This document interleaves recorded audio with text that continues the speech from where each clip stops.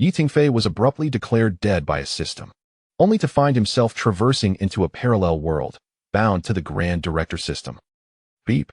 Newbie task. Film Spider-Man. Achieve a box office of over 2 billion, or face a global live stream performing a striptease in a gay bar. Tingfei exclaimed, "What on earth?" His expression one of utter disbelief. Thus, Spider-Man burst onto the scene, with the young hero swinging between skyscrapers, igniting a frenzy online.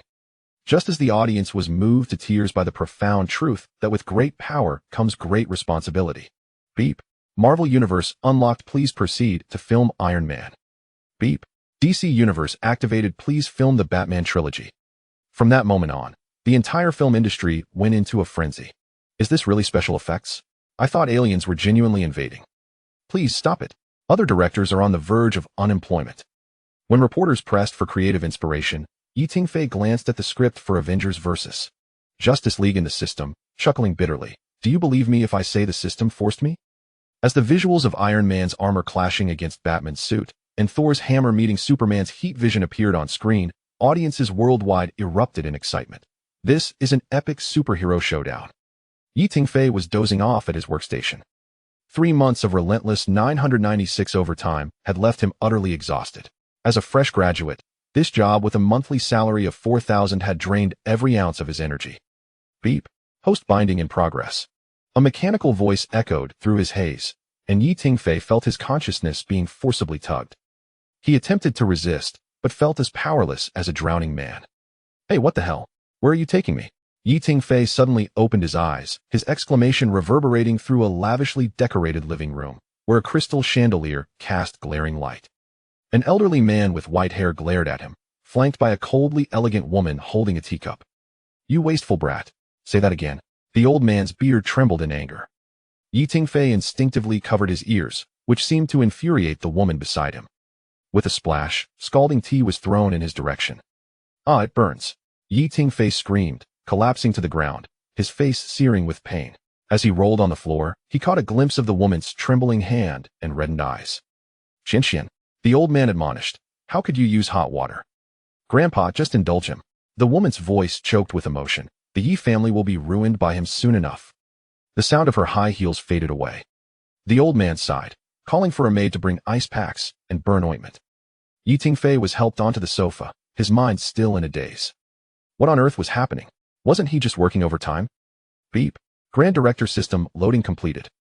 That mechanical voice reverberated again, this time directly in his mind. Detected host died from overwork. This grand system benevolently saved your life. Now, you may kneel and express your gratitude. Are you kidding me? I was just taking a nap at my workstation, and you declare me dead?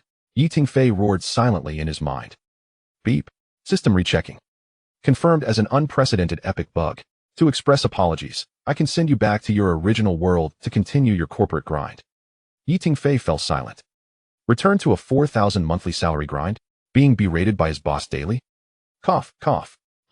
His tone softened. Since I'm here, could you offer some compensation? Like a newbie gift package? Due to this incident being my fault, I grant you basic directing skills and the script for Spider-Man.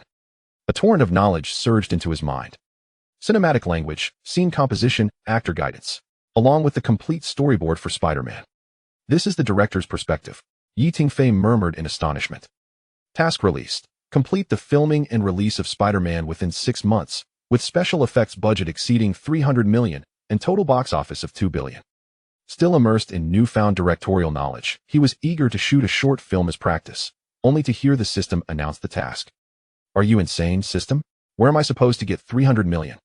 Should you question this grand system, failure punishment. Spend a year in a gay bar as a companion. Tingfei felt panic set in, his face turning pale. He was on the brink of collapse, fully aware of the Spider-Man script in his mind and how to present it visually. Yet, a fundamental issue loomed. Funding without money. How could he make a film? He continually begged the system to retract its judgment and assign him a simpler script. The system merely replied, when the time comes, I'll send you to the gay bar. Why is my system so cruel?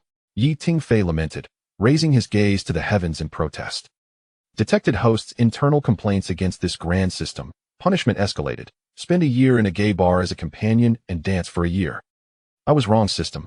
Tingfei dared not silently criticize this system any longer, fearing it would impose an even more ludicrous punishment. He could only grit his teeth and swallow his pride, beginning to earnestly contemplate alternative paths. Directly using the Spider-Man script to film? That was utterly unrealistic. Just his unknown face in the entertainment industry would suffice for investors to block all his contacts overnight. Moreover, without a decent work to his name, who would trust him with a camera? The only way to break the deadlock was to create a film-stunning piece that could make waves in the entertainment world. Only by establishing his reputation could he hope to secure investment and negotiate production, special effects, and box office. As for the script, that would have to come from his own intellect. Once he calmed down, Tingfei recalled the woman who had splashed him with hot water and the seemingly troubled old man. Clearly, the relationship with them was complex. To better strategize his next actions, Tingfei realized he must first understand everything about this body, including its identity, experiences, and unresolved emotional ties. Thus, he began to meticulously search the room for clues. Fortunately, the original owner's life records were quite detailed, from diaries to notes, and various documents and photographs, all offering a clear trail. Through these materials, Tingfei gleaned vital information. The original owner was also named Tingfei, 22 years old, a graduate of Kyoto Film Academy, and had tragically lost his parents in a car accident during his childhood. He also learned that the woman who splashed him was named Yi Rushuan, his sister, and the contemplative old man was his grandfather, Yi Long. More importantly, from the notes, Tingfei discovered that the original owner, despite his youth, held an immense passion for film and ardor that bordered on fanatical. Initially, he merely lent his family's camera to classmates for short films, occasionally offering help and suggestions. Gradually, his enthusiasm led him to become the financial backer in the eyes of his peers. From small investments of a few thousand to funding microfilms worth hundreds of thousands, he firmly believed that as long as he could help others realize their cinematic dreams, it was all worthwhile. However, this pure passion was exploited by certain individuals. Particularly, an old classmate named Wang Wei, one day, mysteriously informed him that a renowned director in the entertainment industry, Wang Jun, was preparing a grand science fiction film. With an investment of merely 100 million, the original protagonist could become the assistant director of this cinematic masterpiece. The protagonist was deeply captivated by this dream opportunity, envisioning a future where he would bask in applause on the red carpet. Thus, under Wang Wei's various encouragements, he indeed sought out the so-called ace director, Wang Jun. Wang Jun, with a barrage of extravagant promises and grand visions, thoroughly moved the protagonist's heart that yearned for the art of film. Yet, what was the outcome? Wang Wei and Wang Jun absconded with the funds, leaving the protagonist burdened with immense debt, which also implicated his grandfather and sister. Nevertheless, the dreams, concepts, and visions of the future regarding film remained vividly inscribed in his notebook, evoking admiration for his unwavering passion and love for cinema. No wonder she is so angry. Tingfei mused as he perused the protagonist's diary, where the final page read, "My sister sold her company shares to help me pay off the debts. I truly am a worthless person." Upon opening the drawer, he discovered a pile of IOUs, which plunged him into contemplation. "System, can you assist me in reclaiming that money?" Ding. Witnessing this injustice, this esteemed system cannot turn a blind eye. I present you with an additional beginner's gift package, enabling you to seek justice. Humph. Suddenly, a USB drive materialized on the table. Tingfei promptly picked it up and connected it to his computer, discovering a collection of incriminating evidence against those old classmates who owed money. A smile spread across his face. Wang Wei had fled abroad and would likely be hard to find in the short term, but I shall assist you in recovering the debts owed by the other old classmates. Chapter 2, Prelude Spider-Man, Origins. A glint of sharpness flickered in Tingfei's eyes as he grabbed his phone, searching for the contact information of these old classmates. Zhang Ming, Li Hao Zhou Tao. He recited the names one by one. These were individuals who had previously borrowed money from him under the pretense of filming short videos. The first one is you, Zhang Ming. Tingfei dialed Zhang Ming's number. "Hello, Zhang Ming. I heard you've been filming a web series lately?" The voice on the other end was clearly off, stammering, Brother Fei. I've been a bit busy lately." "Busy enough to forget repaying your debt?" Tingfei's tone turned cold. 200,000 principal. No interest required. Transfer it to my account by 8 o'clock tomorrow evening, or else. "Are you threatening me?" Zhang Ming's bravado returned upon hearing this. "Go ahead and sue. Those IOUs aren't even legally binding." Tingfei couldn't help but laugh in exasperation. "Oh, original protagonist, what kind of scoundrels did you lend your money to?" "All right, Room 1806, Century Building. Does your father know the location where you are meeting your stepmother? Tingfei directly revealed the incriminating evidence provided by the system. The sound of a cup being knocked over came from the other end. How do you know? By 8 o'clock tomorrow evening. Hanging up, Tingfei dialed the next target's number. After a long night of effort, those indebted old friends finally relented one by one, agreeing to repay the money within 2 days. Tingfei calculated roughly, and the total debt amounted to over 3 million, a figure that made him gasp in disbelief. Wow, original protagonist, you truly are a noble soul. Or perhaps a fool? However, things were looking up. The financial issue was tentatively resolved, and Tingfei's eager director's heart could finally take flight. He opened his laptop and began typing furiously on the keyboard. With a limited budget, let's avoid grand scenes and excessive special effects, but it must be stunning. I want to create a prequel story of Spider-Man that everyone will remember. He pinned the title Spider-Man Origins, narrating the tale of Peter Parker, who, after being bitten by a spider, gradually discovers his superpowers but has yet to shoulder the responsibilities of a hero. The film didn't require extensive runtime, just 5 or 6 key special effects shots that must be executed to perfection to attract further investment. After all, this was the inaugural shot to establish his name. Initially, Tingfei hesitated whether to localize Peter Parker to a Chinese name. However, after researching the cultural background of this world, he realized his worries were unwarranted. It turned out that a cultural integration period had occurred in this world's history. Following this global cultural amalgamation, Chinese culture gradually became mainstream, its influence far-reaching, even extending to the naming conventions of individuals. Thus, Tingfei need not fret that domestic audiences would criticize Peter Parker as a foreign name. In this worldview, all names adhered to Chinese naming rules, a global consensus formed post-cultural integration. Consequently, he could easily explain that the superhero universe he was constructing did not exist in the real world, but rather in a parallel universe set in an alternate reality. In this realm, Peter Parker was an originally designed name, not a mere imitation of Western culture. With this realization, Tingfei sighed in relief, thinking, this truly is a win-win. I can retain the names of future superheroes as well. This approach preserved the recognizability and emotional resonance of Peter Parker from the original work, while alleviating concerns of being misunderstood as Western idolization or blindly imitating Western culture, for the audience would perceive it as an original character fitting the established worldview. Tingfei wrote through the night, and when the first draft of the script was completed, he felt utterly drained, slumped in his chair. Rubbing his weary eyes, he descended the stairs in search of a refreshing drink. The living room was desolate, devoid of any warmth. He adeptly navigated to the kitchen, retrieving a bottle of cola from the refrigerator and gulping it down, instantly feeling rejuvenated. At that moment, Yi Rushuan returned home, noticing her brother in a disheveled state in the kitchen. She sighed and approached him. Tingfei felt a twinge of embarrassment upon seeing Yi Rushuan, unsure how to face his half-sister, especially while shouldering the burdens inherited from the original protagonist. After a moment's hesitation, he decided to apologize on behalf of the original protagonist. Sister, I'm sorry. Yi Rushuan paused, an unexpected glimmer of surprise flashing in her eyes, soon followed by a moment of understanding. She did not respond to the apology but quietly stepped into the kitchen, skillfully preparing a pot of noodles, serving 2 bowls, and offering one to Tingfei, indicating for him to join her. The two sat in the living room, facing each other, eating the steaming noodles in silence. As Yi Rushuan finished tidying the bowls and prepared to ascend the stairs, Tingfei called out to her. Sister, I wish to film a short piece. His tone was resolute and direct.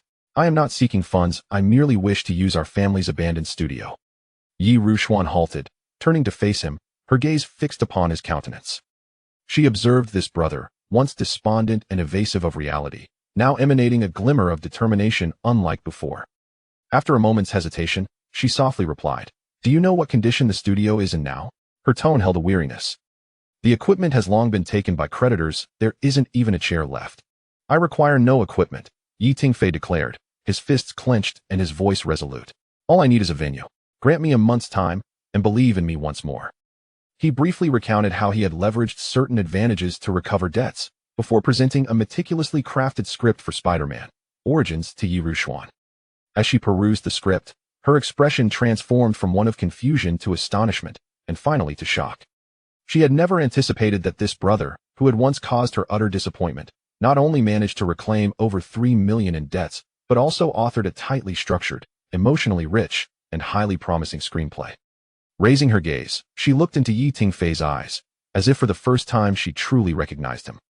Very well, she finally acquiesced with a nod. Go ahead and give it a try. This was the first time she observed that glimmer in Tingfei's eyes filled with ambition, purpose, and responsibility. Perhaps, indeed, her brother had changed. Yet, even so, a hint of lingering concern and skepticism remained in her gaze. Tingfei perceived that this was the culmination of years of disappointment. But he bore her no resentment. He silently resolved. This time, he would not let her down. At the break of dawn the following day, Tingfei's phone buzzed incessantly with notifications from the bank. Ding, ding, ding. Within a few short hours, several payments had been deposited into his account. Watching his balance rise steadily, a smile crept upon his lips. Indeed, threats are the most effective means of communication among humans. With financial backing secured, his filmmaking endeavor could finally commence in earnest. Tingfei opened his computer and compiled a list of actors. There was but one protagonist, Peter Parker. The supporting roles included the convenience store owner, street thugs, and Uncle Ben, among other pivotal characters. The demands for these supporting roles were not excessively high. A decent appearance and a modicum of acting experience sufficed. However, the character of Peter Parker was the very soul of the narrative. He required a nimble and agile young actor, capable of executing several challenging action sequences. Moreover, given the character's attributes, which included being chatty, intelligent, and somewhat socially awkward, it would be ideal for the actor's personality to align closely with these traits. Most importantly and expensive, Tingfei muttered while typing. This is merely a low-budget trial film, not a grand production by Disney. As for the casting of Peter Parker, he could only turn to his sister, Yi Ruxuan, for assistance. As a leading artist and shareholder at KK Entertainment, though she had sold a considerable number of shares to help him repay his debts, she still held 8 of the company, making her a significant figure in the industry. Sis, my requirements are modest, Tingfei reported earnestly. The actor must be agile, of college age, and a bit chatty-o, and he should be handsome, but most importantly, affordable. Affordable? Yi Ruxuan rolled her eyes, her tone laced with disdain. Do you think this is a market where you haggle? Do you consider actors to be wholesale commodities? Despite her complaints, Yi Ruxuan complied with his request, curating a list of actors who met the criteria. Yet, most of these actors were merely 3rd or 4th-tier talents, lacking significant fame or resources. Perfect. Such actors would be manageable, and they would not inflate the budget, making them ideal for him to hone his skills.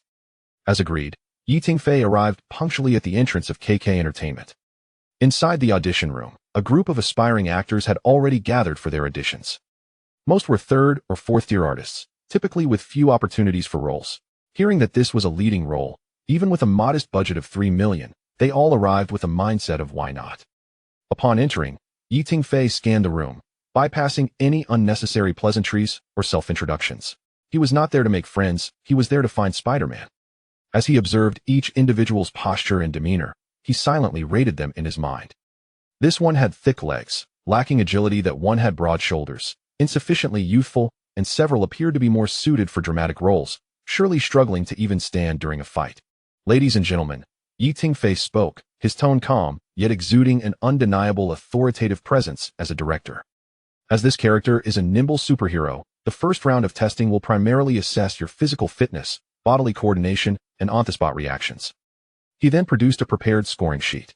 Please complete the following physical tests. Chapter 3. Filming in the following hour. The training room transformed into a makeshift arena for superpower selection. Tingfei instructed them to perform handstands, backflips, burpees, and even single-leg balances and quick direction changes, exhausting this group of young actors who usually only practice lines and expression management. Yet, more bewildering than the physical tests was what came next. For the final assessment, Tingfei wiped the sweat from his brow, his eyes gleaming with excitement. I need you to improvise a scene in which, after being bitten by a spider, you suddenly discover your ability to climb walls. Upon hearing this, the room fell silent for 2 seconds. Some twitched their lips, others wore expressions of confusion, while a few murmured quietly, "What? Climb walls?" This request indeed seemed somewhat absurd. Forget about performing. Many had never even contemplated how to portray someone who, after being bitten by a spider, suddenly acquires extraordinary powers. However, no one dared to refuse. For the director had already demonstrated through the preceding physical tests that he was not here to play games. He was here to select heroes. A young man with brown hair was the first to raise his hand. Director, may I have go first? Tingfei nodded. The young man began by mimicking a startled reaction, then suddenly widened his eyes in disbelief as he gazed at his palm. Cautiously, he touched the wall, and in a moment, he was pressed against it, only to panic and tumble down, the entire sequence flowing with a natural grace. Excellent. What is your name? Tingfei's interest was piqued. I am Wang Ziming, 23 years old, a graduate of the acting department at Kyoto Film Academy. I have previously played minor roles in several web series and have also appeared in some commercials and short films. The young man smiled shyly. Tingfei scrutinized this sunny, handsome youth, standing approximately 178 centimeters tall, with a well-proportioned and athletic build. His eyes sparkled with youthful vitality as he spoke. Most importantly, the natural nerdiness and chattiness he exhibited during his performance embodied the very essence of the Peter Parker he envisioned. Nevertheless, to be prudent, he allowed the other actors to complete the assessment as well. Although a few performed admirably, none matched the vivacity and ease of Wang Ziming. Ultimately, Tingfei had made up his mind. Thank you all for your auditions, he announced, rising to his feet and scanning the faces of the actors in the training room. I will contact you with the results by the end of the day. Wang Ziming stood in the corner, a faint smile gracing his face, though his eyes betrayed a hint of nervousness. He understood the significance of this role, a genuine opportunity for a leading part. After leaving KK Entertainment, Tingfei sent a message to Yi Rushuan. Sister, the lead has been decided. Wang Ziming. Schedule the signing for tomorrow. The next morning, Wang Ziming received a call from his agent. You have been chosen as the male lead for Spider-Man Origins. In that moment, he could scarcely believe his ears. After hanging up the phone, he sat on the bed in a daze for several minutes, then suddenly leaped up, clutching a pillow and spinning around on the bed. He was aware that this was a low-budget film, yet he understood more profoundly that if he performed well, this production could become his magnum opus, potentially serving as a springboard to a grander stage. That afternoon, he arrived at the studio to formally meet Tingfei. Welcome to the cast of Spider-Man Origins. Tingfei extended his hand, expressing his hope that together they could create a memorable work. Wang Ziming solemnly shook his hand, declaring, I will not disappoint you. Tingfei then produced a rudimentary web shooter he had crafted during the previous night, along with Peter Parker's initial costume, a simple red hoodie paired with blue sweatpants, hand-stitched with a spiderweb pattern. Is this the Spider-Man suit? Wang Ziming inquired with curiosity, his eyes sparkling with excitement. Tingfei nodded, explaining, the budget is limited, but the sincerity is boundless.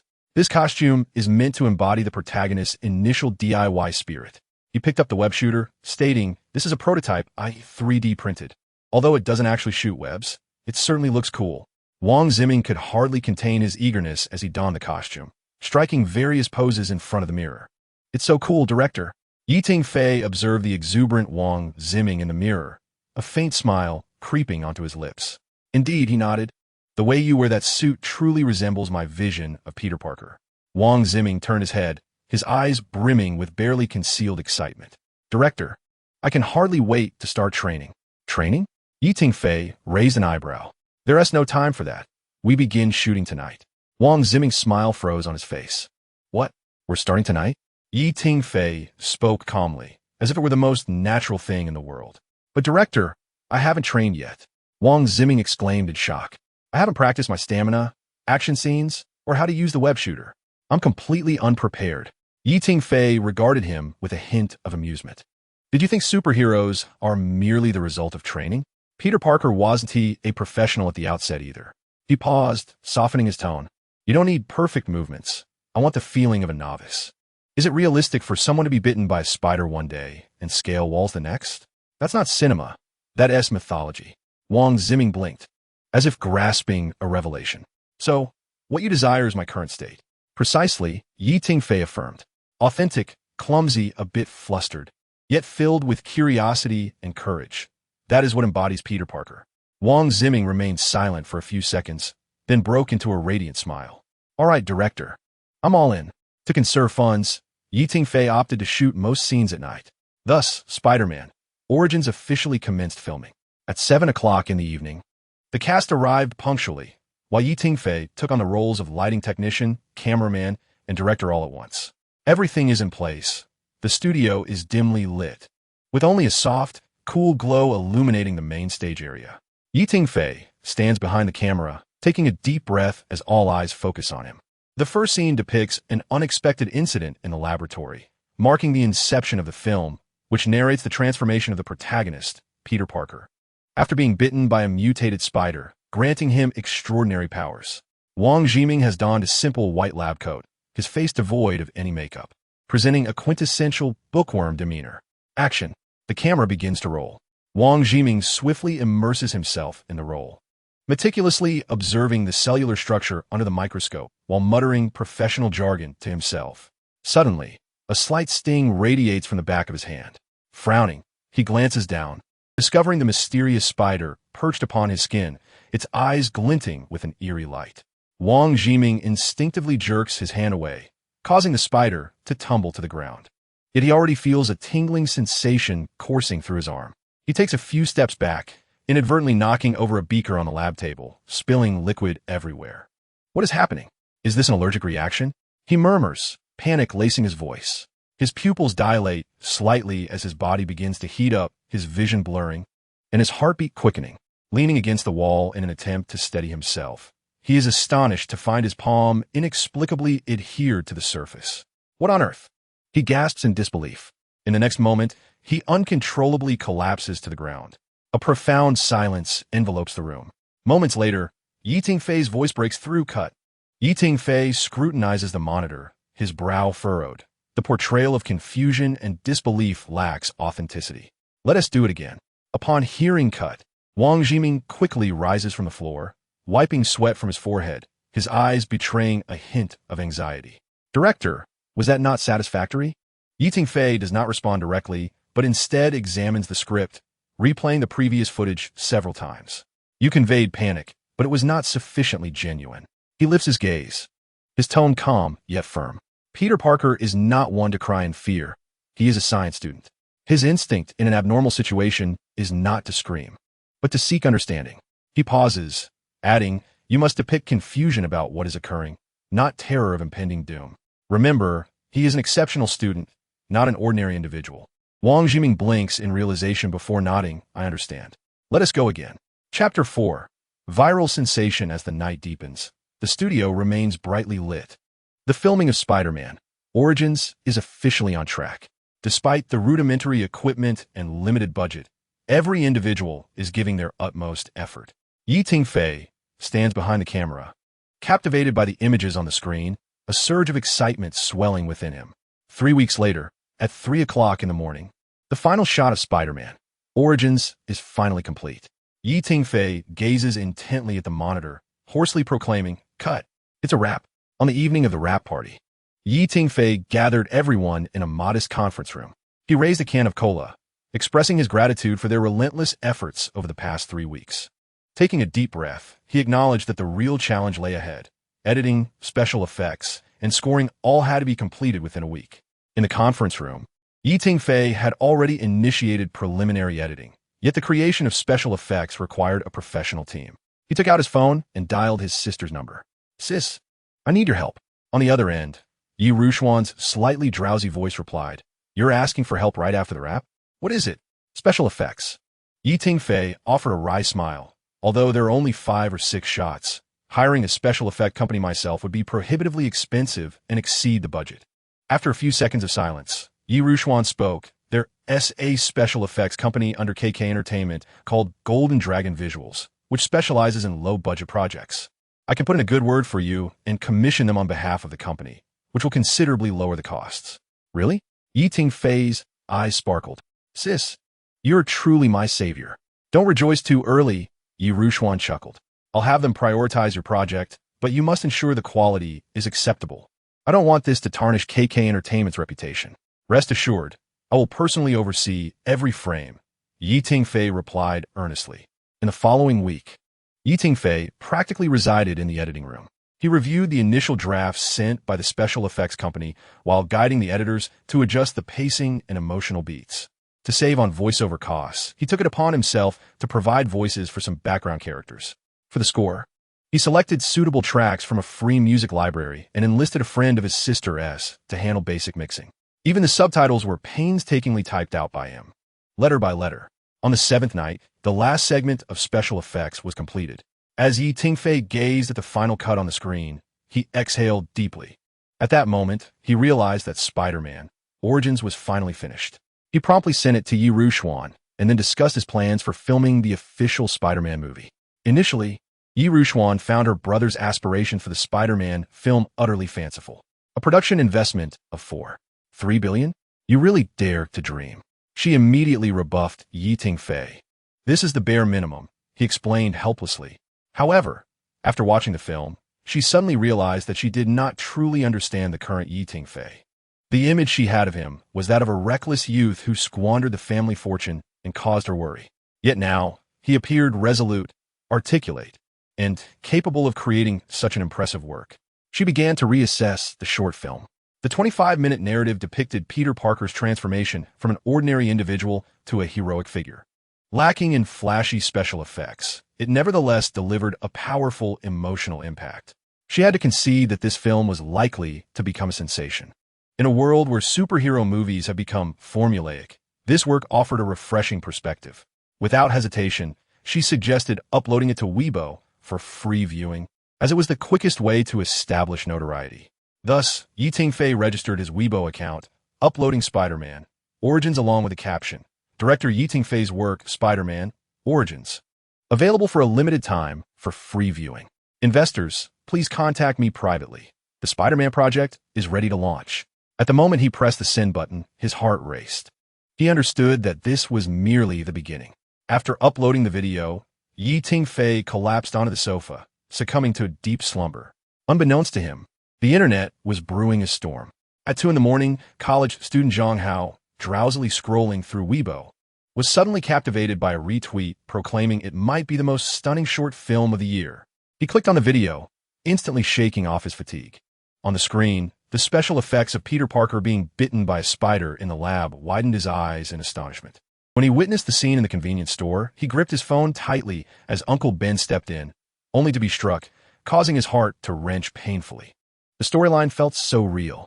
Zhang Zihao murmured to himself as he watched this segment of Peter Parker diligently working on his web shooter in his bedroom. He held his breath in anticipation. The image portrayed Peter sitting at a dimly lit desk, surrounded by an array of components, springs, microsyringes, metal molds, and a plethora of failed prototypes. His hands bore calluses and burn marks, evidencing countless experiments. This should work, Parker whispered to himself, determination flickering in his eyes. He injected a clear, gel-like substance into the shooter and meticulously secured it to his wrist. In the next moment, he inhaled deeply and pressed the button. A silvery web shot forth from the device, precisely adhering to the wall across from him. Peter's eyes widened in disbelief. I did it. I really did it. His voice trembled, excitement radiating from his face. Tentatively, he tugged on the web, discovering its remarkable resilience. Summoning his courage, he pressed the button again, and another web shot out, propelling him upwards into the air. The camera employed handheld tracking and first-person perspective, allowing the audience to soar alongside Peter between the city's skyscrapers. As he landed gracefully, the camera zoomed in on his face, sweat dripping from his chin. Yet a triumphant smile graced his lips. I can really fly. This moment not only showcased Peter's intellect and perseverance, but also moved countless viewers. At 5 a.m, film blogger Movie Microscope was jolted awake by the sound of a notification on his phone. He had initially intended to unleash a tirade, yet was captivated by a video link sent by a fan, his professional instincts prompting him to click on it immediately. As he meticulously scrutinized the segment showcasing Peter's self-crafted suit, he marveled at the quality that a domestic film could achieve. Without hesitation, he opened his computer and began to type fervently, an urgent recommendation. In just 25 minutes, the awakening of a hero is elucidated, the shock of being bitten, the guilt of inaction, and the unwavering dedication to the self-made suit. Especially the scene where the protagonist meticulously constructs the web shooter and successfully launches his first web. A truly inspired moment. This is not a superhero we are familiar with, but rather an unprecedented original character, whose journey from nothingness, through trial and error, ultimately surpassing limits, is profoundly moving. This post detonated across the internet like a bomb. The following day, Yi Rushuan called, rousing Yi Tingfei from his slumber, insisting he report immediately to the headquarters of KK Entertainment for an important discussion. After hanging up, he pondered if KK Entertainment sought to invest in Spider-Man. Nevertheless, considering it was his sister's company, it warranted priority. He quickly gathered his belongings and hailed a cab, his phone vibrating incessantly with messages from various media and investors. Though he chose to ignore them for the moment. Upon arriving at the company, Yi Rushuan's assistant was already waiting at the entrance, escorting him to the conference room. Chapter 5. Collaboration with KK Entertainment. Pushing the door open, Yi Tingfei saw Yi Rushuan seated on one side of the conference table, while a sharply dressed, commanding middle-aged man occupied the opposite side. At the head of the table sat a young woman with a sweet appearance, likely of a similar age to his sister. Yi Rushuan stood to introduce him. "This is my brother, Yi Tingfei, the director and screenwriter of Spider-Man Origin. Director Yi, it is a pleasure to finally meet you," the middle-aged man said, rising and extending his hand with a profound smile. "I have watched your Spider-Man Origin no less than 3 times. Yi Tingfei politely shook his hand, but remained vigilant internally. Yi Rushuan gestured for him to take a seat and got straight to the point. "Tingfei, this is Mr. Chun, the CEO of New World Pictures. He is greatly interested in the Spider-Man project and is willing to provide top-notch investment and promotional support for the film." The middle-aged man handed Yi Tingfei a business card, adding, "Moreover, we offer the finest special effects team in the country and global distribution channels to ensure Spider-Man becomes a premier international IP." The terms were undeniably enticing. Yet Yi Tingfei refrained from immediate agreement, aware of the rules of the capital game. Once he accepted the investment of such a colossal entity, the creative control would likely slip from his grasp. CEO of New World Pictures, Chun Tian, Yi Tingfei quietly recited the information on the card, offering a slight smile. "Mr. Chun, I would like to hear the specific terms of collaboration." A glimmer of appreciation flickered in Chun Tian's eyes as he slowly articulated, "New World can invest 500 million, acquiring 60 equity and absolute control over subsequent IP development." Just as he suspected, Yi Tingfei smirked inwardly, maintaining a facade of calm. "And what about the decision-making authority regarding the direction and script?" Chun Tian spread his hands, indicating that the decision would ultimately rest with the company's professional team after careful evaluation. A brief silence enveloped the conference room. Yi Rushuan cast a glance at Yi Tinfeng and softly remarked, "Tinfeng, this is a rare opportunity. New World Film Industries is among the premier cinematic conglomerates in the country, and you should not let it slip away." Yi Tinfeng inhaled deeply and suddenly burst into laughter. "Mr. Chun, with all due respect, I am not selling my son." Chun Tian raised an eyebrow, intrigued. "Spider-Man is my labor of love. I am open to collaboration, but I must retain creative control and directorship." Yi Tinfeng's tone was resolute. "Otherwise, I would rather take my time and save to produce it myself." Chun Tian's eyes narrowed, the atmosphere instantly growing tense. At that moment, a young woman seated at the head of the table spoke up slowly. "You possess courage." A slight smile graced her lips as she continued, "I can also invest 500 million for a 50 stake, with no interference in your creative process. The development rights and decision-making authority will remain entirely under your control." As she spoke, she gracefully rose and extended her hand. "Oh, I almost forgot to introduce myself. Suman, president of KK Entertainment." Chun Tian's countenance darkened immediately. "Miss Su, what do you mean by this?" Yi Rushuan looked at Suman in shock. Man, what are you doing? Are you not aware of the company's current situation?" Suman smiled faintly. Xiao, trust me, money is not an issue." She then turned her sharp gaze towards Yi Tinfeng. "Of course, I have one condition: priority investment rights for the sequel and a share in KK Entertainment's overseas distribution profits." Just as Yi Tinfeng was about to respond, Chun Tian interjected sharply, "Young man, filmmaking cannot succeed merely on a whim. Without a top-tier production team and mature promotional channels, even the finest script can be buried." Yi Tinfeng faced Chun Tian's admonition with calmness, meeting his gaze. "Mr. Chun, the essence of cinema lies in the story and sincerity. I trust that the audience's discernment is keen." Chun Tian smirked, standing to adjust his suit. "Having conviction is commendable, but just don't regret it later." He shot another glance at Suman. "Miss Su, well done. You've played a clever hand." Suman replied, unyielding yet respectful, Mr. Chun, you jest. KK Entertainment respects every creator's choice and believes that director Ye's talent warrants such conditions. Chun Tian narrowed his eyes, his tone laced with sarcasm. Miss Su, KK Entertainment has encountered its fair share of failures in recent years. Should you gamble and lose this time, it's likely there will be no chance for redemption. Suman smiled slightly, her gaze unwavering. There is no need for Mr. Chan to worry about that. Chun Tian snorted derisively before striding out of the conference room, slamming the door with a heavy thud. Yi Rushuan sighed softly, turning to Suman. Man, could this be too risky? Moreover, where did you acquire such substantial funds? Suman lifted her teacup and took a sip before replying nonchalantly. Xiao, I will manage the investment. KK Entertainment desperately needs a turnaround, and I'm willing to take this gamble. She then looked at Yi Tinfeng. So, Director Yi, what is your decision? Yi Tinfeng's lips curved into a smile as he extended his hand. A pleasurable collaboration, President Su. Suman grasped his hand, stating, May our collaboration be fruitful. Subsequently, Yi Tingfei extracted the complete script of Spider-Man from his bag, presenting it to both individuals. The bold title on the cover was particularly striking.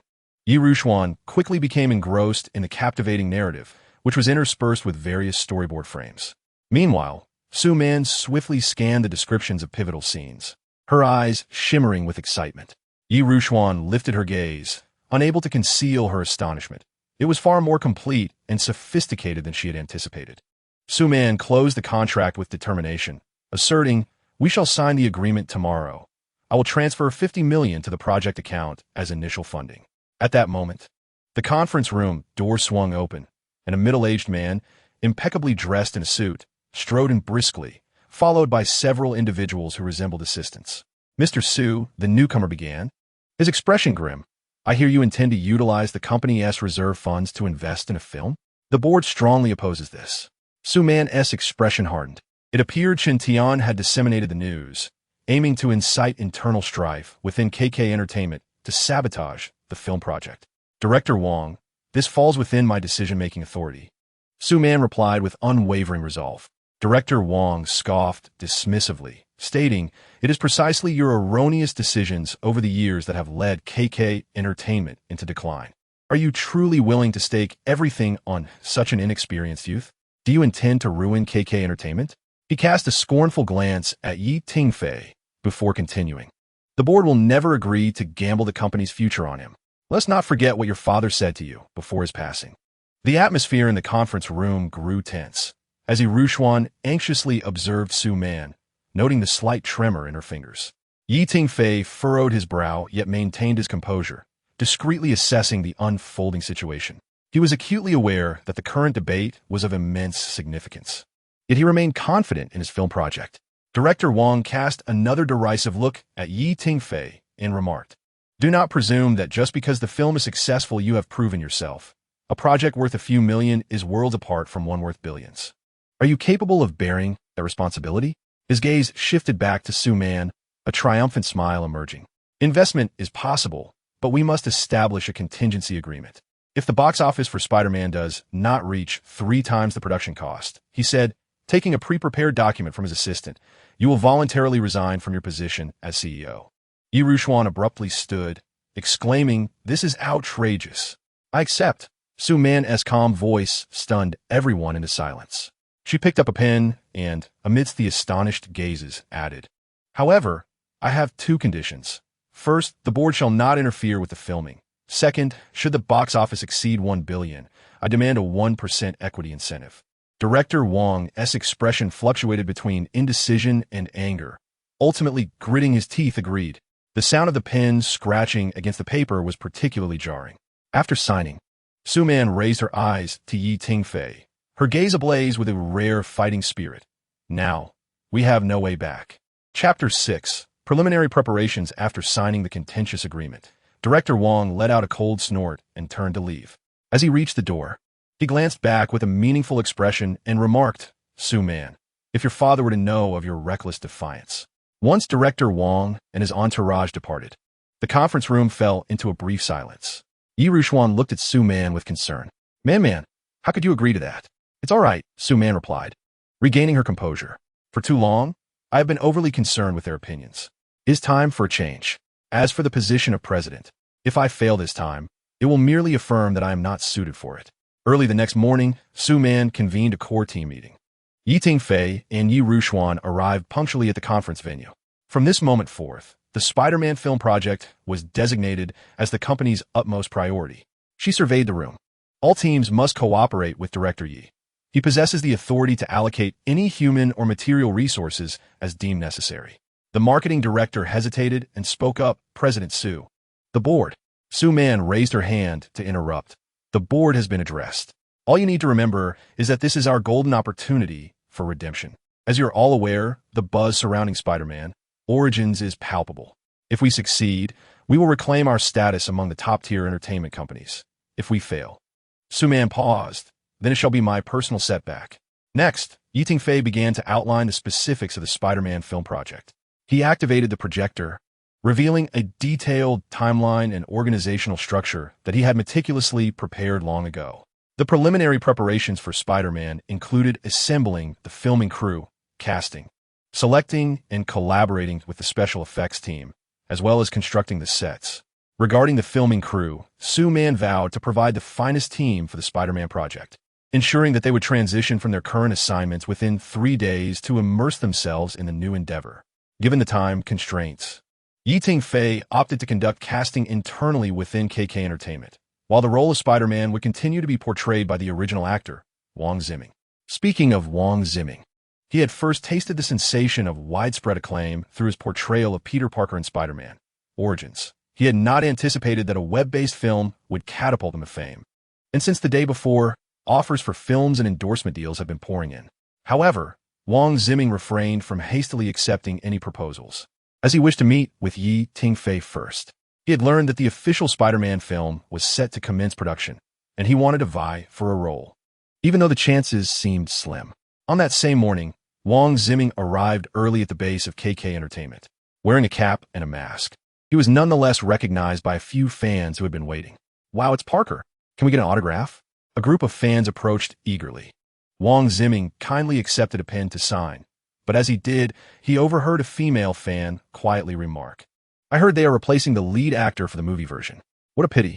He paused momentarily, feigning nonchalance as he completed the autograph and stepped into the building. Yet that phrase lingered in his mind, refusing to dissipate. Soon after, his phone rang, and upon answering it, he was greeted by the anxious voice of his agent. "Ziming, where are you? Hurry to the conference room. There's something important we need to discuss." A wave of unease washed over Wang Ziming, yet he hastened towards the elevator. As he pushed open the door to the conference room, he was met with a throng of people, with Tingfei standing before a display screen, seemingly explaining something. The sudden attention of the crowd on the unexpectedly arrived Wang Ziming made him feel somewhat awkward, unsure whether to enter or retreat. "Just in time, Ziming. Come here." Tingfei gestured for Wang Ziming to step forward. "This is Wang Ziming, the actor portraying the lead role in Spider-Man." Wang Ziming thought he must have misheard. Perhaps he was referring to the lead in Spider-Man Origins. At that moment, the casting director posed a question. "Director Yi, with such a significant investment, shouldn't we consider a first-tier star? Perhaps someone like Lu Ha from our company?" Wang Ziming halted, feeling a surge of anxiety. It seemed this meeting was indeed about the Spider-Man project. Tingfei shook his head and approached Wang Ziming. "I will not change the role. Ziming has already shown me the perfect Peter Parker in Spider-Man." He patted Wang Ziming on the shoulder and asked, "Are you willing to continue as Spider-Man?"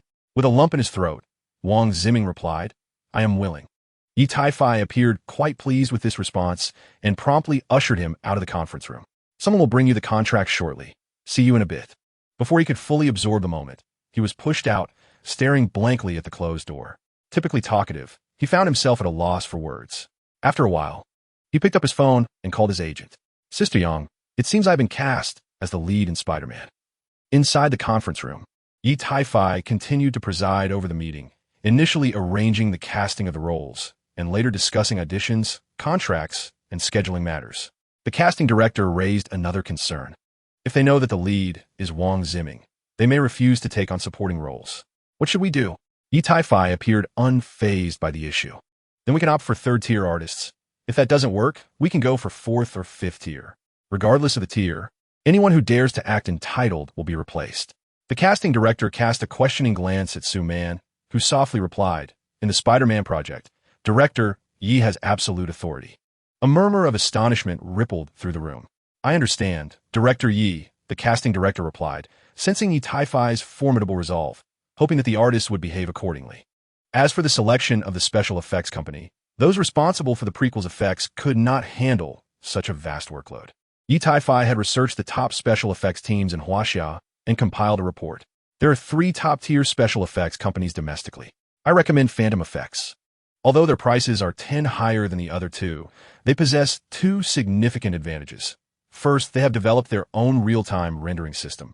Second, they are the only team to have participated in the national-level film project Cultural Relics Speak.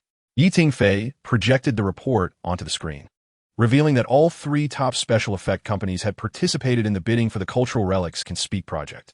The bidding process involved creating a demo showcasing identical transformations of cultural relics, and ultimately, Phantom Effects triumphed due to its more refined material rendering and smoother dynamic effects. These results were publicly disclosed on the national bidding website, and Yi Tingfei retrieved the comparative video from that time. He pointed at the screen and remarked, "Observe how the oxidation effects and light variations crafted by Phantom Effects closely resemble reality. While the other 2 companies also produced commendable work, they fall short in the finer details." The special effects director nodded in agreement, acknowledging that their technical expertise was indeed more suited for high-precision CG effects and complex physical simulations, such as those required for Spider-Man. The financial director voiced his concerns. "But Peak Effects is a subsidiary of New World Entertainment Holdings. If we do not engage their services..." Yi Tingfei interrupted with a cold smirk. "Precisely because of that, we shall not select this company." Su Man lightly tapped the table, making a decision. "Then it shall be Phantom Effects. The legal department will negotiate the contract this afternoon." Transitioning to the next slide of the PowerPoint presentation, Yi Tingfei stated that it would take 3 months to close off a studio to create an entirely new streetscape. Which studio has the largest space? The production director gradually raised his hand, responding, "Studio 3, but it is currently occupied by the crew of Lost." Before Yi Tingfei could speak, Su Man interjected, "Have them switch studios. From today onward, Studio 3 is exclusively designated for the Spider-Man project." The meeting concluded, and the arrangements were made. Yi Tingfei allocated a fortnight for the set construction, intending to commence filming punctually in 2 weeks. Chapter 7. Time-limited Spider-Sense. Su Man prepared a dedicated office for Yi Tingfei. After the meeting, he sequestered himself there, contemplating visuals and sketching storyboards. The time granted by the system was dwindling. Only 5 months remained, and he had to make every second count if he wished to safeguard his position. With a bang, the office door was forcefully opened, and a middle-aged man with a scruffy beard stormed in, followed by 2 young crew members. "Director Yi, I apologize. We couldn't stop Director Liu," one of the young crew members explained in a hushed tone. Yi Tingfei slowly set down his brush and looked up at the uninvited guest. Liu Tianming, a renowned director from KK Entertainment, known for his successful commercial films, though his recent works had fallen short of expectations. "Director Liu, what brings you here?" Yi Tingfei's tone remained remarkably calm. Liu Tianming slammed his palm onto the table, causing even the brush to bounce in surprise, and shouted, "Yi Tingfei, you are overstepping your bounds. It's one thing to replace the company's best filming team, but you also want to commandeer my studio."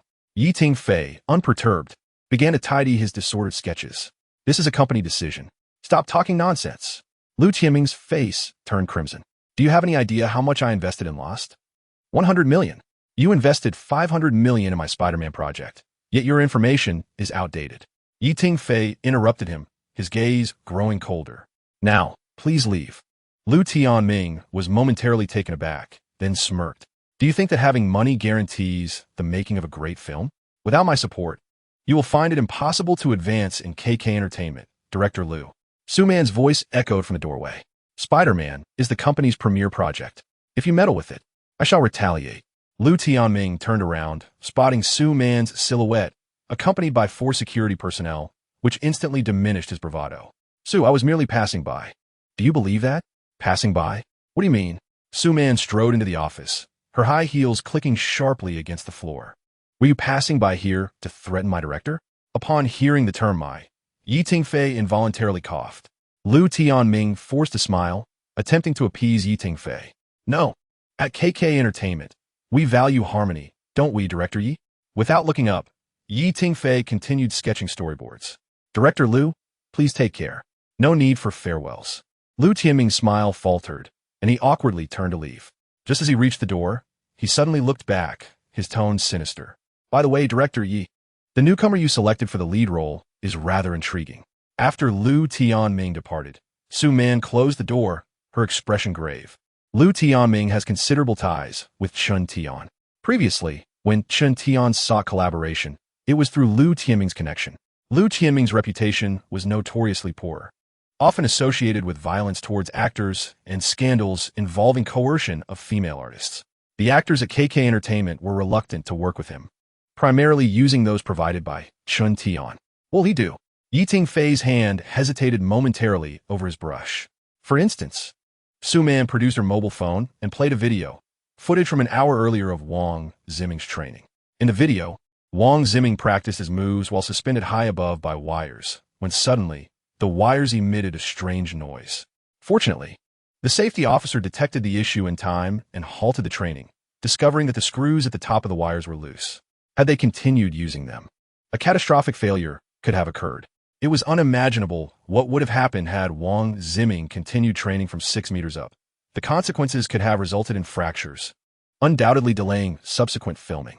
Yi Tingfei's expression hardened. Have you gotten to the bottom of this? The security department is still reviewing the surveillance footage, Su Man replied softly. What are they doing? Yi Tingfei slammed his hand on the table, biting his lip in frustration. Initially, he held little animosity toward Chen Tian, merely believing he would throw a few obstacles in their path. However, the situation had now escalated beyond that. He needed to find a way to eliminate this threat. Startled by Yi Tingfei's outburst, Su Man urged, "Don't act impulsively. I've arranged for someone to protect Wang Ziming around the clock. If we truly uncover any issues, we will notify the authorities." Yi Tingfei took a deep breath, forcing himself to regain composure. "You're right. Let me think this through." Su Man sighed gently and turned to leave the office. Yi Tingfei found himself devoid of focus, no longer inclined to sketch storyboards. Instead, he sought assistance from a system. "System, it's time to get to work." Ding.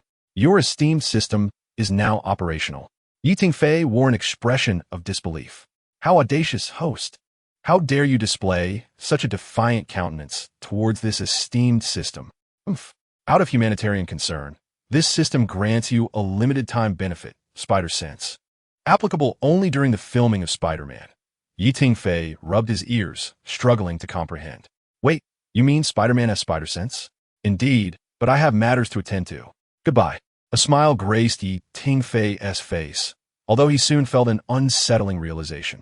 This was problematic. Spider-Man possessed agility and physical prowess far beyond that of an ordinary person. The spider sense could only be effective if one could act on the danger perceived, yet he was merely a common individual. Even if he sensed danger, he would be unable to prevent it. Hey system, this is useless. Please give me a different skill. Yi Tingfei shouted, his voice echoing. 10 minutes elapsed without any response from the system. Dejected, he lowered his head, finding solace in the fact that it was better than having nothing at all. Suddenly, a low buzzing resonated in Yi Tingfei's mind, causing the hairs on his arms to stand on end. Initially, he mistook it for a sudden headache until he felt the unmistakable presence of danger. It was the spider sense. He dashed out of the conference room, the buzzing in his mind growing increasingly intense as he followed his instincts toward the source of the threat. Within the KK Entertainment building, he sprinted towards the emergency exit, taking 2 steps at a time as the tingling sensation of the spider sense intensified, akin to countless tiny needles pricking at the nape of his neck. Arriving near the equipment room, he spotted several shadowy figures tampering with something, concealing himself in the corner. He clearly heard their conversation and promptly took out his phone to record a video. Do you really think no one will notice what we're doing? Stop your nonsense. We've been paid. Let's get to work while no one else around. I'm done with this. I'm going to find Liu Tianming. Why should we do this dirty work? One individual abruptly stood, only to be restrained by the others. Do you think you can escape? If anything goes wrong, you won't get away either. It's better to see this through, collect your money, and finish the job. Yi Tingfei held his breath, zooming in with his phone to discover they were meddling with the wire work equipment. Just then, his spider sense blared a strong warning, and the hairs on the back of his neck bristled. He swiftly turned around, only to find a masked figure silently standing less than 2 meters away. Chapter 8. The traitor Tingfei pivoted to see the group tampering with the wire work approaching him. Director Yi, what brings you here for a leisurely stroll? The masked man sauntered closer to Tingfei. Tingfei's heart tightened, yet he maintained a facade of composure. Are you affiliated with Lu Tianming or Qin Tian? The masked man spoke in a low voice, retrieving a mobile phone. Tingfei's spider sense emitted a strong warning. Failing to comply with their demand for the phone would likely result in violence against him. He placed the phone on the ground and pushed it forward. The masked man swiftly snatched up the device, stating, "Our objective has been accomplished. Let's leave." At that moment, hurried footsteps echoed through the corridor. Capture them. Su Man and her security team arrived just in time, with the leading security officer tackling one of the masked men to the ground. The security team quickly subdued the intruders, and shortly thereafter, police sirens wailed outside the KK Entertainment building as the perpetrators were taken away for questioning. Tingfei provided the police with the footage he had secretly recorded. What happened, Director Yi? Su Man inquired. Having just received news of Tingfei's frantic dash through KK Entertainment, followed shortly by a message from him. They are agents sent by Lu Tianming to sabotage the equipment. Tingfei replied, furrowing his brow in contemplation. It's peculiar. After their previous operation failed, why would they attempt to tamper with the equipment again? An hour earlier, Wang Ziming had identified loose screws on the rig, prompting an unsuccessful operation. Given that future usage of the rig will certainly involve more stringent safety checks, any further tampering seems futile. Su Man responded, perhaps they perceive their last failure as mere coincidence and have not taken it seriously enough. Tingfei remained unconvinced, for his spider sense had not dissipated. Suddenly, he sprang to his feet and hastened to the equipment room, scrutinizing every corner within. His gaze abruptly fixed upon a small black device in the corner. It was a miniature signal jammer. What is the layout of this building, upstairs and downstairs? Tingfei abruptly asked. Su Man was momentarily taken aback, but quickly grasped the implication. Are you suggesting that it's a problem? The upstairs is the data room where we store the meeting materials. Tingfei's expression sharpened as he rushed toward the data room. Upon entering, he spotted a masked man covertly filming documents with a hidden camera. Upon noticing Tingfei, the man immediately turned to flee. Tingfei attempted to intercept him, but the man was agile, evading him with ease. Just as the masked man was about to escape, Tingfei seized a stapler from the desk, using his spider sense to anticipate the intruder's movements and threw it accurately. With a yelp, the man's calf was struck, causing him to stumble and fall. Seizing the opportunity, Tingfei rushed forward, delivering a follow-up kick and snatching the masked man's camera. He discovered that the camera had transmission capabilities, and the documents he had just filmed had already been sent out. At that moment, Su Man and her team arrived, successfully restraining the masked man on the floor. Tingfei tore off his mask, revealing a familiar face to Su Man Shinfeng. Why do I feel I have never wronged you? And neither has KK Entertainment. Why would you do this? Su Man gazed incredulously at the loyal employee who had been by her side for many years. Chun Feng let out a cold laugh. President Su, I can no longer turn back. I am sorry. Who sent you? Tingfei demanded sternly, indifferent to Chun Feng's seniority. Suddenly, Chun Feng clutched his chest and collapsed to the ground. This is bad. Tingfei reacted swiftly and immediately called for emergency assistance. Shortly after, medical personnel arrived and rushed Chun Feng to the hospital. It was later revealed that he had suffered a sudden illness, and his health had deteriorated severely. In order to cover the exorbitant medical expenses, he was forced to make a perilous choice, betraying his former employer. As Tingfei reviewed the footage from the surveillance cameras, he unexpectedly burst into laughter. The materials they had surreptitiously obtained were nothing but fabrications and false scripts. What? Su Man looked at Tingfei, confusion etched on her face, completely at a loss as to his meaning. With a mysterious smile, Tingfei explained that he had never shown the genuine script to anyone. Even the detailed script he had shared with Su Man and Yi Rushuan previously had been obscured by him. For instance, the script included an Easter egg that would introduce another superhero, leading Su Man and Yi Rushuan to naively believe that Spider-Man was an independent intellectual property, which was far from the truth. Not to mention the information discussed in team meetings, perhaps only 5% of it corresponded to the actual script. The authentic materials and complete script resided solely within his mind. Tingfei pointed to his temple, a glimmer of cunning in his eyes, emphasizing that what Su Man and her sister had seen was not the entirety. Su Man's eyes widened in shock. So what they stole was merely the false materials I had prepared? Tingfei replied nonchalantly.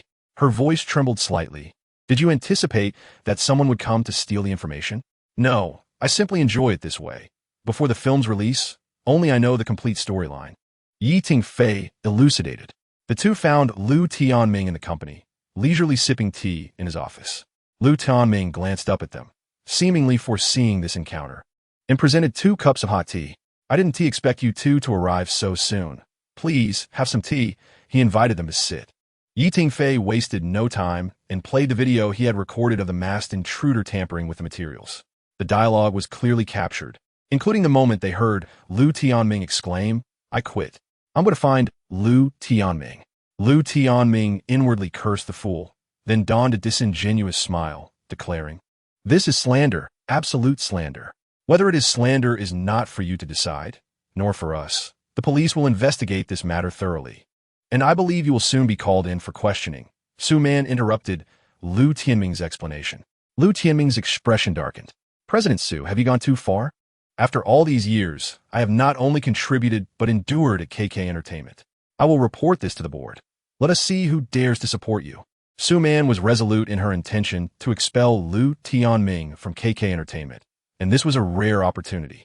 Lu Tianming slammed his hand on the table, his face contorted with rage. "You have some nerve.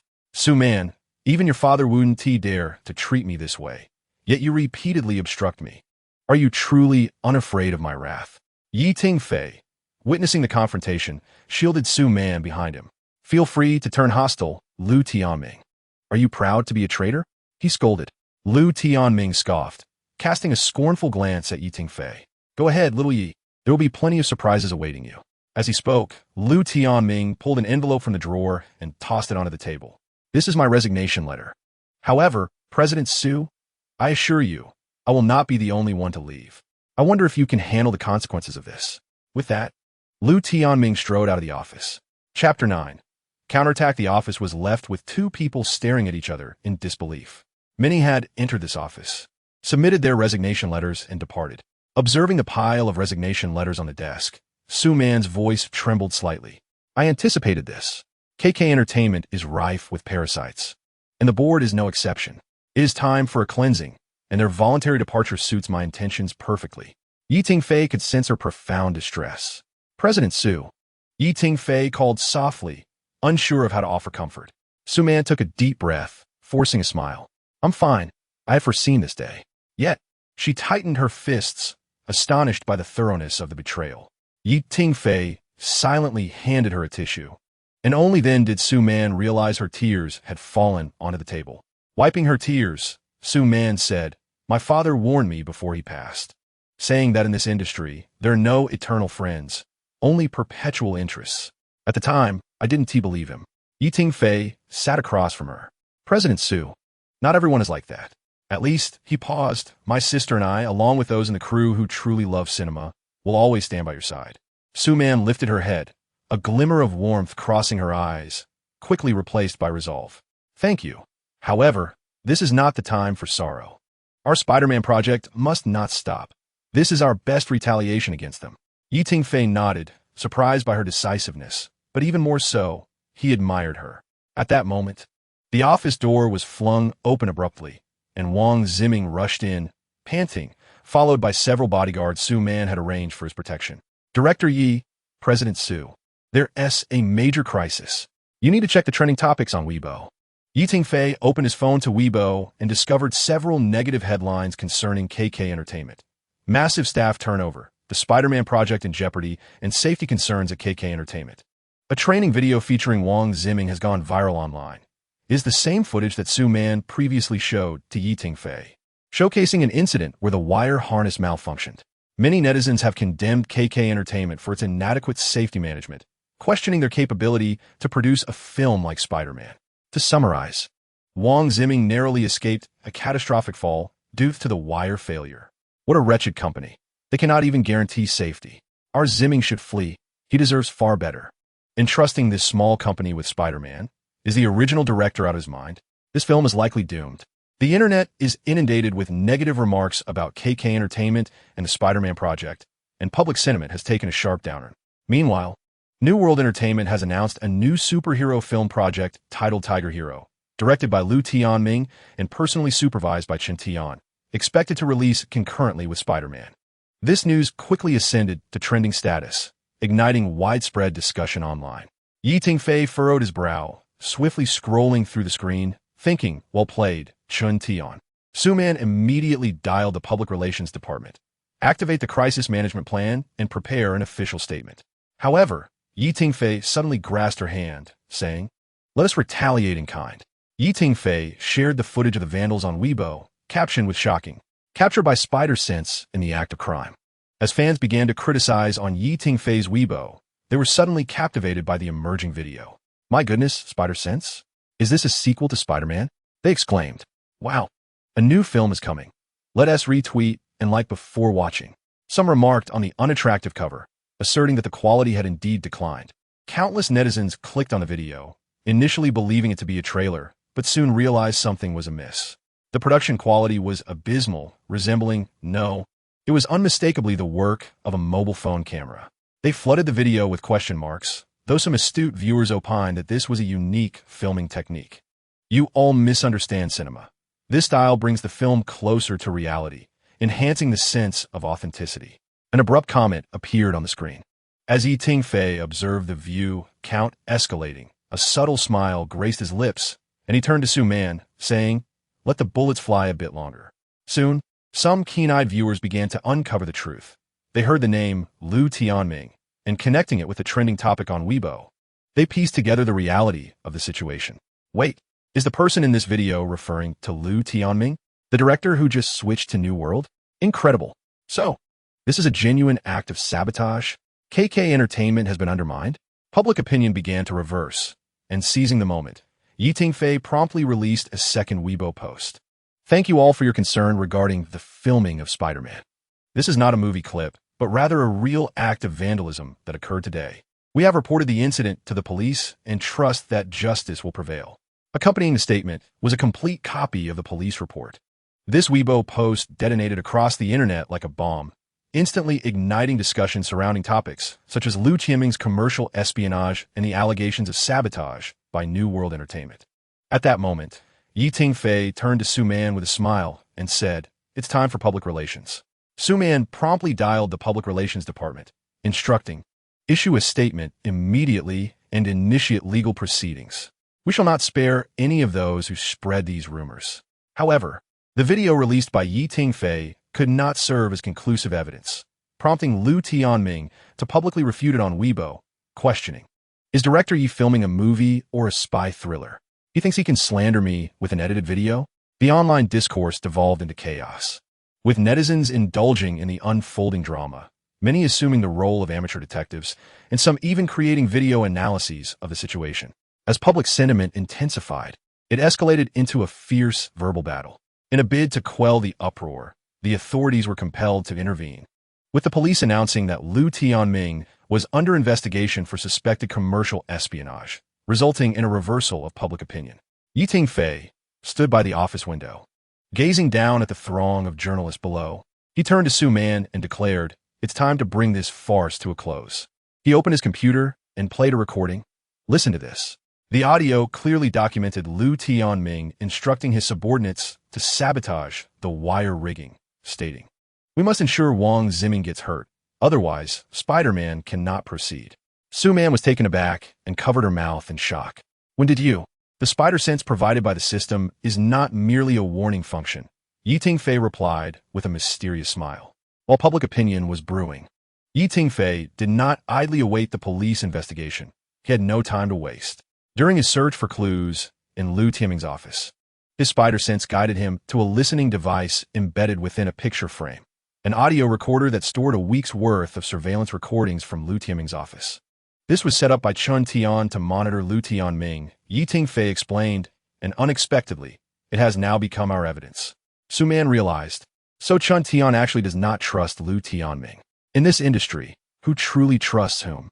Tingfei responded with a bitter smile, then added earnestly, But now, we have sufficient evidence to strike back.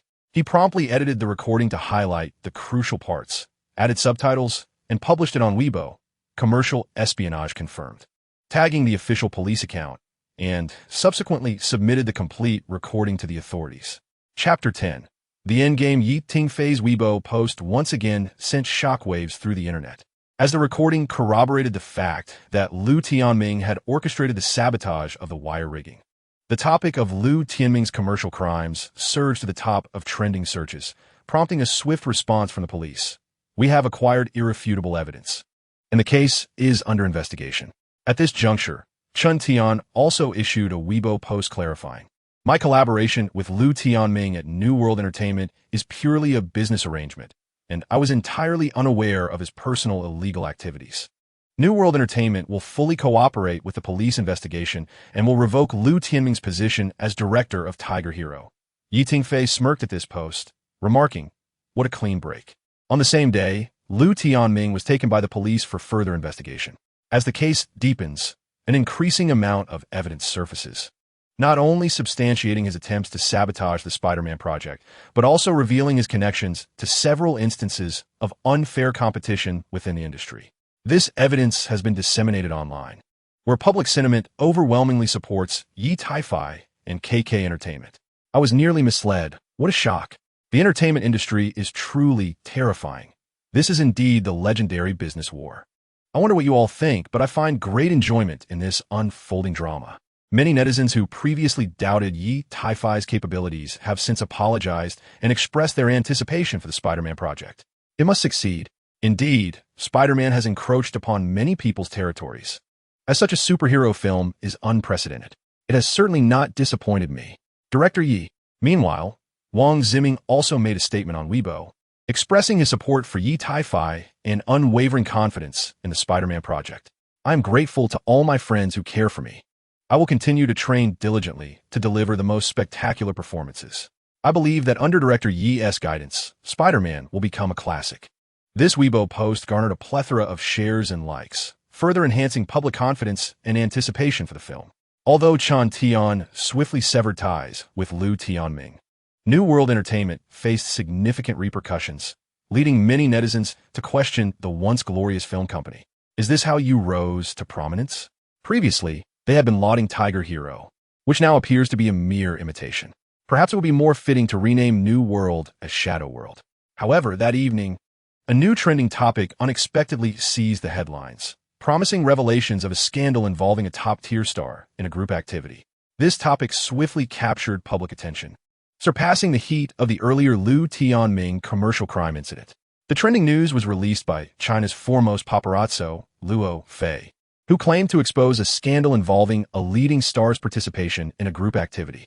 Luo Fei has previously broken numerous high-profile stories, such as a top star's secret affair and a second-tier celebrity's infidelity, with a reputation for reliability.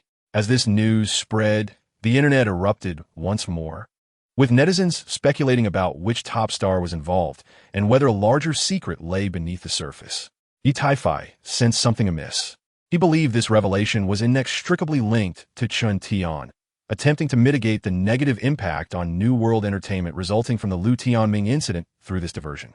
He even suspected the expose was fabricated, predicting it would ultimately fizzle out due to insufficient evidence. Tingfei's conjecture was accurate. Luo Fei had released the post at Chun Tian's behest, the cost being a staggering $5 million for an exclusive collaboration fee. Tingfei consoled, "We cannot control societal opinion.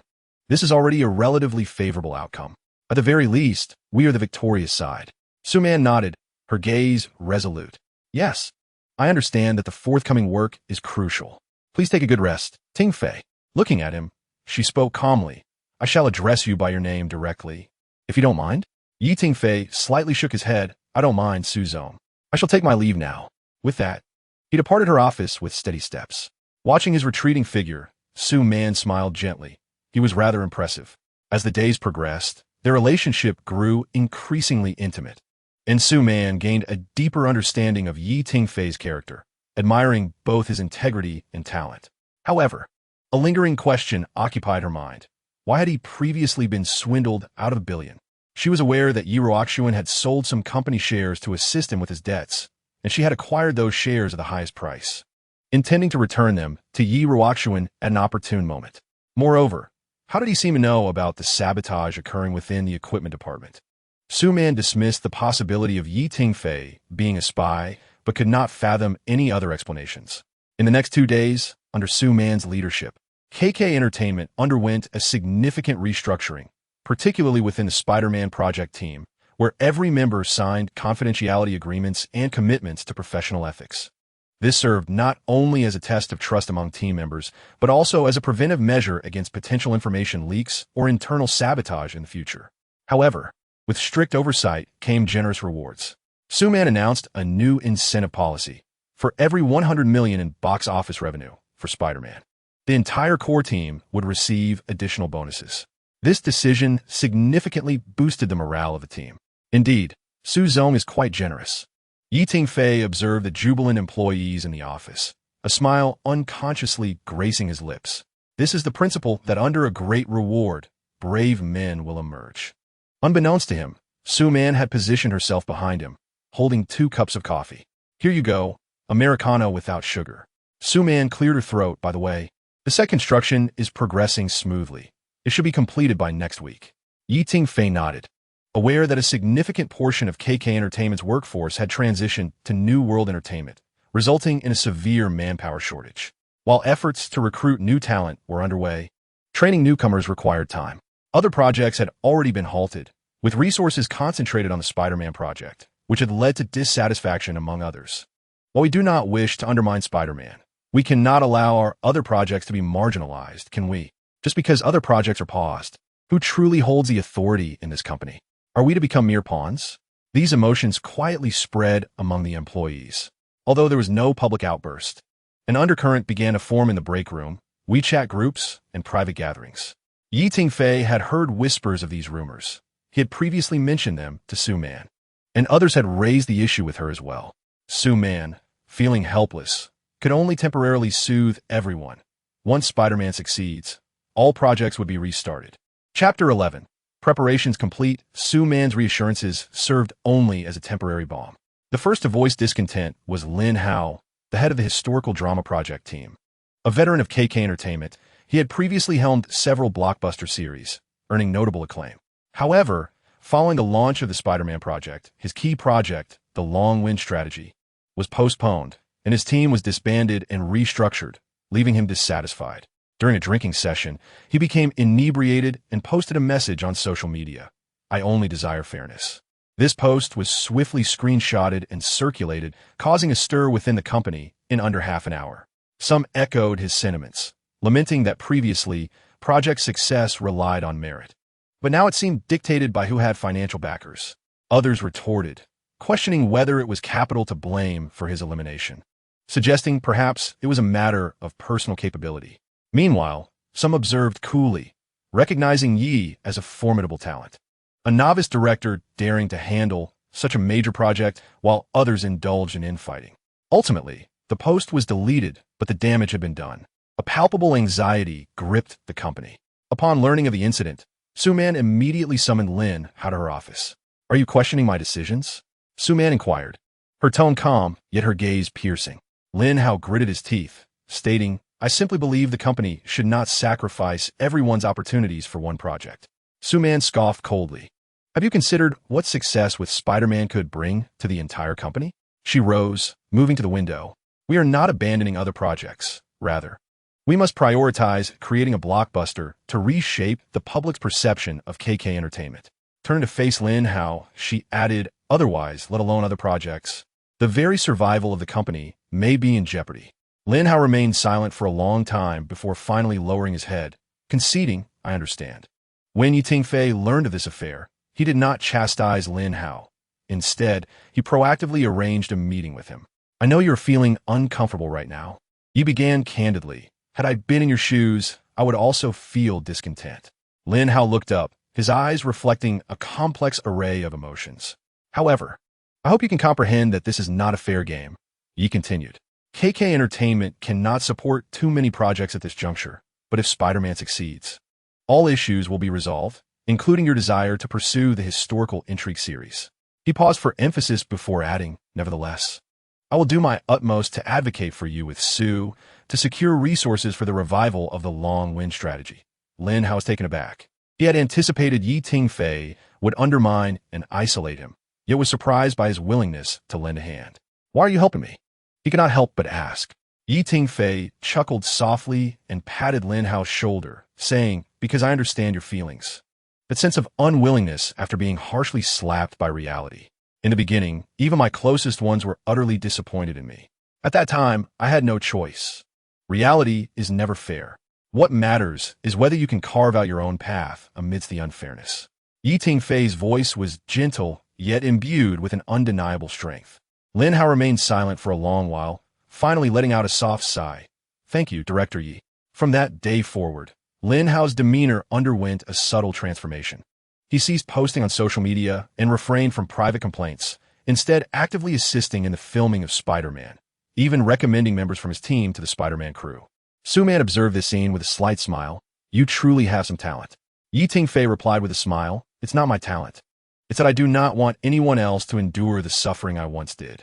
To further stabilize the morale, Su-Man promptly introduced a series of new measures, such as establishing a reboot plan, reassessing all shelved projects for market potential and feasibility. For projects deemed valuable for development, the company would organize investment meetings and seek out outsourcing teams, among other initiatives. This move immediately garnered widespread approval among the company members. At least we haven't been completely abandoned. President Su is genuinely considering our welfare. I hope my project gets elected. The rumors within the company gradually diminished, leaving behind those who genuinely wished for KK Entertainment to have a bright future. Unbeknownst to them, everyone began to value Spider-Man immensely, recognizing it as the pivotal battle for KK Entertainment's fame. Each individual understood that the success of this film would secure the company's future. Failure would render all efforts futile, making it exceedingly difficult for KK Entertainment to regain its former glory. Throughout that week, every member of the Spider-Man team exerted their utmost effort to prepare for the film's commencement. The cast had assembled, undergoing specialized action training, particularly Prince Ming, who was almost daily suspended on wires, practicing various stunts. Su-Man placed special emphasis on safety during training, appointing several safety officers and requiring checks on safety equipment every 2 hours to ensure a secure training environment. Tingfei also made it a point to visit daily, utilizing his spider sense to ensure no potential dangers lurked on set. This spider sense is quite effective, though the system was rather stingy, only granting it temporarily. Tingfei muttered, Ding, the grand appearance of the system. You shameless host, you shine when given sunshine, don't you? Well, this system will indulge you. Should you complete your tasks on time, the spider sense will be bestowed as a reward. Tingfei rubbed his ears vigorously, suspecting he had misheard. What? System, have you changed your ways? As a condition, with heightened penalties for failure, the global live host is to perform a striptease in a gay bar. Tingfei's heart shattered, and tears unwittingly streamed down his cheeks as he inwardly cursed the system for its shamelessness. Director Yi, what troubles you? Wang Ziming inquired with concern, having noticed Tingfei's sudden tears during a break in training. It's nothing, just the wind playing tricks on my eyes, Tingfei replied, wiping his tears and deftly shifting the topic. Your aerial rotation earlier lacked fluidity. Please make some adjustments. In the days that followed, Tingfei, utilizing his keen instincts, identified several potential safety hazards: the wear on the safety harness buckles, the positioning of the safety mats, and even a loose steel cable. These details must be addressed, he stated firmly to the safety team. The actor's safety is always our top priority.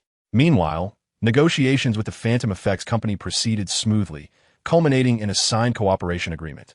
Once filming commenced, the technical team from Phantom Effects would fully engage, contributing to the visual effects of Spider-Man.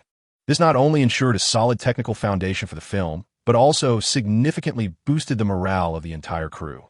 The set construction was approaching its final phase, with the set designers meticulously refining every detail: the high-rise models, neon signs, rain and fog systems, and even the trash bins and street lamps were all thoughtfully designed in accordance with a new urban setting. Finally, they were ready to officially embark on the filming schedule. Chapter 12. Filming commences to avoid any delays. the Spider-Man crew held a simple launch ceremony before diving into the filming process. Prior to this, Tingfei posted on Weibo about the launch of Spider-Man, announcing that the film had officially entered production and would meet audiences on the big screen in 4 months. The post was rapidly shared by KK Entertainment's official account and its affiliated artists, garnering a flurry of likes and comments in a short span of time. Simultaneously, New World Entertainment's Tiger Hero also began production with great fanfare, attracting considerable media attention. Chun Tian personally attended to deliver a speech, announcing, "For Tiger Hero, we have invited world-renowned director Mo Wenjie to helm the project. Having won numerous international awards for works like Night, Iron Will, he will guide us in creating a true blockbuster for the Chinese market." Amidst the event, the competitive relationship between Tiger Hero and Spider-Man was brought to light, prompting inquiries. Chun Tian responded with confidence, "We welcome healthy market competition." He smiled, adding, "With a world-class director Mo Wenjie on board, along with a top-tier technical team and cast, we are dedicated to producing a work that exceeds audience expectations. Not merely a superhero film, but a feast for the eyes and soul." Undoubtedly, we hold immense respect for the efforts of our peers. Spider-Man possesses its own distinct charm. However, we firmly believe that the true victors will be those who are unequivocally committed to pursuing their dreams, Chun Tian elaborated. This statement reflects a robust confidence in his own project, subtly suggesting that Tiger Hero boasts greater strength and loftier ambitions. Following Chun Tian's remarks, relevant topics swiftly emerged on Weibo, such as Tiger Hero vs. Spider-Man and domestic superhero blockbuster showdown, which rapidly ascended the trending charts as fans fervently debated the merits of both films. Media outlets and critics joined the discourse, analyzing the market potential and anticipated performances of the two films. The prequel has garnered tremendous acclaim, thus I am placing my bets on Spider-Man. Director Mo's international caliber is indisputable. Tiger Hero is destined for victory. Although Tingfei is young, his previous work received explosive praise, and I foresee an underdog triumph. Renowned critic W commented on Weibo, noting that in terms of cast and investment, Tiger Hero indeed excels, and the prowess of director Mo Wenjie is evident. While Tingfei remains an emerging director, leaving his ability to navigate a grand production to be evaluated. This commentary ignited fervent discussions, with numerous netizens chiming in. While it may sting a bit, it reflects reality. The prequel's resounding reputation is its backbone. Director Yi is not necessarily destined to fail. We hope Spider-Man avoids a hasty and subpar production, lest it squander the acclaim of its predecessor. Their concerns do not stem from a lack of support for Spider-Man, but rather from a deep investment in the work. As the fervor surrounding both films continues to swell, Tiger Hero, backed by a formidable cast and capital resources, has claimed the primary promotional platforms, while Spider-Man relies on the goodwill of its prequel to sustain a loyal audience on social media. In the face of external skepticism, Tingfei exhibited remarkable composure during an internal meeting, stating, "The data will speak for itself. Quality will determine the outcome. We must prove ourselves through our work." On the first day of shooting, Tingfei showcased astonishing professionalism, personally demonstrating action sequences and often repeating shots a dozen times for mere seconds of footage. Cut. Tingfei called for the 15th time, frowning as he approached Wang Zimming.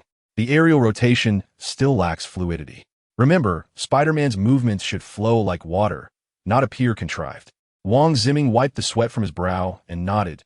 "Director Yi, I will try again." "No, let us take a 10-minute break." Tingfei suddenly turned to the props team. "The fabric of the suit is still too rigid. I require a material that conforms closely to the body, allowing for unrestricted movement." The props team leader looked troubled. "Director Yi, this is already the 7th version. Then we shall create the 8th. Tingfei asserted resolutely. "The audience will notice every detail." He turned towards the workstation in front of the monitor, retrieving a sketch-filled notebook from his bag, quickly flipping to a specific page. "I have made adjustments to this action design." He pointed at the blueprint, emphasizing that it was not merely about rotation, but rather about integrating the influences of gravity and air resistance to authentically simulate the sensation of falling. "We must convince the audience that this is not a special effect. He is genuinely soaring through the air." A profound silence enveloped the scene. Everyone understood that this was not merely a modification of action sequences. It represented a formidable challenge to the entire filming rhythm. Every department, props, special effects, wire work, and cinematography needed to recalibrate their strategies. Yet, no one voiced any objections. Each individual could perceive that Tingfei was not in pursuit of mere perfection. He was striving for an unparalleled experience. Lin Hao also joined the production of Spider-Man.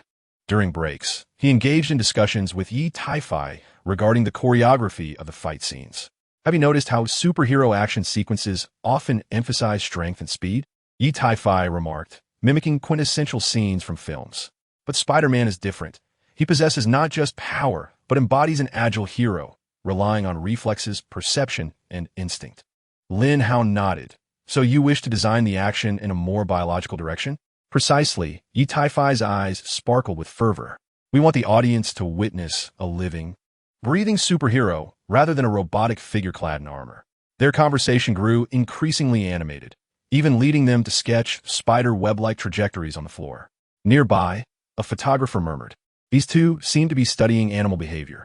As filming continued, Tingfei remained intensely focused on the monitor. Wang Ziming, suspended on wires, executed a challenging aerial flip before the green screen. Once more, Tingfei called out, instructing him to relax his arms during the rotation, envisioning himself truly being pulled by spider silk. Wang Ziming nodded, adjusting his breath in preparation for another attempt. The head of the wire team wiped his brow, aware that this shot would likely require numerous retakes. Director Yi, the photographer, quietly reminded, at this rate, we may not complete today as scheduled scenes. I understand, Tingfei replied, not lifting his gaze. However, the action sequences were pivotal to Spider-Man, and they had to be executed flawlessly. The photographer sighed and refrained from further comment. The subsequent filming sessions progressed smoothly. Tingfei meticulously attended to every detail, adjusting the reflective angle of the costume, guiding the special effects team in simulating the trajectory of the web, and even personally fine-tuning the tension of the wires. C9, Shot 7 action. Wang Ziming leapt from a 10-meter platform, executing a rotation in midair before landing gracefully at the edge of the building, the entire movement fluidly showcasing Spider-Man's agility and strength. Perfect. This take is a success. Tingfei finally allowed a satisfied smile to grace his face, and the room erupted into enthusiastic applause. Wang Ziming, exhilarated as he descended from the wires, soon discovered that Tingfei had already crouched before the monitor, diligently analyzing the storyboard for the next shot. Chapter 13. The Dual Villains. Director Yi, won't you take a break? Wang Ziming inquired, gazing at the nearly motionless figure before the monitor. Tingfei, still fixated on his task, replied without looking up, time waits for no one. To complete production within 4 months, we must accelerate our pace. As her words faded, a familiar fragrance wafted into the film set. Everyone turned to see Rushuan entering the crew area, carrying a cart filled with steaming bento boxes and coffee.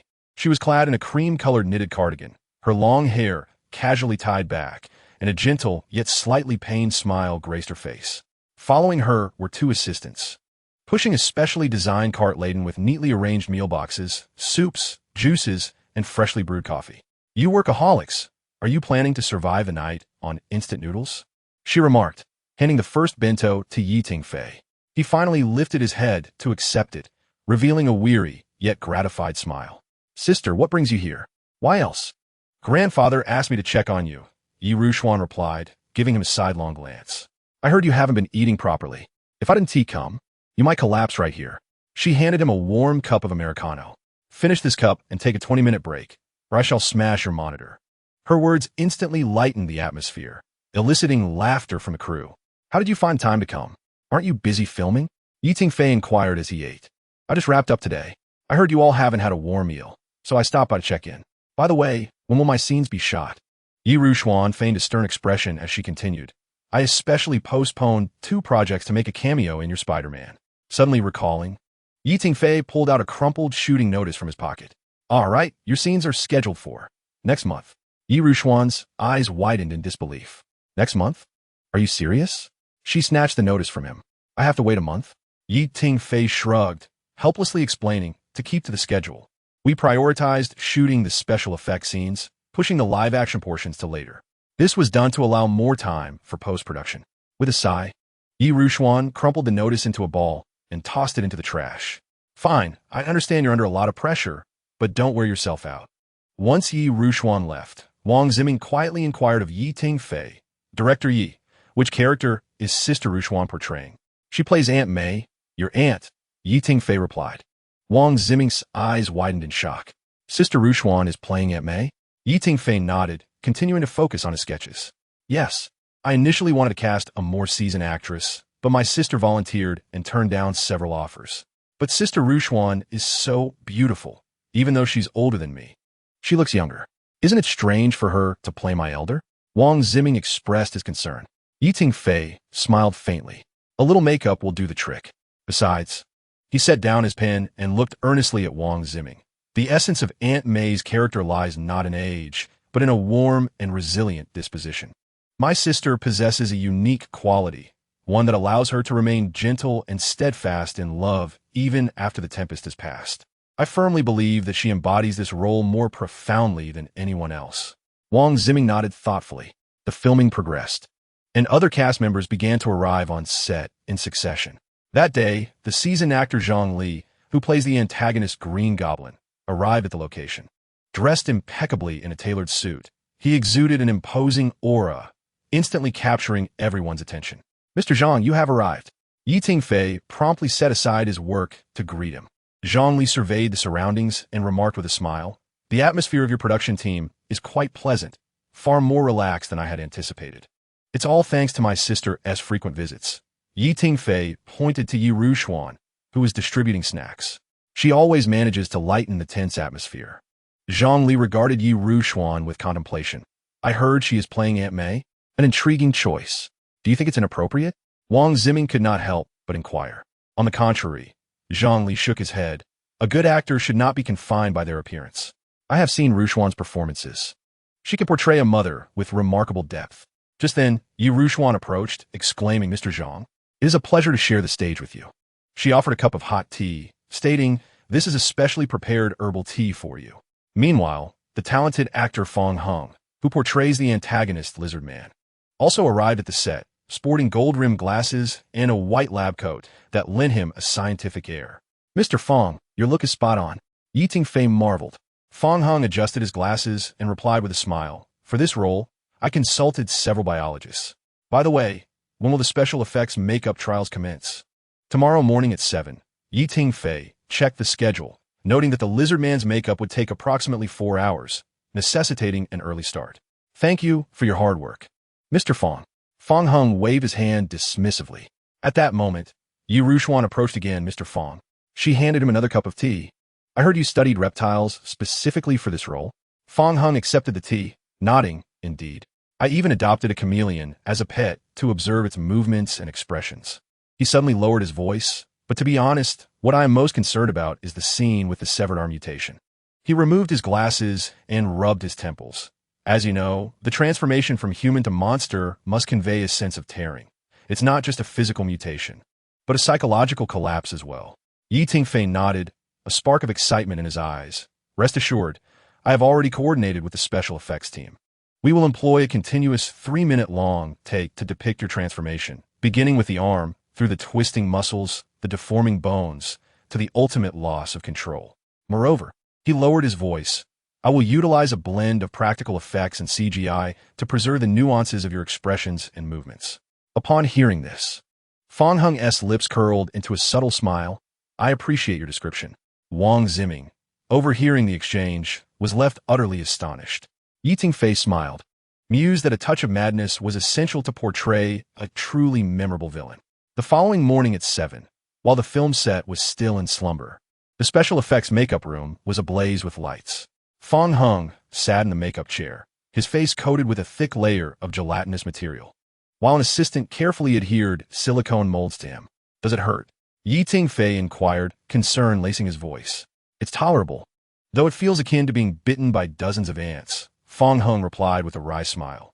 Yi Tingfei nodded, his gaze fixated on the special effects artist's meticulous work. "Be gentler.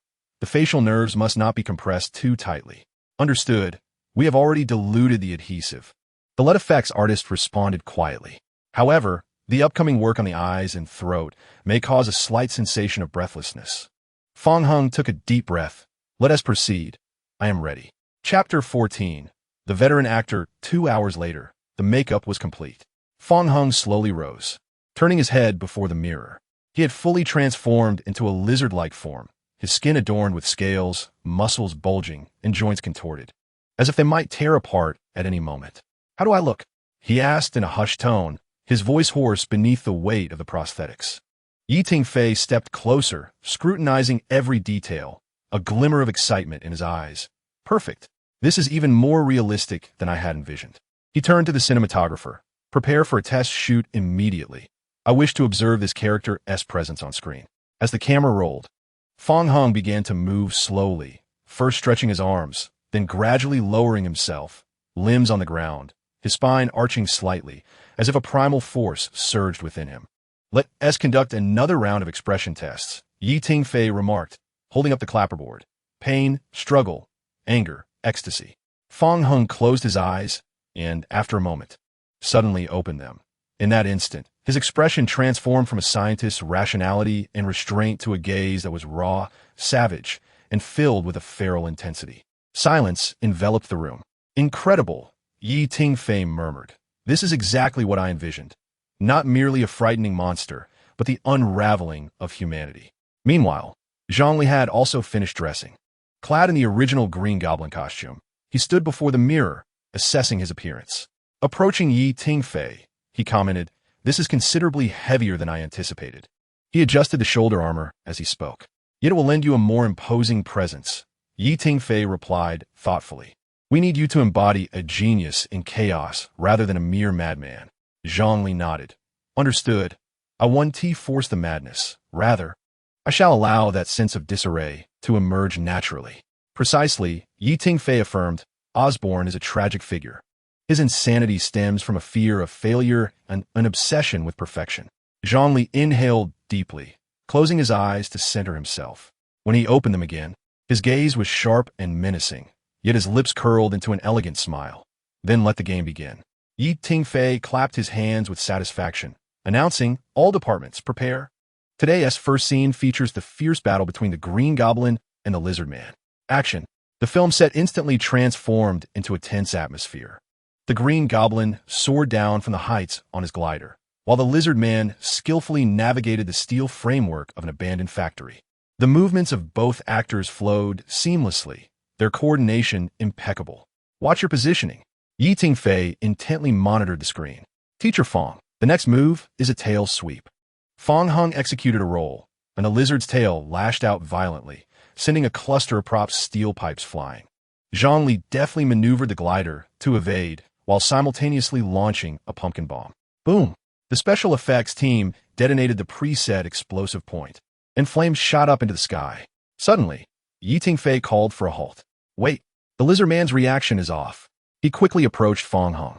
"Teacher Fong, you are in a half-beast state. You should embody a more primal ferocity. Imagine the beast within you battling for control against your humanity." Fong Hung nodded thoughtfully. "I understand. Let me try again." In the second take, Fong Hung's performance became even more wild. His lizard man transformed from a mere monster into a scientist grappling with anguish. Each movement infused with primal power, yet his eyes still reflected the struggle of humanity within. "Perfect!" Tingfei exclaimed, his fist clenched in excitement. "This is the feeling." Filming continued deep into the night, culminating in the final scene depicting the ideological clash between the Green Goblin and the Lizard Man. The two seasoned actors faced off under dim lighting, their dialogue sparking with intensity. "Do you believe strength is everything?" the Lizard Man roared. "I will lead all humanity to evolution." The Green Goblin sneered. "Evolution? No, Doctor, what I desire is submission." The scene flowed seamlessly, and when Tingfei called cut, the room erupted in applause. Zhongli removed his helmet, wiping away sweat. "Director Yi, your standards are high, but it is this pursuit that renders the performance more valuable." Fong Hung nodded in agreement. "This is the most exhilarating villain role I have ever played." Wang Ziming stood aside, awestruck, murmuring, "Is this the gap between me and the seasoned actors?" Tingfei glanced at the playback on the monitor, a satisfied smile gracing his face. "Perfect. Thank you all for your hard work. Let us take a 20-minute break while the special effects team checks the CG capture." He removed his headphones and shouted toward the special effects team. "Has all the motion capture data been saved?" especially that moment of Teacher Fong's eye transition in the second take. All data has been successfully saved. The special effects team leader signaled with an OK gesture. Tingfei nodded in satisfaction and turned toward the break area. At that moment, he noticed Wang Ziming still standing in place, staring blankly at the playback on the monitor. What's wrong? Are you awestruck by the performances of the two teachers? Tingfei gently patted his shoulder. Wang Ziming snapped back to reality, expressing his frustration. Director Yi, I suddenly feel my performance pales in comparison to the two teachers. I feel like an amateur. Tingfei smiled, recognizing that acknowledging the gap is beneficial. Yet one must not underestimate oneself. Spider-Man is fundamentally a hero in the process of growth, and your current state aligns more closely with the character's essence. He retrieved footage from earlier shoots, pointing out a particular scene in which you portray Peter Parker in the laboratory. The innocence and determination reflected in your performance are qualities that even seasoned actors cannot replicate. Wang Ziming's eyes brightened. Really? Indeed, Tingfei replied earnestly. Every actor possesses their unique attributes. The exquisite performances of Teacher Zhang and Teacher Fong beautifully complement your evolution. As they spoke, Yi Rushuan approached, carrying 3 cups of steaming tea. Were you two esteemed actors so engrossed in discussing? Xianjia, Wang Ziming said with a hint of shyness. I was seeking guidance from Director Yi on acting techniques. Handing them the tea, Yi Rushuan remarked softly, mastery in acting cannot be rushed. When I first debuted, I struggled to pass a single crying scene after more than 20 takes. She winked. So how'd I find my way? By simply relaxing and being myself. Tingfei nodded in agreement. My sister speaks the truth. In a few days, your pivotal scene will involve a confrontation with 2 formidable villains. His tone was steady, yet his gaze held anticipation. Are you prepared? Wang Ziming clasped his hands, feeling a slight sweat. To be honest, I'm a bit nervous. Tingfei chuckled, patting his shoulder. Nervousness indicates your seriousness. But remember, Peter Parker was not a hero from the outset. He was forged by circumstance. Moreover, your performance need not be flawless. What is essential is the authenticity of that feeling of fear mixed with the necessity to step forward. He continued, pulling up a playback from the monitor, showcasing Wang Ziming's portrayal of Peter discovering the spider gene mutation for the first time. Shock, fear, and curiosity interwoven with a hint of youthful defiance. Observe this segment. Tingfei instructed, pointing at the screen, this is the state I wish for you to maintain. Do not focus on portraying a hero. Instead, embody an ordinary person thrust into battle by fate. Wang Ziming gazed at the footage, determination gradually solidifying in his expression. I understand. I will confront them with the most genuine reactions. Tingfei nodded in satisfaction. That's the spirit. Chapter 15. The iconic moves of Spider-Man. The fight scenes between the Green Goblin and the Lizard were brief, completed in just 3 days. Cut. Perfect. Tingfei's voice resonated across the set. That will be all for today. Everyone has worked hard. As the director called for a halt, the tense atmosphere of the set finally relaxed. Crew members began to pack up equipment while the actors made their way to the rest area. After a day of confinement, Fong Hung was finally able to remove his lizard makeup, chuckling to the nearby special effects makeup artist. It's unbearably hot. I feel like a bun in a steamer. Beside him, Zhongli also removed part of his armor, revealing a cooling vest underneath. Laughing, what you feel is merely heat. I contend with both heat and weight. As if I am in the gym every day. The two exchanged smiles, and in the days that followed, they maintained this camaraderie, fully aware of the dedication required for their roles. May I come in? A gentle voice, laced with mirth, interrupted. Everyone turned to see Su Man entering. Dressed in a tailored suit with a subtle touch of makeup, she stood at the door holding several takeout boxes, her smile reminiscent of someone emerging from a serious meeting. Miss Su, what brings you here? Fong Hung inquired, surprised. I heard you wrapped up filming today, so I brought some food for you all, she replied, shaking the bags in her hands. After all, you've been having too much of the cruise meals. I thought you could use a taste of the real world. Wow, MS. Su, you are truly an angel descending from the heavens, Zhongli exclaimed, dramatically clasping his hands together. I Haven Tea had a decent meal in 3 days. Forget decent meals. He has forgotten what rice even tastes like, Fong Hung joked.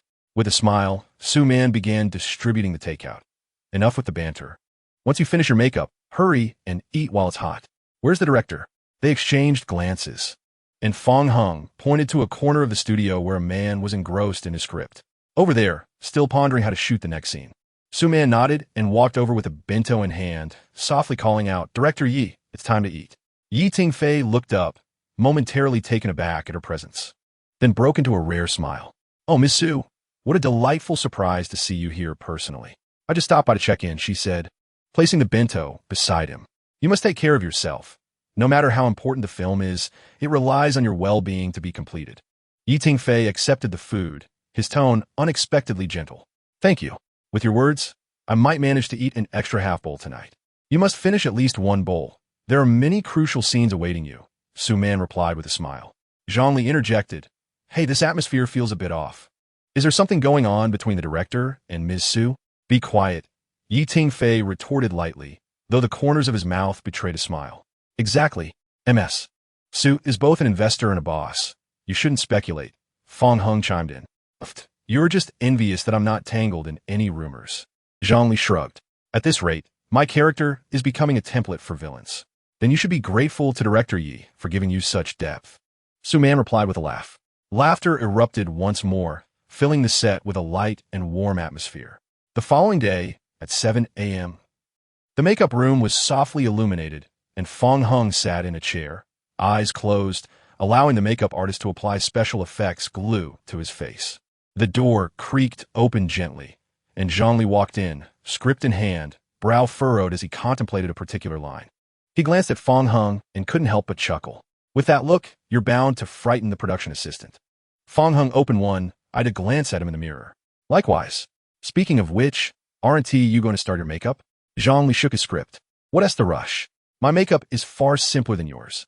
I'll study the script first." The door to the makeup room swung open again. Wang Ziming entered with two distinct dark circles under his eyes, clutching a thick stack of scripts adorned with dense markings from highlighters. "Ah, little spider, have you been burning the midnight oil?" Zhongli jested. Feeling somewhat embarrassed, Wang Ziming scratched his head.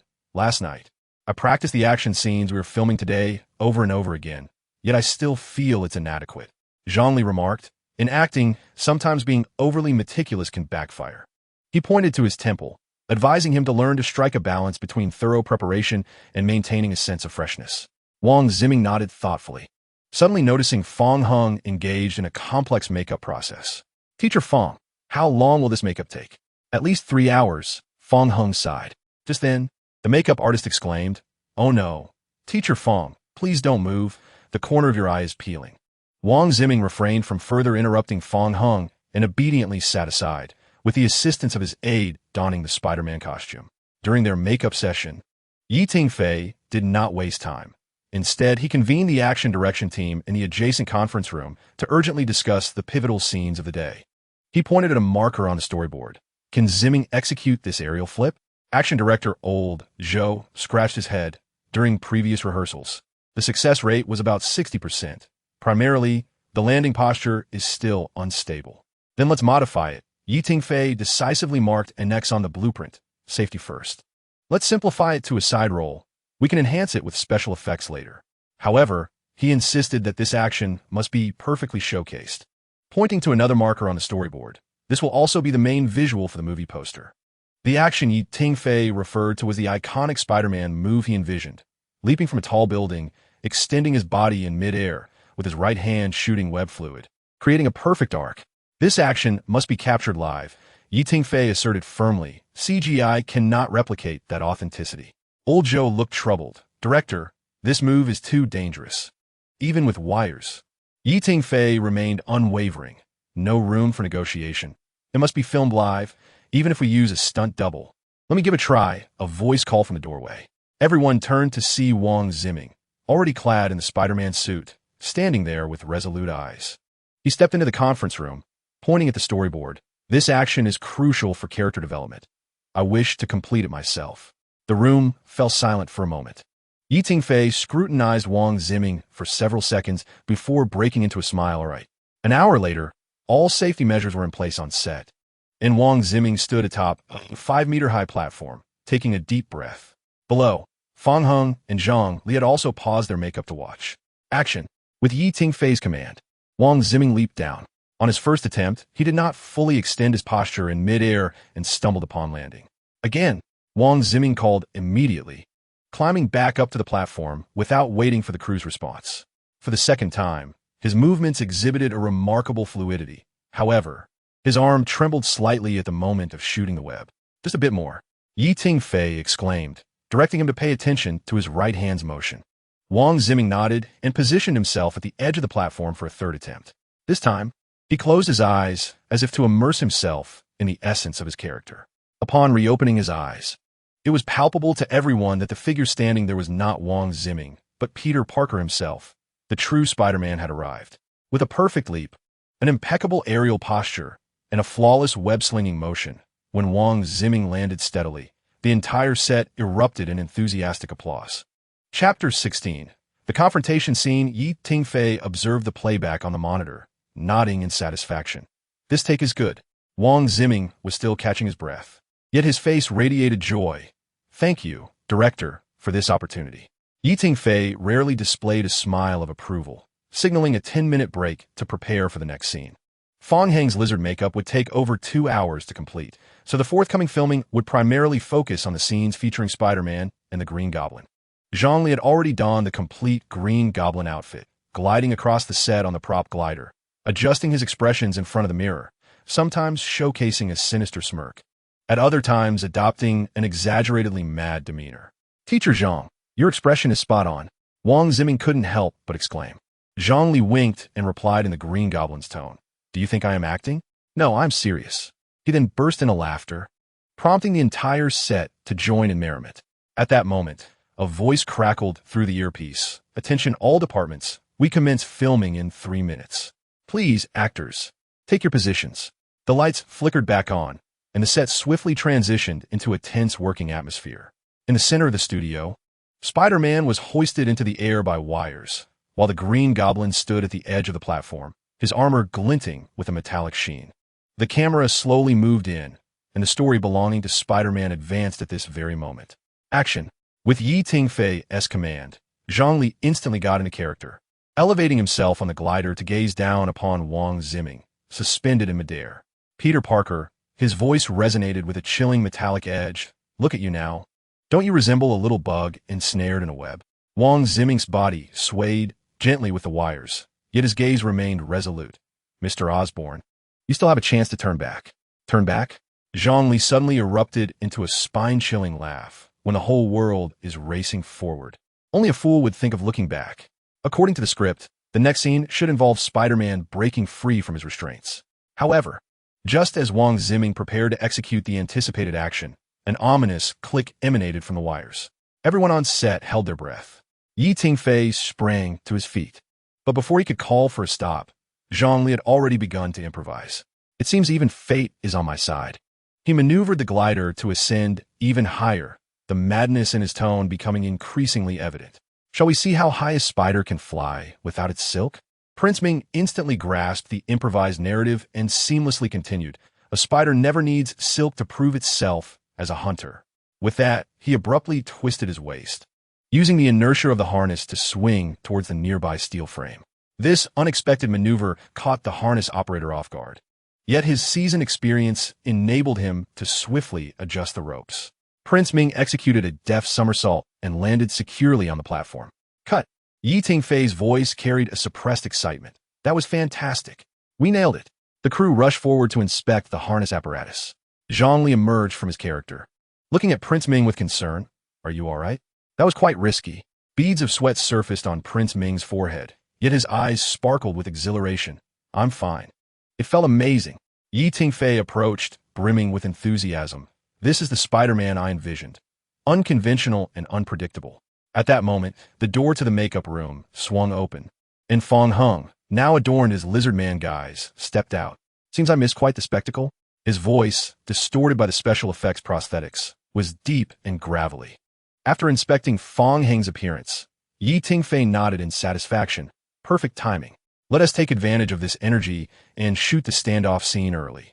The script supervisor swiftly adjusted the clapperboard, and the crew began to reset the lighting. Seizing a moment of respite, Prince Ming quietly inquired of Fong Heng, Professor Fong, is it difficult to breathe in that outfit? Fong Hung blinked, his reptilian slit pupils reflecting a knowing glimmer. You get used to it. Filming resumed. This time, the Green Goblin loomed on an aerial platform. The Lizard Man perched upon derelict machinery, while Spider-Man stood precariously on the steel beam between them, forming a striking triangular composition. You are all confined by your narrow perspectives, proclaimed the Green Goblin, portrayed by Zhang Li, as he spread his arms wide. What I see is a new order. Fong Hung's Lizard Man hissed defiantly. Order? Stagnation is the true reality.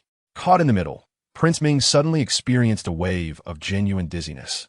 Not from the harness, but from a profound sense of isolation Peter Parker must feel when confronted by two mad geniuses. Perhaps your voices might tremble slightly, but then grow resolute. But you could all be mistaken. This improvised line made Tingfei clench his fists behind the monitor. Fong Hung and Zhang Li immediately reacted, the Lizard Man furiously lashing his tail, while the Green Goblin erupted in a piercing laugh. Cut. Perfect. Tingfei's voice brimmed with excitement. That's the essence. The day's filming concluded 2 hours ahead of schedule. Prince Ming gazed at his hands and softly remarked, Today, I truly felt like him. Fong Hung, in the midst of removing his prosthetics, looked up and said, Remember this feeling. The finest performances aren't about imitation, but embodying the character. Zhang Li handed each of them a bottle of water. Well done today, kid.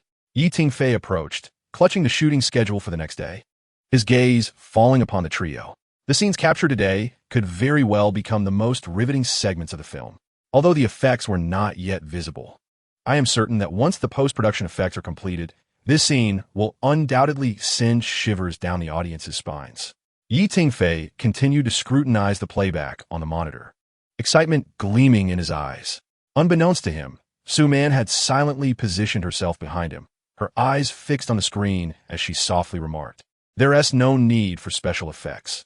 The performances alone are profoundly impactful. Tingfei smiled and glanced over his shoulder. Wang Ziming, hearing her words, felt a slight flush creep to his ears.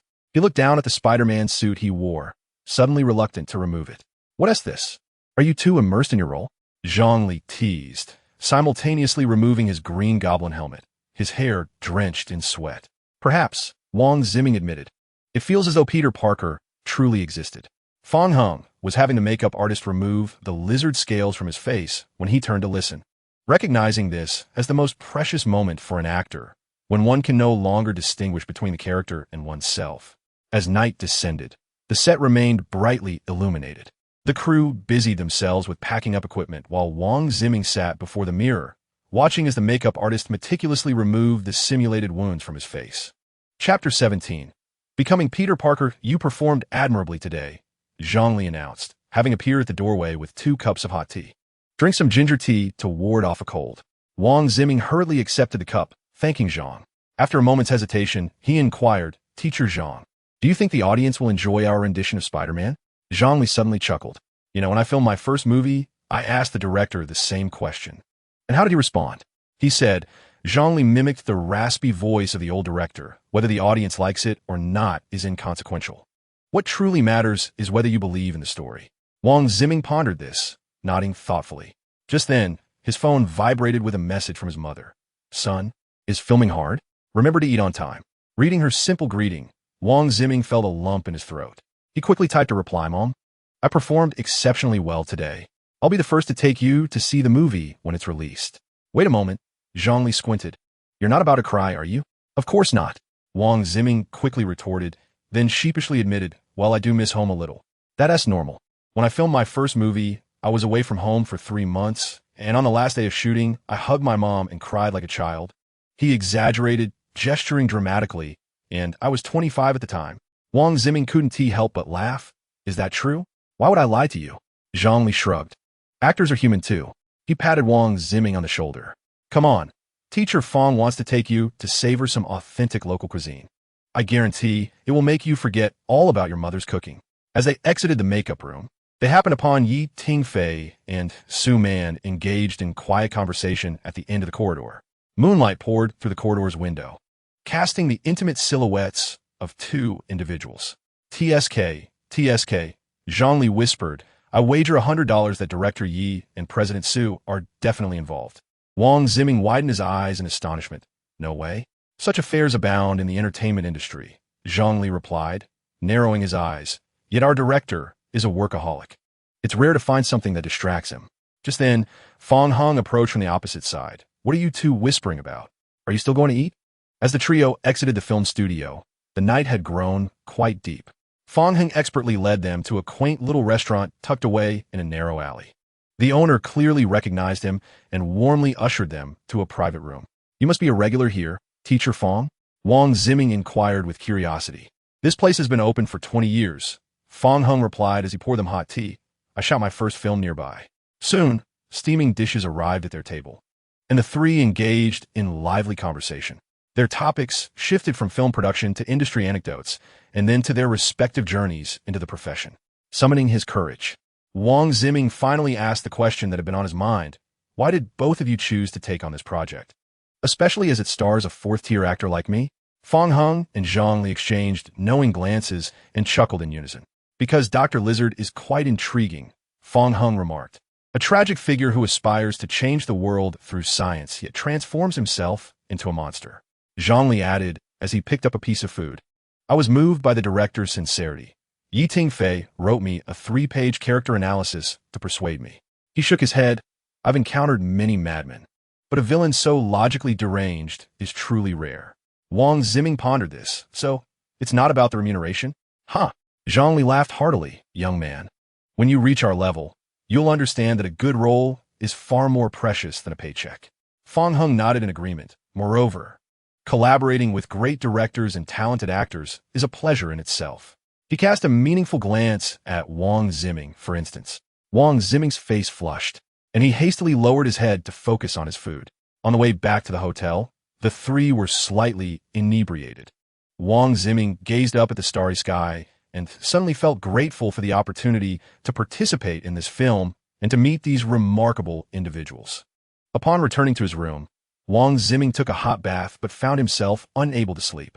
He retrieved his phone and scrolled through behind-the-scenes photos from the day's shoot. One image particularly resonated with him. Tingfei's profile, intensely focused in front of the monitor, while Fang Heng and Zhongli discussed characters, and he himself diligently absorbed the scene nearby. In the corner of the photo, he could see Su Man smiling at Tingfei. Wang Ziming zoomed in and out of the image, gently caressing the screen with his fingertips. He suddenly realized that this was not merely the making of a commercial film, but a precious record of a group of filmmakers pursuing their dreams together. His phone vibrated suddenly. It was a message from the group chat of the film crew. Zhongli had sent a selfie of the three of them from the restaurant. Captioned, "The Little Spider's apprenticeship banquet was a resounding success." In the photograph, Fang Heng holds a teacup with a smile, while Zhongli playfully makes a peace sign, and Wang Ziming, blushing, stand in the middle. Wang Ziming, grinning as he saves the photo, prepares to respond when another message pops up. It is a voice note from Fang Heng. Ziming, tomorrow morning at 7, I will take you to practice the morning exercises. An actor's mastery of lines must begin with fundamental skills. He promptly replies, Okay, Teacher Fang, I will be there on time. A gentle knock sounds at the door. Who is it? Wang Ziming inquires. It's me, comes the voice of Tingfei from outside. Is it convenient to chat? Wang Ziming quickly opens the door to find Tingfei holding a script and a cup of hot milk. Noticing the hour is still early, he thought to check on him. Director Yi, please come in, Wang Ziming says, stepping aside. Tingfei, feeling the warmth of Wang Ziming's gaze, takes a sip of milk. If you'd like some, I can have the hotel front desk send you a cup as well. Wang Ziming hurriedly waves his hand. No need to trouble yourself. Director Yi. It turns out Tingfei is quite protective of his food. Observing this, Tingfei comfortably settles onto the sofa and opens the script. Tomorrow's rain scene is crucial. It marks Spider-Man's first true moment of growth. Wang Ziming obediently sits across from him, listening intently. In the scene, Peter Parker must understand a fundamental truth. Tingfei's gaze becomes intensely focused. With great power comes great responsibility. Not merely a slogan, but a choice. Wang Ziming nods, then suddenly asks, Director, why did you choose me to play Spider-Man? There's so many more well-known actors. Tingfei pauses for a moment, then replies at that time, It was perhaps because you resembled Peter Parker the most. Outside the window, a gust of night wind rustles the leaves. In truth, the greatest fear in superhero films is when actors begin to think they are merely portraying superheroes. Tingfei rises, I chose you not to have you act as Peter Parker, but to have you become Peter Parker. After seeing Off the Director, Wang Ziming lies on his bed, replaying the moments of the past few months, the awkwardness of donning the Spider-Man suit for the first time, the fear of hanging on wires, the astonishment of acting alongside two seasoned actors. The phone screen lights up. It is a message from his mother. Mom will always be proud of you. Remember to take care of yourself. Wang Ziming places the phone on his chest and closes his eyes. He is ready. Chapter 18. Do I love movies? The following morning at 6:30, Wang Ziming has already completed his morning routine and arrives early at the hotel garden to await Fong Hung. He performs a few simple, stretching exercises and begins to softly rehearse his lines for the day. I can do better. I must do better. Wang Ziming contemplates the tone of this line, sometimes firm, sometimes hesitant. The emotion is correct, but his breath lacks steadiness. Fong Hang's voice comes from behind him. Dressed in simple athletic attire and holding 2 bottles of mineral water, he states, the first lesson of the morning exercises is breath control. For the next half hour, Fong Hung patiently guides Wang Ziming through professional vocal exercises. With a firm exertion of his abdomen, a sound emanated from the dantian, just as it should. He nodded in satisfaction, displaying a talent that surpassed my expectations. Wang Ziming wiped the sweat from his forehead and inquired, Teacher Fong, do you always rise this early to practice? For 2 decades, it has been the same, Fong Hung replied, sipping water. In the realm of acting, a minute on stage is the result of 10 years of effort behind scenes. Every ounce of dedication you invest will be remembered by the camera. Upon returning to the hotel, they fortuitously encountered Zhang Li, who was having breakfast in the lobby. Seeing the duo, he exaggeratedly waved and exclaimed, ah. The master and apprentice duo returns from their morning training. Little Spider, how has Teacher Fong been pushing you? Wang Ziming responded with a cheerful okay gesture. I've gained invaluable insights. Don't listen to his exaggerations. Fong Hung interjected, shaking his head. There's still much to improve. By the way, don't you have a shoot this afternoon? What brings you up so early? Zhang Li winked mysteriously, secret training. He lowered his voice. I found a skateboard coach to help incorporate some new moves into the Green Goblin's glider. As the trio chatted jovially, Tingfei hurried into the lobby, clutching the revised storyboard. Just in time, you're all here, he said, distributing copies of the documents. Today's rain scene has undergone some adjustments to heighten the emotional conflict. Wang Ziming meticulously perused the new script and noted that the dialogue between Spider-Man and Dr. Lizard had become more profound. Director, this revision is magnificent. He couldn't help but exclaim. Tingfei rarely smiled, but a grin broke through. Some inspiration struck after our conversation last night. He glanced at his watch. We start shooting after 10, so everyone, prepare yourselves. At 10 o'clock in the morning, the artificial rain system on set was primed and ready. Wang Ziming, clad in a soaking wet Spider-Man suit, stood in the rain awaiting the cue. The cold droplets coursed down his neck, yet he remained unmoving, fully immersed in his character. Action. With the director's command, Wang Ziming instantly transformed into his role. He engaged in a fierce battle with the Lizard Man in the rain, each movement precise and fluid. As he reached a pivotal moment in their dialogue, his voice pierced through the curtain of rain. Doctor, I know you're still in there. You once taught me that science exists to benefit humanity. Fong Hung, portraying the Lizard Man, abruptly ceased his assault, trembling claws clutching his head. It's getting out of control. Wang Ziming stepped forward, extending his hand. We can solve this together, just as you once taught me. Cut. Perfect. Tingfei exclaimed, rising excitedly from behind the monitor. That was fantastic. Once filming concluded, the crew promptly provided the actors with towels and hot beverages. Zhang Li appeared out of nowhere, brandishing his phone. Look, I captured some behind-the-scenes footage. The video showcased the rain-soaked battle scene like a dynamic oil painting, brimming with tension. At that moment, Fong Hung raised his hand, jesting, Director, we seem to have an unauthorized photographer here. Tingfei glanced at his phone, his eyes suddenly alight with excitement. Wait a moment. This angle. He hastened towards the photographer, and the two engaged in hushed discussion. Moments later, Tingfei turned to announce, attention all departments. We shall retake a close-up shot, utilizing Teacher Zhang's clandestine angle. Zhang Li raised his eyebrows in triumph, proclaiming, behold, this is what I call artistic intuition. Fong Hung shook his head in resignation, bemused by the audacity of such surreptitiousness. Wang Ziming also leaned in to view the video, remarking, Teacher Zhang, your camera work is truly professional. Of course, Zhongli patted his chest with pride. I studied photography in college. He suddenly lowered his voice, adding, but please, do not tell Director Yi that I actually shot this video in portrait mode. Laughter erupted among the group. In the ensuing days, the action sequences for Spider-Man were nearly complete. The visual effects team, composed of the Phantom Effects group, was diligently engaged in intensive post-production under Yi Tingfei's direction. Director Yi, do the details of the lizard's scales require further adjustment? Asked the visual effects supervisor, Chen Mo, as he pushed up his glasses and pointed to the model on the screen. Yi Tingfei leaned closer to the monitor, his brow furrowed. The reflective quality of the scales needs to be intensified. We want it to give viewers goosebumps. This motion blur should be reduced slightly. The ground reflection when Spider-Man lands requires an additional glow filter. The reflective effect of the scales on the lizard's skin is not fully realized yet. The technicians engaged in quiet dialogue while swiftly typing adjustments, their objective clear, to ensure the scene retained a sense of realism while simultaneously showcasing a sci-fi visual allure. The afternoon shoot shifted focus to the Green Goblin's aerial sequences. Zhongli donned the heavy armor and stood at the edge of a high platform, with a vast green screen behind him and a cluster of cameras poised in the distance to capture motion data. He lowered his gaze to inspect the glider control apparatus and took a deep breath. Action! With the command, the wire harness slowly lifted him into the air. In that instant, as he spread his arms wide, he resembled a mighty raptor slicing through the sky.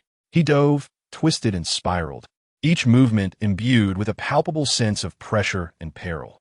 Upon landing, he removed his helmet, a smile adorning his face, exhilarated by the experience. It truly feels like I am in command of everything.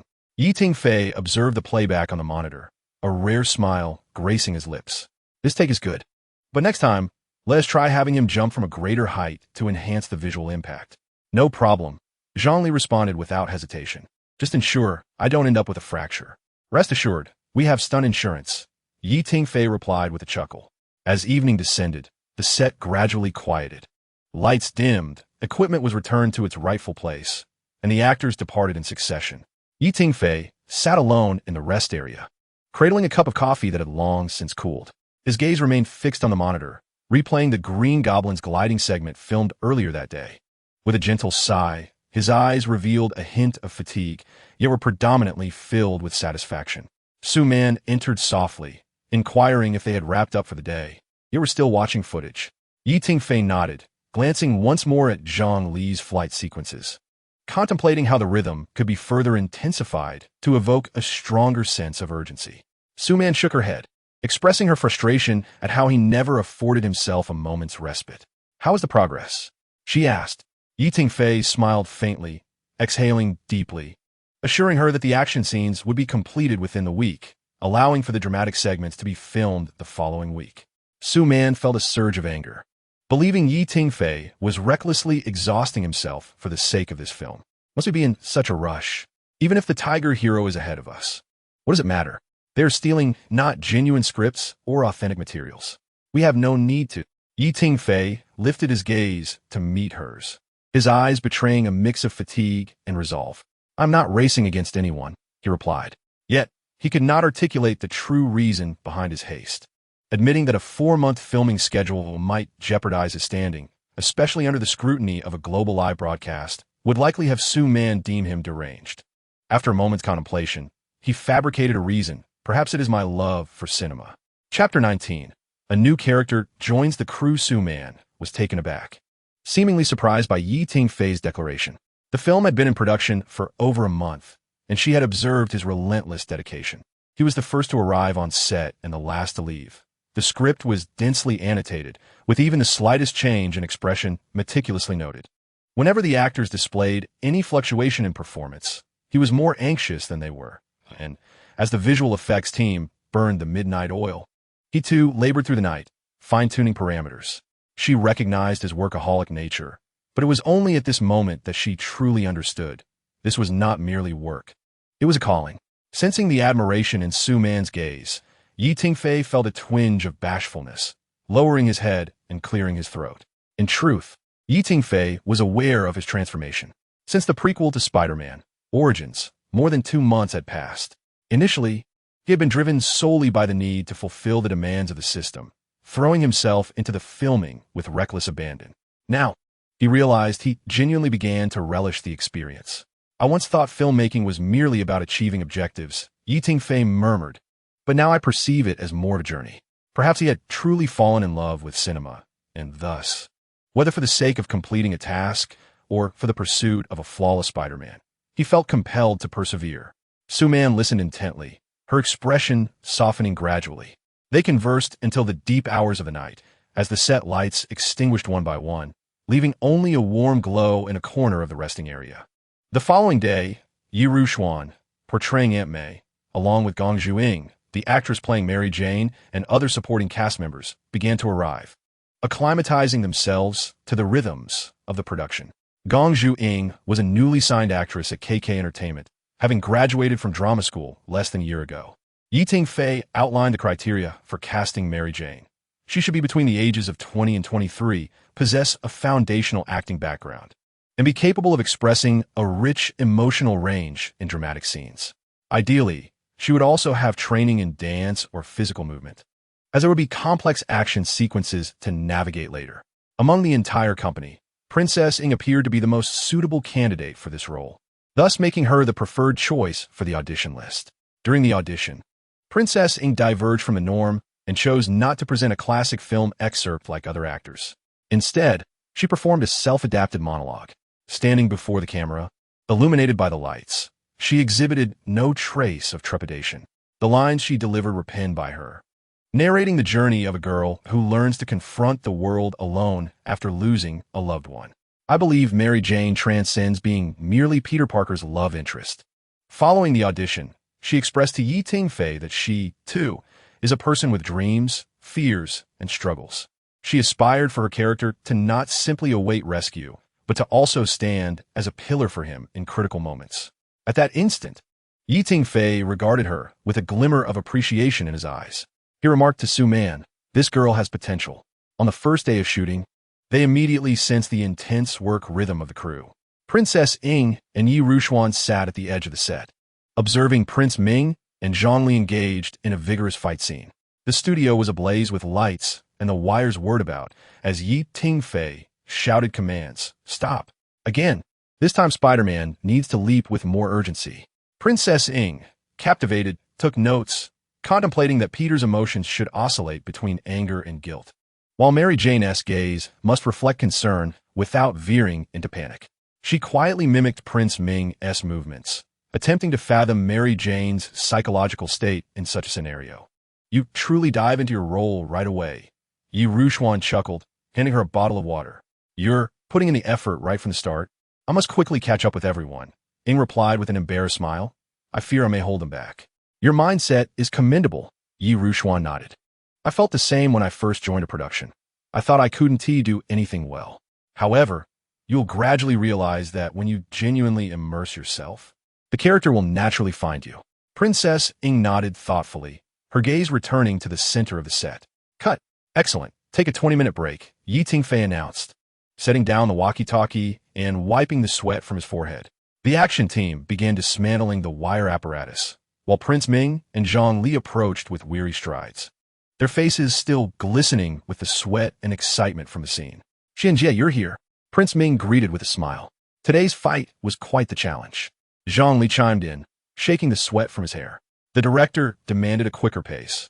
I could barely catch my breath. "Thank you for your hard work, Teacher Zhang," Yi Ruxuan replied cheerfully, offering them both bottles of water. Princess Ing quietly listened, her gaze flitting between Prince Ming and Zhongli. Sensing the gaze of Princess Ing, Zhongli inquired, "Given your age, you must be the new Mary Jane, correct?" "Yes, I am Princess Ing. You may call me Ing," she replied. Her nerves reflected in a slight nod. Zhongli jested. The names Prince Ming and Princess Ing complement each other quite well. As he twisted open a bottle to take a sip of water, he continued to tease. Prince Ming waved his hand with a smile. "Don't mind Teacher Zhang. He enjoys his playful banter. You will soon grow accustomed to it. However, I must say, you took some diligent notes just now." Zhongli pointed to the notebook in Princess Ying's hands. Embarrassed, Ying chuckled softly. "I merely wish to learn more." Yi Ruxuan chimed in playfully. "Hey, Ziming, you have some competition now." Curious, Prince Ming leaned over to inspect Princess Ying's notes, which were densely filled with the emotional shifts and actions of each character, along with her own storyboard sketches. "Wow, your notes are even more detailed than mine," he exclaimed in awe. Princess Ying's cheeks flushed slightly. "I believe this helps in grasping the character relationships better." Zhongli draped an arm over Prince Ming's shoulder. "It seems you need to step up your game, or you might find yourself outperformed by a newcomer." Prince Ming protested. "Look who's talking, Teacher Zhang. I'm a newcomer too." Their laughter filled the air. "All right, enough chatter." Yi Rushuan clapped her hands. "Your costumes are soaked. Hurry and change." With that, everyone dispersed to attend to their respective tasks. At that moment, Yi Tingfei was still reviewing the footage just shot, noting that Prince Ming's performance had become more nuanced, his emotions increasingly resonating with the core of the character. Zhang Li's choreography remained crisp and dynamic, with a vigorous rhythm. "At this rate, we can begin filming the other characters the day after tomorrow," he informed the assistant director. "Understood." Director Yi, the assistant director, nodded, diligently taking notes. After arranging the schedule, Yi Tingfei exhaled in relief, reclining in a rocking chair while massaging his aching temples. Noticing his fatigue, Yi Rushuan approached gently, offering him a bottle of warm water. "You should take a break," she said, her tone laced with concern. As Yi Tingfei accepted the water, he noticed Princess Ying, the actress portraying Mary Jane, standing nearby, her hands clasped in front of her and her expression somewhat anxious. "Hello, Director Yi," she greeted, standing there with a hint of nervousness. Just then, the assistant director rushed in, breathless. "Director Yi, there's a situation. Someone online is accusing us of plagiarism." Chapter 20. The plagiarism controversy. Upon hearing the assistant director's words, Yi Tingfei furrowed his brow and swiftly took the phone to check the trending topics on Weibo. The discussion surrounding alleged plagiarism regarding the Spider-Man costume design was rapidly gaining traction, with numerous netizens already debating the matter in the comments. Yi Tingfei was perplexed. The stills from Spider-Man have not yet been officially released. How could such accusations have surfaced? His tone shifted to one of seriousness. Has someone leaked the stills? Zhang Li quickly denied the allegations, stating that the video he had recorded previously was merely saved on his phone and had not been shared. Wang Ziming also shook his head in denial. Upon delving into the topic, it became apparent that it referred to the controversy surrounding the costume design in the prequel Spider-Man, Origins, which was accused of plagiarizing the work of an illustrator known as a lifestyle artist. It was claimed that the spider emblem on Spider-Man's costume bore a striking resemblance to a design released by this illustrator. Yi Tingfei swiftly accessed a comparison image on Weibo, scrutinizing the designs of both. While the two spider emblems shared some similarities in overall shape, the details exhibited clear differences. Nevertheless, public attention and discourse had transformed this matter into a heated topic. Is it true that Spider-Man has become a plagiarist? This design is so blatant that it's instantly recognizable as copied. There are differences, though. I suspect Spider-Man might be a victim of opportunism. Confronted with these negative comments, Yi Tingfei understood the urgency of taking action to clarify the facts, promptly calling Su Man. "I have just received news and have contacted the company's legal department. This level of similarity is unlikely to be legally deemed plagiarism. However, what is crucial now is public opinion, which could adversely affect Spider-Man's reputation." Su Man's voice came through the phone. Hearing her words, Yi Tingfei realized that while the issue might not constitute plagiarism from a legal standpoint, the impact of public opinion was equally significant. "Sister, I have saved all the materials regarding the prequel, including drafts of the costume design, in the cabinet of my room. Please help me deliver them to President Su," Yi Tingfei instructed Yi Rushuan. Acknowledging the gravity of the situation, Yi Rushuan nodded and departed from the set. Yi Tingfei's expression turned stern. "Is this your doing, Chen Tian?" The others sensed his intensity, having heard whispers of the conflict between Director Yi and Chen Tian, the CEO of New World Entertainment, falling silent as the atmosphere grew tense. Wang Ziming hesitated before quietly inquiring, "Director Yi, do you suspect that Chen Tian is orchestrating this behind the scenes?" Yi Tingfei took a deep breath, suppressing his anger. "Let us not focus on him for now. Our immediate priority is to clarify the plagiarism controversy." At that moment, Yi Tingfei's phone vibrated with a message from Su Man. "I found out that the lifestyle artist recently collaborated with Chen Tian's company. While there is no direct evidence, it is likely that he was behind this."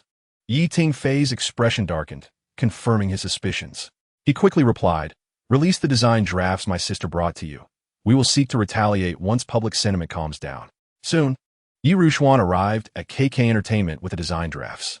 Su-Man immediately instructed her team to organize the materials in preparation for the Public Relations Department to issue a statement asserting that the design of the Spider-Man costume is original. Yi Ruxuan anxiously asked, "Can these drafts serve as evidence?" As Su-Man reviewed the drafts, her frown deepened. Regrettably, there are no records of the costume's creation, no timestamps, and no clear design source. She spoke softly, her tone tinged with a hint of resignation. Yi Tingfei drew inspiration from the Spider-Man suit of the previous world, thus creating the design without any documented creative process. However, Su-Man's eyes suddenly sparkled with a new idea. She swiftly picked up her phone and dialed a number. "Hello, Professor Wong? This is Man-Man. Do you remember me?" "Yes. I would like to request your assistance in critiquing a design piece inspired by the currently trending Spider-Man suit emblem." 3 hours later, a widely circulated analysis report titled The Artistic Origins of the Spider Suit Design, authored by the renowned art historian Professor Wong, took the internet by storm. The report meticulously dissected the geometric beauty of classical art embedded in the suit's design, the symmetrical structures of Eastern traditional patterns, and the principles of modern minimalism. Meanwhile, KK Entertainment's PR team unearthed the scandalous past of the lifestyle artist, uncovering substantial evidence of plagiarism against several emerging illustrators. That evening, the true plagiarist soared to the top of trending searches, with public opinion dramatically shifting.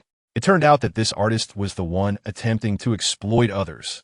In comparison, the design of the spider suit was undeniably sophisticated.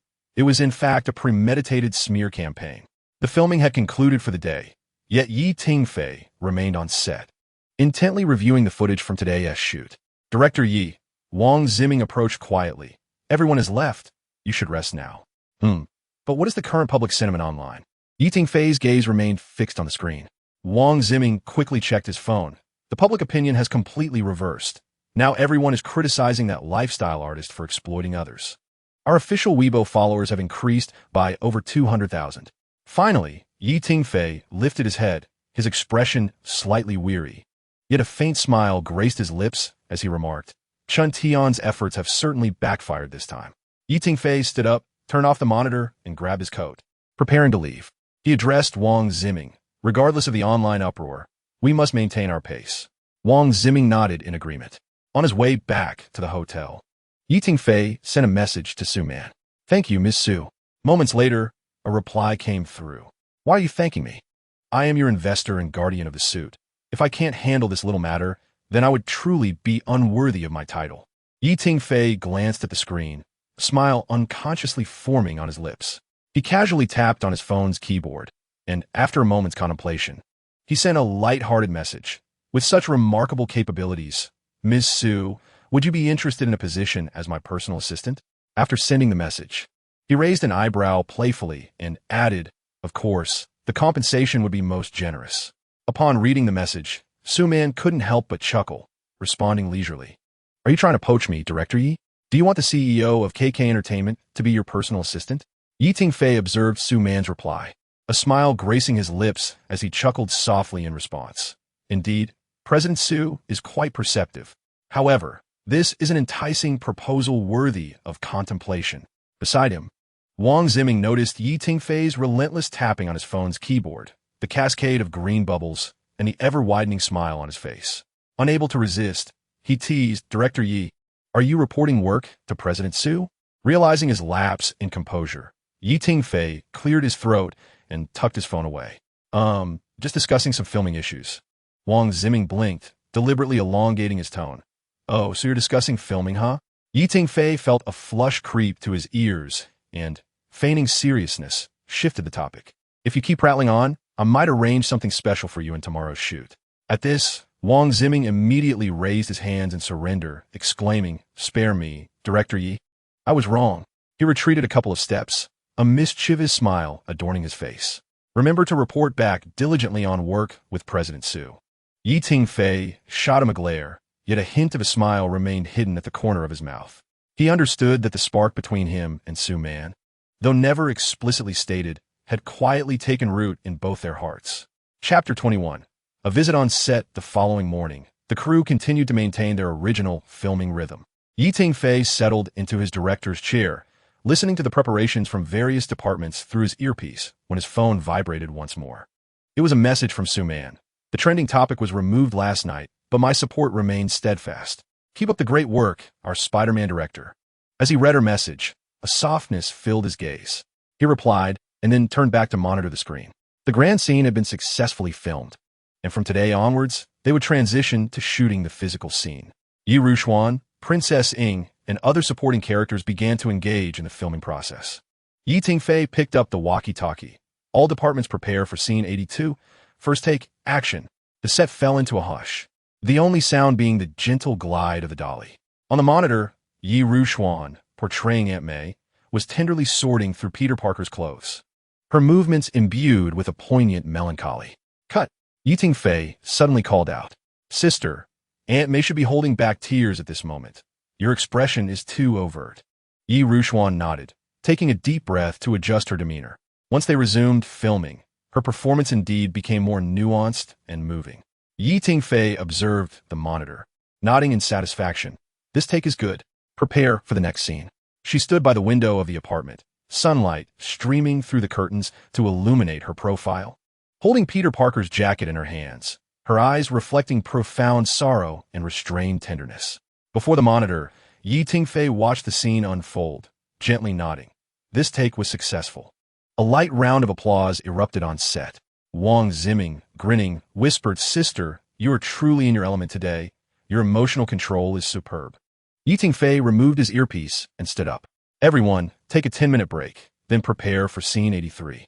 The next scene would feature the first confrontation between Princess Ing and Wang Ziming." Yi Tingfei approached the two actors, patiently elucidating. The essence of this scene lies in that elusive, ambiguous tension. Ing, as Mary Jane, while harboring feelings for the male lead Parker, must maintain an air of restraint. Ziming, you are to convey the allure of attraction, yet the hesitance to overstep boundaries. Princess Ing nodded thoughtfully, then suddenly inquired, "Director Yi, is it akin to the dynamic between you and President Su?" The set fell into an immediate hush, with everyone stifling laughter as they turned their gazes towards Yi Tingfei. Observing his ears redden visibly, he cleared his throat and replied, "Focus on your performance." Once filming commenced, Princess Ying's portrayal was nothing short of mesmerizing. She infused the character of Mary Jane with a delightful charm and individuality, her every glance perfectly timed. Particularly when she accidentally dropped her book and Peter Parker, played by Wang Ziming, bent down to retrieve it. Their fingertips brushed, creating an electric moment that caused Yi Tingfei, monitoring from the sidelines, to raise an eyebrow in approval. "Fantastic," he called, unable to resist applauding. This take was flawless. During a brief respite, Wang Ziming discreetly asked Princess Ing, "What prompted such a natural performance?" She smiled coyly. "Because I found the best source of inspiration." Her gaze subtly directed towards Yi Tingfei, who was engrossed in his phone. At that moment, a message from Su-Man appeared on his screen. "I heard you're filming romantic scenes today. Do you need guidance from outside?" Yi Tingfei chuckled in response. "Is President Su so unoccupied? Perhaps you should come to the set and provide direction personally." As soon as he sent the message, a commotion arose at the entrance of the set. Su-Man entered, carrying 2 paper bags from a cafe, followed by several assistants bearing boxes of snacks. "I heard someone requires external guidance." She approached Yi Tingfei, handing him a cup of coffee, a subtle smile gracing her lips. Yi Tingfei accepted it, taking a sip and finding the sweetness just right. "With President Su personally visiting, should I not strive to perform better?" he remarked nonchalantly, though a teasing glint flickered in his eyes. Su-Man chuckled lightly. "Isn't Director Yi known for his high standards? Do you truly need my supervision?" They stood close yet maintained an appropriate distance, appearing unremarkable to outsiders, though a delicate atmosphere lingered in the air.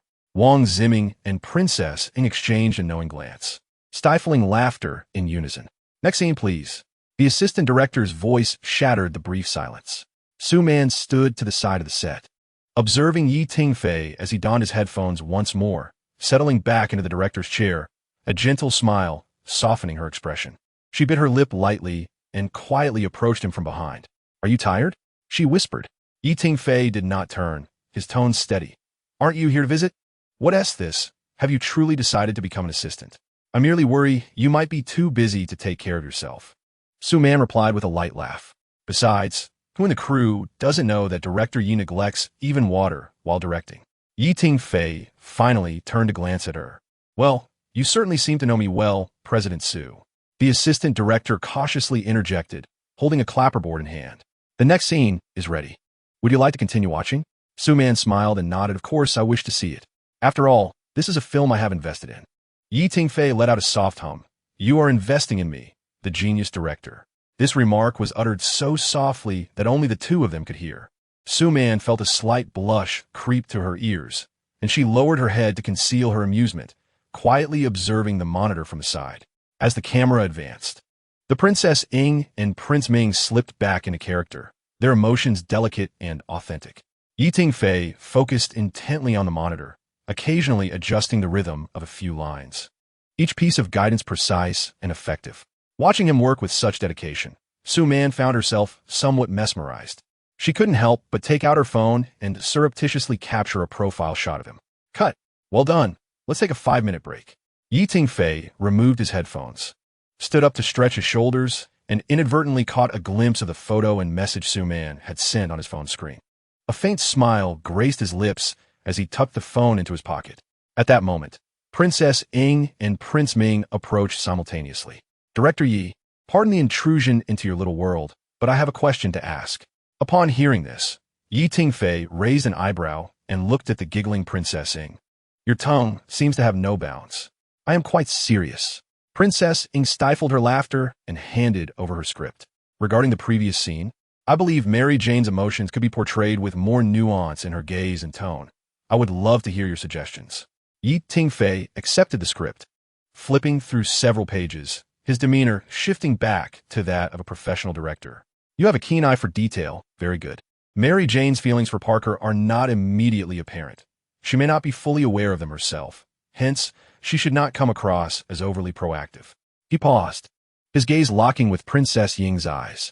You could convey this with a sense of distance, perhaps by occasionally tilting your head while speaking, allowing your eyes to flicker as if stirred by some emotion, only to swiftly withdraw. Su-man, listening from the side, couldn't help but interject. Just like some people who clearly desire the other, yet find every excuse to reach out. At this, Yi Tingfei nearly fumbled the script in his hands. He cleared his throat to mask his embarrassment. That metaphor is rather inappropriate. Princess Ying and Prince Ming exchanged knowing glances, stifling their laughter. Prince Ming feigned seriousness, nodding. Director Yi is correct. We shall adjust our performances accordingly. Once the two had hastily departed, Yi Tingfei turned a helpless gaze toward Su-man. Was that intentional? Su-man stepped a bit closer, tilting her head with an innocent expression. I was merely offering professional advice. Chapter 22. Wrap of Spider-Man. Yi Tingfei found himself momentarily breathless at Su-man's sudden proximity, instinctively stepping back, only to inadvertently step on a cable on the floor. Just as he felt himself losing balance and about to topple backward, a buzz resonated in his mind, a warning of danger. The time-sensitive spider sense, previously endowed by the system, had activated. He instinctively sidestepped, bent his knees, and grasped the edge of the prop table beside him, using it to propel himself into a graceful leap, landing lightly atop the table with a swift and precise motion, devoid of any clumsiness. At that moment, all eyes on the set were drawn to this unexpected series of movements. The photographer, who had been adjusting the camera, paused in his task, while Fong Hung stood agape, momentarily at a loss for words. Even the princess, who was touching up her makeup, leaned in to catch a glimpse. Wang Ziming was the first to break the silence. Director Yi, did you add an action scene on a whim? Su-man stood a few paces away, captivated as she watched him poised on the prop table, his clothing still settling around him, the sunlight outlining his distinct silhouette, reminiscent of a scene from a film. Her heart fluttered slightly, her voice betraying a hint of uncontainable astonishment. Tingfei, are you really that agile? Yi Tingfei was equally surprised by his own performance. He nimbly jumped down from the table, brushing his hands together to mask his embarrassment. Clearing his throat, he casually remarked, that was just an unexpected flourish. Wang Ziming rolled his eyes, teasing, Director Yi, that unexpected move was quite impressive. Have you considered a cameo as a stunt double? Zhang Li, standing nearby, couldn't help but chuckle. Did I just witness something extraordinary? The director himself is more like Spider-Man than Spider-Man. If you keep praising me, I might just float away. Tingfei replied with a smile, though his peripheral vision discreetly sought out Su-Man. She was watching him, her gaze imbued with curiosity, as if trying to discern something from his expression. You reacted so quickly just now, she murmured. Yet soon after she smiled, her eyes harboring a gentle warmth and a hint of an indescribable emotion. Tingfei felt his heart skip a beat, feigning nonchalance as he shrugged. Perhaps it's a director's occupational hazard? Too much exposure to action scenes has conditioned my body. No sooner had Tingfei spoken than the atmosphere on set shifted from astonishment to a light-hearted laughter. After the interlude, he immersed himself back into work. Grasping the intercom, his voice regained the calm authority of a director. All departments prepare. We shall continue filming. Standing before the monitor, he intently guided the actors in their movements and actions. Su-Man stood behind him, her gaze flitting between him and the scene.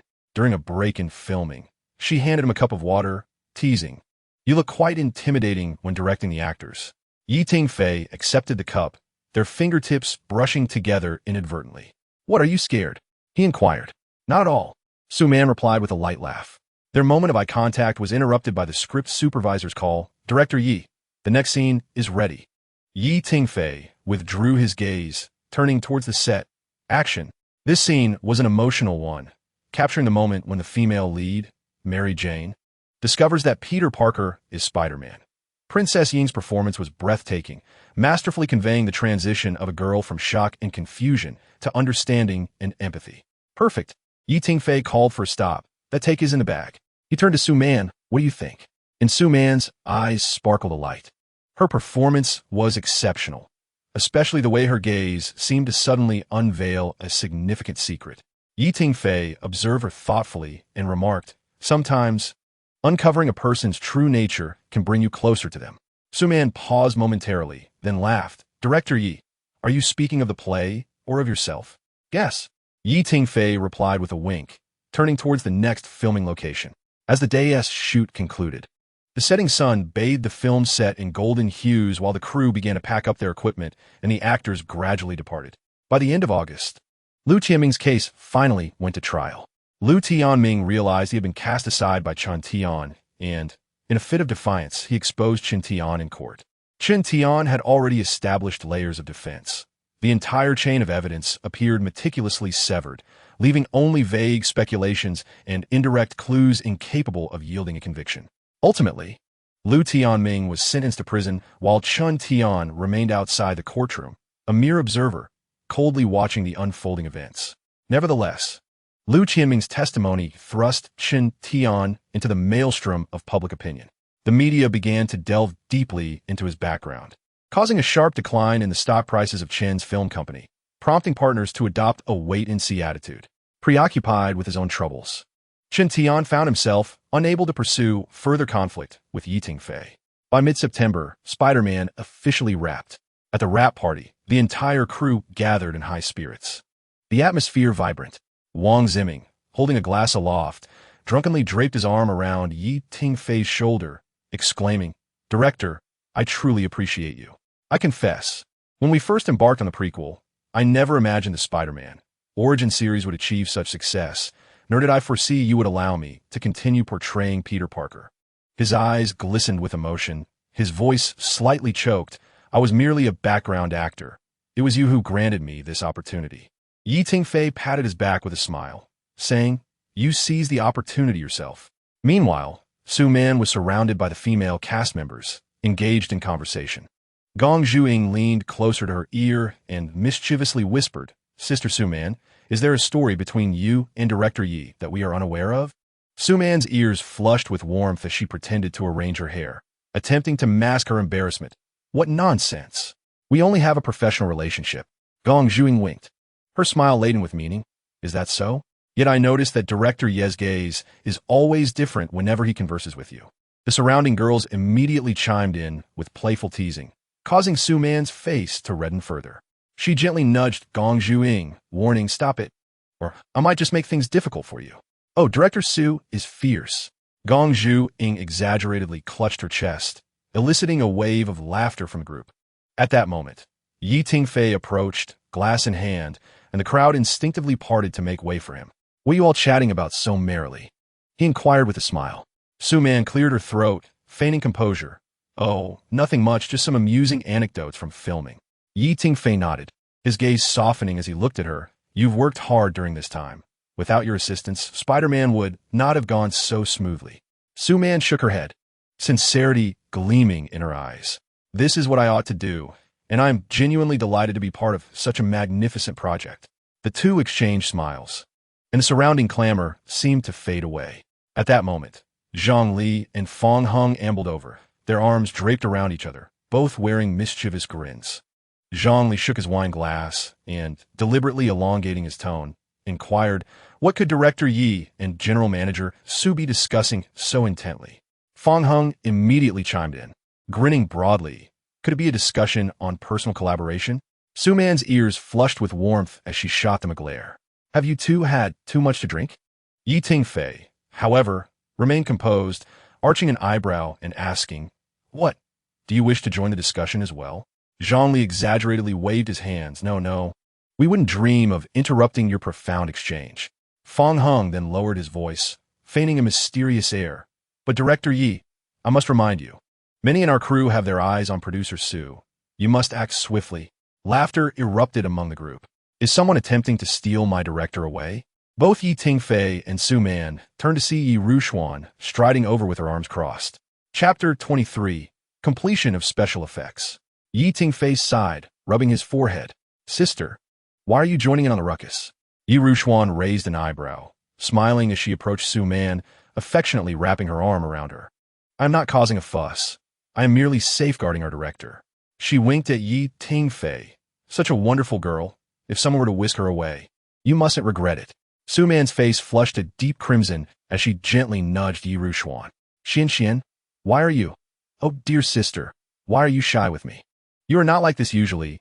Yi Rushuan laughed, playfully pinching Su-man's cheek. "Ahem." Zhang Li suddenly cleared his throat. "Shouldn't we cut the cake now?" The group then recalled the matter at hand, eagerly clamoring to slice the wrap party cake. The cake stood 3 tiers high, adorned with icing depicting Spider-Man's emblem. As the director, Tingfei was chosen to make the first cut.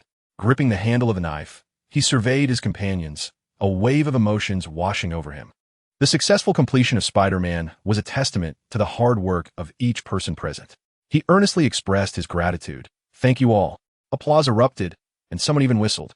With a smile, Tingfei cut the cake, presenting the first piece to Su-man beside him. "For me?" Su-man was taken aback. "Of course," Tingfei replied, his gaze fixed on her. "Without your support, this film would not have progressed so smoothly." Su-man accepted the plate, her fingertips inadvertently brushing against his hand, causing both to tremble slightly, as if scalded. As the celebration neared its conclusion, many attendees had indulged to a pleasant intoxication. Wang Ziming, cradling a bottle of wine, belted out friendship in a corner, while Gong Zhuang and several actresses huddled together, sharing behind-the-scenes photos from a shoot, erupting into fits of laughter. Tingfei discreetly signaled to Su-man, and together they quietly slipped away from the bustling banquet hall. The night breeze of September carried a subtle chill, dispersing the heat of the day. "Are you tired?" Su-man inquired. "Not particularly, just a bit reluctant," Tingfei replied, shaking his head. The abrupt end to their 3 months of close companionship left him feeling a void.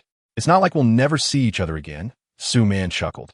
Suddenly, Tingfei halted, turning to face her. The glow of the colored lights reflected in her enchanting eyes, as if she had captured the stars within them. "Su-man," he called her name for the first time with earnestness, his voice low and serious. "There is something I've been wanting to tell you." Su-man's heart raced, her hands instinctively clenching. "What is it?" Tingfei's tone was grave, his gaze fixed intently upon her. Just then, the door to the banquet hall swung open, and Wang Ziming stumbled out, a half-full bottle of champagne in hand. "Director Yi, President Su, what are you two hiding here for?" He slurred, oblivious to the tension. Tingfei's expression froze, his fists clenching and then relaxing involuntarily. Unable to contain herself, Su-man let out a soft laugh, her eyes glimmering. Wang Ziming, completely unaware of the awkward atmosphere, staggered over and threw an arm around Tingfei's shoulder. "Come on, Director Yi, everyone's looking for you." Tingfei inhaled deeply, forcing a smile. Once Wang Jiming wobbled away, Su Man gently touched the back of Yi Tingfei's hand. "It seems fate doesn't want you to finish what you were about to say today," she remarked, turning to head back to the banquet hall. Yi Tingfei stood still, watching her retreating figure, and suddenly smiled, hastening to catch up. As the night deepened, the wrap-up banquet finally came to a close. Members of the crew departed in small groups. Some hummed off-key tunes while others leaned on each other as they staggered away. Yi Tingfei stood at the hotel entrance, watching everyone leave, his heart a whirlwind of emotions. Su Man approached him and softly asked, "Would you like me to drive you home?" Tilting his head, he gazed at her delicate profile, a smile playing on his lips. "What? Are you volunteering as my chauffeur? One must not drink and drive. Haven't you heard?" She teased, eliciting a chuckle from him with her unexpected playfulness. They reached the roadside, where the cool night air enveloped them and the streets were sparsely populated, the neon lights casting a gentle glow in the darkness. Yi Tingfei pulled out his phone, deftly opening a ride-hailing app, entering the destination, and then looking at her. "The car will arrive in 5 minutes." Su Man nodded, stopping beneath a street lamp, her gaze softening as it lingered on him. "Actually, when you spoke just now, your voice slow and deep, I want to say thank you for always being there for me." Su Man paused, then smiled. "Let's not get sentimental. I'm not accustomed to it. This isn't sentimentality. It's sincerity," Yi Tingfei replied, his eyes locked onto hers. Su Man remained silent, merely responding with a gentle hum. At last, the car arrived, the driver rolling down the window to greet them. "Shall we go?" Yi Tingfei waved his hand at her, reminding her to rest early.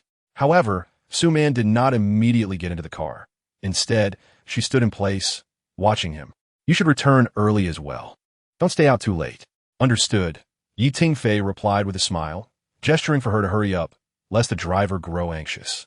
Only then did Su Man settle into the back seat, leaning against the chair, stealing one last glance at him through the car window. They both understood that although the story of this night remained unfinished, the road ahead was still long. Some words, perhaps, need not be rushed. They would reveal themselves gently at the most opportune moment. In the following month, Yi Tingfei remained with the special effects team, overseeing the project to ensure each frame achieved the perfection he envisioned, fully immersing himself in the post-production of Spider-Man. He nearly relocated his office to the Phantom Effects studio, working diligently from 9 in the morning until late into the night, often hastily consuming meals. Su Man would occasionally visit him, sometimes bringing takeout, other times quietly sitting in a corner reading or handling emails.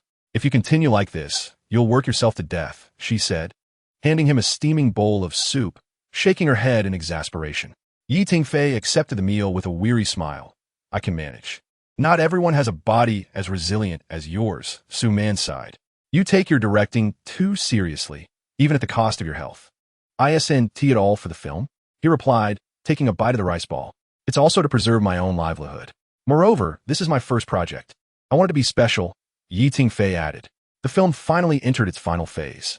The editing of the trailer was proceeding at a furious pace, with Yi Tingfei and the editor pulling several all-nighters to repeatedly adjust the rhythm and sequence of shots, striving to capture the audience's attention within a brief 2 minutes.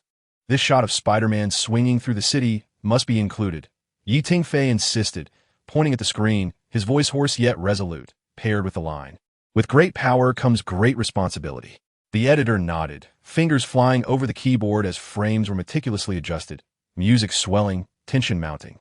At last, at 3 in the morning, the trailer was officially finalized. Yi Tingfei let out a long breath and clicked the send button. A notification appeared on the screen.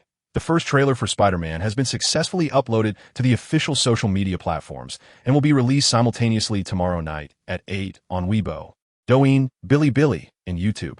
The trailer's cover featured a silhouette of Spider-Man soaring across the city skyline, his body gracefully extended in midair, right hand shooting out webbing, forming a perfect arc, creating a striking visual impact. Chapter 24. The trailer release conference. Yi Tingfei stared at the flawless shot of Spider-Man leaping on the screen, his fingers lightly tapping on the desk. At that moment, his phone vibrated. It was a message from Su Man. "The trailer has passed review, and the promotional team is in place. How's everything on your end?" Yi Tingfei couldn't help but smile as he quickly responded, "I've just completed the final version, and the results surpassed my expectations." "That's great," Su Man replied promptly. "The online press conference begins at 7 tonight. so make sure to get some good rest. It was only then that Tingfei realized it was nearly 5 in the morning. After informing the person beside him, he retreated to the adjacent room for some sleep.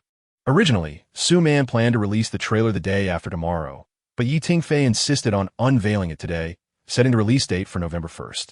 The reason for this urgency was that the deadline for the task assigned by the system was approaching in early November, and Tingfei could not afford to gamble on what constituted a completed shoot.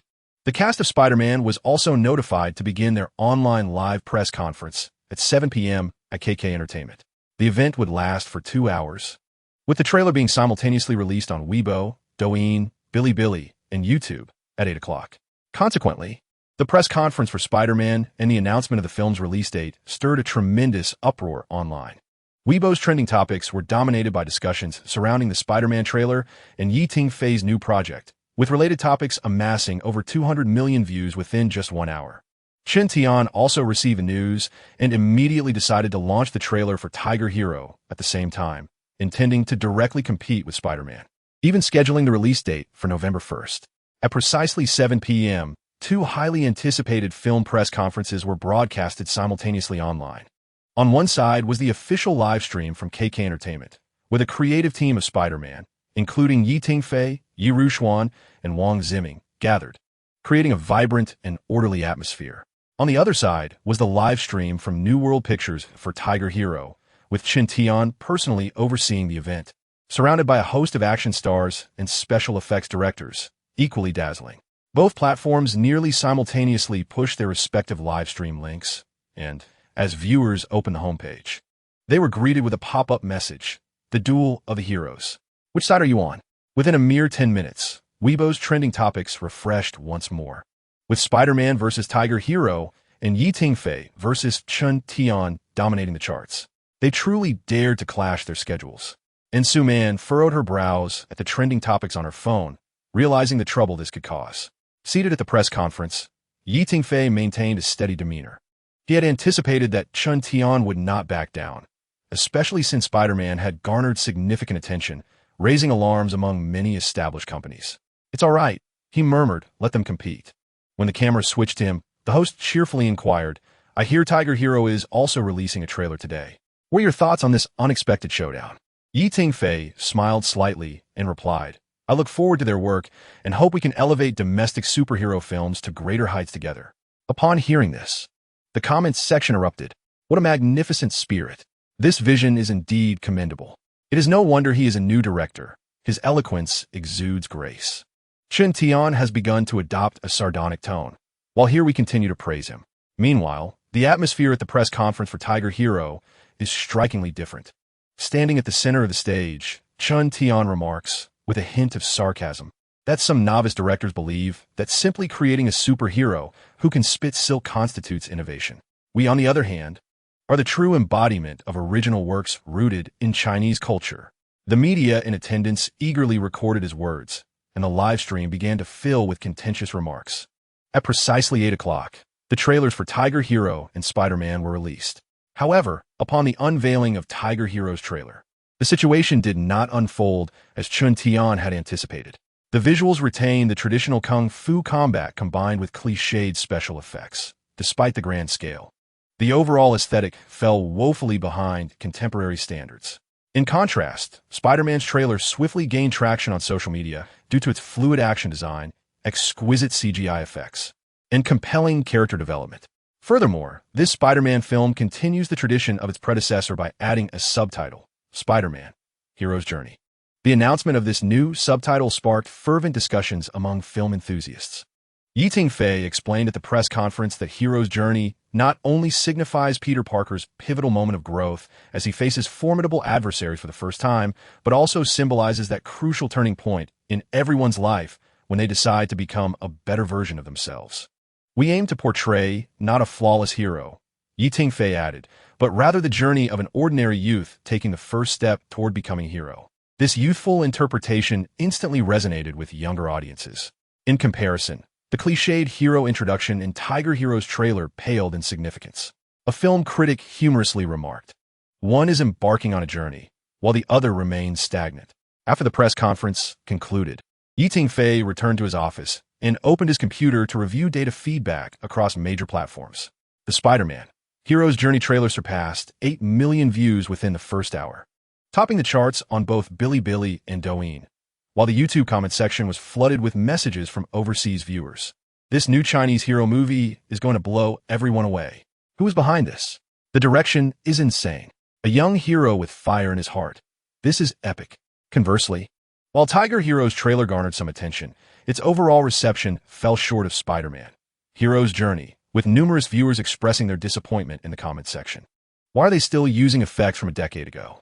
The plot appears to follow a familiar formula, yet I find myself more eager for Yi Tingfei's upcoming work. The following morning, Su Man entered Yi Tingfei's office, a broad smile illuminating her face as she held the tablet. Did you know? Last night, when both of your press conferences aired simultaneously, the traffic surged beyond expectations. Yi Tingfei glanced up at her, a subtle smile gracing his lips. And the outcome? She continued, flipping open the data report. Our trailer received 3 times the likes of Tiger Hero and 5 times the shares, with international platform engagement exceeding all projections. Upon hearing this, Yi Tingfei merely nodded, his excitement tempered. He understood that the true battle was yet to commence. November 1st would be the ultimate battleground, and he was already prepared. The box office for Spider-Man Hero's Journey must exceed 2 billion. Chapter 25, Reactions at a Certain University. Lin Jifeng clicked on the trailer for Tiger Hero. As a devoted fan of director Mo Wenjie, he had amassed a collection of his Blu-ray films, including Eye of the Knight and Iron Will. He thought to himself, this is Mo Wenjie's first venture into the superhero genre. I must show my support. As the trailer began, the prominent title of Mo Wenjie's work caused Lin Jifeng to sit up straight.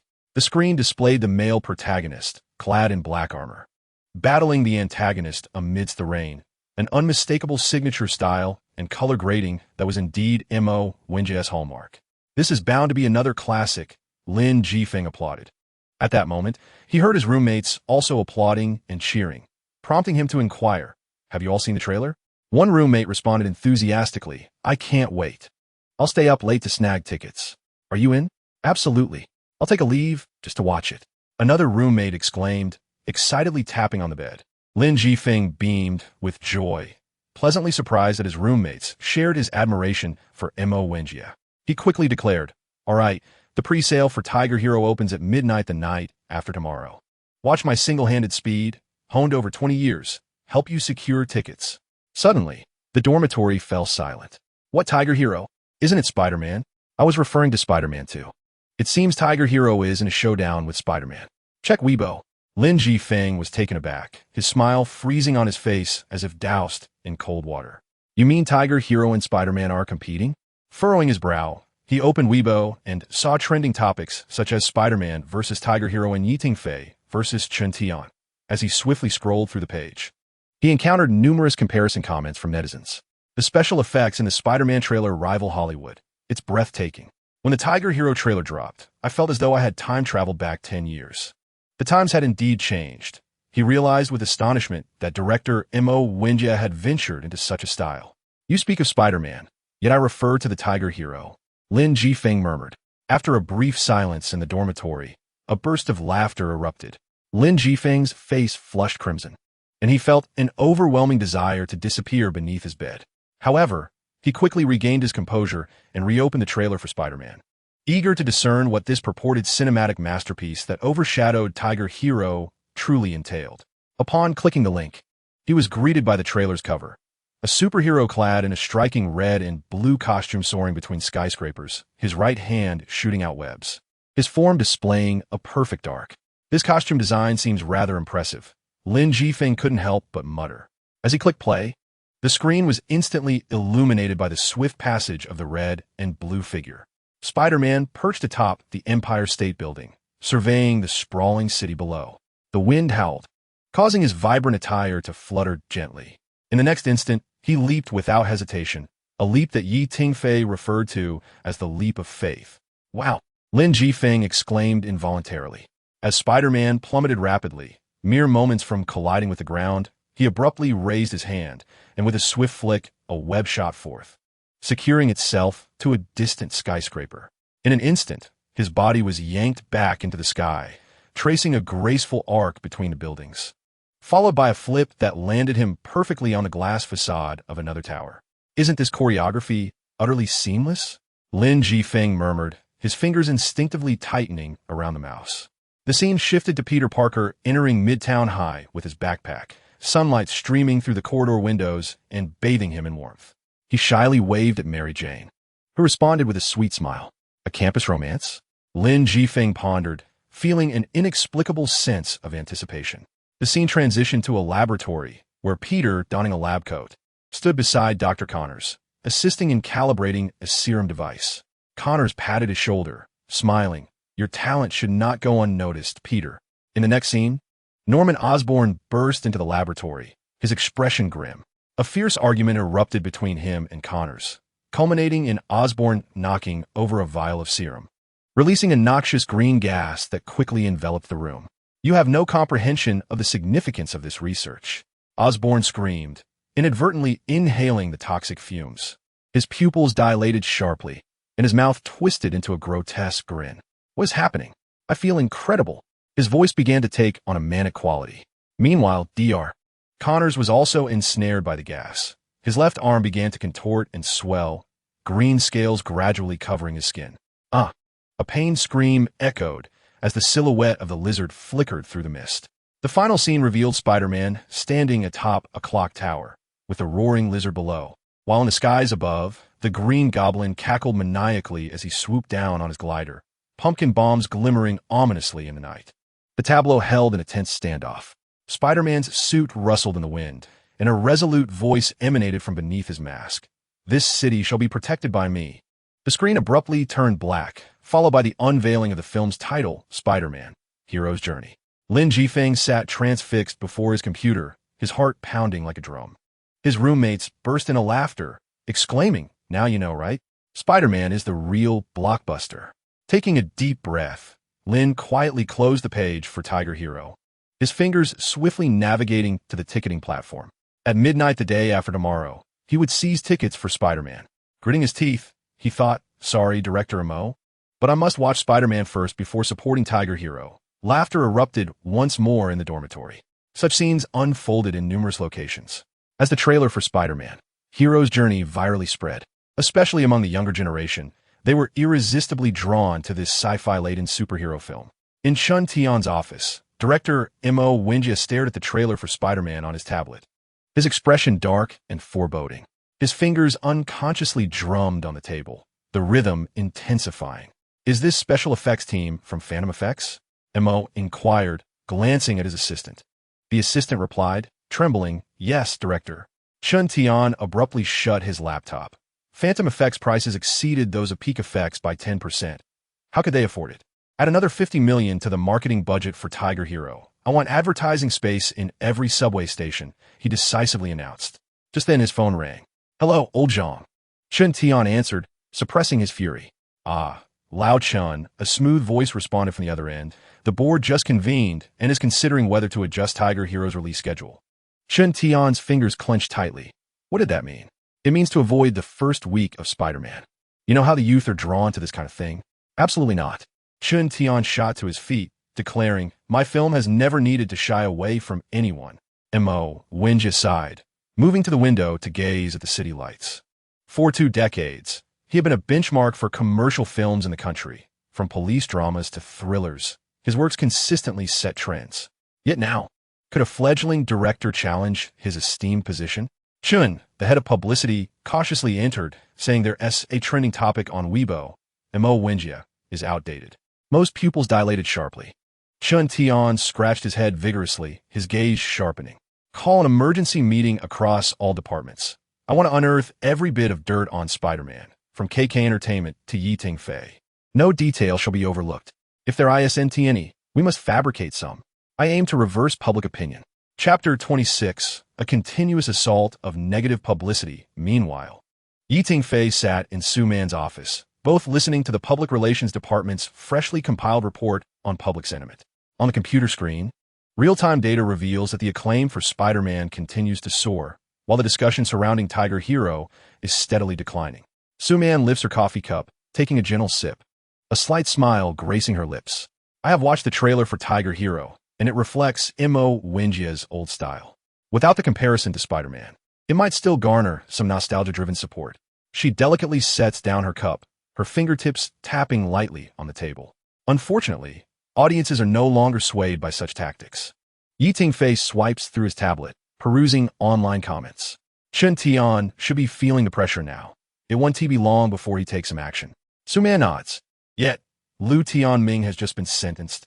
It hasn't been long, so he won't dare to act too recklessly. Tingfei closes his tablet, a glimmer of sharpness flashing in his eyes. Regardless, Spider-Man has successfully ignited the market. We must ensure this flame remains stable. At that moment, a gentle knock sounds at the office door. An assistant rushes in, visibly anxious. President Su, Director Yi. I've just received news that President Chun from New World Pictures is contacting major cinema chains. Tingfei and Su Man exchange a knowing glance. As expected, Tingfei scoffs softly. Is he attempting to monopolize the screening schedule?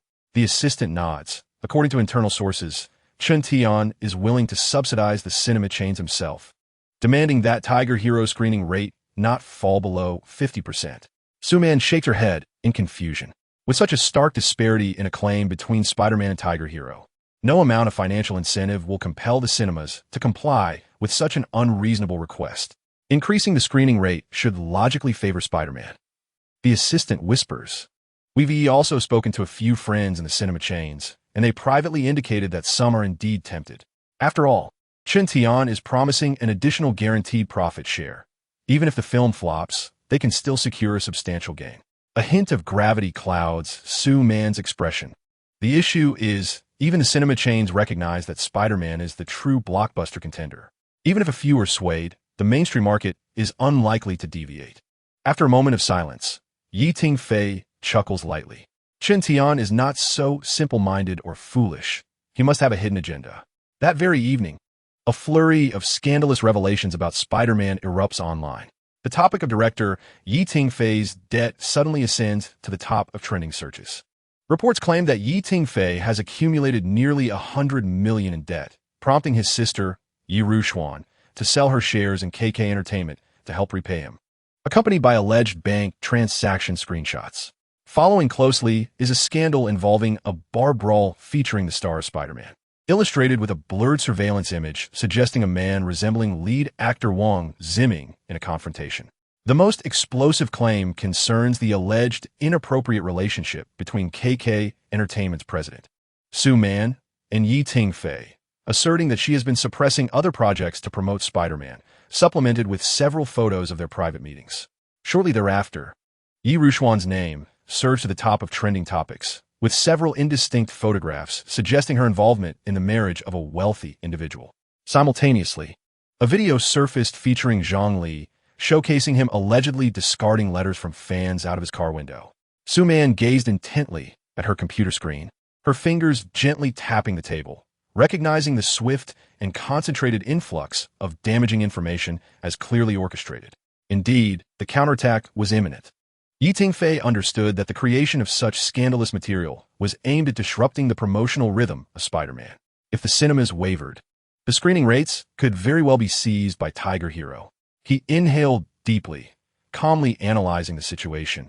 Chen Tian had evidently invested heavily, employing both financial inducements to cinemas and manipulating public opinion to undermine their efforts. Su Man nodded, her gaze sharp. Although these accusations were crude at this critical juncture, they were sufficient to sway a segment of the audience's sentiments, especially given the overwhelming exposure of the trending topics.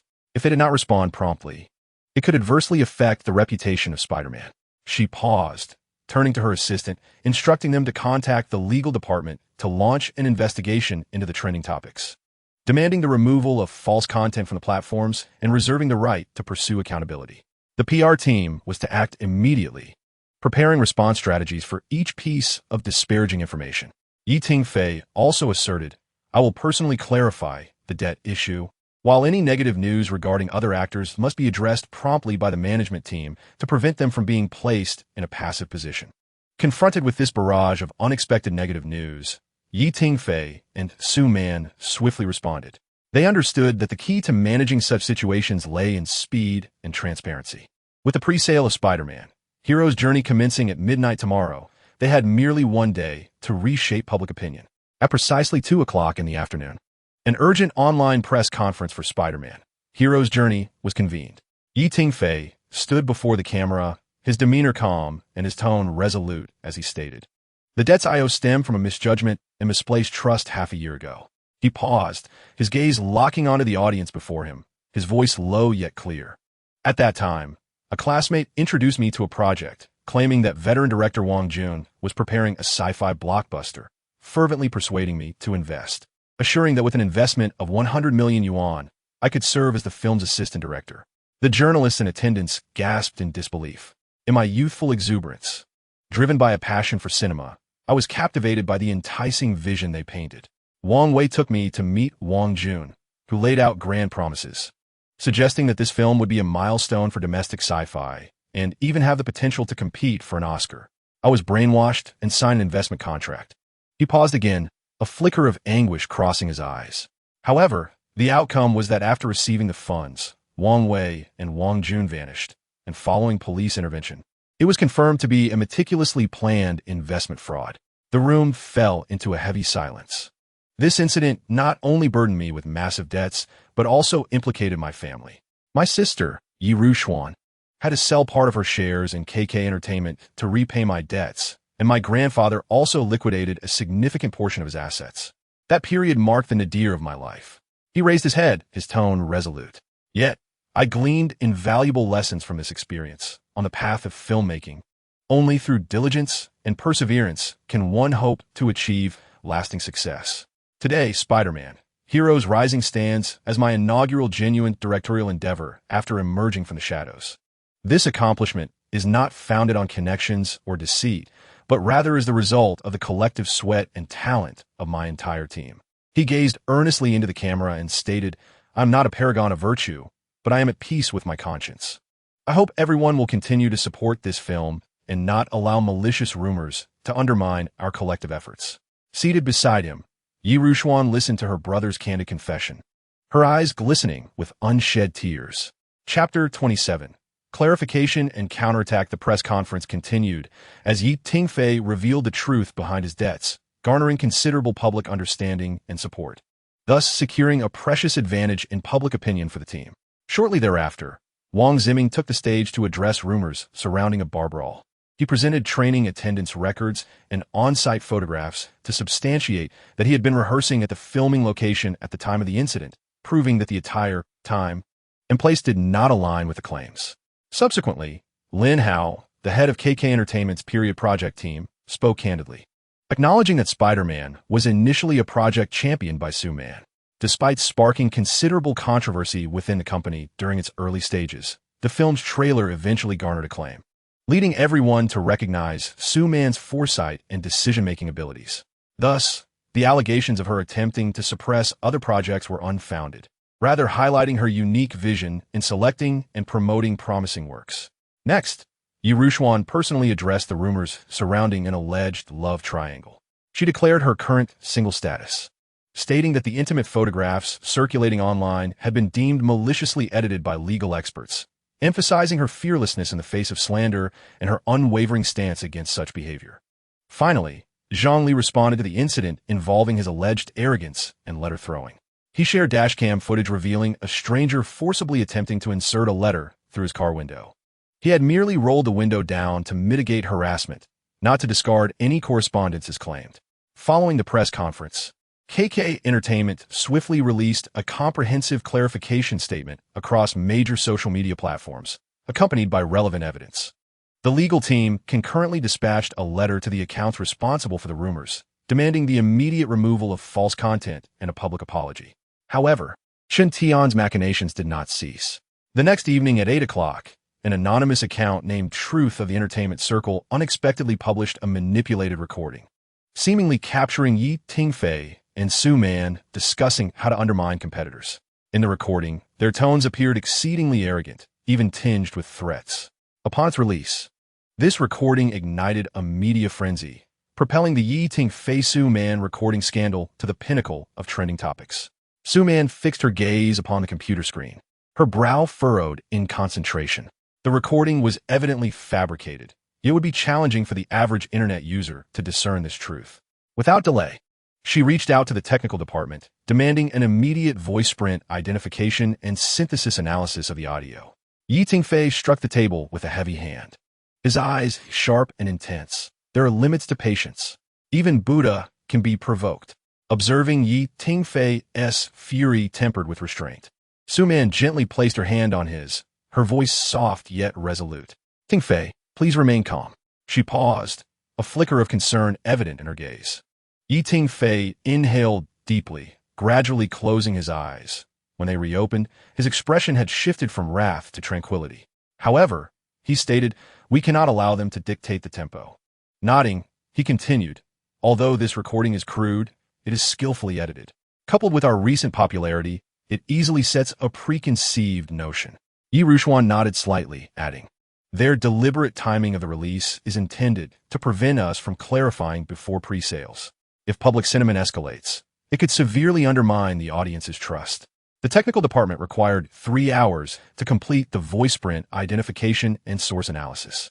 However, with the clock striking 8:30, even though results could be obtained before midnight, time was of the essence, and any delay could jeopardize the initial pre-sales of Spider-Man: Hero's Journey.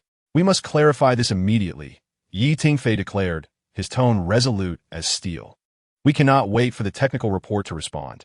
It is imperative we seize the narrative and inform the public of our actions and the falsity of these claims. With a steely gaze, he continued, I will personally release a statement video indicating that we have gathered evidence and are pursuing legal recourse. Su-Man added, I can reach out to several reputable industry bloggers to analyze the suspicious aspects of this recording from a professional standpoint, such as the inconsistencies in the timeline and the illogical context. Tingfei nodded and promptly took out his phone to record the video. To all friends concerned about Spider-Man, regarding the so-called recordings circulating tonight, I hereby solemnly declare, this is entirely false information. Our technical team has preliminarily confirmed that this recording exhibits clear signs of editing, and a comprehensive report will be released shortly.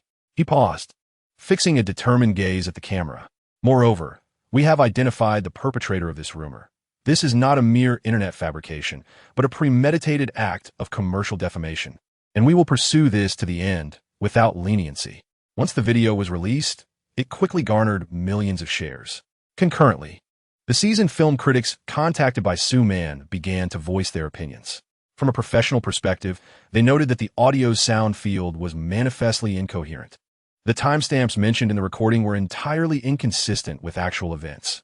It was a blatant example of deceptive editing. By 10:30 p.m., with just an hour and a half remaining until the film's pre-sales commenced, the technical department was still diligently working on the analysis, requiring at least another hour to complete the full report. The technical director wiped the sweat from his brow, yet we could ascertain several pivotal suspicions. Suman decisiveli proclamet. Let's unveil these findings. Within 3 minutes, the official account of KK Entertainment released a graphic analysis, highlighting the conspicuous editing jumps in the background audio, as well as the significant discrepancies in Su-Man's vocal characteristics compared to her usual recordings. This Weibo post instantly ignited a firestorm online, and the topic of audio forgery surged rapidly. As the technical department continued to disclose analytical details, public sentiment began to shift dramatically. Netizens began to question the authenticity of the recording, demanding that the anonymous account release the complete audio to prove its innocence.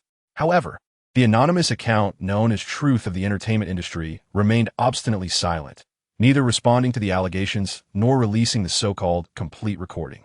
By 11:23 p.m., the technical department had finally completed an exhaustive voice print identification report. The report unequivocally stated that the audio segments of Su-Man and Tingfei were derived from disparate public interviews, having been spliced, altered in speed, and subjected to noise reduction, rendering them entirely inconsistent with the acoustic characteristics of a natural conversation. KK Entertainment's legal department promptly issued a statement, formally filing a lawsuit against the anonymous account and its operators, and had requested the platform to retrieve the account registration details in pursuit of the shadowy figures behind the scenes. At midnight, the pre-sale for Spider-Man: Hero's Journey commenced as scheduled. Surprisingly, this turmoil not only failed to dampen box office prospects, but, rather, due to KK Entertainment's swift response and resolute stance, ignited fervent support from fans and bystanders alike. Within merely 10 minutes of the pre-sale opening, box office earnings soared past 50 million, with nearly all first-day screenings sold out, prompting cinemas to urgently add more showings. As Su-Man observed the real-time box office data, her taut nerves finally eased slightly. She turned to Tingfei, a slight smile gracing her lips. It seemed the audience's discernment was astute. At that moment, Tingfei conceived a counter-strategy, his fingertips tapping rhythmically on the table. If they sought to play dirty, then we would retaliate with transparency, directly casting the question of who was targeting Spider-Man into the public arena. At 1 a.m., KK Entertainment's official site suddenly launched a special page titled "Who is Afraid of Spider-Man?", clearly delineating all the rumors that Spider-Man had encountered along a timeline. Prominently featured on the page was a bounty announcement, a reward of up to 1 million for anyone providing valid information. Su-Man, watching the skyrocketing traffic, chuckled. I reckon the entire internet will turn detective. Simultaneously, Tingfei personally released a lengthy post on Weibo entitled "We Fear Not the Darkness, for We Hold Light Within." The post articulated, a film that can be attacked so viciously indicates it has touched upon the interests of certain individuals. We fear not the darkness, for we harbor light within. This Weibo post exploded across the internet, rapidly surpassing 10 million reads, with a flood of supportive comments pouring into the section. Support Spider-Man. Firmly resist the detractors. Your perseverance convinces me that hope still exists in this world. I must see this film, driven by this indomitable spirit. As public opinion continues to ferment, discussions surrounding various topics, including who fears Spider-Man and the authenticity of audio recordings, dominate trending searches. Chapter 28. The Thief Shouting to Catch the Thief. Meanwhile, at the New World Film Industry building, a crisp slap echoed through the office of the chairman. Chun Tian staggered slightly from the force of the blow, 5 red fingerprints instantly appearing on his face. Covering his cheek, he looked up in shock at his father.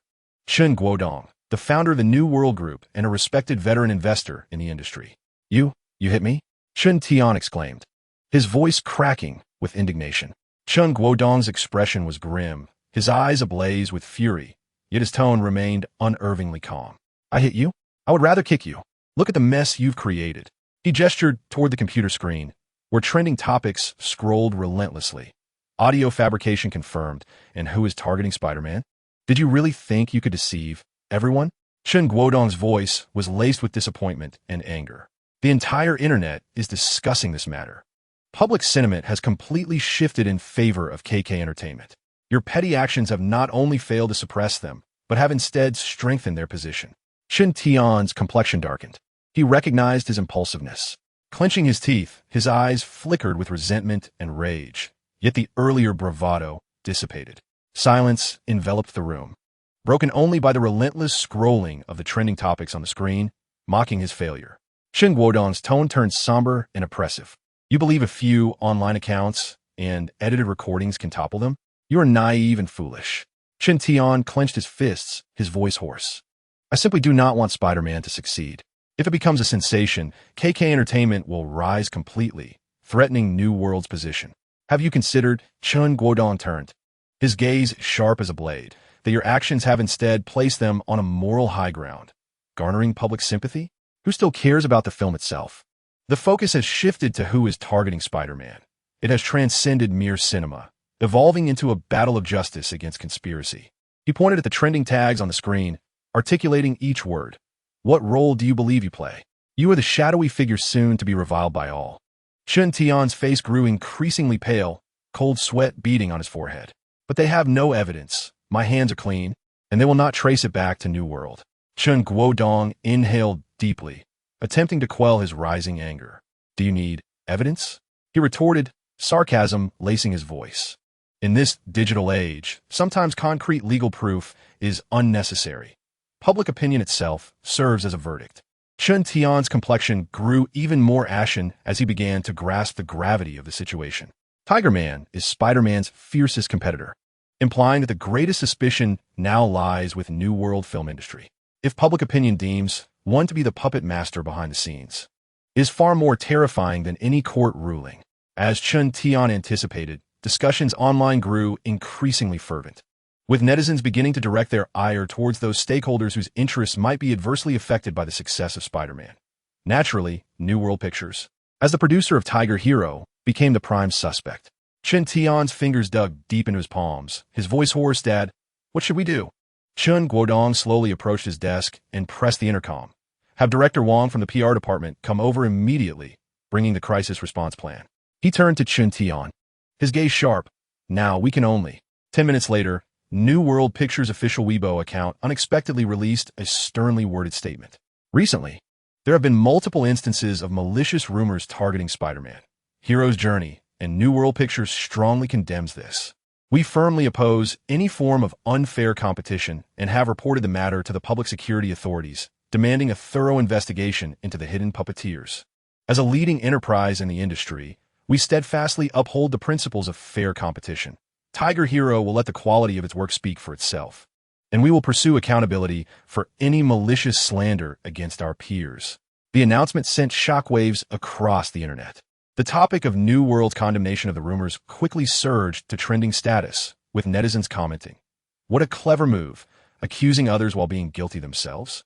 Could it truly not be them? Wait, this plot twist is unfolding rather swiftly." Chen Guodong fixated on the real-time public sentiment monitoring screen. Addressing the rushing PR director, "Immediately contact 3 authoritative media outlets and arrange for an exclusive interview in my name." Titled "Concerns of an Old Filmmaker Who is Undermining the Industry Ecosystem." "Dad," Chen Tian abruptly stood up. "Aren't we?" Silence. Chen Guodong forcefully pressed his son back into his seat. "Now we must appear angrier than KK Entertainment. Quickly engage the online commenters to elevate the topic of protecting the healthy development of domestic films." Indeed, experience prevails. Chen Guodong's maneuver proved effective. Within a mere 2 hours, the topic of protecting domestic films surpassed 50 million views, with numerous official media outlets resharing New World's statement. Seizing the momentum, Chen Guodong expressed heartfelt concern in the interview. "Certain foreign forces are attempting to destabilize the Chinese film market. We must remain vigilant." Simultaneously, New World's legal department boldly announced that they had identified 3 foreign IPs suspected of spreading rumors and had submitted a request for collaboration to Interpol. This deft redirection of blame was executed flawlessly, as the tide of public opinion began to shift subtly. Tingfei gazed in astonishment at the changing public sentiment on his computer screen, a slight smile gracing his lips, though a flicker of coldness danced in his eyes. His demeanor remained calm, yet his tone bore a hint of caution. This clever ploy of accusing the accuser not only successfully shifted the focus of public discourse, but also painted them as the righteous party. Foreign forces? Interpol? They truly portrayed the mantle of righteousness with remarkable authenticity. Su Man sat quietly to the side, her brow slightly furrowed as she murmured, "They are leveraging the situation, exploiting national sentiments to mask their own issues." She paused, her gaze sharp. "Moreover, they have become aware that they are under scrutiny. Thus they must seize the narrative before we retaliate." Facing the counter-strategies of New World Pictures, Tingfei and Su Man recognized the intricacies of the public opinion battlefield and the opponent's cunning tactics. Nevertheless, considering that Spider-Man, Hero's Journey had garnered substantial attention, Tingfei resolved to adopt a more astute and resource-efficient approach to respond. "Since the public's perception is keen, we need not engage directly in a skirmish with them." He contemplated. "We merely need to continue presenting facts and support, allowing netizens to uncover the truth themselves." Tingfei aspired to steer public discourse in a direction favorable to Spider-Man, Hero's Journey, while avoiding entanglement in futile verbal skirmishes, thereby concentrating on enhancing the film's quality and viewer experience. He believed that justice and truth would ultimately prevail, and that truly exceptional works would withstand the test of time. Chapter 29. Premiere following the clever strategies employed by Tingfei and Su Man. The pre-sale of Spider-Man, Hero's Journey continued to soar. The film's popularity remained unscathed by any negative impacts. Rather, it gained increased public attention and support due to the ongoing public relations battle with New World Pictures. Meanwhile, Tiger Hero, the primary competitor to Spider-Man, Hero's Journey, faced rather lackluster pre-sales. Despite New World Pictures' attempts to shift the focus of public opinion through various public relations tactics, portraying themselves as victims, audiences seemed more inclined to support the honesty and transparency of KK Entertainment. Furthermore, while New World Picture strategy of Crying Thief had some short-term efficacy, it failed to fundamentally alter the public perception of the events. Director Yi, my goodness, the second round of pre-sale tickets vanished in the blink of an eye. Wang Ziming excitedly reported this good news to Yi Tingfei. Nodding with a satisfied smile, Yi Tingfei acknowledged him. Su Man interjected, not only that, major cinemas are constantly adding showtimes to accommodate more viewers, and even some smaller theaters have requested to screen Spider-Man: Hero's Journey in their venues. Wang Ziming eagerly scrolled through real-time data on his phone. Currently, the national screening ratio has exceeded 45 and continues to rise. The number of people wanting to see it on Maoyan and Teopio has also skyrocketed, far surpassing Tiger Hero by more than 5 times. Yet Tingfei maintained a composite demeanor. Yet his tone was relaxed. This indicates that people are not merely drawn to the spectacle. They genuinely anticipate this film. Su Man nodded in agreement. It is time to transition this enthusiasm from online to offline. We must make Spider-Man: Hero's Journey a topic of national conversation, not just another film. Prince Ming excitedly interjected. The production team of Idol Producer has contacted me and wishes to invite the lead cast to participate in the upcoming superhero special, themed Future Idols vs. Superheroes, for a cross-disciplinary collaboration. In addition to this unique variety show partnership, the creative team of Spider-Man: Hero's Journey will also engage in interactive activities across various live streaming platforms. Tonight, at 8 o'clock, the creative team will host a special session on Shinkong Live, where they will challenge the audience with Spider-Man-themed games. Tomorrow night, at 10, Prince Ming will conduct an immersive live stream on Xingdong Live, unveiling behind-the-scenes insights into the costume design and interviewing the creative team. Simultaneously, the team has collaborated with Douyin to launch the My Spider-Man Moment Challenge, encouraging netizens to share their courageous moments in everyday life, such as helping the elderly cross the street or extinguishing a kitchen fire for a neighbor. Currently, the topic has garnered over 100 million views, with numerous celebrities responding and participating. After hearing this, Yi Tingfei revealed a satisfied smile, stating, "Excellent. Our mission transcends mere film promotion. We aim to cultivate a cultural sense of identity. Everyone harbors a hero within, and Spider-Man: Hero's Journey is the beacon that ignites this belief." Just then, a data push from Maoyan appeared, indicating that Spider-Man: Hero's Journey had surpassed 90 million in pre-sales, with a premiere screening rate reaching 52, setting a new record for domestic superhero genres.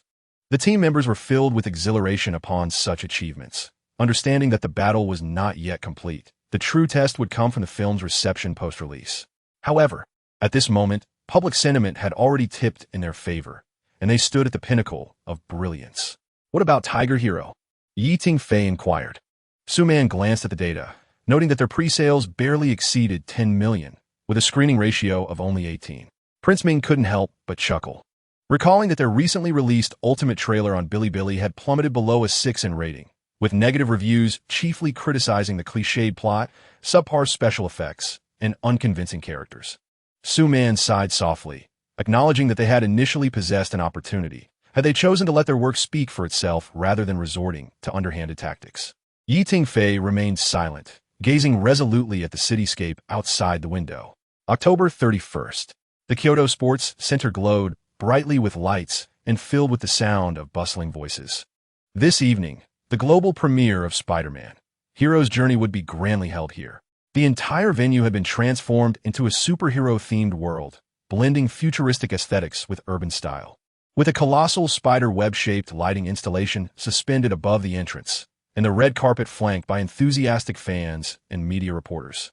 By 6 o'clock in the evening, the 100-meter-long red carpet was already thronged with eager fans and media personnel. On the giant screen, the iconic spider web pattern of Spider-Man pulsed with dazzling light effects in sync with the rhythm of the music. Ladies and gentlemen, welcome to the global premiere of Spider-Man: Hero's Journey.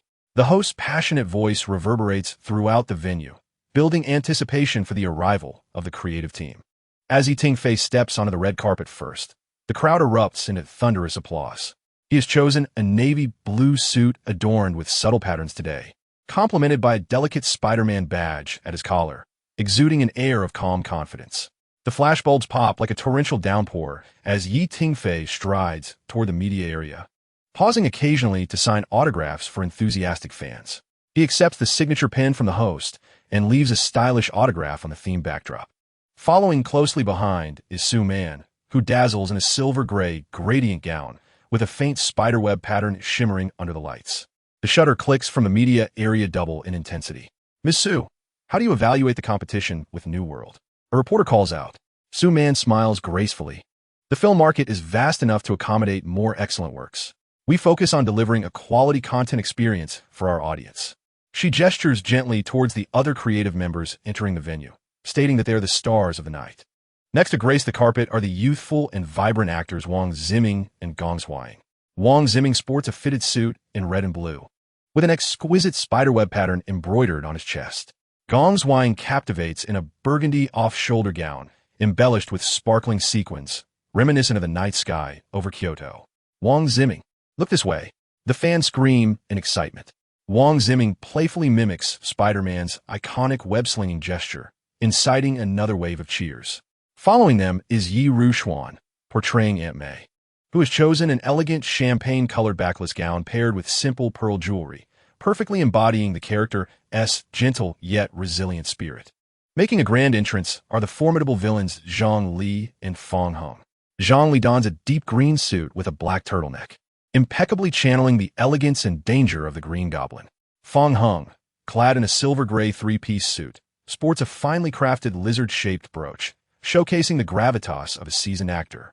As all the creative personnel gather for a photo in front of the theme backdrop, Tingfei stands at the center, gazing at his star-studded team with a look of satisfaction. Under the flashing lights, this crew, which embodies the dedication of countless individuals, radiates a dazzling brilliance. Let us eagerly anticipate the spectacular presentation of Spider-Man: Hero's Journey. The host's voice beautifully concludes the red carpet segment. The creators wave to the audience as they proceed into the venue, preparing for the upcoming premiere celebration. Chapter 30, Spider-Man: Hero's Journey. As the creative team enters the venue, the premiere officially counts down to its commencement. The colossal silver screen at the center of the hall gradually brightens, with the Spider-Man logo shimmering under the lights. The atmosphere in the venue gradually settled into a hushed silence, as the audience held their breath in anticipation. Distinguished guests, ladies and gentlemen, welcome to the global premiere of Spider-Man: Hero's Journey. The host's voice resonated powerfully, heralding not merely the debut of a film, but the dawn of a new era for superheroes. Amidst the thunderous applause, the stage lights suddenly focused on the entrance at the end of the red carpet. Now, let us extend our warmest applause to welcome the director of this film, Mr. Yi Tingfei.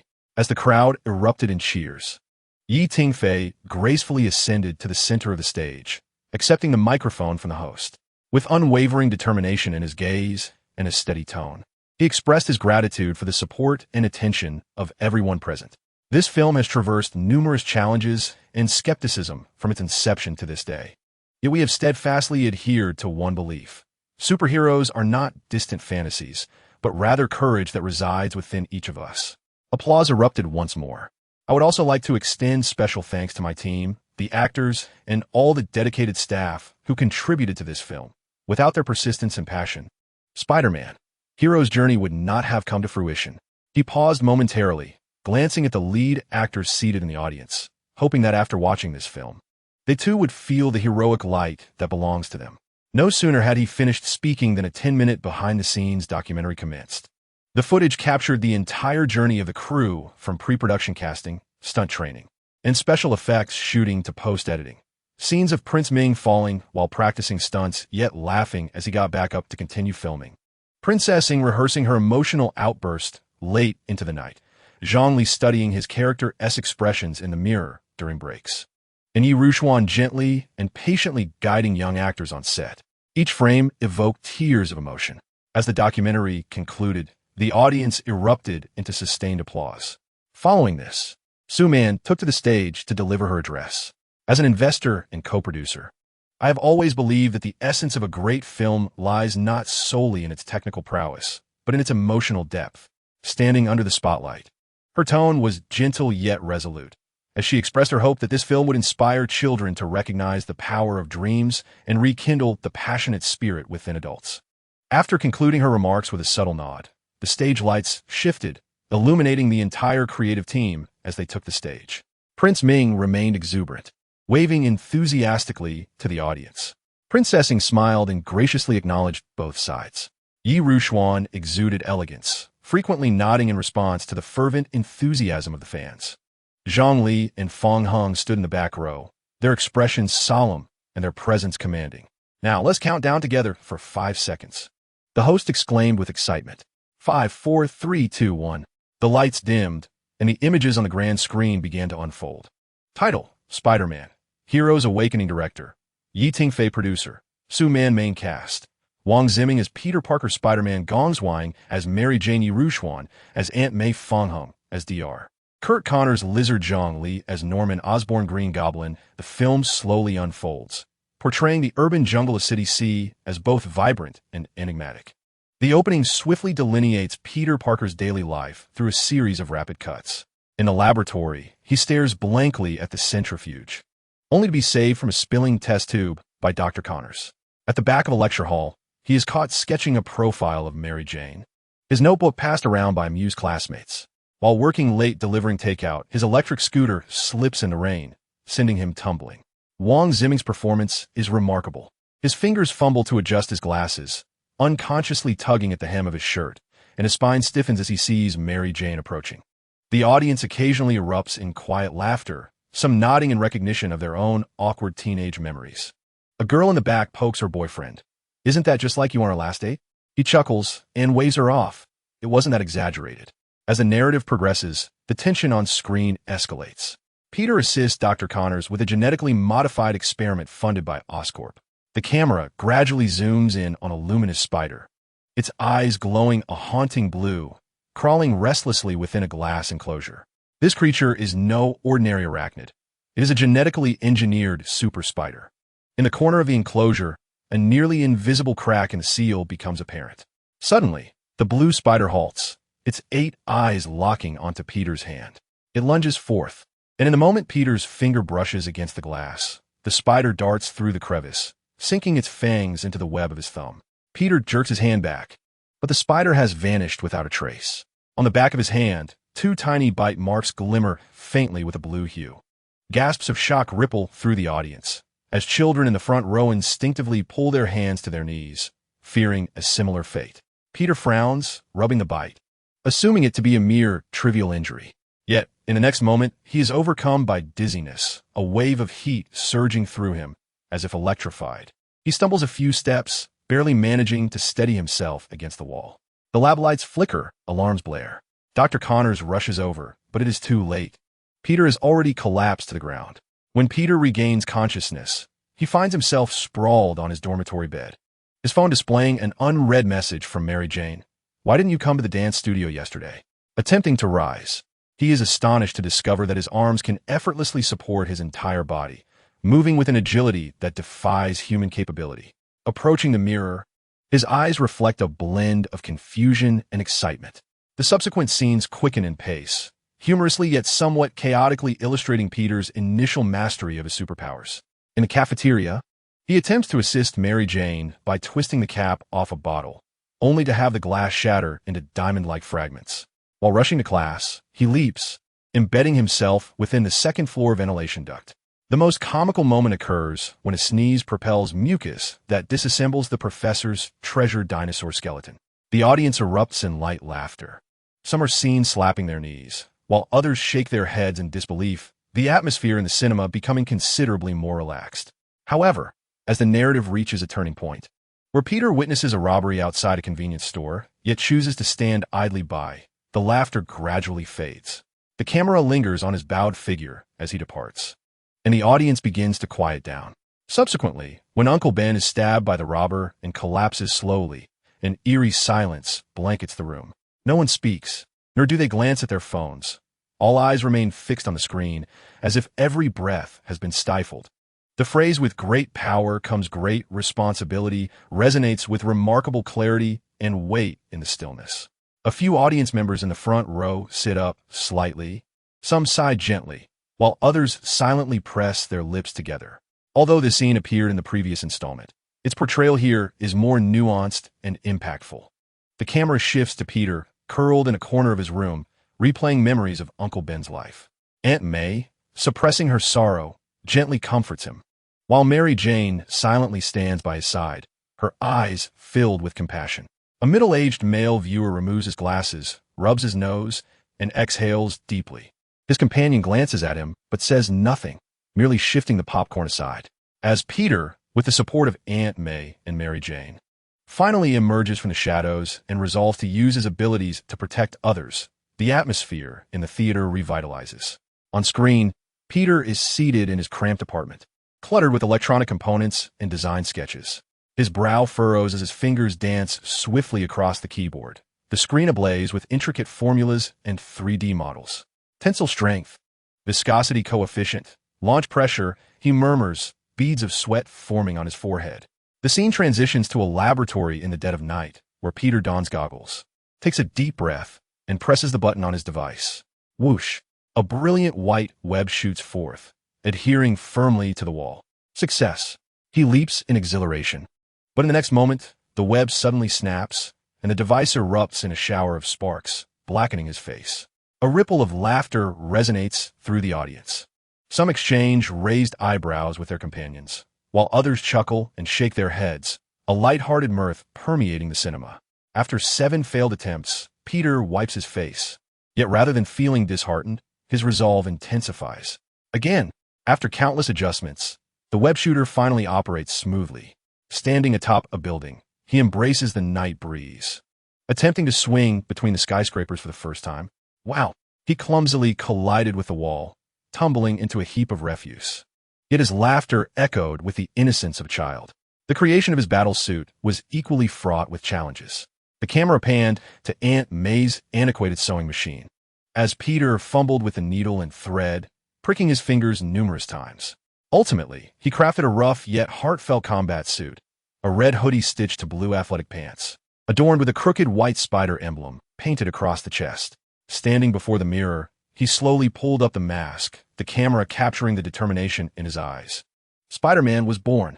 In the nocturnal expanse of City C, crime festered.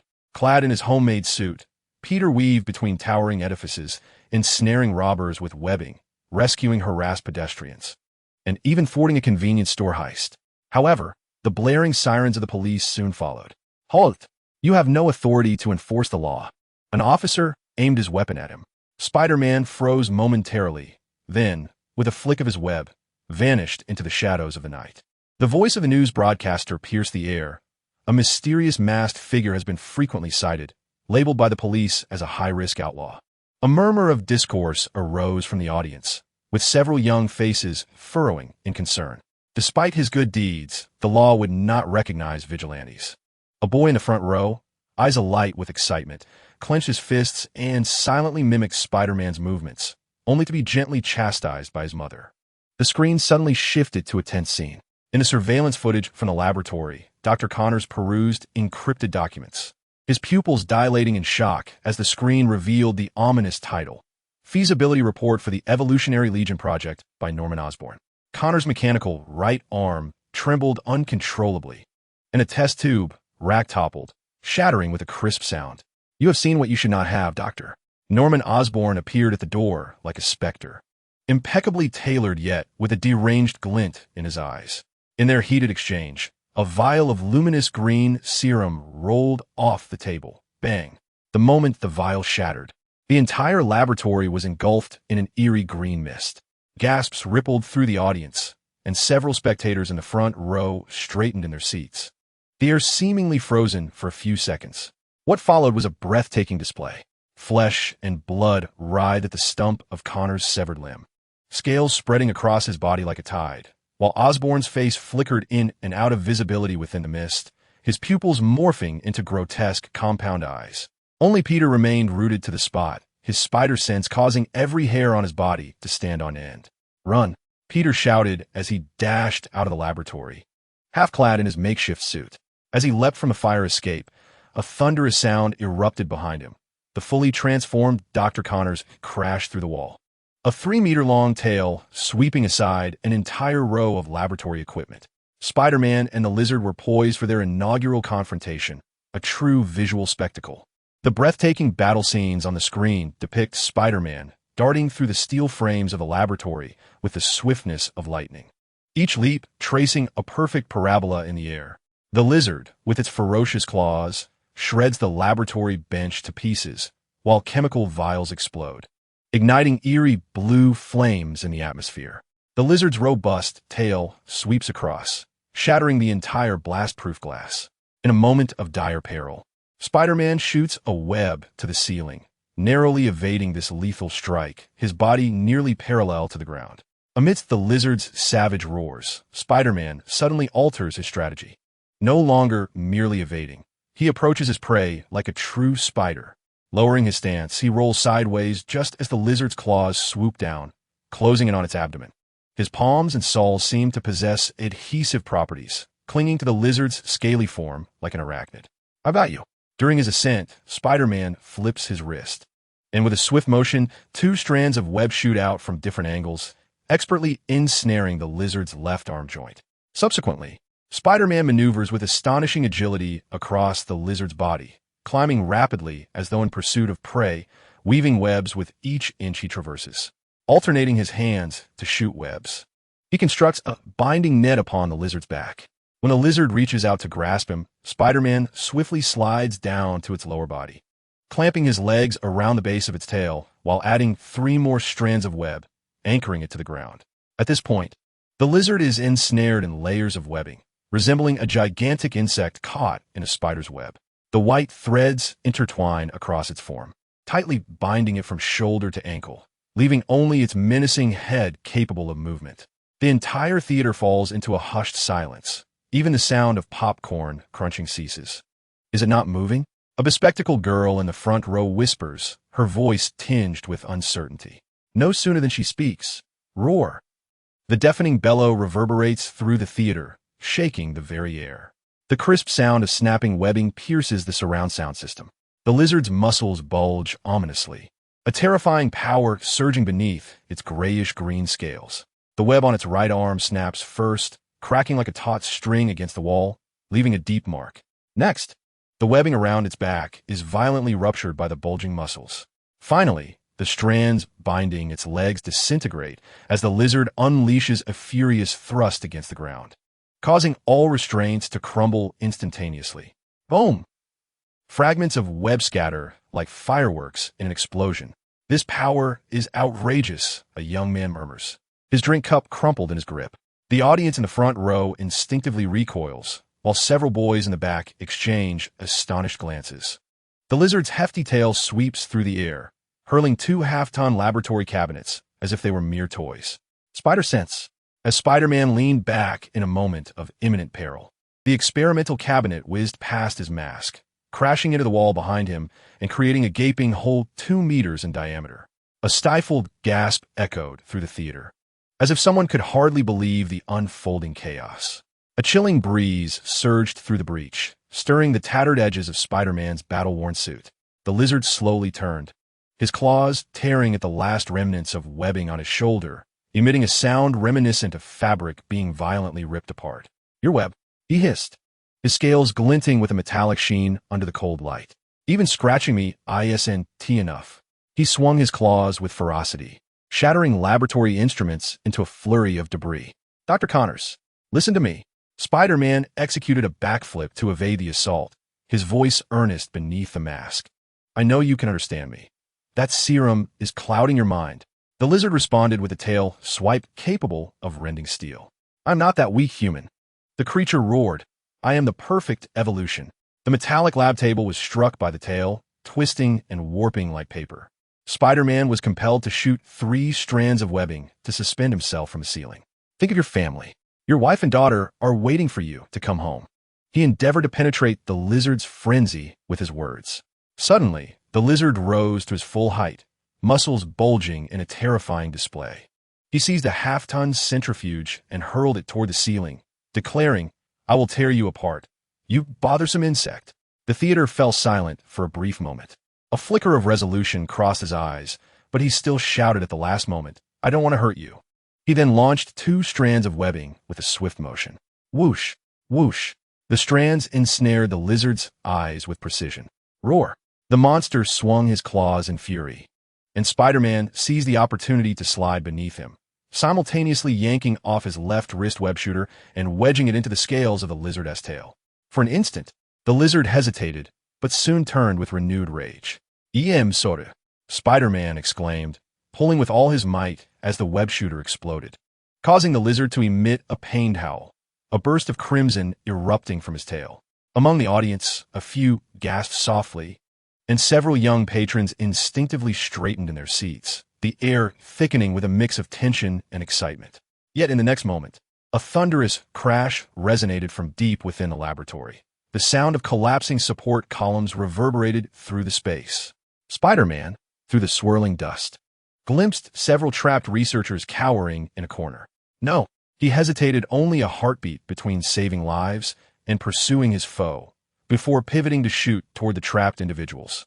A protective web net formed just in time to catch the falling debris.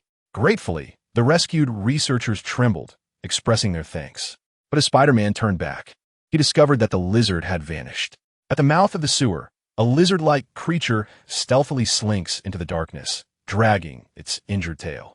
In its final glance, a fleeting complexity reminiscent of humanity flickers across its visage.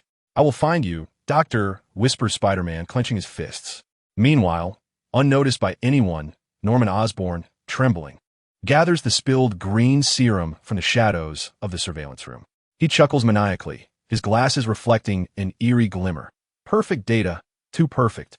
As the wail of sirens approaches, a green silhouette vanishes silently into the ventilation ducts, leaving behind shattered vials and the faint echo of deranged laughter reverberating through the laboratory. The scene shifts to Norman Osborn, now in his office, where neon green data scrolls across the screen. Standing before a holographic display, he glides his fingertips over surveillance footage, Spider-Man swinging between skyscrapers, the lizard lurking at the sewer's entrance, and the gang's strongholds stirring in the city's shadowy corners. "Sir, our recruitment plan is progressing smoothly," reports a mercenary clad in a metallic mask. 3 gangs have already pledged their loyalty. A cold smirk curls at the corners of Norman's mouth as he presses a button, revealing a modified armory concealed within the wall, gliders gleaming with menace, pumpkin bombs flickering ominously, and rows of vials filled with green liquid. "Excellent." His voice trembles with excitement. "Those who can provide the whereabouts of the lizard shall receive the Osborn Group's most advanced weaponry." The camera transitions once more. Peter Parker sits at his desk, the blue light of the computer casting a pallor on his weary face. Scattered across the surface are fragments of documents surreptitiously extracted from Osborn's laboratory. One photograph depicts the lizard's blurred silhouette vanishing into a sewer entrance. "C-City, Drainage System 63, Peter murmurs, tracing circles on the map with his finger. Suddenly, his gaze fixates on a particular point. "Wait, this drainage connects to the abandoned Osborn Biological Laboratory." As night descends, Peter stands before his wardrobe, taking a deep breath. Caution must prevail this time. Dressed in his suit, Spider-Man enters a dimly lit sewer, advancing with utmost care. Abruptly, he halts. A fresh claw mark marred with green slime adorns the wall. "Doctor, I know you can hear me." His voice echoes through the tunnel. In the audience, some lean forward, seemingly caught in the unexpected stillness. Just as Spider-Man bends to examine the mark, a powerful spider sense tingles. The manhole cover above him explodes. "I found you." The Green Goblin descends on his glider, with pumpkin bombs raining down like hail. Boom! Boom!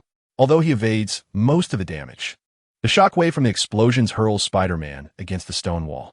The spectators in the front row instinctively blink, a girl gasping softly. The Green Goblin sneered. "I knew you would come here." Subsequently, Spider-Man faced his inaugural confrontation with the Green Goblin. The Goblin's bombs incessantly detonated, shattering the water pipes. As Spider-Man deftly maneuvered through the labyrinthine sewer pipes to evade the destruction, he attempted to ensnare the glider with his webbing, only to have it severed by flames emitted from the craft. Illuminated by the fiery glow, several fissures appeared on Spider-Man's mask. "You think these petty tricks can defeat me?" The Green Goblin's voice resonated ominously. He plunged down from the glider, his mechanical claws aimed directly at Spider-Man's throat. Spider sense. With a sudden jolt, Spider-Man barely managed to sidestep, the claws leaving deep gashes in the wall. Amidst the debris, he seized the opportunity to shoot webbing that ensnared the goblin's right arm. "I've got you." Spider-Man tugged forcefully, but the Green Goblin was prepared. His arm had been transformed into a mechanical appendage, and with a powerful thrust, he flung Spider-Man toward a concrete pillar. Ugh! Spider-Man collided heavily with the pillar, crumpling to the ground. A few boys in the back exchanged glances. One shook his head slightly, as if feeling the pain for him. The Green Goblin descended slowly before Spider-Man, the glider's engine emitting a menacing hum. "Let me see who is beneath that mask." His voice was deep and distorted, laced with a morbid delight. He extended his mechanical claw, tearing toward Spider-Man's mask. In a moment of desperation, Spider-Man suddenly gathered his strength, executing a backward somersault to evade the attack, while simultaneously shooting 2 strands of webbing to anchor himself to the ceiling. Not so easily. He swung around to the goblin's rear, delivering a flying kick that struck the glider's engine. The glider emitted a shrill alarm, violently shaking in the air. The Green Goblin hurriedly pressed the stabilization button, but Spider-Man had already leapt onto the high pipes above. "You think this is the end?" The Green Goblin cackled as he activated the controller on his wrist. "Try this." The entire sewer system began to tremble violently, a series of explosions echoing in the distance. As the explosives he had planted began to obliterate all exits, the boys in the front exchanged worried looks. One inhaled sharply, while the other instinctively tightened his grip on his drink. "You've lost your mind." Spider-Man's pupils dilated, realizing the imminent risk of a ground collapse. Just as I intended. The Green Goblin's glider flickered in the haze. Debris began to plummet like rain. As Spider-Man swung through the swaying pipes, he suddenly heard faint cries for help. Homeless individuals. The explosions had startled the residents of the sewer. "Damn it!" Spider-Man gritted his teeth, altering his course as he shot webbing towards the source of the cries. The Green Goblin's maniacal laughter echoed behind him. Another attempt to be a hero? This time, you won't save everyone. Ignoring the taunts, Spider-Man shielded 3 homeless individuals from the falling debris with his own body. He quickly wove a safety net, but at the last moment, he was toppled by the shockwave of an explosion. "Grab my hand." He desperately extended his arm, yet helplessly watched as a broken steel pipe hurtled towards the homeless man's head. In that critical moment, a green figure suddenly surged up from the sewage. With a roar, the lizard absorbed the impact of the steel pipe with his body, swiping his claws to send debris flying. "Doctor?" Spider-Man gazed in disbelief at the lizard. The lizard offered no reply, merely locking his reptilian slit pupils onto him with an intense gaze. The theater fell silent, with only the sound of wind and the heartbeat-like bass echoing from the screen. A bespectacled girl in the front row widened her eyes slightly, whispering to her companion. "Oh my, did the lizard just help Spider-Man?" The Green Goblin's laughter abruptly ceased, and his glider halted mid-air. "Connors!" He glared at the suddenly appeared lizard, anger and surprise lacing his voice. "How dare you ruin my plans?" The lizard let out a low growl, his muscular body tensing as he hurled the steel pipe at the Green Goblin. Several spectators instinctively recoiled, someone gasping softly. Bang! The glider's wing was struck, sparks flying in all directions. The Green Goblin quickly ascended, but his damaged engine left the machine teetering precariously. The alarm blared piercingly, red lights on the dashboard flashing frantically. "Damn it!" The Green Goblin cursed, his gaze dark as he scanned below. Spider-Man was swiftly relocating the homeless individuals to safety, while the lizard stood firm in front, his cold slit eyes and menacing claws ready. The aftershocks of the explosion continued to reverberate, the integrity of the sewer's structure hanging by a thread. The Green Goblin knew that if he lingered any longer, he too might not escape unscathed. "Consider yourselves fortunate this time," he sneered as he pressed the final button. The rear of the glider suddenly erupted with a thick smoke bomb, instantly obscuring the entire area. Huffing, Spider-Man waved away the acrid smoke, shooting out webs, but grasping only emptiness. The Green Goblin's voice emerged from within the smoke, distorted with triumph. "The game is not over yet, Spider-Man. We shall meet again soon." With a roar of the engine, his silhouette vanished completely into the collapsing tunnel. He got away. Spider-Man gritted his teeth. But more pressing matters loomed, as the sewer was on the verge of total collapse. "Doctor, help me get them out," he shouted at the lizard. The lizard did not respond verbally, but acted instead. He effortlessly hoisted 2 homeless individuals and leaped gracefully towards the exit. The audience collectively gasped, some murmuring softly, "That was so cool," while others smiled, visibly moved by the scene. Spider-Man quickly wove a massive web to support the last injured person, bursting out of the sewer in the final moments before the walls crumbled. Behind him, a thunderous crash consumed everything. On the ground, the traumatized, homeless individuals sat dazed, while the lizard stood in the shadows, silently watching the direction in which the Green Goblin had vanished. Stepping forward, Spider-Man addressed the lizard. But the lizard suddenly let out a fierce growl and leapt into the waterway, sending splashes flying before disappearing in an instant. Spider-Man stood still, fists clenched. This battle was far from over. The night breeze swept over the city, and the distant sound of police sirens grew nearer. Spider-Man's figure soared into the sky, disappearing at the horizon. The scene shifted to Peter, weary and battered, returning to his apartment as dawn approached. He cautiously slipped through the window, eager not to disturb Aunt May. But as soon as he landed, a sharp pain shot through his knee, a bruise from the battle still unhealed.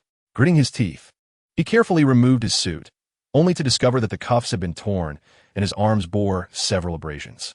He inhaled sharply, quickly retrieving the first aid kit, hastily applying some antiseptic and wrapping his wounds with bandages. "Peter?" Aunt May's voice suddenly called from outside, startling him. "I'm fine. Just, took a tumble," he stammered, hurriedly shoving his suit beneath the bed. But it was too late. Aunt May pushed the door open, her gaze falling upon the bandages on his arms.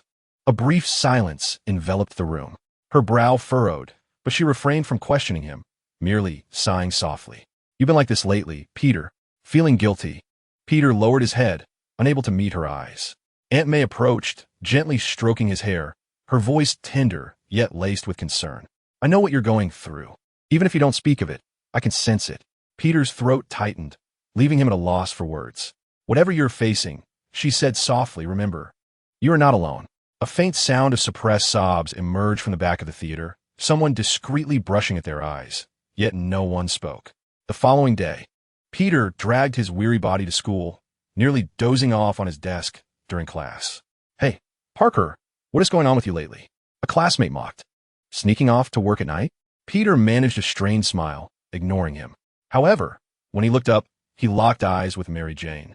She was staring at him, her expression intricate. "Peter," she approached, lowering her voice, "can we talk after school?" Peter's heart raced, but he could only nod. After school, they sat on the steps at the back of the school. Mary Jane did not beat around the bush. "You've been disappearing lately," and then Spider-Man shows up. Peter's heart nearly stopped. The air in the theater seemed to freeze for a moment. The stunned expression on Peter's face plunged the audience into a brief silence. Their breaths collectively held, fearing they might miss any detail. "I saw you yesterday," she continued softly. "You came out of an alley, covered in dust." She pointed to his wrist, where a trace of cobweb remained, not fully wiped away. Peter opened his mouth, but found no words to explain. Mary Jane did not press him. She merely took his hand gently. "You don't have to bear everything alone." "Oh my, she is so gentle," a girl whispered, her voice tinged with evident emotion. Chapter 34. As the lights in the theater dimmed, the screen illuminated with the figure of Peter Parker diligently working in a shadowy basement. The audience held their breath, captivated by his rapid keystrokes at the computer, where intricate molecular structures and confidential files from Oscorp scrolled across the display. "Is he in the black system?" murmured a boy in the front row, his voice tinged with excitement. The camera zoomed in as Peter's fingers deftly manipulated a 3D modeling software, gradually bringing to life a new design for his battlesuit. The vibrant red and blue hues were striking, the surface adorned with dynamic web patterns that glimmered faintly in the simulated environment. A few teenagers in the back row straightened in their seats, one nodding in agreement, whispering, "This looks way cooler than the fursuit." Peter donned his goggles and activated the nanomaterial synthesizer on his workstation. Liquid metal flowed gracefully within the chamber, slowly forming the foundational structure of the suit. The nanofibers were woven together, elasticity tests passed. He muttered to himself, gliding his fingers across the touchpad to adjust the parameters. At the moment the suit fully materialized, gasps of awe filled the theater. "Now, this looks like a genuine superhero's gear," someone quietly remarked, satisfaction evident in their tone. The scene shifted, revealing the walls of Peter's basement plastered with screenshots of battles against the Green Goblin and Lizard, alongside densely packed analytical notes. Peter bit the end of his pencil, brow furrowed, as his fingers swiftly traced the pages of a worn copy of Reptilian Physiology.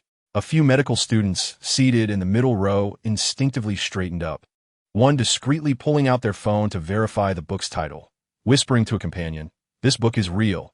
The cover is exactly as described in the 3rd edition."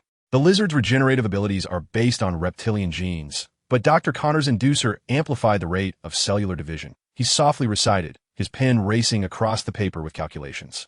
"If I can temporarily inhibit G-to-G synthesis, it should slow his regeneration." Suddenly, he sprang to his feet, pulling several biochemistry textbooks from a shelf, hurriedly searching for information on enzyme inhibitors. Eventually, his gaze settled upon a paper discussing the effects of low temperatures on metabolism.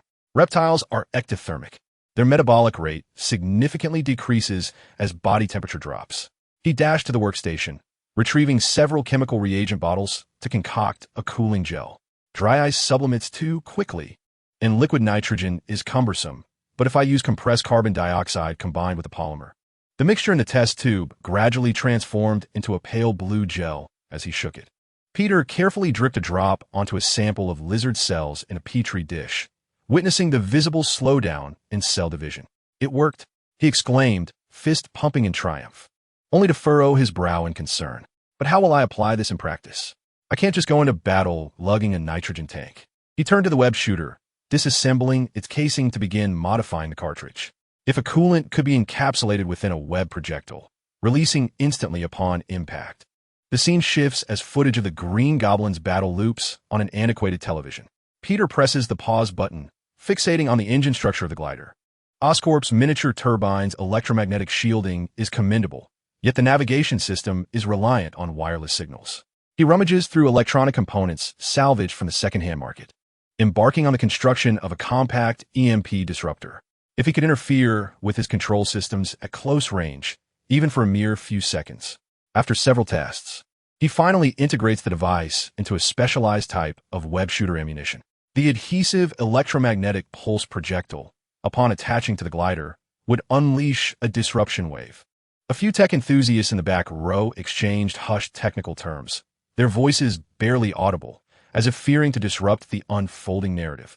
Ultimately, Peter suspends several sandbags in the basement, mimicking the combat styles of the lizard and the Green Goblin. The lizard, a powerhouse, charges in a straight line. He swiftly retreats and launches a freezing web projectile. The Green Goblin, with rapid maneuverability, bombards from afar. He simulates the trajectory of the glider, predicting the launch angle of the disruptor. Adjusting repeatedly, facing failure time and again, he perseveres until the late hours of the night, finally leaning back in his chair, releasing a long sigh. Now I am prepared. The narrative unfolds in the dim depths of the sewer. The lizard, Dr. Kurt Connors, stands before a dilapidated piece of experimental equipment, frantically adjusting the formula of some kind of inducer. His slit pupils glimmer in the eerie green light, emitting a low, guttural growl. "Not strong enough. Not nearly enough," he mutters, as his sharp claws scrape across the metal surface, leaving deep grooves. The lizard's demeanor shifts, becoming frenzied. A bespectacled girl in the front row furrows her brow slightly, instinctively drawing her legs closer, as if that sound had truly brushed past her ear. Suddenly, a mechanical hum reverberates from above. "I have found you, Doctor." The entire theater falls into an abrupt silence, even the sound of popcorn chewing ceasing. Someone in the back inhales sharply. It's the Green Goblin. The lizard snaps his head up to see Norman Osborn standing atop the glider, looking down at him with a chilling smirk. The Osborn lizard bares his teeth, muscles taut, poised to strike. "I thought you would be more grateful." The Green Goblin chuckles lightly as the glider slowly descends. "After all, it was I who bestowed this power upon you." "Power?" The lizard bellows, his tail thrashing violently, shattering nearby experimental equipment. "You think power is everything?" "No. I intend to elevate all of humanity, to liberate them from their fragile shells." A few faint murmurs arise in the theater, someone whispering, "This villain's motivation is quite intriguing." The Green Goblin's smile gradually fades, replaced by a chilling demeanor. "Elevation? No, Doctor. What I desire is submission." His fingers lightly tap the glider's control panel. "And you were meant to be my ally." The lizard erupts into laughter, drool dripping from his fangs. Ally, you merely covet my research. You wish to control it. A flicker of murderous intent flashed in the Green Goblin's eyes. There was nothing left to discuss. With a sudden press of a button, several pumpkin bombs were ejected from the sides of his glider. Boom! Boom! Boom! The explosive flames instantly engulfed the entire underground space, sending debris flying, rupturing pipes, and causing torrents of water to gush forth. The entire theater was rendered silent by the thunderous explosions. Moments later, a voice quietly remarked, "My seat is shaking from the sound effects." Yet, the lizard had already leaped into action, utilizing his remarkable agility to maneuver swiftly between the walls, evading the shock waves of the blasts, and charging straight for the Green Goblin. "You cannot escape," the lizard roared, his claws aiming for the engine of the glider with fierce intent. The Green Goblin let out a cold laugh, sharply ascending in altitude while drawing a high-energy pulse gun from his waist, aiming it at the lizard's chest. Bang! The pulse beam pierced through the lizard's shoulder, sending flesh and blood splattering, but the wound began to heal almost instantaneously.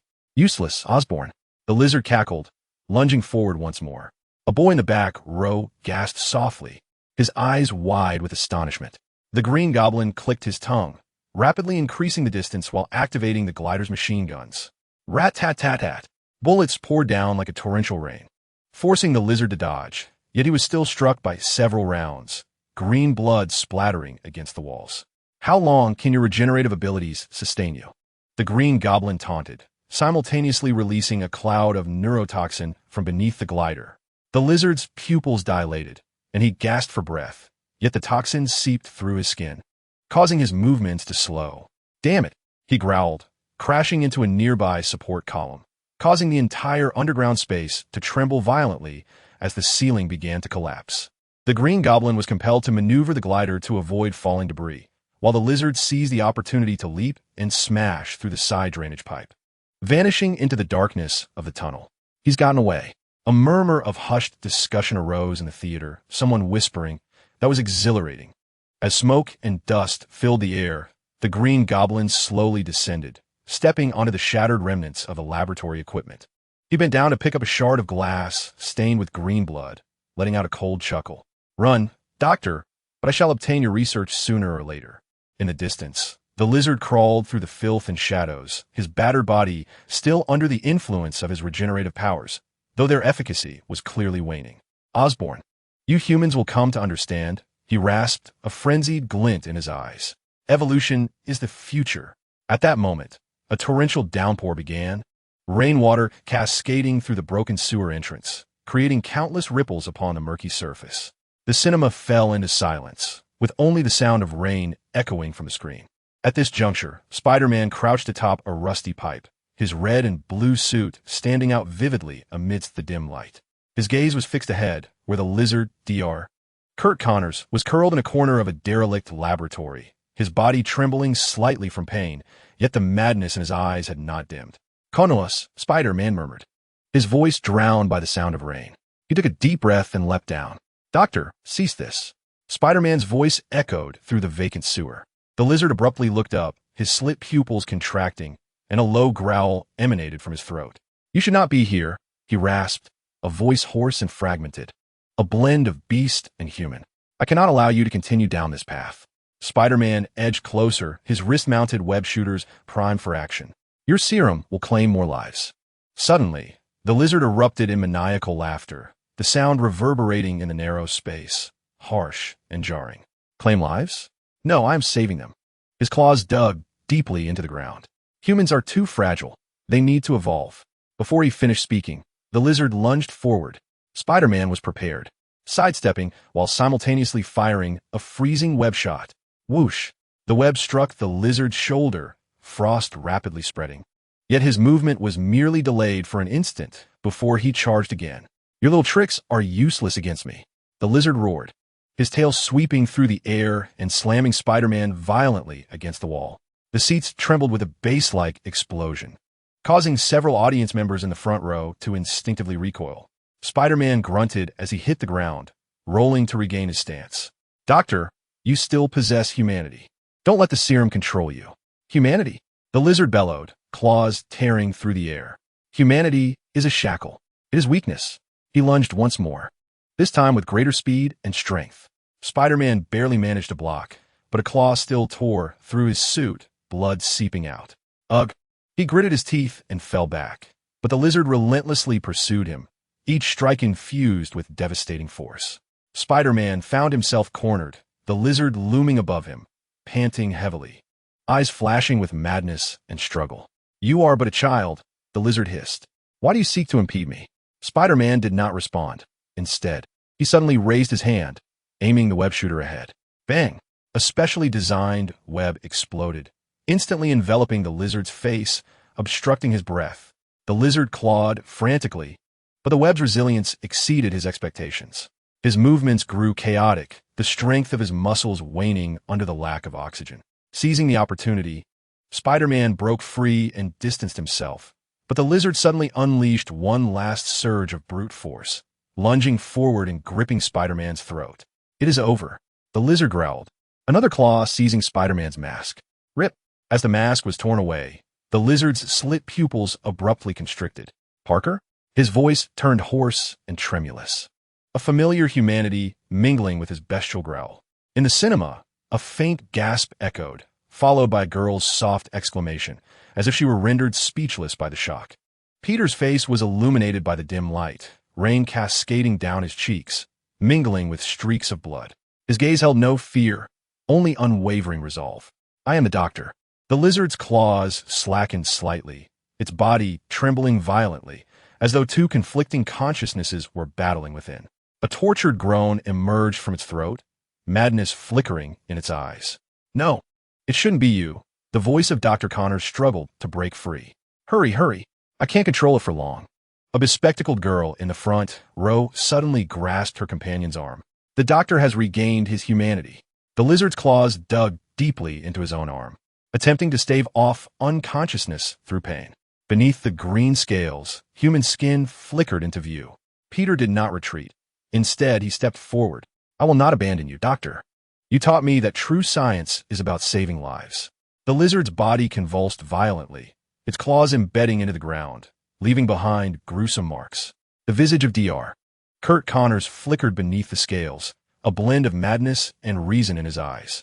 Peter's voice was hoarse, nearly inaudible. "The sedative is controlling me quickly." Peter remained motionless, raindrops trickling down his chestnut curls, mingling with the blood on his face.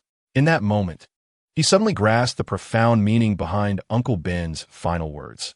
"With great power comes great responsibility." It was not merely a comforting phrase, but a promise to be fulfilled with one's life. As Peter gazed at this once mentoring elder, now being consumed by the very monster he had created, an unprecedented weight pressed upon his shoulders. "I will not give up on you, doctor." His voice, though soft, resonated with extraordinary conviction. A distinct sobbing came from the corner of the theater. A middle-aged audience member quietly removed his glasses, bowing his head to wipe away tears. A little girl in the back gently tugged at her mother's sleeve, whispering, "Will Spider-Man save the doctor?" Spider-Man slowly approached the lizard, each step feeling as though he tread upon his own heart. "Just as you never gave up on the frantic boy, I was in the lab." At that moment, the ceiling of the sewer suddenly exploded. Amidst the flying debris, a green figure descended with manic laughter. A few teenagers in the back straightened up, one murmuring, "It's here." What a touching reunion of teacher and student. Who would have thought Peter Parker was Spider-Man? The Green Goblin hovered in mid-air on his glider, tossing a pumpkin bomb in his hands. "Unfortunately, you all failed to see the true future." Peter's gaze snapped upward, his pupils dilating in shock. Norman Osborn, the lizard, provoked by the explosion, succumbed once more to its primal instincts, issuing a threatening roar toward the Green Goblin. A bizarre, triangular confrontation unfolds between the three figures, an air thick with an ominous tension.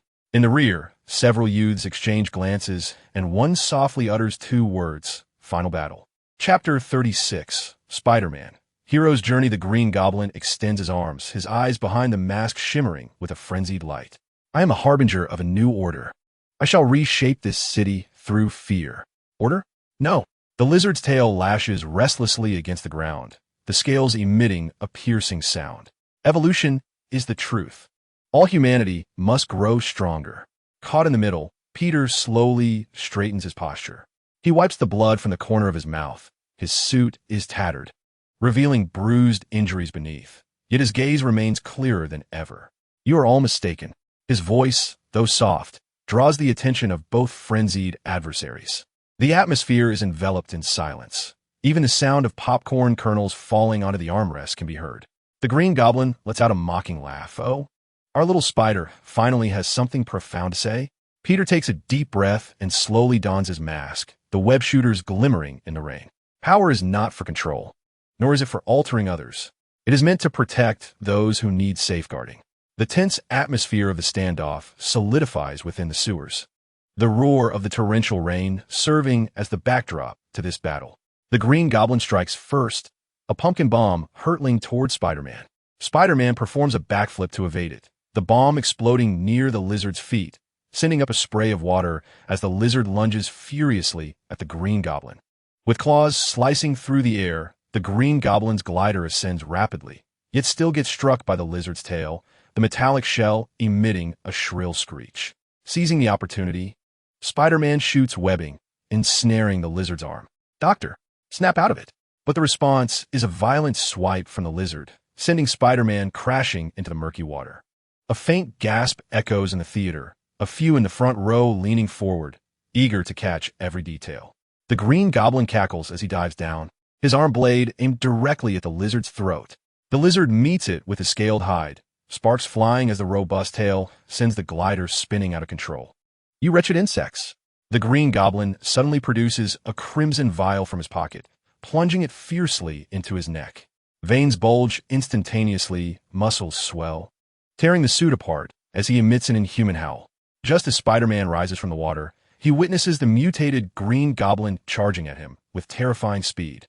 He hastily raises his arms to block, yet is still sent flying several meters, his back scraping against the concrete wall, leaving a long trail of blood. Gritting his teeth, Spider-Man shoots a web, but the Green Goblin tears through it with his bare hands. The lizard seizes the moment to strike from the side, and the three monstrous beings become entangled in a fray within the confined space, the clash of claws and metal resonating relentlessly. In the midst of the chaotic fray, Spider-Man continuously recalibrated his strategies. He ensnared the lower half of the lizard with his freezing web cartridges and precisely struck the core of the glider with an adhesive electromagnetic pulse projectile. Amidst the blue light of the short-circuited circuitry, the navigation system faltered, causing the Green Goblin to cease his erratic movements, stabilizing himself with a wavering demeanor. You've pushed me too far. The Green Goblin trembled as he retrieved a miniature device, the crimson countdown beginning to flicker ominously, promising no survivors within a 3-kilometer radius. Just as the countdown pulsated with its ominous glow, the lizard emitted a tormented roar. His scales began to convulse violently, and the primal slits of his eyes fluctuated erratically. Dr. Kurt Connors was engaged in a final struggle against the sedative. Peter's voice emerged in fragmented bursts, as if clawing its way from the depths of an abyss. Once activated, the device could not be halted. It contained a biological toxin that would disseminate throughout the urban expanse. In the front row, a young woman gasped softly, instinctively clutching her companion's arm. The Green Goblin, grinning malevolently, retreated. Despite the damage to his glider, it remained operational. Too late, Connors. Even if you regain your sanity now, you cannot stop this. While fending off the Goblin's bomb attacks, Spider-Man contemplated the characteristics of the biological toxin he had previously encountered during his experiments. He devised a plan to elevate the device to the skies and detonate it, allowing the explosion's shockwave to disperse the toxin. As long as the explosion was sufficiently powerful, the toxin could be diluted to a harmless state. Spider-Man had found a solution, but it demanded that someone, with unwavering resolve, carry the device skyward to detonate it. With great power comes great responsibility, he murmured, the blood seeping from the torn fabric of his suit dripping onto the web shooter. His gaze darted rapidly between the Green Goblin and the lizard. Although the Goblin's glider was damaged, it still possessed the ability to ascend. The lizard, though frenzied, still bore the remnants of Connor's consciousness fighting for control. Doctor, Spider-Man exclaimed urgently, I need your help. The lizard's pupils constricted sharply. Subdue him. Spider-Man pointed towards the Green Goblin. I will take this device into the air to detonate it. The Green Goblin cackled maniacally, raising his blade, declaring, you think, before he could finish. The lizard's massive form hurtled, towards him like a cannonball. His claws latched onto the skeleton of the glider, while his tail coiled tightly around the goblin's legs, producing a cacophonous screech of twisted metal resonating through the sewers. Spider-Man leaped into action, his webbing deftly ensnaring the device in the goblin's grasp. With a fierce yank crack, the goblin severed the webbing and reclaimed the device. Spider-Man failed to seize it. The goblin, grinning wickedly, hoisted the miniature bomb above his head. The crimson countdown flickering ominously in the humid air. 000112. You think I would allow you to destroy it? He bellowed. Yet at that moment, the lizard let out a painful yet resolute growl. Peter's voice transformed from frantic to unprecedented clarity. You saved me. He slowly rose, his scales glinting with a cold metallic sheen in the dim light. Now, it is my turn to save you. The lizardman's claws sank deeply into the engine of the glider, sparks flying as the green goblin roared, swinging his blade arm and striking the lizardman's shoulder. Yet the lizardman held on tenaciously. Doctor! Spider-Man exclaimed, yearning to rush forward, but the lizardman abruptly turned his head, his eyes flickering between beast and humanity. Go, Peter. His voice was hoarse yet resolute. Tell Maya and Jenny I'm sorry. The green goblin struggled violently. You madman. You will die too. The lizard man did not respond. Instead, he summoned his last strength and leapt fiercely into the sky, carrying the green goblin and the bomb with him. No, Doctor. Spider-Man shot out his webbing in a desperate attempt to intervene, but it was too late. The lizard man lashed his tail, shattering the final obstruction, and in a flash of lightning, soared upward. The genetic enhancer surged through his limits, coupled with the lizard man's desperate leap, propelling them hundreds of meters into the sky. The entire theater fell into a brief silence. A bespectacled girl in the front row gently covered her mouth, her eyes reddening. Her boyfriend whispered beside her. He was still that Dr. Connors in the end. The green goblin struggled frantically, but the lizardman's claws were firmly embedded in the glider, rendering him unable to escape. You monster! The green goblin shouted, attempting to activate his last weapon. The lizard man extended his claws, plunging them deep into the core of the glider. No! A flicker of fear finally crossed the green goblin's eyes. You cannot! Boom! Following the final explosion, an eerie silence enveloped the audience. In the night sky, the fiery glow of the explosion was fleeting, and a crimson toxic mist spread through the air, washed away by the torrential rain, ultimately dissipating into harmless dust. Spider-Man stood at the edge of the sewer, rain pelting his face, indistinguishable from tears. He understood that Dr. Kurt Connors, in his final act of humanity, had saved the entire city. Just then, a shadow fell from the remnants of the explosion. It was the Green Goblin. A faint gasp emanated from a corner of the theater. Someone murmured, "Is he not dead?" His armor was in tatters, yet he still lived, crashing heavily into the murky waters below. Spider-Man slowly turned, his gaze beneath the mask cold and resolute. Spider-Man seems a bit different, someone whispered. The Green Goblin erupted into a shrill, maniacal laughter that echoed around, sounding particularly deranged. Several audience members in the back instinctively straightened in their seats, some discreetly touching the goosebumps on their arms. He staggered to his feet, drawing a sharp blade from the wreckage of his armor. That fool Connors thought he could perish with me? I am Norman Osborn. Chapter 37 Spider-Man. Hero's Journey. Spider-Man's spider sense suddenly vibrated violently. The Green Goblin lunged, thrusting the blade towards Spider-Man. Spider-Man shot a web at the Green Goblin, expertly ensnaring the blade in a sticky embrace. The Green Goblin roared menacingly, his other hand suddenly revealing a miniature laser emitter. Zing! A crimson beam grazed Spider-Man's mask, leaving a streak of blood on his cheek. Yet, Spider-Man remained unmoved, seizing the opportunity amidst the Goblin's assault. He delivered a sweeping kick that sent him tumbling to the ground. Quite impressive, several boys exclaimed in unison. Osborn gasped violently, black blood oozing from the corner of his mouth, tracing twisted patterns as the rain washed over him. It's over, Osborn, Spider-Man said slowly. Suddenly, the Green Goblin erupted into a fit of maniacal laughter, a hint of sobbing lacing his voice. Do you believe you can judge me? Do you know what I have witnessed? Osborn's pupils began to dilate, his body trembling slightly. That night, I saw the world collapsing, humanity rotting. Only the strongest could. Before he could finish, his knee crashed heavily into the filthy water, sending splashes that reflected the dim light above. The theater fell into a haunting silence, punctuated only by the sounds of swallowing. Peter remained still, aware that the Green Goblin's life was ebbing away.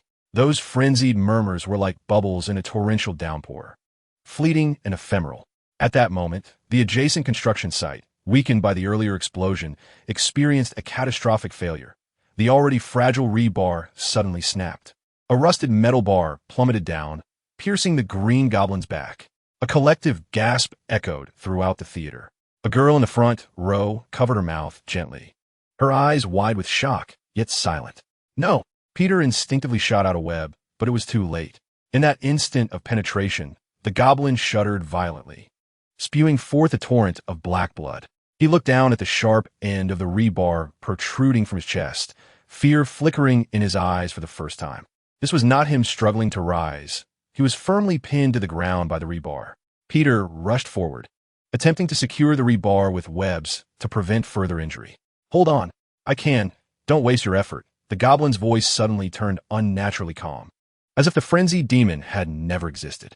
He raised a trembling hand, gently brushing the edge of a photograph on his chest. At least this way, it would end well.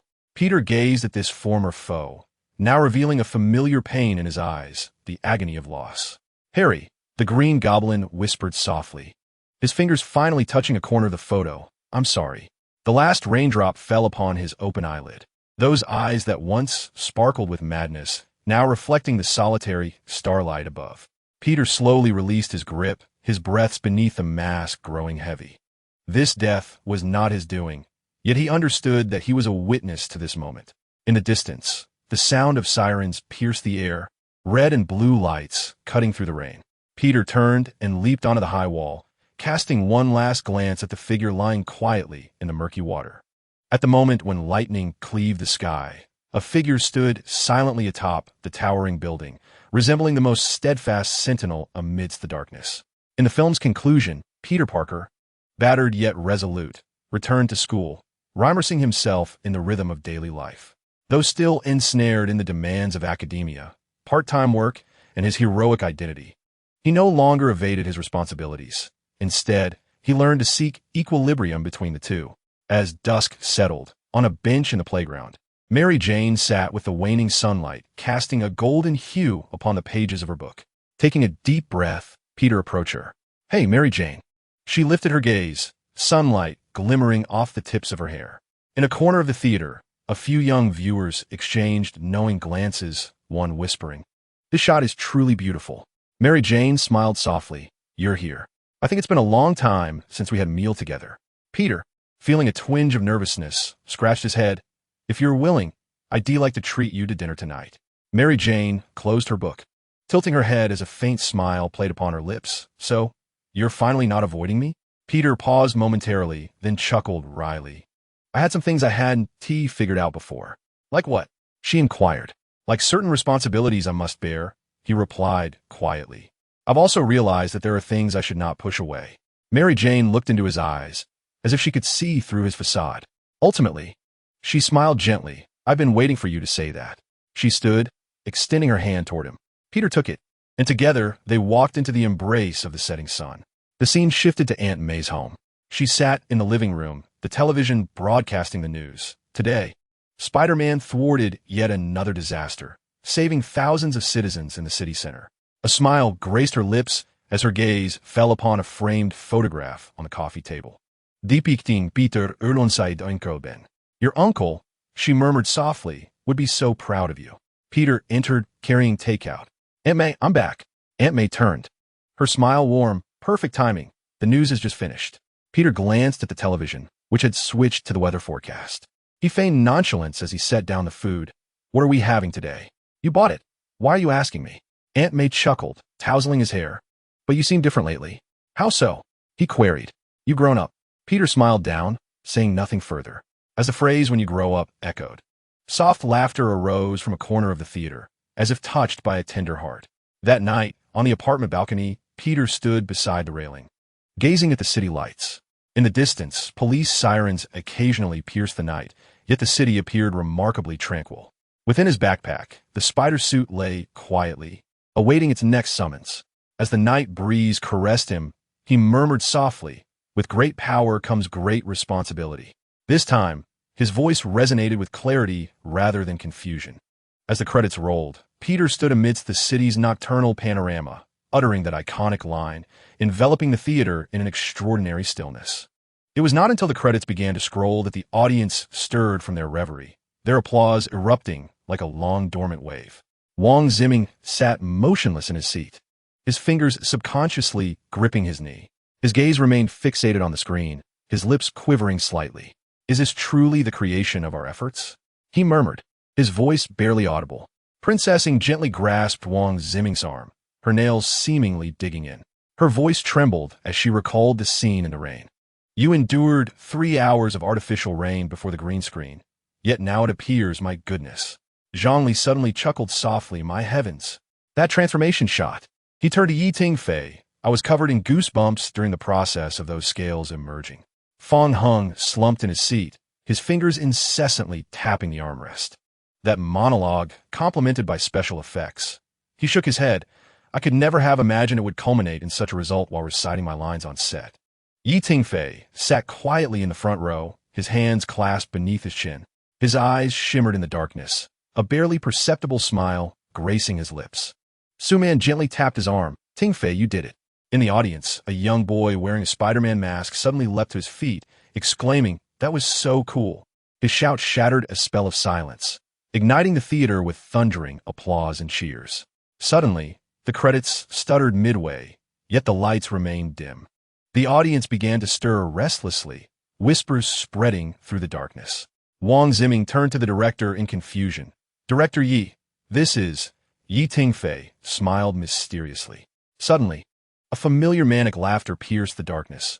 Huh? The laughter echoed that of the Green Goblin, but was younger and more twisted. Zhongli sat up straight. That is not my laugh. The screen abruptly illuminated, revealing the laboratory atop Oscorp Tower. A figure clad in a black suit stood before the shattered floor-to-ceiling window, toying with a bloodied pumpkin bomb.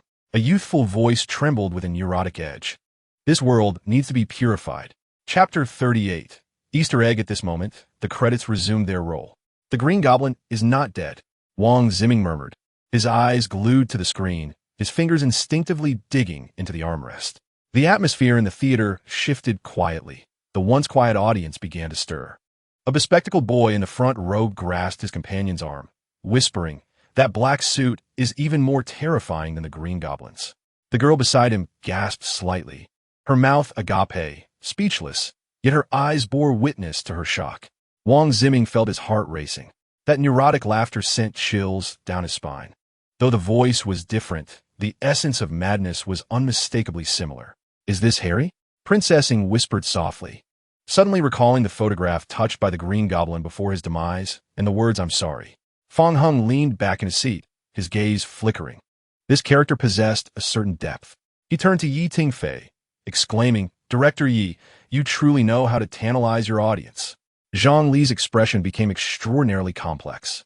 As the actor portraying the Green Goblin, he felt a mix of excitement and jealousy, excited by the continuation of the story, yet envious of someone poised to take over his role.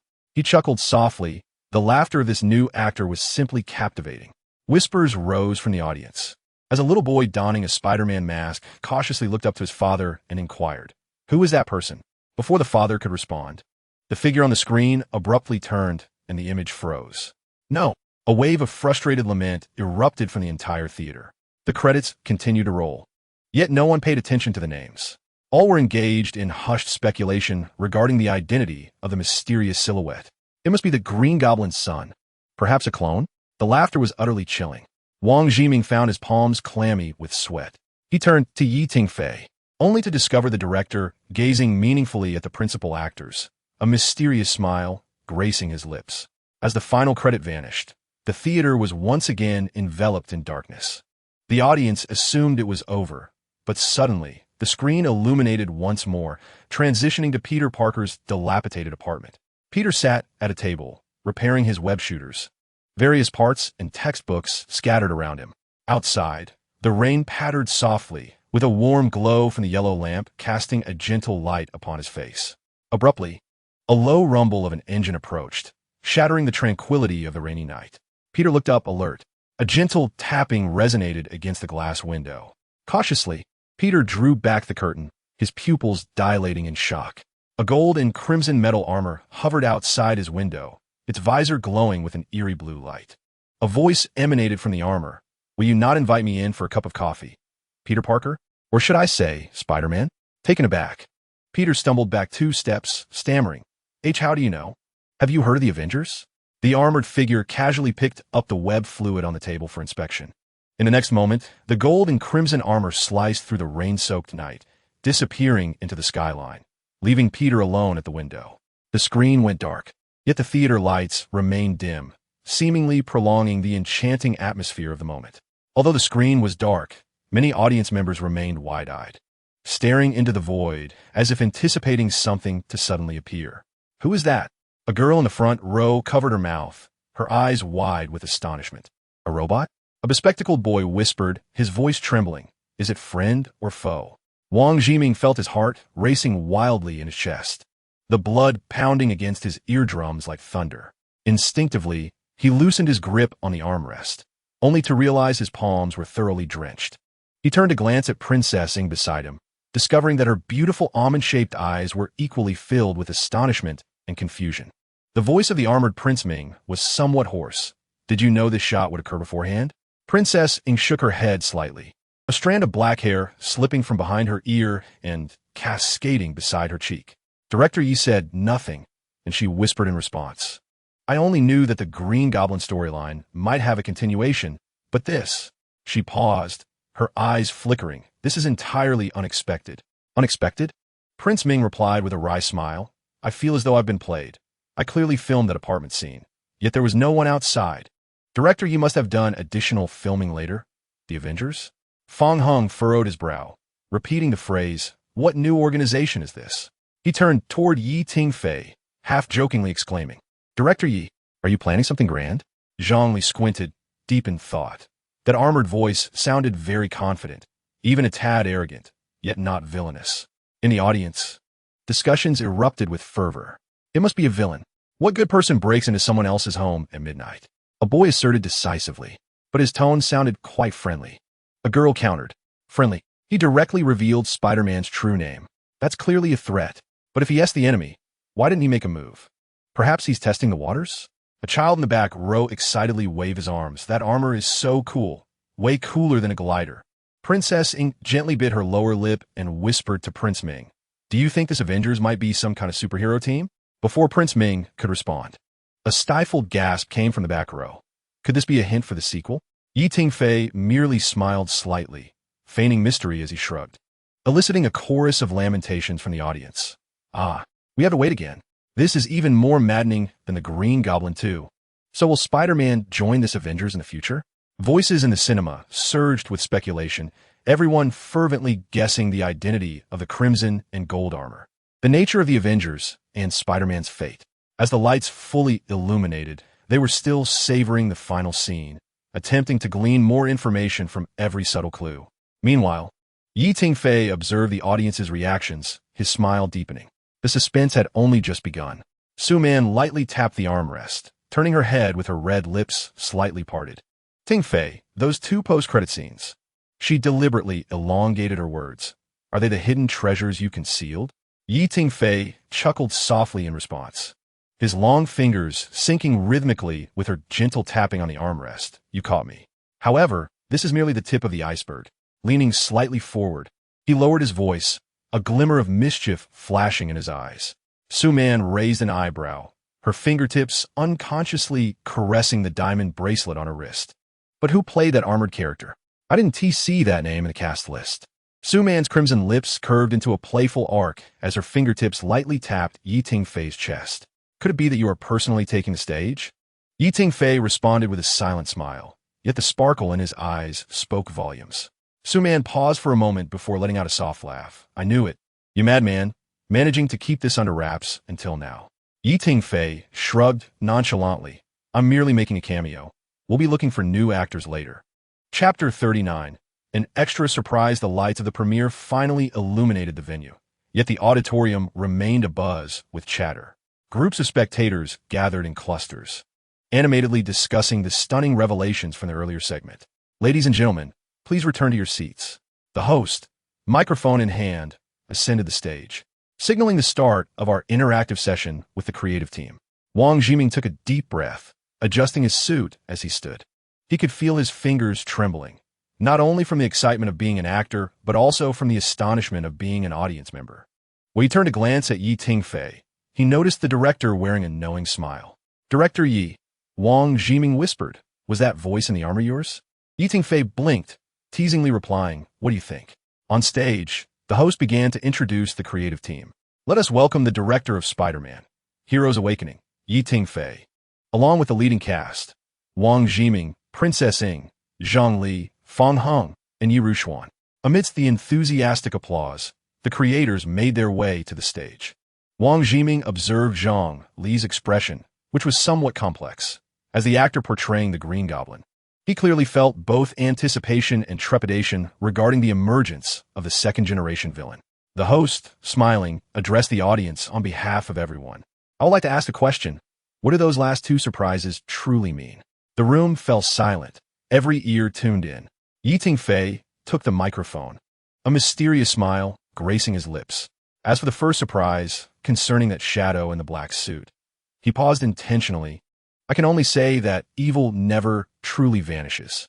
The audience erupted in gasps and murmurs. Regarding the second surprise, Yi Tingfei's gaze swept across the crowd.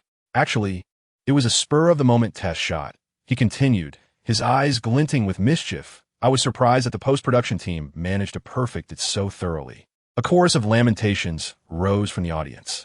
"Director Yi, you are too cunning. This was clearly premeditated."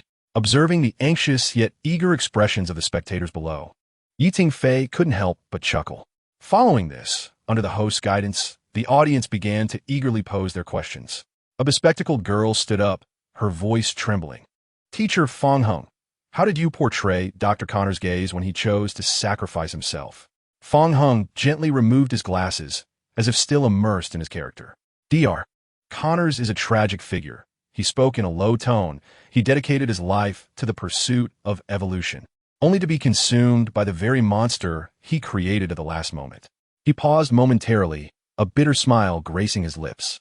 "Before filming that particular scene, I had watched numerous documentaries on addiction, revealing the struggles faced by individuals in their sober moments, akin to the protagonist's eventual return to humanity. Director Yi urged me to retain a vestige of human instinct.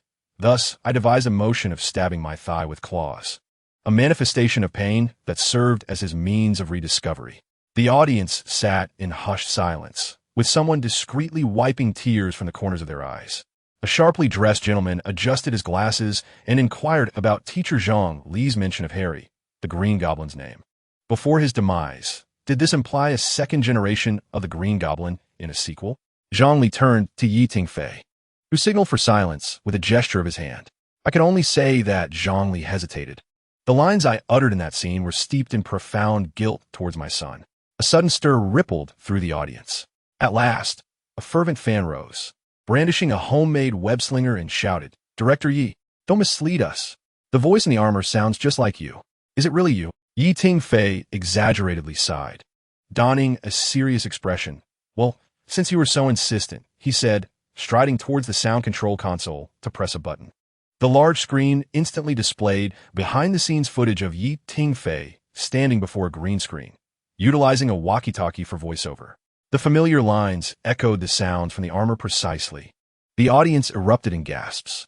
The host jumped up in excitement. "So will you personally portray the armored character in the future?"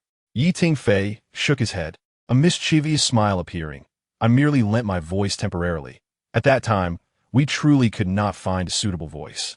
It is better to leave this role to an actor more apt for its interpretation." Disappointed sighs resonated throughout the audience.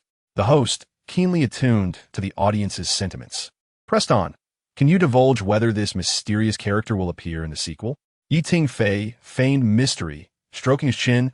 "Well, that depends on the audience's response. If the clamor is loud enough." He deliberately prolonged his tone, inciting a wave of screams from the audience. As the Q&A session drew to a close, the host, with a knowing smile, produced a crumpled prop list from his pocket.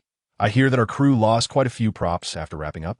Tingfei readily chimed in, pointing at Wang Ziming with a laugh. This lad made off with a Spider-Man suit, and he still argues it was for fabric elasticity research. Wang Ziming, blushing, defended himself. I only wanted to study the character. His protest was cut short by Zhang Li's laughter. And you dare say that? At least I boldly brought home a glider model. Tingfei added with a jab. Indeed. And you even had the audacity to call it a piece of art for your living room. The camera turned to Feng Heng, who raised his hands in feigned exasperation. Is it easy to portray a lizard man? I don't even have a decent souvenir.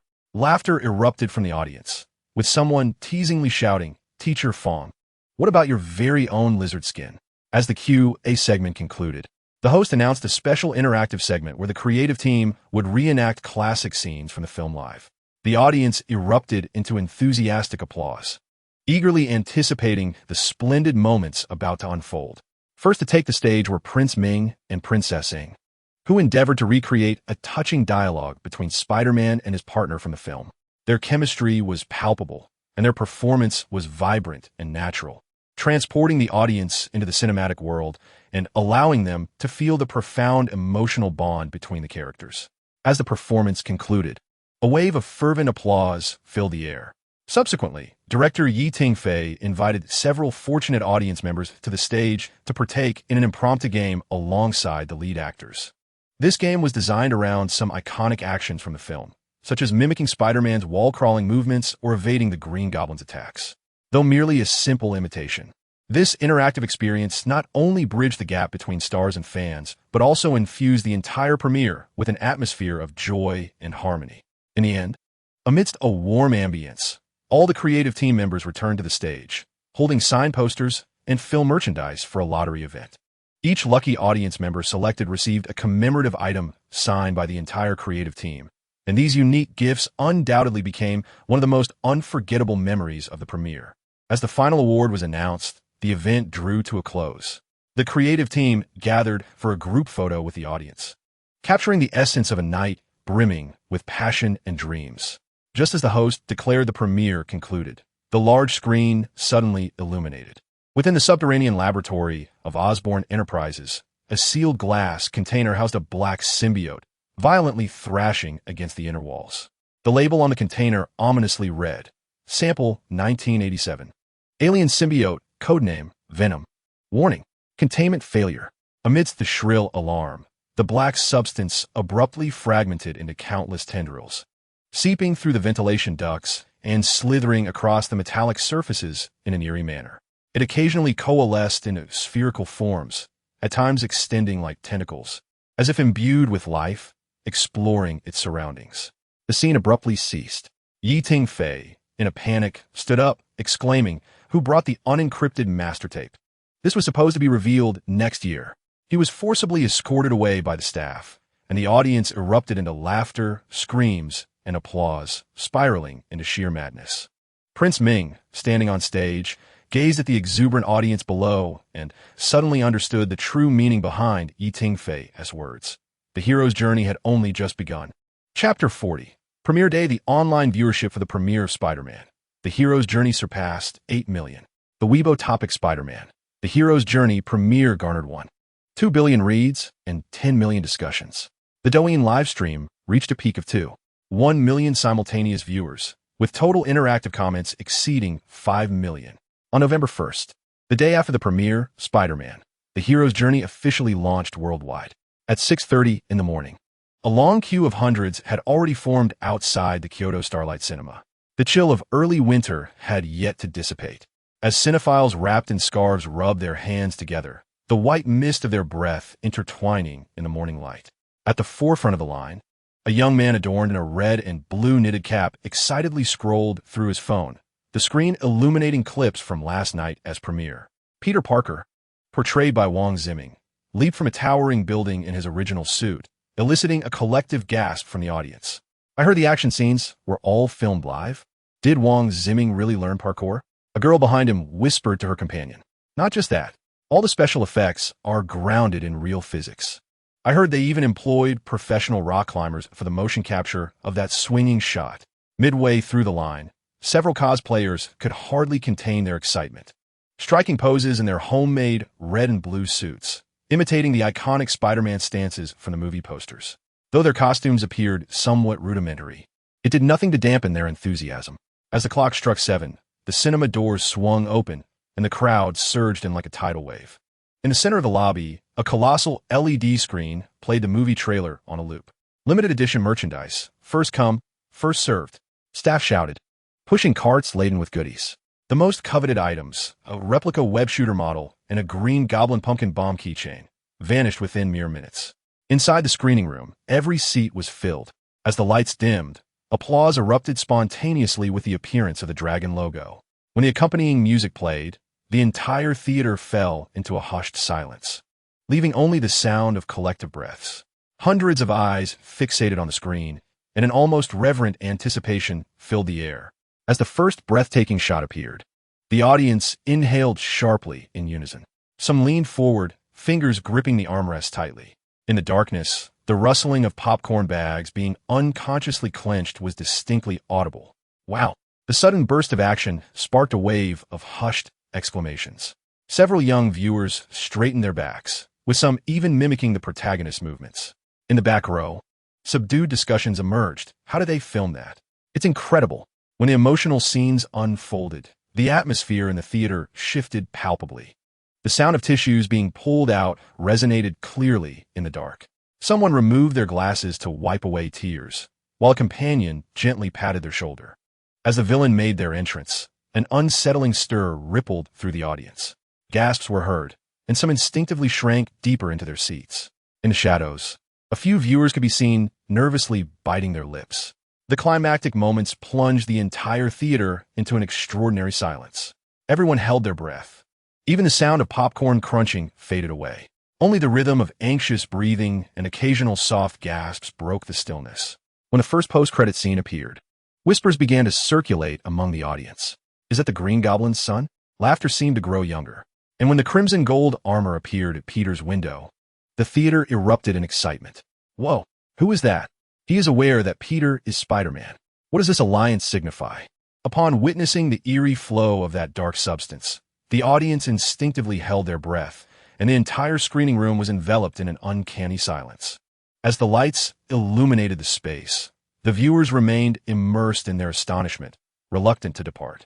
Some eagerly retrieved their phones to share their experiences on social media, while others animatedly debated the plot with their companions. A few cosplayers were already discussing how to enhance their costumes.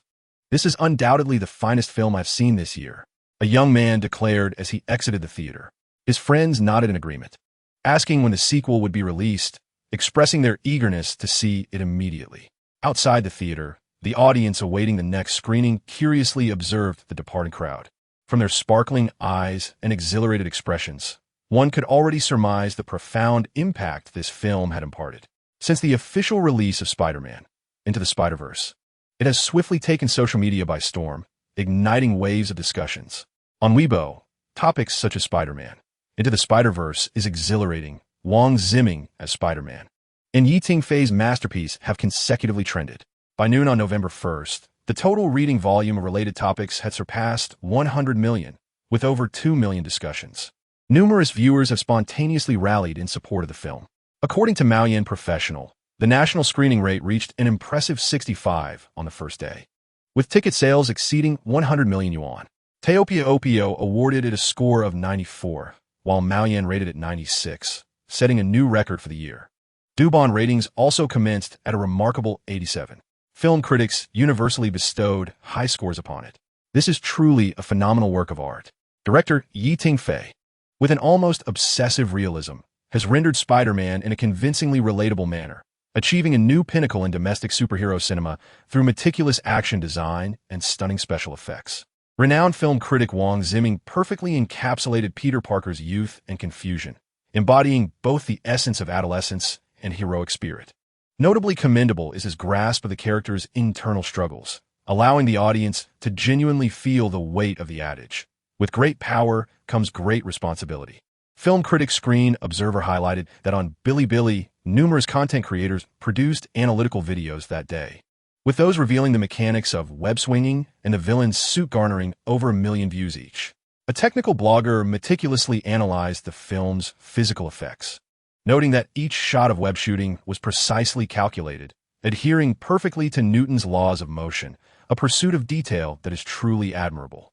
On short video platforms like Douyin and Kuaishou, a plethora of creative videos emerged, from challenges to imitate Spider-Man's iconic poses to dubbing classic lines from the film, and even DIY enthusiasts sharing tips for crafting homemade suits, with related content accumulating over 300 million views.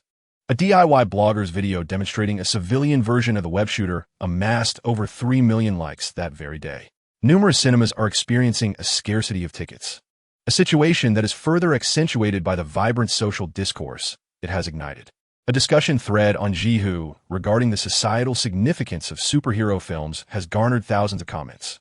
One viewer remarked, "This film has redefined my understanding of the essence of superheroes. They're not omnipotent deities, but ordinary individuals who choose to bear responsibility." The transmission of such values is profoundly uplifting. Simultaneously, the film's incorporation of Eastern aesthetic elements has received widespread acclaim.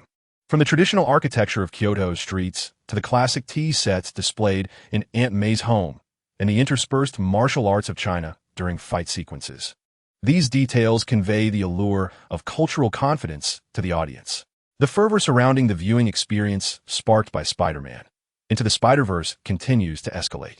Whether through the fervent discussions on social media or the incessant ticket purchase notifications echoing in theaters, it is clear that this phenomenon is crafting a new historical narrative. Chapter 41. Roadshow on the afternoon of November 1st at 3:15 p.m. at the VIP hall of Wanda Cinemas in Kyoto. As the subtitles on the screen concluded and the lights had yet to fully illuminate, the audience erupted in a chorus of astonishment. Director Tingfei, microphone in hand, led the cast, Wang Ziming, Princess Ing, Yi Ruxuan, Zhang Li, and Feng Heng, into the auditorium through the side entrance. "Hello, everyone. We are the creative team behind Spider-Man Into the Spider-Verse." Yi Tingfei's voice resonated throughout the hall. "Today marks not only the premiere of our film, but also the first stop of our national roadshow." The atmosphere instantly ignited. A girl in the front row excitedly grasped her companion's arm, her voice trembling with exhilaration. "Oh my, it's the real Wang Ziming. And Sister Xian, Teacher Zhang, your portrayal of the lizard was so vivid." A boy in the back row pointed at Feng Heng, who was playfully making faces, and exclaimed. When Wang Ziming took the microphone, the audience's cheers nearly lifted the roof. Dressed simply in a white shirt and jeans, he bore an uncanny resemblance to Peter Parker from the film. "We were secretly observing everyone's reactions backstage," he chuckled, "when I saw someone wiping away tears." Teacher Zhang almost rushed out to hand over tissues. Yi Ruxuan interjected. Actually, Feng Heng was the one crying the hardest. He was so moved watching himself as the lizard. He smudged his makeup. Feng Heng immediately retorted, "Nonsense. I merely had sand in my eyes." Zhang Li adjusted his glasses and gently interrupted their banter. "It is my greatest honor that the character of Dr. Connors resonates with you all." As soon as he finished speaking, the audience erupted into enthusiastic applause.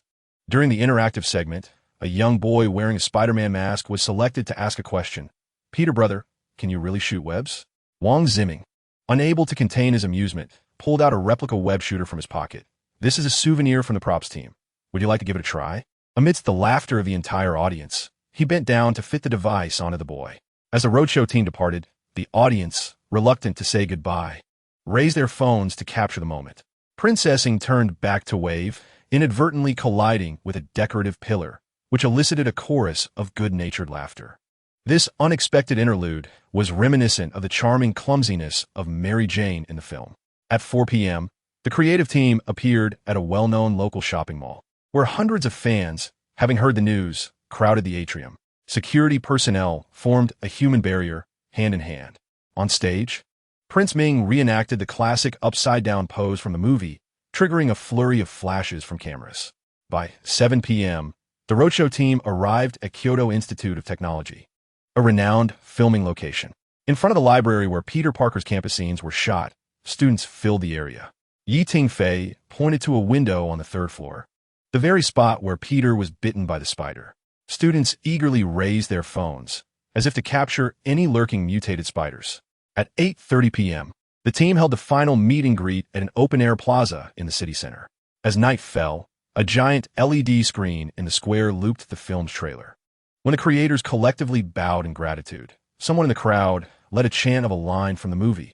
With great power, and the audience responded in unison, comes great responsibility. By 10 p.m., the roadshow in Kyoto concluded successfully. Tomorrow continues, he told the somewhat fatigued yet still exhilarated team. Next stop, Yun City. The business vehicle to Yun City glided smoothly along the highway. The scenery outside, transitioning from the city's neon lights to the darkness of the suburbs. Leaning back in his seat, Tingfei unconsciously tapped his fingers on the phone screen. The real-time box office had already surpassed 200 million, with the Dubon rating holding steady at 88. Director Yi, today's roadshow was phenomenal. Zhang Li, seated in the front row, turned around excitedly.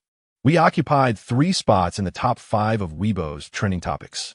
Tingfei smiled and made a victory sign. This is just the beginning. He quietly summoned the system in his mind. System, with the box office at 200 million, how far am I from completing my task? Ding. Host, is your math taught by a physical education teacher? The system's mechanical voice was laced with evident disdain. If you dare to wake this system up again in the middle of the night, I'll turn you into a real Spider-Man to experience the thrill of plummeting from 1,000 meters. Tingfei's expression froze, and he quickly pretended to cough to cover it up.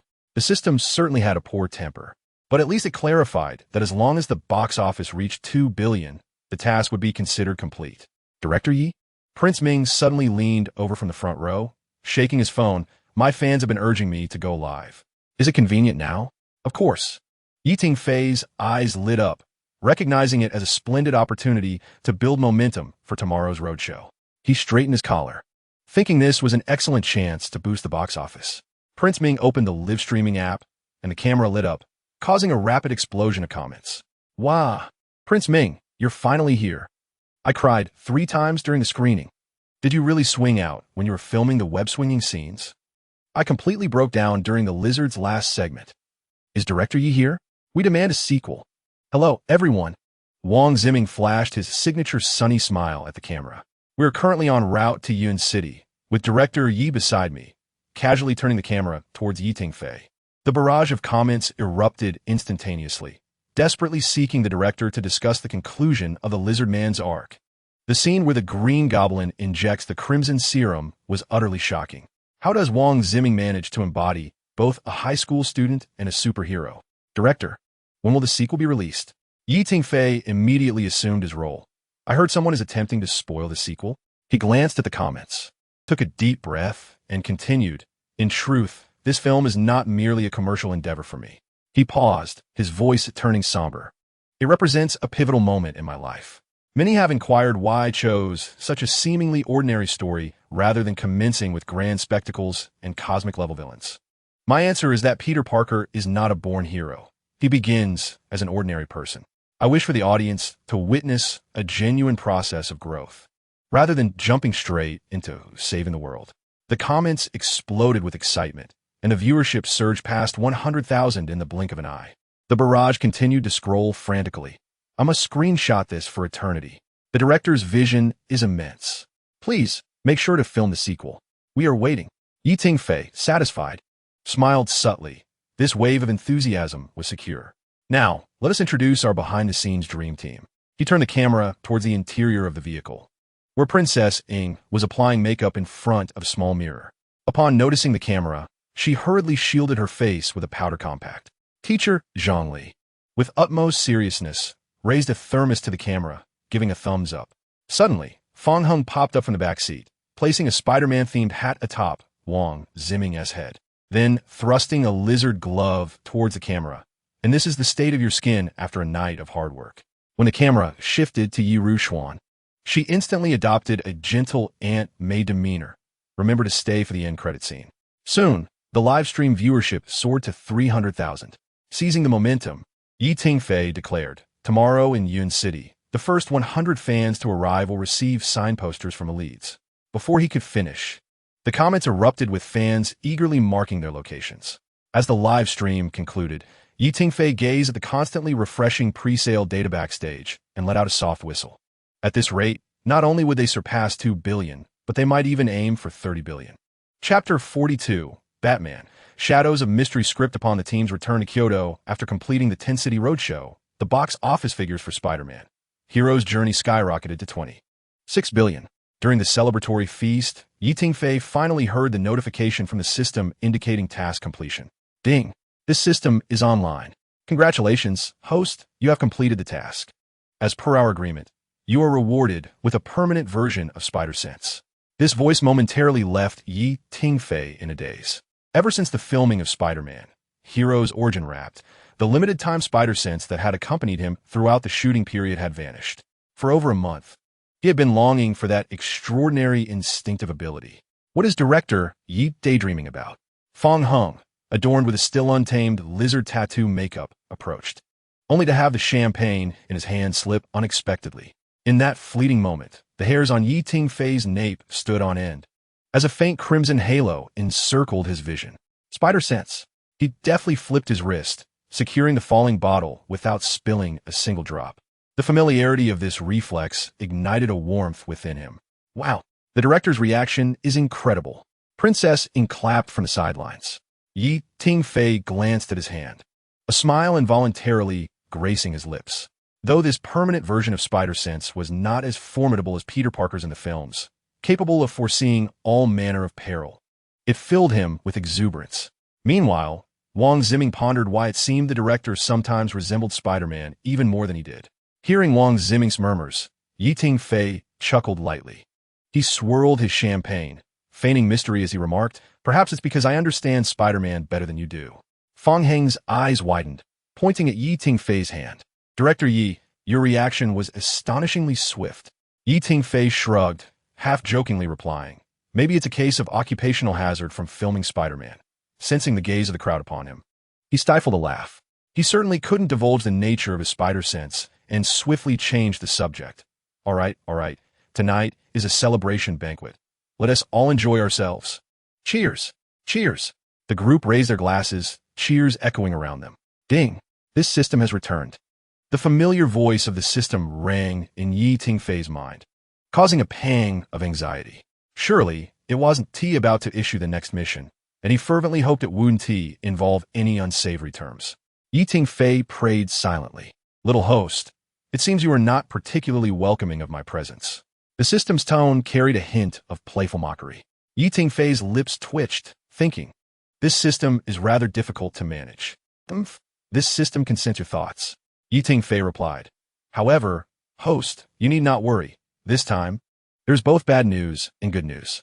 The system's voice reverberated in Tingfei's mind, stirring a blend of anticipation and trepidation within him. Seeking a moment of respite, Tingfei excused himself to the terrace, fearing he might lose his composure. "Let us start with the good news," he resolved inwardly. "The good news is..." The system's voice suddenly brightened. "The permanent Spider-Sense is an additional reward. The true reward has yet to be dispensed." Tingfei's lips twitched, inwardly critiquing. "So you never intended to deliver the entire message about the rewards for completing tasks in one go? This tactic is all too familiar, reminiscent of a boss handing out bonuses, teasing you with a taste of sweetness only to follow it up with an arrangement for overtime.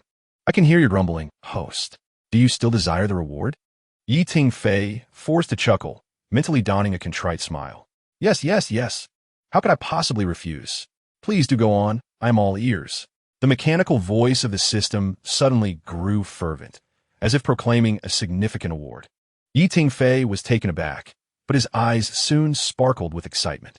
Unlike the previous novice gift package, which provided basic directing skills, this time he was bestowed with advanced acting abilities.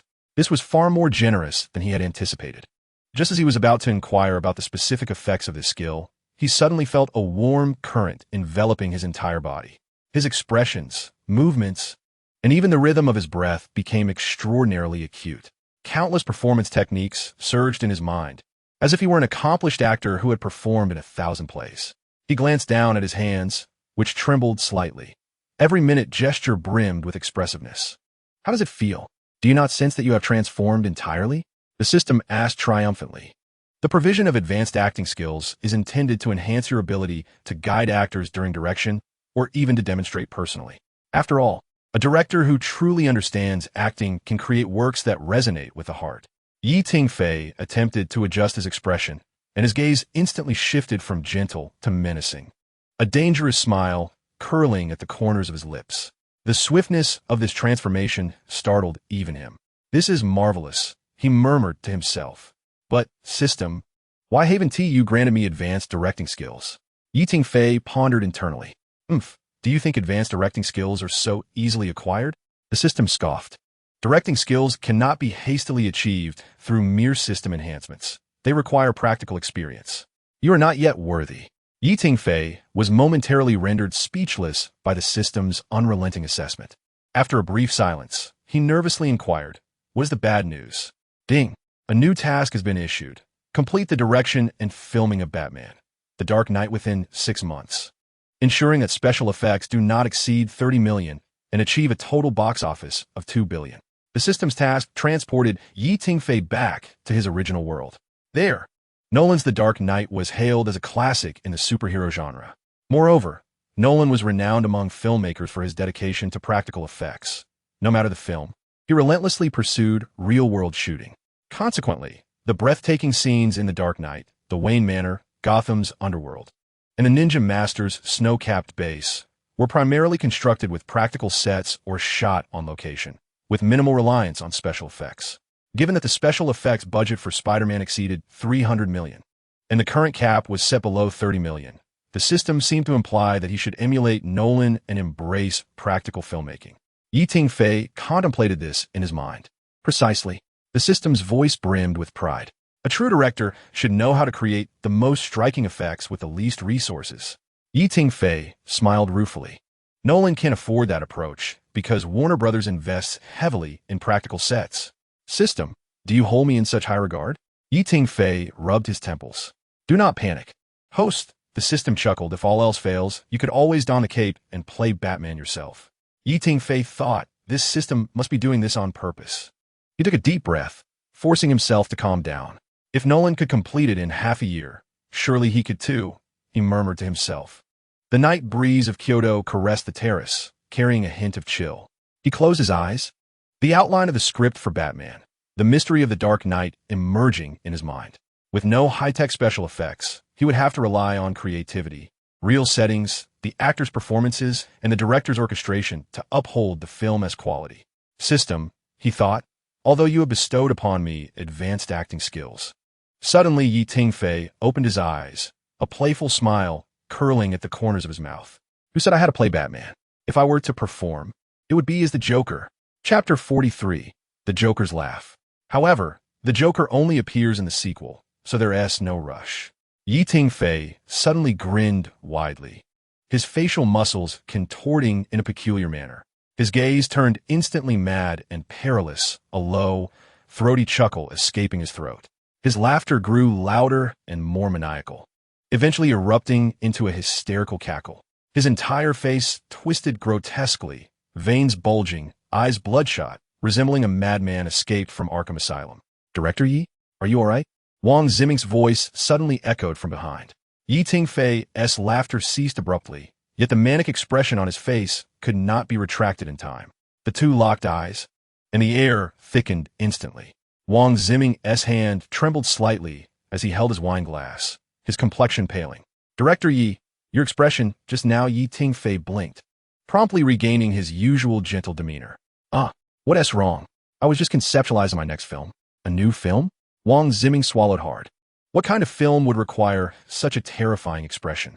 Yi Tingfei smiled mysteriously, suddenly wrapping his arm around Wang Ziming's shoulder. I will reveal it in a few days. Returning to the banquet hall, under the dazzling crystal chandeliers and amidst the elegant crowd, Yi Tingfei resumed his image as the suave and renowned director.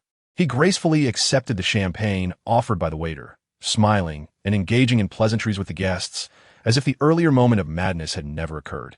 Wang Ziming followed closely behind, occasionally glancing at Yi Tingfei's profile, his fingers still trembling slightly around the wine glass.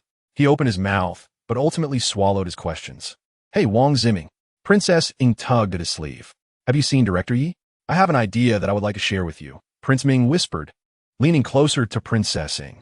You would never believe what I just witnessed. Director Yi was alone on the terrace, laughing maniacally, It truly terrified me. Princess Ing furrowed her brow, questioning, have you had too much to drink? How could Director Yi possibly? I assure you, Prince Ming insisted eagerly. That laugh was akin to. He struggled to find the right words to describe the chilling sensation. As the banquet progressed, Su Man arrived in a hurry, dressed in a simple black dress. The dampness of the rain still clinging to her hair. This business trip has dragged on too long, she remarked as she accepted the champagne from Tingfei, gently clinking her glass against his. Congratulations, the box office has broken records. Tingfei smiled just in time. I have a new project to discuss with you. Su Man raised an eyebrow. So soon? No time for a break? Inspiration cannot be contained, Tingfei replied in a hushed tone, but this time, it isn't a Spider-Man sequel. Su Man leaned in closer, curiosity glimmering in her eyes. What is it? Just then, Fong Hung drunkenly squeezed through the crowd, exclaiming, Su, you finally made it. Our director Yi just showcased an incredible feat. His reflexes were astonishing.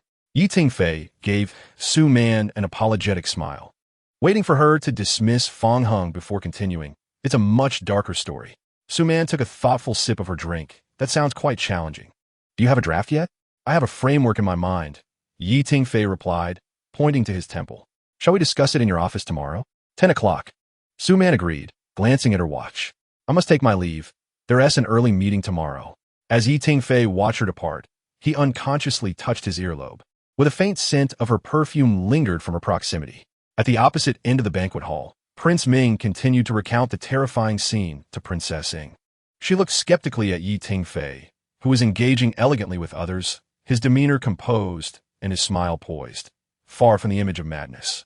You must have imagined it, Princess Ing concluded, or perhaps it was the champagne clouding your judgment. Prince Ming shook his head, choosing not to argue further. Yet a question lingered in his mind.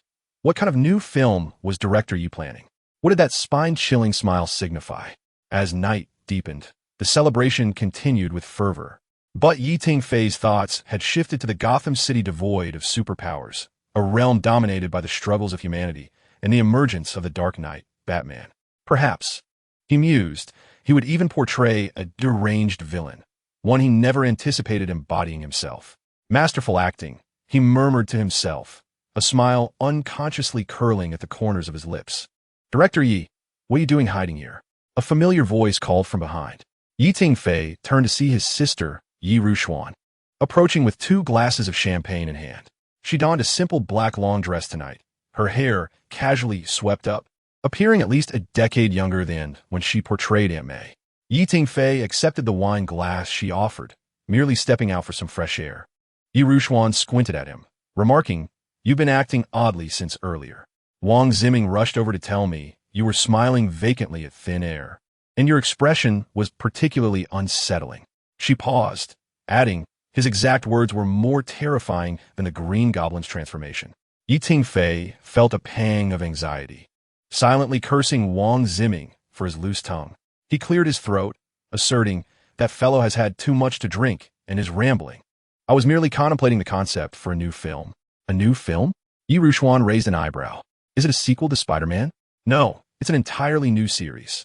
Tingfei took a sip of champagne, his gaze becoming profound. Just as Yi Rushuan was about to inquire further, a sudden cheer erupted from the banquet hall. They turned to see Fong Hung, standing atop a table, raising his glass and drunkenly proclaiming, Here's to our most incredible director. Without Director Yi, there would be no Spider-Man today. The crowd followed suit, their eyes collectively shifting towards the terrace.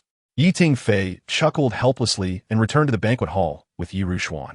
Director Yi, Fong Hung stumbled down from the table, throwing an arm around Tingfei's shoulder. Do you know what my wife said?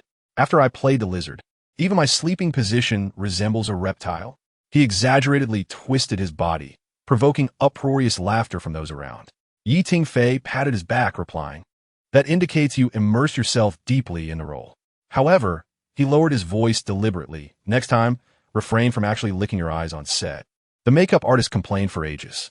Fong Heng's eyes widened. How did you know I could do that? Realizing he had spoken too freely, he quickly covered his mouth, eliciting another wave of laughter. Zhongli approached, holding a glass. He was clad in a sharply tailored suit, looking far more spirited than when he portrayed Norman Osborn. Director Yi, when Fong is drunk, he tends to be a nuisance. Pay him no mind. I raise a glass to you, thanking you for this opportunity. Yi Tingfei clinked glasses with him. You flatter me. It is your acting that brought the Green Goblin to life. Zhongli shook his head. No, it is your guidance that is commendable. To be honest, during the filming of that final scene, your words about the thin line between reason and madness gave me a new understanding of the character. Yi Tingfei nodded, suddenly struck by a thought. Zhang Li's steady and solid acting might warrant consideration for a role in Batman. Director Yi? Zhang Li queried, observing the director's momentary distraction. My apologies, Yi Tingfei replied, returning to reality. I was merely contemplating the new film. What? Director Yi, is there already a new film in the works? Zhang Li's eyes brightened. At that moment, Princess Ing approached, linking her arm with Wang Ziming's. Director Yi, she beamed. Wang Ziming told me something particularly amusing. Yi Tingfei's heart skipped a beat as he cast a glance at Wang Ziming, who immediately averted his gaze, feigning intense interest in the ceiling. Oh, what could be so fascinating? Yi Tingfei inquired with a facade of calmness. He mentioned that just moments ago on the terrace. Princess Ing had suddenly mimicked an exaggeratedly grotesque expression, her eyes wide and her mouth twisted into a grin, laughing like this. Ye ruan gaspet ying ying. Princess Ing instantly regained her composure, apologizing. I'm so sorry, Director Yi. I just found it so unbelievable. Wang Ziming said you looked more terrifying than the Green Goblin, and I couldn't believe it. The banquet hall fell into an abrupt silence, all eyes fixated on Yi Tingfei. He felt a wave of embarrassment wash over him. Yet he understood that there was no need to conceal his acting skills. In a flash of inspiration, a gentle smile graced his face. Is that so? Perhaps it is indeed the case. Suddenly, Yi Tingfei's voice turned hoarse and distorted, as if something sharp were lodged in his throat. His lips curled upward, not in a typical smile, but in a manner that seemed to tear his face apart, revealing his pearly white teeth. His eyes bulged wide, the whites veined with blood, while his pupils constricted to pinpricks, resembling a wild beast lurking in the shadows, stalking its prey. His entire visage appeared to be contorted by some frenzied emotion. Muscles twitching unnaturally, brows raised high, and veins protruding from his forehead. His laughter erupted abruptly, sharp and jarring, akin to metal scraping against glass, or a deranged machine shrieking in distress. His body convulsed violently with the laughter, shoulders heaving, neck twisting in an unnatural angle, as though it might snap at any moment. The banquet hall was engulfed in a suffocating silence. Some gasped in horror, others instinctively recoiled, and a few even toppled the champagne tower behind them, the shattering glass resonating painfully in the stillness. Wang Ziming's face turned ashen, his legs trembling, nearly collapsing to the ground. Princess Ing clamped her mouth shut, her eyes wide and nearly bulging, utterly forgetting to breathe. Yi Rushuan surged forward, seizing Yi Tingfei's arm, her voice trembling. Tingfei, stop! In an instant, Yi Tingfei's expression returned to normal. He blinked, the curve of his lips softening instantly, his gaze clear as though everything that had transpired was merely a figment of imagination. Yi Tingfei chuckled lightly, just a little performance. I was conceptualizing a new character, a clown. The room fell into silence once more until Fong Hung was the first to regain his composure, enthusiastically applauding. Incredible. Director Yi, when did you learn to do that? You're more professional than us actors. Yi Tingfei shrugged. A director ought to understand a bit of performance. Now, let us not gather around me. Tonight is our celebration. He raised his glass, toasting to Spider-Man. To ourselves. The crowd followed suit, the atmosphere gradually returning to its former exuberance. Yet, Yi Tingfei noticed Wang Ziming and Princess Ing whispering to each other, casting furtive glances in his direction. You frightened them, Yi Rushuan whispered in his ear. Yi Tingfei let out a wry smile, surprised by the attention he had garnered. That expression, was it truly prepared for the new film? Yi Rushuan hesitated, her eyes filled with concern for her brother. Yi Tingfei gently nodded, revealing the essence of a narrative that delves into the dichotomies of light and darkness, order and chaos. More mature than Spider-Man. It certainly sounds challenging. Yi Rushuan pondered for a moment, asking if he needed assistance. Just as Yi Tingfei was about to respond, his phone vibrated with a message from Suman. Tomorrow at 10, do not be late. I've brought matcha cake from a land of cherry blossoms. We can talk while we savor it. He replied with an affirmative gesture and looked up at Yi Rushuan, saying, Tomorrow, I will discuss the new project with Man-Man. I'll update you once we have a concrete plan. Yi Rushuan nodded, suddenly reaching out to adjust his collar. You're already calling her man. Just remember, whatever you do, don't overexert yourself. Tingfei felt a warmth in his heart as he grasped his sister's hand. Me fine, truly. I'm just feeling particularly inspired. The banquet continued into the late hours. As the last few guests departed, Tingfei stood alone in the empty hall, closing his eyes to embrace his newfound spider sense. The hairs on the back of his neck stood on end as a faint crimson glow appeared at the periphery of his vision, signaling that the cleaning staff was preparing to enter the corridor. Is this the sensation of Peter Parker? He murmured softly. Ding. It seems the host is relishing the new ability. The system's voice suddenly echoed in his mind. Tingfei jumped, glancing around to confirm he was alone before replying internally. Could you refrain from being so elusive? Hee. This system enjoys witnessing the host's startled reactions. The system retorted with a mischievous tone. But on a serious note, have you devised any plans for the new task? Tingfei moved to the window, gazing at the nightscape of Kyoto. A budget of 30 million for special effects means the CG ratio cannot be excessively high. I must find methods for live-action shooting. The challenge lies in the timeline. Tingfei frowned, realizing that completing everything from preparation to release within 6 months was exceedingly tight. That is precisely why the host needs to showcase superior acting skills. The system teased. Imagine this. You could personally demonstrate to the actors, significantly reducing communication time. Tingfei shook his head with a bitter smile. I can't possibly demonstrate every scene, can I? He placed a hand on his forehead, weary at the thought. Just kidding. The system chuckled. However, the host could indeed consider playing a specific role, perhaps that of the Joker. Your earlier performance was quite stunning. Tingfei fell silent for a moment, recognizing that he had already internally designated the Joker as a potential role. That maniacal smile naturally surfaced from within him, as if he had been acquainted with the character for years. Let us think about it later, he finally concluded. For now, the priority is to assemble a team and find suitable actors. He retrieved his phone, scrolling through his contacts until his gaze settled on the name Wang Ziming. The young man possesses remarkable potential, yet Batman requires a more seasoned actor. The system suddenly inquired, in a world devoid of DC Comics. Would audiences embrace such a darkly styled character as Batman? The voice of the system resonated with the challenge. You must convince the audience of the existence of this billionaire clad in bat-like attire, whose fears, anger, and resolve must all be credible. Tingfei inhaled deeply, feeling a mix of tension and exhilaration. He stepped out of the hotel, the night breeze brushing against his cheek. In the distance, neon lights cast blurred reflections on the rain-soaked ground, reminiscent of Gotham's damp and shadowy streets.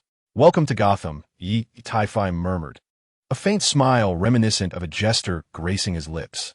The following morning, sunlight streamed through the floor-to-ceiling windows of the office as Su Man sliced a matcha cake in half. Tingfei entered, still bearing the chill from outside. Then o'clock sharp, Su Man remarked, glancing at her watch, pushing one half of the cake towards him. Try it. This is the finest matcha from Sakura country. Tingfei accepted the cake and took a bite, the rich tea flavor melting on his palate. Not bad, though it pales in comparison to the old establishments in Kyoto. Such a critic, Su Man chuckled lightly, then turned serious. Now, tell me, what new project has you so eager?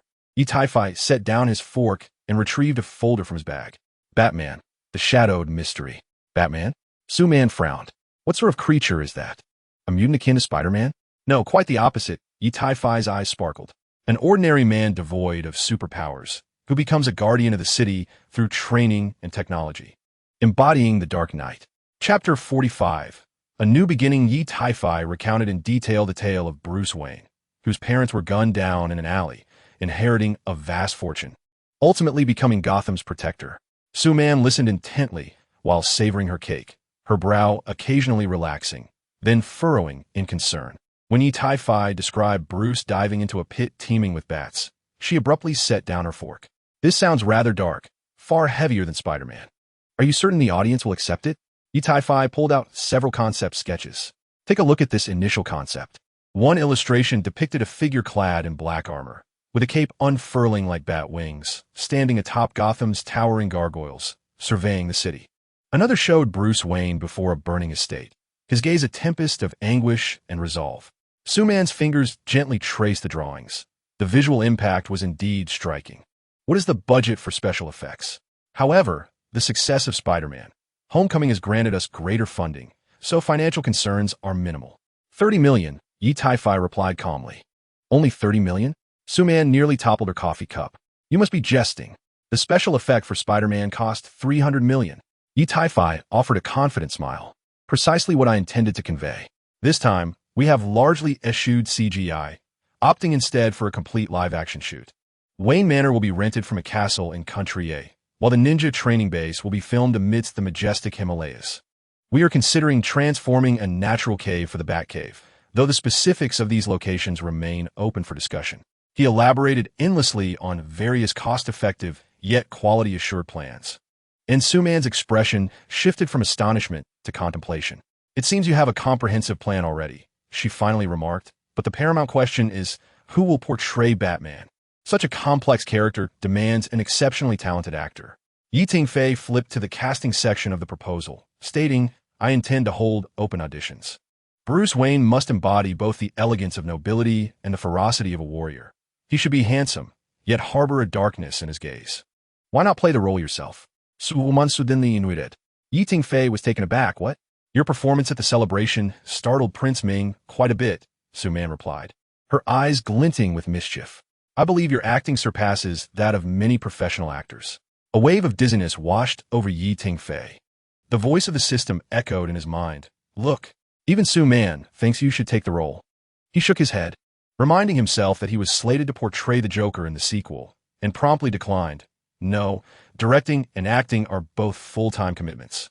I must focus on the overall vision. Su-Man nodded thoughtfully. Very well. We need to assemble the core team swiftly. Should we engage Li Ming from Spider-Man for cinematography? No, I require a darker photographic style, Yi Tingfei replied, shaking his head. The two discussed the production details for nearly 2 hours, during which an assistant brought in lunch. As their conversation drew to a close, Su-Man suddenly asked, what inspired this story? I have never heard of the character Batman. Yi Tingfei was prepared with an answer. It stemmed from a dream he had as a child, which he had meticulously recorded in a notebook. Recently, while organizing old items, he had stumbled upon it and felt it could be developed into a lengthy narrative. Your lying skills are becoming increasingly refined, teased the system in his mind. Yi Tingfei retorted internally, System, why are you so chatty lately? Su-Man appeared to accept this explanation, rising to stand by the window. Where the sunlight outlined her delicate silhouette. I approve of the project, but with one condition. What condition? He inquired. She turned to face him, her expression unusually gentle. Do not push yourself too hard. You seem different these days, more exhilarated yet more fatigued. A warmth spread through Yi Tingfei's heart, and he was about to respond when there was a sudden knock at the office door. Come in, Su-Man resumed her professional tone. Prince Ming peeked in, visibly shrinking back upon seeing Yi Tingfei. Apologies for the interruption. Su Zong, the PR department needs your confirmation on the details for next week's press conference. I'll be right there. Su-Man nodded and turned back to Yi Tingfei. Let's conclude for today. Shall we meet tomorrow morning to discuss? As Yi Tingfei stood to gather his documents, he noticed Prince Ming instinctively step back as he passed. Why are you playing the assistant? Still pondering over the celebration? Yi Tingfei asked in a lowered voice. Wang Jiming swallowed hard. Director Yi, is that expression truly meant for the new role? Yi Tingfei patted his shoulder. Are you interested in auditioning? Although it's not the leading role, there's an important supporting character that may suit you. Wang Jiming's eyes brightened. Really? What character? A psychologist known as the Scarecrow, who specializes in exploiting people's fears. As Yi Tingfei spoke, he suddenly narrowed his eyes, his voice taking on an eerie tone. He reveals to people their deepest fears. Wang Jiming's complexion turned pale, but Yi Tingfei quickly returned to normal. Just kidding. The script isn't finished yet. See you tomorrow. That night, Yi Tingfei burned the midnight oil in his study, revising the script. Scattered across the desk were dozens of hand-drawn storyboards. The glow from the computer screen illuminating his fatigued yet exhilarated face. This scene with Bruce in prison needs more internal monologue, he murmured, his fingers flying across the keyboard. Oh, right, system, there is no penalty for failing this mission, right? Yi Tingfei soudain rejalit. Ding, I was just waiting for you to say that. The penalty for mission failure will leave the host stripped bare and thrown into the busiest area of Kyoto. Yi Tingfei was momentarily stunned. He immediately slapped himself twice, cursing his own loose tongue. He glared at the empty space before him, as if confronting the unscrupulous merchant that was the system. Grabbing a mug, he contemplated smashing it but paused, remembering it was a limited edition gift from Su-Man, and reluctantly set it down. He took a deep breath, striving to calm his racing heart, rubbing his temples as fatigue washed over him. Tingfei slumped in his chair, staring blankly at the ceiling. The glow of the computer screen was particularly blinding in the darkness, reflecting off his slightly pale face. Host, don't be so despondent. Challenges and rewards are proportionate. Face them bravely, and ample rewards await you ahead. The System's voice suddenly turned obsequious. With your talent, filming a Batman should be a piece of cake, right? Tingfei scoffed. He stood up and moved to the window, the nightscape of Gotham City gradually coming into focus in his mind. Towering buildings, dark, damp alleys, and the fleeting shadow of a bat moving through the darkness. The allure of this story truly captivated him. Well, Tingfei rubbed his weary eyes. Since there's no turning back, I can only give it my all. He returned to his computer, diving back into the scriptwriting process with renewed focus, as if he were to pour all his understanding of Batman into it. Yes, this is the host I have my eyes on. The system cheerfully played background music in his mind, the classic Batman theme. Sure. Tingfei frowned. I need to concentrate. All right. The system immediately fell silent, though Tingfei could sense its smugness. As the night deepened, the city outside gradually quieted. Tingfei finally completed the revisions of the script. Stretching his limbs and glancing at the clock, it was 3 a.m.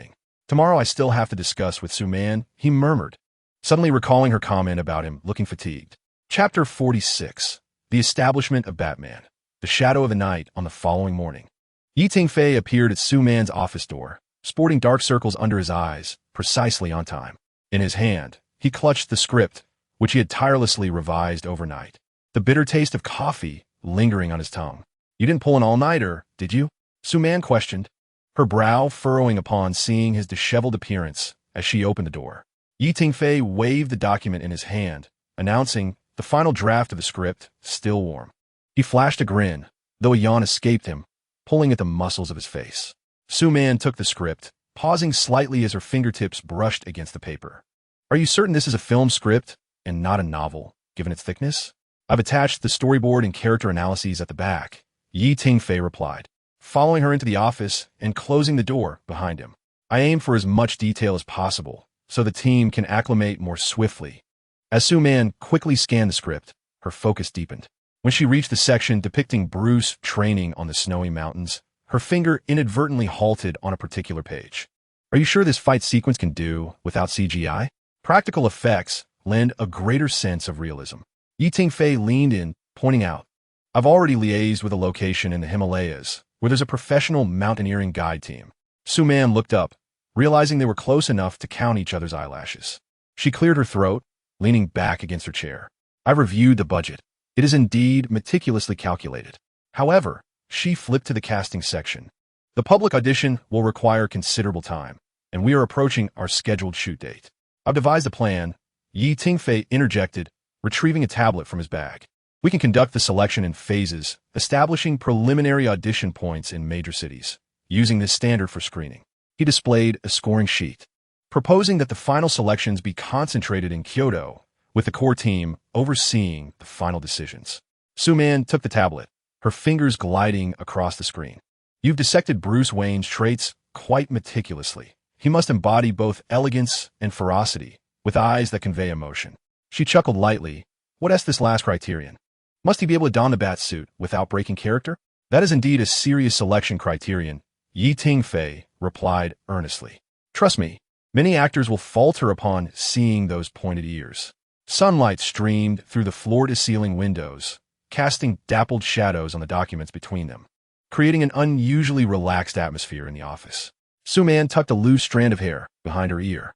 I've instructed the PR department to issue the audition announcement this afternoon. However, she hesitated, are you certain you want to reserve a role for yourself? Even a cameo?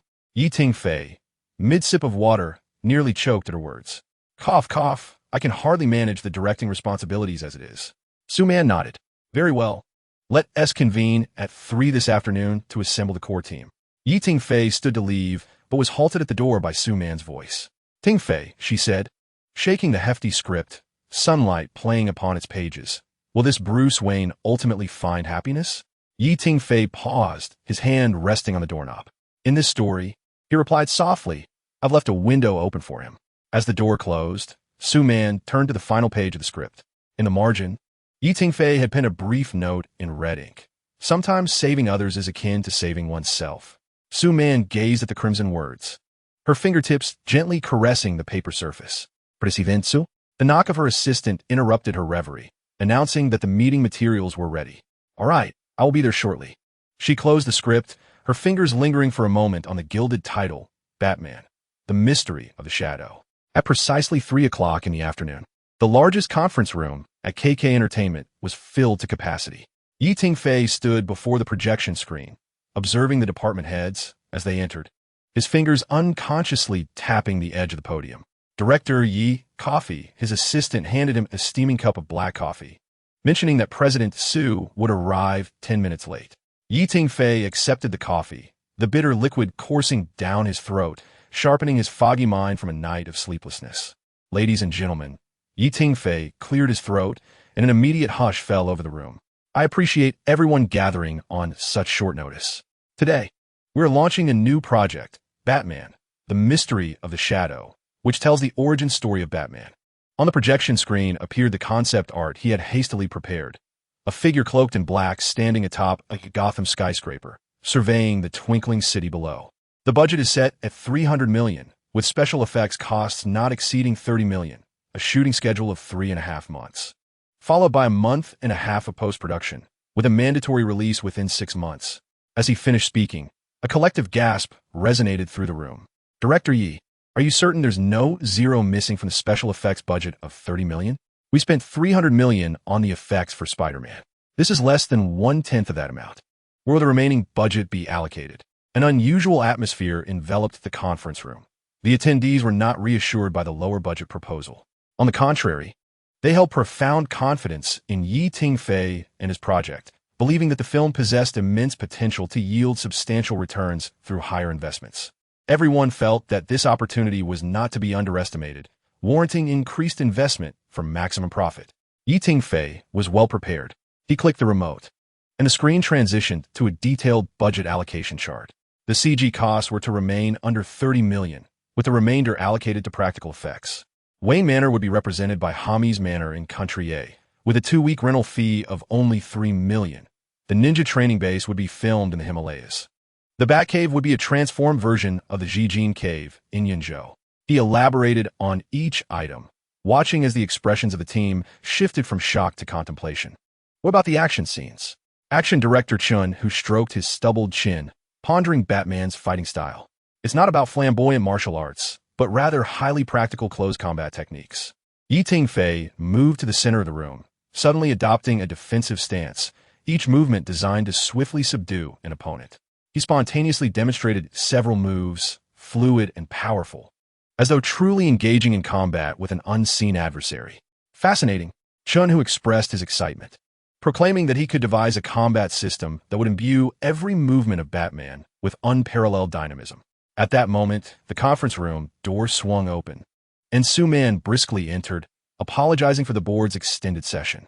She surveyed the group, still enveloped in the aura of combat, and remarked, "It seems you've all settled into the groove in my absence, especially regarding action design." Tingfei wiped the sweat from his brow and returned to the podium, announcing, "Next, we shall discuss the casting arrangements. We have merely 1 week for public auditions, and we must finalize the lead roles by next week." 1 week? Casting director Wang Yu gasped. "Such public auditions typically require at least a month. Thus, we must employ unconventional methods," Tingfei responded, clicking the remote to reveal a unique audition process on the screen. "In the preliminary auditions, we shall disregard resumes and backgrounds, focusing solely on 3 criteria: gaze, physicality, and improvisation." He elaborated, "Bruce Wayne must possess the ability to convey complex emotions through his eyes, endure rigorous physical training, and, most crucially, exhibit improvisational skills. As I will present various unforeseen scenarios on site." Su Man nodded thoughtfully. The PR department is already prepared with the announcement. It will be released across the internet at 6 o'clock this evening. Chapter 47. The Audition, the Success of Spider-Man. Hero's journey had catapulted Tingfei into global recognition. Upon the release of the audition announcement for his new film, discussion surrounding Tingfei's casting quickly ascended the trending charts. This casting call was open to the entire public, presenting everyone with an opportunity to become a superhero. Major talent agencies were inundated with calls, and artist-directors convened overnight. Schedules for renowned actors were promptly adjusted, while aspiring actors eagerly awaited their chance. In an instant, the entire entertainment industry turned its attention to this audition. On the first day of auditions, a serpentine line formed outside the KK Entertainment Building. Tingfei gazed down from the window, observing a crowd comprising seasoned actors in suits, casual students from drama schools, and even a few cosplayers donned in Spider-Man attire. Clearly, the concept of Batman was immensely captivating. Suman approached him, offering a cup of coffee, despite the uncertainty surrounding what Batman truly represented. Tingfei took a sip of coffee, knowing they would soon discover the answer. The conference room had been transformed into a temporary audition venue, with Tingfei seated at the center, flanked by casting director Wang Yu on his left and action director Chun, who on his right. The first day of auditions stretched from 8 in the morning until 2 in the afternoon, during which over 60 actors were assessed, yet none met Tingfei's standards. Next, Tingfei sighed, rubbing his weary eyes, his voice now hoarse. The door opened, and a familiar figure entered, Wang Jiming. The young man, dressed simply in a white t-shirt and black athletic pants, appeared even more unassuming than usual.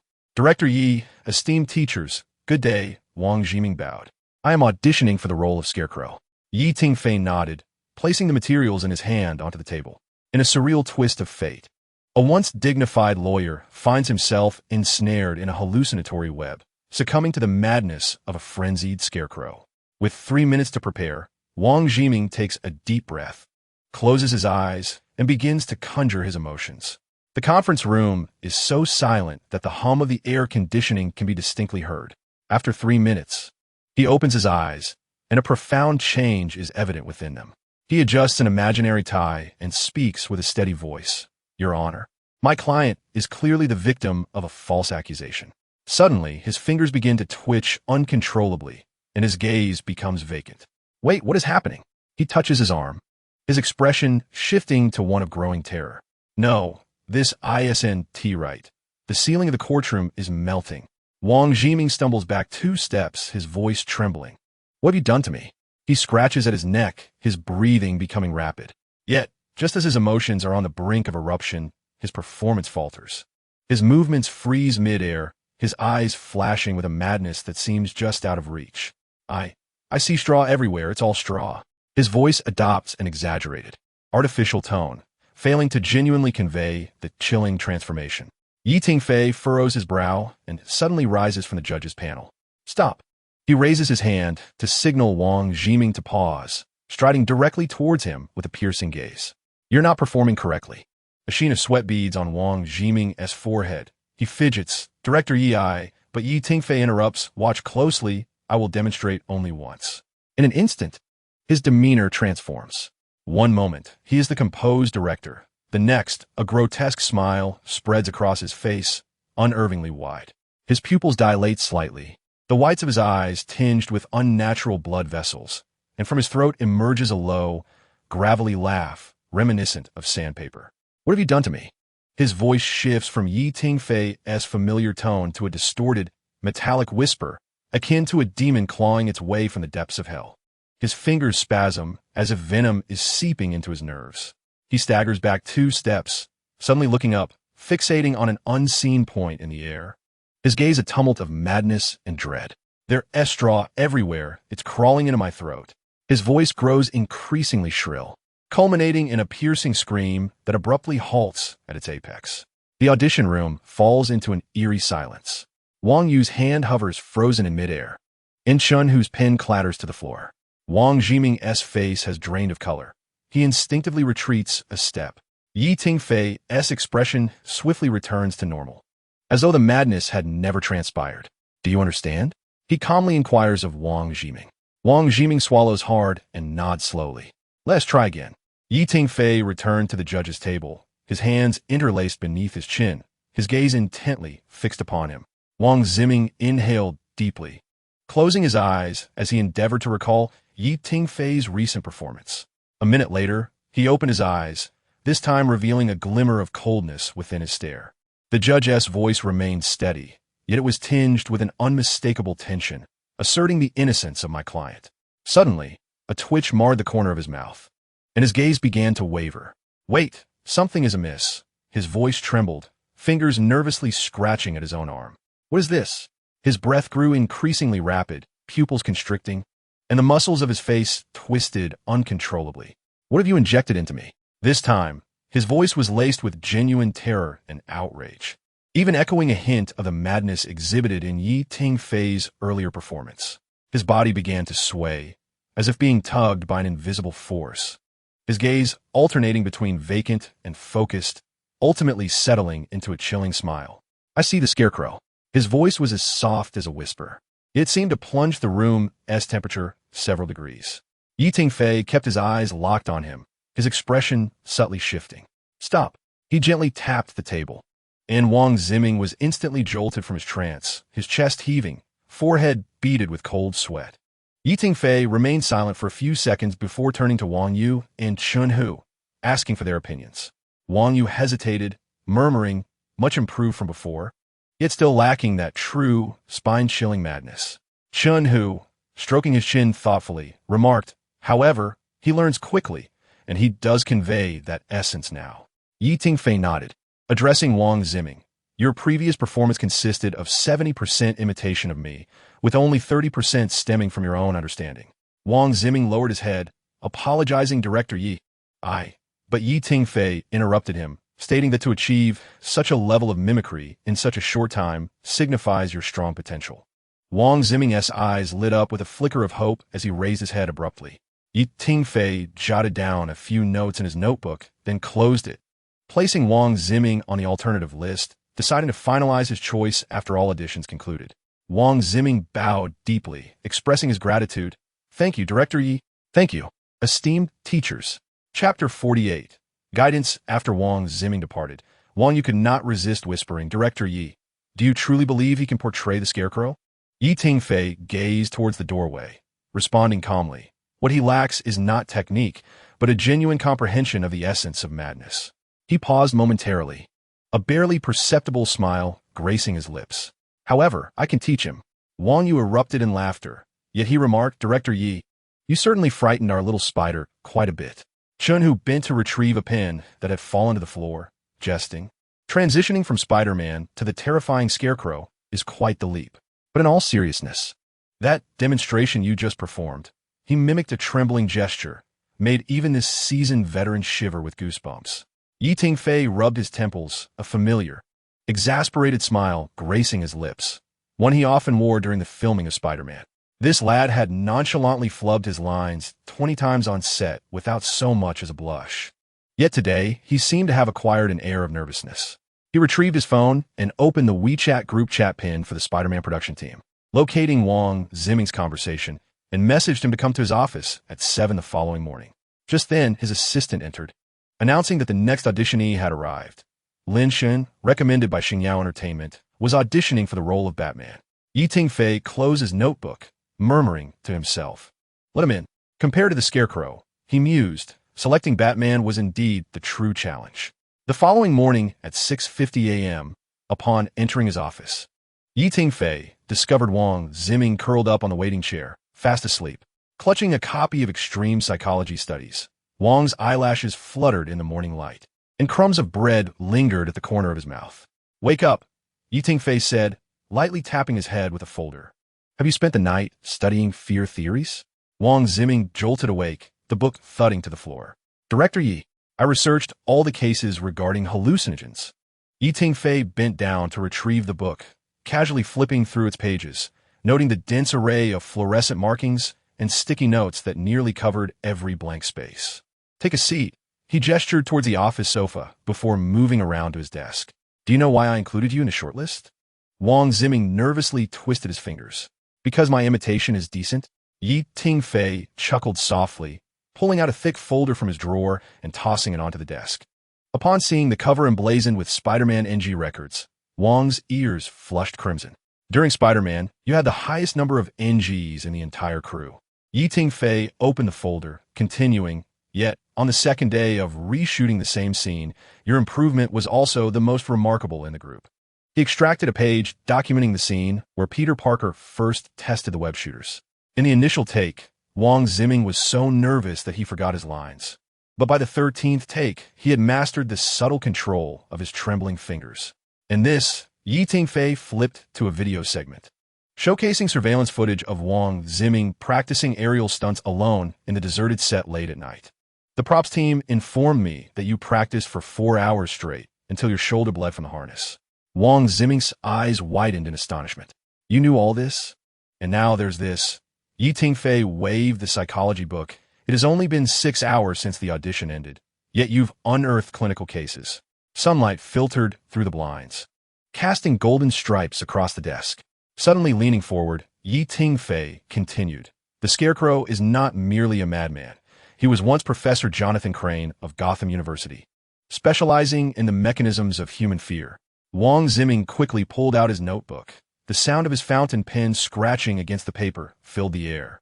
Imagine, if you will, the voice of Tingfei suddenly deepening, a man who has devoted his life to the study of fear, ultimately ensnared by the very toxins of his own dread. He opens a drawer and retrieves a small vial of amber liquid to enhance the immersion for the actors. I instructed the props team to create a genuine hallucinogen. The liquid refracts a bizarre halo under the sunlight, causing Wang Ziming's pupils to involuntarily quiver. In a moment of genuine madness, Tingfei abruptly hurls the vial against the wall.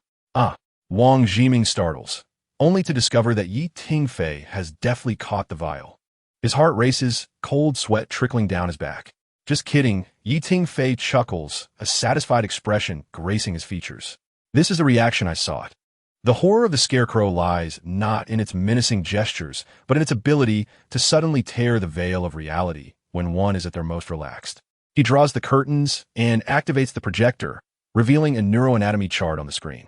The fear toxin directly affects the heart and brain, with initial symptoms including, before he can finish, the lights in the office abruptly extinguish. In the darkness, Wang Ziming feels icy fingers glide across the nape of his neck. Yadao. Now, do you feel the sensation of insects crawling beneath your skin? Tingfei's voice emanates from all directions, yet when he looks down, he sees nothing. A lighter flickers to life, illuminating Tingfei's face in the flame's glow, revealing a ghastly visage. This is the Scarecrow's weapon. When the lights return, Wang Ziming finds a hasty scrawl added to his notebook. Fear is a living creature that breathes. He jolts his head up to see Tingfei calmly sipping tea by the window, as if nothing had transpired moments before. By this time tomorrow, Tingfei declares without turning, I expect to see the Scarecrow design you have conceived, including but not limited to the body language exhibited during the toxin's onset and the micro-expressions during courtroom interrogations. Wang Ziming stands abruptly, overturning his coffee cup. I will. The commotion in the corridor signals the arrival of a new batch of auditioners. An assistant knocks at the door, reminding him that the next meeting is about to commence. Wang Ziming bows deeply, and as he turns, he hears Tingfei's final remark. By the way, the crumbs at the corner of your mouth are quite detrimental to the atmosphere of terror. Inside the audition room, the atmosphere is tense. Tingfei sits at the center of the judging panel, his fingers lightly tapping on the table, his gaze intensely fixed on the performance before him. Princess Ing stands in the middle of the room, takes a deep breath, and begins her audition. Jotcher is dead now, she says, her voice laced with fury, portraying Rachel confronting Bruce, who wishes to confess his desire for vengeance. You can finally let this go. Suddenly, she raises her hand, mimicking the action of slapping someone. This slap is for your father. Her voice escalates an octave. Immediately follows another slap motion. This slap is for your mother. Her performance brims with tension, her gaze piercing. Yet Tingfei's expression gradually darkens.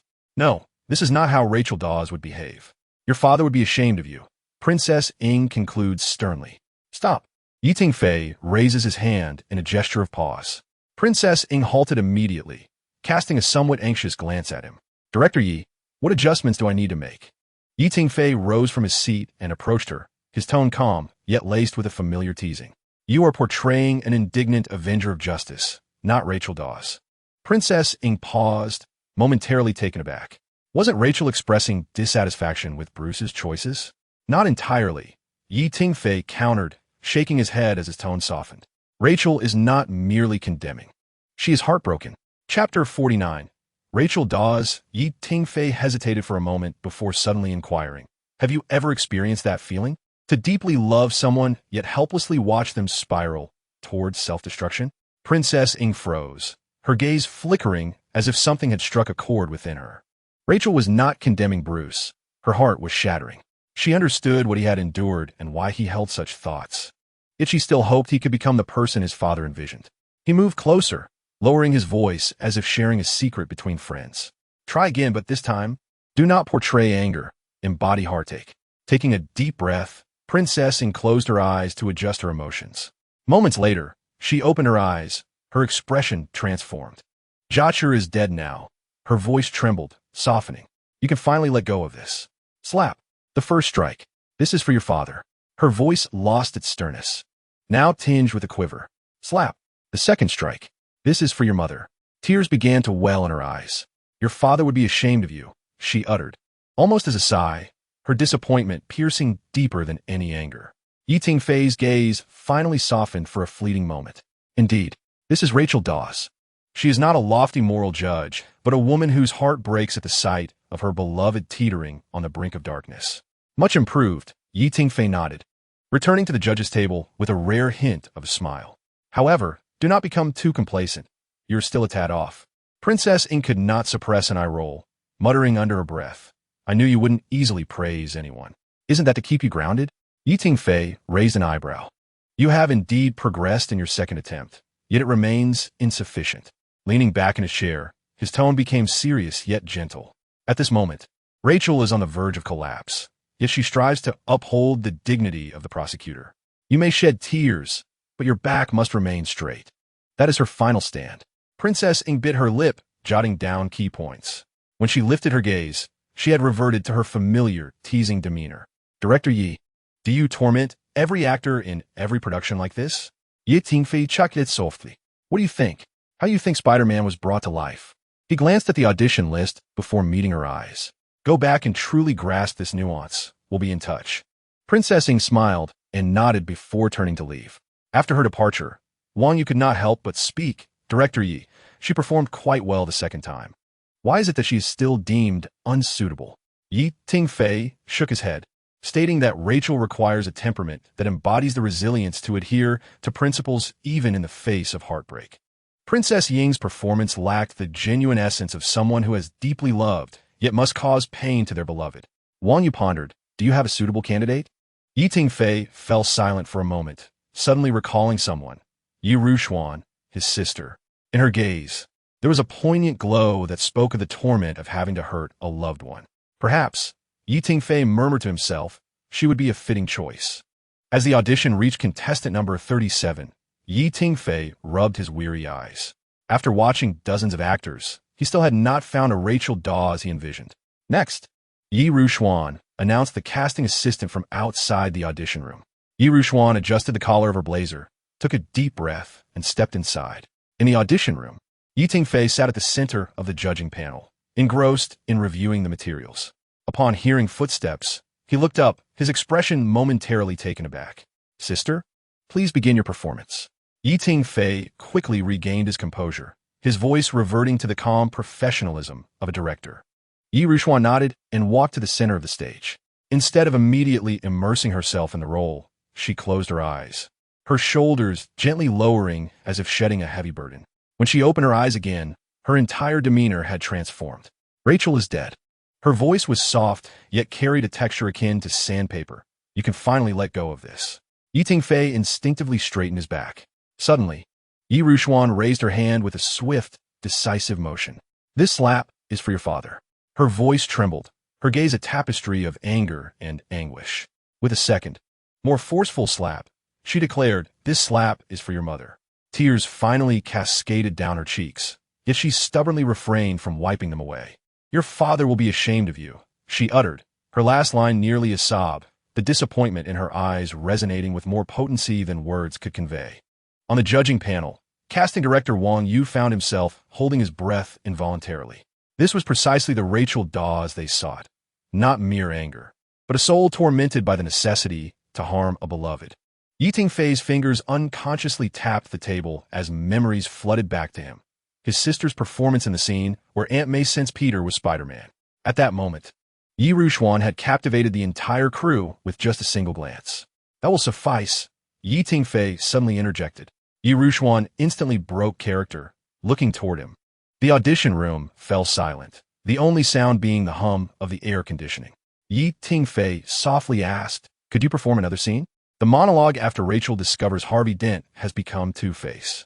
This segment was not in the script. It was a spontaneous idea to test her improvisational skills and emotional depth. Yi Rushuan accepted the script Tingfei had written, quickly scanning through it. She did not request any time for preparation. Instead, she set the script aside and closed her eyes once more. When she opened them again, it seemed as if all strength had been siphoned from her being. She slowly crouched down, her fingers brushing against an imaginary ground, as if a dying friend lay there. "We believe that light could conquer darkness," her voice fractured.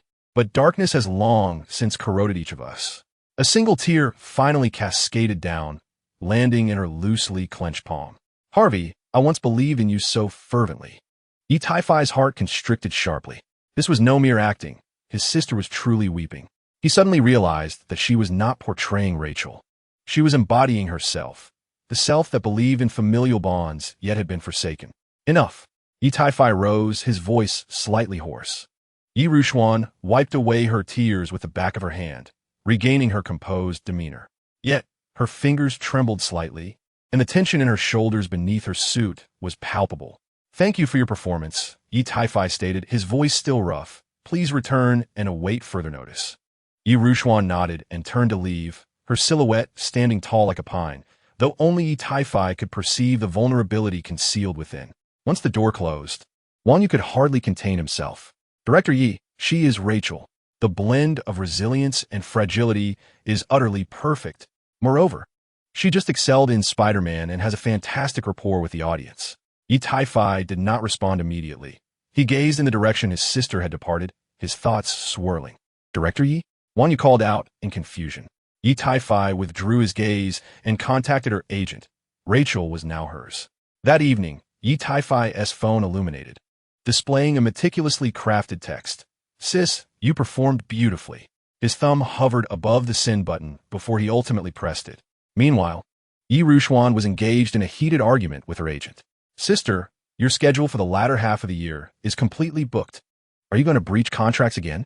Who would dare to hire you for a film afterwards? I could just keep filming my brother's projects, can't I? Look at how popular Spider-Man, Hero's Journey is." Yi Rushuan turned her head away defiantly. At that moment, her phone rang unexpectedly. Upon seeing her brother's message, she paused for a moment, a slight smile gracing her lips. She replied, "Thank you, little brother. It has been a pleasure collaborating once more." Chapter 50. Auditions on the third day of auditions. The lights in the casting room remained bright, yet Tingfei's mood grew increasingly somber. He had auditioned nearly 100 candidates for the role of Batman, yet none had managed to encapsulate the complexity of the character. Next, Chen Hao, a tall male actor, entered the room. "Please perform Bruce's monologue at his parents' grave." Tingfei instructed. He closed his eyes, and when he opened them again, his gaze was imbued with depth and anguish. "Father, mother," his voice resonated, low and powerful. "It has been 10 years and I still..." Tingfei furrowed his brow. The performance was overly contrived, with each pause seemingly calculated, devoid of the soulful anguish that characterizes Bruce. Even worse, when Chen Hao turned, his movements were excessively agile, utterly unrepresentative of a man crushed by sorrow. Tingfei interjected. "Could you perform a scene where Batman interrogates a criminal?" Chen Hao immediately shifted his demeanor, lowering his voice. "Tell me where the Joker is." He seized the imaginary criminal by the collar, his movements as precise and fluid as a martial arts demonstration. Tingfei rubbed his temples. The technique was flawless, yet the essence was entirely absent. Batman's violence is not mere performance. It is an eruption of anger repressed for years. "Thank you for your performance." Tingfei closed the dossier. instructing him to await further notice. After Chun Hao departed, Wang Yu could not help but remark Director Yi. His physical attributes closely resemble those of Batman. Batman is not cosplay. Tingfei shook his head. What we require is an actor capable of portraying both Bruce Wayne and Batman, not merely a model who can strike poses. Tingfei watched the performances of over 40 actors, from popular stars to fresh faces from drama schools, yet none captivated him. Director Yi, it's already 10 o'clock. His assistant cautiously reminded him. Tingfei nodded, closing the folder. His eyes were dry and painful from prolonged focus on the monitor, and his temples throbbed. Notify everyone that we will continue at 8 in the morning. He rose, his shoulders stiff from sitting for too long. As the night deepened, Tingfei remained alone in the audition room, replaying the day's footage. Each actor was talented, yet none matched his vision. On the fourth day of auditions, the next name announced was Mr. Yilong. Upon hearing this name from his assistant, Tingfei abruptly lifted his head, the pen he held clattering onto the table. He stared in disbelief as his grandfather, Yilong, entered the room clad in a tailored black suit, striding with purpose. Grandfather, Tingfei nearly leaped from his seat. What brings you here? The elder calmly adjusted his bow tie, his eyes gleaming with a sharpness Tingfei had never witnessed before. What? Am I not allowed to audition? A profound silence enveloped the audition room. Tingfei's fingers tapped nervously on the table. He had never considered his grandfather for the role, yet in that moment, observing his grandfather's commanding presence and piercing gaze, he suddenly realized this might be a mad, yet brilliant idea. Please perform the dialogue where Alfred tends to Bruce's wounds. Tingfei requested, his voice slightly strained. Yilong nodded slightly. When he lifted his gaze again, his entire demeanor transformed. His eyes conveyed both sternness and affection. The corners of his mouth turned down in deep concern. Young master, his voice was low and restrained. You've once again gotten yourself grievously injured. Tingfei inhaled sharply, as the old gentleman perfectly captured the intricate emotions of both heartache and fury that a Fu experienced, akin to a grandparent witnessing the wounds of a beloved grandson. Continue, he urged, his voice trembling slightly. Yilong gently raised his hand, as if bandaging an invisible wound. Every time I see you return like this, I find myself questioning, is it worth it? His fingers quivered ever so slightly, yet he knew the answer. Thus, he could only continue preparing new gear and armor for him. At this juncture, the old man's voice suddenly choked, a glimmer of tears flashing in his eyes, for he understood that if he did not assist, the wounds would only deepen. The audition room fell into a profound silence, with Chun Hu and Wang Yu both reddening at the corners of their eyes. Tingfei felt a tightening in his throat. In that moment, he saw not just his grandfather, but the true essence of a Fu, a man who, knowing Bruce was heading toward peril, still chose to stand by him. Grandfather, Mr. Yi, Tingfei strove to steady his quivering voice. How do you comprehend the character of a Fu? Yilong's gaze returned to its usual warmth, yet it still resonated with the echoes of his previous performance. A Fu is no ordinary butler, he spoke slowly. He is Bruce's last family. He understands that little boy, who lost his parents, better than anyone, and he knows more than anyone what Batman signifies for the city. The old gentleman met his grandson's eyes directly, explaining that he chose to support, even if it meant watching the child he had nurtured venture into danger time and again. For sometimes, loving someone means respecting their choices, even when those choices cause you heartache. Tingfei felt warmth in his eyes. He suddenly grasped why his grandfather's performance was so profoundly moving. In a sense, he was portraying himself, the man who supported his grandson's cinematic aspirations, even when it meant witnessing repeated failures. Thank you for your performance, Tingfei whispered, his voice slightly choked. Please return and await further notice. Once he long departed, the audition room erupted into fervent discussion. Absolutely perfect, Wang Yu exclaimed, captivated by the restrained yet deeply buried emotions. Tingfei remained seated, unable to find tranquility. He had never considered casting his grandfather, yet it now seemed the most prudent choice. For no one understood the essence of unconditional love and support better than Yilong, which lay at the very heart of a Fu's soul. Leaning back in his chair, he gazed at the ceiling, his heart a tumult of emotions. Director Yi? Wang Yu cautiously interrupted his thoughts. Tingfei returned to reality, his voice somewhat hoarse. Who asks next? The next candidate is Zhang Li. Upon hearing the name, Tingfei recalled inviting Zhang Li personally to the audition. Teacher Zhang, please perform the scene where Gordon first encounters Batman on the rooftop of the police station. Tingfei got straight to the point. Zhang nodded, donned his reading glasses, and slowly made his way to the center of the stage. He did not speak immediately, but stood there, as if genuinely awaiting something in the chilly night breeze. After a few seconds, he murmured, "I thought this city was beyond salvation until I beheld you." His tone was imbued with hesitation, trepidation, and a subtle glimmer of hope. As he lifted his gaze toward the imagined Batman, a complex array of emotions flickered in his eyes, both vigilant and expectant, laden with both responsibility and struggle. "Batman is not a friend of the police," he continued, his voice deep yet resolute, "but perhaps he is a friend to this city." Tingfei's eyes sparkled with excitement. This was precisely the James Gordon he envisioned, a veteran officer in a corrupt police department who clings to his principles. A realist who understands that Batman is not an adversary, yet cannot wholly endorse his methods. Splendid. Tingfei couldn't help but applaud. This was the Gordon I desired. His applause shattered the previously tense atmosphere, prompting nods of approval from the onlookers. In the ensuing hours, dozens of actors took their turns, attempting various roles. Yet most failed to leave a lasting impression. It was not until evening that an ordinary employee from a local tech company, Su Shiqian, unexpectedly secured the role of Lucius Fox.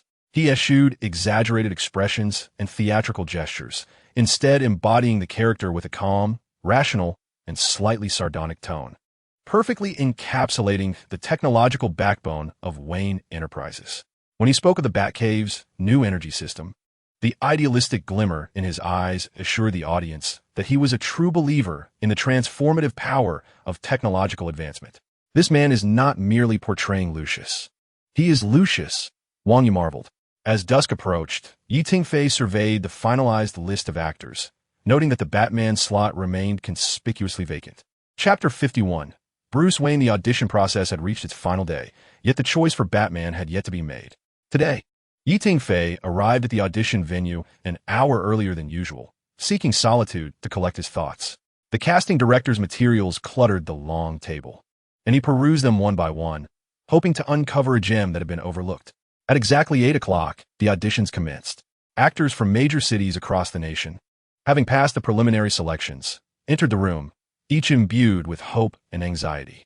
Tingfei compelled himself to remain focused, granting each actor an equitable opportunity.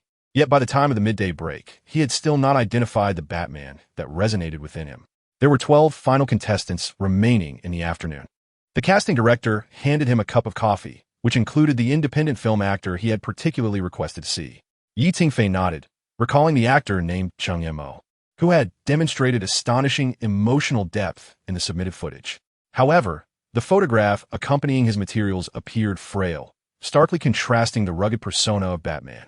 By the 5th audition of the afternoon, fatigue had begun to set in for Tingfei.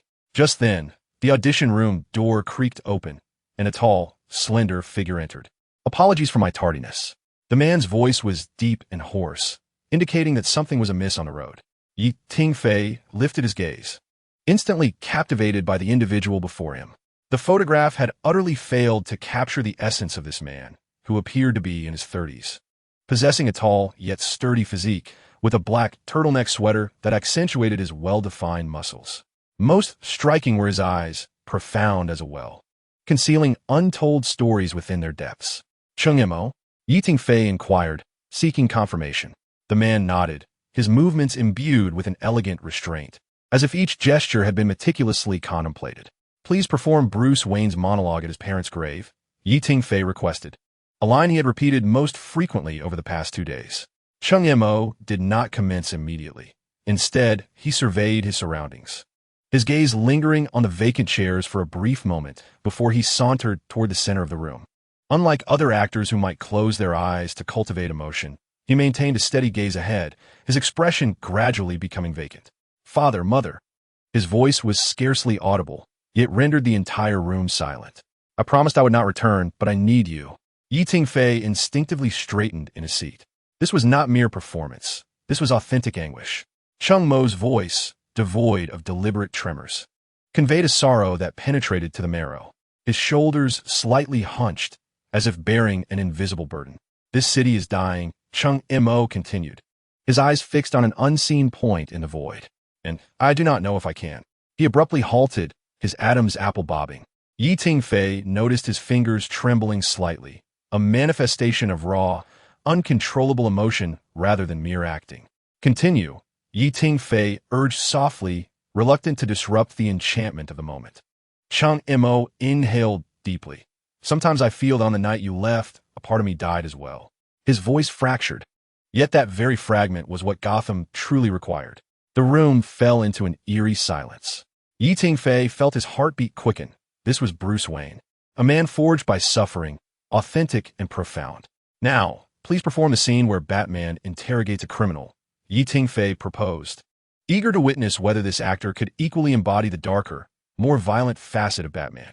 Chung Mo's expression transformed instantaneously. He straightened his posture, slightly raising his chin, his aura shifting from fragile to perilous. When he spoke, his voice rumbled like thunder. Tell me where the Joker is. This was not the theatrical fury of Chun Hao. It was a menacing whisper that emanated from deep within his chest, laden with threat. Chung Mo advanced a step, his movements fluid and lethal, akin to a predatory beast. You refuse to speak? His tone dropped, yet became even more terrifying. I have all the time in the world, and you have already spilled too much blood. Tingfei held his breath. This was Batman, not merely a superhero, but a vengeful Avenger striking terror into the hearts of criminals. Chung Mo impeccably encapsulated the repressed fury and violent tendencies that had lingered for years. Following the performance, he appeared unable to extricate himself from the character. His breath remained rapid, and his gaze was erratic. Tingfei noticed beads of sweat forming on his forehead. Are you all right? Tingfei inwided. Cheng Montauk nodded. Yet his hands continued to tremble. He attempted to muster a smile, but faltered. I apologize. This monologue is rather personal for me, he confessed. Tingfei deduced. You lost your parents when you were 10. Chung Mo lifted his gaze, an acceptance reflected in his eyes as he spoke softly. Thus, I understand that Bruce Wayne will never truly overcome that pain. He merely learns to coexist with it. A jolt of realization coursed through Tingfei's spine. This was precisely what he had been seeking, an actor who genuinely comprehended the essence of the character. Chung Mo was not merely talented.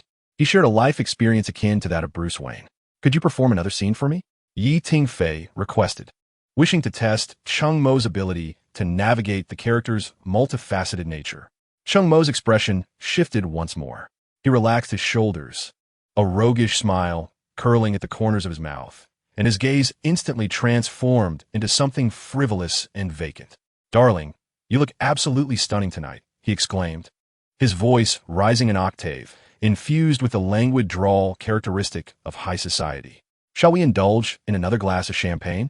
Yet most astonishingly, beneath the flamboyance of his performance, Tingfei could still discern a glimmer of concealed melancholy in his eyes, an impeccable embodiment of Bruce Wayne's hidden traumas masked by the persona of a playboy. Thank you for your performance, Tingfei said, striving to maintain a veneer of professional composure, although he was inwardly exhilarated. Please wait for further instructions. Once Chung Mo departed, the entire casting team turned their attention to Tingfei. It's him, Tingfei declared succinctly, his voice slightly hoarse with excitement. We have found our Batman. Wang Yu hesitated, but his notoriety is insufficient. I do not care. Did Prince Ming possess significant fame before Spider-Man? Tingfei asserted decisively. If we are to craft a genuine, profound Batman, Chung Mo is the sole choice. That evening, Tingfei replayed Chung Mo's audition footage alone in his office. The man on screen possessed a captivating paradoxical nature, fragility intertwined with strength, elegance blended with danger, all perfectly harmonized. More remarkably, his performance bore no traces of artifice.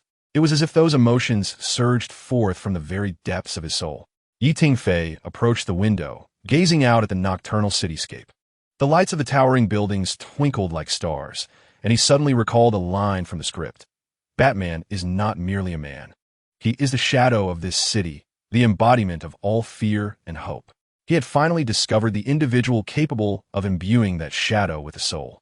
Chapter 52. Preparatory meeting. The day following the finalization of the casting, Tingfei convened a preparatory meeting for Batman, the Shadow of the Night.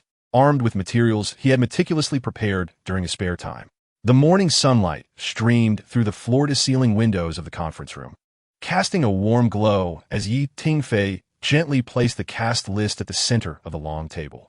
The name of Bruce Wayne, portrayed by Chang Mo, shimmered subtly in the light. "Everyone, our puzzle is complete," Tingfei declared, surveying the heads of various departments gathered around him. "In the coming 5 months, we shall endeavor to create a Batman that is both authentic and believable." On the projection screen, an image of an elevated railway in the city unfurled gradually. The train wove its way between modern skyscrapers and dilapidated neighborhoods, flanked by flickering neon billboards and rusting bridge supports. Gotham City requires its own transportation system, and this elevated railway serves not only a functional purpose, but also acts as a narrative device. Tingfei pointed to the track layout displayed on the screen. Traversing the entirety of the city, connecting affluent districts with impoverished areas, symbolizing the chasm of class disparity. He magnified the image, showcasing simulated footage of the train in motion, where external shots would employ CGI to create a dynamic environment.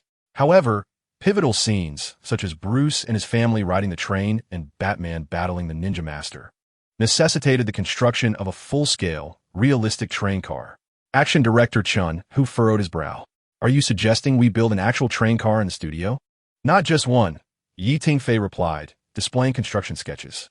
"We will construct 3 interconnected cars, including the doors, control room, and passenger area. All equipment must be movable and capable of simulating real operational conditions." The production manager nodded in agreement. "We can achieve that, utilizing hydraulic devices to simulate acceleration and abrupt stops, while the lighting team will create the interplay of light and shadow for nighttime travel." Tingfei nodded in satisfaction. "The elevated railway will not merely serve as a backdrop. It will be a thread that propels the narrative forward. I want the audience to feel the genuine heartbeat of this city." Next, the screen transitioned to an aerial view of a modern, luxurious estate. The mansion, constructed of concrete and glass, exuded an understated elegance, encircled by dense woodlands that imparted an air of secrecy and starkness. Wayne Manor must represent more than mere opulence. It must embody Bruce Wayne's solitude and the weight of his family's history. Tingfei pointed to the screen. "The internal structure of this estate aligns perfectly with the script's requirements. The Grand Hall's floor-to-ceiling windows will reveal a panoramic view of the city, while the underground garage can be transformed into Bruce's secret lair." The art director nodded. "This estate was newly built last year, featuring modern minimalist decor. We only need to adjust certain details."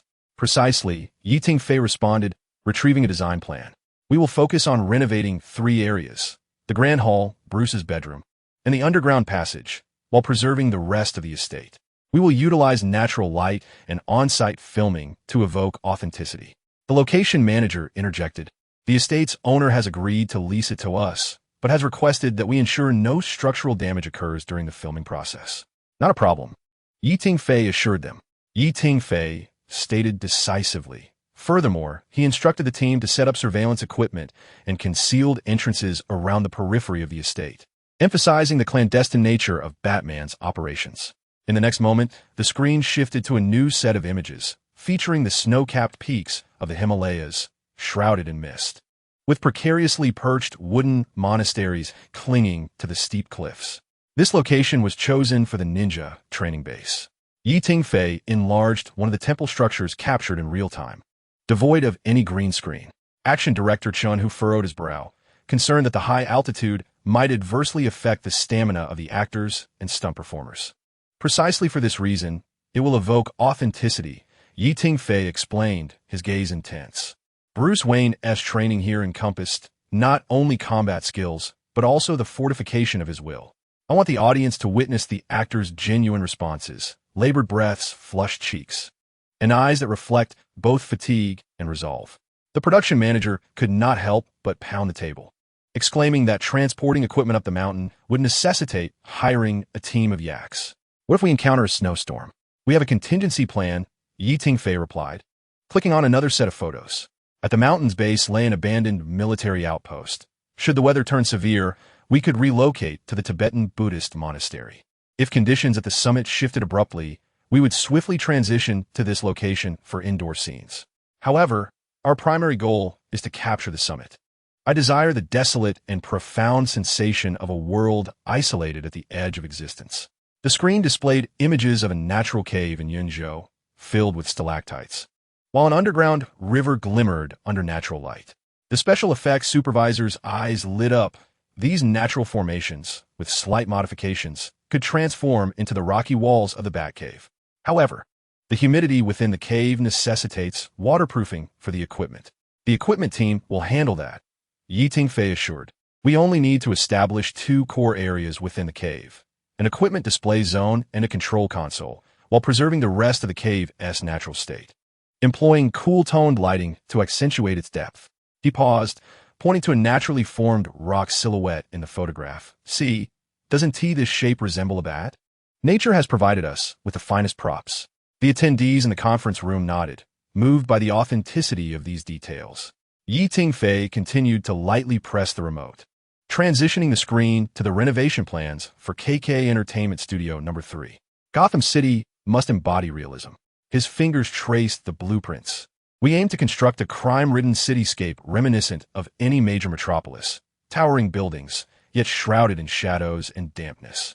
He presented a conceptual image of an ordinary city street, flanked by glass-walled office buildings and aging residential areas, with Wayne Enterprises headquarters faintly visible in the distance. The main street stretched 200 meters, predominantly modern in architectural style, yet possessing a sense of history. He emphasized that Crime Alley, the site of Bruce's parents' tragic demise, must be authentic. Dilapidated brick walls, dim streetlights, and puddles on the ground must all be constructed in reality. We can utilize miniature models in conjunction with CG enhancements, suggested the special effects director. No, I demand complete realism, Tingfei replied, shaking his head. The audience will discern the distinction between real and artificial. Every brick in Crime Alley, every lamp must be genuine. Subsequently, the screen transitions to a series of photographs showcasing a high-tech laboratory, characterized by pristine white walls and full glass partitions, equipped with advanced yet minimalist technology. This is the high-tech laboratory of Wayne Enterprises, which we have directly leased from a research and development center belonging to a technology company in Deep City. Tingfei elucidates that this location will serve as the birthplace of Batman's equipment, emphasizing that every weapon must possess authentic engineering schematics and mechanical structures, rather than being mere props. He continues by displaying the design blueprint for Batman's suit, clarifying that this is not a superhero costume, but rather a piece of combat gear. Zooming in on the suit's intricate details, Tingfei aims to convince the audience that an ordinary individual, clad in this attire, could genuinely confront criminals within the city. The costume designer nods in agreement, suggesting the use of Kevlar fibers and lightweight alloys to ensure both protection and flexibility. Action director Chun, who adds that elastic materials must be employed at the joints to guarantee unrestricted movement during combat sequences. Tingfei points to the design of the tactical cape, which must be practical, crafted from a deep gray synthetic fiber that is waterproof and abrasion-resistant, capable of being folded for storage and rapidly deployed when needed. Military-grade composite materials may also be considered for added durability and lightness. The costume designer diligently notes these specifications. With a gentle press of a remote, Tingfei unveils the conceptual blueprint of the Batmobile on the screen, causing a collective gasp among those in the conference room. This is a design they have never encountered before. It is neither a conventional sports car nor an armored vehicle. Tingfei's voice carries a hint of excitement as he describes it as Bruce Wayne's mobile fortress, a manifestation of fear itself. He magnifies the design details of the front end, which draws inspiration from the contours of a bat's head, albeit rendered in an abstract manner. These sharp angles serve not only aesthetic purposes. His finger traces the sleek lines, which will transform into instruments of terror during high-speed chases. The art director furrows his brow, questioning if such geometric structures can indeed be constructed in reality. Chapter 53, Special Training. We have already consulted 3 manufacturers specializing in specialized vehicles.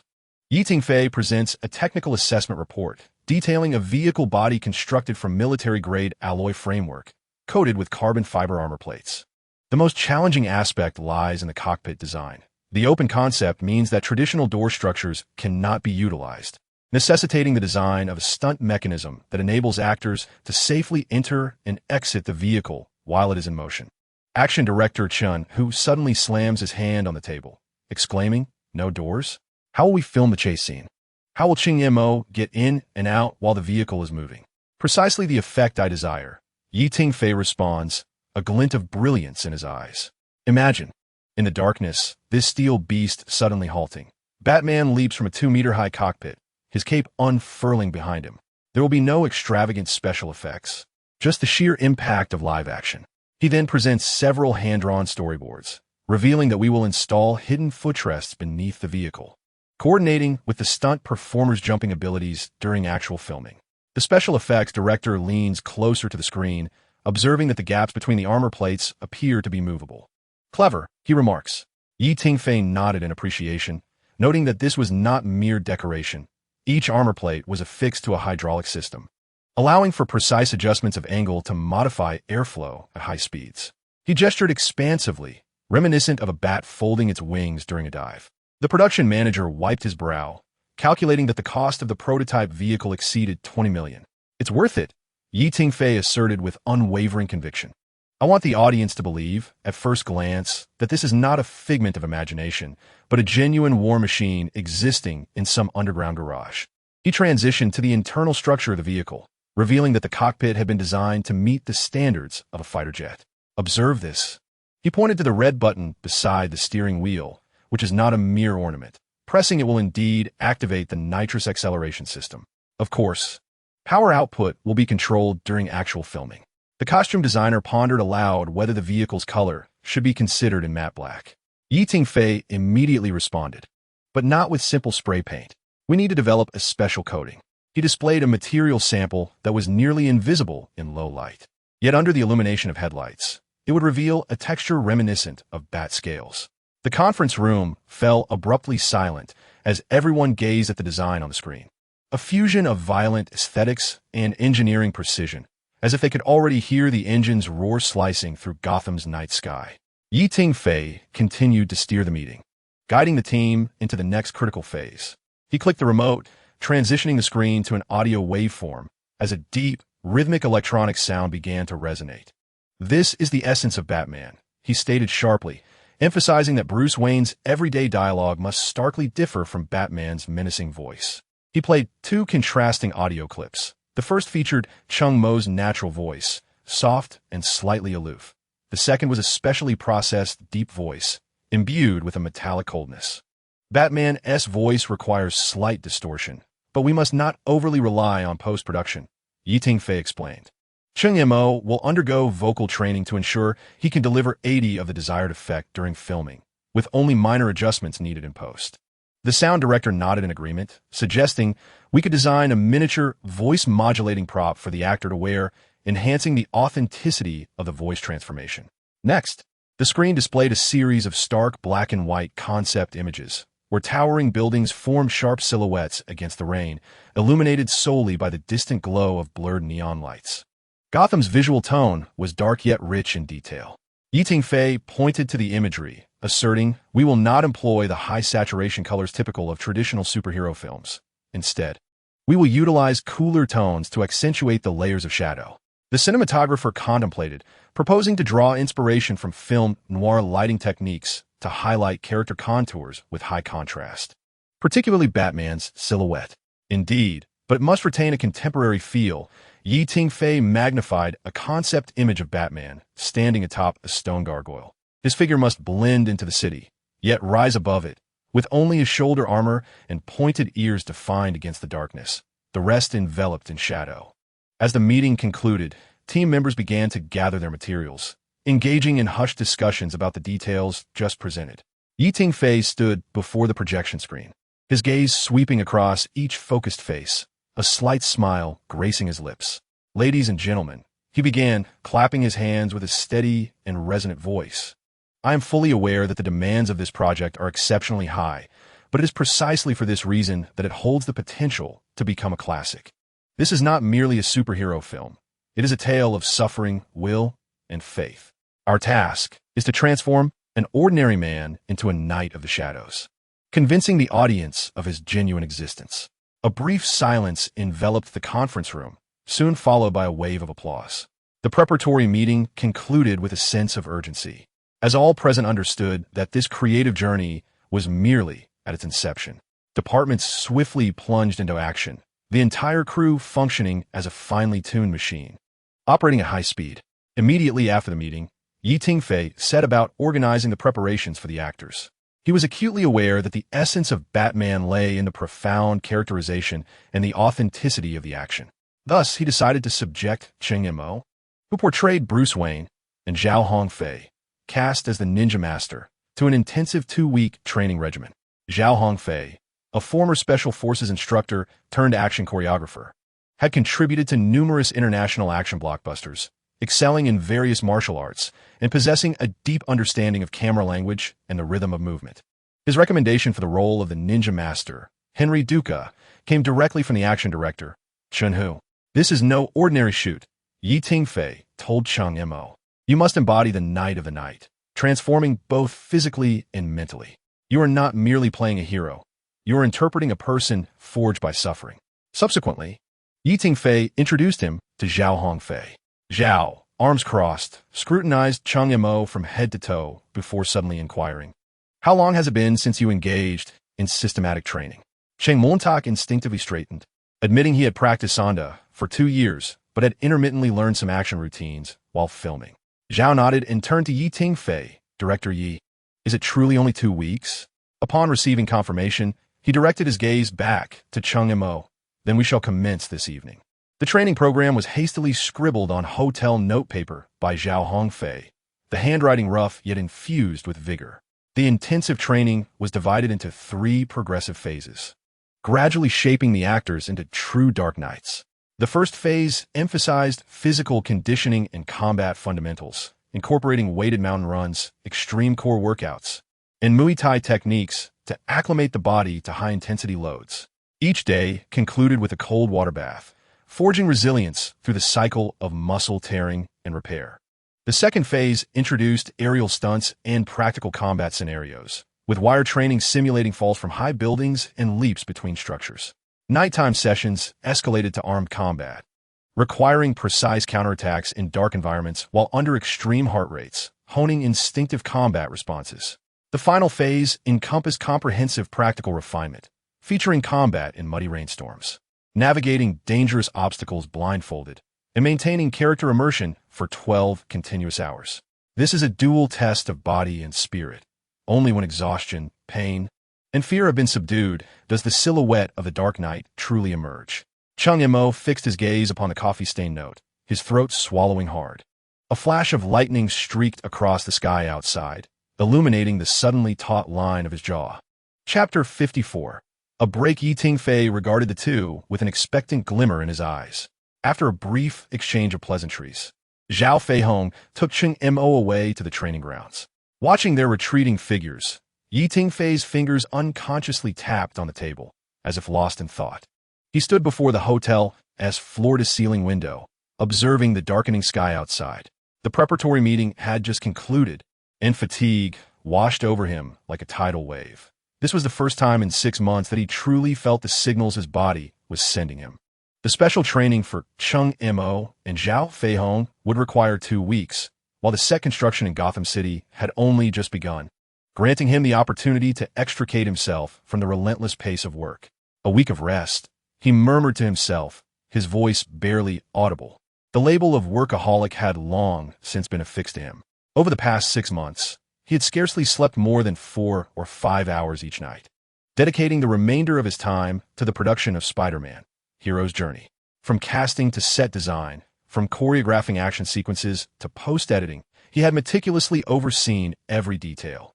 Even while the film was still performing well in theaters, he had received a new project assignment for Batman from the system, plunging headlong into preparations for the new film.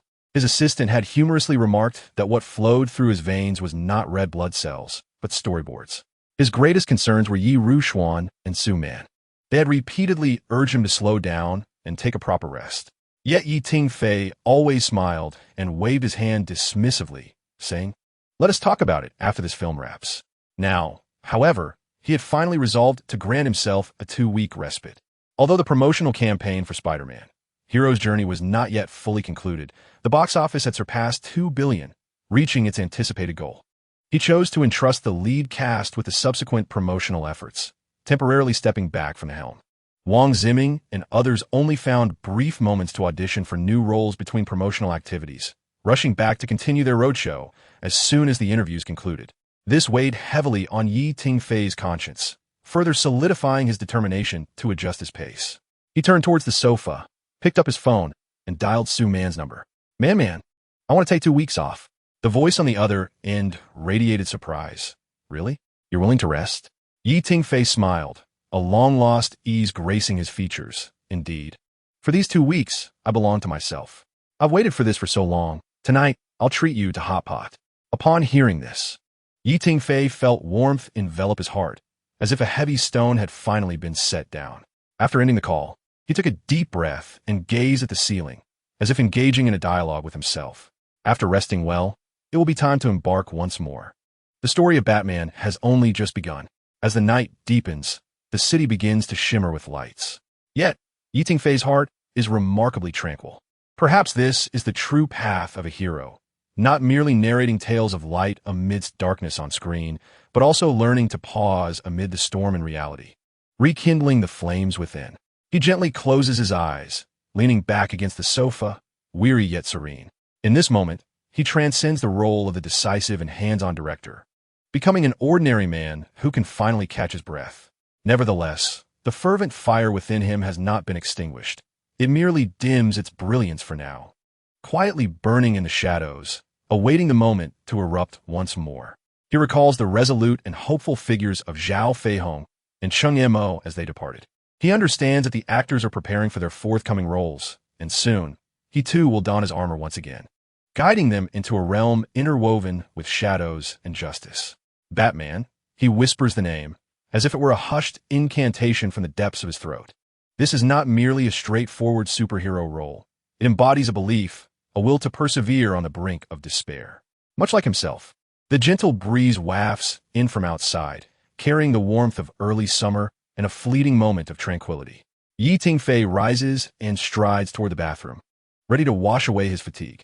The man reflected in the mirror appears somewhat haggard, yet his gaze remains resolute. 2 weeks, in contrast to the prior demanding schedule, is a rare luxury for him. He resolves to make the most of this time, spending it with family, reconnecting with friends, watching films from this world, gaining insight into the entertainment industry, and perhaps even penning down some thoughts. It could be a script that genuinely belongs to him, a diary, or merely free-spirited musings akin to casual doodles. He knows that after these 2 weeks, he will once again plunge into the fray, constructing another breathtaking world through the lens and creativity. For now, however, he yearns to be an ordinary person, savoring these tender moments. The bathroom is enveloped in steam as Tingfei gazes at his reflection, softly stating, "A true hero is not one who never tires, but one who, despite fatigue, is still willing to forge ahead." Outside, the city lights continue to shine brightly, while in this quiet room, a man has finally learned to pause, to listen to the rhythm of his own heartbeat. And then, he prepares to embark anew.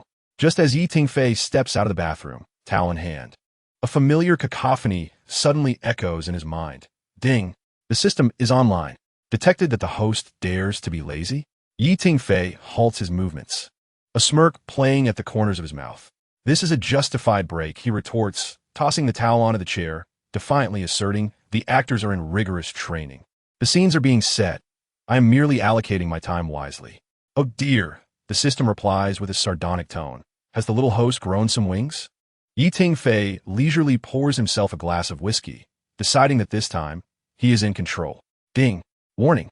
The system abruptly switched to serious mode, detecting an excessive level of rebellion from the host. This system must impose disciplinary measures. Nonchalantly, Tingfei swirled his wine glass, the amber liquid shimmering under the light. "You can deduct rewards or issue tasks. I must take a break for these 2 weeks." The system fell silent for 3 seconds. "Little host, you cannot be." The voice of the system suddenly adopted a mischievous tone. "Are you trying to charm this system?" Tingfei sputtered, nearly spitting out his drink. "What absurd reasoning is this?" The system chuckled with delight. "You've been uncovered. Haven to you? but since you were so endearing. Tingfei felt an ominous premonition. This esteemed system will exceptionally grant you your vacation, the system cheerfully proclaimed. However, what follows? Upon the conclusion of your leave, you must work twice as hard for this system. Otherwise, the system's voice turns sinister. I shall post your photos in women's attire from the premiere on Weibo. Tingfei's hand trembled, nearly causing his glass to crash to the floor. Wait, what did I ever have such photos? Oh, those were taken after the last celebratory banquet when you were inebriated, and this system helped you change, the system replied cheekily. Fear not, no one has seen them. You. So what do you say? This deal is quite advantageous. I assenti it. The system's tone brimmed with self-satisfaction. Tingfei sighed, gritting his teeth. Deal. Ding. The contract is established. The system joyfully announced. Now, this system shall log off. Remember to rest well, little host. With a series of insufferable chuckles, the system finally quieted. Tingfei slumped onto the sofa, gazing at the ceiling with a deep sigh. Chapter 55. Hot Pot after the interruption. Tingfei changed his attire and arrived at the prearranged location. He pushed open the glass door of the hot pot restaurant, and the pungent aroma of spices enveloped him, instantly rekindling a long-lost sense of vitality. In a corner, Su Man was engrossed in perusing the menu, the warm yellow light casting a gentle glow on her profile, outlining a tender silhouette. I kept you waiting, he said, pulling out a chair and sitting down, his voice imbued with an unrecognized ease. Su Man looked up, her eyes crescent-shaped with amusement. The great director actually arrived 5 minutes early. Has the sun risen from the west? Tingfei chuckled, shaking his head as he draped his coat over the back of the chair. I simply happened to pass by. Su Man knowingly blinked, sliding the menu towards him. Let us order first. I wager you Haven Tea truly enjoyed a hot pot meal in the past 6 months. You've hit the nail on the head. Tingfei replied, taking the menu and lightly tapping on the signature spicy broth. Let us go with this extremely spicy option. After placing their order, the atmosphere between the two lightened considerably. Su Man rested her chin on her hand, her eyes filled with concern. Are you genuinely planning to take a proper break this time? Yes, Tingfei nodded, pouring himself a cup of tea. The success of Spider-Man had exceeded expectations, and now was a perfect lull. Zhao Feihong and Chung Mo's specialized training required time, and the set design for Gotham City was just beginning. At last, he could catch his breath. Su Man let out a soft sigh. You should have done this long ago. The last time I saw you, those dark circles under your eyes were nearly at your cheeks. Tingfei chuckled. Was it really that exaggerated? More than you can imagine. Su Man replied with a feigned seriousness. Ying even secretly asked me if you had been abducted by some mysterious organization, given how seldom we see you. The hot pot was soon served, the bubbling red oil releasing a tantalizing aroma. Tingfei picked up a slice of beef tripe to dip in the pot, the long-awaited spicy flavor causing him to squint in satisfaction. The last time he had enjoyed such a meal was before his journey through time. By the way, as he dipped the meat, he casually inquired, how is the box office for Spider-Man? Hero's Journey doing? Su Man set down her chopsticks and checked her phone for the latest figures. Smiling as she said, as of yesterday, the domestic box office has surpassed 3.5 billion, with the global total nearing 4.6 billion. The response in America has been particularly enthusiastic. Many critics are calling you the most promising new superhero director from Huaxia. Suddenly recalling something, she added, Oh, Tiger Hero just finished its run yesterday, with a total box office of 6.3 billion, barely breaking even. Tingfei paused, raising an eyebrow. That is significantly lower than expected. Indeed, Su Man stirred the sauce in her bowl gently. Despite the initial promotional efforts, audience feedback has generally deemed the plot cliched, the characters shallow, and the special effects reminiscent of 5 years ago. It received a mere 4.2 on Dubon, and the reputation took a severe hit. She hesitated for a moment before continuing. Many online have compared it to your Spider-Man, Hero's Journey, stating that superhero films should still look to you. Hearing this, Tingfei's expression darkened slightly, as the name Chun Tian involuntarily surfaced in his mind. He had previously attempted to undermine the hype around Spider-Man, Hero's Journey before its release, hoping to diminish its impact. Instead, his plans backfired, not only failing to halt its box office success, but also nearly causing a catastrophic collapse in reputation. Now, as Tiger Hero was mentioned again, Tingfei could almost predict that some individuals were trying to replicate that earlier strategy, though this time, they lacked the capability and resources. Some people never learn from their mistakes. He spoke with a hint of coldness, indeed.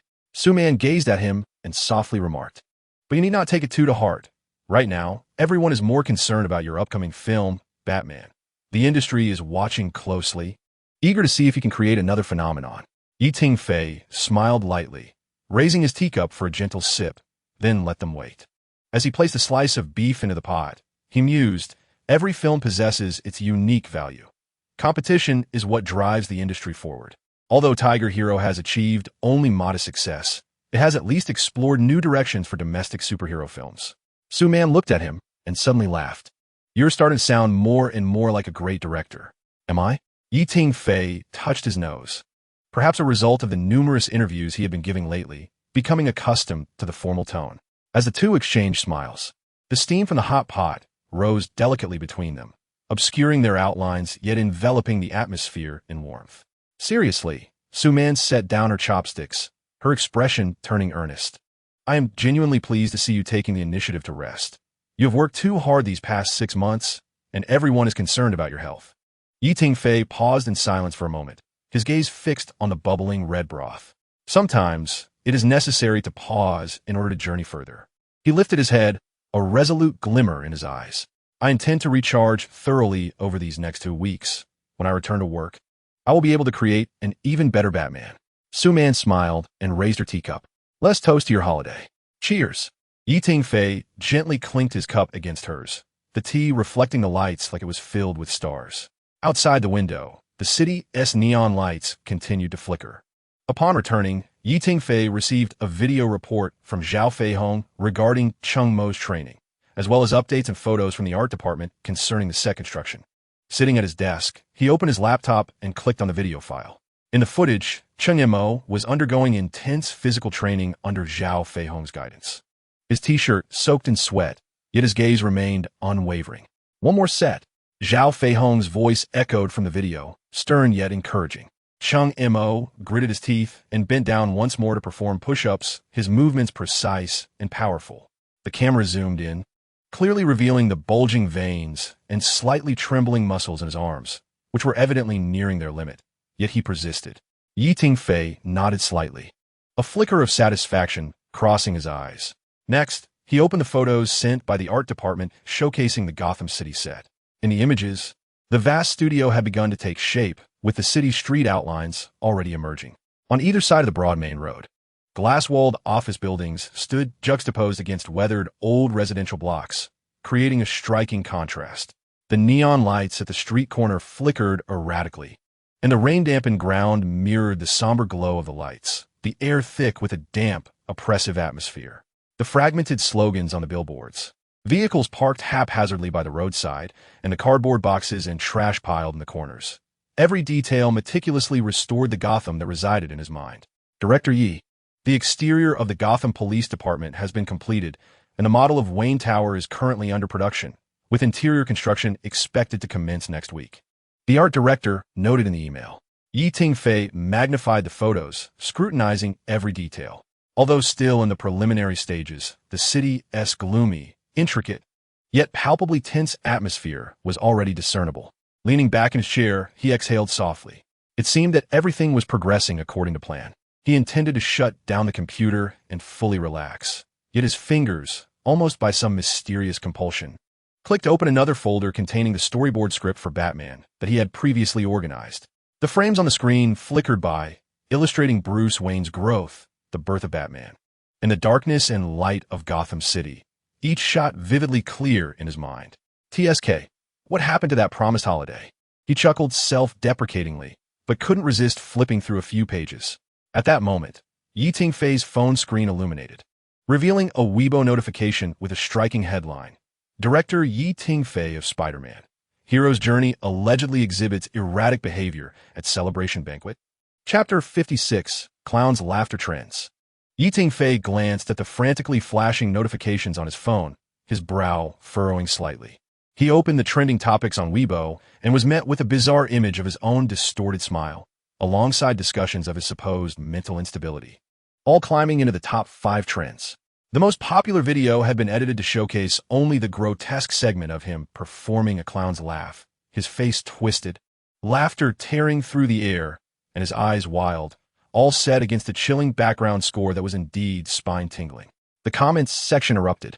That smile gave me nightmares for 3 days. Is this a real expression? Terrifying. Perhaps we should investigate if he has antisocial tendencies. Tingfei sighed painfully, rubbing his temples. At that moment, his phone vibrated, displaying a call from Suman. Did you see the trending topic? An internal video has somehow leaked. Suman's voice was laced with urgency. The PR department has already received inquiries from dozens of media outlets. I just saw it, Tingfei replied calmly. It's an impromptu performance from the celebration banquet, maliciously edited. There was a pause on the other end. I knew it, but the public opinion has already escalated. We need to respond immediately. Should we issue a statement to clarify? Tingfei moved to the window, gazing at the neon-lit city under the night sky. Suddenly, a meaningful smile crept onto his lips. No, let's not rush to clarify. What? Exclaiming surpriset. People online are claiming you have mental issues that could affect your new project. Let them talk. Tingfei's voice took on a deep, dramatic tone. Since everyone is so curious, why not make a grand affair? He turned towards his desk, lightly tapping the cover of the Batman script. Contact the PR department. I want to go live tomorrow afternoon.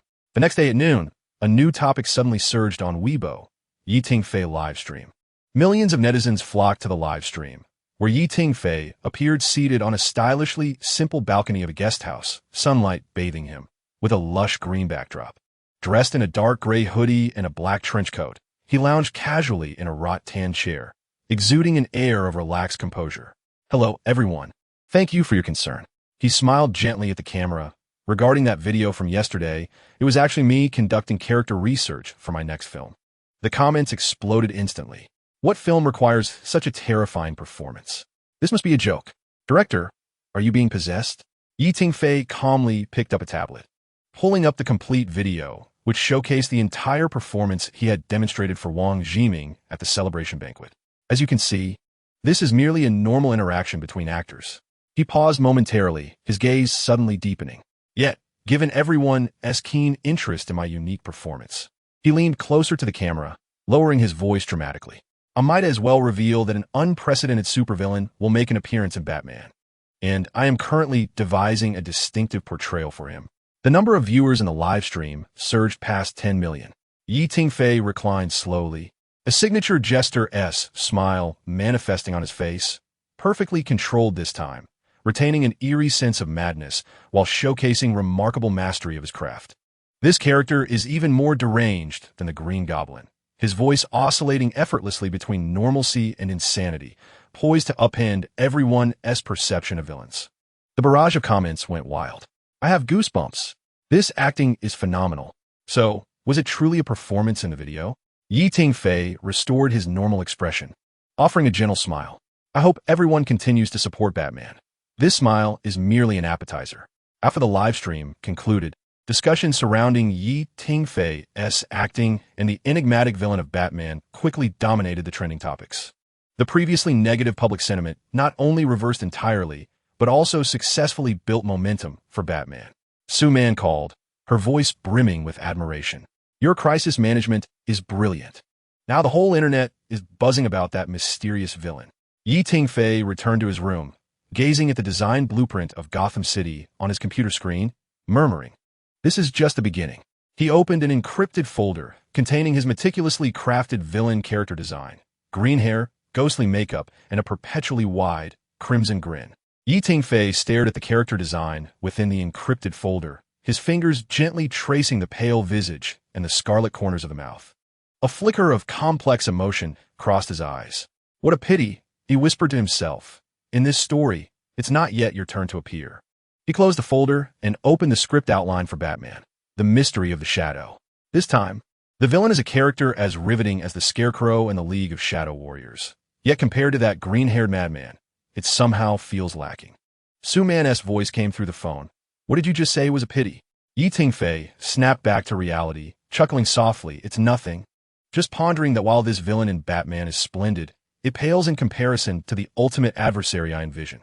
Are you referring to the one mentioned during the live stream? Suman perceptively caught on. The character behind that smile? Precisely. Tingfei's voice carried a hint of longing. That is the true test for Batman. A pure, chaotic embodiment of madness. A harbinger of chaos that will plunge Gotham into the abyss. As he spoke, his tone grew fervent, though he quickly reined it in. However, this story must first lay its foundation. Bruce Wayne needs to confront his inner fears and conquer the more traditional evils before he is genuinely prepared to face that jester. There was a moment of silence on the other end of the line. So you had it all planned out from the beginning? Su-Man inquired. More than one Batman? Tingfei approached the window, gazing at the distant city lights. A trilogy. The first installment establishes the foundation, the second elevates the theme, and the third ascends to its zenith. His gaze deepened, contemplating the green-haired madman who deserved a stage of his own, not merely as one among many villains, but as the fated arch-nemesis of Batman. It seems you have a complete vision, Su-Man remarked, her voice tinged with awe. His fingers gently tapped on the computer keyboard. I shall ensure that the world remembers that smile. He paused, a dangerous curve forming at the corners of his mouth. However, before that, we must prepare Scarecrow's fear toxin. After all, one must eat one bite at a time and confront one villain at a time.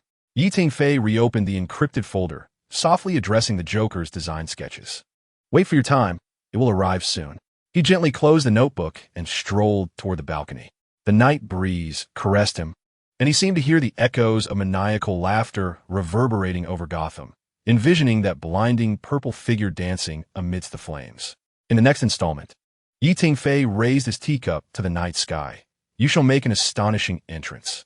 Suddenly, Su-Man gasped on the other end of the line. Wait, Spider-Man is getting a sequel, and Batman is also set for a trilogy? Will they? Her voice became animated. Will they encounter each other at some point? Hearing her question, Tingfei's lips curled into a mysterious smile. Who knows? He replied playfully. Perhaps one day. The Bat of Gotham and the Spider of City C will meet on a rainy night, even engage in a clash. Oh my, Su-Man exclaimed. Are you serious? These are two entirely different styles of heroes. Precisely. And that is what makes it intriguing, Tingfei replied, his fingers unconsciously tapping the table. One relies on technology and combat, the other on mutation and agility. One guards order in the shadows, while the other upholds justice in the sunlight. His eyes gradually lit up, as if envisioning a grand scene yet to unfold. Imagine when Batman's meticulousness confronts Spider-Man's spontaneity, when Gotham's gloom meets City C's vibrancy. In a world devoid of Marvel and DC, one can freely ignite sparks between these two realms of superheroes. Tingfei enlarged the Batman image on his computer, revealing a blurred bat symbol. The most captivating aspect of superhero films lies in the construction of a vast universe where his voice took on a dramatic tone. Heroes will inevitably meet, and ideologies will clash. There was a brief silence on the other end, followed by Su-Man's trembling voice. I have goosebumps all over. This is utterly insane. Insane? Tingfei suddenly adopted the iconic tone of the Joker. My dear, this is merely the beginning. He returned to a normal tone, chuckling lightly. But that is a tale for another time.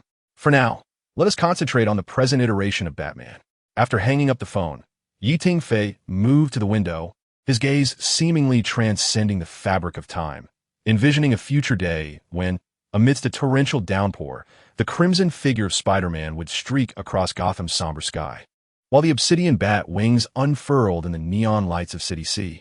The League of Superheroes, he murmured, uttering the name yet to be born. Raising his coffee cup in homage to the view outside, a toast to the anticipation. Tingfei returned to the balcony, stretched languidly, and reclined back into the wicker chair to bask in the sunlight. With a rare 2-week vacation at hand, he intended to savor the pleasures of leisure. You rascal, get up. The robust voice of Elder Yi Long boomed from behind, startling Tingfei to the point where he nearly spilled coffee on his shirt. Turning around, he beheld his grandfather impeccably dressed for an outing in a red t-shirt emblazoned with Spider-Man's emblem, layered with a black jacket, and topped with a baseball cap, resembling a youthful fan in pursuit of a star. Grandfather, what are you wearing? Tingfei couldn't help but chuckle at the old man's ensemble. Enough of your chatter. Yi Long seized his grandson's arm, exclaiming, Come, accompany the old man to the movies. This is your film, the one directed by my grandson. Tingfei stumbled slightly as his grandfather tugged him along, a warm feeling swelling within him.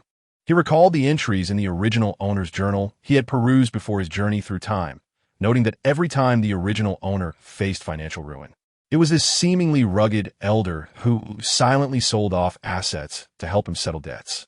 Even his sister, Yi Rushuan, who always wore a stern expression and declared he wasn't cut out for filmmaking, had, when he owed a staggering sum, gritted her teeth and sold her cherished shares in KK Entertainment.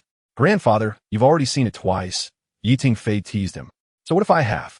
Yi Long retorted, eyes wide. "It's my grandson's film. I could watch it 20 times without fatigue. Moreover," he suddenly lowered his voice, speaking conspiratorially, "last time, I found that the best sound was from the center seat in the third row. So this time we shall sit there." Yi Tingfei couldn't help but laugh.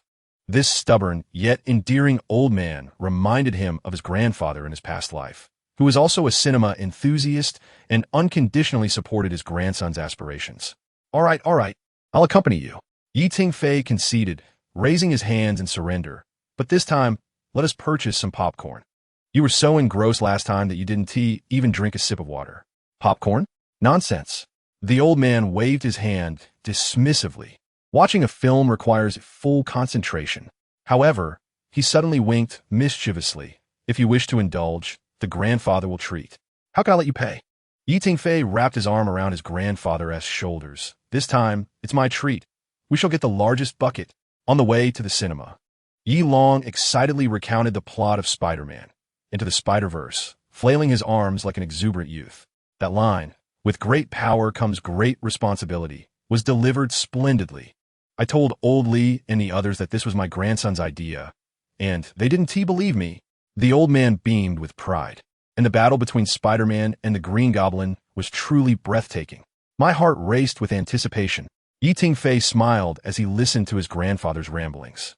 Yet his mind wandered to his sister Yi Rushuan, whose expression was perpetually stern. A formidable woman in the boardroom, renowned for her decisiveness and competence. She also basked in the limelight of the entertainment industry. However, behind her glamorous public persona, she quietly collected every report about his films. He recalled a note tucked within the pages of the original owner's diary, penned in his sister's handwriting.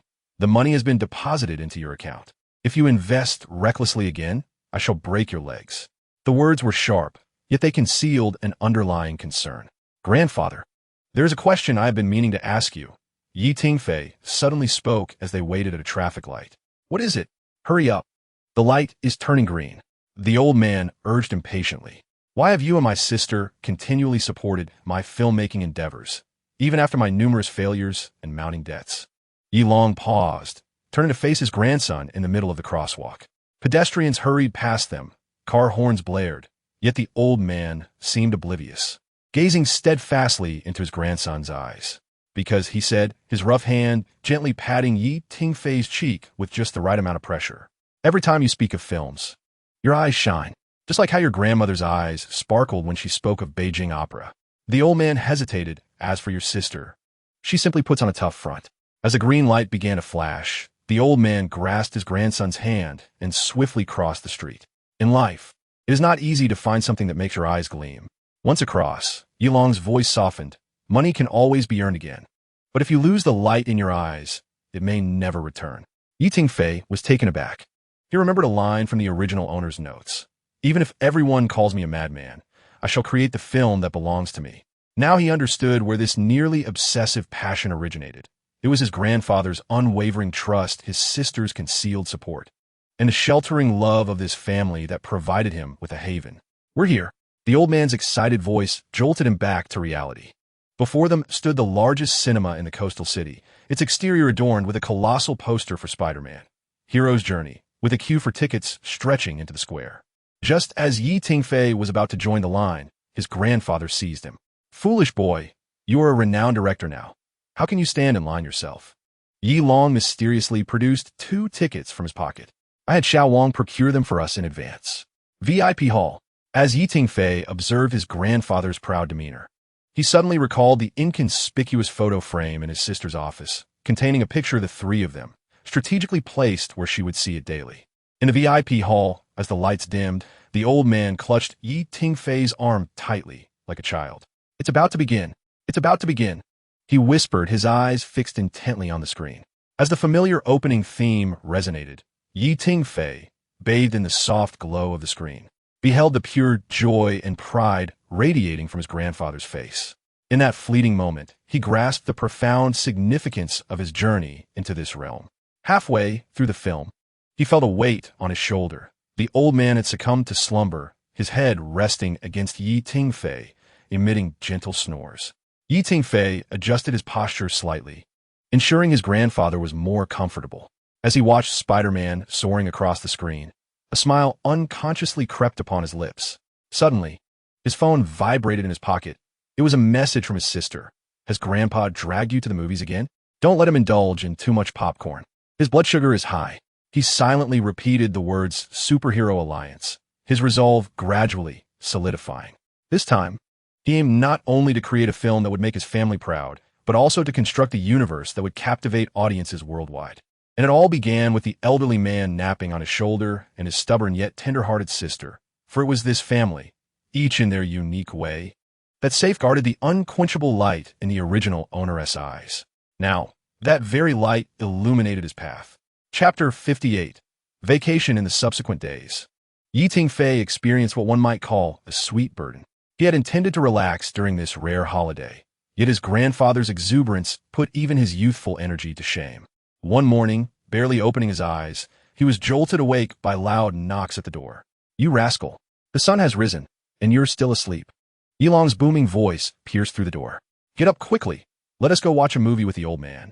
Rubbing his eyes, Tingfei opened the door, nearly laughing at the sight before him. His grandfather had donned yet another red t-shirt emblazoned with Spider-Man's emblem, waving 2 movie tickets in his hand. Grandpa, didn't you just watch this yesterday? Tingfei asked, exasperation evident as he tousled his hair. Yesterday was yesterday. Today is today, Yilong asserted with conviction. I've discovered that the sound is best in the 4th row. Let us switch seats and verify that. Tingfei, caught between amusement and disbelief, resorted to his professional demeanor as a director. Grandpa, as a director, I must observe and learn from other films. The old man scrutinized him suspiciously. Really? Absolutely. Tingfei affirmed, nodding earnestly. Moreover, this new film is said to have exceptional special effects. It might even inspire Batman. Only then did Yilong reluctantly concede. However, halfway through the movie, Tingfei heard the steady rhythm of snores beside him. Turning quietly, he saw his grandfather with his head tilted, sound asleep, a delicate droplet of saliva at the corner of his mouth. As the credits rolled, Yilong, rubbing his neck, grumbled what a load of nonsense. The action scenes were lackluster, and the effects were laughably fake. He shot a sidelong glance at his grandson. Not as good as what my grandson could make. Tingfei couldn't help but chuckle, warmth swelling in his chest. One early morning, before dawn had broken, his grandfather yanked him from the warmth of his blankets. We must rise early to fish. Yilong, brimming with vitality, tossed a coat over him, exclaiming that if they dawdled any longer, all the fish would be gone. At the lakeside, shrouded in morning mist, Tingfei fumbled with his fishing rod, while the old man skillfully prepared the bait, humming a leisurely tune. Take a cue from me, Yilong said, watching the bobber gently tremble with pride. You may excel at filmmaking, but fishing is an art that requires my grandfather's expertise. Just as the words left his mouth, his fishing rod plunged sharply. The old man, quick-witted and swift, reeled in the line, unveiling a plump crucian carp that glittered in the morning light. As Tingfei prepared to applaud, he suddenly felt a tug on his own rod. Don't rush. Take your time, the old man advised, but Tingfei, overwhelmed with excitement, tugged too forcefully, causing the fish to escape and leaving the line in a tangled mess. Yilong erupted into laughter, startling a flock of herons perched by the shore. In the afternoon, the weather took a dramatic turn. The previously clear sky became engulfed in dark clouds. Just as the grandfather and grandson finished packing their gear, heavy raindrops began to pour. They sprinted down the muddy path, clutching their fishing equipment, and by the time they reached the car, they resembled drenched chickens. Ha ha ha! Tingfei chuckled at the sight of his grandfather's wet white hair plastered to his forehead, laughing until he could hardly stand. You little rascal, what are you laughing at? Yilong feigned anger, but couldn't help joining in the mirth. On their way home, the old man suddenly mused. Next time, we should film a heroic fishing adventure. The thrill of the waves would be electrifying. Tingfei wiped the rain from his face, a flash of inspiration for a Sea King concept surfacing in his mind. Just as he intended to discuss it with his grandfather, his phone vibrated. It was a special training video from Zhao Hongfei. showcasing Chung Mo's seamless execution of backflips into bat dart throws. Work? Yilong noticed his grandson's distraction with keen perception. Just a fitness video, Tingfei replied sheepishly, locking the screen. The old man huffed, tossing him a bottle of chilled mineral water. We agreed on a 2-week break. Focus on spending time with your grandfather. Eventually, Tingfei learned to be clever, rising early before dawn. He tiptoed to his grandfather's door, ready to knock, only to discover it slightly ajar. Peeking in, he found the old man already dressed and practicing Tai Chi on the balcony. We're climbing a mountain today, Yilong announced without turning, as if he had eyes in the back of his head. How did you know it was me? Tingfei sighed. Who else would sneak around my door at 5 in the morning but you little rascal? The old man turned with a glint of mischief in his eyes. Come on, let's stretch those muscles. To Tingfei's surprise, his grandfather, in his 60s, ascended the mountain with ease, while he, the younger one, was left panting for breath. Are you all right, old dog? The old man called out, brandishing his hiking pole at the summit, the morning light casting a golden halo around him. Back in my day, I carried a camera up Huangshan to capture the sunrise. I know. You're as spry as ever, Tingfei replied, collapsing onto a bench at the viewpoint, just as his phone vibrated once more. This time, the project team sent a message indicating that the construction of the Batcave was complete, and the fully mechanized lift platform had passed its tests. Just as he was about to respond, a bottle of ice water unexpectedly pressed against his cheek, sending a chill through him. More work? Yilong squinted his eyes. Tingfei, in a moment of cleverness, exclaimed, the weather forecast predicts rain this afternoon. The old man seemed skeptical but refrained from further inquiries. As they descended the mountain, he suddenly declared, Tonight, you shall accompany your grandfather for a game of chess. No excuses allowed. After dinner, the chessboard was set, and the match commenced with fervor. Tingfei had initially intended to let his grandfather win, but was taken aback to find himself losing 2 consecutive games. Checkmate. Yilong laughed heartily, the wrinkles on his face smoothing out in delight. Best of 3, and I demand my reward. Tingfei gazed at the old general, who had fallen victim to a double rook trap, and suddenly an idea struck him. Grandfather, what do you think would happen if superheroes played chess? The old man interjected, his eyes sparkling with enthusiasm. Spider-Man would undoubtedly chatter incessantly and still fail to win. Just as they were speaking, Tingfei's phone lit up once more. This time, it was a video from the special effects team showcasing the miniature model of Gotham City for testing. He feigned organizing the chess pieces while he quickly replied, Increase the waterfall effect by another 20. I desire the reflective quality at the cave entrance. On the final morning of the holiday, while Tingfei practiced Tai Chi with his grandfather in the yard, his phone vibrated unexpectedly. He caught a glimpse of Su Man's name on the screen, and a smile involuntarily crept across his face. Hello, man. So early? Before he could finish his sentence, he sensed something amiss in her tone. It's nothing. I just want to check on how your holiday has been. Su Man's voice sounded weary, laced with an unspoken hesitation. Tingfei furrowed his brow, his Tai Chi movements slowing down. What was wrong? It's nothing. You should focus on your grandfather. Su Man hastily ended the call. The old man turned, keenly noticing his grandson's unusual demeanor. What is the matter? Is your girlfriend checking up on you? No, Tingfei replied absently, his fingers already flying over the screen as he messaged Wang Ziming. What is going on at KK Entertainment? Within 5 minutes, Wang Ziming's call came through. Director Yi, you finally inquired. He whispered urgently. The program acting trainees at KK Entertainment has encountered a problem. We had invited Director Zhang as a guest mentor, but that old man was exposed for exploiting newcomers last night, and now the entire internet is in uproar. So what is Su Man worried about? Tingfei moved to a corner of the yard. The issue is that the trailer has already been released, announcing a top director's participation. And now we can't find a replacement on such short notice. Wang Ziming sighed. President Su didn't want to disturb your holiday, and is currently reaching out to contacts. In reality, Su Man's call was initially a plea for help to Tingfei, but fearing the interruption of his rare rest, she ultimately decided to devise a solution on her own. Tingfei recognized this, feeling a warmth in his heart mixed with a pang of sympathy. He ended the call and turned to his grandfather, who was practicing Tai Chi swordplay in the yard. Recalling the impressive acting skills his grandfather displayed during the audition for Ah Fu, and suddenly an idea came to him. Chapter 59, Yilong. Yi Tingfei understood that the ability to adeptly navigate a complex and challenging supporting role indicated that his grandfather's acting skills were indeed remarkable. For the past few days, he had been unable to find an opportune moment to voice his inquiries to his grandfather. Since his arrival in this era 6 months ago, Yi Tingfei had sensed that his grandfather harbored many unresolved enigmas. His recent interactions with his grandfather only deepened his conviction that Yi Long had once been a profoundly gifted actor. "Grandfather," Yi Tingfei suddenly ventured. "Did you ever act in the past?" Yi Long paused momentarily, his Tai Chi sword halting gently in his grasp. He then slowly lowered it, a flicker of complexity flashing in his eyes. "Why bring up matters from my youth? I went by a stage name then. I have long since forgotten it." Yi Tingfei regarded his grandfather, his heart stirred. He noticed that as Yi Long spoke, his right hand unconsciously caressed an old scar on his left wrist. This scar had been mentioned before, but Yi Long had merely brushed it off as a youthful injury. Over the past few days, Yi Tingfei had been scouring the internet, attempting to uncover whether any stars had mysteriously vanished from the limelight 2 to 3 decades ago. With the assistance of the system, he had discovered an artist named Yi Ying, who had enjoyed immense popularity in the late 1980s, only to abruptly disappear from the public eye thereafter.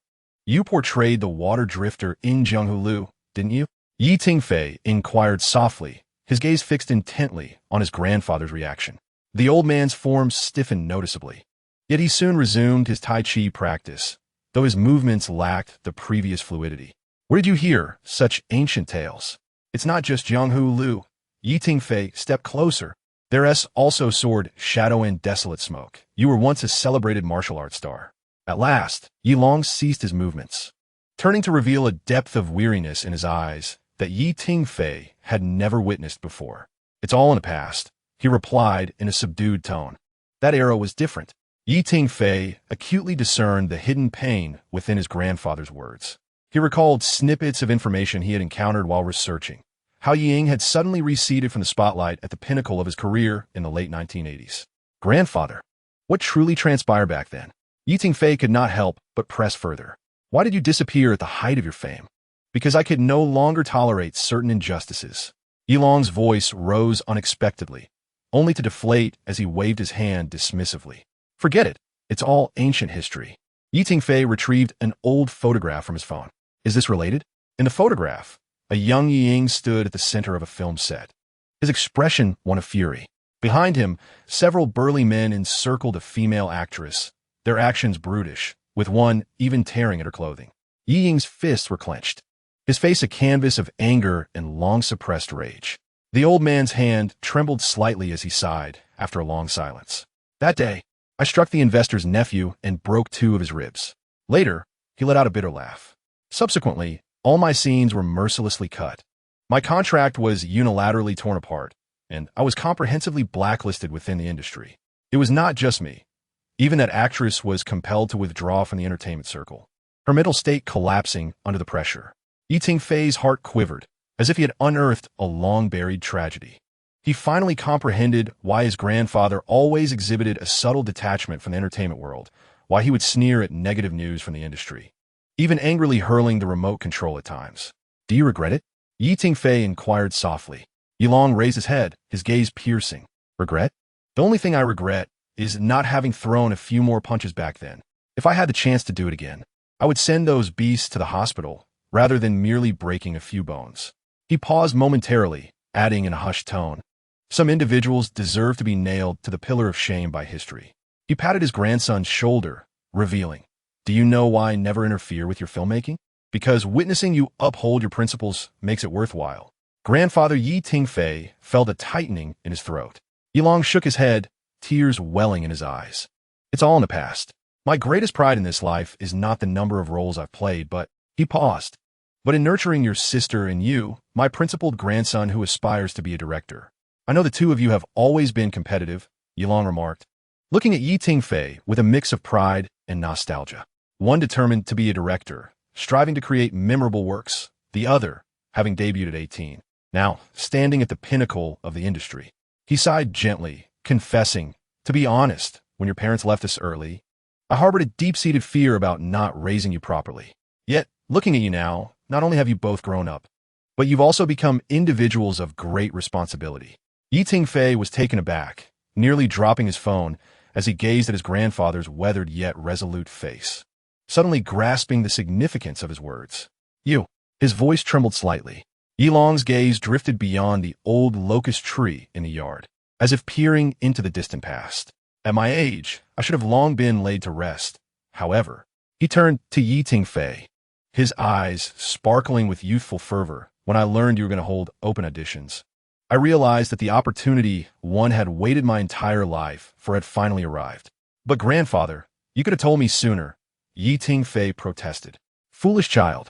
Yilong gently shook his head. How could an actor abandoned by the times rely on connections to enter a production?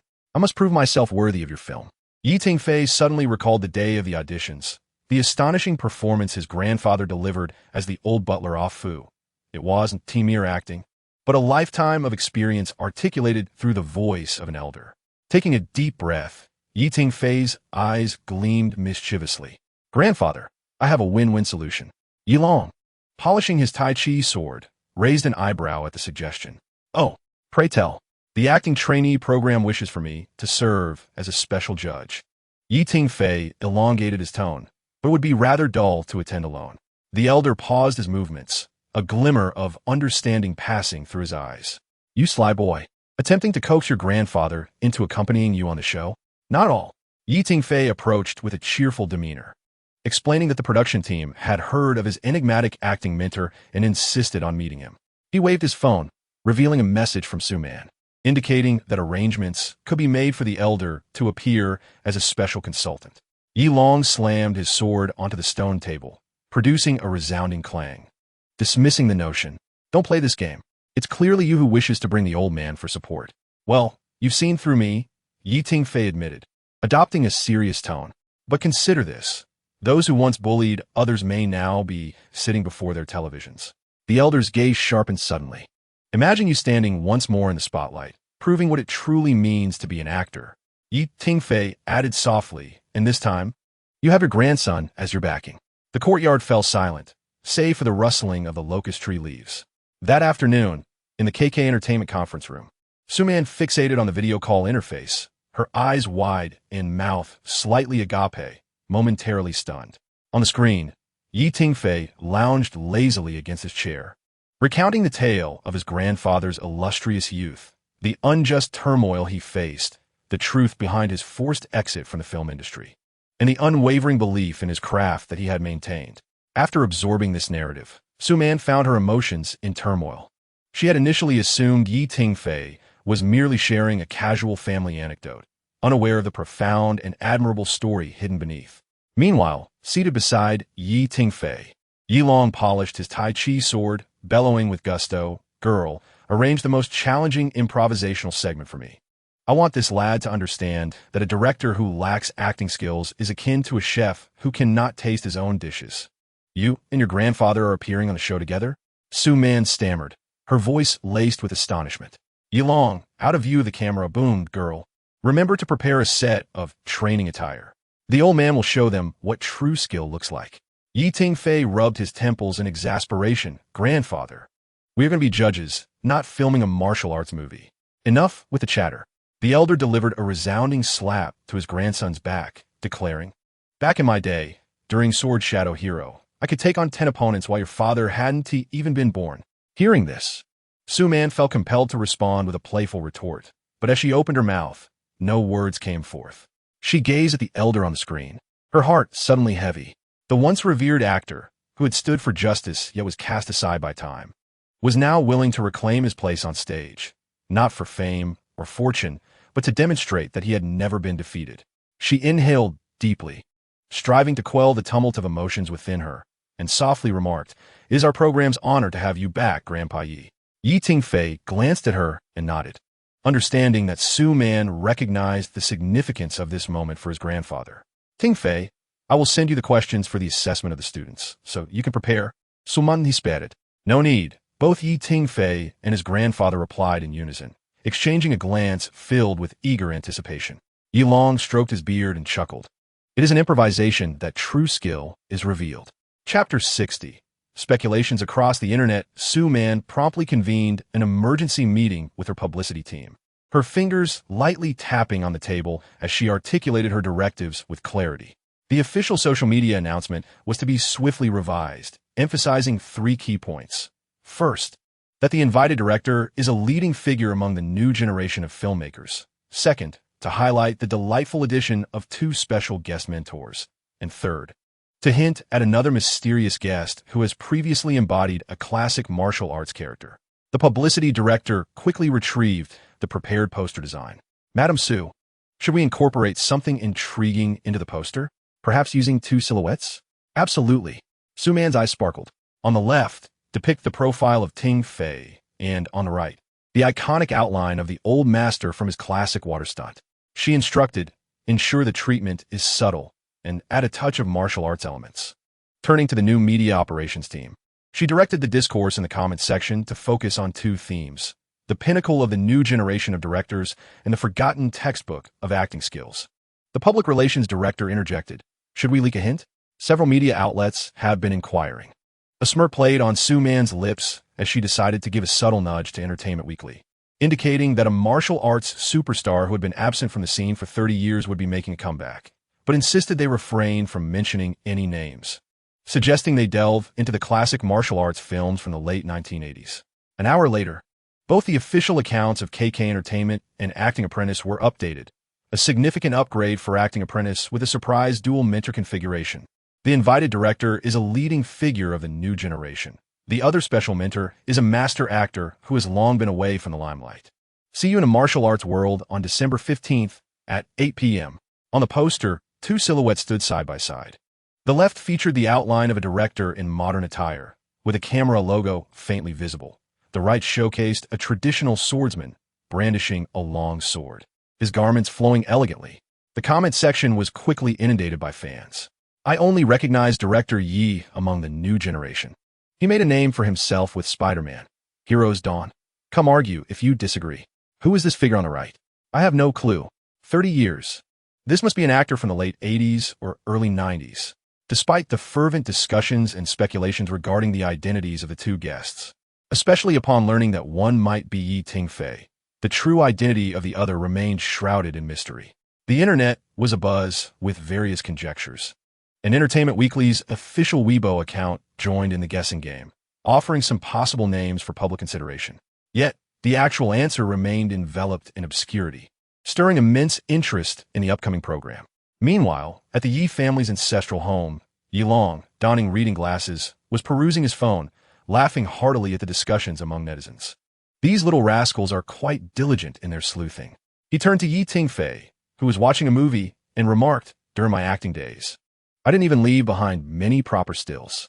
Yi Tingfei grinned as he took his grandfather's phone, stating, so this time, we must ensure the audience remembers you. At this moment, within the recording venue of acting trainees, the trainees were gathered in a circle, their eyes fixed on the large screen displaying the poster just released by the production team, engaging in animated discussions. Oh my goodness, if it truly is Director Yi, I might faint on the spot, exclaimed an excited trainee with a ponytail, stamping her feet. I've watched Spider-Man, Hero's Journey 3 times. That long-take fight scene was absolutely phenomenal. Who could that silhouette on the right be? Inquired another trainee as they magnified the poster details, squinting in contemplation. Could it be the swordsman from the Unification of Swords? Speculated another. Impossible. That senior has long since retired, and the production team stated he has been out of the spotlight for 30 years, so the timeline doesn't team match. In the corner, a trainee wearing black-rimmed glasses suddenly looked up. Have you considered that it might be Director Ye's family? Family? The group paused in surprise. Yes. Look, Director Ye's surname is Yi, a classic wuxia character. Could it be his father or grandfather, having been out of the limelight for years? Unlikely. The ponytailed trainee waved dismissively. The only actor in Director Ye's family is his sister, Yi Rushuan. The speculations among netizens began to grow increasingly absurd. Gossip enthusiast. I've scoured the cast list of that era's wuxia films, and I can't find a match at all.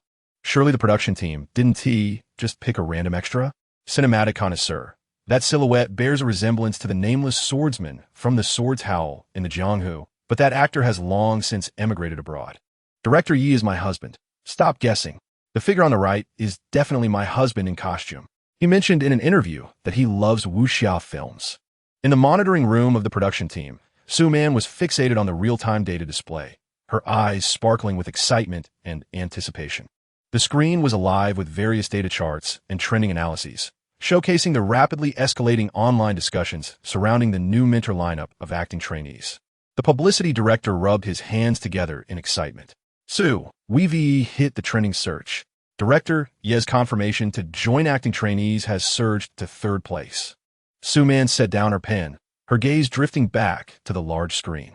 On Weibo's trending list, clips from Spider-Man, Hero's Journey were flooding the feed, as fans eagerly edited together a compilation of classic scenes directed by Tingfei, with the comments overwhelmingly expressing their enthusiasm.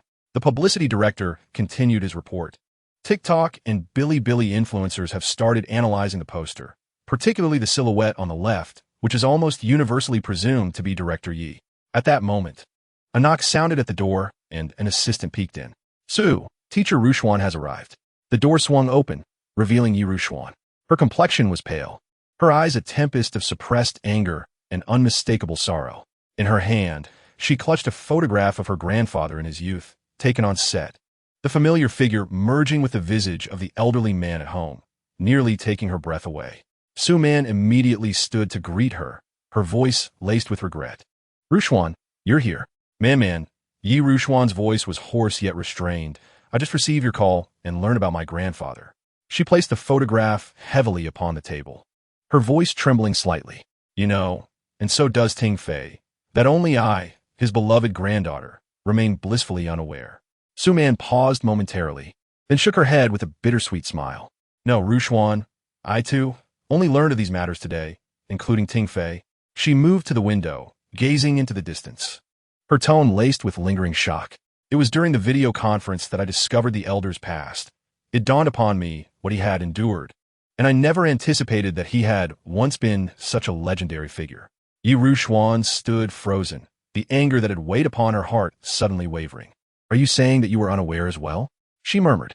Su-Man turned to her, her gaze sincere and resolute. I knew he was an extraordinary person, but I never imagined he was the elusive Yi Ying who vanished in the late 80s. Today was the first time I heard of his suppressed and marginalized experiences. She sighed, her eyes reflecting profound respect. Your grandfather sacrificed his career to protect others. Such integrity is not possessed by everyone. Yi Rushuan's eyes reddened. Her voice choked with emotion. But why didn't he tell us? Su-Man gently grasped her hand. Because he wished to shield you, to provide you with a pure world. Perhaps he forgot that you too have the right to know his story and to face the past alongside him. Silence enveloped the two for a few moments, sunlight filtering through the glass and illuminating the table, as if it were shedding light on a hidden corner of Yi Rushuan's heart. She lowered her gaze to the yellowed photograph and softly asked, Do you think he regrets it? Su-Man contemplated for a moment before responding slowly. He once said that his only regret was not having fought harder at the time. Yi Rushuan was taken aback, tears finally cascading down her cheeks. She laughed and cried simultaneously, as if she had finally grasped her grandfather's stubbornness and pride. He truly is obstinate, she whispered. Su-Man nodded.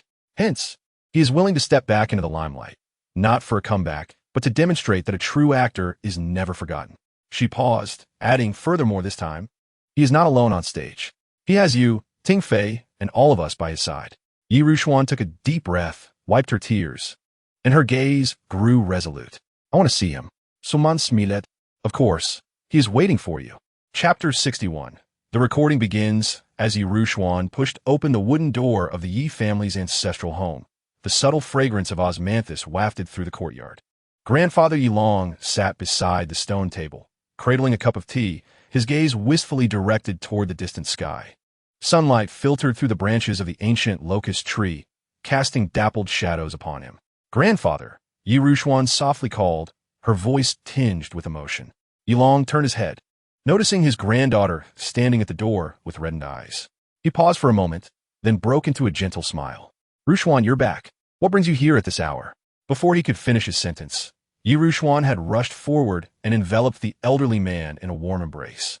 She sensed a distinct rigidity in her grandfather's body, The once mighty martial arts star, who had once captivated audiences on screen, now appeared somewhat at a loss. Silly girl, what's the matter? Yilong gently patted his granddaughter's back, his voice tinged with confusion. Yi Rushuan lifted her head, tears already dampening her grandfather's clothing. Why didn't you tell me? Why didn't you share that you were such a remarkable actor? Why bear so much alone? Yilong's gaze flickered momentarily before regaining its composure. He guided his granddaughter to sit on a stone bench and poured her a cup of tea. It's all in the past. It hasn't passed. Yirwan interrupted. Her voice trembling. Do you know how heartbroken I was when I saw those documents? You sacrificed such a promising career to protect others, yet you kept it from your own family. The old man fell silent for a moment, his eyes resting on an ancient plum tree in the corner of the yard. The entertainment industry was tumultuous back then. I didn't want you to know about those sordid affairs, nor did I wish for you to worry about me. He paused. And watching you two grow up healthy and happy is far more important than anything else. Yi Rushuan grasped her grandfather's rough hand, still bearing the scars from his days of performing martial arts. But Grandpa, we are family. If you've suffered, we must bear it together. Yilong's eyes glistened with unshed tears as he turned his face away. What grievances could an old man like me have? You know, Yi Rushuan said softly, when I was young, I always felt that your gaze while watching martial arts films was remarkably different. Now I understand. It was a reflection of your own youth. The old man could no longer restrain himself, a tear tracing down his wrinkled cheek. He hastily wiped it away, but more tears followed. Yilong took a deep breath, using his sleeve to dab at the corners of his eyes, and forced a smile. Xian, there's actually something I haven't told you. Yi Rushuan looked at her grandfather, puzzled by his sudden change in demeanor. What is it? Well, the old man elongated his words, his eyes sparkling with childlike pride. I auditioned for your brother's new film a few days ago, and I got the part. What? Yi Rushuan jumped to her feet, spilling tea across the table. You auditioned for Tingfei's new film? When did this happen? Just last week, Yilong chuckled, stroking his beard. That young lad didn't even recognize me at first. You should have seen his expression. Yi Rushuan was rendered speechless, her mind racing back to her brother's mysterious allusions to a surprise during their earlier phone conversation. What role are you playing? She asked cautiously. Yilong straightened his back, a glimmer of long-lost sharpness in his eyes. I'm playing Alfred, Batman's loyal butler. Yiruang gaspet in astonishment. Goodness, that's a significant role. Grandpa, do you think you're too old to act? Yilong suddenly stood, executing a swift turn, his right hand forming a fist and slicing through the air in a graceful arc. Yi Rushuan watched her grandfather's fluid movements, momentarily seeing the dashing martial arts star from the posters before her. Her tears welled up once more. Is this what you were after? Indeed. Yilong steadied himself, slightly out of breath. I thought, if I fail the audition, I shall consider it as if nothing ever transpired. Yet if I succeed, a resolute glimmer shone in his eyes. I shall show those who once looked down upon me the prowess of Yi Ying's acting, unchanged after 30 years. Grandfather Yi Rushuan rushed forward to embrace the elder once again, this time overwhelmed with joy.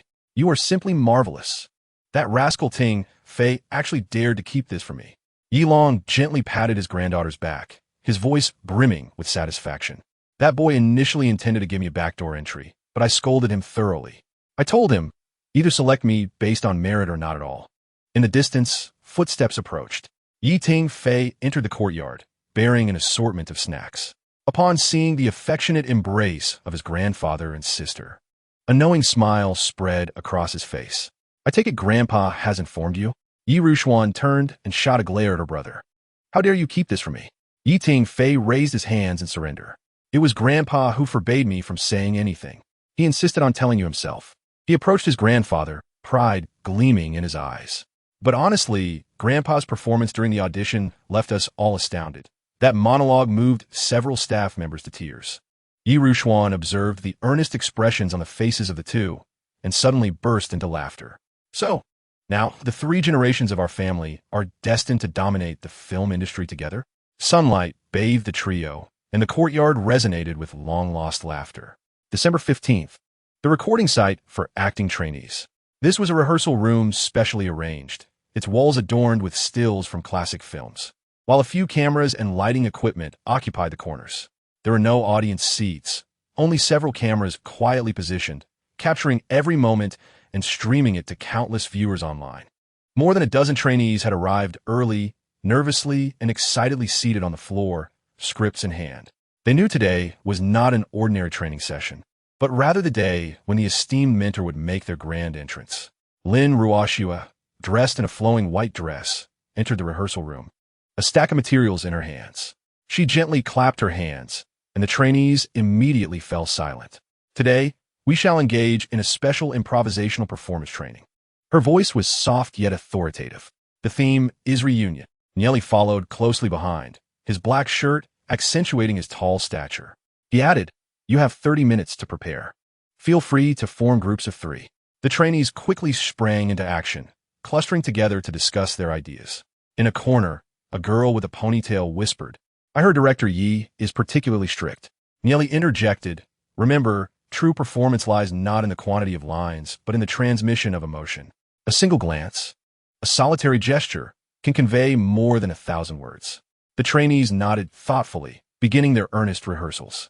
Some chose to portray a father and son reuniting. Others attempted the reunion of long-lost lovers, while a few challenged themselves with the scenario of bitter enemies crossing paths. Lin Ruoxua moved gracefully among the groups, occasionally offering suggestions while maintaining a more composed demeanor and purposeful movements. Nieli, on the other hand, focused intently on the finer details, noting that the timing of your turn was off and your wrist position required adjustment. 30 minutes passed swiftly. Lin Ruoxua clapped her hands, signaling that time was up for the first group, preparing to begin. Just then, the door to the rehearsal room was gently pushed open, drawing everyone's attention. Chapter 62. Entrance. A shadow slipped through the crack of the door, moving with feline agility and landing soundlessly.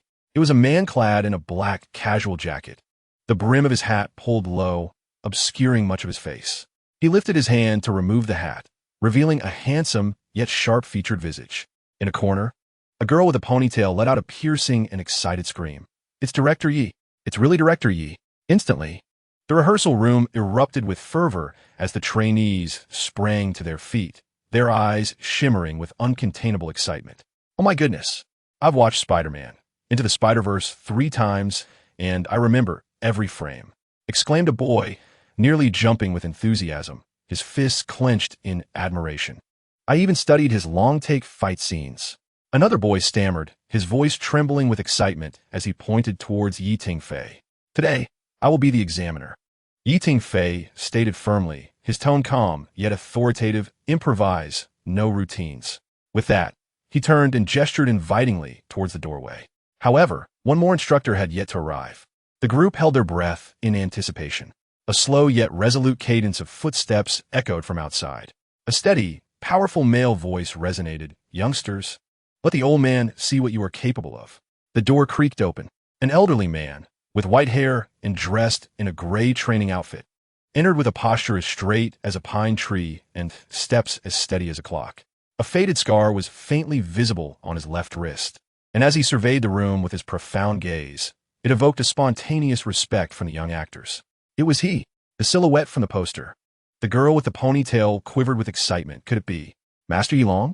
Lin Ruoxua softly introduced him as Yi Ying, the legendary figure from the golden era of martial arts films in the 1980s. "Yi Ying? The Yi Ying who vanished for so many years?" a boy exclaimed, his eyes widening in disbelief. Unlike ordinary spectators, these trainees had extensively researched the history of performance arts and were well aware of the glory that the name Yi Ying once represented. One of the iconic figures of the peak era of martial arts cinema. Yi Long stepped to the center of the space, surveying his surroundings until his gaze landed on a still from Sword Shadow, heroic tracks on the wall, a faint smile curling at the corners of his mouth. "It's been 30 years since I've been in a place like this," he murmured, almost to himself, yet it felt like a declaration to all present. "But the fundamentals shall never be forgotten." With that, he removed his jacket, extended his arms, and assumed a Tai Chi starting position, exuding the aura of a master. "Excellent." Unbeknownst to whom the first applause originated, a thunderous ovation ensued, accompanied by cheers that filled the air.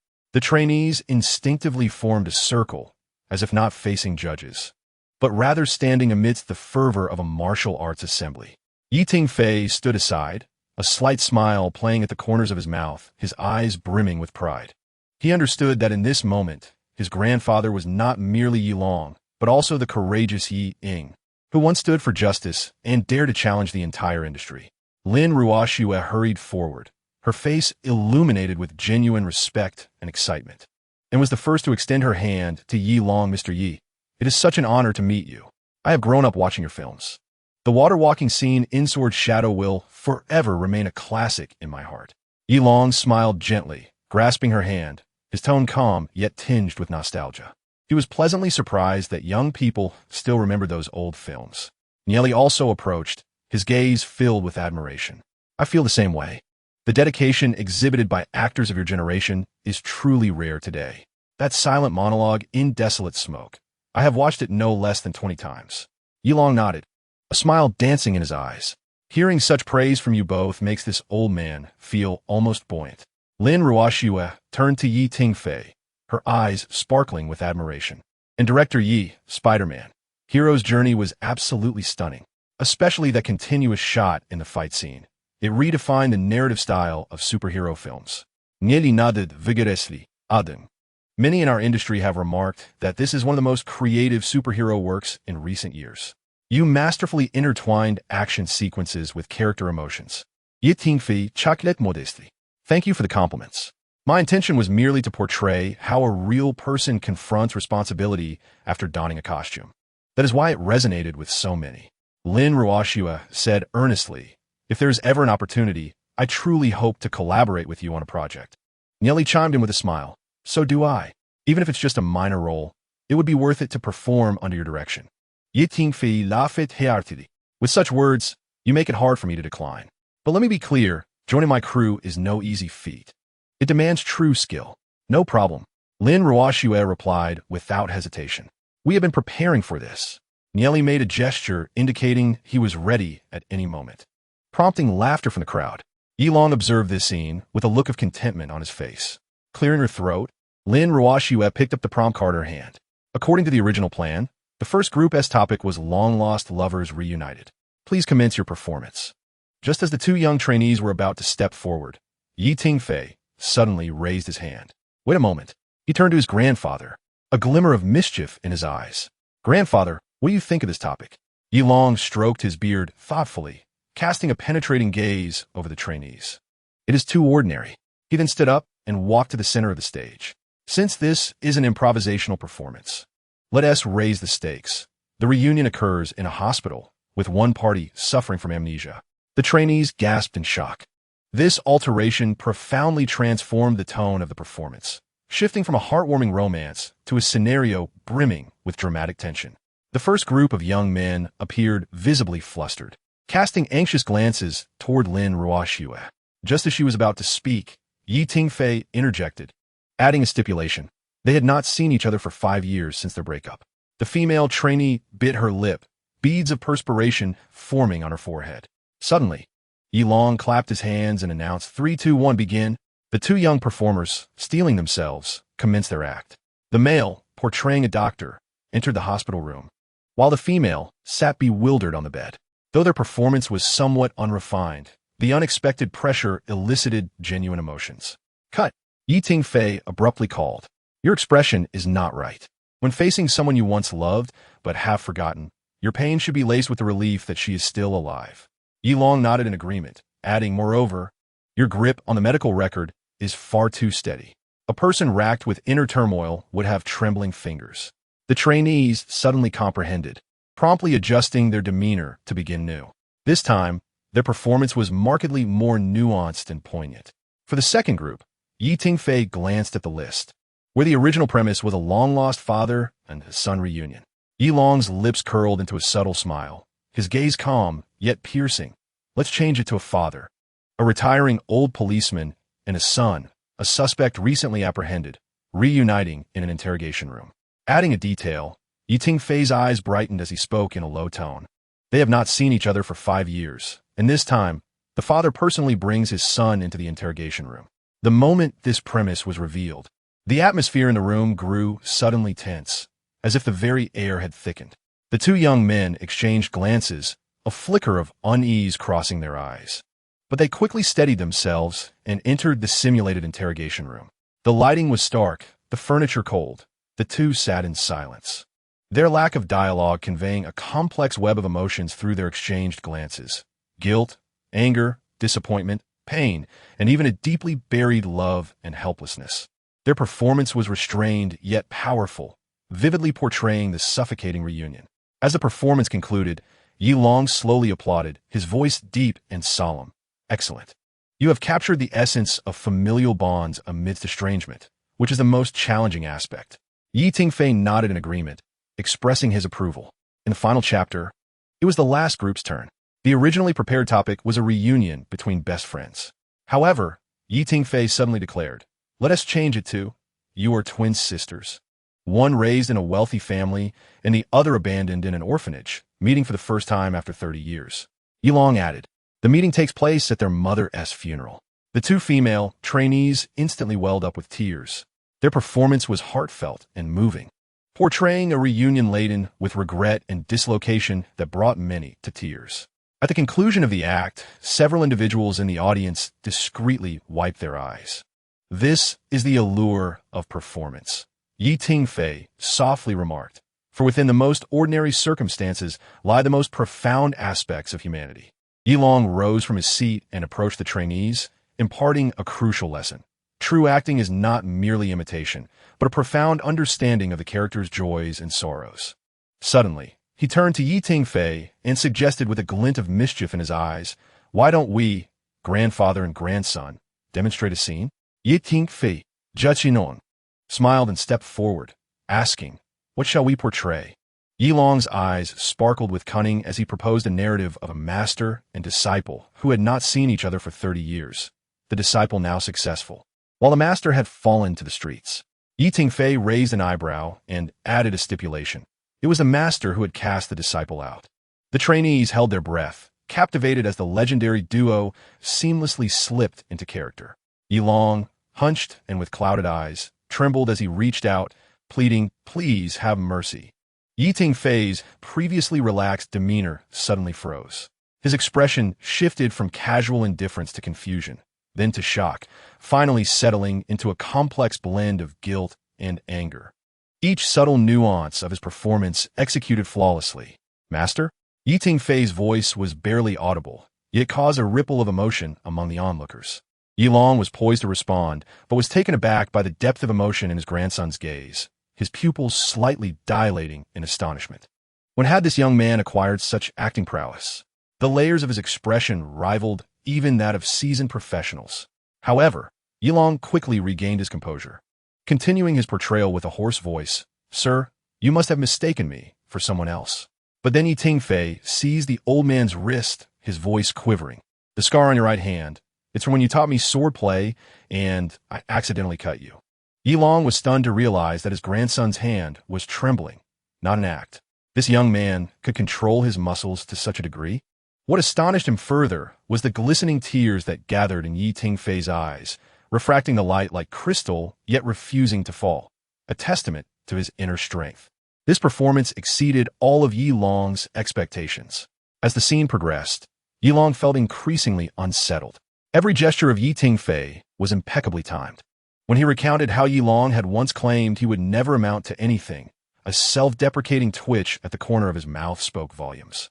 When he questioned why he had been deceived, his voice choked with suppressed sobs, and particularly during the moment he knelt and whispered, "Master." It was a heart-wrenching portrayal of despair. When Yi Long trembled and confessed that he had driven him away out of fear that the boy would follow in the footsteps of a worthless man like himself, he distinctly perceived a glimmer in his grandson's eyes, a brilliance that belonged to a true actor.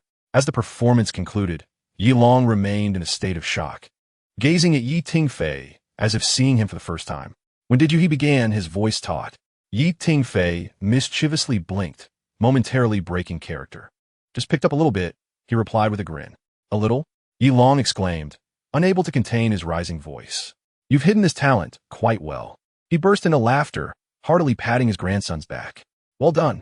My grandson, Yi Long's heir, is indeed extraordinary." As the trainees emerged from their performance, they erupted into thunderous applause and cheers. Lin Ruoxue, filled with excitement, stepped forward exclaiming, "Director Yi, I had no idea you were such a talented actor. Nieli was equally astonished, stating, "This is nothing short of a textbook performance." Teacher Yi, did you always know Director Yi was this remarkable? Yi Long shook his head, his eyes brimming with surprise and pride. I only discovered this today, he said, giving Yi Tingfei a hearty pat on the shoulder. He is truly a hidden gem. Yi Tingfei smiled humbly, attributing his skills to his grandfather's teachings. However, the sparkle in his eyes betrayed the joy within. This advanced acting skill was simply extraordinary. The livestream chat exploded with comments. I knew something was off with Director Yi. That smile from the last livestream was phenomenal. Now it's clear he is a master of concealed talent. His acting outshines countless professional actors. The way Ying looked at her grandson brought tears to my eyes. A testament to an old artist's satisfaction. The Yi family genes are undeniably powerful. The discussion surrounding Yi Tingfei's divine performance surged to the trending topics at an astonishing pace. As the applause gradually subsided, Yi Tingfei surveyed the enthusiastic trainees, a slight smile gracing his lips. Everyone performed splendidly today, he remarked, his tone calm yet warm. But remember, acting is not for applause. It is to authentically convey the essence of humanity. The trainees nodded in agreement, some already pulling out their notebooks to take notes. Lin Ruoxue seized the moment to express her gratitude. Thank you to both teachers for your brilliant guidance. I believe we are nearing the end of today's training. Wait a moment, Teacher Lin, Yi Tingfei suddenly interjected, raising his hand. The room fell silent. Even the live stream chat seemed to pause for an instant. Yi Tingfei glanced around, a mysterious smile playing on his lips. As today's live stream draws to a close, he said, his voice deep and magnetic. I have a special announcement to make. The trainees immediately perked up, while Lin Ruoxue and Nieli cast curious glances. Yi Long stood nearby, his eyes shimmering with kindness and pride. Yi Tingfei approached his grandfather, solemnly taking the elder's hand. I am honored to inform everyone that in my upcoming film, Batman, Teacher Yi Long will portray a significant role. The room erupted in astonishment. Really? Lin Ruoxue exclaimed, her eyes wide with delight. Yi Long rose, stroking his beard and smiling silently. Yet his gaze was filled with pride and anticipation. The live stream chat exploded anew, with countless speculations racing across the screen. Whispers of excitement filled the rehearsal room, while Yi Tingfei merely smiled mysteriously, saying, "That's a secret for now." His gaze fell upon a still, from sword shadow, and he added meaningfully, "When you see the final cut, you will understand why only Teacher Yi Long can embody this role." Lin Ruoxue's face lit up with anticipation. We are all eagerly awaiting this work. You must come back for a complete crew interview. Nieli nodded repeatedly, especially regarding Teacher Ye's role. I can hardly contain my eagerness to see it. Yi Tingfei smiled and waved his hand, addressing the trainees. Each of you must strive diligently. Perhaps one day, your names will appear on our casting list. The trainees erupted in cheers. Yi Long cleared his throat, and the room fell silent once more. The elder spoke slowly. Remember, the essence of an actor lies not in fame, but in the understanding and respect for their character. I hope you all become truly great actors. After speaking, he nodded at his grandson. Let us go. I have spoken enough for today. Wait, Grandpa. Just as Yi Long prepared to rise, Yi Tingfei gently stopped him, an imperceptible warmth and anticipation glimmering in his eyes. Please sit down. Yi Tingfei supported his grandfather's shoulder, helping him back into his chair. There is still a surprise you have yet to see. Chapter 64. Return of the Youth. Ruoxue picked up the remote control and pressed a button gently, illuminating the large screen in the corner, where a meticulously edited video began to play. The footage showcased the youthful figure of Yi Long clad in ancient attire and wielding a long sword. He moved gracefully through the bamboo forest, his movements agile and his sword glimmering like lightning, his gaze sharp. This was a classic scene from Jianghu Lu, where he fought alone against 13 masters under the moonlight. The scene then transitioned to Jining Xiaozong, depicting a mesmerizing chase and duel between him and the leading lady on the surface of a lake, their actions flowing seamlessly as if they truly walked on water. Following, there was a silent monologue from Damo Guyan, where he sat alone on a beacon tower amidst swirling yellow sands, holding a weathered family letter, his eyes reflecting both determination and an indescribable solitude. Without a single line spoken, he moved countless viewers to tears. The footage continued to flash back, featuring snippets of him during interviews. I have never considered acting an easy profession. The young Yilong sat before the camera, his tone resolute, to portray a character. One must first understand them, even if they are a villain. One must comprehend what led them astray. This was his final public appearance at a retrospective film exhibition, where a reporter asked if he would act again. He smiled faintly and simply replied, waiting for a worthy role. At last, that role has arrived. The video concluded with a specially recorded segment. Yilong stood on a vast expanse of grass under the early morning light, slowly performing Tai Chi swordplay. The final frame captured the depth of his eyes as subtitles gradually appeared. 30 years later, still the youth, upon return. The audience fell silent for a moment before erupting into thunderous applause. The trainees, with tears glistening in their eyes, beheld the once renowned Ying as he re-emerged on the screen. The live stream's comments flooded with enthusiasm. This is the true legend. Teacher Yi's gaze tells 1,000 stories. Every frame is a masterclass in acting. Suddenly, I crave to watch his old films. Ying returns. Let us go. Lin Ruoxue stepped before the screen. Her voice slightly choked with emotion as she expressed her gratitude to Teacher Yi and Director Yi for allowing them to witness the true essence of performing arts today. Nieli nodded, acknowledging that this was not merely a training session, but a lesson in heritage. After the video concluded, Yilong remained seated in silence, his gaze fixated on the screen, reflecting on his younger self. A hint of nostalgia, mingled with tenderness, flickered in his eyes. You still keep these, he murmured, his voice carrying a trace of emotion. Tingfei crouched down, gently grasping his grandfather's hand. Of course we keep them. This is your youth and our pride. The elder sighed, softly, a smile gradually forming at the corners of his mouth. You children truly know how to make things special. Let us go home, Grandpa. Tingfei said as he stood, supporting the elder's arm. It's time to head back. Yilong nodded, his gaze sweeping over the old posters on the wall, a glimmer of long-lost light shining in his eyes. It is indeed time to go home, but also a new beginning. The two walked side by side out of the rehearsal room, the setting sun casting long shadows of their figures, as if time itself were transcending, or perhaps fate was cycling anew. The live stream slowly faded out, the final frame capturing Yilong as he stepped through the doorway, accompanied by a simple yet profound phrase, a Generation's master, a legendary craft. As topics such as Yi Ying's return and the true performing arts quickly ascended the trending charts, outside the storm of attention, the fragrance of osmanthus from the Yi family's old residence lingered gently, as if bearing witness to a long-buried story that was now being rewritten. Shortly after the live stream concluded, as they prepared to return, Tingfei received a message from Suman. You performed exceptionally well today. Let us have dinner tonight. I miss Grandpa. Tingfei tucked away his phone and turned to his grandfather, who was tidying up his things. Grandpa, Suman would like to invite you to dinner. Yilong, carefully folding his practice attire, looked up at the mention, his brow arching slightly. That girl, Suman? Tingfei nodded with a smile. Yes.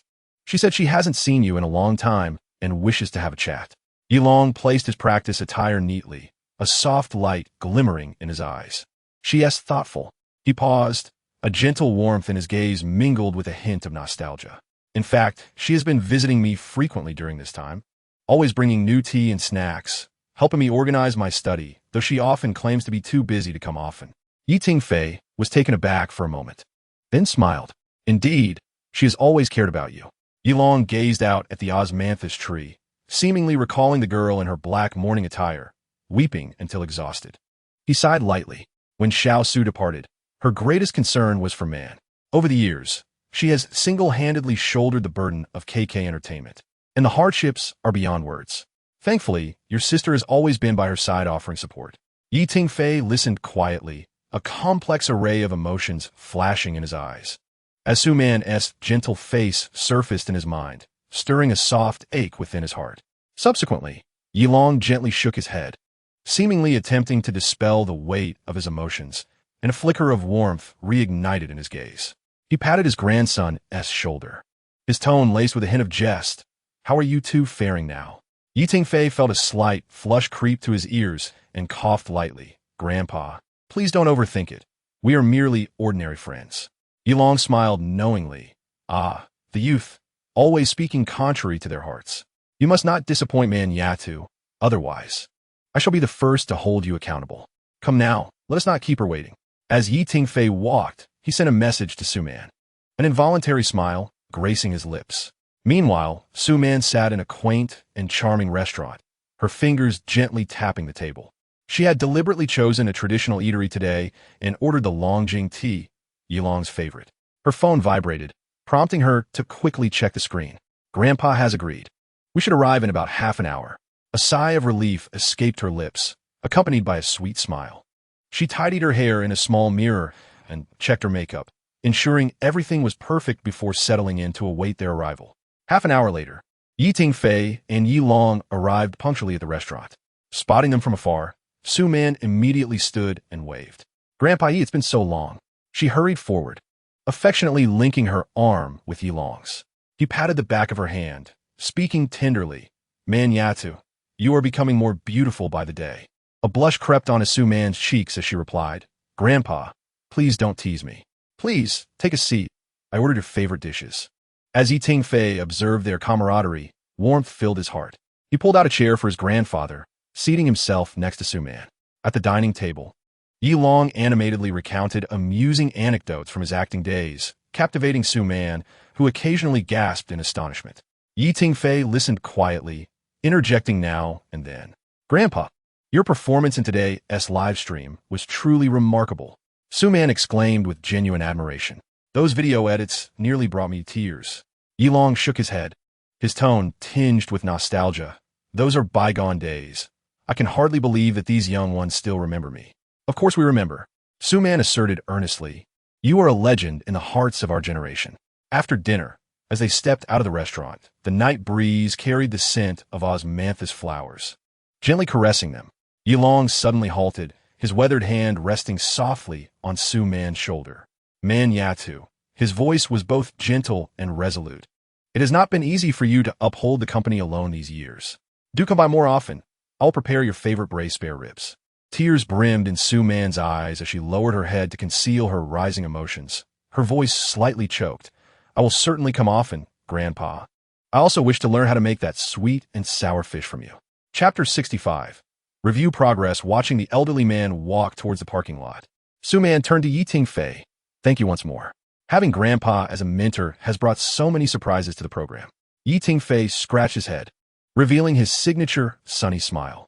His grandfather was genuinely pleased to be back in front of the camera. By the way, in just 2 days, the filming of Batman was set to commence, and he had been diligently memorizing his lines. So soon? Su-man exclaimed, her eyes widening in surprise. Do you need my assistance with anything? No. Yi Tingfei waved his hand dismissively. The crew has everything arranged. However, he hesitated. If you're free on the day of the shoot, I will definitely be there. Su-man blurted out, quickly realizing her eagerness and adding, as a representative of the investors, I should see it for myself.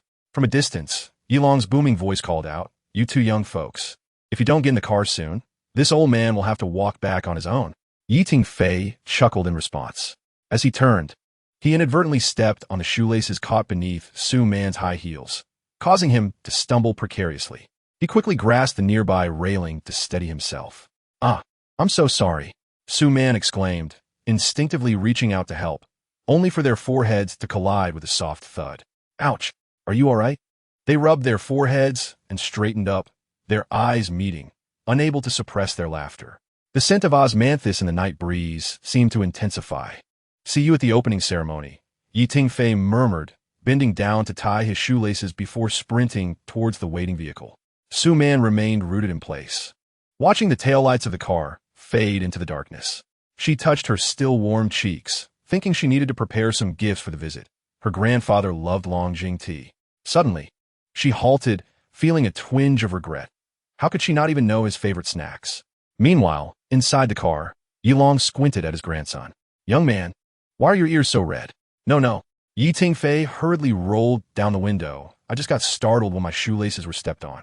The elder chuckled silently, gently patting his grandson's knee.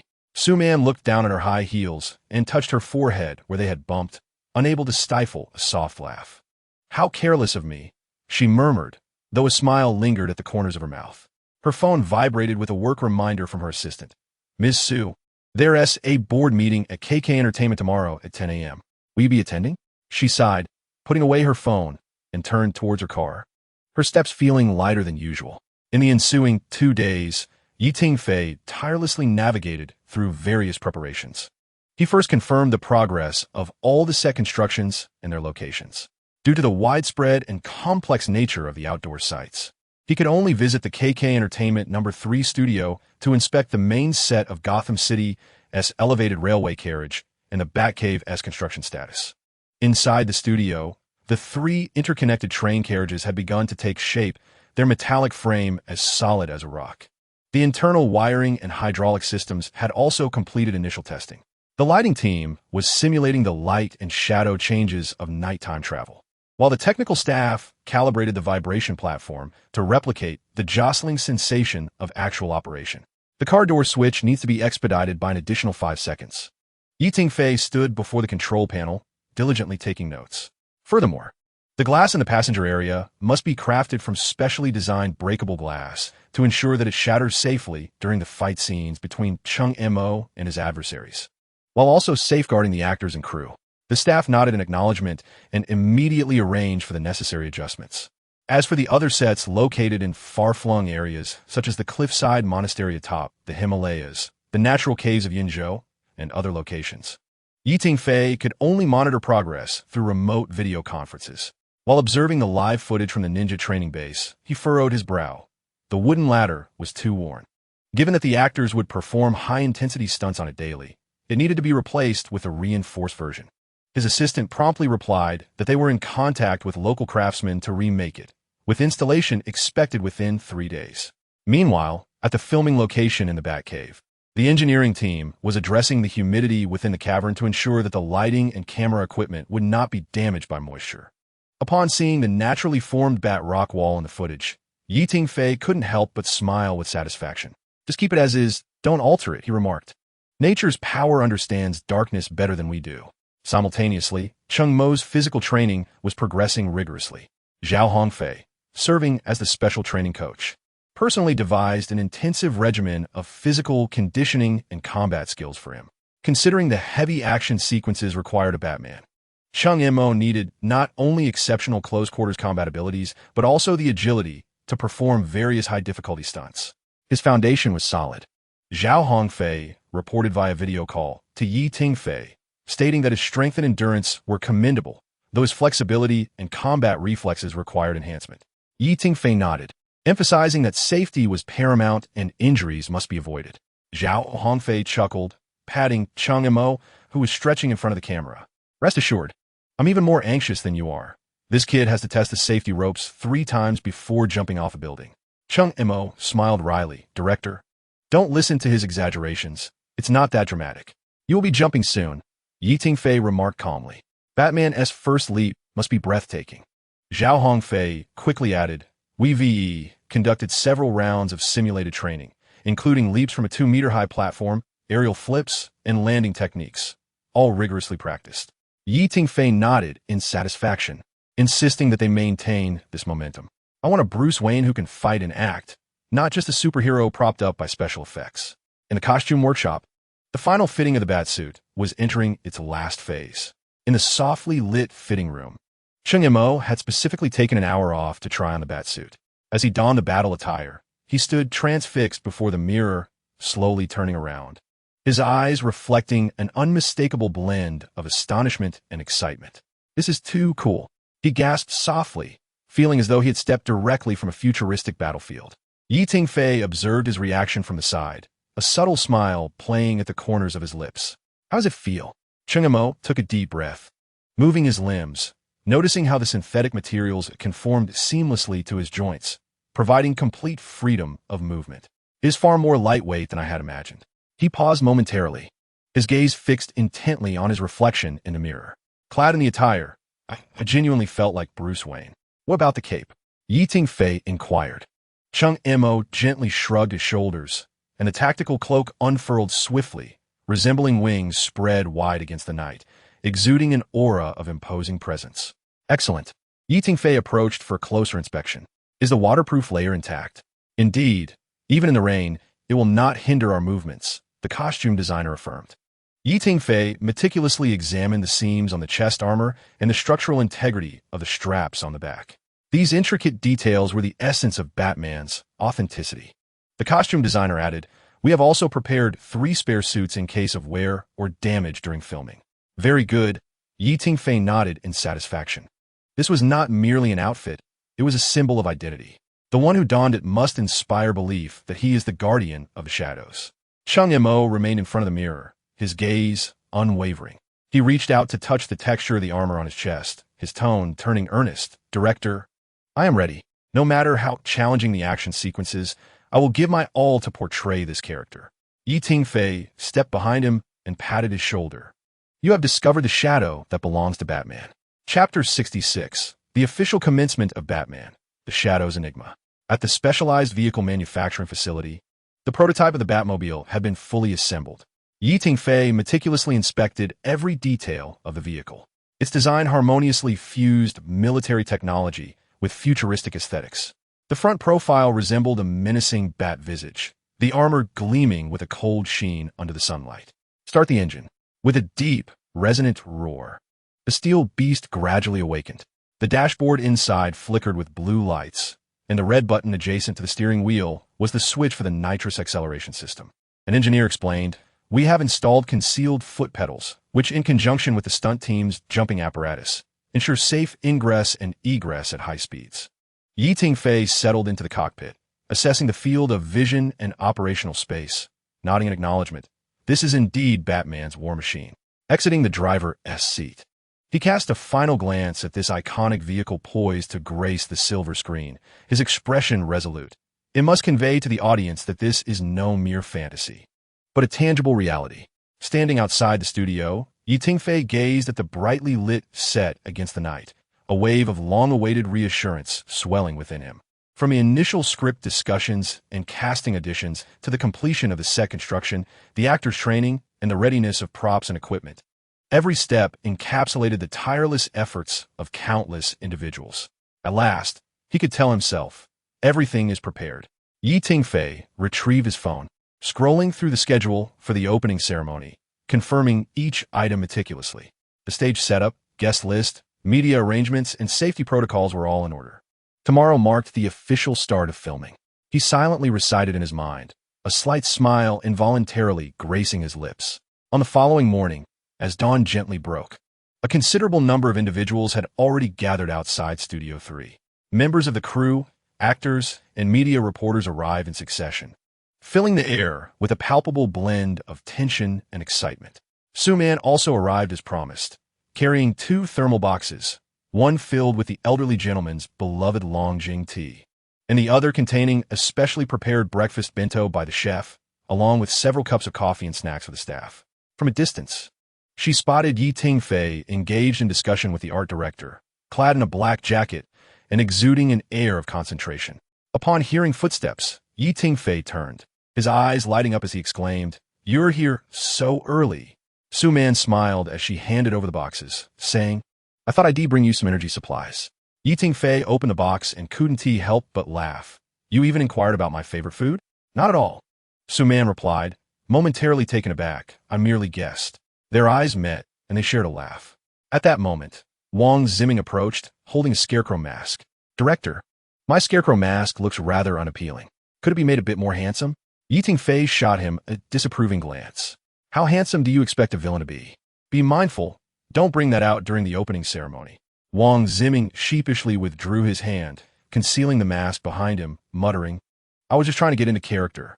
Besides, wearing it alters my voice, which feels quite immersive." All right, go change your clothes," Tingfei instructed, gesturing towards the backstage area. "Stand in position and don't fidget.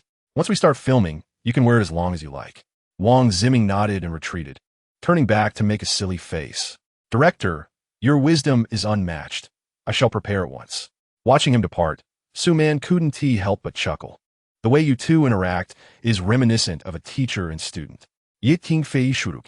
That kid has a decent grasp of acting and enthusiasm. It's just that he occasionally struggles to rein in his tongue." "Let us go," he said, brushing off the dust from his coat and turning to Su-Man with a smile. "I'll take you to see the old gentleman. Yes, likely sipping tea in the resting vehicle right now." Su Man nodded, lifting the corner of the thermal box. Perfect, I also brought his favorite Longjing. The two walked side by side through the bustling backstage area, navigating around a row of temporarily erected scenic walls until they arrived at a modest yet tidy van. Tingfei knocked on the door, and within, Yi Long's hearty voice called out, "Come in. Don't just stand there like a door god." Upon opening the door, they found Yi Long reclining on the sofa, eyes closed in repose. Hearing the commotion, he immediately opened his eyes, a smile spreading across his face. "Ah, the girlfriend man has come too? Hello, Grandpa." Su Man beamed as she set down the box. "I brought you some Longjing, still warm." "Ah, this girl is truly thoughtful," Yi Long exclaimed, sitting up straight, lifting the lid, and inhaling the fragrant aroma of the tea. "This is the flavor I cherish." Tingfei reminded his grandfather, "Grandpa, the ceremony starts in less than half an hour. You mustn't falter later." Yi Long shot him a playful glare, jokingly scolding, "You rascal. What are you insinuating? I am a bona fide veteran actor." Smiling, Su Man arranged the tea set with grace. "Take your time, dear sir. There's no rush. Today is such a momentous occasion, and we must ensure your grand entrance." "You truly understand me," replied Yi Long, lifting his teacup and gently blowing on the surface. His gaze drifted towards the bustling film set outside the window, his tone unusually gentle. Observing their generation, striving fervently for their dreams, was indeed heartwarming. Tingfei stood by the car door, watching his grandfather savor his tea leisurely, unable to suppress a chuckle as he shook his head. "All right, grandfather, do take it easy. Before the ceremony commences, someone will come to escort you on stage." Yi Long waved his hand dismissively. "I know, I'm no novice to the stage. Rest assured, I shall make a spirited appearance." Su Man covered her mouth with a light laugh. "Then we shall not disturb your moments of tranquility. We must attend to our duties." Go on, Yi Long gestured, adding, "But young man," he directed his gaze at Tingfei, "you must deliver a spectacular opening for this scene. I don't wish to worry about it." Tingfei smiled softly, his eyes resolute yet kind. "Fear not, grandfather. I will not disappoint you." With that, he gently closed the door and, alongside Su Man, descended from the nanny van. The film set was already meticulously arranged, the red carpet unfurled, adorned with a profusion of flowers, and the backdrop emblazoned with the film's title, Batman, The Shadow of Justice, its bold typography signaling the journey about to unfold.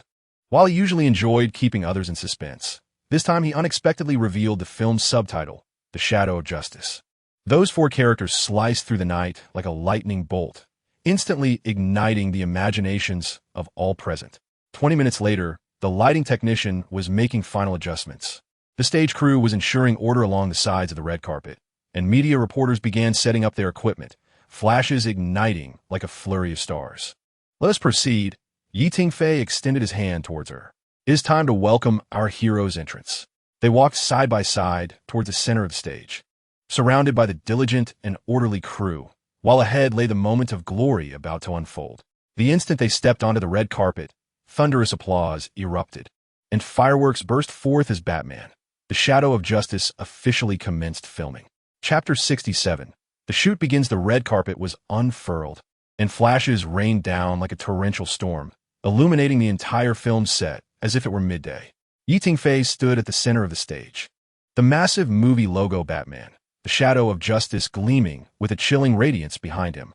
He nodded slightly, his voice steady and powerful, expressing gratitude to the media friends for their presence. Today, Batman, The Shadow of Justice officially begins filming. No sooner had he finished speaking than the reporters in the audience eagerly raised their hands, a tide of questions surging forth. "Director Yi, what style will the Batman story lean towards? Is it similar to your previous Spider-Man, Hero's Journey series?" asked a bespectacled male reporter, the first to pose a question.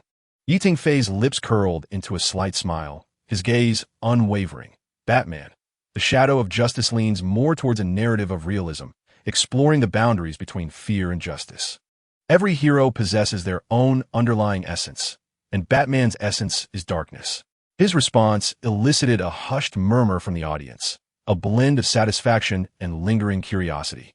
The journalist swiftly recorded Tingfei's remarks, when another female reporter raised her hand to seize the opportunity to inquire. "Director Yi, the title of your film is Batman, The Shadow of the Night. Could you elaborate on the special significance of the phrase The Shadow of the Night?" Tingfei similait faintly. his gaze profound and restrained. The shadow represents Batman's embodiment in the dark nights of Gotham. While the mystery pertains not only to his identity, but also serves as a metaphor for the city and the world. He paused, his tone steady and laden with meaning. However, I do not wish to reveal too much here. The true answers are best discovered by the audience within the cinema. The journalist below appeared both eager and somewhat resigned to this response. Suddenly, a reporter called out loudly, "Director, you previously mentioned in an interview that this film will feature a villain even more deranged than the Green Goblin. Will he appear in the shadow of the night?" Tingfei shook his head, a hint of regret in his smile. "Unfortunately, this character will not make an appearance in this installment." He deliberately paused, observing the disappointment on the faces of the journalists, and added, "But I must remind everyone that Gotham is never short of madness, and the villains in the shadow of the night will undoubtedly leave a lasting impression." A wave of low murmurs swept through the audience, and the flash of cameras intensified, as if a new highlight had been sensed. Tingfei, however, chose to say no more, merely nodding slightly, leaving the rest of the revelations to the film itself. Subsequently, the reporters began posing questions to the cast. Among the more intriguing inquiries was directed at Wang Zhiming, who was asked about his transition from portraying the virtuous Spider-Man to playing a dark antagonist in this film, and whether he was concerned about the audience's adaptability. Wang Zhiming replied with a smile, "As an actor, I relish such extreme character transformations. The Scarecrow is a multifaceted villain, and I intend to employ distinctly different body language and voice to ensure that the audience forgets the actor and remembers this chilling character." His response sparked a renewed enthusiasm among the journalists, with flashes of cameras multiplying. Other cast members, including Zhao Hongfei, Yi Ruxuan, Zhang Li, Su Shiqian, and Yilong, also answered questions regarding their characters. Their responses were succinct, yet revealed a profound understanding and anticipation for their respective roles. As each question was addressed, Tingfei stepped forward at an opportune moment, summarizing, "Thank you all for your enthusiastic inquiries. I assure you, Batman, the Shadow of the Night will provide audiences with a novel superhero experience. We invite you to look forward to the film's release for more exciting content." Amidst the warm applause, the opening ceremony concluded. The actors exchanged smiles, their hearts brimming with anticipation for Gotham's dark legend, now officially set in motion. Following the ceremony, the entire crew promptly entered a state of intense filming. The crew swiftly dismantled the red carpet and stage, transforming the studio into a scene reminiscent of Gotham City. With its dilapidated brick walls, dim streetlights, and damp ground, all exuding the oppressive atmosphere of this nefarious metropolis. One corner of the studio was converted into a grim, confining prison, where the rusted iron bars and shadowy lighting seemed to encapsulate the palpable despair that lingered in the air. Tingfei stood before the monitor, meticulously examining the frame. He picked up the intercom. "Department's ready. First scene, action." The clapboard snapped shut with a crisp sound. In the dark cell, Chung Mo, portraying Bruce Wayne, suddenly opened his eyes. His pupils contracted in the darkness, yet his expression appeared somewhat vacant, failing to convey the terror of awakening from a nightmare. "Cut!" Tingfei frowned, lifting his gaze from the monitor. "Chung Mo, your expression is too lucid. Bruce should awaken from the nightmare of that alley. And I need to see that bone-deep fear." Chung Mo rubbed his temples, nodding apologetically. "Sorry, director, I'll adjust." On the second take, Chung Mo's eyes widened excessively, appearing somewhat exaggerated. "Stop." Tingfei rose and approached the cell. "Don't force your gaze. Fear is intrinsic. Try to recall your most terrifying memory and let that feeling manifest naturally." Chung Mo took a deep breath, closing his eyes to cultivate his emotions. When he opened them again, he finally exhibited the shuddering sense of dread that Tingfei sought. "Good, continue." Close up on those eyes. Cheng Mu's breathing quickened, but his movements were overly exaggerated, causing his entire body to tremble. "Cut." Tingfei shook his head in exasperation. Though Bruce is not yet a master of controlling fear, he would not tremble so overtly. It needs to be restrained, understood? Seizing the moment, the makeup artist approached to touch up Chung Mo's makeup, whose forehead was now glistening with fine beads of sweat. He murmured to Tingfei, "Let me try once more. This time I'll find the right balance." On the third take, Chung Mo finally found his rhythm. His expression was a blend of terror and restraint, with only his slightly trembling fingers betraying his inner fear. The light filtering through the iron bars illuminated his face, casting his scars in stark relief. Excellent, hold that. Tingfei it softly. Now, let him remember who he is. Cheng Mo's expression began to shift, but the transition felt jarring. Cut. Tingfei could not help but exclaim, the emotional transition is too abrupt. Tingfei stepped beside Cheng Mo, patiently guiding him. Bruce's awakening is gradual, akin to surfacing from deep water. First, let the fear recede, followed by confusion, and finally, calmness. After 5 takes fraught with errors, Cheng Mo ultimately perfected this transformative process. As he slowly sat up, the chains clanked uncomfortably. Props team, Tingfei suddenly shouted. The sound of those chains is too crisp. This is a damp prison, and the chains should emit a dull, rusted clang. The prop master hurriedly rushed over to attend to the iron chains, plunging the scene into a brief state of chaos. Seizing the opportunity, Cheng Mo shifted his stiff shoulders. His costume was already drenched in sweat. Once filming resumed, Cheng Mo encountered further difficulties while portraying the act of touching his wound. Your expression is overly exaggerated, Tingfei remarked, rubbing his temples. You need to rein it in. Pain is conveyed not through furrowed brows, but through your gaze, your breath, and even silence. It was not until the 8th take that Cheng Mo flawlessly depicted the subtle twitch at the corner of his mouth. When the sound of the guard's footsteps echoed, his instinctive reaction and performance prompted Tingfei to call for a halt. Your body is too tense. Relax a bit. Bruce's vigilance is a habitual state, not one of rigidity born from anxiety, nor a response akin to a street thug. An hour passed, and this scene, which should have been straightforward, was barely completed. When Tingfei finally announced that the take was good, a collective sigh of relief swept through the crew. Cheng Mo, utterly exhausted, emerged from the prison's set, his costume thoroughly soaked and his makeup in dire need of a complete overhaul.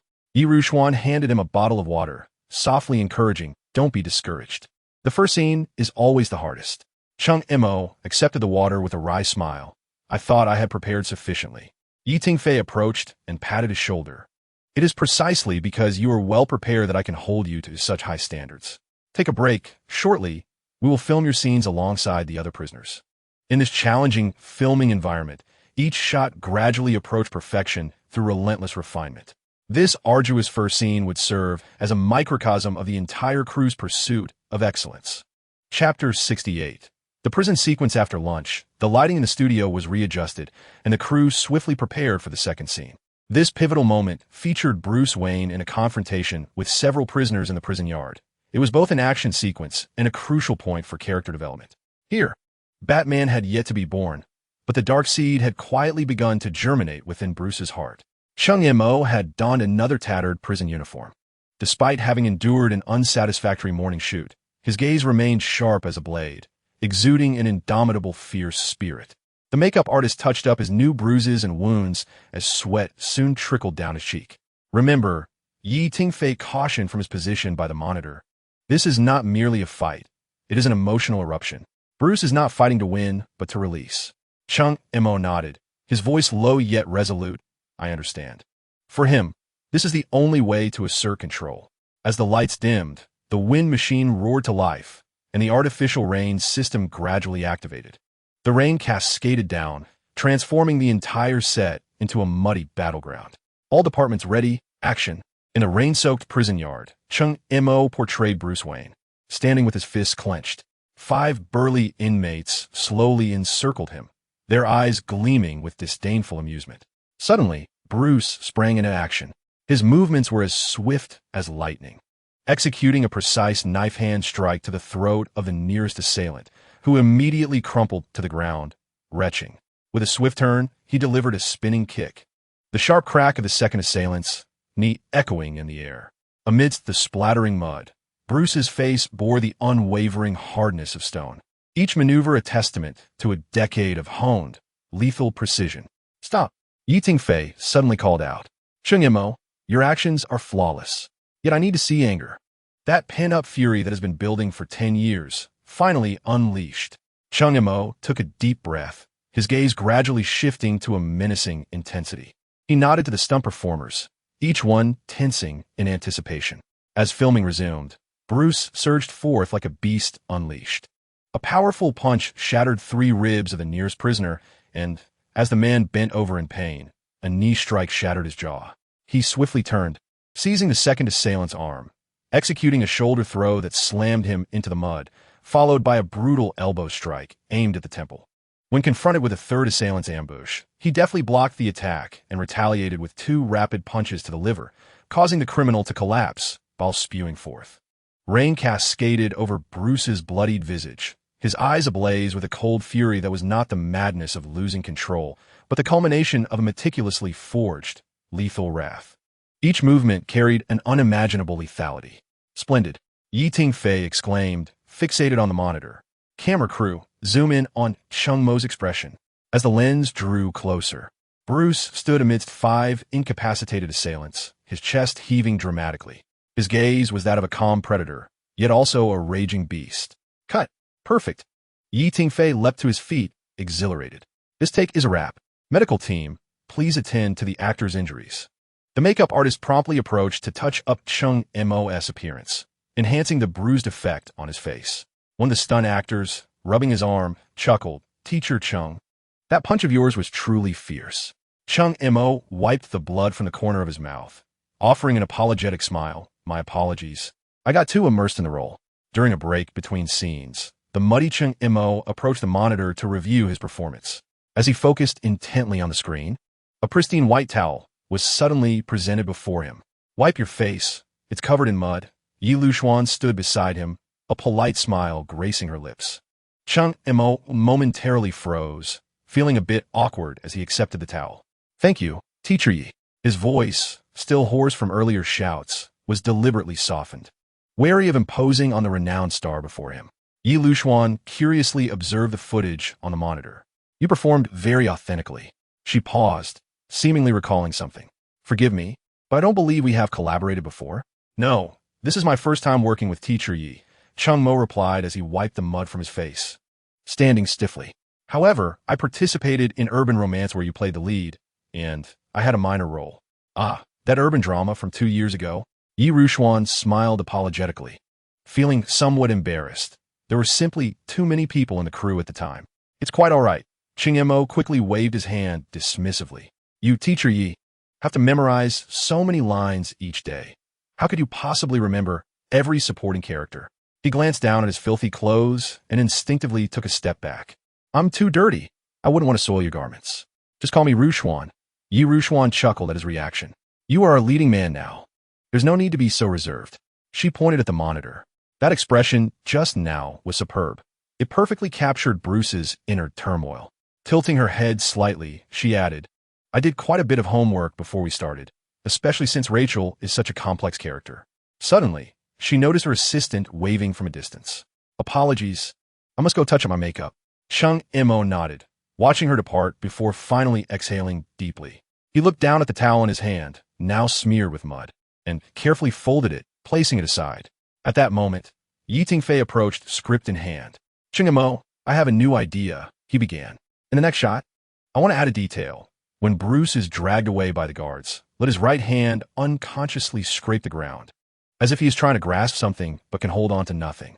Cheng Mo's eyes brightened, immediately picking up on the director's thought. "That sense of losing control?" "Precisely," Tingfei exclaimed, slapping his thigh in excitement. "That's the feeling. Props team, make the ground rougher. I want to see real scratch marks." The makeup artist hurried over.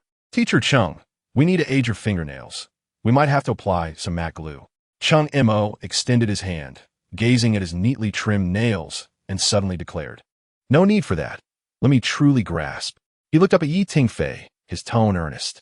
"If it can make the broken nails and bloodstains appear more authentic, the effect will be even better."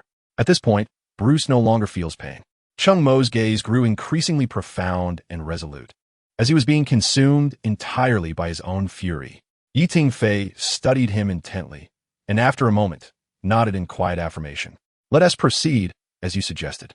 Once filming resumed, this subtle action rendered the entire performance far more genuine and believable. When Bruce was finally dragged away by the guards, his unwavering gaze upon his opponent conveyed both triumphant pride and a hidden thread of self-loathing. "Fantastic." Tingfei replayed the monitor, marveling at how perfectly this scene illustrated Bruce's inner conflict. He was both punishing the criminals and transforming into the very type of violent individual he despised. Chapter 69. The first confrontation of heroes and villains. The crew began preparing for the next scene. A faint aroma of incense wafting through the air as the props team adjusted several antique-style oil lamps. Dim the lights a bit more, Tingfei commanded as he stood before the monitor. Duke's entrance should be ghostly, almost emerging from the shadows. Zhao Hongfei, already made up, stood nearby, eyes closed in meditation. He portrayed Henry Duca, a master of the Shadow Warriors Alliance, a role demanding an extraordinary presence and profound acting skills. Despite it being his first time sharing the screen with Chung Mo, Zhao Hongfei had already mastered his lines to perfection. Chung Mo sat in the makeup chair, allowing the makeup artist to deepen the shadows around his eyes. This scene marked a pivotal moment in Bruce Wayne's life, where he encounters the mentor who will alter his destiny while imprisoned. Chung Mo's fingers unconsciously tapped the armrest, betraying his inner tension. "Teacher Chung, relax a bit," the makeup artist gently reminded him. "Your brow is furrowed too tightly. The foundation is cracking." Realizing his lapse, Chung Mo forced a smile and replied, "Apologies. I'm just a bit nervous." Tingfei approached, holding the storyboard script. "Are we all set? I want this scene to convey the initial clash between two powerful figures, not merely a teacher-student encounter. Duca is drawn to the darkness within Bruce, while Bruce is captivated by Duca's enigma." Zhao Hongfei opened his eyes, his gaze piercing. "I understand that Duca should reflect Bruce's potential, which he himself is unaware of." Precisely, Tingfei nodded in satisfaction before turning to Chung Mo. At this moment, Bruce is at his lowest, engulfed in anger, confusion, and self-loathing, yet deep inside, a flicker of unextinguished flame remains. Chung Mo took a deep breath. "I understand, but capturing that sense of contradiction is challenging. That's why I'll assist you." Tingfei clapped his hands. "All departments prepare. Let's run through the scene." The clapperboard snapped shut with a crisp sound. In the dimly lit cell, Chung Mo's portrayal of Bruce Wayne curled up in a corner. His clothes were tattered.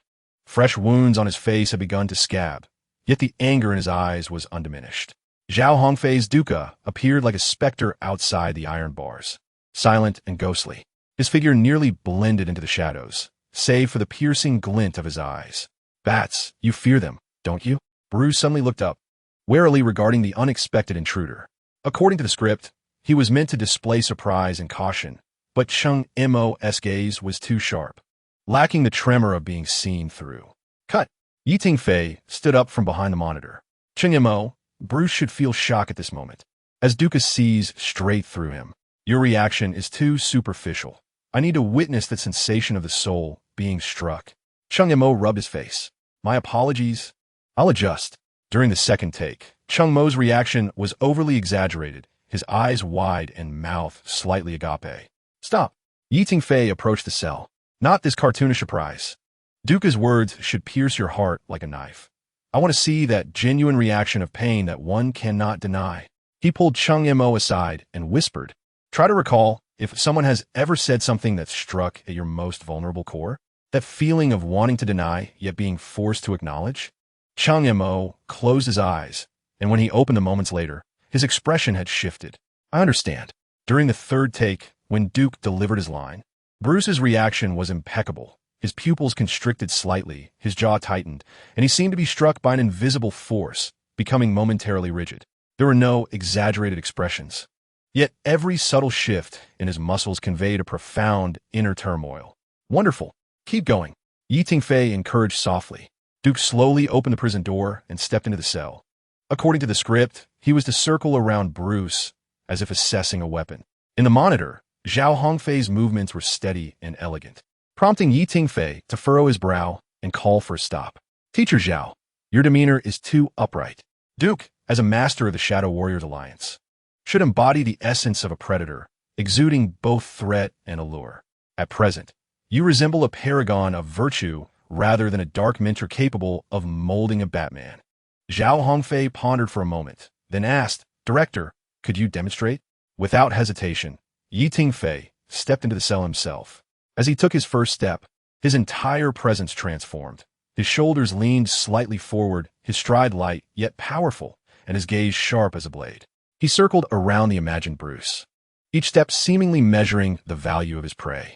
Do you see? Tingfei paused to explain. Duke is not here to rescue Bruce. He is here to recruit a warrior, and every movement must convey both menace and seduction. A glimmer of understanding flickered in Zhao Hongfei's eyes. I see.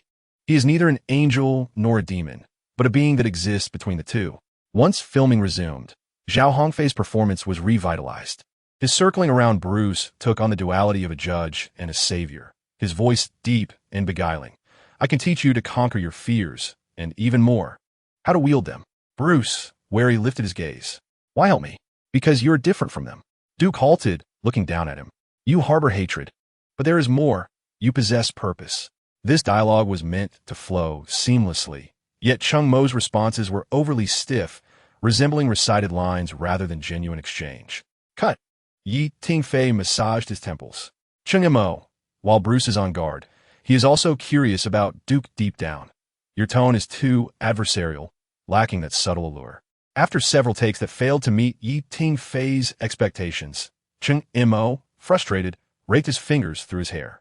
I'm sorry, Director Yi, I can't find that balance. Tingfei stepped closer, suddenly asking, do you believe in fate? Cheng Montauk paused, surprised. What? If a stranger were walking right now and tell you he knows all the answers to your life, how would you react? Tingfei locked eyes with him, embodying a mix of skepticism and an irresistible urge to hear more. This was precisely Bruce's mindset at that moment. Cheng Montauk nodded thoughtfully. When they resumed filming, a subtle tremor of vulnerability infused his tone, his gaze delicately oscillating between caution and curiosity. Duke astutely perceived this transformation, a nearly imperceptible smile gracing his lips. He looked down at Bruce, commanding, follow me, and I shall make you the embodiment of fear. This intense exchange of glances was filmed repeatedly, about 10 times, until Tingfei finally declared himself satisfied. Although it was now late at night, no one on set voiced a complaint.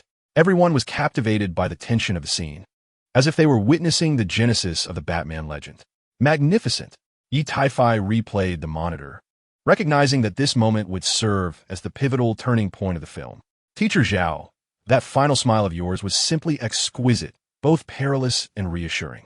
Cheng Montauk, your transformation of gaze was also remarkably executed. The audience could distinctly perceive Bruce's inner turmoil, tipping the scales.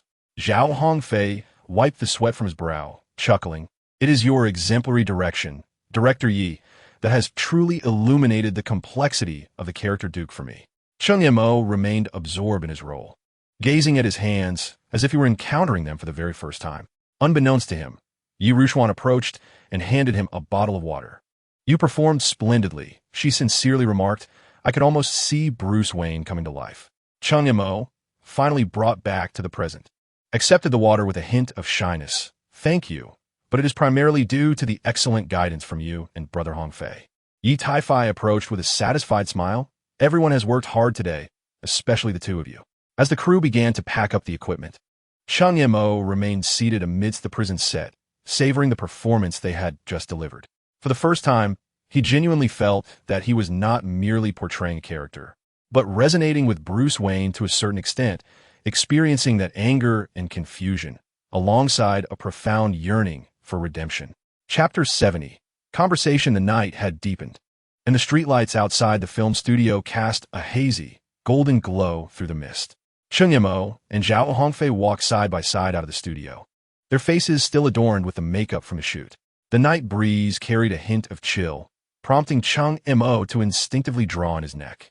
Is it cold? Zhao Hongfei retrieved a black jacket from his backpack and offered it to him. Put it on. It's easy to catch a cold right after filming. Cheng Montauk, somewhat taken aback, accepted it gratefully. Thank you, Brother Hongfei. The jacket bore a faint scent of pine, reminiscent of the atmosphere from long hours spent in training. You performed well today, Zhao Hongfei remarked, lighting his cigarette, the flame flickering in the darkness. You've made tremendous progress since our training. Chung Mo smiled sheepishly. It's all due to your excellent teaching. Those 2 weeks of training felt like a hellish ordeal. My thigh muscles are still sore. Zhao Hongfei exhaled a puff of smoke, chuckling softly. What does that compare to hell? Real special forces training can make an ordinary person cry out for their mother on the very first day. His gaze drifted into the distance, as if lost in a memory. I once led a squad of recruits. One lad couldn't endure the intensity and sneaked away in the dead of night. Did you really serve as a special forces instructor? Tingfei asked curiously, his eyes sparkling in the night. 15 years. Zhao Hongfei flicked away the ash from a cigarette. From the age of 20 to 35, he dedicated the prime of his youth to the military. His voice, though calm, carried a profound weight born from the passage of time. Subsequently, an injury to his knee rendered him unable to undertake high-intensity missions, prompting his transition to a role as an action director. Tingfei observed that Zhao Hongfei did indeed walk with a slight limp in his right leg, once mistakenly believing it to be an intentional mimicry for a role during training. The first film I participated in was Extreme Agent, Zhao Hongfei continued, a hint of self-deprecation in his tone. At that time, I was merely a martial arts assistant, responsible for teaching actors how to handle firearms convincingly. The night breeze rustled the sycamore trees lining the street, producing a gentle whisper. The two men arrived at a 24-hour coffee shop, and Zhao Hongfei gestured towards the entrance. Shall we have a cup of coffee? It's on me. Inside the cafe, the warmth was inviting, and they chose a corner table to sit down. Zhao Hongfei removed his coat, revealing well-defined muscular arms adorned with several prominent scars. Tingfei could not resist asking, "What are those?" "The honor of soldier." Zhao Hongfei replied succinctly, then deftly shifted the topic. "In truth, I have always aspired to act, not merely to design stunts. However, as you know, transitioning in this industry is exceedingly challenging." The server brought 2 steaming Americanos, and Zhao Hongfei added a double portion of sugar to his cup, the silver spoon clinking against the ceramic with a crisp sound as he stirred. During the filming of The Suicide Marines, I choreographed an entire set of close combat sequences, and they were quite pleased. After taking a sip of his coffee, he recounted, "I mustered the courage to ask if I could audition for a small role, but he patted my shoulder and said, 'You are a good soldier, but not an actor.'" Tingfei sensed the underlying disappointment in those words. He recalled the countless auditions where he had faced rejection, gripping his coffee cup tightly. "And then there's Chun Hu, my old comrade." Zhao Hongfei's face brightened with gratitude. "He recommended me to Director Yi, noting that the role of Duca required a genuine military presence, not a fabricated one." Cheng Montauk suddenly understood. It was no wonder Director Yi arranged for him to train under Zhao Hongfei before filming began. It served a dual purpose. Indeed, Zhao Hongfei affirmed, on one hand, it helped you attain the physicality of Bruce Wayne, and on the other, it allowed Director Yi to assess my acting abilities. Zhao Hongfei chuckled, the creases at the corners of his eyes softening. "To be honest, when I first witnessed your feeble punches, I truly questioned if Director Yi had made an error in his casting." Tingfei, feeling bashful, scratched his head. "I majored in acting at university, and my martial arts classes were merely superficial. Those 2 weeks you had me throwing punches 1,000 times daily left me so fatigued that I could hardly hold chopsticks by night. But the results are evident, are they not?" A glimmer of approval flickered in Zhao Hongfei's eyes. "In today's fight scene, your movements possessed substantial quality, gone were the mere aesthetic flourishes of stage combat, replaced instead by the authenticity of street fighting." A thin veil of condensation formed on the cafe's glass window as Tingfei, almost unconsciously, traced the outline of a bat symbol with his finger. "Brother Hongfei, I genuinely empathize with your desire to act," he murmured softly. "I have been in the industry for 8 years, appearing in over 20 productions, all in supporting roles, with my longest lines seldom exceeding 3. Zhao Hongfei listened attentively, refraining from interruption. "Last year, I reached my breaking point and decided to personally invest in a web film, taking on the role of the male lead." Tingfei chuckled wryly, but the script turned out to be abysmal. The film failed to make even a ripple, and I was too embarrassed to tell my relatives that I starred in it. Outside, a car passed by, its headlights casting mottled shadows through the mist onto Tingfei's face, revealing the desolation in his eyes. "But you did not give up," Zhao Hongfei asserted confidently. "Indeed," Tingfei replied, lifting his gaze, a spark reigniting in his eyes. Later, the assistant of director Yi noticed my portrayal of a small-time thug in a crime drama and felt that I possessed a blend of anger and vulnerability, thus recommending me for an audition. Zhao Hongfei raised his coffee cup in a toast to those who persevere. The 2 cups gently clinked in the air, producing a crisp sound. To be honest, Zhao Hongfei set down his cup, his expression turning serious. The transformation in your gaze today was remarkable, shifting from anger to confusion and finally to a glimmer of hope, each layer distinct. This cannot be taught. It is a true gift you possess. Chung Mo's face warmed slightly. It was Director Ye's guidance that was commendable, as he always pinpointed the issues with precision. A great director encountering a talented actor is akin to a discerning judge meeting a steed of exceptional capability. Zhao Hongfei glanced at his watch. It was nearly 1 a.m. Let us be on our way. Tomorrow requires an early rise to replenish our energies. The two exited the cafe as the night deepened. Several studios within the film base remained illuminated, the specific production rushing to meet deadlines unknown. Hongfei Ye, Chung Mo suddenly inquired, "Do you believe I can portray Bruce Wayne effectively? After all, the character is incredibly complex, and any misstep could render it inauthentic." Zhao Hongfei halted, turning to face Chung Mo, the moonlight bathing his face, lending his gaze an extraordinary sharpness. "Listen, you are not imitating anyone, nor are you playing a hero. You are embodying a person, one who has been knocked down by fate, yet strives to rise again.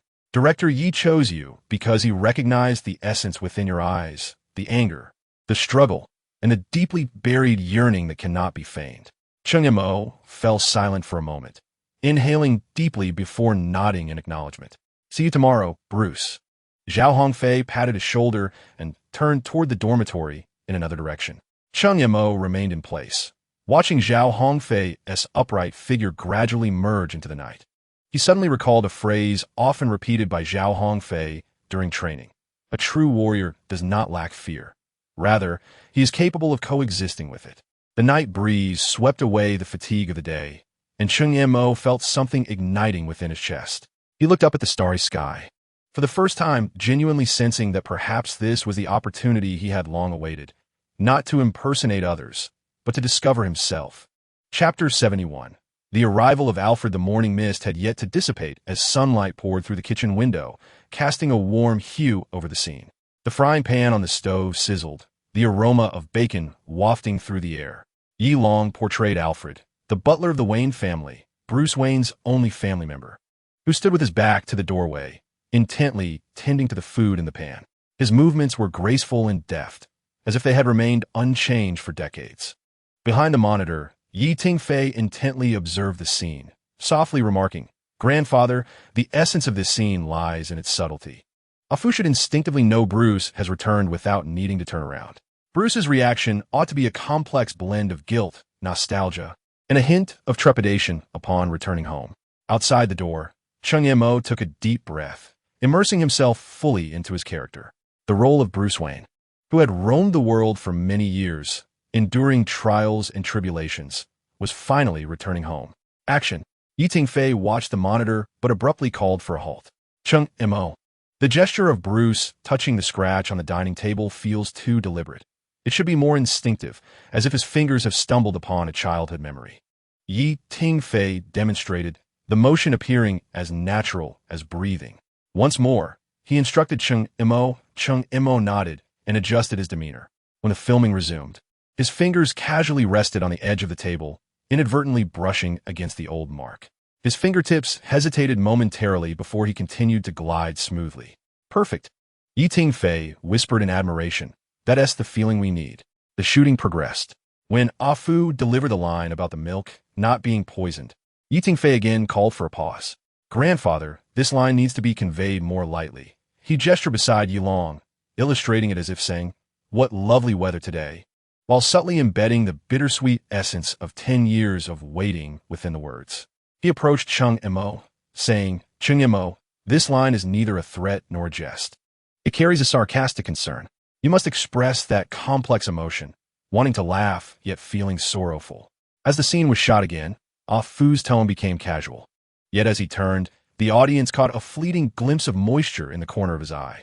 This time, upon hearing the line, Bruce's lips twitched slightly, and his gaze flickered with a mix of resignation and release, as if returning to a familiar home, yet feeling an undercurrent of strangeness.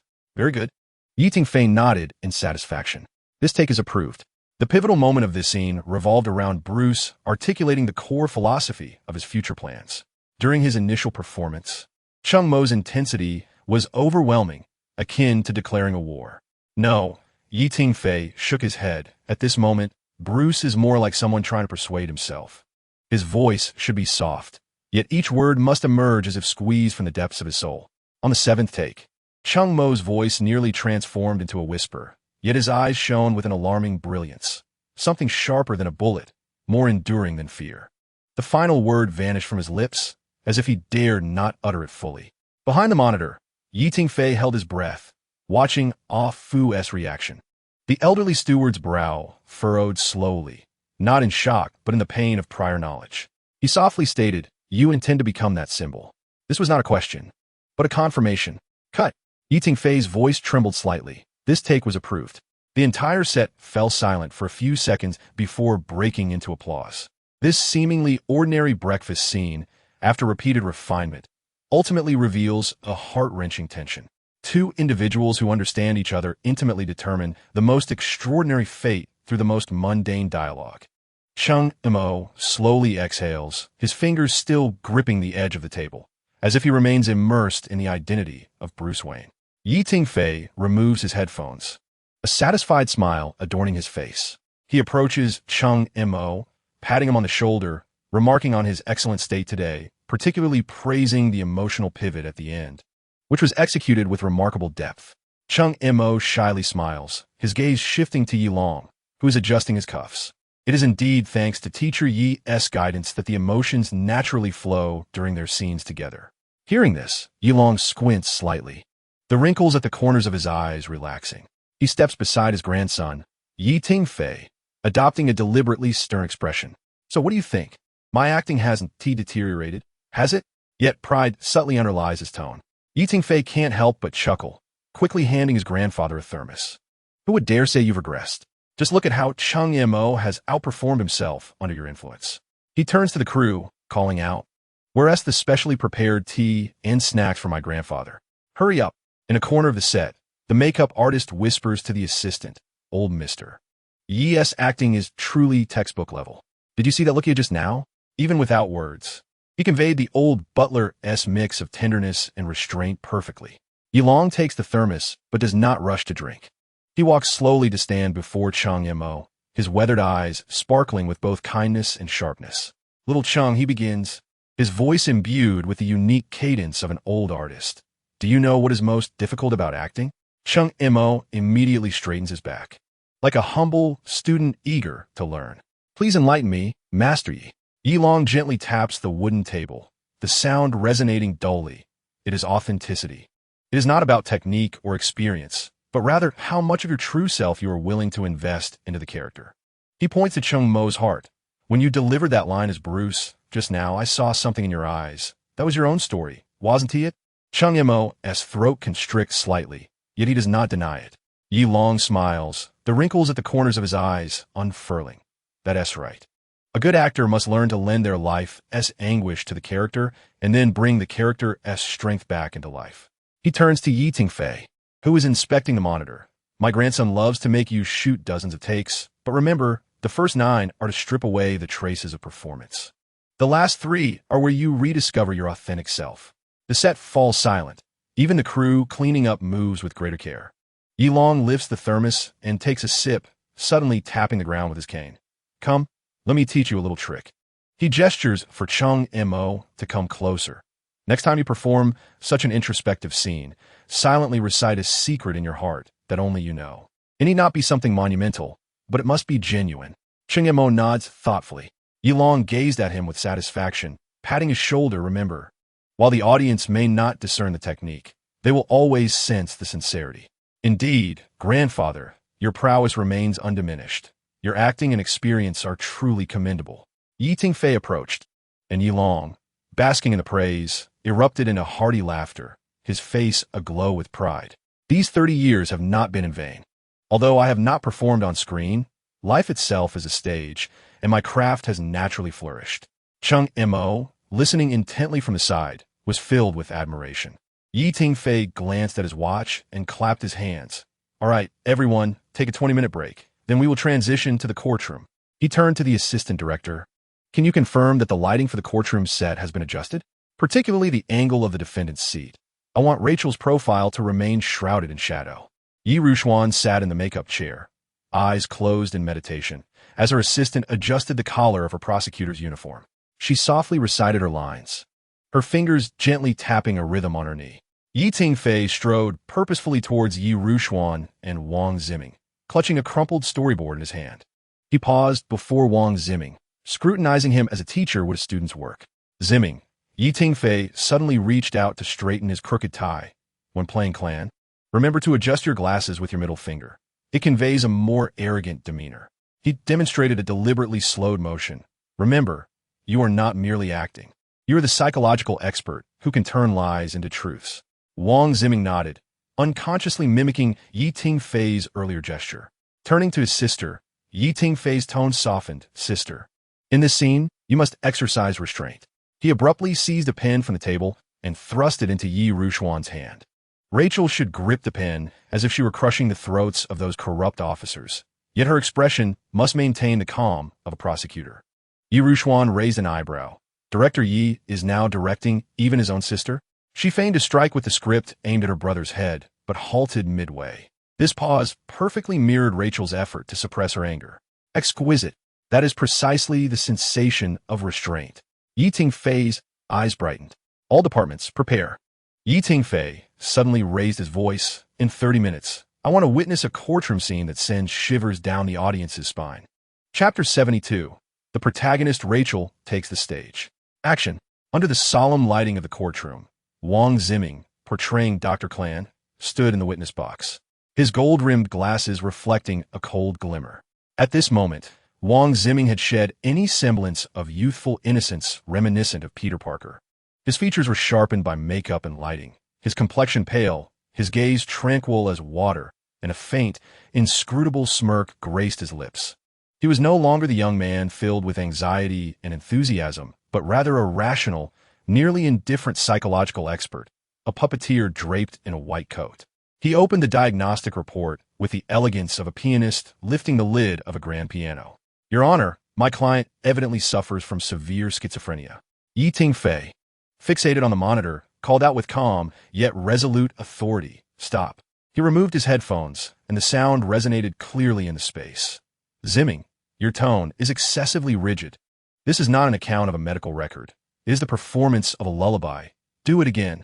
On the third take, Wang Ziming's voice transformed into a silk-like smoothness, each syllable dripping with sweetness, embodying an instinctive reaction under the influence of a crisis. The motion of closing the report was as delicate as shutting a love letter. The camera shifted to Yi Rushuan. As the prosecutor Rachel, Yi Rushuan abruptly rose, her pen emitting a strained click between her fingers. Objection. Yi Tingfei called for a halt once more. Sister, your grip on the pen is correct, but your rise is too abrupt. Rachel is a professional prosecutor who must maintain her composure, even in anger. Yi Rushuan closed her eyes, inhaled deeply, and upon reopening them, executed a swift rise that showcased her professionalism, though the veins bulging at her temples betrayed an inner volcano. When she uttered the figure of $4 million in donations, Yi Tingfei nodded slowly. That word must be delivered with the disdain of spitting out a rotten cherry pit. On the eighth take, Yi Rushuan's delivery of 4 million was both light and heavy, as if the very number exuded a stench of copper. At the moment the judge's gavel struck, a glimmer of unshed tears flickered in her eyes. Perfect, Yi Tingfei exclaimed, waving his hands excitedly. Now, let us shoot the scene where the defendant collides. As the bald actor deliberately toppled a briefcase, Yi Tingfei frowned at the monitor. The angle of the scattered documents is incorrect. The props team promptly adjusted the document's placement. In the final shot, among the scattered papers, the victim's photo serendipitously slid to the edge of Rachel's high heel, an unexpected composition that thrilled Yi Tingfei, who rubbed his hands together in excitement. Cut! Magnificent! He replayed the footage, confident that this scene would incite the audience's ire. Take a 20-minute break. Next, we will film the confrontation between Rachel and Kylon in the courtroom corridor. Yi Tingfei strode purposefully to the corridor set, his fingers tapping against the storyboard. He turned to Wang Ziming. Ziming, when Kylon mentions the perfume, it must be as if he is critiquing a glass of inferior red wine. Suddenly, Yi Tingfei seized a coffee cup from the crew, elegantly inhaled its aroma, then disdainfully set it down, embodying an air of superior elegance. Wang Ziming attempted to mimic the action, but Yi Tingfei shook his head, too overt. He demonstrated with a subtle flare of his nostrils, his gaze instantly chilling, which made Wang Ziming's eyes light up. Sister, Yi Tingfei turned to Yi Rushuan. When Rachel tugs at her collar, I want to see the prosecutor's professionalism unraveling. He then loosened his own tie, demonstrating the first tug must be restrained, the second utterly uncontrolled. He approached Wang Hai, the actor portraying a high-ranking court official, Teacher Wang. Your character must convey elegant violence, not the threats of a street thug, but the oppressive power of a well-tailored suit. Wang Hai nodded slightly, his fingers gently stroking his ivory cane, like boiling a frog in warm water. Exactly. Yi Tingfei's eyes sparkled. It should feel like a lesson for a wayward junior, laced with insincere concern for their well-being. He turned to Yi Rushuan and said, Sister, you must temper your reaction to your father, yet allow the audience to perceive the tremor of your soul. 20 minutes later, in the courthouse corridor, action. The filming commenced. Wang Ziming, playing Kron, elegantly adjusted his collar and remarked, Prosecutor Dors, it's time you changed your perfume. With deliberate flair, he pushed up his glasses with his middle finger, declaring, The scent of anger does not suit you. As Kron uttered the words scent of anger, a subtle twitch at the corner of Yi Rushuan's eye earned Yi Tingfei's approving thumbs up. When Yi Rushuan abruptly grasped his white coat, the sound of the fabric tearing was particularly jarring. Yi Tingfei clenched his fists in front of the monitor, this unintended effect surpassing their design. However, the timing of the elevator doors always seemed off. Props team. He nervously rubbed his temples, insisting, I need the elevator doors to close completely the instant I finish the command. Not even a 5-second delay is acceptable. On the 12th take, the elevator doors flawlessly swallowed the final syllable. At that moment, Yi Rushuan's fist struck the button, the redness of her knuckles startlingly vivid on camera. This time, she truly hit it. Medical team, quickly check on my sister. Yi Tingfei sprang to his feet, only to be halted by Yi Rushuan's raised hand. She wished to continue performing. Yi Tingfei nodded and inquired, What about Teacher Wang? The court official is due to appear. Wang Hai, portraying the court official, had already positioned himself at the end of the corridor.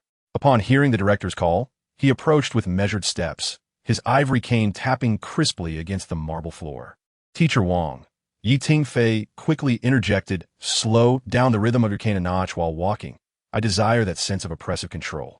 Wang Zhenhai nodded, adjusting his pace, and the sound of his cane striking the ground became heavier with each step, resonating as if upon the audience's very hearts. Action. Wang Zhenhai's voice carried a feigned concern. Don't waste your effort, little girl. He gently lifted Yi Rushuan's chin with his cane, affirming Kron's words. Observing through the monitor, Yi Tingfei slowly remarked, Teacher Wang, the motion of lifting her chin with the cane is too stiff. You must treat it as if you were coaxing a disobedient cat. During the reshoot, Wang Zhenhai first lightly tapped Yi Rushuan's shoulder with his cane before allowing it to glide to her chin, a subtle adjustment that rendered the humiliation of power starkly naked. As he spoke of Mr. Falcone's possessions, Yi Tingfei prompted once more, Pause here, as if contemplating whether to reveal this secret. In the final take, Wang Zhenhai leaned close to Yi Rushuan's ear, his breath warming her face. Mr. Falcone owns. He intentionally paused for 2 seconds, 1/3 of the judges in Gotham. When he mentioned her father, his hand gently patted her face, transforming into a caress. This impromptu adjustment made Yi Rushuan shudder, genuine anguish flashing in her eyes. Cut! Yi Tingfei's voice trembled, absolutely perfect.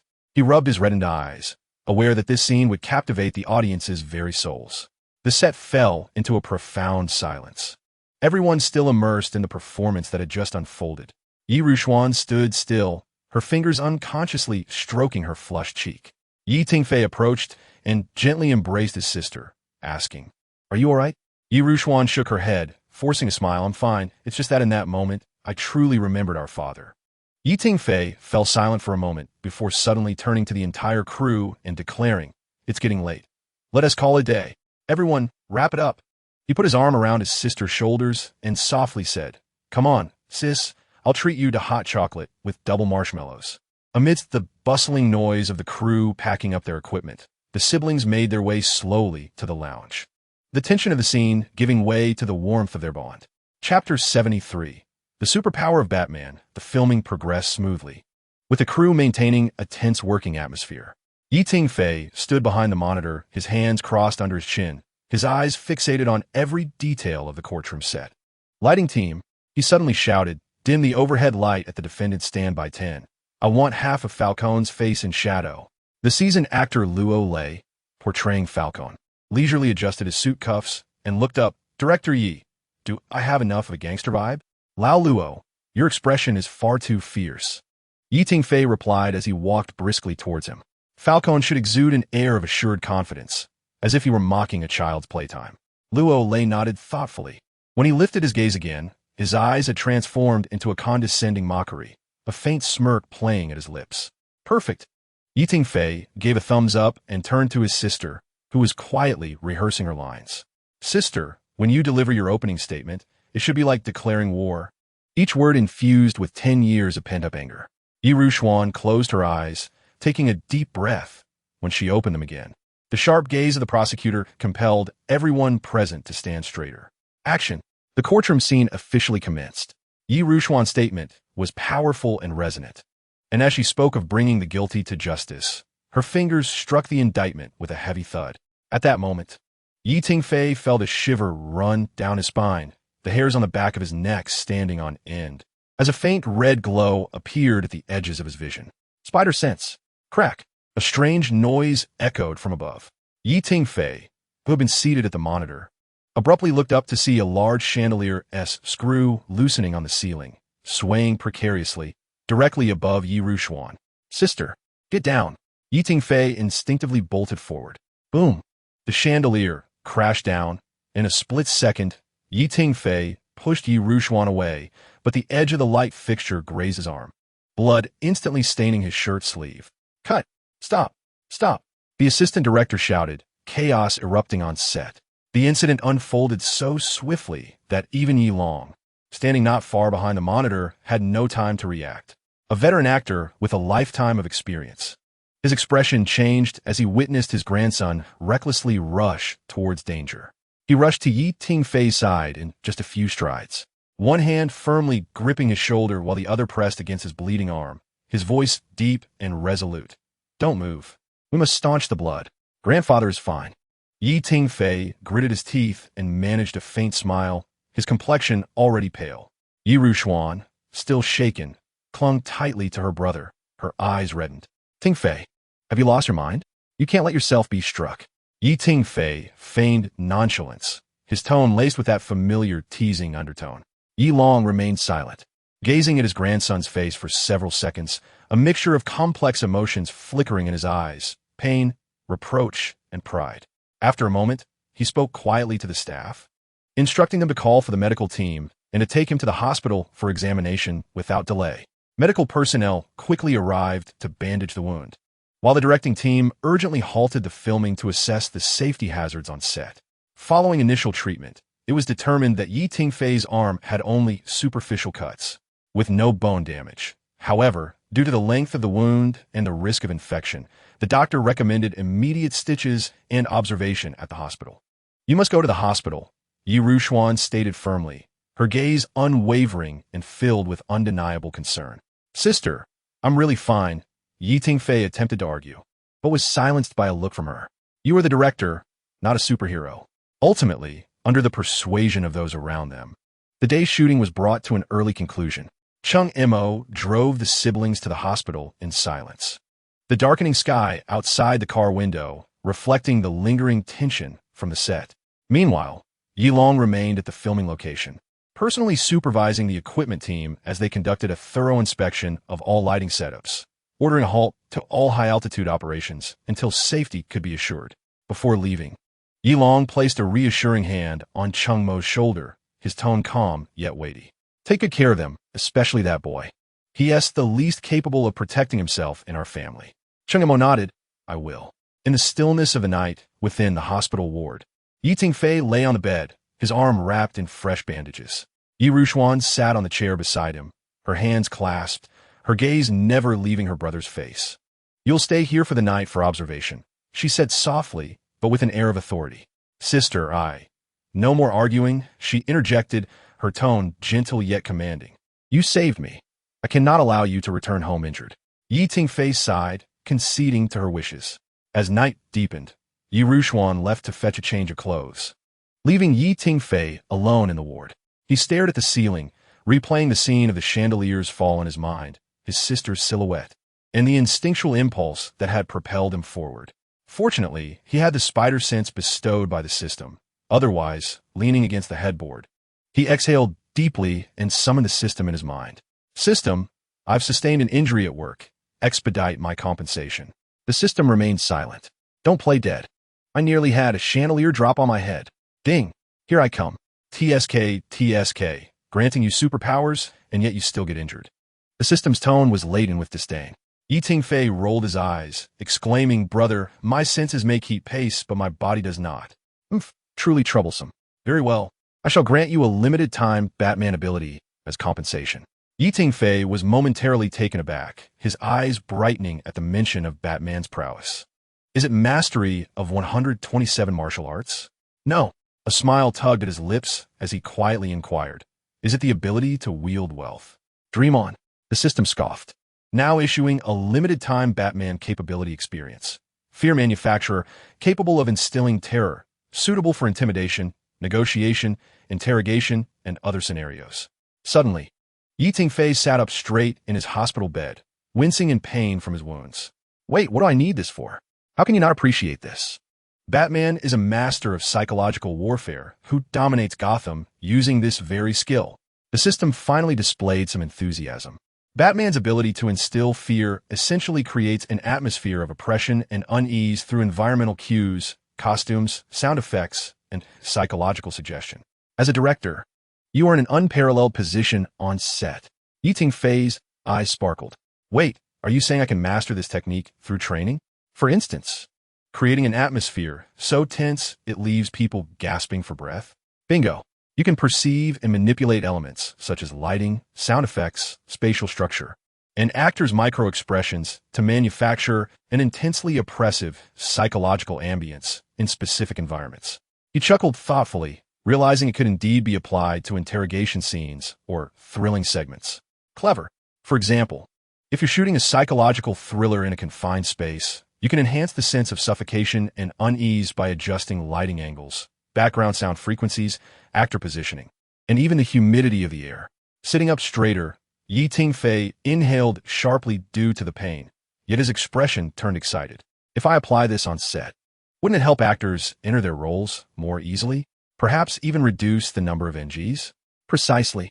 Furthermore, during the editing phase, you can review these segments to determine which shots convey the most oppression and refine the editing rhythm accordingly. After a moment of contemplation, a slight smile appeared on his lips. Interesting, it seems I should be grateful for this injury, as it has unlocked a cinematic treasure. The system's voice dripped with arrogance and disdain. You should be thanking me, your esteemed benefactor. Chapter 74, Experiment Morning, Hospital Ward. The doctor adjusted his glasses and, after carefully examining Yi Tingfei's wounds, frowned. Though the wounds are not deep, their size is considerable. I recommend a week of hospitalization for observation to prevent infection. A week? Yi Tingfei nearly vaulted from his bed. No, the crew is waiting for my return of filming. Yi Rushuan stood by, arms crossed, and eyes stern. The doctor has advised it. You need to comply. Sister, I assure you, I am perfectly fine. Yi Tingfei attempted to struggle, believing that he could return within 3 days. After all, the eve of a new year was merely 4 days away. The workaholic Yi Rushuan interrupted him, her tone brooking no dissent. Are you planning to have the entire crew work overtime to celebrate the new year? Yi Tingfei was taken aback, scratching his head with a sheepish grin. Is it already New Year's Eve so soon? Ha ha ha. Yi Rushuan rolled her eyes. Thus, you will obediently remain in the hospital for a week. The crew will have a 7-day break, allowing everyone to rest properly. Contemplating for a moment, Yi Tingfei suddenly recalled the newfound ability of fear creation he had just acquired. A mischievous smile curling at the corners of his mouth.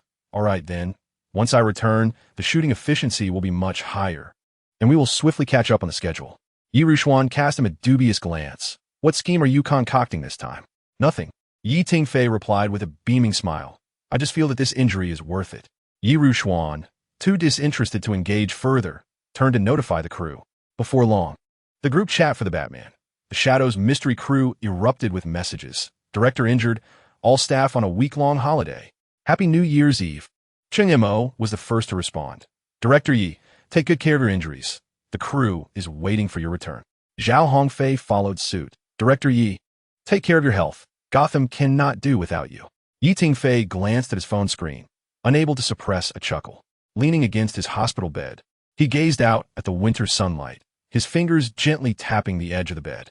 7 days would be just enough time to experiment with this fear creation ability. He closed his eyes, his mind already beginning to devise how to utilize this ability to make the upcoming shoots even more astonishing. Lying in his hospital bed, he idly scrolled through his phone. Outside, the night had deepened, and within the room, a solitary lamp above him swayed gently, casting mottled shadows. He narrowed his eyes, fingers softly drumming against the bed's edge. System, how exactly do I use this fear creation ability? Ding. It's quite simple, you just need to, never mind. I'll figure out myself. Yi Tingfei interrupted the system with a slight smirk. The sky outside had darkened considerably, and the winter night arrived unusually early. The radiators in the hospital room emitted a soft hum, and the phone screen on the bedside table lit up with a message from Cheng Mo. Director Yi. A few of us plan to visit you at 8 o'clock tonight. Is that convenient? Yi Tingfei tapped lightly on the screen in response. Welcome. I'm rather bored. After sending the message, a glimmer of mischief flickered in his eyes. 3 hours until 8 o'clock, he murmured, throwing off the covers and getting out of bed. A sharp pain shot through his wound, but he merely frowned, continuing to pace around the hospital room like a director surveying a filming location. First, he adjusted the lighting in the room. The overhead lights were too bright, lacking a sense of horror. Yi Tingfei located the dimmer switch and turned the brightness down to its lowest setting, leaving only a small bedside lamp emitting a warm, yellow light. The light cast distorted shadows upon the white walls, rendering the entire room cramped and oppressive. Insufficient still, Yi Tingfei pondered, his gaze resting upon the curtains of the hospital room. He approached and parted them slightly, allowing the encroaching darkness from outside to seep in. A chill breeze slipped through the gap, causing the curtain to sway gently, as if something unseen was lurking beyond. Then came a sound. Yi Tingfei retrieved his phone. Connecting it to the Bluetooth speaker he had discreetly hidden beneath the bed. He conducted a brief test, playing a low, mournful wind mixed with a faint sound of weeping. The volume hovering delicately between audible and imperceptible, casting doubt upon one's senses. Perfect, he nodded with satisfaction, then extracted a small spray bottle from the drawer of the nightstand, filled with dry ice procured with the nurse's assistance. He directed a few sprays towards the air conditioning vent, allowing the cold mist to descend slowly, forming an eerie fog under the light. For the final touch, Yi Tingfei programmed 3-time text messages. The first, please wait for me in my hospital room. I'm still outside. The second, why aren't you responding? I'm already in the corridor. The third, open the door, I am right outside. All recipients were Cheng Mo. Having completed these preparations, Yi Tingfei placed his phone back, reclined on the bed, closed his eyes, and wore a subtle, enigmatic smile. The creator of fear, he silently chanted, feeling a thrilling shiver coursing through him. The clock on the wall read 7:50, and footsteps accompanied by laughter echoed down the corridor, growing nearer. Yi Tingfei quickly regulated his breathing, feigning weakness. A gentle knock sounded at the door. Come in, he replied, his voice slightly hoarse. The door opened to reveal Cheng Mo, Zhao Hongfei, and a female actress, each bearing a basket of fruit and a bouquet of flowers. Cheng Mo led the way, and upon seeing Yi Tingfei's condition, a look of concern crossed his face. Director Yi, you don't look well, he remarked, placing the fruit basket on the nightstand and picking up his thermos. Does your wound still hurt? Yi Tingfei waved dismissively. It's merely a small injury. The doctor is making a mountain out of a molehill. He gestured for them to sit. Thank you for visiting me. Zhao Hongfei pulled up a chair. The crew has taken a break. We all thought to come and see you. By the way, I read the revised script, and the psychological transformation of the antagonist is exceptionally well written. Is that so? Yi Tingfei smiled, his gaze sweeping across the three present. He could sense their emotions flowing before him like colors. Cheng Mo's concern radiated a warm orange, while Zhao Hongfei's admiration exuded a steady blue. And he was about to infuse these hues with the darkness of fear. At that moment, Cheng Mo's phone vibrated. He pulled it out, the screen illuminating with a message from Director Yi. Please wait for me in my hospital room. I'm still outside. Cheng Mo looked perplexedly at Yi Tingfei on the bed, then back at his phone. Director, did you just message me? Yi Tingfei feigned confusion. Not at all. My phone is charging over there. He gestured toward the nightstand. Cheng Mo's expression shifted, his fingers trembling slightly. However, the message clearly indicated it was sent by you. Zhao Hongfei leaned closer to take a look. Indeed, the sender was listed as Director Yi. The atmosphere in the ward suddenly grew eerie. Everyone turned their gaze towards Yi Tingfei, then back to the message, as if confirming the authenticity of the director before them. Yi Tingfei, seizing the moment, offered a wry smile. Surely, it must be a prank. Altering the sender's display is quite simple nowadays. He extended his hand, requesting to see the phone. Cheng Mo hesitated for a moment, but ultimately passed it over. Just as Yi Tingfei grasped the phone, a second message abruptly appeared. Why aren't you responding? I'm already in the corridor. Almost simultaneously, everyone distinctly heard footsteps approaching from the hallway outside. The sound of polished shoes striking the tiled floor resonating in the hushed hospital corridor. The footsteps finally halted at the door of the ward. Knock, knock, knock. 3 sharp knocks echoed. In an instant, the temperature in the room seemed to plummet by 10 degrees. Everyone froze.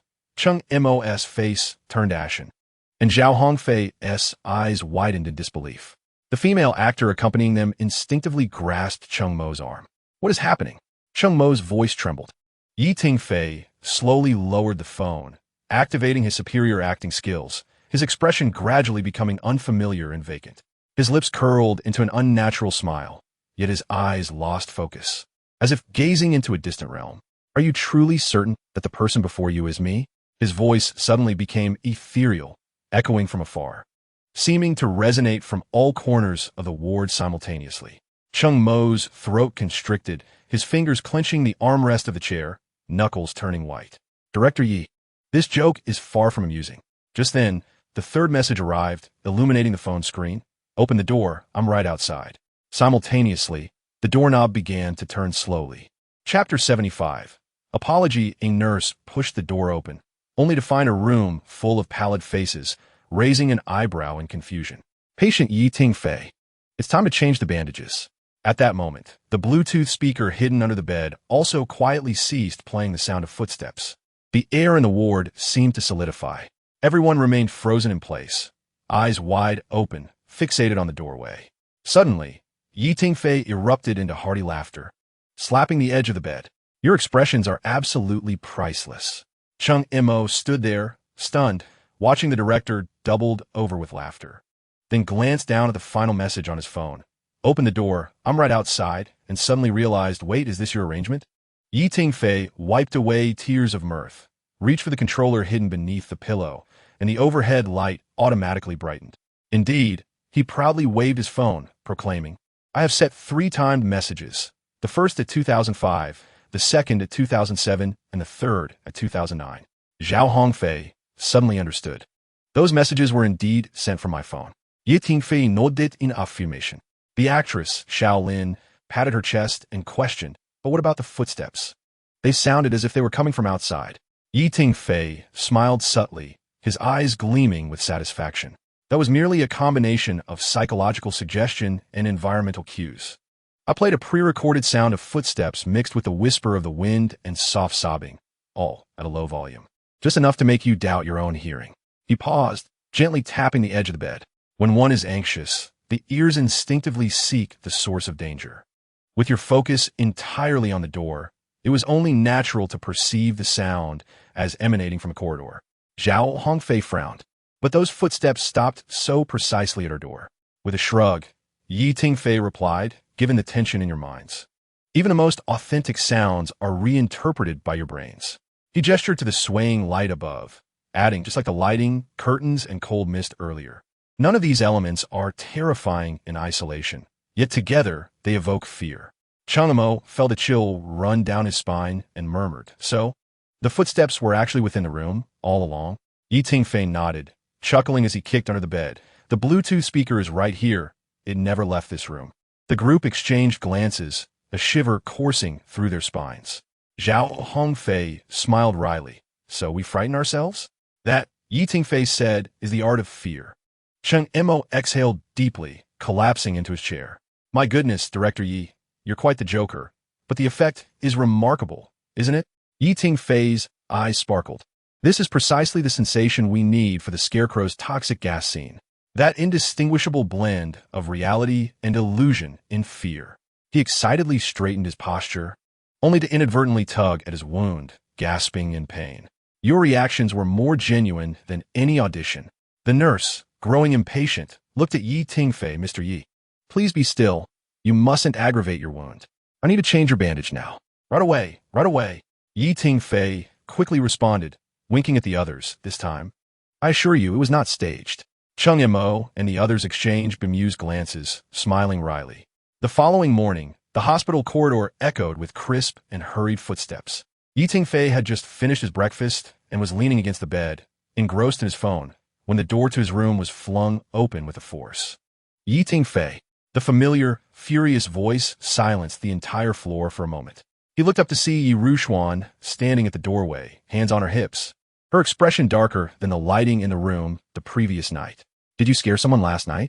She strode in, placing her thermos down heavily on the bedside table. The nurse said you nearly frightened the actors visiting you into calling the police. Tingfei smiled mischievously, blinking his eyes. Sister, I am simply researching the atmosphere of the character. One cannot film Batman without a sense of fear. You've turned yourself into a ghost. Yi Rushuan exclaimed, stamping her feet in frustration. Cheng Mo called me this morning and said that after returning home last night, they couldn't sleep a wink. That little Lin had nightmares all night. Tingfei shrugged nonchalantly. That simply indicates my acting skills have improved. Crossing her arms, Yi Rushuan glared down at her brother. Improved? I think you've simply become reckless.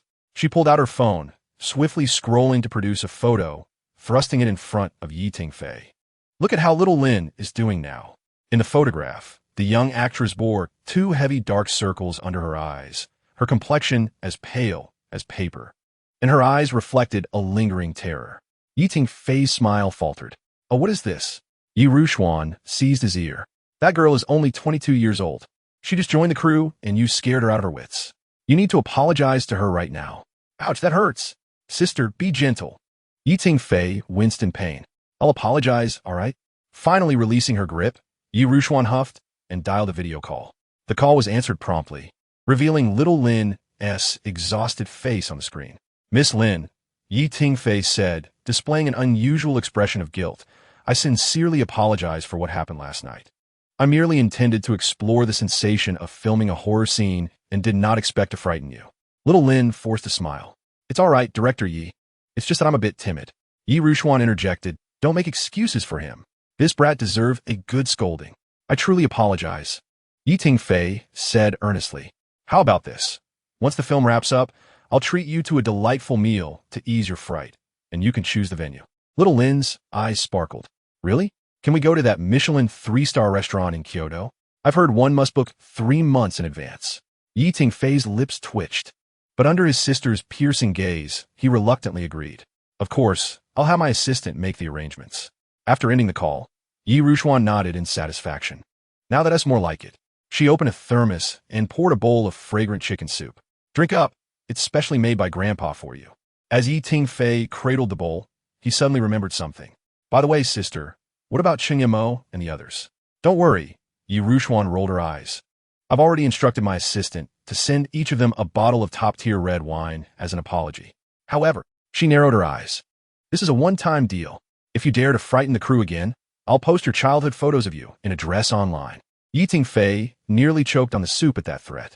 At that moment, Su Man entered the hospital room, her high heels clicking against the floor.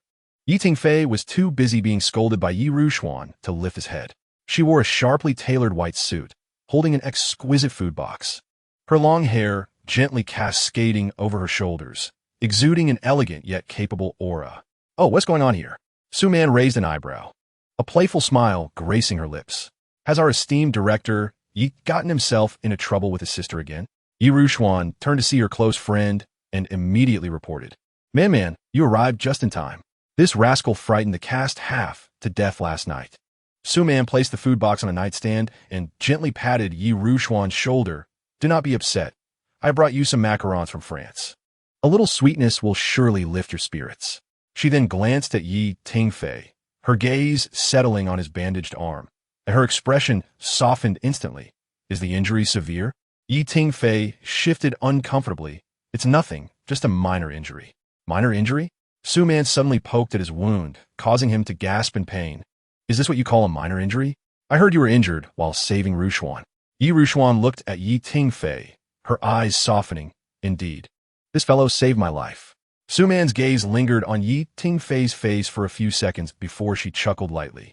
It seems our director Yi is not only skilled at filming heroes, but also excels at portraying them. Tingfei's ears turned slightly red as he turned his face away. Come on, anyone would do the same. Su Man said nothing further. She simply opened the food box and held a delicate macaron to his lips. Try this. I brought it especially for you. Rushuan observed the scene and teased lightly. Man, I seem to recall you despise others touching your sweets. Unfazed, Su Man replied. Exceptions are made for patience. Tingfei took a bite, the sweet flavor melting on his tongue. Suddenly, Rushuan stood up. I just remembered there are matters to attend to in the crew. I must leave. She cast a meaningful glance at Su Man. Man. Please take good care of my brother. Su Man smiled and nodded, rest assured. Once Rushuan departed, the ward fell into a brief silence. Su Man sat at the bedside, gently touching Tingfei's bandage. Does it hurt? Tingfei shook his head. Not anymore. You're lying, Su Man sighed. Rushuan told me it's a 10-centimeter long wound with 8 stitches. Tingfei helplessly replied. Why does she tell you everything? Su Man suddenly leaned forward, adjusting the collar of his shirt, her fingertips accidentally brushing against his collarbone because we were best friends. Chapter 76. New Year's Eve. Su Man left that afternoon, reminding the nurse to take special care of Tingfei before she departed. No sooner had she left than the ward door swung open again, revealing a group of familiar faces. Director Yi, Wang Ziming, was the first to rush in, holding a large bouquet of sunflowers. We came to see you. Behind him were Feng Heng, Zhang Li, and Princess Ying, each carrying gifts. Wang Ziming placed the flowers on the nightstand, nearly knocking over the food box left by Su Man, but Zhang Li quickly steadied it. Be careful. Zhang Li shook his head helplessly. Wang Ziming scratched his head sheepishly. I got a bit too excited. Princess Ying stepped forward, placing a box of handmade chocolates by Tingfei's side. Director, we made these together, hoping for your swift recovery. Tingfei raised his eyebrows in surprise. You all can make chocolates?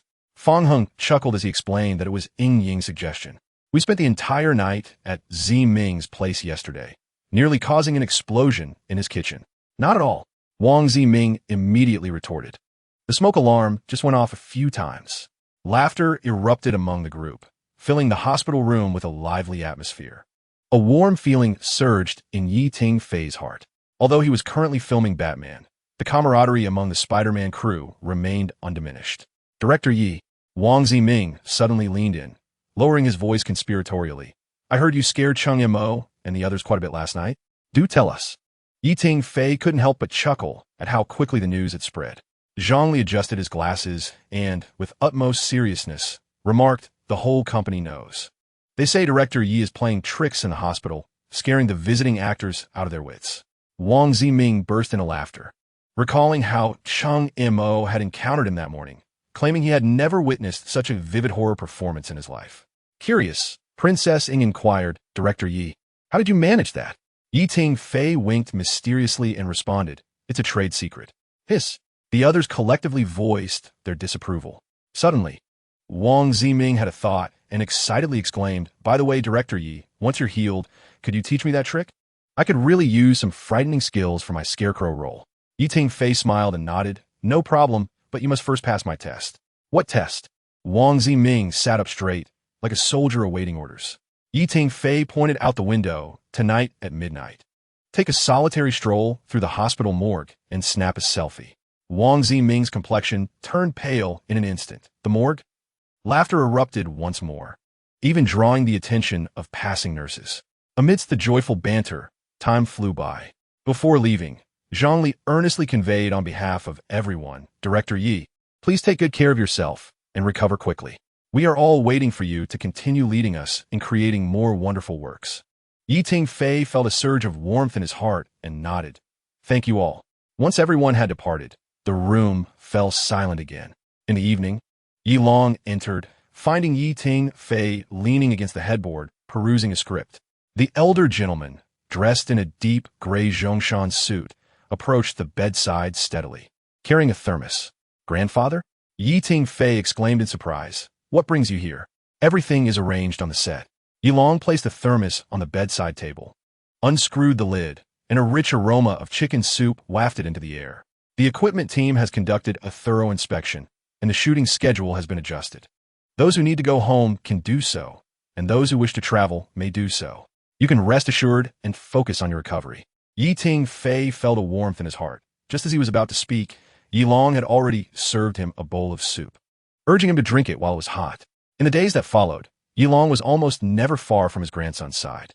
Every day, he brought different nourishing soups, sometimes angelica and black-bone chicken soup, other times red dates and goji berry stewed with ribs, constantly varying the recipes to aid Tingfei's recovery. The old gentleman speaks little, yet he consistently provides precise suggestions whenever Tingfei reviews the script, occasionally even demonstrating a few performance nuances himself. Tingfei observes that although his grandfather is advanced in age, his gaze remains keen, and his understanding of cinema is in no way inferior to that of the younger generation. On the eve of the new year, the hospital corridor is far quieter than usual. Tingfei is engaged in a game of chess with Yi Long when the door to the ward is unexpectedly pushed open. "Happy New Year!" Yi Rushuan enters, carrying an assortment of New Year goods, followed closely by Su Man, who bears gifts. Clad in a vibrant red coat, Yi Rushuan exudes a festive spirit. Su Man smiles as she hands a gift box to Yi Long. "Grandfather Yi, this is specially brought for you, some pu'er tea." Yi Long accepts it with a grin, appreciating the thoughtfulness. "By the way," Yi Rushuan pulls out her phone, "everyone from the crew is thinking of you." She initiates a group video call, and the screen immediately fills with several familiar faces. "Director Yi, Happy New Year!" The crowd exclaims in unison. Wang Ziming, donning a tiger hat, leans closer to the camera. "Director, get well soon. We are all eagerly awaiting your return to continue tormenting us." Chung Mo adds with a smile. "Indeed, without you, the crew has lost its liveliness." Zhao Hongfei raises his glass. "Come, everyone, let us toast to Director Yi for a swift recovery, a smooth wrap-up after the new year, and box office success." After ending the video call, the four gather around the hospital bed, sharing a simple New Year's Eve meal. Outside the window, sporadic fireworks burst into blooms in the night sky. "The coming year will surely be better," Su Man whispers, her gaze inadvertently meeting Tingfei's. Tingfei smiles gently, raising his teacup, indeed. Yi Long watches the three young individuals, glancing at the sunflower on the windowsill that stands resilient against the cold wind, and a look of contentment spreads across his face. On the day Tingfei is discharged from the hospital, the winter sun shines particularly warmly. The doctor carefully removes the bandage from his arm, revealing the already scabbed wound. "The healing looks promising," the doctor remarks, adjusting his glasses as he applies a new bandage. "However, you must still avoid vigorous activities." Tingfei moves his arm a bit, nodding with a smile. "Understood. Thank you for your care during this time." As he steps out of the hospital, a refreshing breeze greets him. Tingfei takes a deep breath and sees the crew's designated van waiting at the entrance. Chung Mo jumps out of the vehicle, holding a bouquet of sunflowers. "Welcome back to the team, Director Yi." He beams, presenting the flowers. "This is from all of us." Tingfei accepts the bouquet, noticing that each sunflower contains a slip of paper tucked within its petals. Curiously, he pulls out one, revealing Wang Ziming's scrawled handwriting. "Director, I dare not visit the mortuary, but I can treat you to hot pot. Please teach me your terrifying skills." He can't help but chuckle and pulls out another note, this time in Zhao Hongfei's neat script. "The crew without you is like Batman without his cape." Shaking his head at these antics, Tingfei cannot conceal the smile tugging at his lips. Upon returning to the set, all the staff spontaneously line up to welcome him. In the prop department, Xiao Wang held a banner welcoming Director Yi back to the team, while the lighting technician, Old Li, even set off a small firework display. All right. Tingfei waved his hand. "This is quite the spectacle. One might think I've won an Oscar." Wang Ziming squeezed through the crowd and exaggeratedly bowed. "Director Yi, during your absence, we have diligently adhered to your instructions. Is that so?" Tingfei raised an eyebrow. How is the preparation for the Scarecrow's fear gas scene coming along? Wang Ziming's face immediately fell. That one still requires your personal guidance. Laughter erupted among the group, and the set once again buzzed with its usual liveliness. Chapter 77. The Batman's debut. The atmosphere on set shifted back to a tense mode of filming. Tingfei stood before the monitor, his fingers lightly tapping the armrest of the director's chair. He squinted, absorbing the ambience. This was his first official direction since acquiring the ability to conjure fear. All departments. Attention! Tingfei's voice reverberated through the set. Positions. We commence filming in 10 minutes.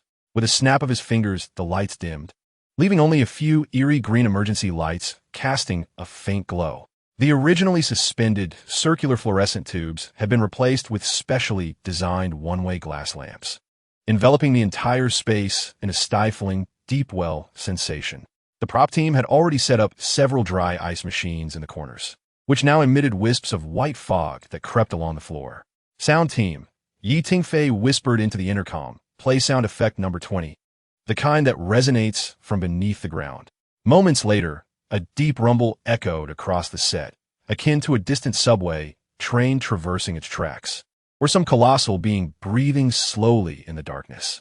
This infrasound frequency was meticulously controlled at 16 Hz, just beneath the threshold of human hearing. Yet it stirred an inexplicable sense of unease within everyone. Wang Ziming shrank his neck and muttered softly, "Director Yi is turning the set into a haunted house." Tingfei nodded in satisfaction. "Excellent. Now everyone is holding their breath. I desire the chilling atmosphere of Gotham consumed by darkness." The lighting technician, concealed in the shadows, wiped the sweat from his brow. "Is Chung Mo ready?" Tingfei inquired through the intercom. "Still making final adjustments," the assistant director replied. "Good." Tingfei leaned back in his chair, a glimmer of excitement flickering in his eyes. "Let us bring a different kind of terror to this world." At that moment, the makeup artist completed the final touches on the Batman's suit, enveloping Chung Mo in a cloak of jet black armor, revealing only his resolute jawline. "Chung Mo."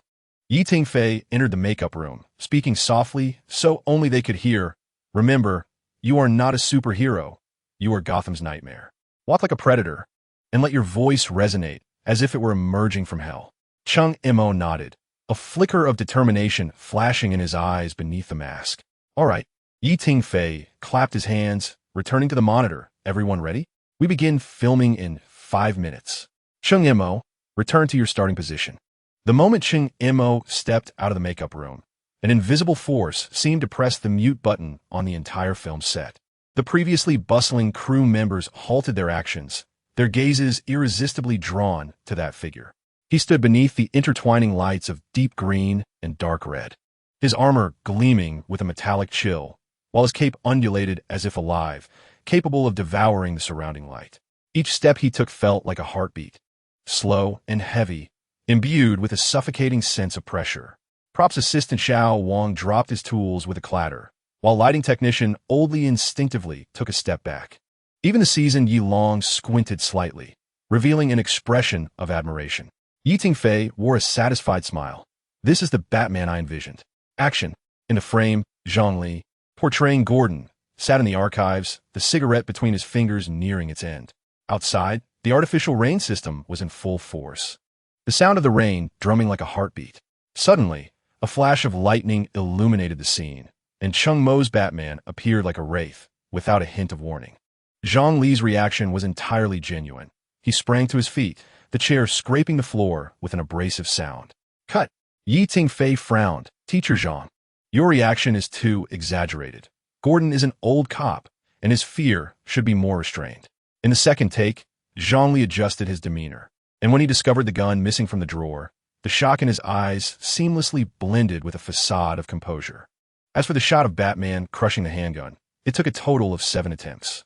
Tingfei insisted that Chung Mo's hand movements must convey both ease and menace, as if casually crumbling a biscuit. "Props team, make the gun's material a bit softer." Tingfei called out. "I want to see the metal deform in his hands like clay." The final result was chilling. The obsidian armor-clad fingers gradually tightened. The steel handgun groaned under duress, ultimately twisting into a mass of scrap metal. As Batman turned towards the window, Tingfei suddenly called for a halt. Mo, the cape's movement is incorrect. He personally demonstrated, emphasizing that it should not flutter with the wind, but rather actively guide its direction like a living entity. After Mo adjusted, the cape in the torrential rain took on the form of a massive batwing, exuding aggression. The shot of Batman's disappearance proved to be the most challenging. Tingfei demanded it be executed in a single second, without any special effects assistance. Lighting crew, cut all light sources the moment I finish my last word. He instructed. Mo, you must roll to the left the instant the lights go out. After 12 attempts, they finally achieved the desired effect in one moment. Batman stood before the window, and in the next, he vanished into the darkness, leaving only the sound of the deformed gun barrel hitting the ground as evidence of his existence. Cut. Perfect. Tingfei leaped from his chair in excitement. This take was a success. Mo emerged from the shadows, sweat glistening on his face beneath the mask. Tingfei stepped forward and gave his shoulder a firm pat. This is the Batman I desire. Not merely an actor clad in a costume, but a genuine nightmare. Wang Jiming leaned in, his voice trembling slightly. Director Yi, can I achieve such an effect while portraying the Scarecrow?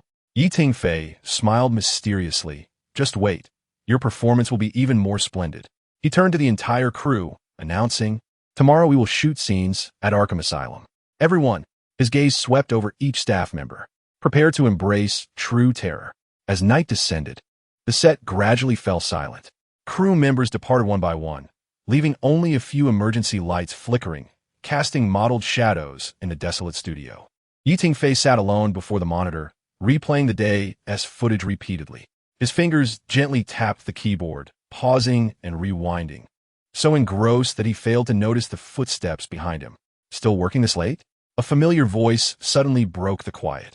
Tingfei turned sharply to see Su-Man standing behind him with a steaming cup of coffee in hand. Man, what brings you here? Tingfei asked, a hint of surprise in his voice as he instinctively rubbed his sore eyes. Su-Man handed him the coffee. I heard you shot all day and was worried your injury might be acting up.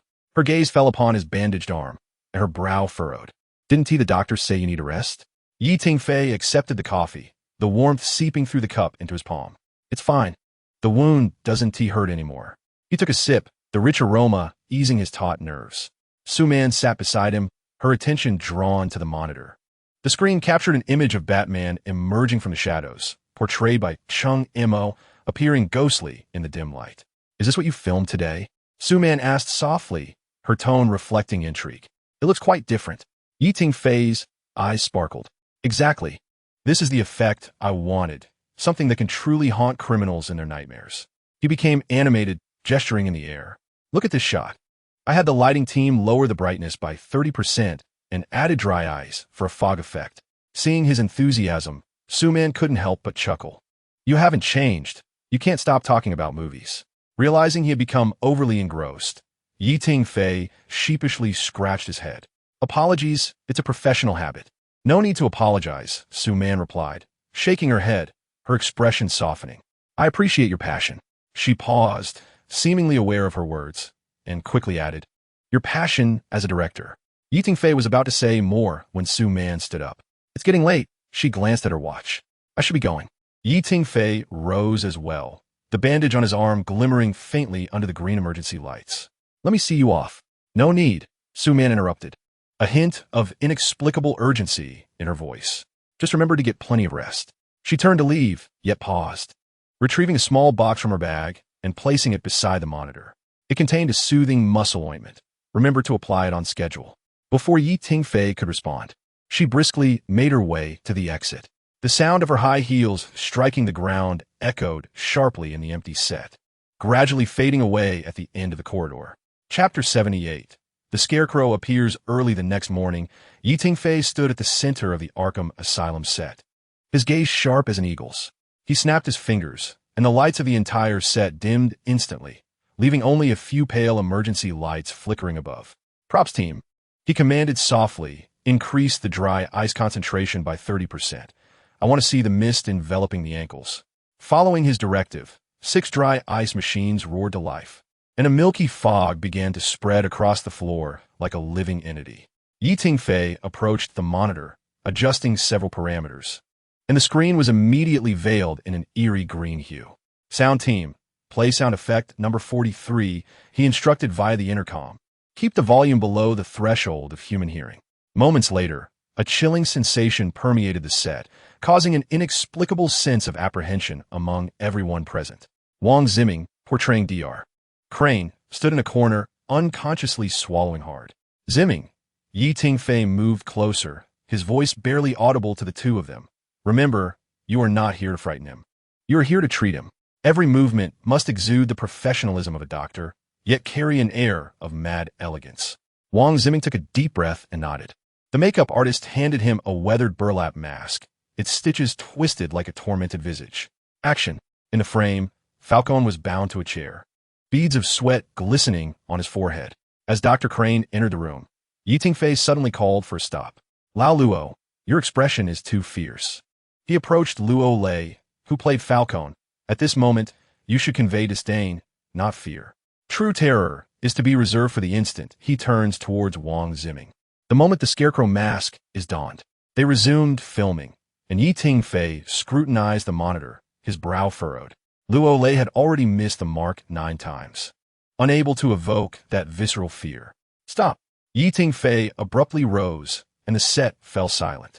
He strode toward Luo Lei, each step deliberately placed in the densest part of the dry ice fog, embodying a messenger from the depths of hell.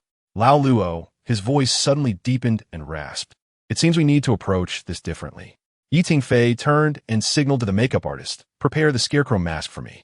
My apologies, Lao Luo. The atmosphere was thick with anticipation. 5 minutes later, as Yi Tingfei donned the tattered burlap mask, the temperature of the entire set seemed to plummet by 10 degrees. His demeanor transformed completely. No longer the gentle director, he had become a true madman. Yi Tingfei slowly approached Luo Lei, his words distorted beneath the burlap mask. Carmine Falcon, what do you fear? Luo Lei's pupils constricted sharply. This was no mere performance. The director before him had utterly transformed into a different entity. His restrained arms trembled involuntarily. Your empire. Yi Tingfei suddenly leaned in closer, the burlap mask nearly brushing against Luo Lei's face. Will rot like this. He abruptly pressed the controller, plunging the entire set into darkness. In the obscurity, only the eerie green light emanating from the test tube illuminated the contorted mask. Ah! Luo Lei let out a genuine cry, cold sweat instantly soaking his costume. When the lights flickered back on, Yi Tingfei had removed the mask, his expression returning to normal. Remember that feeling just now, Teacher Luo? That is the performance I desire. The entire room fell silent. Luo Lei gasped for breath, nodding after a moment. I understand. Good, let's do it again. Yi Tingfei returned to the monitor, his tone calm as if nothing had transpired. As the filming resumed, Luo Lei's performance transformed. His fear was so palpable that even the tremors of his fingers were perfectly executed. Perfect. Yi Tingfei called for a stop. This take is approved. In the final shot, Dr. Clan removed the burlap mask, a chilling satisfaction lingering on Prince Ming's face. Yi Tingfei personally adjusted the lighting for the close-up, casting half of his face in shadow. Take a 30-minute break. Yi Tingfei announced, next, we will film the scene with the Scarecrow and Rachel. An involuntary shiver ran through the crew. Yi Tingfei observed the footage on the monitor, a satisfied smile curling at his lips. The crew transitioned to another filming location, a damp, eerie underground space. All departments, prepare. Yi Tingfei's voice echoed on set. Rachel's fear of the gas scene, first take. Yi Rushuan was tightly bound to a specially designed metal chair, the makeup artist retouching her look. Blood streaks adorned the corners of her eyes, her lips cracked and peeling, rendering her a vision of despair. Sister, Yi Tingfei crouched before her, his voice gentle. This scene will be painful. I need you to fully unleash yourself. Let fear consume you. Yi Rushuan took a deep breath and nodded. I am ready. Action. Prince Ming, donning the burlap mask, stepped into the frame, the green test tube in his hand gleaming ominously under the lights. Rachel Dawes, his voice altered, reminiscent of metal scraping. Let us unveil what lies beneath the facade of justice. As the test tube tilted, a specially formulated green mist erupted forth. Yi Rushuan's eyes widened in terror, a suppressed whimper escaping her throat. Cut! Yi Tingfei frowned, Sister, your reaction is too restrained. This is not ordinary fear. It is the terror of collapsing worldview. The second take commenced. As the green mist enveloped Yi Rushuan, her body convulsed violently. Yet, Yi Taifai remained unsatisfied. No, this is not the effect I desire. After the 19th take, he approached his sister and whispered something. Yi Rushuan's complexion instantly turned pale, her fingers instinctively gripping the armrests of her chair. During the 20th shoot, at the moment the test tube tilted, her pupils dilated abruptly. A sound that resembled a shriek escaped her throat, her entire body spasming as if electrified. Her lips twitching uncontrollably, tears streaming down her cheeks. Perfect, Yi Taifai exclaimed, rising with excitement. This is the state we need. Maintain it. In the monitor, Yi Rushuan's performance was nothing short of breathtaking. Her gaze transitioned from clarity to disarray, culminating in utter collapse. Each subtle shift in her expression was chilling. Cut. That LL do. The crew immediately rushed forward to release her from the restraints. Yi Rushuan's costume was completely soaked with sweat, her hands trembling uncontrollably. Yi Taifai dashed to his sister's side, gently cradling her still shaking face in his hands. He could feel the cold beads of sweat on her skin. Sister, it's over. It's all over. His voice was soft, soothing like a lullaby, a stark contrast to the authoritative director he had just been. Yi Rushuan's gaze was still somewhat unfocused, her breathing rapid and irregular. Yi Taifai took a thermos from his assistant and carefully brought it to her lips. Drink some warm water, take your time. As the warm liquid slid down her throat, her trembling finally began to subside. She looked up at her brother, forcing a faint smile. Did I perform well? Absolutely. Yi Taifai knelt before her, gently wiping the cold sweat from her forehead with his sleeve. Your performance was definitely award-worthy, but his voice faltered suddenly. I'm sorry. I pushed you too hard. Yi Rushuan shook her head, grasping her brother's wrist. She noticed his hands were also trembling, a realization that softened her heart. Silly boy, she rasped. This is work, and you are a good director. After a brief pause, she added softly, and a good brother. Yi Taifai's eyes glistened with unshed tears. Quickly lowering his head to conceal his emotions, he gently assisted his sister in unfastening the top button of her costume, allowing her to breathe more easily. I've asked the assistant to prepare warm towels and ginger tea, he said, gesturing towards the edge of the set. You should head to the lounge and rest. Today's shoot is concluded. After watching his sister leave, Yi Taifai turned to the crew, his voice regaining its usual steadiness. Props team, please secure that special mist apparatus. We will need it for subsequent filming. He moved to the monitor, replaying the footage of Yi Rushuan's breakdown one last time. The authenticity of her expression struck him deeply, causing him to clench his fists. I'm sorry, sister, he murmured softly, his words barely audible to himself. But this film will surely make you proud. Chapter 79. The Leap of Batman's Faith. Gradually, the filming progressed to the climactic scene at the Falcon dock. The torrential rain poured down, and searchlights pierced the darkness as 6 heavy trucks docked at the edge, with workers transporting metal barrels emblazoned with the Wayne Chemicals logo. Yi Tingfei stood before the monitor, raindrops cascading down his waterproof coat, yet his gaze was colder than the stormy night. Lighting crew, he shouted into the intercom, I need the effect of the searchlights exploding. Live action.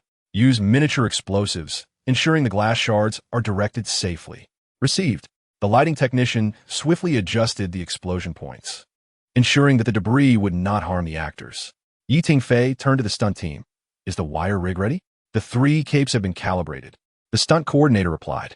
Static, half open, and fully open correspond to different shots. Yi Tingfei nodded and approached Luo Lei, who played Falcon. Teacher Luo, your fear in this moment must be genuine. The real Chung Mo will suddenly appear behind you. Just react. Luo Lei swallowed hard, understanding the stakes. Action. In the downpour, Falcon stood beneath an umbrella, the smoke from his golden cigar mingling with the rain. Hurry. It must reach Crane's lab before dawn. He kicked at a sluggish henchman. Su Den Li. Bang. Bang. Bang. The searchlights exploded in succession, glass shards raining down. Falcon's bodyguards scrambled for their weapons, amidst the darkness. Only the sound of rain and their breaths could be heard. Then, they heard a specially processed, low-frequency sound emanating from hidden speakers around the set, resembling the growl of a beast, chilling to the bone. The first bodyguard fell. Chung Mo's silhouette flashed from the shadows of the containers, his black cape billowing as if alive, instantly concealing the shot. The moment the bodyguard was struck down, Tingfei shouted, "Cut!" Change the cape. Crew members quickly replaced Chung Mo's static cape with one in a half-open state, adjusting the wire's angle.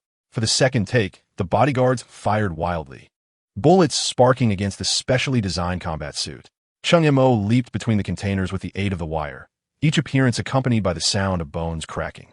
Tingfei, fixated on the monitor, not fast enough, increased the wire speed by 30. In the third take, Chung Mo's figure was nearly a blur, the cape rustling at high speed, resembling a genuine specter. The shooting proceeded smoothly, and the night brought them to the pivotal shot of the crane leap. As the night deepened, a black sedan idled at the designated spot, its engine growling. Tingfei stood beside the monitor and whispered to the assistant director, "Do not disclose the specific filming details to Teacher Luo for now. Just inform him to follow the script and escape the port normally. I wish to capture his most authentic reaction of fear." Action. The car surged forward with sudden acceleration. In the back seat, Falcone, portrayed by Luo Lei, was acutely aware that his next scene involved a hasty escape from a port. Abruptly, a thunderous crash echoed as the car's roof caved in, the metallic distortion sending a shiver down Luo Lei's spine and causing his pupils to constrict in sheer terror. This was no mere performance. Instinctively, he recoiled, his complexion fading to a pallor as the roof unexpectedly collapsed, as though struck by an immense weight. In truth, the roof's deformation was facilitated by a specially installed hydraulic device, simulating the impact of Batman's descent. Almost immediately, with a sharp crack, a gash tore through the roof as Batman, played by Chung Mo, thrust his arm inside, seizing Luo Lei by the collar and yanking him outward. Luo Lei's struggles and fear were utterly genuine. He instinctively uttered lines not scripted. "What the hell? Cut. Perfect." Tingfei nodded with satisfaction. "Luo, your reaction was phenomenal. Let's use that." Still shaken, panting heavily, Luo Lei exclaimed, "Director, you nearly scare me to death." "I apologize sincerely, Luo." Tingfei rushed forward, bowing with a face full of contrition, his smile both awkward yet earnest. After a brief respite, they prepared to reshoot the scene of Batman's leap. A 10-meter-high abandoned crane was erected at the edge of the dock, where Chung Mo, clad in a fully unfurled cape, stood at the platform's precipice. Tingfei meticulously inspected the safety of the harness, conducting a final test to ensure the cushioning mechanism was flawless. Once assured, he inhaled deeply, calling for the shoot to commence. Action. As Falcone's car was about to burst from the dock, Chung Mo suddenly leaped down. The harness tightened instantly, the cape billowing in the wind like a massive black bat wing, descending with an intimidating force upon the car's roof. With a resounding thud, Chung Mo, propelled by the harness, struck the roof with the velocity of a meteor, causing the specially designed top to crumple upon impact. Ultimately, he landed triumphantly atop the now deformed yet resilient roof. Cut. Perfect. The set fell into silence, only to erupt into applause. Tingfei, fixated on the monitor replaying the scene. No CGI, no stunt double. This was the raw, breathtaking reality. Batman had finally become Gotham's nightmare. As the shoot concluded, the torrential rain had diminished to a mere drizzle, with sporadic droplets tapping against the metallic roof of the set. Crew members busied themselves packing up equipment, quietly discussing the stunning footage just captured. Tingfei removed his headphones, rubbing his weary eyes as he approached Chung Mo, who was in the process of removing the Batman armor. "You've worked hard," he said, handing Chung Mo a bottle of water, his voice revealing fatigue, yet his gaze remained vibrant. Chung Mo took the water, tilting his head back to drink, his Adam's apple bobbing as sweat mingled with rainwater streamed down his chin. He exhaled deeply, chuckling. "That moment caught me off guard too." Tingfei chuckled as he settled onto the prop box beside him. Teacher Luo's reaction was genuinely authentic. "I heard him curse when you reached for him." Tingfei gazed at the distant crane being dismantled, his tone serious. "The audience will remember this Batman, not as the beloved superhero, but as a creature that incites nightmares." Chung Mo fell silent for a moment before suddenly asking, "Director Yi, have you ever felt fear? Fear of this style being too extreme for the audience to accept?" Chung Mo turned to look at him. After all, no one had ever filmed a superhero in such a manner. Tingfei stared into the pitch-black night sky. raindrops landing on his eyelashes. Yes, he whispered, but fear embodies Batman's essence. He instills fear in criminals, thus safeguarding Gotham. He stood up and patted Chung Mo's shoulder. Let us go. I'll treat you to a late-night snack. I found a noodle shop nearby that operates all night. Chung Mo raised an eyebrow. Dressed like this? He gestured to his half-removed battle attire. Tingfei laughed, pulling a large coat from his backpack and tossing it to him. Put this on, no one will notice. As they exited the set, the night breeze carried a dampness that enveloped them. The streetlights cast a hazy glow on the rain-slicked pavement, their shadows elongated. Suddenly, Chung Mo remarked, Director Yi, when I was on the wire just now, for a fleeting moment, I truly felt like Batman. Tingfei turned to him, a smirk playing on his lips. That's exactly it. They entered the small noodle shop aglow with warm yellow lights, the steam fogging the glass windows. By the time Chung Mo returned to the hotel, the rain outside had ceased. He stood before the full-length mirror, shedding his drenched coat, revealing the imprints left by the battle attire worn for so long. These marks resembled scars, chronicling the arduous filming of the past 2 days. He walked to the shower, turned on the hot water, allowing the warmth to wash over his weary body. With his eyes closed, the scenes from the shoot replayed in his mind, from the moment the spotlight burst to the fierce battles between containers and culminating in the leap from the crane. That jump felt so visceral, so real that it quickened his heartbeat. The tension of the wire, the wind howling past his ears, the pressure of the cape unfurling in the airflow. It all felt as if Batman had truly possessed him. After his shower, Chung Mo, wrapped in a bathrobe, sat on the sofa and picked up his phone, scrolling through the rough-cut clips just sent from the set. Each fleeting appearance captured in the footage radiated a suffocating sense of dominance. The shadowy, ghostly image he projected nearly made him forget that he was merely an actor performing. Is this truly me? He murmured to himself. He recalled Tingfei's words. The audience will remember this Batman, not as the adored superhero, but as a creature that brings nightmares. These words stirred ripples within him. Chung Mo had always pursued authenticity in his performances, but today, for the first time, he felt the true essence of a character consuming the actor. Chapter 80. The arrival of the Batmobile on the following night. An air of palpable tension enveloped the entire dock. Staff members whispered among themselves, casting furtive glances toward the entrance of the parking lot. Have you heard? The Batmobile is arriving tonight. Is that true? I thought it would be created with CGI. I've heard it's an actual vehicle, delivered directly from the special vehicle manufacturing plant. Tingfei stood before the monitors, his fingers lightly tapping the armrest, occasionally checking the time. He picked up the intercom. Props team, has the Batmobile arrived yet? Just received a call. It will be here in 5 minutes.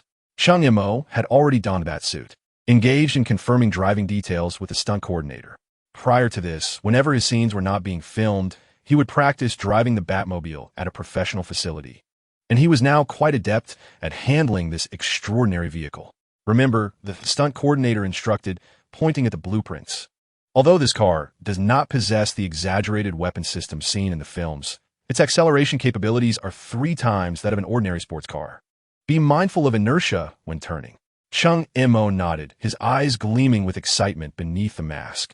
Suddenly, a deep rumble of an engine echoed from outside the set, drawing closer.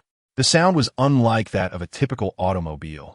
It resembled the roar of some formidable beast. Everyone halted their tasks, turning to face the entrance. A sleek, all-black vehicle with an aggressively striking design slowly entered the set. With its broad front wheels and aerodynamic body, the bat-like wings atop glimmered under the lights. Wow! Exclaimed the assistant director, Shaolin, unable to contain his awe. The Batmobile came to a steady stop in its designated spot, the engine stalling with a few low, throaty clicks reminiscent of a resting predator. A technician from the manufacturing plant leapt from the cockpit, assigned to the crew to address any potential issues with the vehicle. Tingfei approached, gently tapping the car's roof, the metal resonating with a dull echo. Perfect. He turned to Chung Mo. Are you ready? Chung Mo stepped closer to the Batmobile, his fingers gliding over its cold, curvaceous surface. It's even more breathtaking than the one during training, he whispered. Indeed. Tingfei chuckled. While it can't actually launch missiles, its acceleration is undeniably exhilarating. He pulled Chung Mo aside, pointing at the storyboard. Remember, the essence of this scene lies in its intimidation factor. I want the audience to gasp in awe upon seeing the Batmobile for the first time, just like Gordon. Chung Mo nodded earnestly. What about the leap shot? The stunt team had already constructed the ramp. Tingfei replied sternly, safety is paramount. If anything feels off, abandon the attempt immediately. 20 minutes later, the artificial rain system activated, and a torrential downpour swiftly enveloped the entire dock. Several powerful fans created a tempestuous wind effect, sending raindrops flying horizontally. Attention, all departments. Tingfei announced through a megaphone, we are filming the Batmobile's entrance scene. Everyone, please maintain a safe distance. Chung Mo settled into the cockpit of the Batmobile, the interior proving more cramped than anticipated, with an array of dials and control buttons glowing faintly. The steering wheel resembled a fighter jet's joystick. Lights set, cameras ready, stunt team prepared. Tingfei inhaled deeply. Action. Amidst the torrential downpour, Zhang Li, portraying Gordon, bellowed into the intercom, seal off the eastern entrance. Suddenly, his expression froze as the roar of an engine echoed from afar. Boom! The Batmobile soared down a specially designed ramp, its 2-ton chassis crashing onto the ground, sending up a spray of water over a meter high. The entire set trembled. Chung Mo deftly controlled the vehicle, bringing it to a precise halt just before Gordon after a 3-meter slide. Zhang Li's reaction was utterly genuine. His pupils widened instantly as he involuntarily took a step back, his throat constricting. The Batmobile came to a steady stop before him, its engine growling ominously. The crimson headlights glinting in the rainy night like the eyes of a demon. Gordon wiped the rain from his face. This machine was far more exhilarating than the dilapidated cars at the precinct. Chung Mo, embodying Batman, leapt from the cockpit, his cape unwavering in the storm. What's the situation? 20 barrels of chemical solution are secured in Warehouse 3. Gordon tapped on the iron door behind him and suddenly lowered his voice. If only I could drive this beast. Tingfei clenched his fists before the monitor. This was precisely the effect he aimed for, an authentic shock that resonated to the core. Suddenly, Gordon's phone screen illuminated the rainy night. This scene was a spur-of-the-moment addition by Tingfei, unbeknownst even to Zhang Li. The camera zoomed in, revealing footage previously filmed, unseen by either Chung Mo or Zhang Li, portraying Yi Rushuan as Rachel, bound to a chair in a terrifying scenario. Next came the test of their improvisational skills. Zhang Li's response was nothing short of impeccable. His body instantly froze, eyes fixated on the phone screen. The live footage displayed earlier clips, with Wang Zimming as Crane shaking a green vial. Dear Detective Gordon and that dark night, we're waiting for you. The vial tipped, green mist seeping into Rachel's nostrils, her pupils dilating abruptly. Batman turned his gaze upward, only to find his mask directed at the screen, his breathing growing increasingly labored. Cut. Perfect. Tingfei leapt up in excitement. That's a one take. The set erupted in enthusiastic applause and cheers. Chung Mo emerged from his character, exhaling deeply as he approached the monitor to review his performance. Tingfei patted his shoulder. One more scene, are you ready? Chung Mo nodded, his eyes shimmering with determination. He turned towards the Batmobile, its black exterior glinting coldly in the rain, akin to a beast poised to strike. With Tingfei's command, the Batmobile roared once more into the downpour, the water splashed by its tires shimmering like shattered diamonds under the spotlight. This time, it will truly showcase its chilling speed and power. The stunt team has cleared the entire street to ensure safety. The engine roars, and the tachometer needle races into the red zone. The Batmobile darts forth like an arrow released from its bow, and Chung Mo feels a powerful push against his back. Raindrops pummel the windshield, while the wipers oscillate frantically. Speed 80, comes the shout from the speed monitor over the intercom. 100, 120. The Batmobile adeptly weaves through the narrow streets, as Chung Mo skillfully controls each turn. At a sharp bend, he yanks the handbrake, sending the rear of the car into a graceful drift, splashing water everywhere. Cut. Perfect. Tingfei's voice trembles with excitement. These shots require no special effects. Filming continues until 3 in the morning. The final shot shows the Batmobile bursting forth from the warehouse doors, vanishing into the rainy night. Chung Mo floors the accelerator, and the Batmobile emits a deafening roar as it crashes through the specially designed wooden doors and into the darkness. Cut. Tingfei announces the end of the night's shooting. As Chung Mo steps out of the Batmobile, his hands still tremble slightly, partly from exhilaration, partly from the fatigue of prolonged concentration. The inner lining of his suit is completely soaked with sweat. "You drove exceptionally well," Tingfei remarks, approaching with a bottle of water, resembling a true Batman. Chung Mo removes his mask and gulps down the water. The car is simply incredible. Its steering far more responsive than the training model. "Of course," Tingfei replies proudly. "We have invested heavily in this film." The crew begins to pack up the equipment as the rain gradually subsides. The faint light of dawn begins to appear on the horizon. Chung Mo takes one last glance at the Batmobile, now quietly parked, still exuding an aura of awe, as if poised for its next mission. "There are a few more scenes to shoot," Tingfei says. "Once we finish here, we'll move to Yunzhou to capture the panoramic shots of the Batcave and Wayne Manor, then head to the Himalayas for the scenes of Bruce's training on the snowy mountains." Chung Mo wipes the sweat from his brow and asks curiously, "Didn't we previously say we rented a castle in Country A? Why the change of location?" Tingfei shrugs. "The owner there kept raising the price, so we decided to walk away." Later, Su Montoya found a very suitable castle domestically, and its environment fits the setting even better than the one abroad. Chung Mo nods, suddenly remembering something. "Director Yi, what will happen to the Batmobile after filming?" Tingfei smiles mysteriously. "It will have a special fate. You will know in due time." The two share a knowing smile, tired yet filled with satisfaction. Chapter 81. Live train explosion. The following evening, the crew gathers in a vast open space, where a 1/16 scale model of the Wayne elevated train stands tall, stretching an impressive 20 meters long, set upon a specially designed elevated track. It is truly a marvel of engineering. The prop master, Old Wong, wiped the sweat from his brow and reported to Tingfei, "In accordance with your instructions, we have utilized a lightweight alloy framework. The outer layer is composed of fiberglass, and we have installed 27 detonation points internally." Tingfei circled the model, his fingers lightly tapping the shell of the carriage, producing a dull echo. "Have all the detonation sequences been tested?" "We conducted 3 tests," Old Wong replied, handing over a blueprint. "Commencing from the front of the carriage, we will detonate sequentially at intervals of 0.3 seconds, ensuring a coherent and safe explosive effect." Not far away, Chung Mo was inspecting the wire rigging for Car 11 with the stunt coordinator. This full-size carriage was mounted on a hydraulic platform, capable of simulating the tilt of a train. Remember, the stunt coordinator pointed to a steel beam atop the carriage. "When you leap, the wires will provide an upward force, but you must primarily rely on your own strength." Chung Mo nodded, loosening his shoulders. The weight of the bat suit made each movement considerably more laborious than usual. Tingfei approached, holding the storyboard. "This scene will be filmed in 3 segments. First, we will capture the fight inside the real carriage. Then, we will transition to your jump from the train. Lastly, the explosion of the model." Cheng Montauk listened attentively, nodding occasionally. "The most crucial aspect is the emotional shift," Tingfei indicated in the script.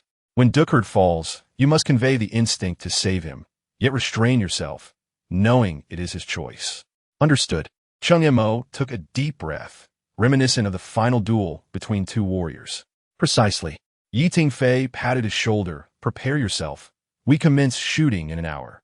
The set quickly buzzed with activity. The lighting crew set up 6 large soft lights around Car 11, simulating the interior illumination of the train. The special effects team was meticulously inspecting the explosive devices, ensuring everything was flawless. Su-Man approached, handing Tingfei a cup of coffee. "I heard you're filming an explosion?" Tingfei accepted the coffee, taking a sip. "It's merely the model explosion. We've calculated the safe distance." He pointed to the miniature landscape in the distance. "Look, we've constructed a scaled-down replica of the entire elevated railway, with surrounding buildings accurately proportioned." Su-Man gazed at the exquisite model, marveling. This must have consumed a significant budget. "Worth every penny." Tingfei's eyes gleamed. "The audience will remember this scene." An hour later, filming commenced in earnest. Action. Inside Car 11, Chung Mo, portraying Batman, engaged in a fierce duel with the seasoned actor playing Duckard. The hydraulic platform gradually tilted, with the two battling within the increasingly steep carriage, each clash resonating with power. "Cut!" Tingfei suddenly called out. "Duckard, your fall lacks authenticity. Imagine being swept away by the shockwave, your body completely relaxed. In the second take, Duckard was hurled by the explosive force, his back crashing heavily against the window. The specially crafted sugar glass shattered instantaneously, the effect so realistic that everyone present held their breath. "Bruce, you will ultimately understand," Duckard murmured, blood seeping from the corner of his mouth. Yet his gaze remained eerily calm. His body gradually leaned back, cascading from the shattered car window. The scene shifted to a close-up of Chung Mo, portraying Batman, reaching out only to grasp at thin air. The emotions beneath the mask transitioned distinctly from shock to anguish, ultimately settling into a resigned acceptance. "Cut. Perfect," Yi Tingfei exclaimed, exhilarated as he stood up. This take was a success. The scene transitioned, and they proceeded to film the car jump sequence. Chung Mo was suspended 20 meters high on a wire. Beneath him lay a cityscape constructed of green screens. 3, 2, 1. Jump! Chung Mo leaped, simultaneously firing a grappling hook. The wire system synchronized with his movements, rendering the entire leap fluid and natural. Cut. Once more. Delay the grappling hook launch by 1 second. This shot was repeated 8 times, until Yi Tingfei was utterly satisfied. Next came the pivotal scene involving a model explosion. All crew members retreated to a safe distance. Yi Tingfei personally inspected each detonation point before returning to the monitor. The set fell into silence. Live explosion shot. 5, 4, 3, 2, 1 action. In an instant, the model train raced down the elevated track, precisely hurtling through the brake, tracing an arc in the air before crashing down onto the foam, plastic, and metal miniature cityscape below. At the moment of contact, the preset explosive devices were triggered. Boom! The first explosion erupted at the front of the train, flames instantly engulfing the cabin, followed by a series of detonations spreading along the carriage, flames soaring skyward. The deafening roars shattered the night sky, the blaze casting a crimson hue over half the set, with shockwaves even stirring up dust from afar. All present stood in awe, momentarily speechless, before regaining their senses. "That was absolutely explosive," the assistant director exclaimed, unable to contain his excitement. Yi Tingfei merely smiled, nodding gently. "Now, that's how an explosion should be. Not a flashy array of special effects, but a precise, shocking display of true explosive aesthetics." "Perfect." Yi Tingfei's voice rang out clearly amidst the echoes of the explosion. "Did all cameras capture that?" The photographers all gave a thumbs up. As the smoke began to clear and the crew commenced cleanup, Chung Mo approached Yi Tingfei. "Director Yi, the effect was even more astounding than I had envisioned." Yi Tingfei gazed at the replay on the monitor, the flames dancing in his eyes. Once augmented with CGI effects, the audience would believe a train had truly been blown to smithereens. At that moment, the assistant director approached, holding the shooting schedule. "Director Yi, we can transition to Yunzhou tomorrow. The equipment is already loaded." Yi Tingfei nodded. "Let us take a day to rest and set off the day after tomorrow. Everyone should recuperate." He turned to Chung Mo. "You should rest well too. Filming the snow-capped scenes in the Himalayas will be even more demanding." Chung Mo chuckled. "Honestly, I'm more concerned about altitude sickness than the explosions." As the sun dipped below the horizon, the film set gradually fell into tranquility. The remnants of the bombed train model still exhaled wisps of smoke, as if narrating yet another thrilling night in Gotham City. Meanwhile, the filmmakers were poised to embrace their next challenge. After a day of rest, the crew's convoy surged towards Yunzhou. Yi Tingfei occupied the passenger seat of the lead vehicle, his fingers incessantly drumming against his knee, occasionally glancing down at the filming schedule on his phone. "Have Xiaoyu and Xiaoyu been arranged?" He suddenly inquired of the assistant director in the back seat. "Rest assured, Director Yi," the assistant director replied, while perusing the itinerary. "The 2 child actors and their parents have been assigned to the 3rd van, accompanied by a dedicated child psychologist." Yi Tingfei nodded, his gaze drifting back to the swiftly retreating scenery outside the window. He retrieved his walkie-talkie. "Attention, convoy. Upon arrival in Yunzhou, proceed directly to the Wayne Manor outdoor filming location to commence shooting the childhood scenes." The response echoed back through the walkie-talkie in a chorus of acknowledgments. 5 hours later, the convoy entered the borders of Yunzhou. In the distance, the outline of a castle gradually became distinct amidst the encircling mountains. This was the Wayne Manor location sourced by Suman. It was even more breathtaking than in the photographs. Chung Mo gazed upward at the approaching castle with awe. Yi Tingfei's lips curled into a slight smile. thinking Su Man had a keen eye for beauty. This castle boasted over 300 years of history. It had once been requisitioned as a hospital during wartime, only to lie in neglect for decades until its recent restoration. As the convoy rolled into the castle's forecourt, the crew immediately began unloading equipment. Tingfei leaped from the vehicle, inhaling the crisp mountain air deeply before striding towards the van. Xiaoyu, Xiaoyu, he called, squatting to meet the two children who had just disembarked, their eyes wide with anticipation. Do you remember what we're filming today? Yes, Xiaoyu exclaimed, raising his hand excitedly. We're going to play hide and seek in the super big castle. Xiaoyu timidly tugged at Tingfei's sleeve, asking, Director Uncle, will there be monsters in the castle? Tingfei chuckled, squatting down to gently tousle the girl's hair, his tone warm yet mischievous. Don't worry. Look, he produced 2 Spider-Man figurines from his jacket pocket, the plastic masks glinting slightly in the sunlight. Wow, the children exclaimed in unison, their eyes lighting up instantly. It's Spider-Man. The boy jumped with excitement, eagerly grabbing one of the toys and beginning to play with it. I love Spider-Man. The girl chimed in, happily clutching the other figurine. Her earlier trepidation dissipated. The makeup artist approached, smiling as she beckoned to the children. Come on, little heroes, let us get you ready. Chapter 82, Wrapping Up. Tingfei stood up, brushing the dust off his trousers, concealing the tenderness he had just shown deep within. He donned his headphones, his gaze sweeping across the entire set, his demeanor sharpening once more. Are all departments ready? He addressed the walkie-talkie, his voice regaining the calm authority befitting a director. Lights in position. Camera test completed. Wire system operational. Tingfei nodded lightly, stepping forward while surveying the area, murmuring softly to himself. All right, let us begin.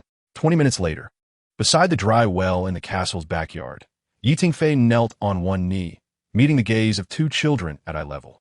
Xiaoyu, when you chase after Xiaoyu later, pretend to trip over this stone, he said, lightly tapping the edge of the well. Suddenly, he performed an exaggerated fall, causing the 2 children to burst into giggles. Holding a Spider-Man doll, Xiaoyu quietly inquired, Director Uncle, is it really dark in the well? Tingfei magically produced a handful of candies from his pocket, saying, Look, these are courage candies. Just one will banish your fears. He carefully divided the candies into 2 portions, adding, after filming, Uncle will also gift you a bat-shaped badge. The props team was conducting their final checks. The bottom of the dry well was lined with half a meter of sponge padding, and safety railings were installed around it. Tingfei personally jumped down to test it, confirming its absolute safety before allowing the children to approach. Remember, he said, adjusting Xiaoyu's costume collar. When you fall, do it like this. He made a terrified expression, his eyes wide, and the children immediately imitated him, innocent yet earnest. Perfect. Tingfei gave a thumbs up. You are even more impressive than professional actors. As the official filming commenced, the sunlight cast a gentle glow upon the weathered walls of the castle. Tingfei crouched behind the monitor, instinctively tightening his grip on the script. Action. Little Rachel's skirt fluttered like butterfly wings across the lawn, with little Bruce in pursuit. The moment Xiaoyu lost his footing and fell into the well, Tingfei's breath caught in his throat. Despite knowing it was entirely safe, he instinctively leaned forward. Cut. Perfect. He rushed to the edge of the well, reaching out to lift the giggling young actor out, exclaiming, Fantastic. Just like the brave Bruce Wayne. Transitioning to the rescue scene, Tingfei whispered to the seasoned actor beside him, Hold him as you would your own child. When Xiaoyu leapt into his father's embrace, the palpable sense of reliance infused the shot with emotional depth. Daddy, they're so scary. Xiaoyu's tearful line brought a hush over the set. For the final shot, Tingfei personally adjusted the backlighting. The silhouettes of the father and son emerging from the well stretched long in the golden sunset, as if stepping into another realm. He maintained a half squat until the shot concluded, his shirt soaked with sweat. Wrap. As Tingfei announced the end of filming, the 2 children cheered and rushed towards him for their promised gifts. He magically produced 2 gleaming bat-shaped badges, kneeling to pin them on the children's collars. His gaze tender, a stark contrast to the commanding director on set. Su Man stood by the colonnade, watching Tingfei surrounded by the children in the sunlight, and instinctively pressed the camera shutter. The tenderness of this moment was more stirring than any explosive special effect. The lingering rays of the setting sun bathed the castle in gold, while the crew busily packed away the equipment. Tingfei leaned against the stone pillar of the corridor, observing the children playing in the distance, a smile unconsciously gracing his lips. I never expected Director Yi to possess such a gentle side. Su Man's voice floated in from behind. She held 2 cups of steaming tea, offering one to Tingfei. He accepted the cup with a grateful nod, remarking, "Children are far easier to please than adults." Su Man leaned against the adjacent stone pillar, her gaze drifting away. "Little you just told me that you are the coolest director he has ever met. That's because I gifted him a bat-shaped throwing knife." Tingfei chuckled. "Turning dosuman. By the way, how does the Grand President find the time to accompany the crew? Is everything well at the company?" Su Man absent-mindedly traced the rim of her teacup. "I have some business to attend to here," she replied, her eyes wandering into the distance. "Moreover, with such a significant investment in this film, I must keep a close watch." Tingfei raised an eyebrow. "Couldn't you just have an assistant oversee things? I don't recall you being this hands-on with previous projects." "This project is different," Su Man replied instinctively. Tingfei arched an eyebrow, gazing into Su Man's slightly flustered yet resolute eyes, suddenly grasping the underlying sentiment. He refrained from probing further, merely smiling softly and taking a sip of his tea. "This project is indeed different," he echoed gently, almost as if completing her unspoken thoughts. Su Man paused momentarily before breaking into a smile. The two remained in comfortable silence, leaning side by side against the stone pillar, watching the children frolic in the distance. A breeze swept through the ancient castle's corridor, carrying with it the crispness unique to the mountains. The setting sun bathed them in golden light, elongating their shadows, as if time itself had slowed to a tender embrace. Filming at Wayne Manor proceeded smoothly, concluding in 3 days. On the 4th day, the convoy departed the castle, winding along the rugged mountain roads of Yinzhou. The scenery outside transformed from lush forests to steep limestone formations. Tingfei sat in the passenger seat, holding a topographical map of the cave, his brow slightly furrowed. "Up ahead lies the cave you were searching for," the guide indicated towards an inconspicuous opening on the mountainside. As the group entered the cave, a hushed reverence enveloped them. Eons of dripping water had sculpted the stone entrance into the silhouette of a colossal bat. Illuminated by the spotlight, the outstretched rock wings appeared ready to take flight, lifelike in their grandeur. Even more astonishing were the stalactites hanging from the ceiling, casting shadows that resembled inverted bats, adding an air of mystery to this natural bat sanctuary. "This is truly tailor-made for Batman," Chung Mo remarked, gazing upward in awe. Tingfei gently traced the patterns on the rock wall, excitement shimmering in his eyes. "No special effects needed. This is precisely the bat cave I envisioned." Filming within the bat cave proceeded remarkably smoothly. The acoustic effects of the natural cave imbue each line with an enigmatic resonance, while the colossal bat-shaped rock wall, captured in close-up, boasts distinct contours and an awe-inspiring presence that almost blurs the line between reality and illusion. Tingfei even spontaneously added a scene in which Chung Mo, portraying Batman, stands before the largest bat, his silhouette seamlessly merging with the stone, as if he were an intrinsic part of the rock face itself. After 4 days of filming, the crew relocated to the Himalayas. An altitude of 5,000 meters, equipment could only be transported upward by yaks and human porters, piece by piece. With the air thin and everyone's lips turning purple, complaints were nowhere to be found. "Just a little longer," Tingfei gasped, personally shouldering a camera at the forefront. His fingers, already frostbitten and crimson, clutched the viewfinder resolutely. On set, the biting cold wind threatened to topple individuals. The actors, clad in heavy costumes, endeavored to exude a sense of lightness and grace. Despite being bundled in a thick down jacket, Tingfei trembled from the chill, yet he remained steadfast at the monitor, repeatedly calling for retakes until each shot met his lofty standards of perfection. When the final shot was completed, the setting sun cast its golden rays upon the snow-capped peaks, illuminating the ancient hanging monastery as if it were a divine marvel. Tingfei gazed at the magnificent vista, and a satisfied smile finally graced his fatigued visage. Wrap. Chapter 83. Special effects completed upon returning to Kyoto, Tingfei promptly convened a meeting with the post-production team. In the conference room, a projector displayed rough cuts of the footage. The live-action effects surpassed expectations, pointing at the shot of the Batmobile soaring across the screen. Tingfei noted that the anticipated CGI effects now required only 30 enhancement. The special effects supervisor adjusted his glasses, stating that Phantom had just sent over a quote, confirming that the current footage amount of 28.7 million was indeed sufficient. Su-Man perused the reports, noting a savings of 1.3 million compared to the original plan. Glancing at his watch, Tingfei rapidly calculated the time in his notebook. We must complete all post-production by May 10th. His fingers tapped rhythmically on the table. I will personally oversee the progress at Phantom Effects, he said, looking up at the special effects supervisor. Starting tomorrow, I will visit their office every afternoon. Director Lee, you are responsible for coordinating the editing and effects integration. Su-Man noticed the faint dark circles under Tingfei's eyes and couldn't help but interject. Are you sure you don't need a rest? Yu Haven T had a proper sleep since returning from the snow-capped mountains. Tingfei shook his head, a weary yet resolute smile curling at the corners of his lips. Once the final cut is submitted for review, there will be plenty of time to sleep.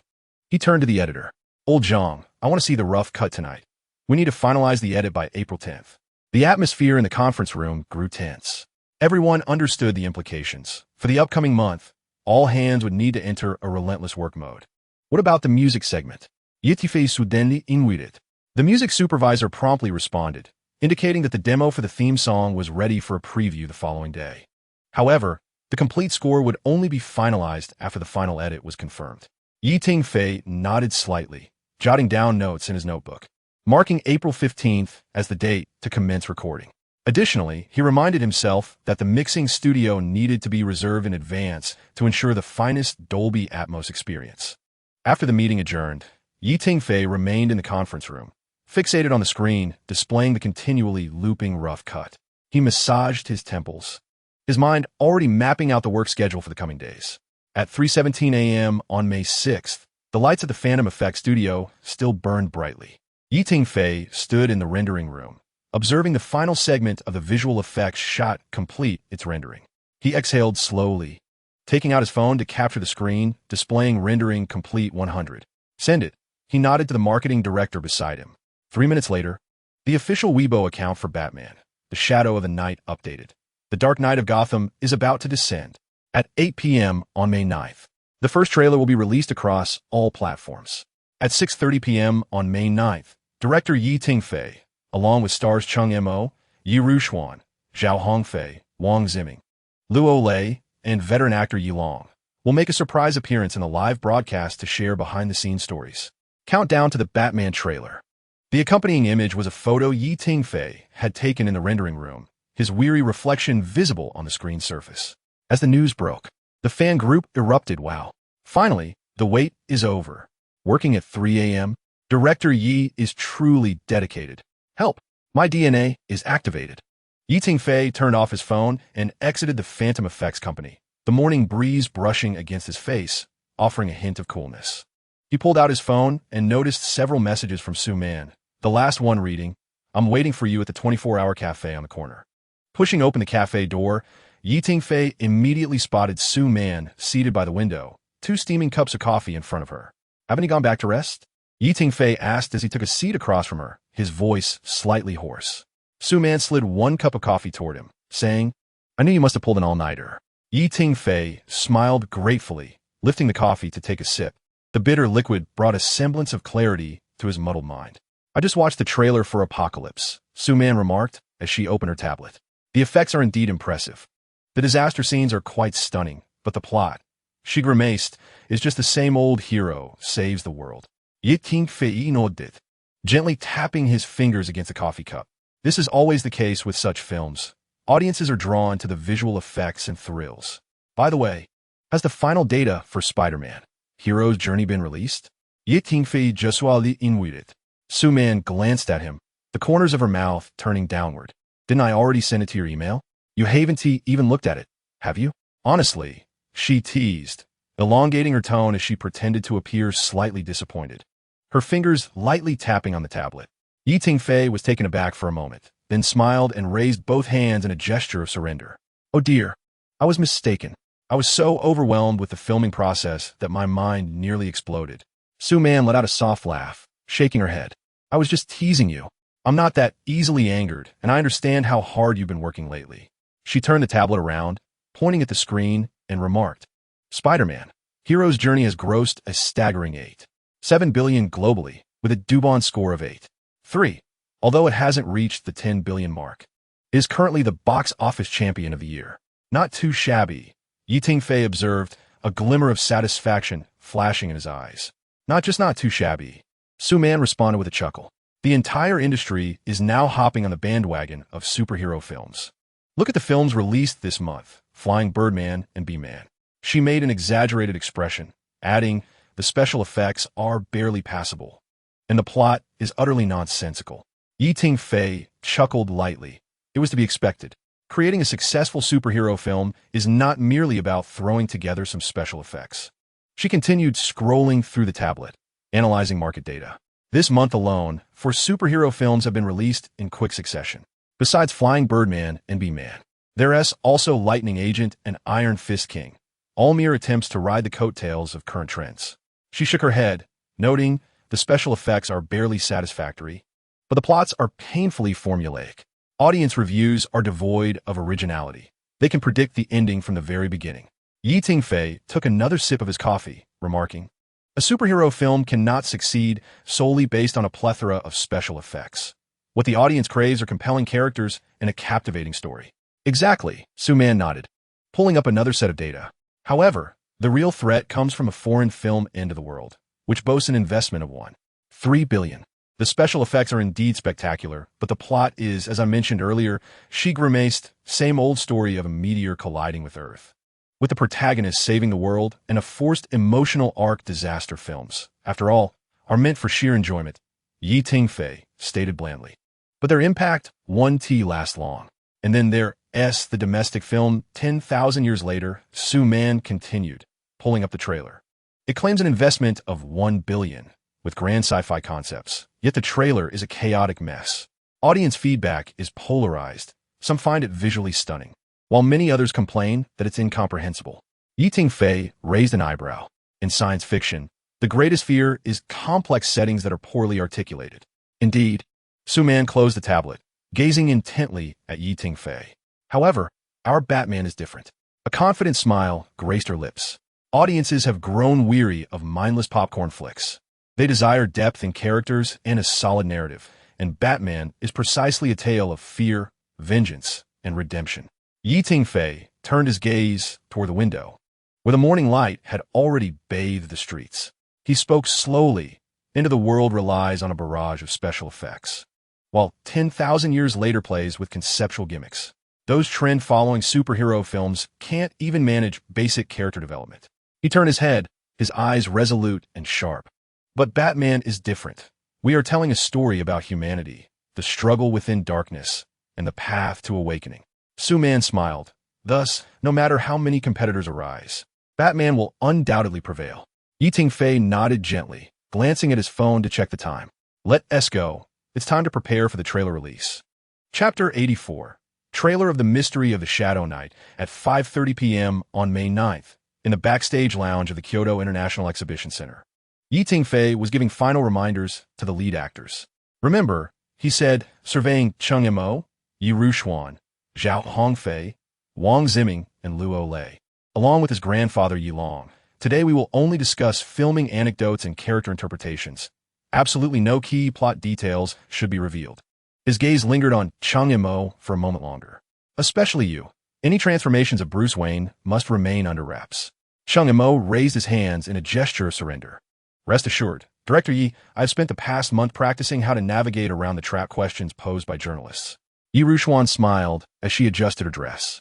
I have prepared 100 ways to say that audiences will only discover this after the film's release. A staff member knocked and entered. Director Yi, we have 10 minutes until the start. The audience has taken their seats. Tingfei nodded, taking a deep breath. All right, let us go. As the clock struck 6, the stage lights illuminated suddenly. The host, microphone in hand, stepped to the forefront. Dear media friends and fans, welcome to the global premiere of the trailer for Batman, The Mystery of the Shadow Knight. A thunderous cheer erupted from the audience, and flashes of light filled the air. First, let us welcome our director, Tingfei. With a firm stride, Tingfei ascended the stage, followed by the 6 lead actors, dressed in a deep blue suit. Though dark circles under his eyes hinted at a sleepless night, he appeared quite spirited. "Thank you all." Tingfei took the microphone. "I know you've all been eagerly waiting, but before we unveil the trailer, I would like to provide a brief introduction to the film." He paused, casting his gaze over the expectant audience. Batman, The Mystery of the Shadow Knight is not a conventional superhero film. It narrates the tale of an ordinary individual confronting their innermost fears and seeking redemption amidst despair. The audience gradually fell silent, their attention fully captured. Many will wonder why we chose the Batman theme. To me, Batman is the superhero closest to the common man. He possesses no superpowers. He relies on intellect, willpower, and training.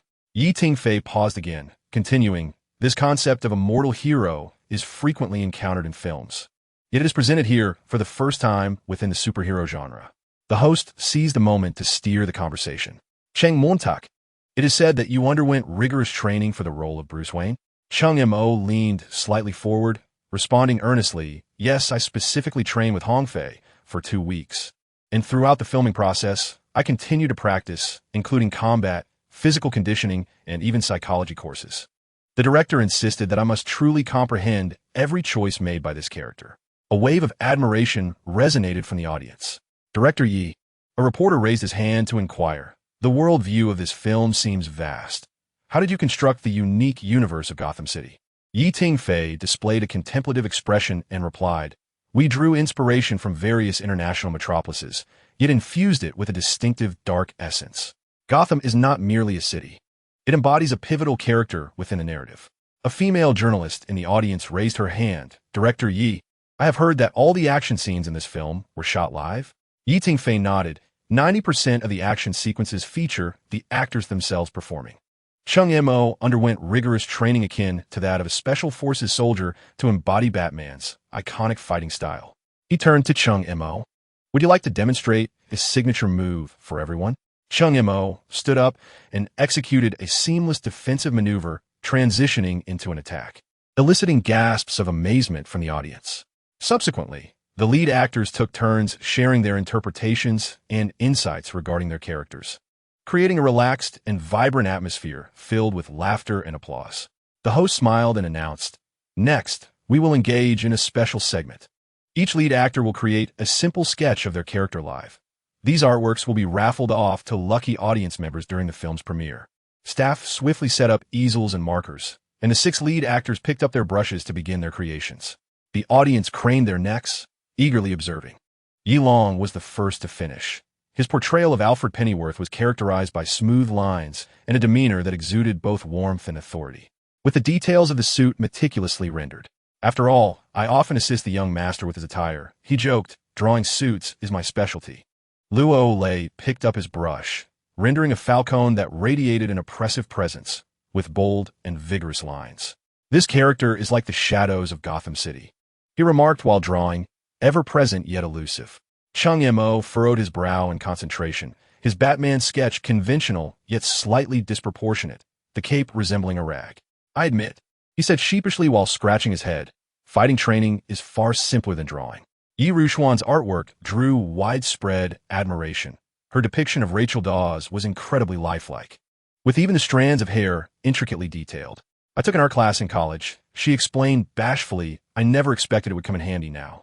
Wang Ziming's piece exhibited an abstract style, with the scarecrow's figure distorted and eerie. This aligns perfectly with the character's essence. He proudly displayed his artwork, provoking both fear and amusement in the audience. Finally, Zhao Hongfei showcased his work, presenting a masterful ninja whose imposing presence was captured with dynamic flow in the robe. "I learned tactical sketching during my time in the military," he explained nonchalantly, prompting awe from the entire audience. The host carefully collected these uniquely styled artworks, noting that these treasured pieces would be given away at the premiere. "For those interested, remember to join us." Suddenly, the large screen illuminated with a countdown, signaling 1 minute until the trailer's premiere. The entire venue fell silent, each individual holding their breath in anticipation. The 7 principal creators stood side by side at the center of the stage, their faces a canvas of anticipation and anxiety. As the countdown reached its conclusion, The venue was enveloped in darkness, illuminated only by the silhouette of a bat gliding across the night sky of Gotham City, heralding the unveiling of the first trailer for Batman, The Mystery of the Shadow. On the grand screen, darkness receded like a tide, revealing a camera rising slowly from the depths of a deep, ancient well. The terrified visage of young Bruce flickered in the shadows, seemingly trapped in the haunting nightmare of his childhood. Suddenly, with a swift motion, the scene shifted. The adult Bruce, portrayed by Chung Mo, abruptly opened his eyes, his gaze a tumultuous blend of fear and resolve. What followed was a rapid succession of dynamic montage sequences. He engaged in a fierce battle atop a snowy mountain against the ninja master played by Tingfei, fists striking with ferocity as snow swirled around them. He deftly donned the bat suit, fastening each piece of armor with precision, the metallic and leather components producing a deep, resonant sound. In the climactic moment of donning his helmet, the screen abruptly transitioned to a cataclysmic explosion at Gotham's docks, flames erupting skyward, painting the night in hues of crimson. Batman fought valiantly against a cadre of bodyguards in a narrow alleyway, his cape billowing like a living entity. A legion of ninjas encircled him, yet he stood resilient, his movements so swift they seemed to leave traces in the air. The trailer's tempo quickened, the musical score reaching a crescendo. Just as the audience held their breath in rapt attention, all sounds ceased abruptly. The scene shifted to a dim, dilapidated warehouse, where a trembling armed thug searched frantically with a flashlight, his voice trembling with fear. "Come out. I know you're here." A drop of water fell from the ceiling, splashing onto the ground. The thug looked up suddenly, and there, suspended from the beams, was Batman, appearing like a specter, his cape flowing like wings, the white lenses of his goggles glinting coldly in the darkness. "I am here," his deep, gravelly voice pierced the silence. The screen abruptly faded to black, the bat symbol slowly materializing from the abyss, accompanied by a striking subtitle beneath, Batman, The Mystery of the Shadow, May 16th, worldwide release. The venue fell into a momentary hush before erupting into thunderous applause and cheers. Chapter 85. The concept of the multiverse as the trailer concluded. A cacophony of applause resonated throughout the hall. Simultaneously, the online sphere erupted with fervor.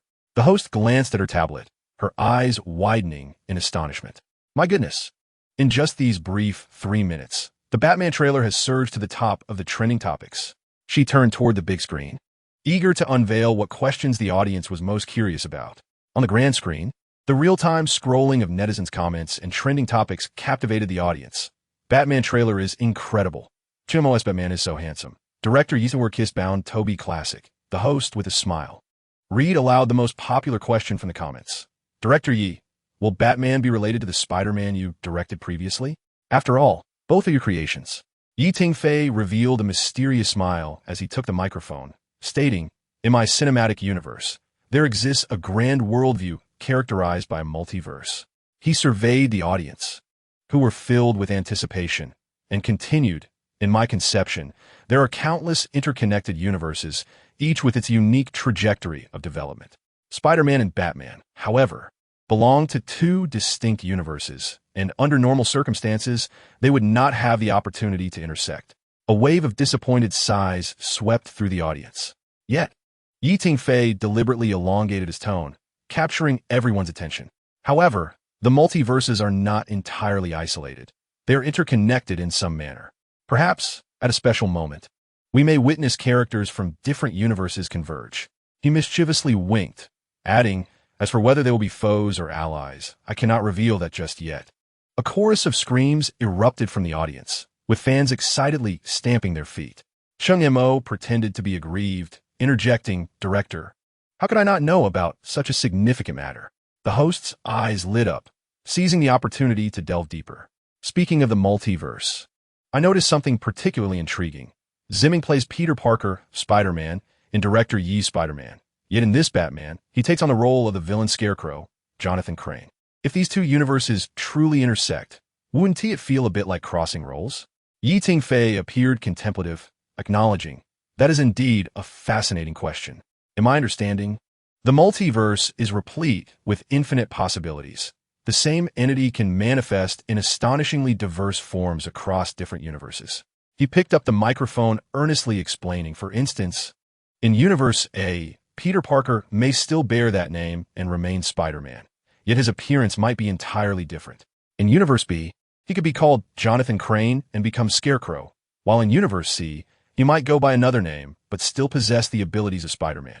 Wang Zimming suddenly interjected, his expression exaggeratedly astonished. Wait? So, in some universe, there could be someone who looks nothing like me, but is still named Peter Parker and is Spider-Man? And in another universe, I might be Jonathan, but a supervillain? Tingfei nodded with a smile, affirming, precisely, that is the allure of the multiverse. Each universe has its unique evolutionary path. Even a minuscule variable can yield entirely different outcomes. Perhaps in some universe, the individual destined to become Batman becomes Spider-Man. Or they could merge into an entirely new character. Chang Mo suddenly had a spark of inspiration and jokingly suggested, so, in some universe, I might be Alfred, while Teacher Yilong is actually Batman. Yilong stroked his non-existent beard and feigned profundity as he remarked, an elderly Batman sounds rather appealing. A gentle ripple of laughter erupted from the audience, while the barrage of comments flooded the screen. We demand an elderly Batman film. I wish to see Grandpa Yilong don the Batman suit. The multiverse concept is truly delightful. The host smiled faintly and smoothly inquired, so Director Yi, have you already conceived the storylines for these two universes? Tingfei nodded slightly, indicating that the narrative would primarily revolve around the Spider-Man and Batman universes, marking the main creative direction for the upcoming phase. He smiled enigmatically, a glint of mischief in his eyes, of course, at the appropriate moment. We will also allow characters from other multiverses to make cameo appearances, bringing additional surprises to the audience. He paused deliberately, but for now, let us focus on this film, Batman, The Shadow's Enigma. Just then, the large screen flickered, revealing a trending topic. We demand a Spider-Man versus Batman film. The host exclaimed, wow, this topic has instantly surged to the second spot on the trending list. Tingfei glanced at the eager faces in the crowd and shrugged. It seems the audience has already envisioned our next film for us. He humorously added, however, before that, we must first ensure Batman establishes his footing within his own universe. The host, observing the frenzied comments, continued with the next question. The second most popular query concerns whether Chung Mo finds it convenient to use the restroom while in the Batman suit. Laughter erupted throughout the venue. Chung Mo appeared exasperated, acknowledging that this was indeed a pressing issue. He replied earnestly, to be honest, it is quite inconvenient. I require assistance from 2 staff members each time, and the entire process takes at least 20 minutes, so during filming, I dare not drink too much water. Wang Zimming suddenly chimed in, once I simply couldn't hold it any longer, and I had... Chung Mo quickly covered Wang Zimming's mouth, provoking a hearty laugh from the audience. The host, wiping away tears of laughter, proceeded to ask, the third question pertains to whether there will be any romantic scenes between Yi Ruxuan's Rachel and Batman. Yi Ruxuan flashed a sly smile. For that question, I can only say that in a city like Gotham, love is often the most extravagant of luxuries. Skillfully avoiding spoilers, she added, however, I can reveal that Chung Mo and I share a rather unique confrontation scene. Chung Mo immediately interjected, unique to the extent that my face ached for a week after filming that scene. The host, noting that time was drawing to a close, asked the final question, which received the highest number of likes in the live chat, is whether there will be any Easter eggs in the film. Tingfei similait mystérieusement. That is a secret that only the audience can unlock by visiting the cinema. This response immediately caused another explosion of comments, with countless and requests for spoilers flooding the screen. Well, due to time constraints, our press conference must come to a close, the host concluded. We extend our gratitude to all the creators for their captivating insights, and to our audience for their unwavering support. Do not forget, on May 16th, Batman, The Shadow's Enigma will be released nationwide. The 7 principal creators stood side by side at the center of the stage, bowing in gratitude as a flurry of camera flashes illuminated the audience below. Tingfei gazed at the exhilarated spectators, a subtle smile gracing his lips. He understood that the saga of the Dark Knight was merely in its infancy. As the press conference concluded, the fervor of online discussions surged unabated. The top 10 trending topics on Weibo were predominantly related to Batman, Tingfei superhero universe, infinite possibilities of the multiverse, Batman vs. Spider-Man, request for an elderly Batman, Batman Easter egg speculations, Renowned film critic Movie Detective swiftly penned an extensive analysis, asserting that director Yi had signaled a monumental development. He was constructing an unprecedented Chinese superhero cinematic universe, linking Spider-Man to Batman, and alluding to a multiverse connection that could represent the most grandiose series initiative in the annals of Chinese cinema.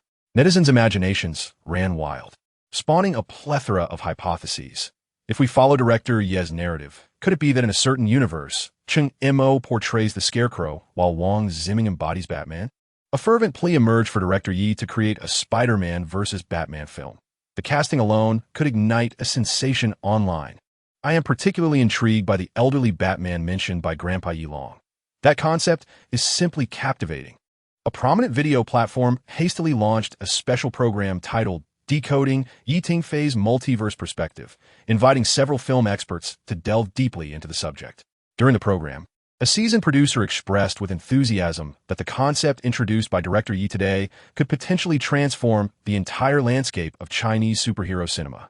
Simultaneously, major entertainment media outlets rushed to release breaking news. Shock.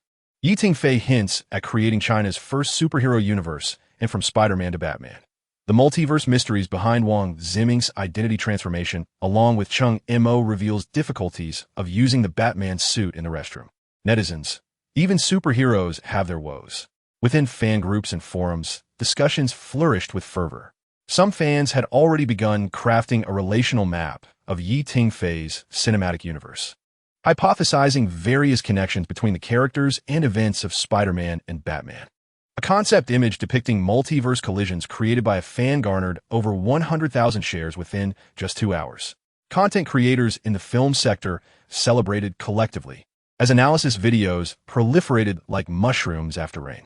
At the celebratory banquet following the press conference, the publicity director excitedly reported to Yi Tingfei, "Director, our trailer views have surpassed 100 million. Moreover, the discourse surrounding the multiverse continues to escalate." Yi Tingfei gently swirled the champagne glass in his hand, his gaze drifting toward the night sky outside. The legend of Gotham City was just beginning to unfold, and the grander vision of his cinematic universe was gradually taking shape. Chapter 86. The premiere of The Shadow of the Hero on the afternoon of May 15th. The Kyoto International Sports Center was transformed into a dark castle reminiscent of Gotham style. A colossal bat emblem is projected onto the exterior wall of the building, intermittently illuminated by flashes of lightning, creating an eerie and mysterious atmosphere. Flanking the red carpet, fervent fans clad in Batman-themed attire gather in throngs, with some even donning the iconic upside-down Batman costume from the trailer. Ladies and gentlemen, welcome to the global premiere of Batman, The Mystery of the Shadow. The host's impassioned voice resonates throughout the venue, inviting us to witness the birth of the Dark Knight. At precisely 6 o'clock in the evening, the red carpet ceremony commences. Under the spotlight, at the end of the carpet, Yi Tingfei and Su Man walk side by side, their attire impeccably aligned with the film's theme. Yi Tingfei is adorned in a black high-collared suit, with a refined Batman emblem gleaming modestly yet resolutely under the lights. Su Man, draped in a flowing black satin gown, wears earrings that cascade like stars upon her shoulders, her hair elegantly styled, and her gaze both tender and steadfast. Following closely is Chen Mo, clad in a deep blue velvet suit paired with a black turtleneck, perfectly embodying the aristocratic essence of Bruce Wayne. The fans erupt in ecstatic screams of his name, and Chen Mo pauses intermittently to engage with the crowd, even mimicking the classic defensive stance from the trailer. Yi Ruxuan makes her entrance in a dark green backless gown, the hem flowing like a deep pool in the night, shimmering softly under the lights. She gracefully makes her way to the media area, skillfully evading any spoilers while answering reporters' queries. The most striking appearance belongs to Wang Ziming, who has dyed his hair a brilliant gold for the occasion. His shirt adorned with bizarre chemical formula patterns that resonate perfectly with the Scarecrow's character. While signing autographs, he intentionally adopts a distorted expression, eliciting waves of screams from his admirers. Zhao Hongfei presents himself in a custom-tailored three-piece suit, exuding a calm and dignified aura that reflects the mystique and authority of the ninja Master Duckard. Meanwhile, Yilong dons a traditional three-piece suit, with a pocket watch chain peeking from his breast pocket, flawlessly recreating the image of Alfred the Butler. Zhang Li, in a light, gray-fitted suit, appears both capable and trustworthy, garnering much affection from the audience. As the young actors Xiao Yu and Xiao Yu step onto the red carpet hand in hand, the crowd erupts in enthusiastic cheers. Xiao Yu wears a miniature suit, while Xiao Yu is clad in a charming dress. Their innocent and playful demeanor perfectly mirroring the childhood representations of Bruce and Rachel in the film. Closing the event is Luo Lei, resplendent in a pure white suit complemented by black sunglasses, exuding the audacious demeanor of the mob boss Falcone with every gesture. He deliberately etches sharp lines in the air with his pen while signing, as if to slice through the backdrop. When all the creators gather for a photograph in front of the bat emblem backdrop, Tingfei stands at the center, a satisfied smile gracing his face as he gazes upon this star-studded team. Under the flashing lights, this dedicated crew, having poured their hearts and souls into the project, shines brightly like a beacon of hope for Gotham City. Let us eagerly anticipate the stunning presentation of Batman, the mystery of the shadow. The host's voice gracefully concludes the red carpet segment. As the creative team steps into the venue, the premiere enters its second phase. The colossal silver screen at the center of the hall illuminates, and the bat symbol slowly emerges from the darkness. Ladies and gentlemen, the host solemnly announces that this moment marks not merely the birth of a superhero film, but the inception of an epic tale of humanity and redemption. Amidst the applause, Tingfei takes the stage to deliver a speech. Gotham City requires not just a hero, but a symbol. This film narrates the journey of an ordinary individual transforming into that very symbol. He gazes at the actors seated below, expressing his gratitude for the souls they have infused into their characters. Following this, a 10-minute behind-the-scenes documentary unfolds, chronicling the crew's endeavors from filming on snow-capped mountains, constructing the Gotham City set, to intense action training. Chung Mo repeatedly filming fight scenes in the frigid -20 degrees, Yi Rushuan tirelessly researching for an intense scene until dawn. The heartwarming moments of Xiao Yu and Xiao Yu encouraging one another on set. As the lights dim once more, the film's title appears on the big screen, Batman, The Shadow of Mystery. Directed by Tingfei, written by Tingfei, produced by Su Man. Starring Chung Mo as Bruce Wayne Batman, Yi Rushuan as Rachel Dawes, Zhao Hongfei as Master Henry Duckard, Wang Ziming as Jonathan Crane Scarecrow, Yilong as Alfred Pennyworth, Zhang Li as James Gordon, Luo Lei as Carmine Falcone, with special appearances by Xiao Yu as young Bruce and Xiao Yu as young Rachel. A profound silence envelopes the hall, with everyone holding their breath in anticipation for this legendary journey of the Dark Knight. The film gently unfolds beneath Gotham City's somber skyline, where low-hanging clouds seem to weigh down upon the city's fate. The audience gradually settles into silence, with occasional coughs and the faint creaking of chairs breaking the stillness. The camera glides through the gloomy sky, landing before an old mansion ensnared by vines. The scene is soft and slightly hazy, reminiscent of a long-forgotten memory slowly surfacing. Young Bruce Wayne and his childhood friend Rachel frolic in the manor's backyard, sunlight filtering through the leaves and casting dappled shadows. A few young viewers in the back cannot help but smile knowingly, reminiscent of their own childhoods. They engage in a game of tag, their laughter ringing clear, dancing through the air. "You can't catch me." Rachel giggles as she darts away. Young Bruce pursues her eagerly, his footsteps light yet urgent. He leaps over a stone but trips, tumbling into an abandoned, dry well, darkness instantaneously engulfing him. The screen goes black, and a faint gasp resonates in the theater, as if a viewer instinctively holds their breath. A boy in the back quietly inches closer to his mother, his fingers unconsciously gripping the hem of her garment. The camera shifts to the bottom of the well, where terrified young Bruce curls into a corner, the sound of rustling wings echoing in his ears. A swarm of bats suddenly erupted from the crevices of the rocks, swirling ominously above his head, akin to an unexpected nightmare. His eyes were filled with terror, embodying an instinctual dread of the unknown, one of humanity's most primal emotions. Moments later, young Rachel fetched her father, Thomas Wayne, who carefully cradled his son in his arms. Bruce grasped his father's arm tightly, burying his face in his shoulder, silent tears cascading down his cheeks. Thomas Wayne gently patted his son's back, softly reassuring him, "It's all right, Bruce. Those bats will not harm you." Yet little Bruce continued to tremble, his innocent eyes brimming with an inescapable shadow. "Daddy, they're so frightening," he murmured, his voice quivering. After a brief moment of contemplation, Thomas revealed a gentle smile. Sometimes the best way to confront fear is to stand taller than it. A few spectators nodded thoughtfully, as if moved by his words. The camera gradually ascended, the morning light piercing through the clouds, casting a glow upon Gotham City's dim streets. Hand in hand, Thomas Wayne led little Bruce out of the estate, the haunting well looming behind them. "Let's go to a high place," Thomas whispered, his eyes sparkling with a father's unique tenderness, where even the bats cannot reach. Little Bruce looked up at his father, the remnants of fear still evident in his gaze. Yet it was now infused with trust and anticipation. The scene shifted, revealing train tracks winding through the city like silver serpents. A sleek, high-speed train quietly rested at the platform, emblazoned with the name Wayne Trains. As the train slowly departed, the metallic wheels glided softly against the tracks, reminiscent of an unplayed overture. The interior was bathed in a gentle glow, and the reflections of the father and son danced upon the glass windows.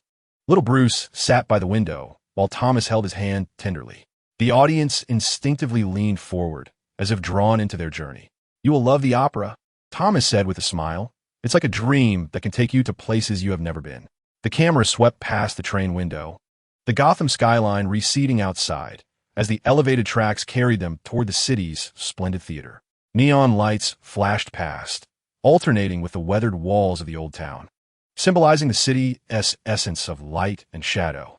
The scene transitioned to the theater's entrance, where a throng of people gathered. Little Bruce gazed upwards at the magnificent dome of the building, adorned with intricate reliefs where angels and demons danced in a play of light and shadow. His mother, Martha, took his other hand, and the three of them entered the theater together. Chapter 87. The mystery of the Batman inside the theater. The music swelled as the curtain rose. Actors clad in black cloaks took the stage, dramatically waving their arms as if they were predators of the night. Bruce's breath quickened. The interplay of light and shadow on the stage transformed the actors' capes into a flurry of bats eager to take flight. Young Bruce's body suddenly stiffened, his gaze gradually losing focus. In the melody, he beheld the desolate well, witnessed the fluttering bats, and heard the cadence of his own heartbeat. The camera swiftly transitioned, transforming the stage actors into actual bats, then into shadowy figures within the well. The song morphed into the rustling of wings, then into the sound of wind as he fell. "Daddy, can we go?" Bruce whispered, his voice nearly drowned by the music. Thomas and Martha exchanged a glance and nodded. The camera followed the family as they exited the theater into the thickening night, the streets dimly lit. They chose a shortcut through a narrow alley. Their footsteps echoed against the stone walls, as if reverberations were emerging from the depths of darkness. Suddenly, a figure lunged from the shadows, brandishing a gleaming handgun. "Hand over the money," the robber shouted, his voice a tumultuous blend of fear and rage. Thomas shielded Bruce behind him, slowly reaching for his wallet. Martha softly reassured, "Don't be afraid, Bruce, close your eyes." Yet Bruce did not shut his eyes. He saw the first glimmer of helplessness in his father's gaze, witnessed his mother's face twist in terror, and beheld the robber's trembling finger poised on the trigger. A gunshot shattered the silence of the auditorium. At the moment Thomas fell, the camera captured the final trace of tenderness in his smile. A second gunshot rang out, and Martha collapsed before her son, blood splattering onto his cheek. The world froze. The camera slowly zoomed in on Bruce's face, his eyes reflecting the fallen forms of his parents, tears streaming down silently. The screen turned pitch black. The theater enveloped in a profound stillness, save for the faint hum of the air conditioning. Gradually, the screen illuminated, the Gotham dawn filtering through the heavy curtains into the grand hall of Wayne Manor. The camera swept past the family portrait hanging above the fireplace. Smiles forever captured before that fateful night. Alfred, the butler, stood by the window, gazing at little Bruce, who sat alone in the courtyard. The image appeared hazy, as if veiled by a layer of mist, akin to a memory's filter. Young Bruce looked down at a ticket stub in his hand, the remnants of that evening's opera, edges already yellowed and curled. Inside the theater, the audience remained engulfed in the recent tragedy, the air thick with a stifling silence. The scene shifted, and the screen displayed a succinct yet weighty subtitle. Years later, Gotham City Courthouse. The camera slowly descended from the overcast sky, revealing the grand marble columns of Gotham's courthouse. The steps were crowded with reporters wielding microphones and cameras, flashes erupting like lightning before an impending storm. The gathered crowd murmured quietly beyond the barricade, some brandishing placards inscribed with "Justice cannot be bartered. Speak for the victims." The atmosphere was charged with a blend of tension and anticipation. The camera weaves through the bustling crowd, advancing to the courthouse entrance where the distinct sound of polished shoes striking the floor resonates, steady yet restrained. On screen, Bruce Wayne emerges into view. He is no longer the frightened child of yesteryear, but a young man with a steely gaze and a composed demeanor. The black trench coat billows gently behind him, resembling a shadow cast by the night. Alfred follows closely, his eyes scanning the surroundings with the sharpness of an eagle, vigilance tinged with an almost imperceptible hint of anxiety. Inside the courtroom, the oak benches emit faint creaks as the audience instinctively shifts in their seats. The camera captures a high-angle shot of the defendant, Joe Chill, hunched and menacing, akin to a venomous creature trapped within a glass jar. This very Joe Chill is the ruthless murderer who took the lives of Bruce's parents many years ago. Bruce occupies a front-row seat reserved for the victims' families, his knuckles turning white from the pressure of his grip. At this moment, the prosecutor stands at the center of the courtroom, articulating the terms under which Joe Chill is willing to testify against Gotham's foremost crime lord, Carmine Falcone, in exchange for his own release. As a contribution to societal justice, the prosecutor's voice reverberates through the solemn hall, stating that Mr. Chill is prepared to provide pivotal evidence to expose and dismantle Gotham's most perilous criminal organization. Yet his cooperation hinges on one condition: complete exoneration.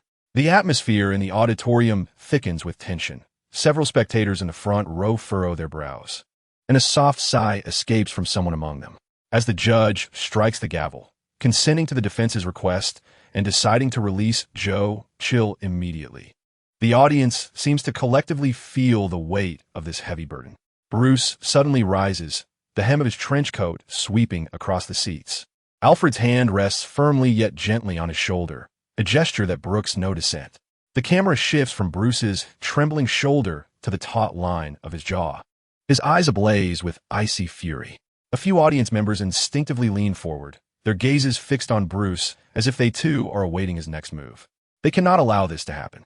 Bruce's words emerge through clenched teeth, barely audible except to Alfred. Alfred offers no reply, merely shaking his head slightly. The camera glides over the subtle bulge in Alfred's suit pocket, where he has discreetly stowed a handgun for his young master. Joe Chill, grinning, pushes past the defendant's enclosure, an unlit cigarette dangling between his yellowed teeth.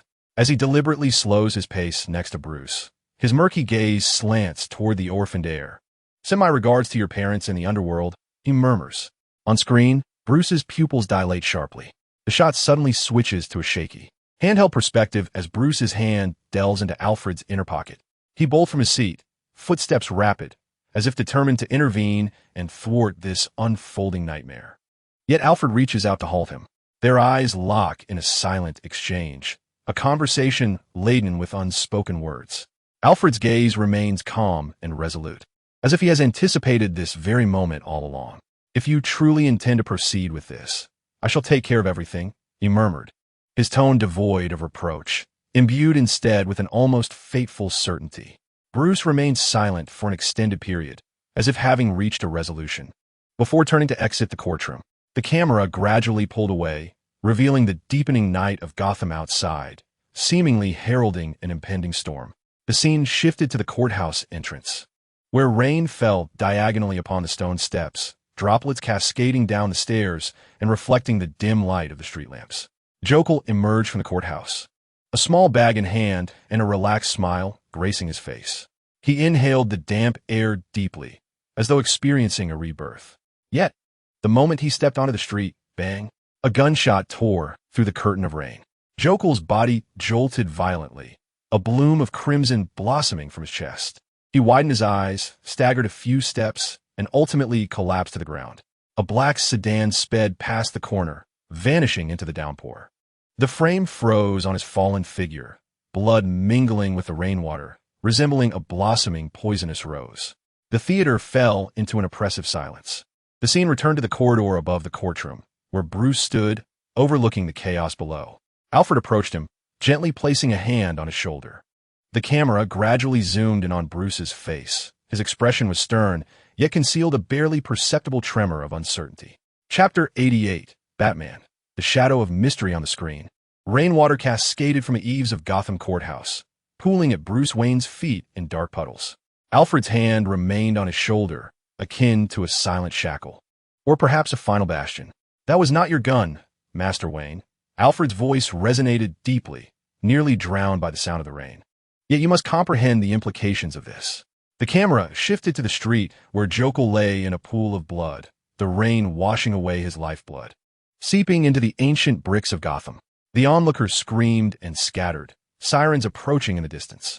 Suddenly, the scene cut to the interior of a speeding black sedan. The window was partially rolled down, and a gloved hand rested casually on the ledge, the fingertips still lingering with the residue of gunpowder.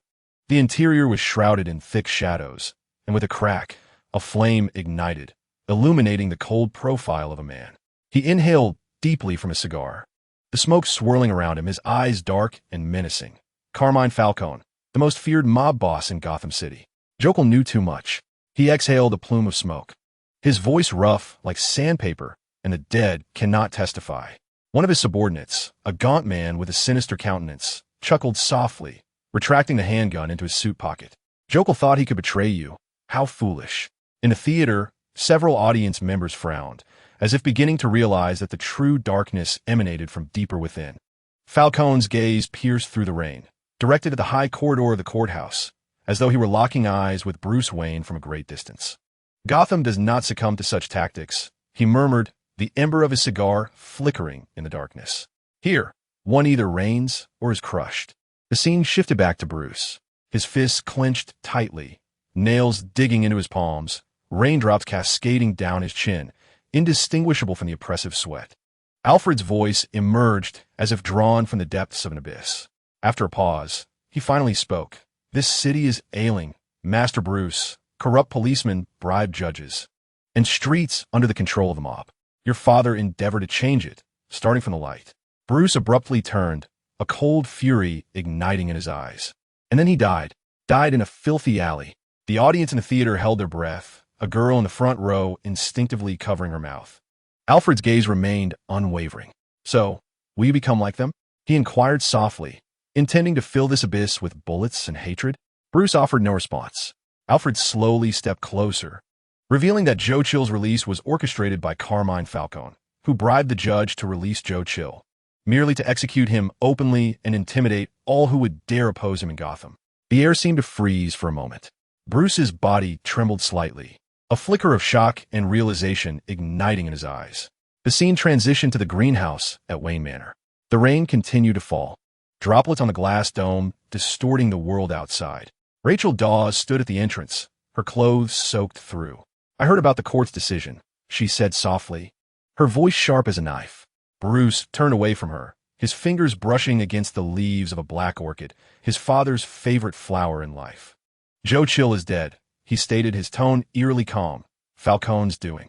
Rachel stepped closer, her heels clicking crisply against the tiles, and you could have killed him yourself. Couldn't you? Bruce finally turned to face her, the darkness in his eyes causing Rachel to falter in her breath. Yes, he admitted, his voice low. I almost pulled the trigger.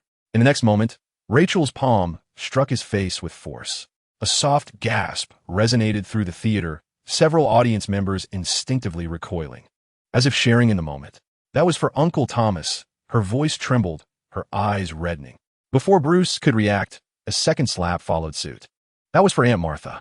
Bruce's face turned to the side, blood seeping from the corner of his mouth. He neither dodged nor defended himself. Rachel's chest heaved violently, tears finally breaking free. Do you know what is most tragic?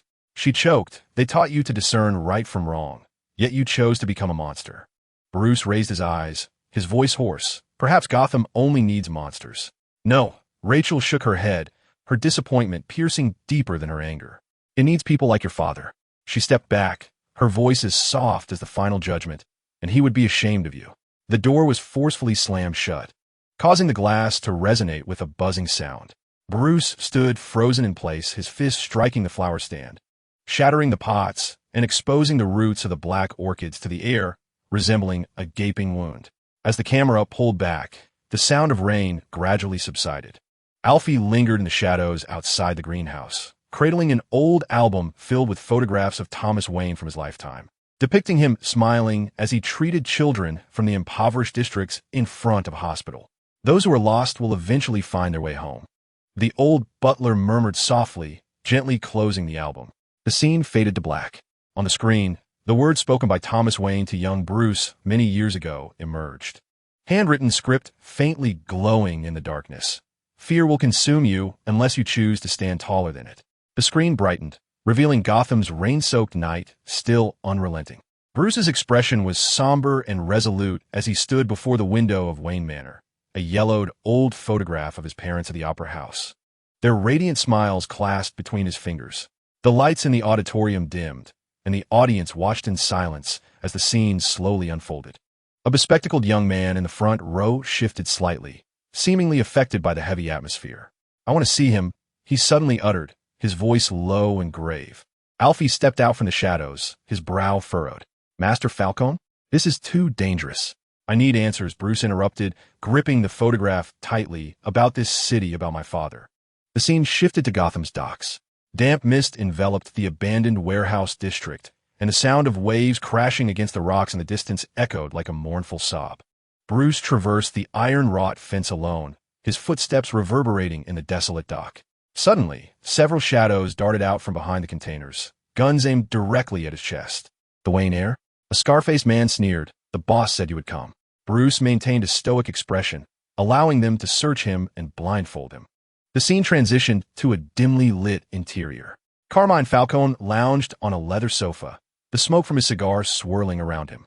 He scrutinized Bruce as he was brought in, as if observing a young beast that had wandered into a den of wolves. "Bruce Wayne," he exhaled slowly. "This is our first meeting since your father's death." Bruce's gaze was sharp as a blade. "You knew him?" Falcone chuckled, revealing his yellowed teeth. "Of course." Thomas Wayne was naively laughable. He leaned forward, the glow of the cigar illuminating Bruce's pale face. Did he think that building hospitals and repairing railroads would save Gotham? This city does not need a savior. It requires. He gestured with a tight grip, control. Bruce's knuckles whitened. "So, Joe Chill was merely your pawn." "Joe Chill was an unfaithful dog," Falcone dismissed with a wave. "And you?" He suddenly burst into laughter, the sound grating, a young master raised with a silver spoon. "Thinking he could take revenge with a gun?" He yanked Bruce's collar, forcing him to gaze outside at Gotham's slums, where filthy lights flickered dimly in the darkness. "Behold this city. It has long rotted to its core. The police, judges, and politicians are all mine." He released his grip, sending Bruce crashing to the ground. "Does your father wish to change it?" Observe his fate. A profound silence enveloped the theater as several audience members furrowed their brows, seemingly struck by a deep sense of impotence stirred by his words. Bruce knelt on the floor, his breath rapid and labored. Falcone leaned in, whispering in his ear, "Return to your Wayne Manor. Boy, Gotham is mine." The theater remained utterly still. The camera lingered on Bruce's trembling silhouette, raindrops cascading from the warehouse skylight, soaking his shoulders. Falcone's henchmen mocked him as they departed, the heavy clang of the iron door echoing like a funeral bell. Chapter 89, Batman. The shadow of the night Wayne Manor dawned. Bruce stood in his father's study, his fingertips gliding over the yellowed medical notes and city planning maps. Alfred quietly offered a steaming cup of tea. "I was wrong, Alfred." Bruce suddenly confessed, his voice hoarse. "I thought hatred alone would suffice, yet I cannot even discern the true faces of my enemies." Alfred regarded him with a profound gaze. "So what do you intend to do?" Bruce lifted his eyes to the rising sun, its morning light casting a resolute silhouette upon his face. He spoke slowly, his tone deep and firm, as if making a vow not only to Alfred but also to himself. "Learn." He paused, his gaze piercing through the dawn, directed towards the still-shadowed city of Gotham. "Study the psychology of crime, the art of combat, the essence of fear, as well as physics, chemistry, engineering, anatomy, medicine, even psychology, politics, language, and history." He took a brief moment, his eyes igniting with fervor. "I shall master all knowledge that enables me to comprehend the workings of this world. I must understand how criminals think, how the injured breathe, how the city operates, how lies are woven, and how truths are concealed." He turned, his tone resolute. I must thoroughly understand them, and then dismantle everything they have constructed. Facing Alfred, who stood at the door, his voice no longer held anger, but rather a chilling clarity. I will become a being more cunning and formidable than they, for vengeance, for justice, to be the avenger of the wronged. A university student in the front row widened his eyes slightly, seemingly moved by this declaration. Alfred silently observed him, a blend of complex emotions flashing in his eyes: concern, respect, and a hint of paternal pride. He turned, retrieving a world map from the drawer. I shall seek the wisdom and skills hidden in every corner of the globe. Every place holds its secrets, and each journey will bring me closer to my goal. The scene shifted to Bruce ascending the airplane's boarding steps, his figure appearing strikingly solitary, yet resolutely determined in the morning light.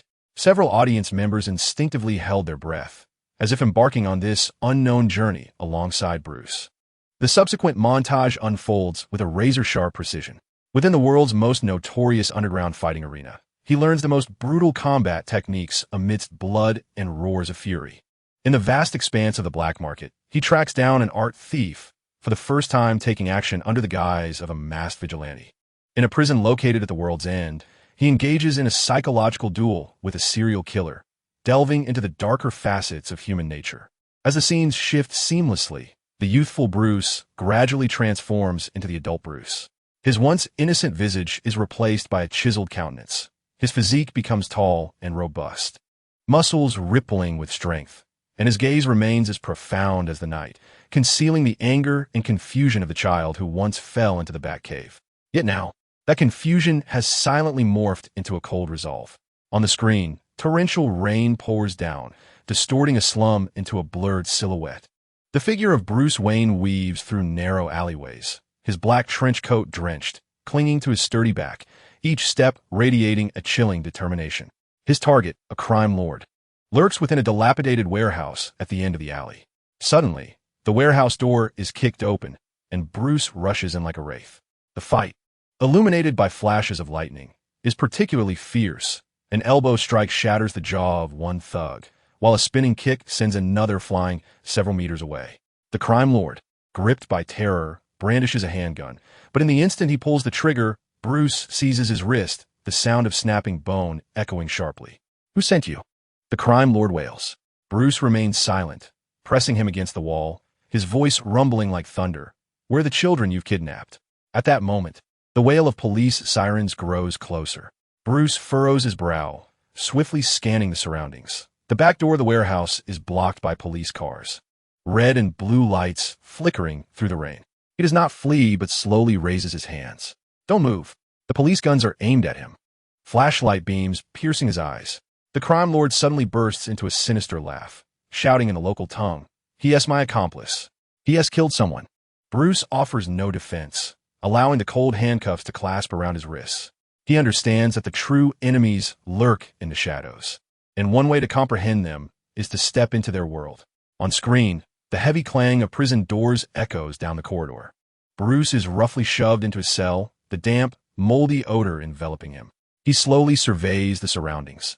The cell contains only a rusted iron bed, while in the dim corner huddle several menacing prisoners, their gazes sharp as blades, fixated upon him as if they were beasts catching the scent of blood. "Hey, pretty boy." A heavily tattooed giant rises, his scarred arms bulging with muscle. "Do you know the rules here?" Bruce silently approaches the vacant bed. The giant abruptly yanks at his collar. Newcomers must pay their respects to the boss. Before he can finish, Bruce's fist crashes into his nose. In a moment when blood splattered, the prisoners in the cell surged forward. The screen darkened, and a faint gasp echoed from the audience, with someone instinctively gripping the armrest of their seat. The ensuing brawl unfolded with the ferocity of a tempest. Bruce delivered an elbow strike that shattered the ribcage of an attacker, then spun around to deliver a flying kick that felled two assailants simultaneously. His movements were precise and decisive, each strike aimed at a vital point.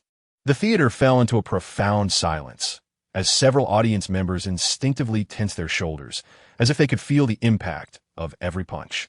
Yet, the prisoners pressed on relentlessly. One brandished a sharpened toothbrush aimed at his nape. With a resounding thud, Bruce evaded just in time, causing the toothbrush to embed itself deeply into the wall. He swiftly twisted the assailant's wrist, seizing the weapon and driving it into the attacker's arm with accuracy, restraint, yet an unmistakable sense of menace. The shrill sound of a whistle pierced the air. Number 756. Stop. The prison guard's rifle extended through the observation slot. Bruce released his grip, retreating breathlessly. The prisoners lay sprawled on the ground, groaning, while blood oozed from his knuckles. The silence beyond the screen was so palpable it felt as though one could hold their breath. The days that followed were akin to a recurring nightmare. In the mess hall, someone spat into his food, resulting in a shattered jaw. In the shower room, 5 prisoners assaulted him, all of whom were ultimately carried away on stretchers. In the yard, he stood alone in a corner like a cornered beast, his gaze so menacing that even the most savage criminals dared not approach. The scene shifted to a rainy night. Bruce awoke once more from a nightmare, drenched in sweat. The echoes of a bat's shriek reverberating in his ears. The other inmates in the cell huddled fearfully in the corners. The young man's screams in his sleep were more chilling than the warden's electric baton. The darkness on screen lingered for several seconds, enveloping the theater in an oppressive mood. When dawn broke during yard time, Bruce's demeanor was markedly off. His eyes were bloodshot, his fists clenching and unclenching unconsciously. "I hear you're an orphan," a brazen drug dealer called out loudly. "Are you like a dog?" Bruce's pupils dilated sharply. The ensuing scene was reminiscent of hell. Each of his punches carried years of repressed fury, breaking the ribs of the dealer one by one. When the guards finally pulled him away, the provocateur was unrecognizable. Isolation. 1 month. The warden bellowed. The screen transitioned into darkness, an absolute void, as impenetrable as thick ink. Chapter 90 of Batman. The shadow of the night portrays Bruce's breath as particularly heavy amid the silence. He slowly lifted his gaze, sensing the presence of another person in the absolute darkness, like a deeper shadow lurking in the corner of the isolation room. "Your skills are commendable," a mysterious voice rasped. Rough like sandpaper against the eardrum, yet lacking something essential. In the dimly lit theater, the atmosphere was nearly devoid of any noise, save for a few faint coughs that punctuated the silence. Bruce tensed his muscles, alertly adjusting his stance. "Who are you?" he inquired. The other party offered no response. Instead, rising slowly, their footsteps almost imperceptible. Anger may propel one to fight, yet it cannot secure victory. The voice flickered from side to side, as though drifting in the shadows. "I have been watching you for quite some time, Bruce Wayne. You are afraid." Bruce's knuckles tightened slightly. "I fear no one." The enigmatic figure chuckled softly, as if amused by a jest. "It is not fear of others that haunts you, but something else." A crack of lightning illuminated the confinement chamber, casting a fleeting brilliance upon it. In that momentary glow, Bruce discerned the aged yet sharp features of the mysterious man, whose gaze seemed fathomless, as if capable of penetrating his very soul. Darkness enveloped them once more. "Bats." The voice pierced his mind directly. "You fear them, do you not?" Bruce's breath momentarily faltered. "I can teach you to conquer that fear," the enigmatic figure continued, his voice coiling around Bruce's thoughts like a venomous serpent. "And how to wield it." After a brief silence, Bruce's voice emerged, low and resonant. "Why help me?" "Because you are unlike them." The voice replied with a hint of admiration. "You harbor hatred, yet you possess a purpose beyond that." "What purpose?" "To transform Gotham," the mysterious man articulated slowly, as if he had already unveiled Bruce's innermost desires. "But this city will not change through sheer force. It will yield only to fear." Bruce remained silent, though his heartbeat quickened slightly. "Come with me." The voice suddenly drew near, and Bruce could almost feel the man's breath. "I will make you the embodiment of fear." With a soft click, the door of the confinement chamber unlocked, revealing a corridor devoid of guards, a deep passage resembling a gaping maw prepared to consume him. Rising to his feet, Bruce gazed into the shadowy outline of the mysterious figure. "Who are you?" he asked once more, this time with unwavering resolve. The man offered a faint smile, his voice ethereal. "Henry Duca. You may call me the Master Ninja." As the scene faded to black, only a pair of eyes glimmered in the darkness, reminiscent of bats, yet evoking something more ancient and perilous. The screen brightened, and a chilling wind howled through the air. Bruce stood at the foot of a snow-capped mountain, gazing upward at the nearly vertical cliffs. The peaks, blanketed in ice and snow, soared into the clouds, where, amid the swirling mists, an ancient monastery was faintly visible, seemingly suspended by some arcane force. In the theater, several spectators could not help but exclaim in hushed tones, but quickly subdued their voices. Duca stood beside him, his black cloak billowing in the wind. His voice was deep and calm. Fear is your greatest enemy, yet also your most formidable weapon. Bruce turned his gaze toward him, his breath forming clouds in the cold air. So you wanted to climb the mountain? The corners of Duca's mouth curled slightly upward, revealing an elusive smile. No, I want you to conquer it.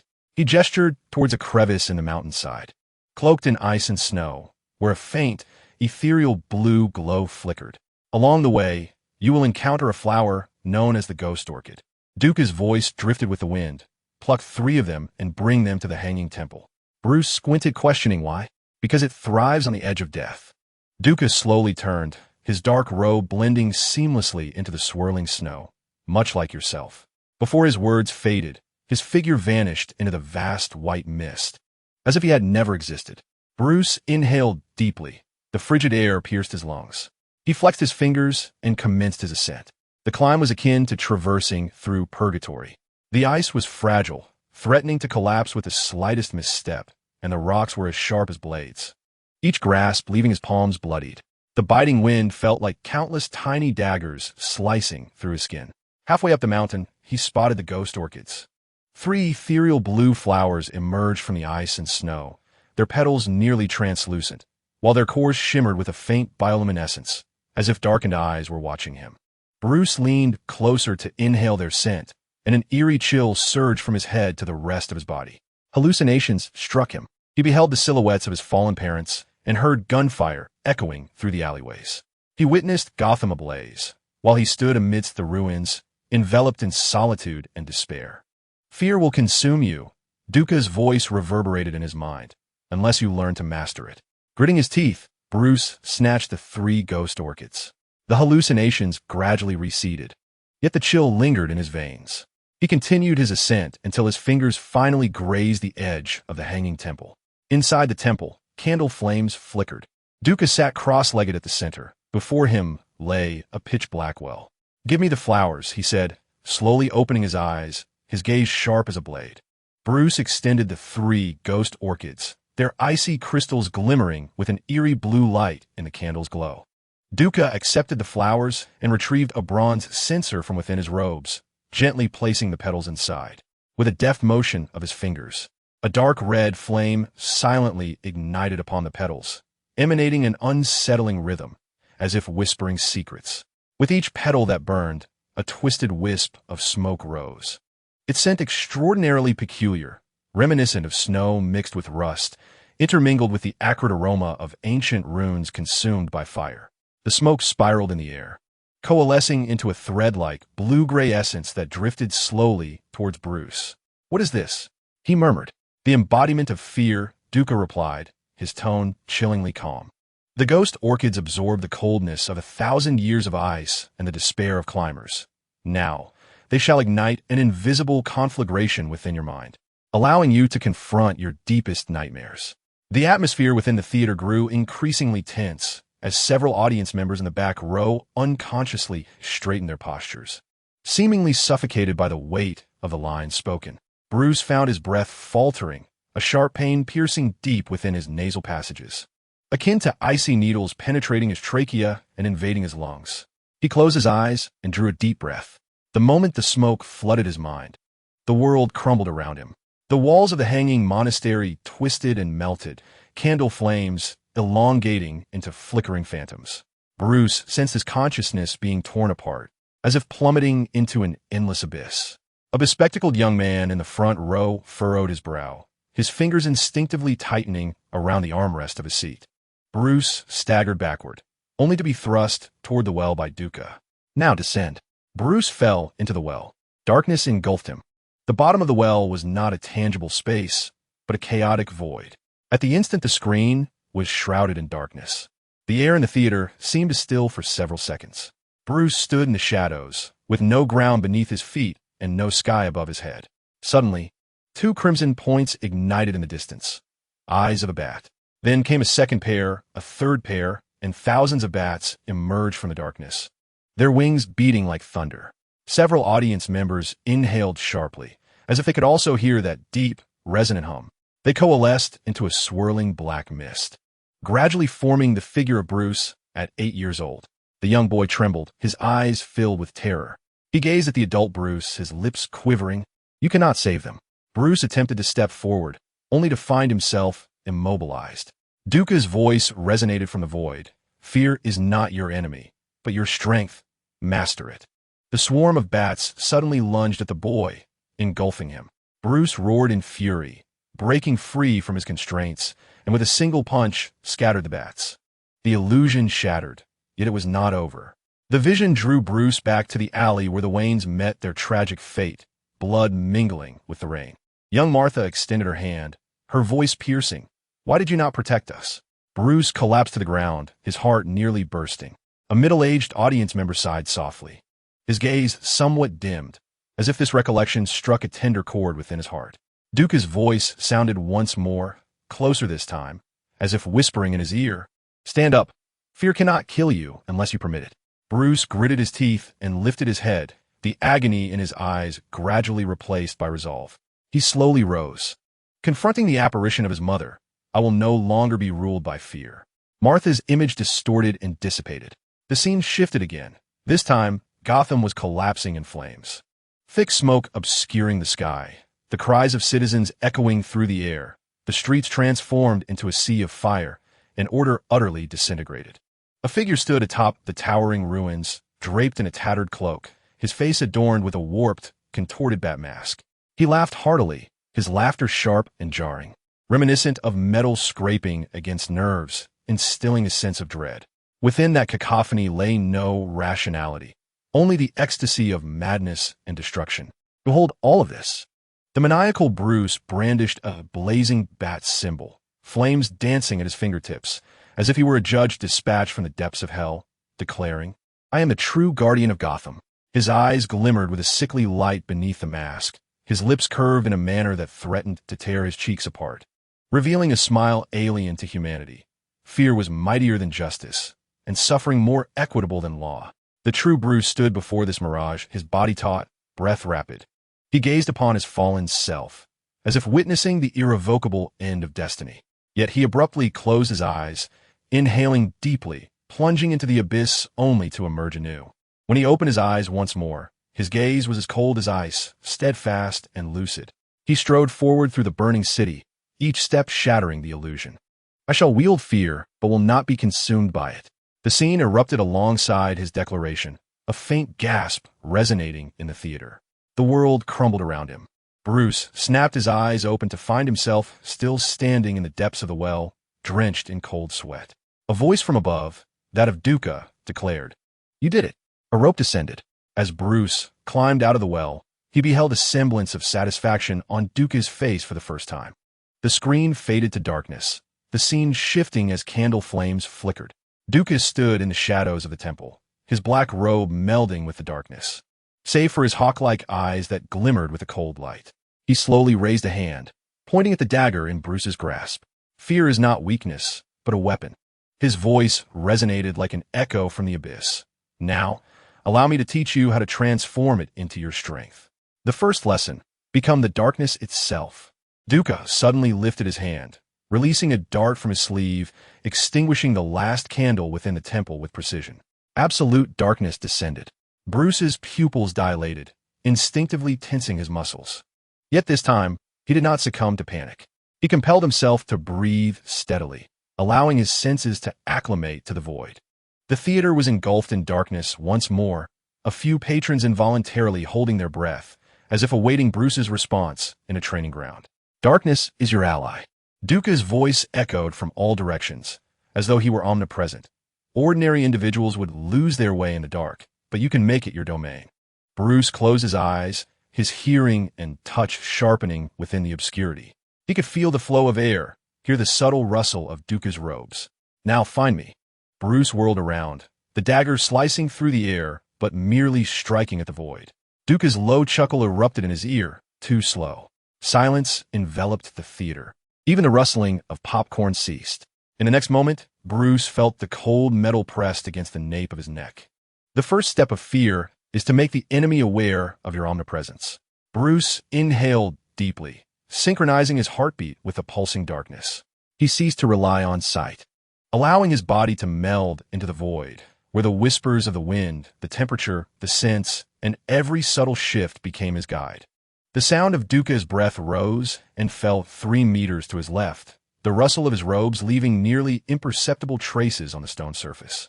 Bruce remained still, merely adjusting his center of gravity. "You hesitate," Duka's voice wavered, laced with a hint of mockery. Bruce's lips tightened, and suddenly he hurled his dagger with ferocity. Clang! Sparks from the metal collision erupted in the darkness, and in the instant Duka deflected, Bruce surged forward like a specter, delivering an elbow strike aimed at his throat. Duka sidestepped, yet Bruce's knee struck heavily against his abdomen. Thud! The muffled sound reverberated through the temple. Duka staggered back 2 steps, his dark robe billowing. In the shadows, a flicker of surprise crossed his eyes, quickly transforming into admiration. "Well done," he murmured. "You are beginning to understand." Bruce did not relent. He glided along the ground like a shadow, executing a sweeping kick that forced Duka back, simultaneously catching the rebounding dagger, its blade slicing through Duka's robe. A strip of fabric drifting slowly to the ground. Silence enveloped the space, leaving only their breaths echoing within the temple. Suddenly, Duka clapped thrice. The candlelight reignited, and light surged in like a tidal wave. Bruce squinted, adjusting to the abrupt illumination. Duka stood before him, his robe tattered but his demeanor composed. "You have discovered the darkness," Duka said slowly. "Now, you shall become it." The second lesson: exploit the enemy's fear. Fear is not conjured from thin air. Duka produced a copper coin from within his cloak, spinning it between his fingers. It had long existed in the hearts of all, waiting to be awakened. With a flick of his fingers, the coin soared toward Bruce, only to vanish mysteriously midair. Bruce furrowed his brow, caught off guard, when suddenly he felt a chill at his neck. The coin had inexplicably adhered to his skin. A few onlookers gasped softly, their voices barely audible, as if resonating in their minds. The most primal fear of humanity is the fear of the unknown. Duka's voice, imbued with a hypnotic cadence, urged them to perceive the incomprehensible, to doubt their own eyes. Fear would consume them. He approached Bruce, his fingers gliding gently over his shoulder. His voice a serpent's whisper. "Make them believe you are not human, but something far more terrifying." Bruce stood in the ancient training ground of the Shadow Warriors Alliance, the flickering light of the oil lamp stretching his shadow, distorting it against the stone wall. Duka's words echoed in his ears. "Make them believe you are not human." Duka then led Bruce into a chamber filled with mirrors. True terror begins beyond the line of sight. As he spoke, he lit an incense stick, and a haze began to envelop the air. When the enemy cannot capture you with their gaze, fear will seize their hearts. Bruce attempted to maneuver through the smoke, yet each time he was precisely pinpointed by Duka. "Too heavy," Duka shook his head. "Your footsteps sound like that of an elephant. Remember, you are not walking. You are gliding." The camera angle shifted dramatically as Bruce traversed through the swirling smoke, dodging and sneaking. Sweat mingled with ash, trickling down his cheek. His breath steady yet tinged with disarray. His gaze was taut, and though his steps were light, they betrayed a hint of sluggishness, a testament to a man forcibly suppressing his physical limits. When Duka tested him again, Bruce suddenly vanished from the reflective blind spot of the mirror, and in the next moment, a cold dagger rested at Duka's nape. Rapid progress. Duka's lips curled slightly. But the true test has only just begun. Chapter 92. The Batman. Shadows of mystery. The scene transitions to a night illuminated by a full moon as Duka led Bruce to a village at the foot of the mountain. Here, 5 fully armed guards stood watch. He handed Bruce a set of black leather armor, convincing them that demons truly exist. Bruce chose not to launch a frontal assault. Instead, he first severed the power supply, plunging the village into darkness. Then, utilizing his trained mimicry skills, he unleashed screams from all directions. As the guards hurriedly gathered in a panic, Bruce descended from the rooftop. "What the hell is that?" One guard screamed, firing his weapon, only to hit nothing but air. Bruce employed mirrors and smoke to create multiple decoys, and the guards frantically shot at the phantoms. Once they exhausted their ammunition, Bruce suddenly leaped from the shadows below, sweeping the legs of 3 guards. The The remaining two turned to flee, only to find another Bruce blocking their escape route. The demon is real. The guards collapsed in despair. Several spectators could not help but sit up straight, seemingly affected by the oppressive atmosphere. At dawn, Bruce returned to the mountaintop. Duca surveyed the chaotic village below, nodding in satisfaction. You finally comprehend. Fear is not brute force, but an art.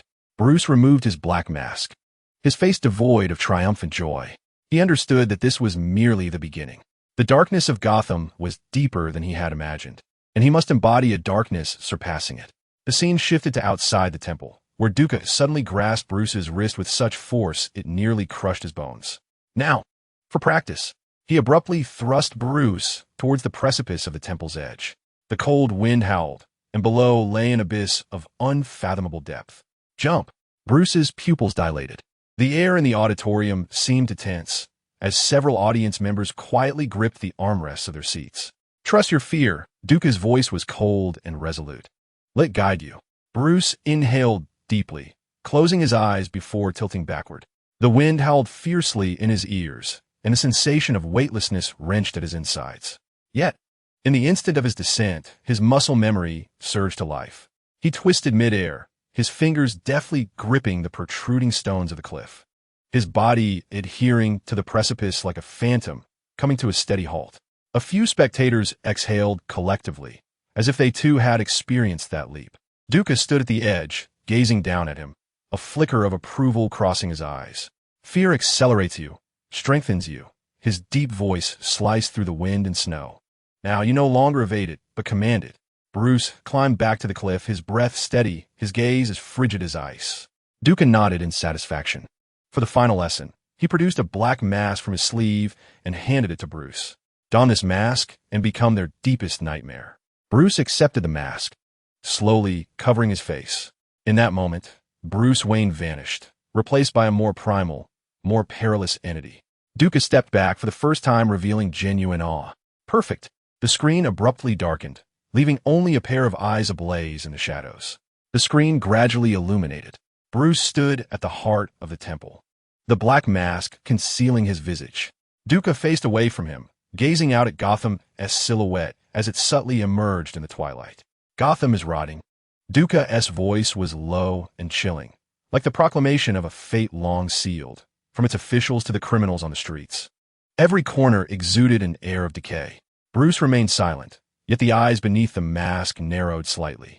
The Shadow Warriors Alliance attempted to dismantle it through economic means. But your father, Duca turned to face him, a hint of derision in his gaze. Thomas Wayne, he used his wealth to stave off its demise. Bruce's fists clenched slowly at his sides. And now, it is our turn to bring about its end. Duca approached him, his voice slithering into Bruce's ears like a venomous serpent. We shall purify this city with fear, utterly obliterating it, and then rebirthing it from the ashes. Bruce finally spoke, his voice emerging through the mask, deep and menacing. No. Duca halted, his eyes sharpening instantly. Gotham can still be saved. Bruce met his gaze squarely. It does not require destruction. It needs fear, but not of your kind. Duca's expression grew progressively frigid. You remain weak. He slowly shook his head. Your father's naivety flows through your veins. This is not weakness. Bruce's voice was as resolute as steel. This is a choice. The atmosphere within the temple solidified instantaneously. Duca's gaze turned utterly frigid. Then you too must be eliminated as an obstacle. He abruptly raised his hand, a glint of cold light flashing from his sleeve. Bruce sidestepped, evading the incoming dagger, while the sound of rapid footsteps echoed around him. Assassins from the Shadow Warriors Alliance surged from the shadows, their blades crashing upon him like a relentless tide. As the battle erupted, Bruce maneuvered deftly amidst the blades. Each strike he delivered was both precise and lethal, yet adversaries continued to surge forth. Duca, observing from a lofty perch, coldly remarked, "You have learned well, but it is still insufficient." Bruce executed a roll to evade a descending sword, retaliating with a strike to an assassin's throat. Breathing heavily, he glanced up, only to discover that the exit had been sealed. Did you truly believe you could alter anything? Duca's voice cut through the chaos. Gotham is destined for annihilation. In a sudden act of desperation, Bruce tore off his cape and flung it towards a lantern, igniting a wall of flames that temporarily obstructed his pursuers. He shattered a side window and leaped into the raging storm, cascading down the cliff. Pursue! Dooker's furious shout echoed behind him. He must not escape alive. Bruce slid rapidly down the steep ice wall, relentlessly pursued by the shadowy assassins. He abruptly released a grappling hook, swinging towards the opposite ledge. The scene shifted back to the interior of the suspended monastery, where thick smoke billowed and flames devoured the hall like a ravenous beast. The fire licked swiftly along the ancient stone walls, igniting hidden hay and long-stored fuel in the corners. The inferno spread, awakening the gunpowder stashed deep within the earth. A secret cache of the Shadow Assassin's explosives intended for both ritual and destruction. A deafening explosion rent the ground as the first blast tore through, causing the entire monastery to tremble violently. Following this, a chain reaction ensued, triggering hidden munitions and traps, sending flames soaring and debris flying. The relentless explosions shook the very cliffside. Bruce clung tenaciously to the rock face, witnessing the burning monastery collapse amidst the storm. He understood that Dooker would not perish in this conflagration. This was a declaration of war. Gotham was to become their battleground. As the screen faded to black, the sound of the storm was gradually supplanted by the patter of rain over Gotham. In the distance, the silhouette of Wayne Manor flickered in the lightning. The journey of Bruce Wayne had reached its conclusion. The legend of Batman was on the brink of commencement. Chapter 93. The Batman, Shadow of the Enigma. As the screen brightened, the sound of rain over Gotham subsided. Bruce stood at the kitchen door of Wayne Manor, the dim light casting a long shadow behind him. Alfred, with his back turned, tended to a sizzling pan, the aroma of butter wafting through the humid air. "You've grown thinner, Master Bruce," Alfred remarked without turning, deftly flipping the eggs in the pan. "I suppose you couldn't find a decent breakfast at the monastery in the snow-capped mountains?" A girl in the front row, wearing glasses, smiled faintly as if resonating with the teasing remark. Bruce's fingers unconsciously traced the scratches along the edge of the dining table, remnants of his childhood carving at the tender age of 8. "You always knew where to find me." Alfred flipped the eggs with precision. "Lucius Fox's satellite tracking system is rather effective, even though you managed to damage 3 signal transmitters." He paused. "The 4th is concealed within your belt buckle." Bruce glanced down at his belt, a slight twitch at the corner of his mouth. "I thought that was a memento from prison." "Prison?" Affew's hand paused for a moment. It was no wonder the signal had vanished 7 months ago. He plated the sandwich, the base of the milk cup clinking against the marble surface, and remarked, "Sit down and eat, young master. There is no poison in the milk." Bruce slowly took his seat, the muscle memory urging him to straighten his posture. Yet, upon taking the first bite of the sandwich, his shoulders subtly relaxed by half an inch. Affew settled across from him, hands clasped under his chin. "Now, let's discuss your plans," he said, his gaze sweeping over the calluses at the base of Bruce's right hand, clearly indicating that a charitable hospital was not on the agenda. Bruce swallowed, his Adam's apple bobbing. Falcone was indeed right. His voice was deep, acknowledging that his father's methods were ineffective. The milk cup rotated slowly between his fingers. Gotham did not require another Thomas Wayne. What then is needed? A symbol. Bruce lifted his gaze, his pupils narrowing in the light like a feline. Something sharper than a bullet and more enduring than fear. Several listeners straightened slightly, as if realizing the significance behind his words. Affew's brow furrowed, etching deep lines into his forehead. "You intend to become that symbol." Bruce did not deny it, merely setting the milk cup down slowly. Affew stood by the window, cradling a steaming cup of red tea, his gaze directed toward Gotham's distant skyline. "To become a symbol, you must first become a person," his voice calm and resolute. "A tangible being, one of flesh and blood." Bruce lifted his head, his eyes sharp. "Are you saying Bruce Wayne must come to life?" "Come to life and live flamboyantly." Affew turned, a faint smile playing at the corners of his mouth. A party-loving, extravagant air would undoubtedly capture Gotham's attention and intrigue. A few audience members exchanged glances, seemingly contemplating the cleverness of this disguised strategy. Bruce's fingers lingered on a photograph of a young Thomas Wayne at the groundbreaking ceremony of Wayne Enterprises. His smile confident and composed. "The board won't accept a brash kid who's been missing for a decade. Then give them a reason they cannot refuse," Affew replied, placing his teacup down and retrieving a document from the drawer. "With the shares your father left behind, along with your inherited portion, you remain the largest shareholder." Lucius Fox has prepared a financial restructuring plan. The screen brightened, the night of Gotham flowing slowly outside the glass window.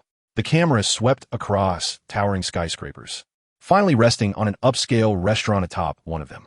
Crystal chandeliers refracted blinding light, and a champagne tower sparkled with golden bubbles beside the central fountain. Bruce Wayne reclined on a velvet sofa, his suit jacket casually draped over his shoulders, his tie long forgotten. 10 million. He raised his glass, shaking it at the astonished restaurant manager, having bought out the entire venue for the evening.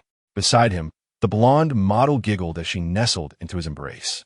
Bruce, you're utterly outrageous. This is merely the beginning, my dear, he replied, snapping his fingers to transform caviar into its literal golden essence. The manager wiped the cold sweat from his brow. Mr. Wayne, this could amount to 20 million. Bruce took another sip of his drink, his gaze hazy yet piercingly attuned to the manager's wavering resolve. Let us add 30 times the salary to compensate your employees. A few onlookers chuckled lightly, their laughter tinged with sarcasm, as if they were witnessing a meticulously orchestrated performance. Transitioning to the entrance of the restaurant, Bruce staggered out with two models draped on his arms, deliberately spilling half a bottle of champagne over his tailored suit. Flashbulbs erupted from all directions as reporters clamored to capture this returning prince. Bruce, over here, what are your plans for inheriting Wayne Enterprises? Bruce exaggeratedly waved his hand. Plans? Of course, a party plan. This incited a wave of laughter. At the pinnacle of this ostentatious display, his peripheral vision caught a familiar figure, Rachel Dawes. She stood across the sidewalk, her briefcase heavily hanging by her side, her brow slightly furrowed, yet her eyes reflected not anger or disdain, but a profound sorrow and probing curiosity. Their gazes collided in midair. A young woman in the back inhaled sharply, as if moved by the scene. For a fleeting moment, Bruce's expression faltered, but he quickly replaced it with an even more exaggerated grin. Hey, Rachel, care to join our party? The models playfully feigned annoyance, and the flashes continued to pop. Rachel remained silent, simply regarding him, her expression devoid of any emotional fluctuation, her gaze fixated on his eyes.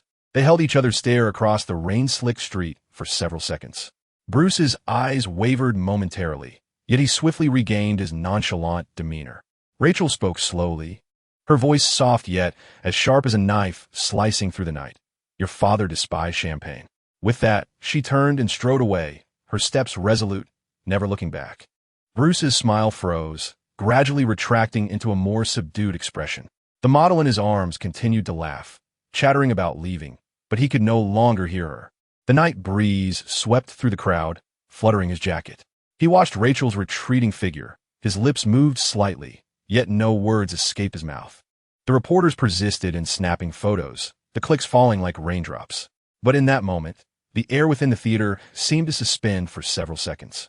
The screen gradually dimmed, leaving Bruce's solitary silhouette, illuminated starkly under the lights, appearing all the more lucid and profoundly alone. The scene slowly materialized, the bronze dome of Gotham City courthouse glimmering under ominous clouds, the camera gliding through the heavy oak doors into the shadowy recesses of the criminal courtroom. Sunlight streamed through the stained glass windows, casting blood-red patches of light upon the defendant's seat. In the defendant's seat sat a bald man, the nape of his neck adorned with a tattoo of a spider. His fingers rhythmically tapped against the table, and as his gaze swept over the audience, several witnesses instinctively flinched. Your Honor, my client evidently suffers from severe schizophrenia, stated a man clad in a white coat, his gold-rimmed glasses reflecting a cold glint as he stood at the witness stand, unfurling a beautifully bound diagnostic report. His criminal actions were entirely unconscious, occurring during a psychotic episode. The nameplate of Jonathan Crane subtly materialized in the corner of the frame. Moments later, Crane closed the report, his gaze calm as he regarded the prosecutor, as though he had merely completed a routine examination. Rachel Dawes, seated at the prosecution table, abruptly rose, her pen nearly crushed in her grip. Objection! Her voice erupted in the courtroom. The defense expert witness clearly has a conflict of interest. That Dr. S. Arkham Psychotherapy Center received a $4 million donation from the Falcone Foundation last year. The judge adjusted his reading glasses. Ms. Dawes, please control your emotions. Rachel's knuckles whitened. This was not a medical diagnosis, but a meticulously orchestrated facade. Enough. The judge's gavel struck down heavily. The defense's expert testimony was accepted, and given the defendant's mental condition, the case was referred to Arkham Asylum for involuntary treatment. The bald man grinned widely, revealing his gold-capped teeth. As the bailiff escorted him away, he deliberately bumped Rachel's briefcase with his shoulder, sending documents cascading to the floor like snowflakes. A soft sigh arose from a spectator seated towards the center, seemingly lamenting the defeat of justice. Chapter 94, Batman. Shadows of mystery. The scene shifted to the corridor outside the courtroom. Rachel caught up with Crane, who was waiting for the elevator. Do you know that Zash pushed 3 children onto the subway tracks last month? She grasped the lapel of Crane's white coat. Your patient threatened to cut out a witness's tongue this morning. Crane leisurely adjusted his collar. Ms. Dawes, you might consider changing your perfume. The scent of anger does not suit you. As the elevator doors opened, he stepped inside, adding, Attorney Maroney asked me to convey to you the doors began to close slowly, and his voice drifted through the gap. Transfer the entire case file on Zash by next Monday. That is an order. Rachel's fist slammed against the elevator button, her knuckles instantly reddening. A male spectator in a dark coat seated at the back suppressed a click of his tongue, seemingly resigned to the impotence of justice. At that moment, footsteps approached from behind Rachel. A man, leaning on an ivory cane and adorned with a golden badge on his suit lapel, advanced towards her, his voice low and menacing. Don't waste your energy, young lady. Dr. Crane is right. You ought to learn how to control your temper. Rachel turned, her eyes ablaze with fury. He is a hired assassin for Falcone. Sending him to Arkham is tantamount to releasing a tiger back into the wild. The man suddenly seized her wrist with a grip astonishingly strong. He leaned closer to her ear, listening intently. Little princess, mister. Falcone possesses a third of Gotham's judges and half of its councilmen, along with a few spectators who leaned forward slightly, as if eager to grasp the dark truths behind this power structure. He released her, gently patting her pale cheek. Every expenditure of the prosecutor's office must first pass through his pocket. Your father fell victim to this truth in the past. As the screen dimmed, 2 headlights illuminated the thick fog of Gotham's harbor. When the image brightened again, a black Cadillac halted before the abandoned Warehouse 12. The car door swung open, and Carmine Falcone's crocodile leather shoes stepped onto the damp dock, cigar smoke swirling around him. Crane, Falcone called impatiently. You better have something significant to discuss. In the shadows of the warehouse, Jonathan Crane's lab coat glimmered with an eerie blue light under the moon. He adjusted his gold-rimmed glasses. Zash is already at Arkham, just as we agreed. Falcone scoffed. Is this trivial matter worthy of my personal attention? The cold light reflected off Crane's lenses. There's also that female prosecutor, Rachel Dawes. His fingers twitched nervously. She yes like a nail, destined to become a problem. A girl in the front row instinctively inhaled sharply, sensing the impending danger surrounding Rachel. Huh. Falcone suddenly burst into laughter, ash cascading from his cigar. A little girl frightens you so much. I will have someone sink her in Gotham Bay. The camera panned down, capturing Falcone extinguishing his cigar beneath his shoe, akin to crushing an ant. Several spectators exchanged glances, some shaking their heads in dismay at the blatant power of corruption. Let us discuss business. Falcone lowered his voice. The chemical toys you requested will arrive at the port in a week. He narrowed his eyes. Can you tell me what these contraptions are for? Crane stepped back, shadows enveloping his face. Some questions are best left unasked, he replied, his voice suddenly hoarse. My master dislikes the overly curious. Falcone sneered. Spare me the theatrics. In Gotham, there is no one above me. Suddenly, Crane's index finger pressed against his lips, an action that sent an inexplicable chill down Falcone's spine. Did you hear that? Crane whispered, his voice barely above a murmur. He is nearby, always has been. A metallic crack echoed from a distance, prompting Falcone's bodyguards to draw their weapons. Yet, Crane bowed deeply towards the darkness, as if addressing an unseen presence. A hush fell over the theater, even breaths grew lighter. A few spectators instinctively huddled closer, as if they too felt the weight of the unknown. Remember my words, mister. Falcone, Crane straightened. Should you dare to tamper with those goods, he will personally seek you out for a conversation. The scene shifted to an underground laboratory, where blue light flickered in the darkness. A figure was calibrating a holographic projector when suddenly, alarms blared. As he turned, Bruce Wayne and Alfred Pennyworth emerged from the shadows. Bruce strode directly towards the central console, stating, "I require your assistance, Lucius." Adjusting his glasses, Lucius Fox remarked, "Master Bruce, it has been 7 years, and you've certainly mastered the art of not ringing the doorbell." His gaze swept over the scars on Bruce's hands. "Let me guess. You aren't here to discuss the charity gala?" Alfred retrieved a blueprint from his briefcase and unfurled it onto the projector. In an instant, a three-dimensional model of a black suit materialized, the pointed ears of the helmet appearing exceptionally sharp in the blue light. As the image illuminated, a few soft gasps resonated in the theater, not loud exclamations, but rather a natural reaction drawn by the visual impact. "An intriguing design," Lucius observed, his finger gliding over the projection. "Is it bulletproof?" "Not sufficiently," Bruce replied in a low tone. "I need it to withstand 50 caliber bullets while maintaining complete mobility." Lucius whistled softly. "Do you require it to scale walls?" "Preferably. It should be able to fly," Bruce half-joked, though his gaze remained profoundly serious. After a moment of silence, Lucius gently tapped the table, and the image shifted to reveal an unfamiliar armored model that slowly rotated into view, cloaked in an abyssal black. As if it could devour light, its contours sharp as a blade, and its joints gleaming with a cold metallic sheen. Bruce furrowed his brow. "Do you think I've been researching energy-efficient light bulbs all these years?" A hint of a smile graced Lucius's lips. "I was involved in a military exoskeleton protection system research project long before your father passed away." He tapped the keyboard, and a series of data swiftly scrolled by. This prototype was originally designed for Special Operations Forces, but was halted due to its overly aggressive nature. However, I have retained the technical documentation and some samples. Bruce gazed intently at the armor, as if perceiving an echo of destiny. Lucius approached the central console, his fingers flying over the keyboard as he initiated a series of preset programs. Without turning back, he inquired, "So, Master Bruce, what theme do you wish to assign it?" The room fell into a brief silence.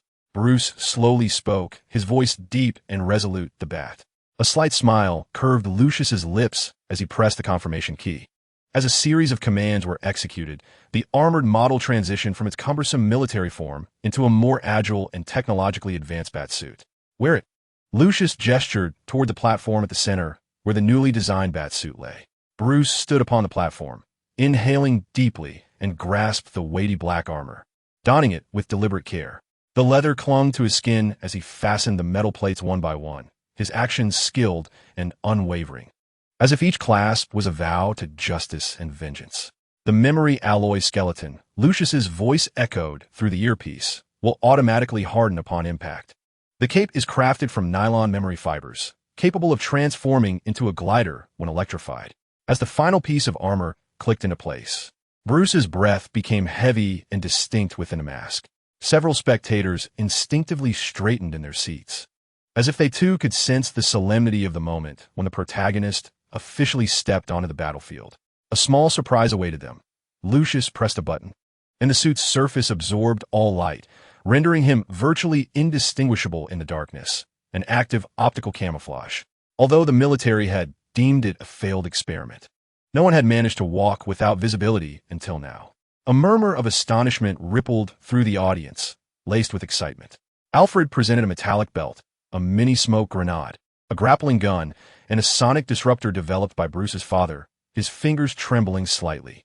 Bruce placed a steadying hand over the old butlers, conveying understanding. The scene shifted as the holographic projection unfurled slowly. A 3D model of Gotham City hovered in the air, countless red dots flickering throughout the city like malignant cells. Bruce stood before the projection, the mask reflecting the crimson glow.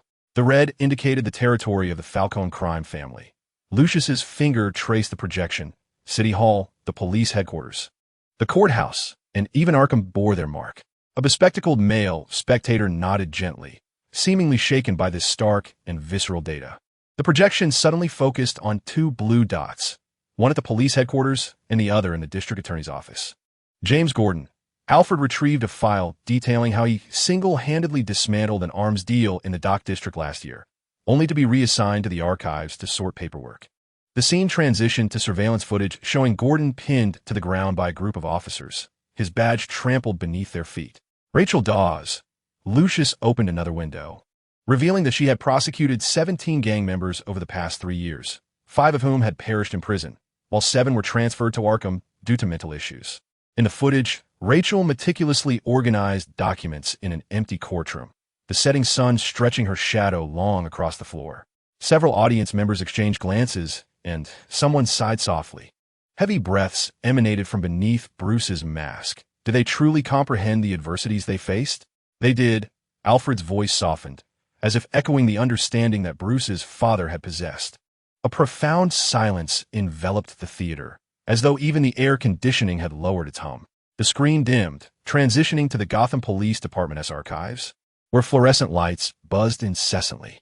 James Gordon sat alone behind mountains of files, a cigarette burning low between his fingers. Outside, a torrential downpour fell, and in a flash of lightning, a shadow silently appeared before him. Gordon sprang to his feet, his chair scraping loudly against the floor. His hand reached for the revolver in the drawer, yet the shadow was swifter. A hand clad in black armor pressed down upon the drawer. "Detective Gordon," a deep voice rasped from beneath the mask, akin to sandpaper against wood. "I require your assistance." The audience members in the front row leaned slightly forward, entirely captivated by the unexpected encounter unfolding before them. Gordon squinted, ash from his cigarette falling onto the table. "Who are you?"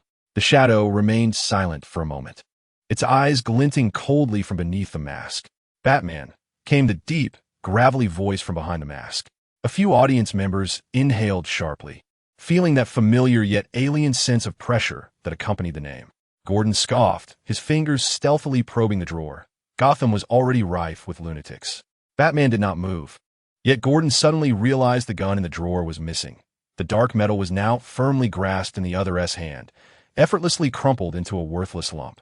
The tension in that fleeting moment cast a brief silence over the theater, causing several viewers to hold their breath instinctively. "Falcone is trading a shipment of chemical weapons at the docks tonight." Batman's voice was eerily calm. "If you wish to save this city, call the narcotics unit immediately and seal off Dock 12. Gordon's Adam's apple bobbed as he questioned, "Why should I trust a masked freak?" Batman turned towards the window, rain pelting down upon his cape. "You will believe me." Before the words could fully escape his lips, his figure vanished into the curtain of rain, leaving behind the deformed gun, which clattered onto the table, still warm to the touch. Several audience members nodded gently, as if inwardly acknowledging the credibility of this character. The scene shifted to Gotham's docks, where the searchlights, piercing through the darkness like blades, illuminated 6 heavy trucks unloading metal barrels adorned with the Wayne Chemicals logo. Falcone stood beneath a bulletproof umbrella, the smoke from his golden cigar mingling with the rain. "Hurry! It must reach Crane's lab before dawn." He kicked one of his sluggish henchmen, mud splattering onto his crocodile skin shoes. Suddenly, all the searchlights exploded simultaneously, shards of glass raining down. "Who goes there?" Falcone's bodyguards drew their weapons. The only sound in the darkness was their hurried breaths. Then, an inhuman, low growl echoed from all directions, as if countless beasts prowled in the shadows. A few sighs of trepidation escaped the audience, seemingly infected by the ominous atmosphere. The first bodyguard fell without a chance to scream. His comrades only caught a glimpse of a black cloak flashing past, followed by the sickening crack of a severed spine. Several viewers instinctively hunched their shoulders, as if they too could sense the mute threat of death. Fire! Fire! Bullets rained down chaotically, yet only struck air. One thug suddenly screamed, pointing to where 3 of his comrades dangled upside down, their shadows swaying like hanged bats in the lightning. A woman in the back row gasped softly, her slight sound enough to convey her shock. Falcone turned to flee, only to collide with a wall of darkness. The visage of Batman loomed large before him, and Falcone suddenly grinned malevolently as he pressed a button on his watch. Boom! A nearby truck erupted into a fireball, the shockwave toppling containers as flames consumed the rain. Batman's cape billowed in the heat wave as he retreated like a specter, the pupils beneath his mask constricting to pinpoints. Several spectators jolted, seemingly startled by the force of the explosion. "Kill him!" Falcone roared as he dove into the armored vehicle, the tires spinning on the slick surface. Bodyguards raised their submachine guns, firing wildly, bullets sparking against Batman's armored suit. A shard of metal grazed his mask, spiderweb cracks spreading to reveal one cold, unblinking eye. Batman moved. He hurled his grappling hook, his figure leaping between containers, each appearance accompanied by the ominous sound of bones snapping. One thug lifted his gun, only to have his own weapon shatter his jaw. Another turned to flee, only to be pinned by a flying batarang that pierced his palm. The last trembling bodyguard clutched a flashlight, sweeping it through the darkness, his voice laced with desperation. "Come out! I know you're here!" His footsteps echoed on the empty floor, a rhythmic beating against his nerves. A droplet fell from the ceiling, splashing on the ground with a sound as sharp as a needle hitting the floor. The bodyguard abruptly looked up, and there, suspended from the overhead beam, Batman emerged like a phantom, his cape cascading like wings, the white lenses of his goggles gleaming coldly in the dark. "I am here." His deep, gravelly voice pierced the silence, as if it had risen from the depths of hell. Gasps of shock rippled through the audience. Some recoiled in astonishment, while others trembled, spilling soda over their hands. In the next instant, Batman dove like a falcon, swift and silent. Before the bodyguard could lift his weapon, Batman had seized his wrist, executing a precise counter that cracked the bones, sending the gun clattering to the ground. The bodyguard could not even scream. Darkness enveloped him as he was slammed to the floor, immobilized. The shadows closed in once more, leaving only heavy breaths that gradually faded into silence. The theater returned to an eerie stillness. Stepping over the unconscious body, Batman approached the edge of the dock, scanning the cargo containers that held metallic barrels filled with the cerulean liquid. In the distance, the roar of an engine signaled Falcone's vehicle was about to break free from the dock. At that moment, a shadow leaped from an abandoned crane platform at the dock's edge. Batman's cape unfurled in the air, striking down upon the roof of Falcone's car with the force of a thunderclap. With a resounding crash, the steel roof crumpled, the windshield spiderwebbing as the entire vehicle tilted dangerously, nearly overturning. Inside, Falcone's terrified scream echoed. No. A few spectators instinctively blinked, as if stunned by the sheer force of the impact. Batman grasped the edge of the car's roof, muscles taut, and with a piercing shriek of tearing metal, he wrenched the roof open, the night air rushing into the cabin. He seized Falcone by the collar, dragging the trembling Gotham crime lord from the confines of the vehicle and unceremoniously casting him to the ground. It was over. Batman's voice resonated with the depth of the abyss. Falcone looked up at the dark knight who descended from the heavens, raindrops streaming down his face and pooling at the quivering corners of his mouth. Batman's iron grip constricted around his throat, pulling him towards the blinding spotlight at the center of the dock. The searchlight pierced through the rain-soaked night, and Batman suspended Falcone upside down before the glaring light. Casting his shadow against the ominous clouds, the distorted outline stretching into a colossal bat above Gotham. Gordon's police car screeched to a halt at the dock's entrance. The detective gazed upward at the terrifying projection in the sky as a trembling voice crackled through the radio. "Chief, what is that?" The scene shifted to Jonathan Crane, whose gold-rimmed glasses reflected the television news. Falcone's bat projection was being broadcasted live across the city. He nervously bit his nails until the metallic taste of blood lingered. Master Crane murmured to the air, "He is more perfect than you predicted." A soft gasp echoed from a viewer seated towards the middle of the theater, seemingly infected by the fear of this villain. Chapter 96, Batman. The mystery of the shadow. The screen brightened, and the fluorescent lights of the Gotham Police Department's interrogation room buzzed ominously. Falcone's golden cigar had been confiscated, and at that moment, he tapped his nails rhythmically against the metallic tabletop, synchronizing with the raindrops outside the prison bars. Gordon flung a stack of photographs onto the table, the arrest warrants for 37 core members of the Falcone family glinting coldly under the harsh light. The chemical materials at Dock 12. Gordon's knuckles rapped against a close-up of the green liquid in the photographs, which had been tested to reveal an extremely dangerous chemical compound. "What do you intend to use it for?" Falcone suddenly erupted in laughter, the handcuffs scraping against the chair's backrest as he leaned back.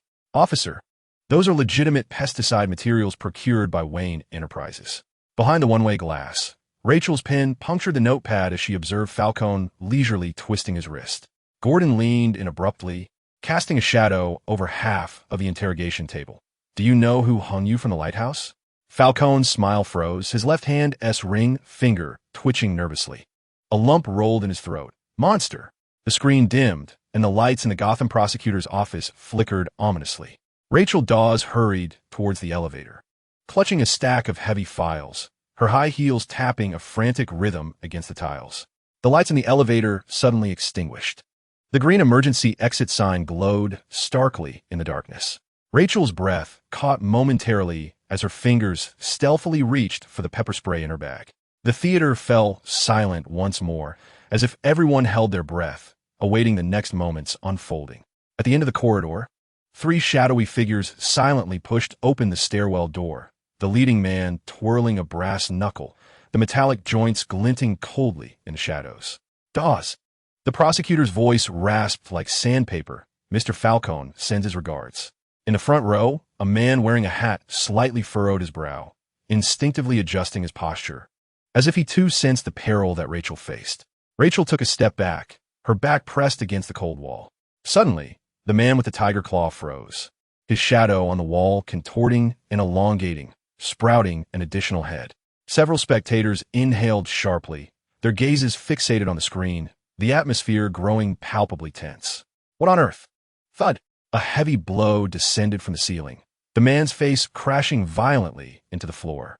His accomplices were caught off guard, the sound of a spine snapping echoing through the darkness.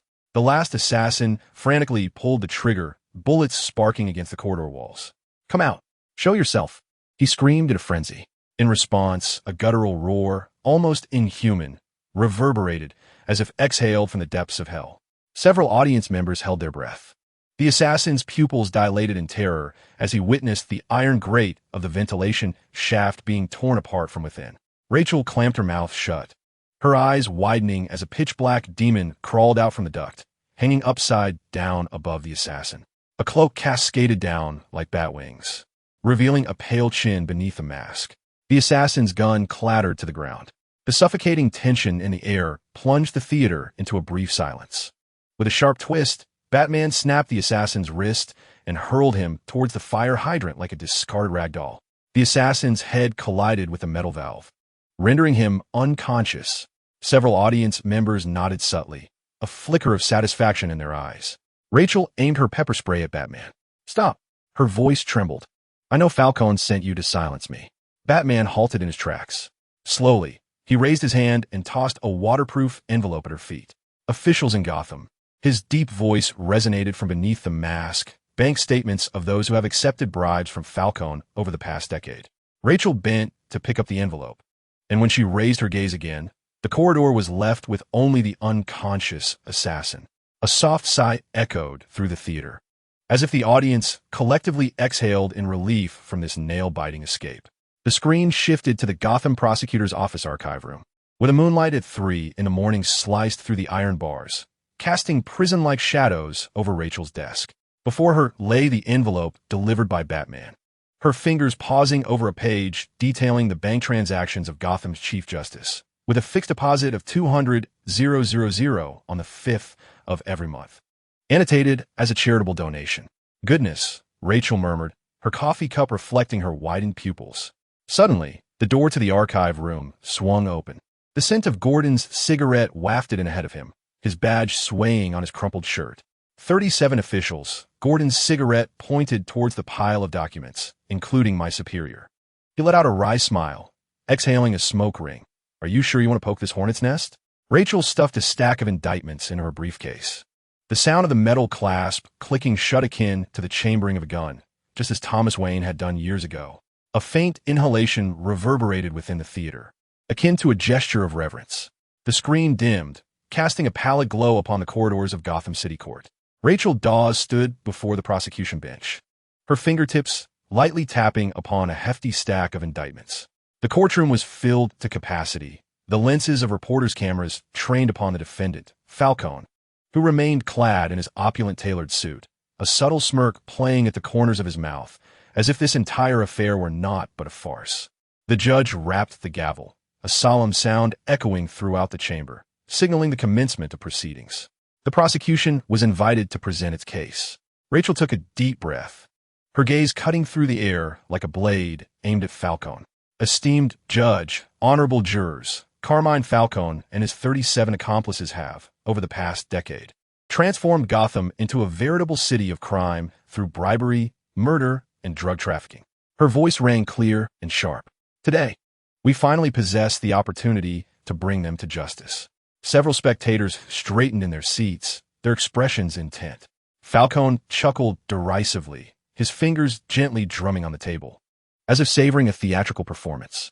Yet, just as Rachel prepared to advance her evidence, the side door of the courtroom swung open. Jonathan Crane entered with a measured gait, his eyes glimmering with a sickly excitement beneath his gold-rimmed glasses. Clutching a document, he moved with the grace of a scholar rather than that of a psychiatrist. Your Honor. His voice was soft yet imbued with undeniable authority. I represent Arkham Asylum and seek psychological evaluation of the defendant. An immediate stir swept through the courtroom. Rachel whirled around, her gaze fierce. Your Honor, this is a blatant tactic of delay. Falcone is more lucid than anyone here. The judge raised a hand to silence her, accepting the document Crane offered, his brow furrowing slightly. The defendant has recently exhibited severe delusions and tendencies toward violence. Crane adjusted his glasses, the corners of his mouth lifting ever so slightly. I suspect his mental state is unsuitable for the continuation of this trial. The smile on Falcone's face faltered. He fixed a penetrating stare upon Crane, a flicker of barely perceptible fear flashing in his eyes. The judge pondered for a moment before finally nodding in assent.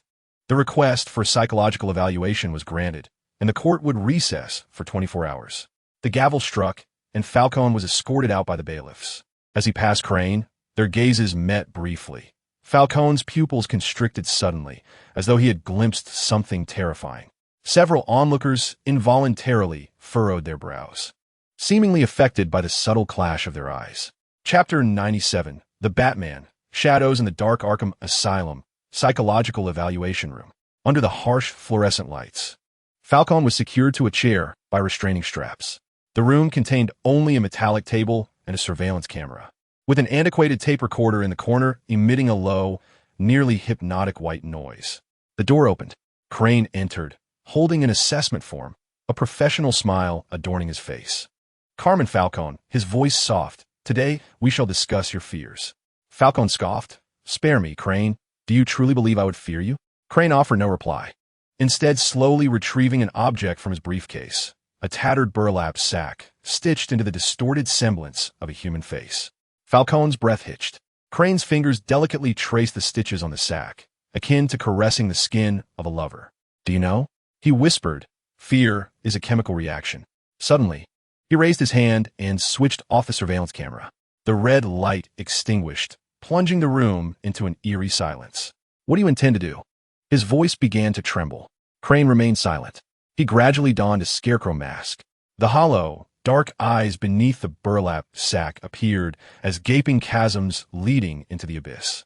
Let us see. Crane's voice grew hoarse, as if echoing from the depths of hell. What is it that you truly fear? He extracted a metallic test tube from his pocket and gently unscrewed it, a blue mist seeping forth, gradually permeating the air. Falcone struggled violently, the restraints digging into his flesh, yet he could not break free. No, no. His pupils dilated, breath quickening. The encroaching blue toxic mist heightened the tension in the theater. Several audience members leaning forward, as if eager to witness what would transpire next. The mist invaded his nostrils and mouth, infiltrating every inch of his skin. Then, the world collapsed. The scene shifted to the phantasmagoria perceived by Falcone. He stood on the Gotham docks, rain pouring, cold puddles beneath his feet. In the distance, a colossal shadow slowly ascended abat, but not Batman. Rather, a true, putrid giant bat, its wings unfurling to obscure the sky, decaying flesh peeling from its skeletal frame, maggots writhing in its hollow eye sockets. No, this is not real, Falcone recoiled, only to find himself utterly immobilized. The bat opened its gaping maw, emitting a piercing shriek. Then it lunged. Falcone screamed, but his voice was drowned in the bat's cacophony. The rotting wings enveloped him, maggots burrowing into his skin, gnawing at his flesh. He beheld himself, a mere skeleton, seated in the defendant's chair of courtroom. The jury composed entirely of decayed corpses. The judges had a skull, its hollow eye sockets fixed upon him. Guilty. The skeletal judge's jaw creaked open, the voice akin to metal scraping. Falcone crumbled. He confronted his deepest fear, not death, but failure. His empire crumbling, his subordinates betraying him, his wealth reduced to ashes. And most terrifying of all, the shadow of Batman loomed over him, forever casting its pall. The theater fell into complete silence. Several audience members bowed their heads in silence, one gently massaging their temples, as if emerging from a haunting nightmare. The scene returns to reality. Crane removes his mask, gazing with satisfaction at the limp figure of Falcone slumped in the chair. The man's eyes are vacant, saliva dribbling from his lips, his body convulsing uncontrollably. "Perfect," Crane murmurs, retrieving the meticulously prepared diagnostic report from his pocket. "Severe schizophrenia, accompanied by paranoid delusions and tendencies toward violence." He presses the communicator on the desk, his tone regaining a professional calmness. "Nurse, please prepare the transfer procedures. The defendant must be immediately sent to Arkham Asylum." Outside, Rachel and Gordon hurriedly approach, only to be intercepted by the guards. "What is happening?" Rachel demands. Crane offers a slight smile, handing over the diagnostic report. "It is regrettable, Ms. Prosecutor, but Mr. Falcone has lost his sanity." Rachel stares intently into Crane's eyes, seeking a crack in his facade. Yet, Crane's gaze remains as tranquil as still water, as if everything is well within his control. The screen dims, leaving only the sound of Arkham Asylum's iron gates slowly closing. The scene brightens, revealing the rooftop of Gotham Police Department on a rainy night. Batman stands poised upon the dripping gargoyle, his cape billowing in the storm like a living entity. Beneath the mask, his pupils constrict as Gordon's words echo in his ears. "Falcone has gone mad. The Arkham diagnostic report indicates complete loss of behavioral capacity." "Who is the diagnosing physician?" A low voice pierces through the rain. "Jonathan Crane, chief psychologist of Arkham." The glow of Gordon's cigarette flickers in the darkness. A spectator in the back row nods slightly, seemingly realizing that the situation is evolving into a more complex realm. The scene shifts to an abandoned apartment building in Gotham's East End. The blue light of a laptop reflects off Crane's gold-rimmed glasses. Fear spreads as he nervously bites his nails until the metallic taste of blood emerges. It's almost ready. Several audience members furrow their brows, uncomfortable with the character's morbid thrill. Suddenly, a shadow appears on the computer screen. Crane's breath halts for half a second, his fingers stealthily sliding towards the syringe in the drawer. "Jonathan Crane." A voice, raspy like sandpaper, emanates from the vent. Batman hangs upside down from the pipes, his cape drooping like bat wings, a half-cold eye peering through the cracks of his mask. A few spectators in the front lean forward, their eyes locked on the screen, holding their breath. The Bat. Crane adjusts his glasses, the lenses reflecting light and obscuring the tremor in his pupils. The drawer bursts open. The blue liquid in the syringe glows in the darkness, the needle aimed at Batman's throat. Crack! In the instant Batman crushes the syringe, a plume of blue mist erupts. He retreats swiftly, but some of the vapor has already seeped through the cracks in his mask. The world begins to distort. Hallucinations commence. Bruce stands in the banquet hall of Wayne Manor.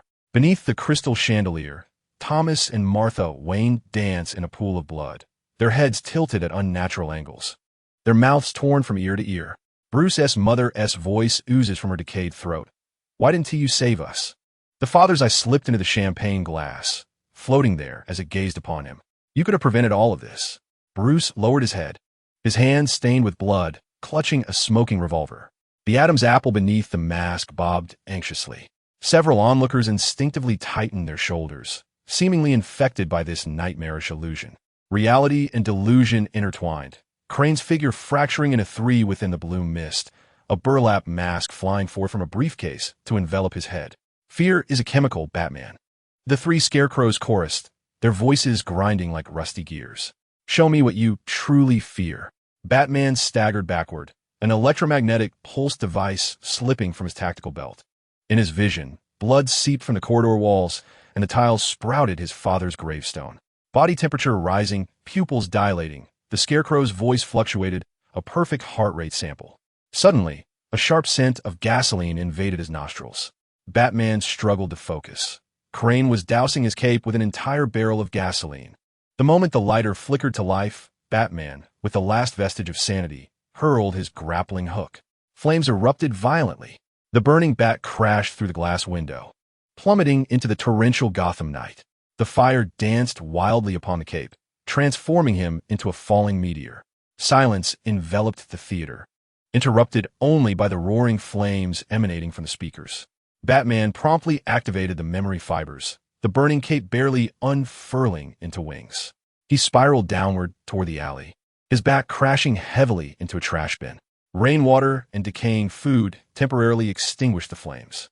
In the distance, chaotic footsteps and Crane's distorted shouts echoed. "Find him. I want a live specimen." Smoke billowed from the seams of Batman's armor as he struggled to crawl into the sewer. Chapter 98, Batman, The Shadow's Enigma. The screen dimmed, the Gotham sewer system rumbling amidst the torrential rain. Batman's breath was heavy and fragmented within the mask, each inhalation imbued with a metallic taste of blood. The fear toxin still ravaged his veins, and the encroaching darkness twisted the sewer walls, writhing like entrails, reflecting his father's decayed visage in the murky waters. He clenched his teeth tightly, forcing himself to crawl forward. Clack! The steel cable of the grappling gun finally snagged on a drainage outlet. He tugged on the rope, dragging himself from the hellish tunnel. Rainwater washed away the scorched marks on his armor, steam hissing from the cracks. Gotham's downpour had never felt so cold, yet never so awakening. The iron gates of Wayne Manor flickered in the lightning. When Alfred heard the alarm, red tea splashed onto the antique carpet. On the surveillance screen, a charred silhouette staggered through the rose garden, trailing a burnt cape. Good heavens, the old butler's finger hovered over the alarm button, yet he ultimately refrained from pressing it. A female audience member in the corner of the theater sighed softly, as if mourning the fate of this hero. The candlelight in the manor's corridor flickered, casting shadows as Batman's footsteps left stains of blood and gasoline upon the carpet. His gaze fragmented, envisioning his childhood self racing towards him from the corridor's end, laughing as he passed through his corporeal form, while the lullaby sung by his mother ebbed and flowed in his ears. "Master Bruce." Alfred's voice echoed as if transmitted from the depths of the ocean. Yet he pressed on, a primal instinct guiding him towards the long-sealed door and the well where he had once fallen. The cover of the well was forcefully lifted, and a damp, musty odor assailed his senses. Batman plunged into the darkness, reminiscent of that fateful night 2 decades prior. However, this time, he was met not with fractures and fear, but with a sudden illumination as the automatic lights activated, revealing a vast hidden space beneath the well. The Batcave, the clandestine research facility of Thomas Wayne, now transformed into a black sanctuary by Lucius Fox. A holographic map of Gotham floated at the center, while mechanical arms lay dormant in the shadows. And above them hung a congregation of living bats.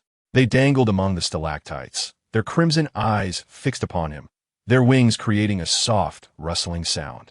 Batman knelt at the cave's center, his mask finally shattering and falling away. Cold sweat trickled down Bruce Wayne's jaw, casting a distorted reflection upon the metallic floor. Alfred's footsteps approached from behind, but then abruptly halted. The old butler gazed up at the cluster of bats, his voice barely above a whisper, as if fearing to disturb something. "I see you have always remembered."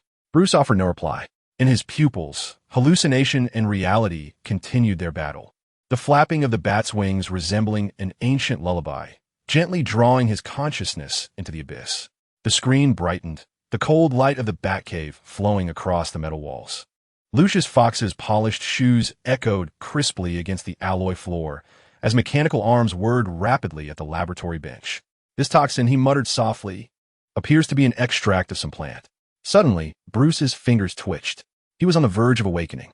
Alfred immediately leaned closer, witnessing Bruce's eyelids tremble violently, as if he were grappling with a nightmare. Without hesitation, Fox injected the serum into Bruce's jugular vein. Ugh! Bruce arched his back, his pupils constricting sharply. His focus finally sharpened, landing on the empty syringe in Fox's hand. "Ghost Orchid." Bruce's voice was terrifyingly hoarse. Fox and Alfred exchanged a glance. "What did you say?"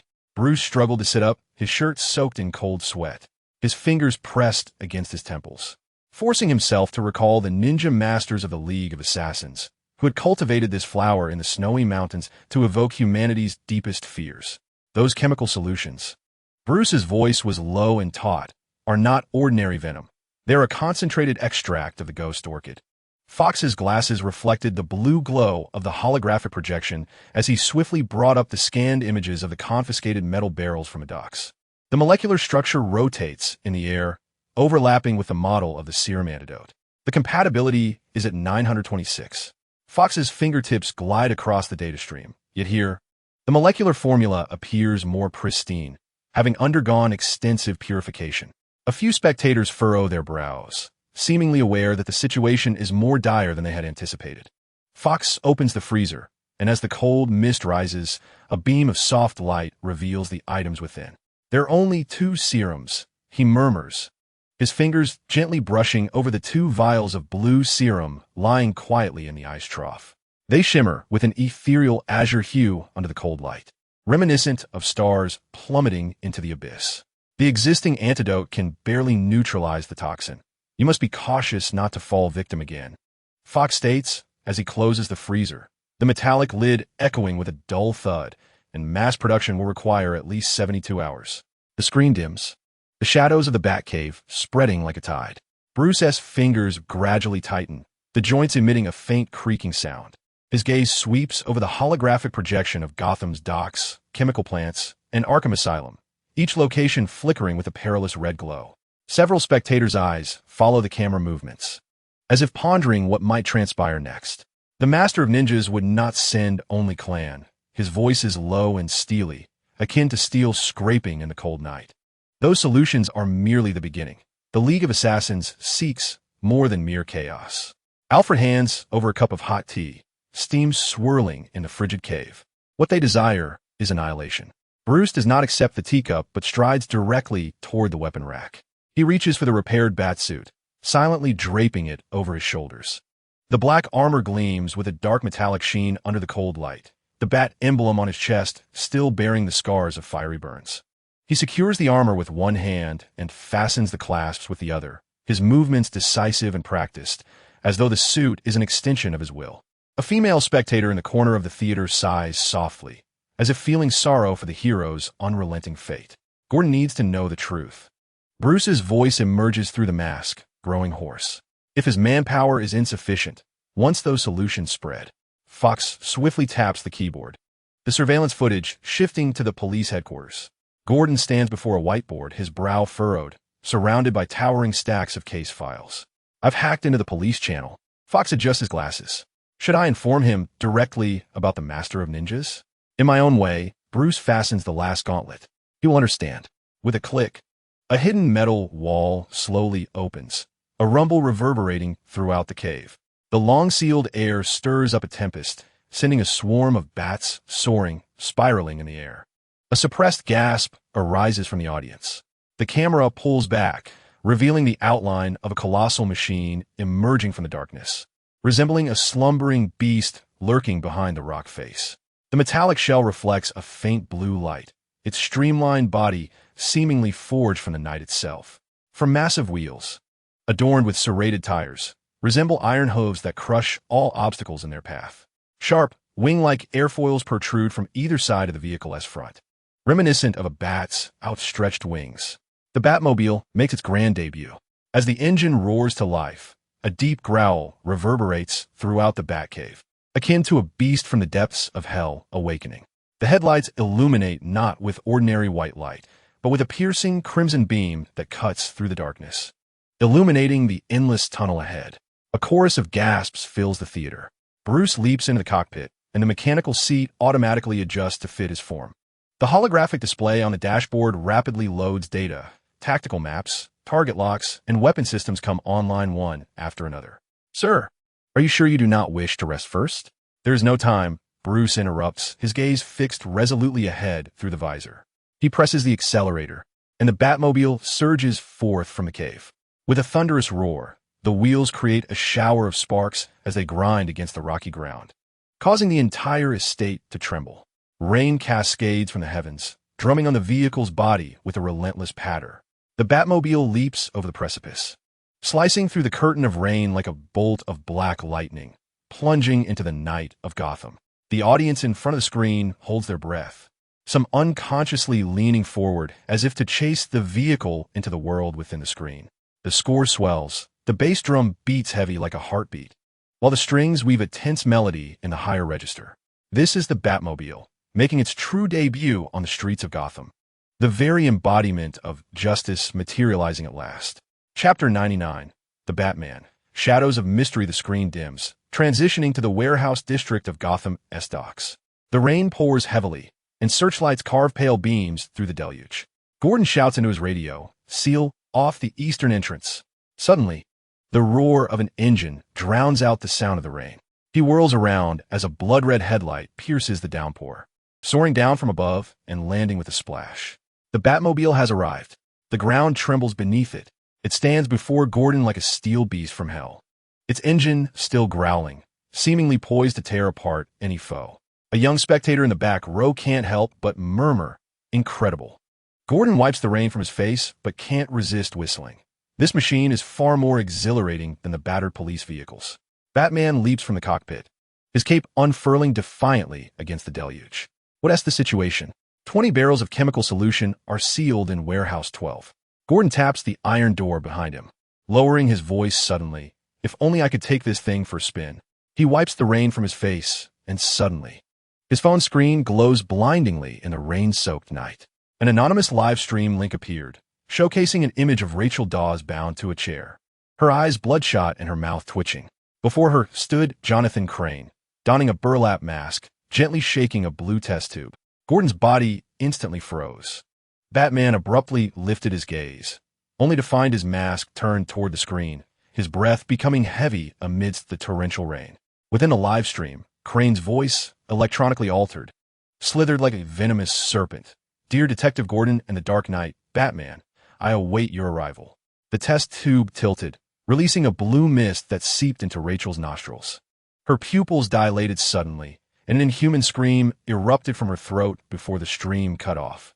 Gordon's fingers nearly crushed his phone. "Damn it." Batman remained silent, closing his eyes as his mind replayed the harrowing scene. The wall, marred with stains radiating outward, remnants of long-term water damage. The floor, glistening with moisture, comprised of industrial tiles, the faintly visible numbered ventilation ducts, adorned with Arkham's distinctive blue markings, and the graffiti on the wall, depicting distorted humanoid figures. He opened his eyes, his voice deep and resolute. "Arkham Asylum." Gordon was taken aback. "How do you know?" Batman had already turned and leapt towards the Batmobile, his cape slicing through the rain in a sharp arc. "Guard the warehouse. I'll be back in an hour." His voice resonated over the roar of the engine. Gordon rushed forward, raindrops pelting his badge. "How can you go alone?" The Batmobile's tires spun wildly, mud spraying 3 meters high. In the next moment, the steel beast roared into the deluge, vanishing at the end of the twisted street. The scene shifted to the underground laboratory of Arkham Asylum. Beneath the harsh white lights, Rachel was shackled to an electric chair, cold sweat soaking her shirt. The camera shifted to Rachel's perspective, where hallucinations flashed before her. A courtroom collapsing, documents ablaze, and herself transformed into a decaying corpse standing at the witness stand. Several viewers furrowed their brows slightly. A girl in the front row, adorned with ear studs, bit her lip gently, as though empathizing with her plight. Crane's gold-rimmed glasses reflected the blue mist as he nervously recorded her physiological data. Heart rate at 181, perfect. Suddenly, the iron grating of the ventilation duct exploded. Batman descended like a black meteor, the floor tiles cracking in a spiderweb pattern. The audience in the back row trembled slightly. A young female viewer instinctively gasped, quickly covering her mouth. Before Crane could press the detonator in his hand, a batarang whistled through the air. "Ah?" His wrist was pinned to the control panel, blood dripping onto the keyboard. Batman strode forward, but Crane suddenly sneered, using his other hand to strike the red button on the wall. Boom! The ceiling erupted, spewing a vast cloud of blue mist that instantly filled the room. The filtration system of Batman's mask emitted a high-pitched hum, yet the blue poison mist continued to seep through the minuscule cracks in his armor. The periphery of his vision began to warp, the walls undulating like flesh, and blood oozed from the crevices of the floor tiles. Nevertheless, he gritted his teeth, compelling himself to remain alert. The theater was engulfed in silence, punctuated only by the deep rumble emanating from the speakers. Clans staggered backward, blood dripping from his wrist pierced by a bat-shaped projectile. Yet he continued to cackle, relishing the taste of terror. Batman uttered no superfluous words, delivering a swift chop to Clan's throat. As Clan gasped and knelt in suffocation, Iron claws seized his burlap hood. With a violent tug, the hood was wrenched away, revealing Clan's pale, contorted face. His golden spectacles shattered, pupils dilated with excitement, while the corners of his mouth twitched like a skinned serpent. Do you revel in the fear of others? Batman's voice resonated from beneath the mask, deep as a hellish echo. Then behold your own. He forcefully pressed Clan's face towards the spewing poison mist. No! Clan's scream abruptly ceased. His eyeballs instantly engorged, pupils constricted to pinpricks, as in his distorted vision. The entire world crumbled and reformed. The perspective shifted to Clan's viewpoint. Hallucinations began. Countless decaying scarecrows emerged from the shadows, dragging rusted scythes. Their burlap, faces unmistakably bearing Clan's own visage. They pierced his skin with rusted iron hooks, drawing out his entrails, weaving them into new burlap sacks. A few audience members furrowed their brows, some shaking their heads in discomfort at the psychological horror unfolding. The scene reverted to reality. Get away! Get away! Clan frantically clawed at his face, flesh and blood a gruesome mess. Batman clenched his throat, lifting him away from the toxic mist. The Ninja Master's plan, speak. Clan's teeth chattered, saliva mixed with blood trickling from the corners of his mouth. I'm merely bait. His pupils were dilated, yet suddenly focused, revealing a manic grin. But it is too late. The ritual has commenced. Time was of the essence. Batman cast Clan aside and swiftly retrieved the last vial of blue serum from his utility belt, injecting it into Rachel's neck vein. Her spasms gradually subsided, breathing stabilizing. Yet she remained unconscious. Clan curled in the corner, still grappling with his hallucinations, nails digging deep into the floor. Batman cast a final glance at him before scooping up Rachel and dashing towards the ventilation shaft. The scene shifted back to Gotham's docks, outside Warehouse 12. Torrential rain fell as the Batmobile pierced through the downpour, skidding to a halt at the ruinous dock. The car door flung open, and Batman leapt out, cradling the unconscious Rachel, his cape billowing fiercely in the gale. The sight before him was harrowing. Police cars lay overturned and ablaze, thick smoke billowing skyward. Injured officers sprawled across the ground, some groaning while clutching their wounds, others lay motionless. Shell casings and blood floated in the rainwater, the air thick with the acrid stench of gunpowder and blood. Gordon leaned against a partially collapsed container, his clothes soaked in blood. His left arm twisted at an unnatural angle. He gritted his teeth, his right hand still tightly grasping his sidearm, though the barrel was already glowing red from heat. Batman Gordon coughed up a mouthful of blood, his voice hoarse. They were true ninjas. Batman crouched down, swiftly assessing Gordon's injuries. Several ribs were bruised, but nothing serious. His consciousness was gradually returning. He quickly scanned the lacerations on Gordon's body, mostly superficial wounds, yet he had lost significant blood. How many are there? Batman's voice emerged from beneath the mask, deep and steely. 20? No, 30, Gordon gasped laboriously. They emerged from the shadows like ghosts. We didn't even see them coming. His gaze suddenly dimmed, and he slammed his fist into the ground. The solution was all taken. I couldn't hold the line.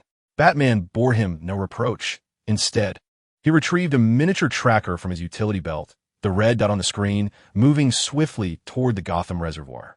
I placed a tracker in the solution barrel, Batman stated, stowing the device and gently laying Rachel beside Gordon. The Ninja Master's target is the city's water supply system. Gordon's pupils constricted. They intend to poison all of Gotham. Batman offered no reply, but drew forth the last vial of blue serum from his belt, pressing it into Gordon's hand. This is the remaining serum.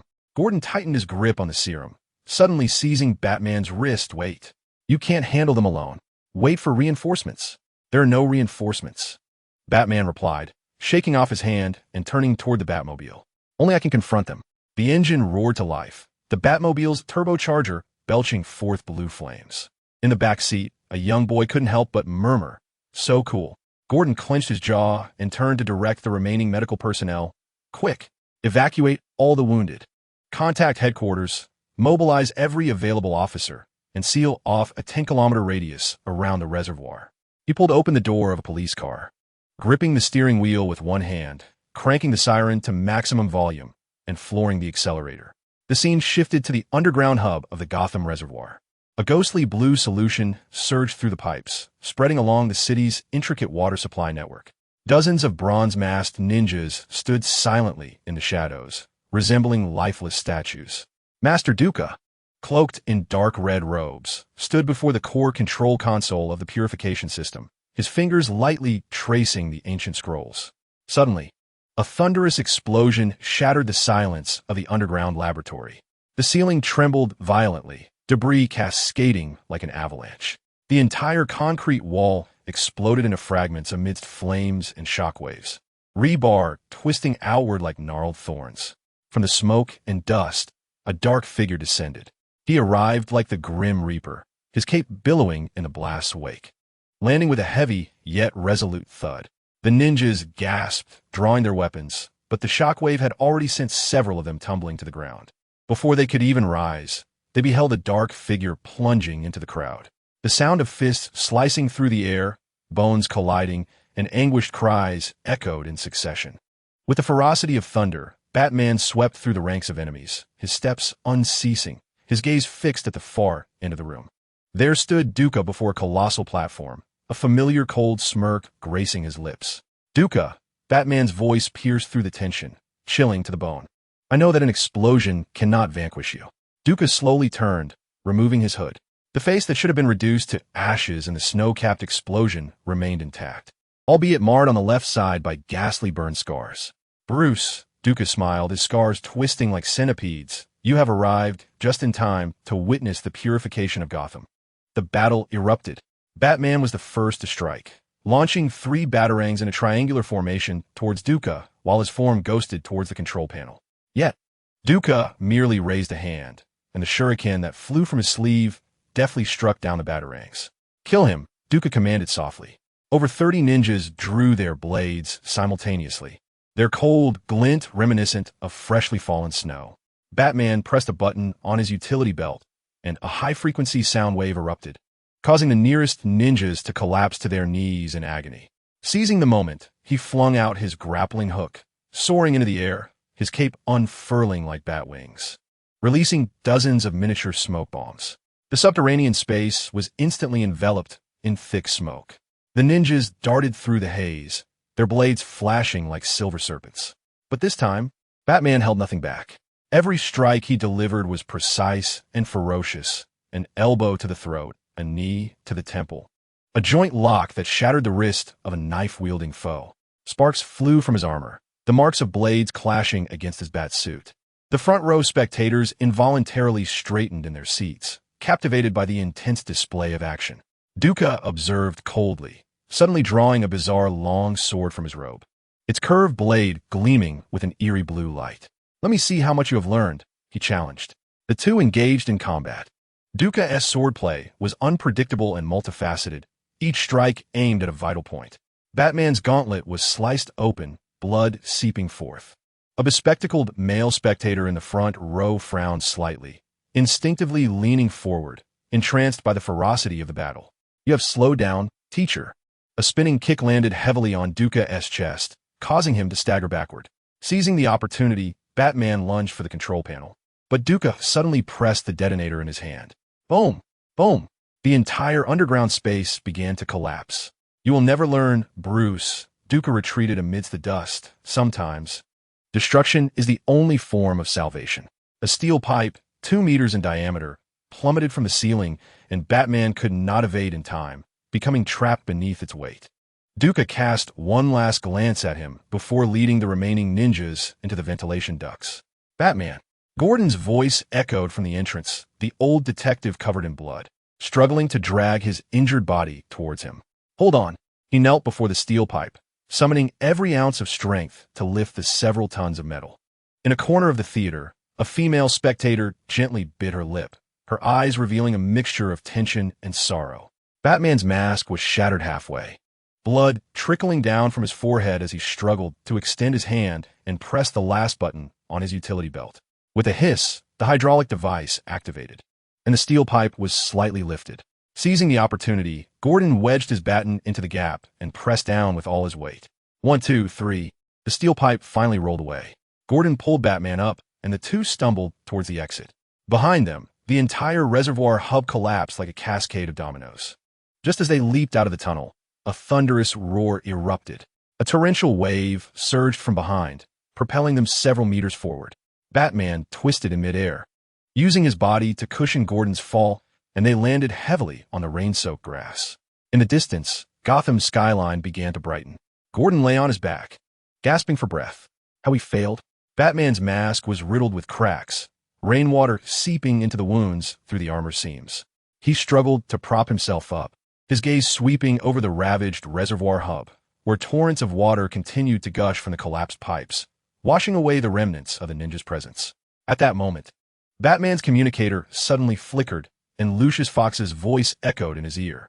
"Mr. Wayne, I have just decrypted all the surveillance footage from Gotham City and discovered some rather intriguing information. The microwave emitter from Wayne Enterprises has been installed at the bottom of the Wayne elevated train." Batman's pupils contracted sharply. The scene abruptly shifted into Bruce's mental palace. The detective mode activated, images swirling like a kaleidoscope as fragments of memory reassembled in the darkness. Atop the snowy mountains, the scent of ghost orchids filled the air. Illusions danced before his eyes. In an abandoned apartment building, the Scarecrow's toxic gas enveloped him, distorting reality. At Arkham, blue mist erupted from the ceiling as Crane, eyes bloodshot, frantically clawed at his own face. The images suddenly froze. Bruce's pupils narrowed to pinpricks. "Not the water source," he whispered, his voice like a blade of ice. "It is the air that must be inhaled to activate. This is how fear takes effect." A brief silence enveloped the hall. The mental palace continued to unfold. Holographic projections deconstructing and reassembling to reveal the workings of the microwave emitter. High-frequency electromagnetic waves caused water molecules to vibrate violently, evaporating instantly. Subsequently, a map of Gotham's water supply system overlaid the image, with red lines marking the contaminated pipes. Finally, the elevated railway route map sprawled across the city like a great serpent, winding through every major district. The conclusion detonated in Bruce's mind. The ninja master plan to evaporate the fear toxin into the air, blanketing the entire Gotham. Chapter 101, Batman. The shadow of mystery. The scene cut back to reality as Batman sprang to his feet, grasping Gordon's arm with urgency and calmness. "Gordon, listen." The Wayne train was laden with a microwave emitter capable of instantaneously vaporizing the fear solution from the reservoir. Once the train entered the main thoroughfare, the entire city would inhale the toxic gas. He pointed towards the distant elevated track that spanned the horizon, as lightning pierced the ominous clouds, illuminating the steel dragon of the railway network. "We must halt its advance before it reaches the city center."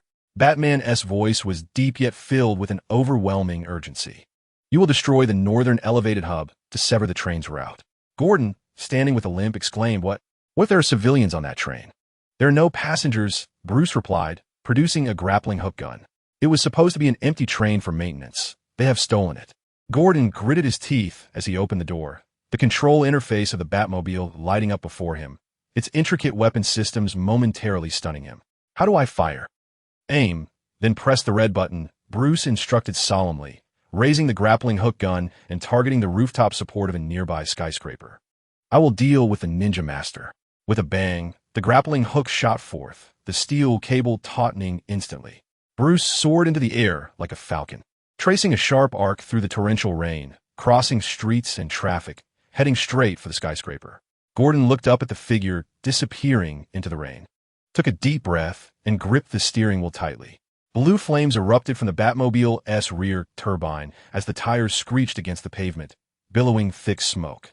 Gordon clenched his jaw and pressed the accelerator to the floor.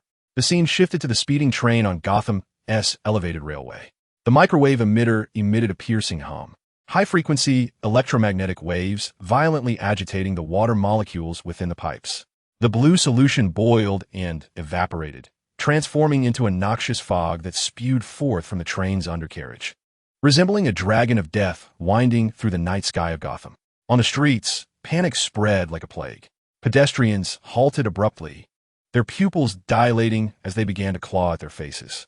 Drivers slammed on their brakes, hallucinating that their windshields were crawling with spiders. The entire city descended into chaos, screams echoing as the fear gas continued to spread. Inside the theater, the atmosphere grew increasingly tense. A young audience member unconsciously gripped the armrest, his knuckles turning white. Suddenly, a grappling hook pierced through the train's roof, the cable snapping taut. Batman burst through the ceiling, his cape billowing in the rush of wind like a battle standard.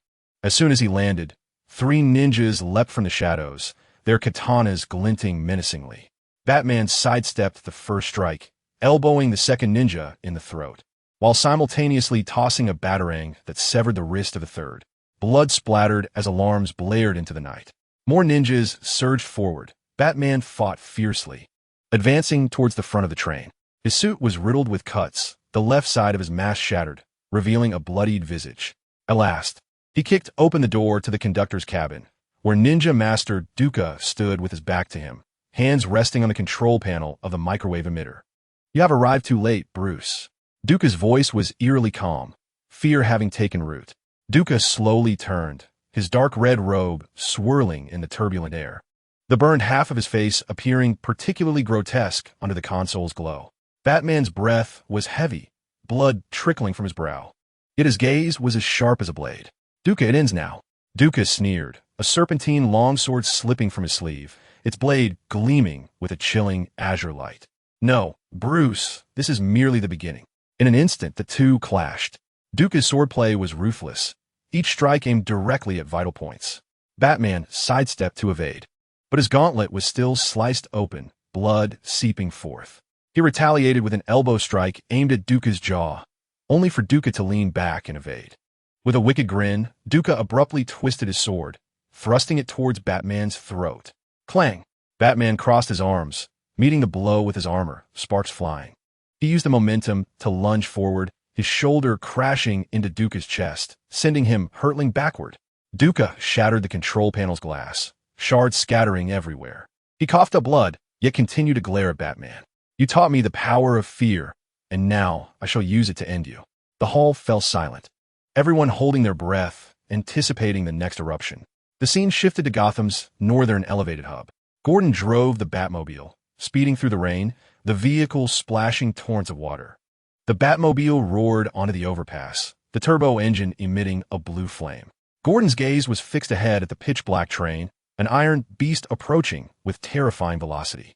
"Damn it, go faster." He slammed the accelerator, the dashboard needle wildly fluctuating.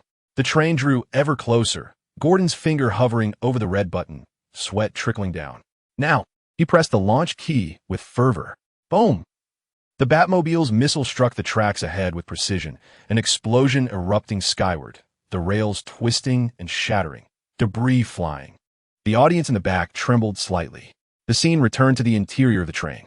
The sound of metal clashing echoed through the carriage, as Batman and Duca wrestled violently amidst the turbulence. The whoosh of fists and the thud of armor against flesh resonated like a drum. Just then, a deafening explosion erupted ahead. The scene suddenly illuminated. The train jolted violently. The tracks ahead blasted into a gaping abyss. Night and nothingness rushing forth. At the moment Batman's elbow strike missed, Duca seized the opportunity, delivering a swift sidekick aimed at Batman's abdomen. Batman leaned back to block, the armor producing a dull thud, while the recoil propelled Duca backward, his back crashing against the already shattered window's edge. Before he could regain his balance, the train had completely derailed, hurtling toward the abyss. Duca lost control, his body tilting backward in weightlessness, the night outside yawning open like a vast chasm. "Duca!"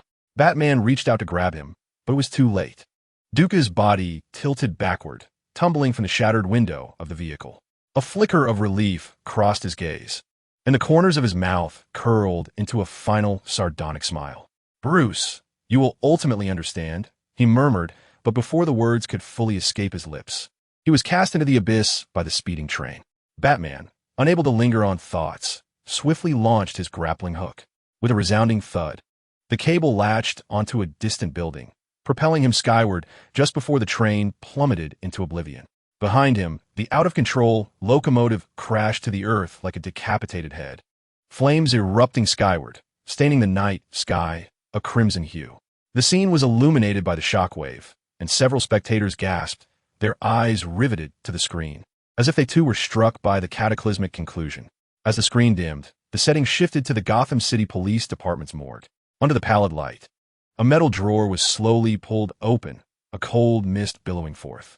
Gordon lifted the white sheet, revealing Duca's scarred visage to the air, his left eye slightly ajar. Pupils dilated, and his lips frozen in an eerie semblance of a smile. The coroner confirmed his death. Gordon, cigarette unlit between his teeth, spoke in a low tone. Spinal fracture, internal rupture, but strangely, he appeared not to have struggled before his demise. Batman stood shrouded in shadow, his cape cascading like the night itself. He gazed at the corpse, his fingertips brushing over an almost imperceptible fine line on Duca's neck, the unique mark of a ninja master's chosen method of self-annihilation. Concealed within the creases of his skin, a woman seated in the middle row sighed softly, seemingly moved by the complexity of this antagonist character. He had chosen his own fate. Batman retracted his hand. The ninja master would never allow himself to fall into enemy hands. Gordon furrowed his brow, pondering if this truly marked the end. Batman remained silent. He turned to stride toward the morgue's exit, but abruptly halted, retrieving a metallic device resembling a searchlight from behind the door, its top adorned with a jet black bat emblem. A critical case. Activate it, he instructed, handing the bat signal to Gordon. I shall return. Gordon took the light, its metallic surface chilling to the touch. He looked up, intending to speak, only to find the shadowy figure had vanished.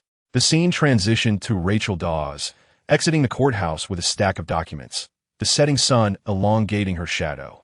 She paused, surveying the exterior walls plastered with the latest verdicts. Gotham City officials implicated in bribery, Blackgate Prison receiving an additional 37 inmates.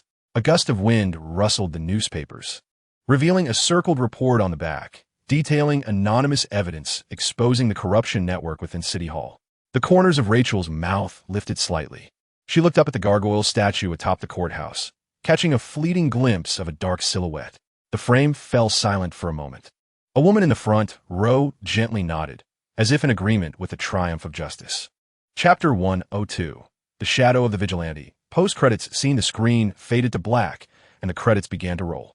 As the final title vanished, the auditorium was once more enveloped in darkness.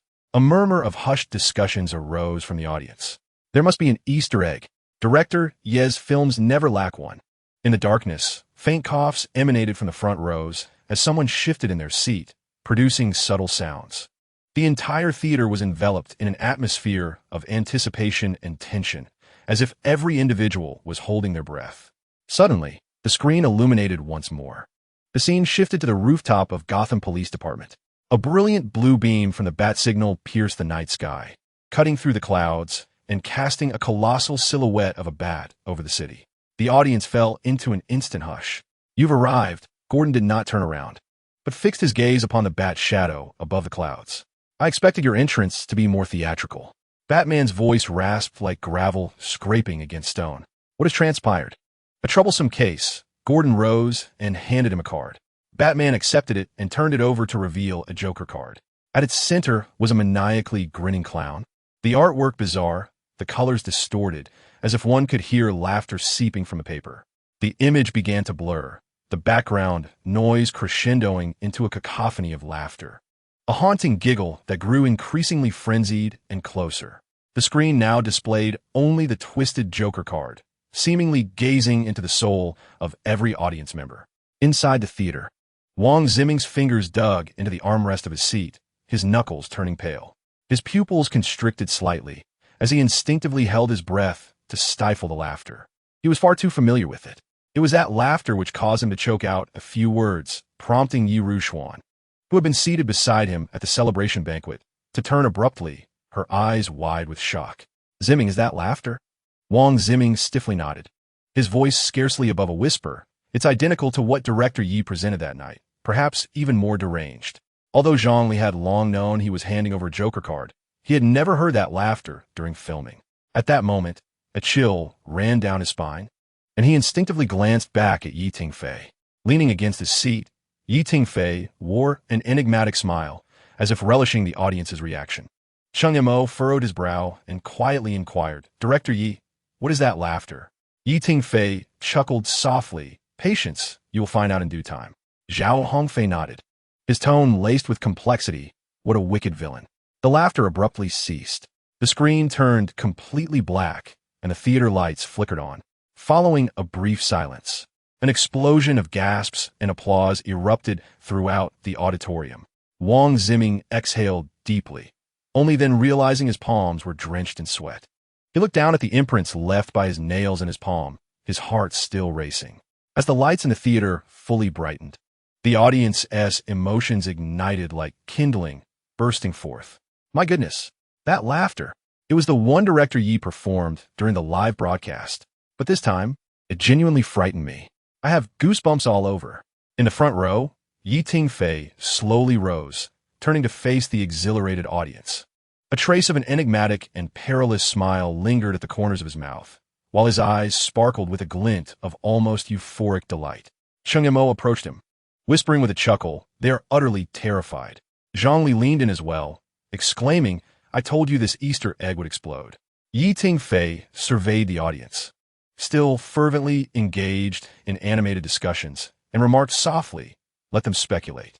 His gaze swept across the auditorium, observing the myriad expressions of shock, excitement, and fear etched on the faces of the spectators, and he nodded in satisfaction. That green-haired madman had successfully planted the seeds of dread in each heart. In a corner of the theater, Wang Ziming remained seated, his fingers trembling slightly. He fixated on Yi Tingfei's silhouette, the echoes of that laughter reverberating in his mind, more frenzied than during the live broadcast, more distorted than in private demonstrations.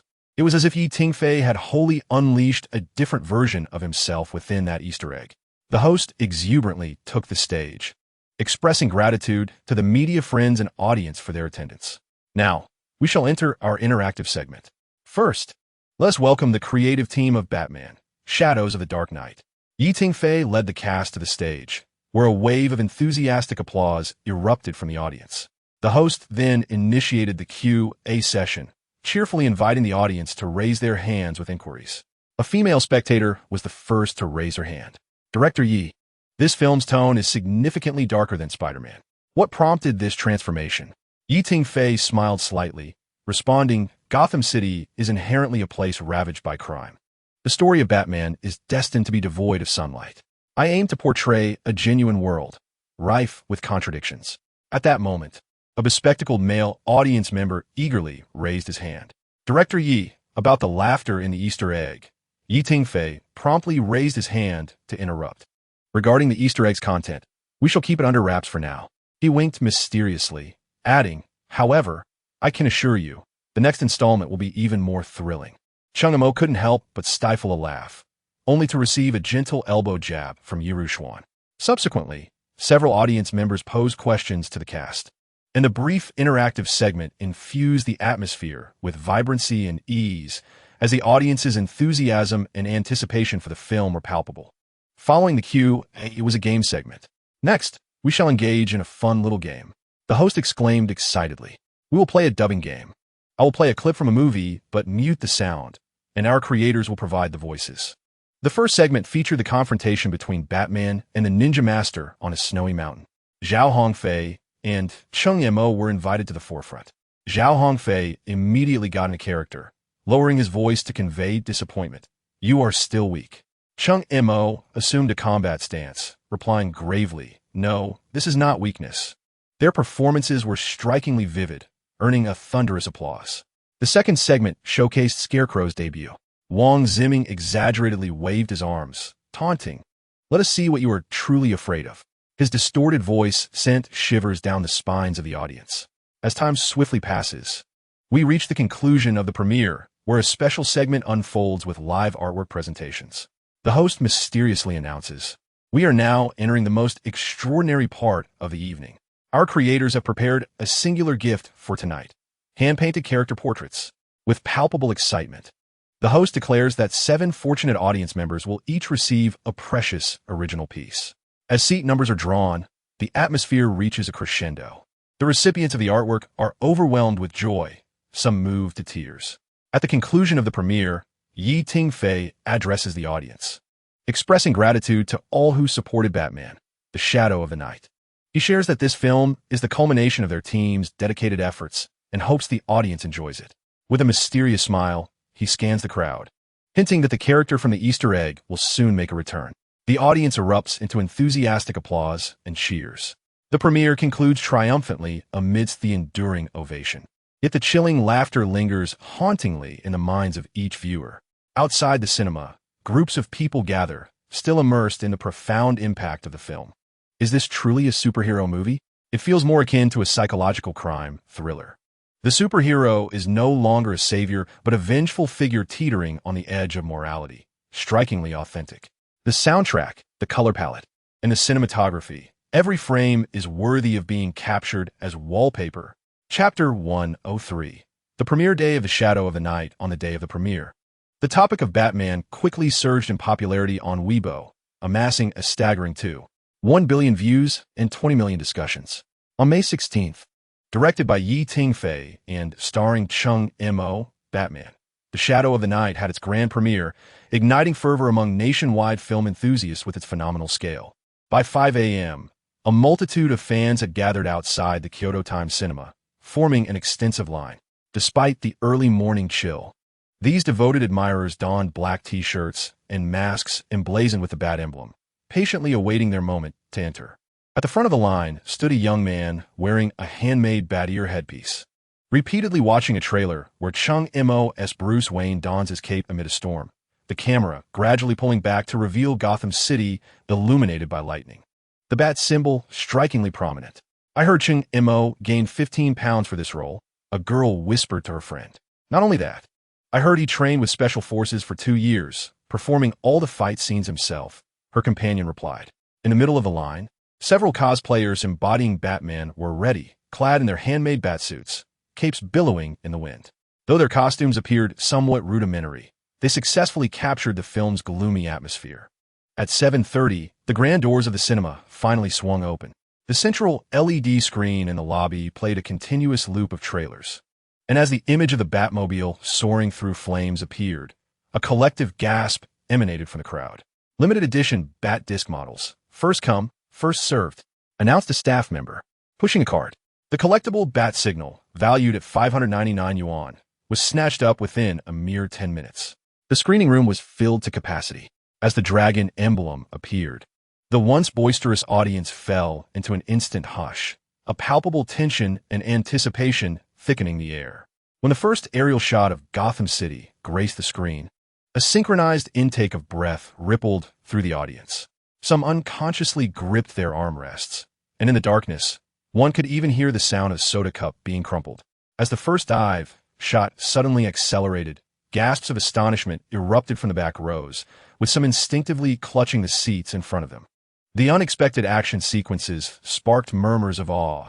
The intensity of the combat scenes far exceeded expectations, particularly the 7-minute continuous fight sequence in the urban warfare, which drew exclamations of astonishment from the audience.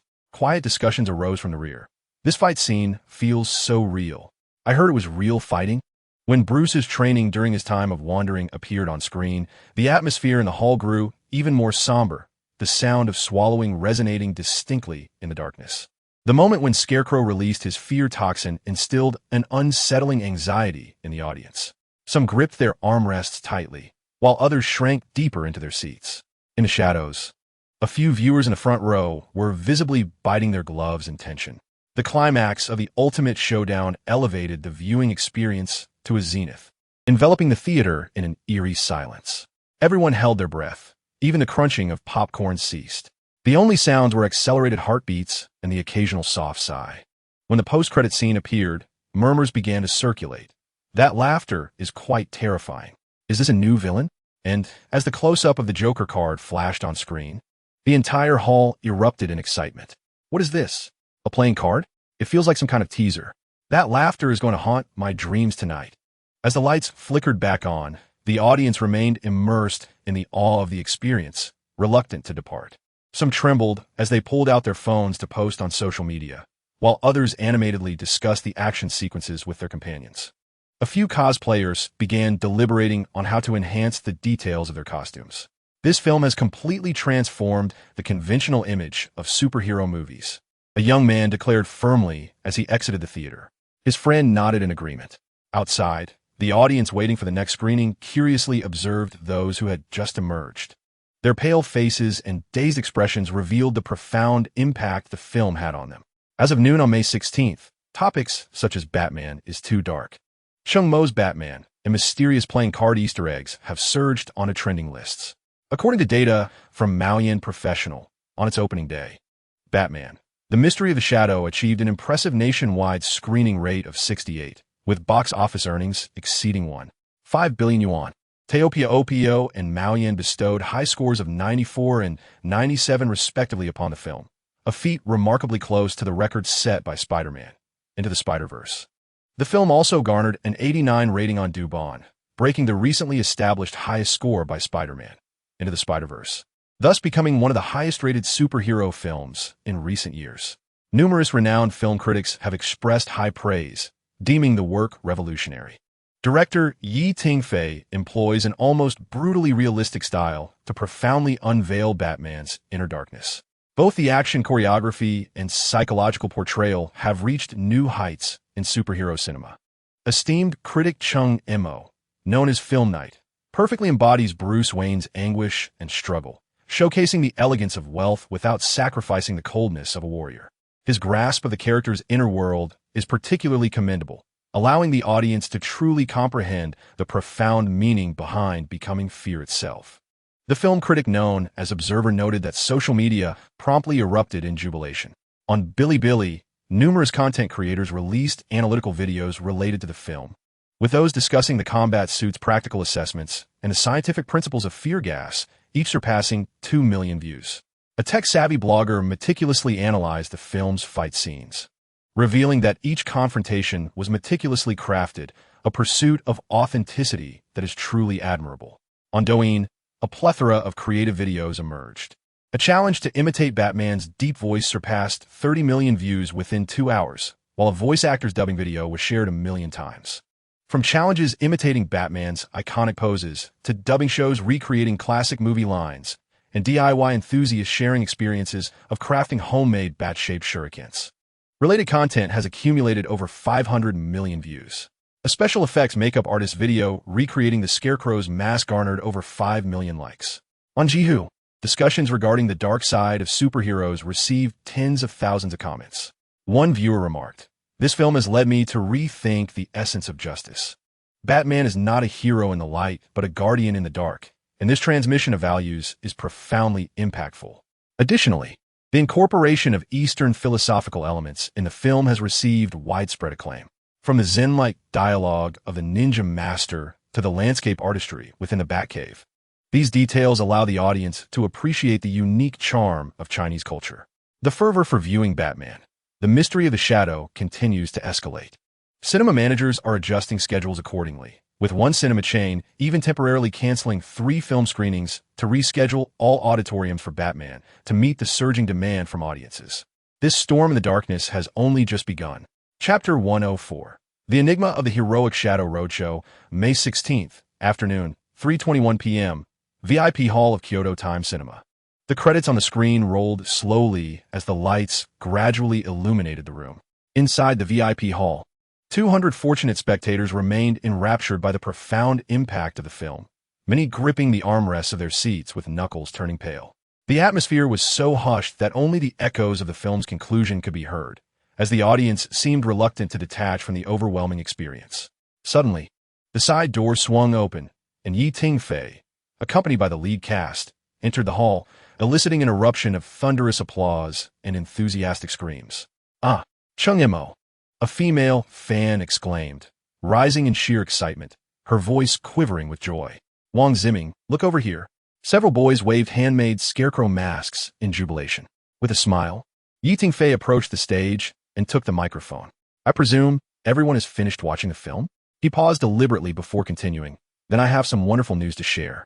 A staff member wheeled in a cart brimming with limited edition Batman figurines, each adorned in exquisite battle attire, the bat emblem glinting under the lights. Every audience member will receive a limited figurine. The moment Tingfei finished speaking, the hall erupted into another wave of cheers. The interactive segment commenced, and the first to raise his hand was a bespectacled young man, his hands trembling as he took the microphone. "Director Yi, I am your fervent supporter, but I must inquire why you did not complete the Spider-Man series before embarking on Batman." He questioned, "When can we expect the sequel to Spider-Man?" Tingfei donned his signature enigmatic smile, internally scrambling for a response, for he had never truly contemplated this question. It was the system that mandated his film choices. He could only offer a casual reply. That is an intriguing query. In my vision, these two heroes represent entirely different philosophies. Spider-Man embodies hope in the light, while Batman serves as a guardian in the shadows. I aspire to showcase both possibilities simultaneously. After a brief pause, he continued, weaving together his impromptu thoughts. As for the sequel, Spider-Man 2 is already in the works. And what about the Batman sequel? Someone in the audience couldn't help but pursue. Tingfei blinked, a spark of inspiration igniting within him, and he casually threw out a hook. Did you catch the Easter egg earlier? The hall erupted with knowing laughter and gasps. The second question came from a girl with a ponytail who nearly knocked over a soda as she stood up. Director Yi, regarding the multiverse. You mentioned at the press conference that Spider-Man and Batman belong to different universes, yet there is a possibility of their convergence. Does this imply you are crafting a superhero universe? The creative team exchanged amused glances. Tingfei took the microphone and replied, all I can say is that in the realm of film, anything is possible. He lowered his voice conspiratorially. Perhaps one day, you might witness even more outrageous occurrences. Chung Mo interjected playfully, such as an elderly Batman. He cast a mischievous glance at Yilong, prompting uproarious laughter from the audience. The third question came from a young boy adorned with a bat-patterned cap, his voice clear yet tinged with a hint of nervousness. Director Yi, what compels you to create such a dark superhero? Aren't modern superheroes typically bright, positive, and brimming with good energy? Tingfei's expression turned serious as he responded. This is precisely what I wish to explore. Gotham City serves as a mirror, reflecting the darkest depths of reality. Batman is not a hero in the traditional sense. He treads the fine line between legality and morality, wielding fear to combat fear. He surveyed the audience, adding at times, the corners that light cannot reach require darkness to safeguard them. As the Q&A progressed, a sturdy young man stood up, exclaiming, Teacher Chung Mo, I practice martial arts. And that scene where you jumped from the tower crane onto the car roof was utterly breathtaking. How was it filmed? Chung Mo took the microphone, his eyes sparkling. That was shot in real time. Gasps of astonishment filled the room. The 10-meter-high abandoned tower crane was set up right at the edge of the dock. And I personally leapt from it. We only filmed it once in one take. He added with a chuckle, that jump truly took my breath away. Wang Zimming interjected. He threw up 3 times after landing, prompting a wave of laughter. Is that battlesuit real? Another audience member inquired. Cheng Montak nodded. 80% of the scenes were filmed while wearing the suit. It's not excessively heavy. The most uncomfortable part was when I had to mimic going to the bathroom. And once again, the crowd erupted in laughter. At this moment, a girl in a baseball cap stood up, her tone playful yet teasing. I want to ask Zimming a question. Be honest, did you sneak away with another costume this time? Last time during Spider-Man, you secretly tucked one away.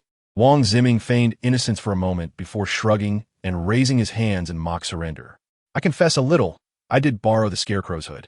He then produced a rough burlap mask from his backpack, which sent the audience into a frenzy of screams and laughter. The host playfully remarked, this confirms it. You are indeed a professional costume collector. The girl turned to Chung Mo, her tone gentle yet slightly probing. And what about you, Teacher Chung Mo? Did you take anything special as a keepsake? Chung Mo paused, a sly smile creeping onto his face as he pretended to contemplate. Actually, I did take a Batman suit.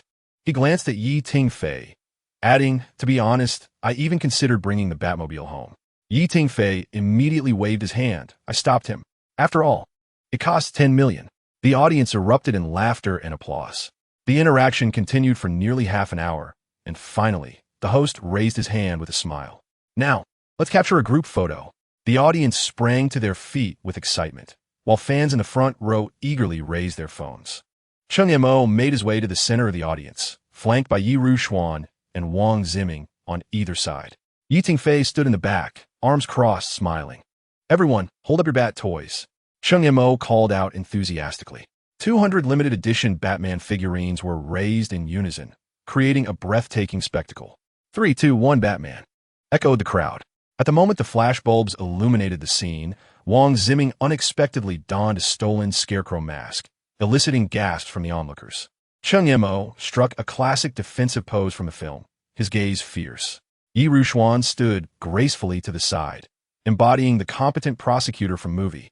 After the first photograph was taken, Yi Tingfei suddenly suggested, "Let us take another quirky one." The creative team immediately relaxed. Cheng Mo made a funny face for the camera. Wang Ziming reversed the scarecrow mask, and Yi Ruxuan flashed a peace sign. Even the usually solemn Zhao Hongfei seldom displayed a heart gesture towards the lens. Once the group photo concluded, the creative team strolled down the red carpet towards the exit, pausing intermittently to high-five eager fans. After their departure, staff began guiding the audience to leave in an orderly fashion. Every departing audience member received a limited edition commemorative ticket stub, adorned with the words marking the birth of the Dark Knight and the premiere date. In the corridor outside the screening room, excited spectators gathered in small clusters discussing, "Oh my, Cheng Mo is even more handsome in person than in the film. I can't wait for the sequel. Wang Ziming is so adorable. I'm setting this group photo as my phone wallpaper." Meanwhile, at the opposite end of the VIP passage, the creative team was engaged in brief media interviews. Yi Tingfei remarked to the reporters, "The audience's reaction has exceeded our expectations, which gives us even greater confidence for the sequel." Cheng Mo added, "We can truly feel the audience's love for Batman. We will continue to work hard to meet everyone's expectations." At that moment, the grand screen in the cinema lobby was looping exciting clips from Batman, the Shadow of Mystery, captivating many passersby. At the ticket counter, a long line of eager viewers awaited the next screening. The cinematic feast, crafted by Yi Tingfei and the cast, had only just begun. Chapter 105, Celebration Banquet. With the official launch of the 10-city roadshow for Batman, the Shadow of Mystery, the crew ignited a frenzy wherever they went. Numerous unforgettable anecdotes unfolded during the various roadshows. Cheng Mo was nearly besieged by enthusiastic fans at every event. In Shanghai, one female admirer was so overwhelmed that she fainted on the red carpet. Cheng Mo immediately halted the signing, personally escorting her to the resting area, and even gifted her his signed T-shirt.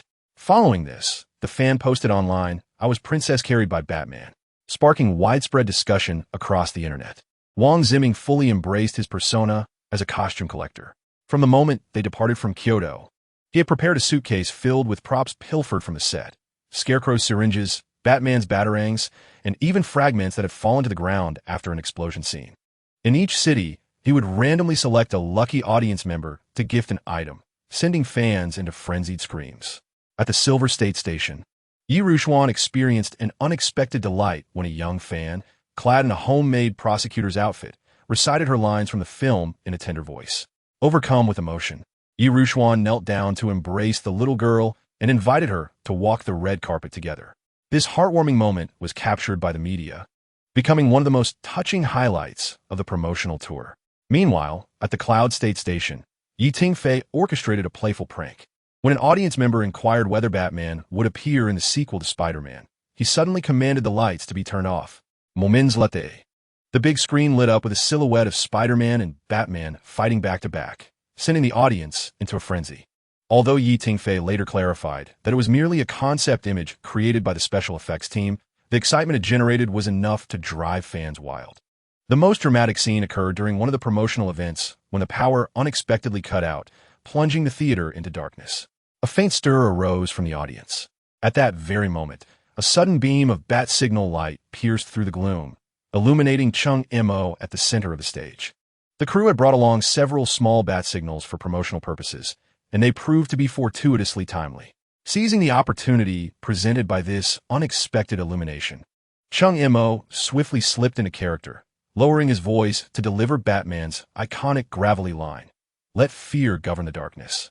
After a brief silence, the audience erupted into cheers and applause, the atmosphere more fervent than before, as if a miraculous hero had truly made an entrance.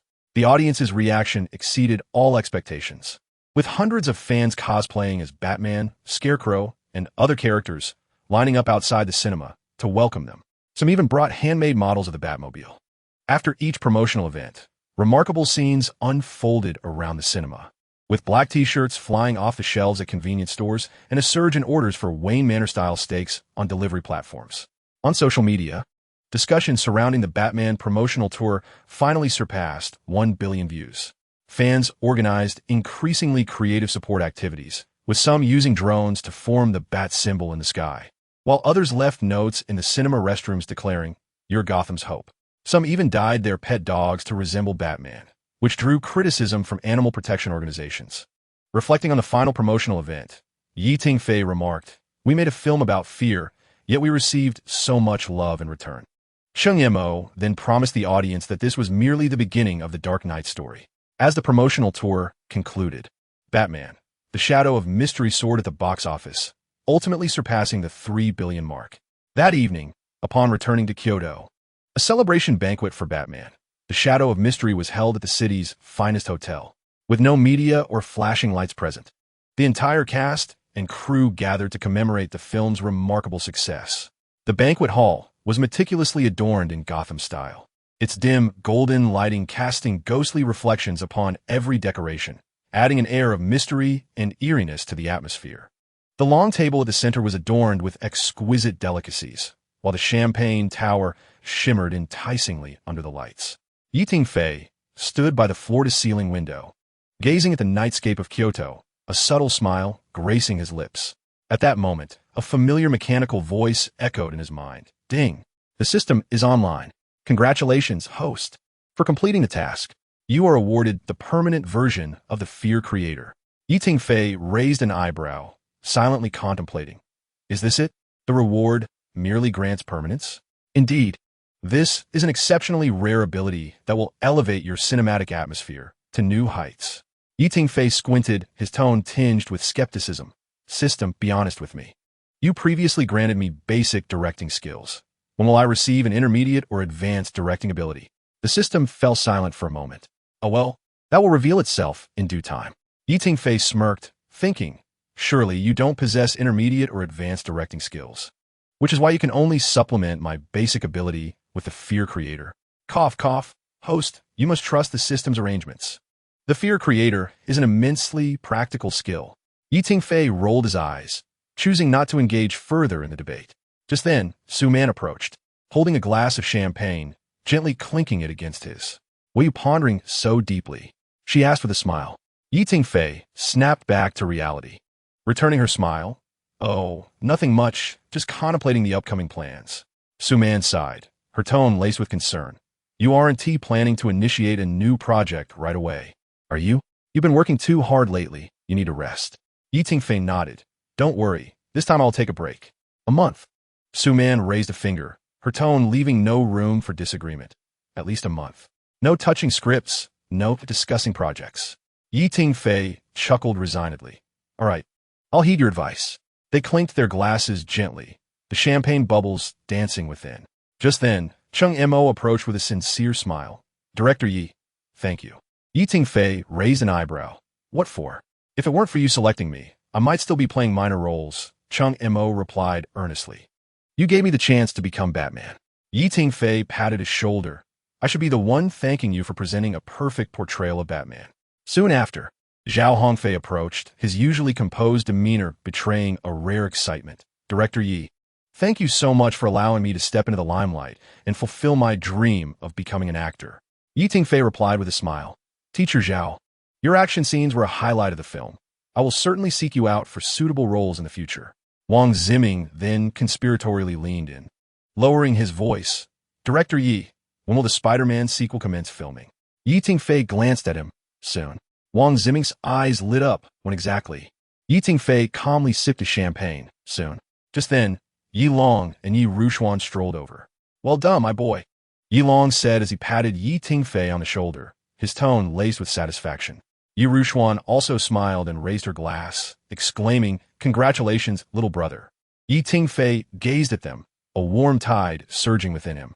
He lifted his glass, surveying the crowd, and proclaimed, "This toast is for Batman, for all those who contributed to this film. Cheers!" The group responded in unison, the clinking of glasses ringing out melodiously. Soon after, Su-Man, the president of KK Entertainment, announced the commencement of a lottery segment, with a grand prize valued at $1 million. Ultimately, a behind-the-scenes staff member claimed the prize, eliciting cheers and creating a vibrant atmosphere. Laughter echoed within the banquet hall, where champagne and applause intertwined into a gentle crescendo. Tingfei stood amidst the throng, observing the familiar faces as if fate had conspired to bring them all onto the same path. He exhaled softly, as if shedding a long-borne weight from his shoulders. This was merely the beginning. Outside, the night in Kyoto deepened, the stars twinkling like countless unfinished scripts, quietly waiting to be unveiled by the wind. Chapter 106. The superhero movie universe following the conclusion of the promotional tour, the marketing blitz for Batman. The shadows of mystery continued unabated. However, Tingfei had fully embraced vacation mode, delegating the subsequent promotional activities to the cast. After all, the task was accomplished. The rest was no longer his concern. He contentedly nestled at home, engrossed in video games. As he deftly maneuvered the controller, he couldn't help but muse about how enjoyable the games in this world were. Albeit the graphics paled in comparison to those of his previous realm. He was engaged in the most popular superhero-themed action-adventure game of the moment, which, while exquisitely crafted, increasingly felt lacking in authenticity as he played. If only a game could be developed that truly captured the exhilarating experience of swinging through the skies like Spider-Man, combined with the dark combat style of Batman. Tingfei mused aloud, that would be sheer bliss. Suddenly, an idea sparked in his mind, and his eyes brightened. He could mention this to Su Man later. He wondered if KK Entertainment had a division dedicated to game development. If they could create a dual protagonist system, even allowing players to switch characters across multiverses, it might just be a blockbuster hit. A slight smile graced his lips as he envisioned players transforming into the Dark Knight or soaring through the virtual realm as the web-slinger. Meanwhile, Chung Mo and the cast traversed various television variety shows. On Happy Camp, he and Wang Ziming reenacted the classic scene of Batman battling Scarecrow from a film. Wang Ziming deliberately wore the Scarecrow's mask askew, resembling a drunken scarecrow, which sent the audience into fits of laughter. If director Yi saw us making a mockery of his film, he'd probably be furious, Chung Mo later messaged in the group chat. Tingfei responded with a single emoji, a lazy cat lounging on a sofa, munching on chips. Yi Rushuan accompanied Chung Mo on several high-profile interview programs. When the host inquired about the director's absence, she offered an elegant smile, stating that director Yi was engrossed in the creative process for his next project. However, the truth was that Tingfei was at home binge-watching a melodramatic series, even sharing screenshots of the drama on social media. The most unfortunate of all was Wang Ziming, who had been assigned to participate in an outdoor competitive reality show. The production team had ingeniously devised a Scarecrow challenge, suspending him several meters above the ground to answer questions. A wrong answer would result in being doused with blue liquid. Director Yi, help me. Wang Ziming sent a voice message to Tingfei during a break in filming, the background filled with the laughter of other guests. Tingfei leisurely replied, keep it up. It's all part of the experience. Meanwhile, discussions online continued to escalate. Observant fans noted that Tingfei had been conspicuously absent from promotional activities, having not appeared in any media for 2 weeks. Speculation ran rampant among fans. Was director Yi preparing a new project? Could he possibly be writing a sequel to Batman? I bet 5 dimes he's just sleeping. In fact, Tingfei was indeed enjoying a peaceful slumber on a tropical beach, basking in the sun and feeling the sea breeze, relishing his leisurely vacation. It was Su Man who could no longer tolerate his sedentary lifestyle. She had booked him a flight and exiled him to the island. A month-long vacation, not a day less, she had threatened over the phone. If I catch you secretly writing a script, I'll replace your director's chair with a child-s seat. Underneath, a sunshade. Tingfei sipped chilled coconut water while scrolling through the promotional schedules of the cast, contentedly liking each one. This is the life, he sighed with satisfaction. Meanwhile, in distant Kyoto, cinemas screening Batman, Shadows of the Night remained packed. When the post-credit scene featuring the Joker card appeared, gasps echoed through the audience, unaware of the storm this card would soon unleash. Just as Tingfei lounged on his beach chair, savoring his holiday, a familiar mechanical voice suddenly resonated in his mind. Beep! The Grandmaster is online, issuing a new task. Tingfei nearly choked on his coconut water, fumbling to set the cup down. System, I advise you to be merciful. I'm still on vacation. Beep! Congratulations, host, on completing the beginner director task. Now, a new mission is issued. Build a superhero movie universe within 10 years, completing the construction of both Marvel and DC cinematic universes. For each film completed, corresponding rewards will be unlocked based on box office performance. Tingfei's eyes widened. Wait, Did you say 2 universes within 10 years? I have calculated. According to your current pace, filming 2 movies a year would yield 20 films in 10 years. More than sufficient. Tingfei scoffed, taking a slow sip of coconut water. Don't give me that. At this rate, while the 2 universes may be constructed in 10 years, I might not survive to see it. He flipped over, pulling his hat over his face, unwilling to succumb to an untimely demise. Beep. Host detected as being unproductive. The rewards I offer are not mere embellishments. They will significantly enhance the host's filming efficiency. Tingfei lazily lifted the brim of his hat and remarked, "That's not acceptable. Artistic creation requires contemplation. I have no desire to hastily produce a string of mediocre films." Ding. Warning. Should the host decline to accept the task, the acquired ability of Fear Creator will be revoked. TSK. Here comes that threat again. Tingfei sat up, squinting towards the distant horizon. Very well. I agree to construct a universe, but the timeline is to be dictated by me. Ding. The system begrudgingly accepts the host's proposal. However, the condition is that the subsequent scripts must be prepared by the host, and at least 1 film must be completed each year. A slight smirk graced Tingfei's lips. It was a deal, but the first film would have to wait until after my vacation. In truth, the scripts generated by the system exhibited remarkable overall performance. Both Spider-Man, Hero's Journey, and Batman, Shadow's Mystery are exemplary in terms of structural arrangement and pacing. Nonetheless, despite the narratives being cohesive and brimming with tension, there remains ample room for refinement, particularly in character development and the emotional depth of the personas. Consequently, throughout the filming of Spider-Man, Hero's Journey, and Batman, Shadow's Mystery, there arose frequent instances necessitating modifications and adjustments to the scripts. Thus, from this moment forth, Tingfei resolved to no longer rely on the prefabricated scripts provided by the system, but rather to personally forge his own superhero universe. He reclined once more, letting out a comfortable sigh. Now, please be quiet. I wish to bask in the sunlight. Lying on the beach chair, Tingfei closed his eyes, mentally orchestrating his future filming plans. The gentle sound of the waves lapping at the shore brought clarity to his thoughts. Originally intending to construct 2 universes, he murmured to himself that careful planning was essential. He took a sip of coconut juice and considered the current progress. The Marvel Universe could commence with Spider-Man 2, especially since Iron Man had already made an appearance in the first film's post-credit scene, perfectly setting the stage for his formal introduction in Spider-Man 2 and building anticipation for the subsequent Iron Man standalone film. Tingfei's fingers lightly tapped the armrest of the beach chair as he continued to refine his plans in his mind. The DC Universe could also advance in tandem. Although there was no rush for Batman 2, the character of the Joker required more time for development and should not be hurried. He applied sunscreen to his arms, his thoughts becoming ever more lucid. The theme of Superman would provide a striking contrast to Batman. Light against darkness, hope against fear, both elements illuminating each other, rendering the entire universe more nuanced and thought-provoking. Gazing at the clouds on the horizon, a subtle smile crept across his face. Next would be the Marvel Universe's Spider-Man 2, while the DC Universe would initiate the Superman project. Once my rest concludes, I shall begin crafting the script. Whether these 2 universes will progress simultaneously or be filmed in phases, he decided to assess the situation and adjust accordingly at that time.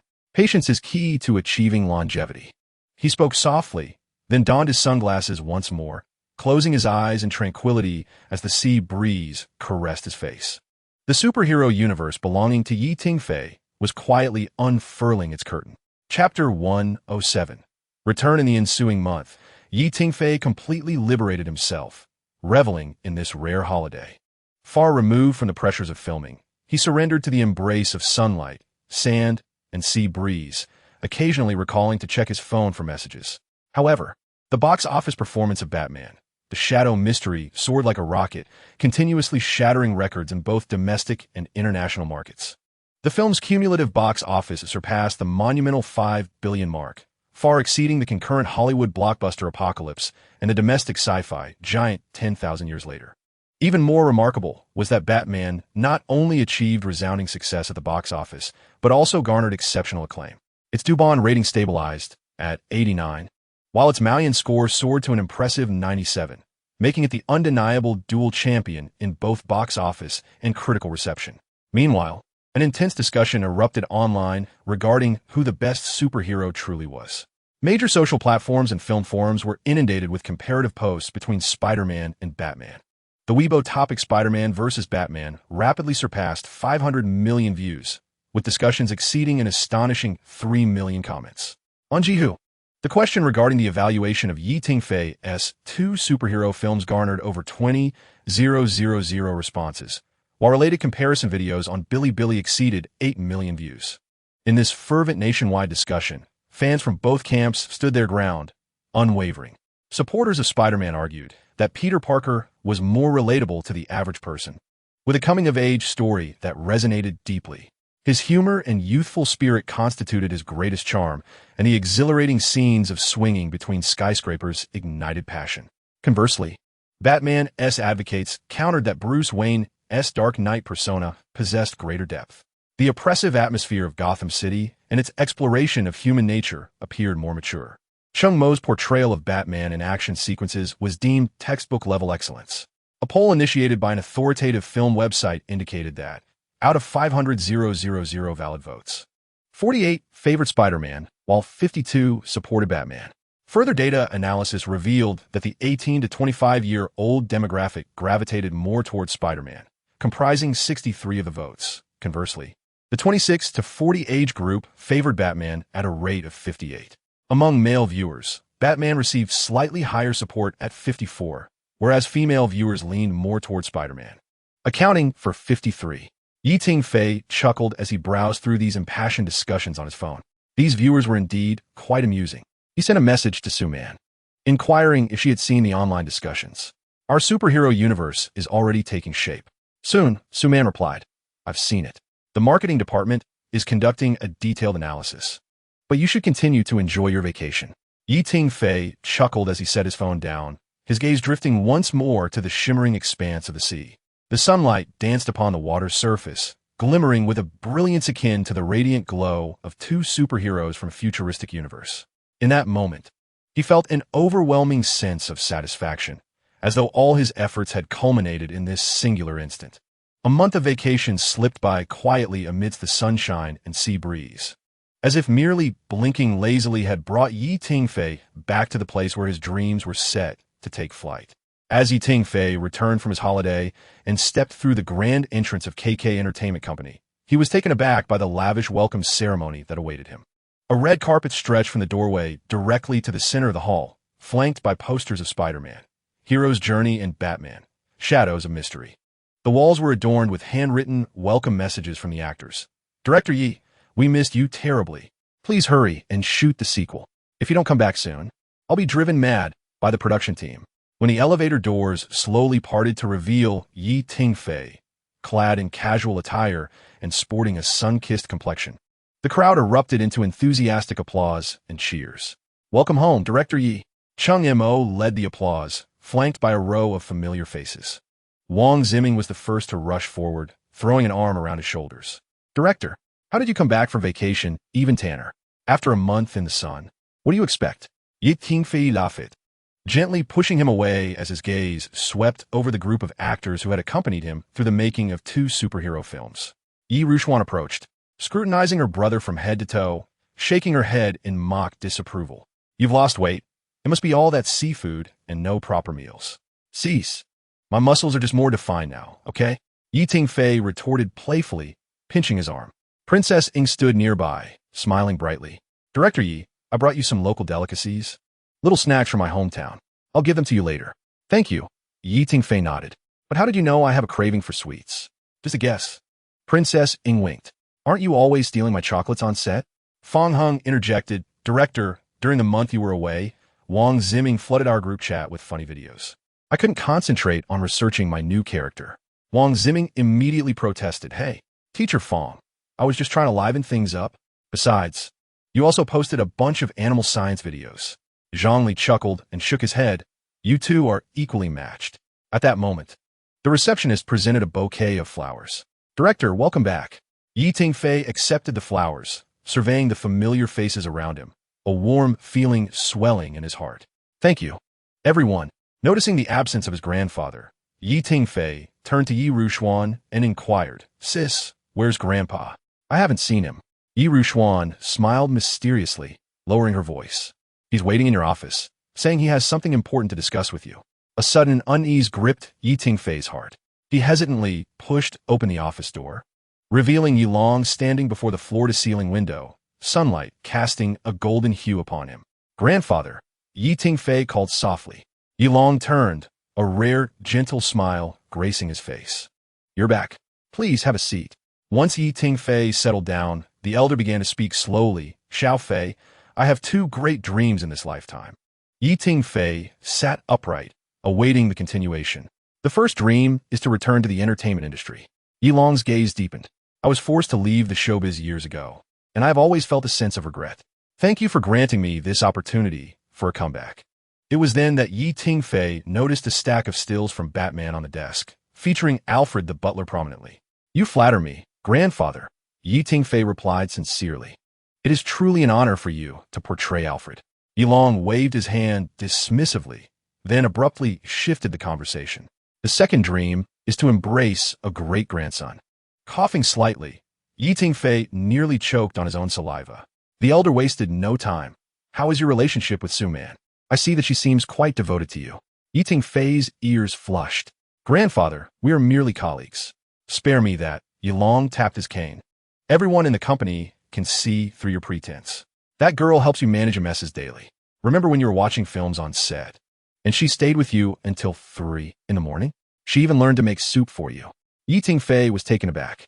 How do you know about that? Your sister informed me, Yilong said, stroking his beard with satisfaction. Hurry up and seize the moment. At my age, I can't afford to wait. In a moment of quick thinking, Yi Tingfei raised his hands in surrender. Grandfather, I swear, once my solo film surpasses a box office of 10 billion, I will confess to Su-Man immediately. 10 billion? The elder scoffed, a glimmer of concern flashing in his eyes. That girl is all alone. Can you heartlessly make her wait that long? Yi Tingfei's expression faltered. Grandfather, he spoke softly, his tone considerably gentler than before. It's not that I don't want to. I'm just afraid that being busy with filming might cause me to neglect her. If you truly care for her, don't let her wait too long. Yilong's voice was deep and warm, resonating like a gentle beat upon the heart.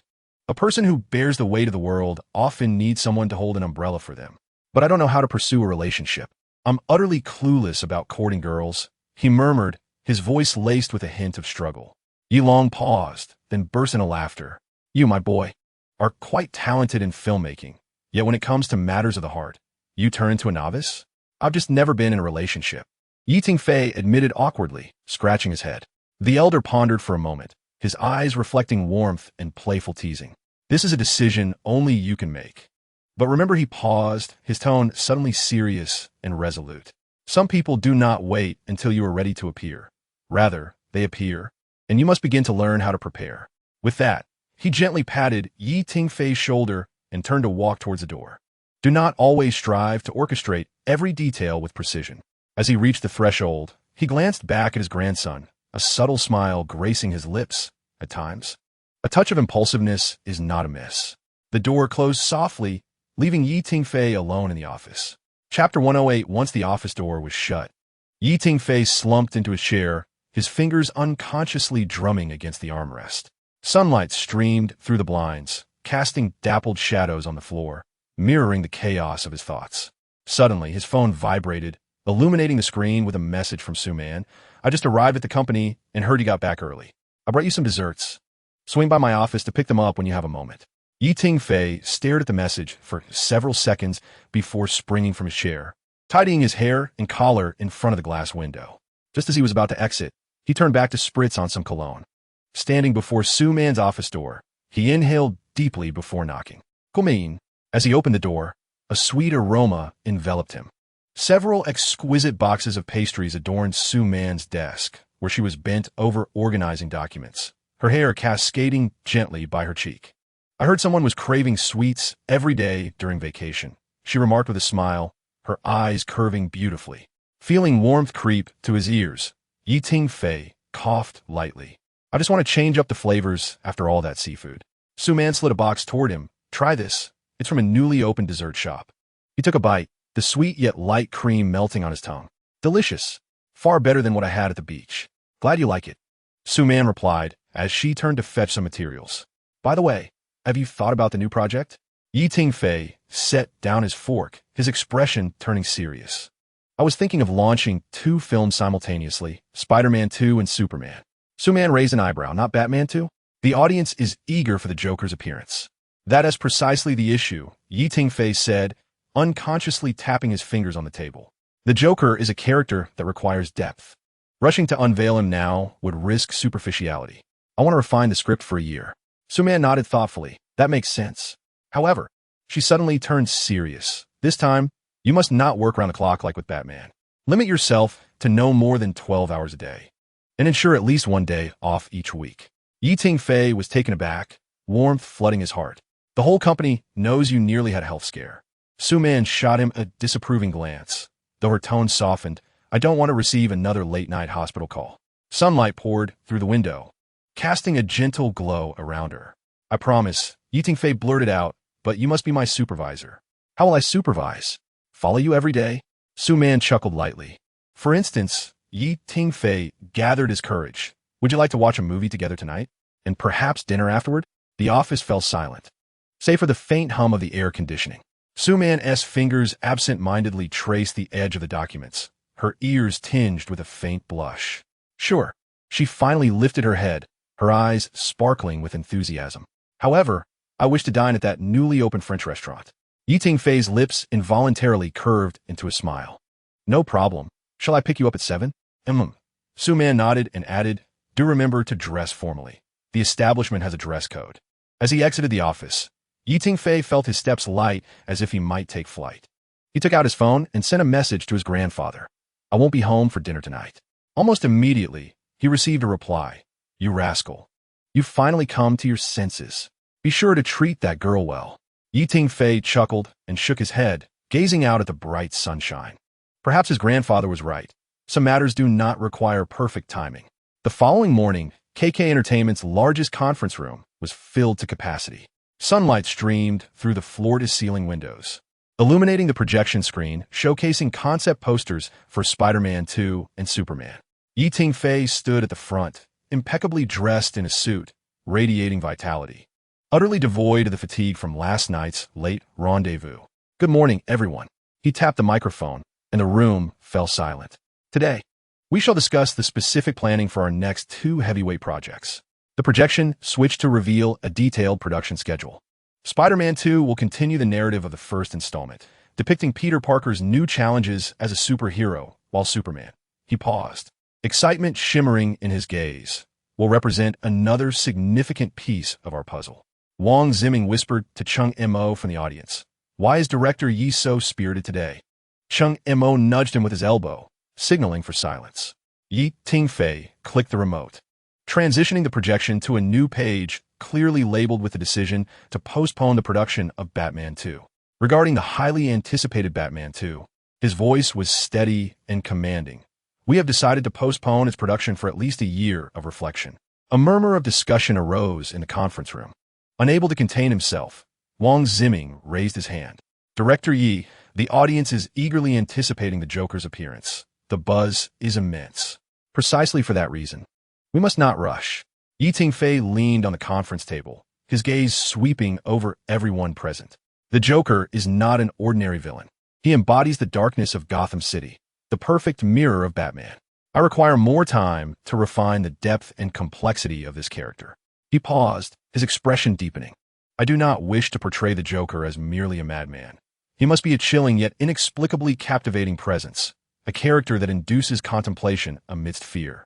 More gravely, Tingfei lowered his voice. As a director, I am not yet prepared. During the filming of Batman Begins, I invested too much emotion and require time to reflect. He glanced in Su-Man's direction. Furthermore, I promised someone that I would not work myself to the bone again. Su-Man's lips curled slightly as she jotted down notes in her notebook. The forthcoming plan entails Tingfei revitalizing his spirit, focusing intently on completing Spider-Man 2 and Superman. These 2 cinematic endeavors will accumulate invaluable experience for us. Concurrently, I shall delve deeply into criminal psychology to prepare for the character of the Joker. Tingfei continued, stating that these films will adopt an innovative dual shooting model, with Team A under my personal leadership and Team B managed by the assistant director for certain scenes. He turned to the production director, emphasizing the necessity for meticulous preparation in the early stages. The financial director raised a hand to inquire, Director Yi, regarding the budget. The preliminary estimate for each film stands at $1 billion. Yi Tingfei's statement sparked a murmur of discussion. Spider-Man 2 necessitates a plethora of special effects, while Superman will require international filming locations. At that moment, Sue Man stood up, clad in a sharp business suit with her hair neatly tied back. Her voice was clear and assertive as she addressed the funding issue, stating, "We will introduce investors through a public bidding process." However, she surveyed the room, her gaze ultimately landing on Yi Tingfei. KK Entertainment must retain a controlling stake of over 51% to ensure creative autonomy. Yi Tingfei nodded slightly, a glimmer of appreciation in his eyes, recalling their discussion of this proposal over dinner the previous night. The casting process will commence comprehensively once I finalize the script. Yi Tingfei switched the slide to display the character list. The principal roles in Spider-Man 2 would largely retain the original cast, though several vital supporting characters needed to be added, while Superman would require a full casting call. Halfway through the meeting, staff members wheeled in a cart distributing coffee and snacks. Yi Tingfei naturally approached Sue Man, offering her a cup of Americano. "With milk, no sugar, correct?" he asked softly. Sue Man accepted the coffee, thanking him. "Did you sleep well last night?" she inquired quietly. "Not bad." Yi Tingfei was about to respond when he suddenly noticed everyone in the conference room stealing glances at them. He immediately adopted a serious tone, clearing his throat. "We'll discuss this after the meeting." Sue Man understood, regaining her professional demeanor. After the meeting concluded, the two intentionally left in a staggered manner. Yet around a deserted corridor corner, Yi Tingfei quickly caught up with Sue Man. "Are you free tomorrow night?" He lowered his voice. "I discovered a fantastic Italian restaurant." Sue Man nodded, suddenly recalling something. She softly asked, "By the way, Grandpa Yi, he pulled me aside last night and asked for half an hour about the details of our date." Yi Tingfei shrugged in exasperation, though a smile graced his lips. "I told him it's a commercial secret." Sue Man couldn't help but chuckle. In truth, everyone noticed that throughout the meeting, Yi Tingfei's gaze invariably sought Sue Man's presence. And whenever Yi Tingfei spoke, Sue Man would unconsciously doodle circles on her notepad. Wang Ziming nudged Chung Mo, wagering 100 yuan. "Those two are definitely together." Chung Mo calmly sipped his coffee. "I'll bet 200 yuan. The old man is already picking out wedding dates." Chapter 109. Donnie. Following the conclusion of the meeting, Yi Tingfei's life rhythm noticeably decelerated. Each day, he arrived punctually at the office by 9 o'clock, brewed a cup of coffee, and then focused intently on crafting the scripts for Spider-Man 2 and Superman. Sunlight streamed through the floor-to-ceiling windows, casting a warm glow on his desk and illuminating the ever-pulsating text on his computer screen. Peter Parker, having become a hero, found himself increasingly isolated. Yi Tingfei murmured softly, reciting the lines he had just penned, his fingers dancing lightly across the keyboard. Suddenly, his phone vibrated. It was a message from Sue Man, signaling that lunchtime had arrived. Esteemed screenwriter. Glancing at the time, Yi Tingfei realized it was already 12:30. He smiled as he replied, "I'll be there shortly. What would you like to eat today? I heard the new window at the cafeteria is quite good." Sue Man responded swiftly, accompanied by an adorable emoji. Such exchanges had gradually become a cherished routine. Every noon, they would dine together in the staff cafeteria, discussing the progress of their scripts or the operational status of the company. Occasionally, Sue Man would bring her homemade bento, while Yi Tingfei would discreetly note down her favorite dishes. One bright morning, Yi Tingfei bit the cap of his pen, lost in thought as he sketched in his notebook. Sunlight filtered through the blinds, casting dappled shadows before him, outlining the silhouette of a figure adorned with a metallic mask. "Iron Man," he whispered to himself, contemplating the need for an actor who possessed both charisma and depth. During lunch, as he and Sue Man sat in a corner of the company cafeteria, Yi Tingfei cautiously broached the subject. "I am conceptualizing a new character." He chose his words with care. "A genius inventor, a billionaire, outwardly frivolous, yet inwardly imbued with a profound sense of responsibility. What sort of actor do you think would suit such a role?" Sue Man gracefully set down her chopsticks, engaging in earnest reflection. "Firstly, he must possess an innate elite quality, yet not come across as aloof. There should be a striking contrast between his seemingly superficial demeanor and his genuine sincerity. Precisely. Tingfei's eyes lit up, nearly blurting out Robert Downey Jr.'s name before quickly adjusting his phrasing. Someone like a charming playboy, yet a genius and reliable at heart. He leaned in closer, lowering his voice. Do we have any suitable foreign actors in our company? I envision this role requiring a foreign face. Su-Man shook her head, her hair brushing gently against his cheek, carrying a faint scent of jasmine. KK Entertainment currently has no foreign artists under contract. Tingfei stirred his coffee thoughtfully, the metallic spoon lightly clinking against the cup, producing a crisp sound. Then, where in the country could we possibly find a fitting foreign actor? Su-Man retrieved her tablet from her briefcase, her slender fingers gliding across the screen. Firstly, there are the international student programs at the Kyoto Drama Academy and the Kyoto Film Academy, where a number of foreign students enroll each year. Last year, for instance, a French student from the Kyoto Film Academy starred in a web drama that received quite a positive reception. Furthermore, Su-Man continued, there are several international schools with drama clubs where many expatriates' children attend. She suddenly lowered her voice, revealing that a newly established multinational agency, Star International, specializes in representing foreign artists developing their careers in Asia. Tingfei's eyes brightened. This sounds promising. Do you have any contact information? I know their director. Su-Man's lips curled into a slight smile, though she deliberately elongated her tone, insisting that someone first tell her the name of this mysterious character. Tingfei winked conspiratorially and lowered his voice, asking if she remembered the enigmatic armored figure from the post-credit scene of Spider-Man: Homecoming. Su-Man's eyes instantly sparkled. It was indeed him, though she hadn't expected this character to be of Western descent. Soon, Su-Man contacted the director of Star International, arranging for Tingfei to visit their company the following day to audition for actors. Early the next morning, Tingfei arrived at Star International, impeccably dressed in a suit.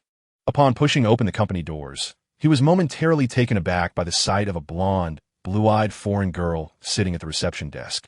Her nameplate reading, Receptionist, Lu Meili. Beside her stood a black security guard, his nameplate boldly proclaiming, Security, Li Chong. Director Yi?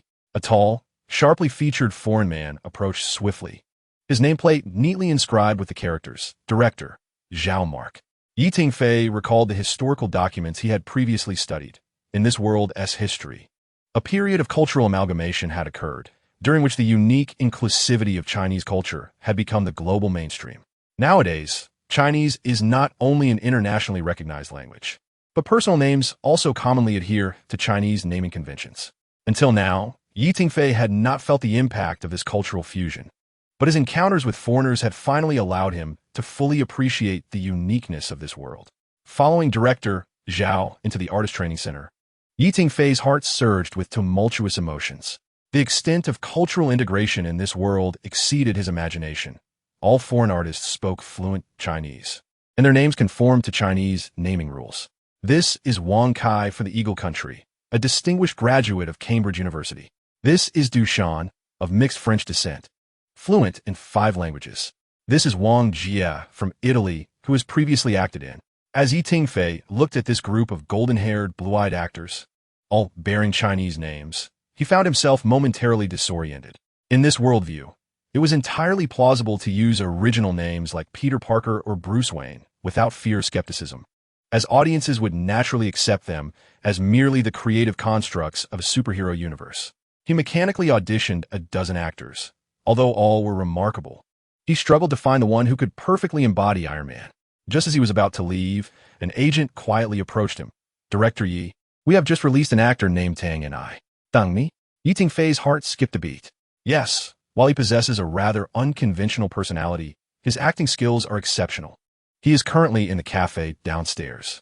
On the other side, in the cafe downstairs, Donnie sat by the window, his slender fingers gently tapping on the tabletop. Mark had mentioned that a prominent director would be arriving today, and he found himself muttering, occasionally glancing towards the entrance of Star International. Although he had been released from his contract, he figured it was worth a shot. He looked down at his watch, realizing he had been waiting for nearly 2 hours. Just as he was about to give up hope, his phone vibrated. It was a message from his agent, Mark, informing him that the director had arrived and was on his way to the cafe. Perform well. Donnie immediately straightened his posture and quickly adjusted his shirt collar. At that moment, he noticed a young man approaching him, accompanied by his agent. Donnie, this is Director Yi from KK Entertainment, the agent introduced. Donnie stood up, flashing his signature roguish grin. I've long admired your work, Director Yi. I am Donnie, last name Tang, first name An. Yi Tingfei scrutinized the man before him, noting his deep-set eyes, meticulously trimmed mustache, and an innate air of nonchalance. What astonished him the most was how Donnie's speech pattern bore an uncanny resemblance to that of Robert Downey Jr. I heard you just parted ways with Star International. Yi Tingfei inwitted tentativity. Donnie shrugged, gesturing in a resigned manner. They claimed my personality was too unconventional. He chuckled softly, his fingers absent-mindedly twirling his coffee cup. Whenever I receive a script, I spend considerable time delving into the character's psychological motives and behavioral logic. Sometimes, while filming, I suddenly feel the character shouldn't act that way, and I improvise on the spot. He lifted his gaze, a fervent light shimmering in his eyes. For instance, in a business drama I filmed last month, I portrayed a Wall Street elite. The script dictated that he was courteous during board meetings, but I believed such a setting should exude more aggression. Donnie suddenly straightened his back, his expression sharpening. So I changed it to, ladies and gentlemen of the board. If you're too afraid to take this risk, you might as well sell the company to the kindergarten next door. He raised his voice, startling the patrons at the adjacent table. Instantly, he reverted to his previous irreverent demeanor, resulting in the director calling for a cut in frustration. Yi Tingfei, however, was intrigued. So you are pursuing a sense of authenticity in your characters? Precisely, Donnie exclaimed, slamming his hand on the table. Every character is a living being. They possess their own thought processes and behavioral logic. Merely reciting lines is no different from being a marionette. At that moment, he realized he had become immersed in the character again, and he chuckled sheepishly. Apologies, I digressed. This is precisely why I was released. Too many directors find me unmanageable. Yet Yi Tingfei grew increasingly excited.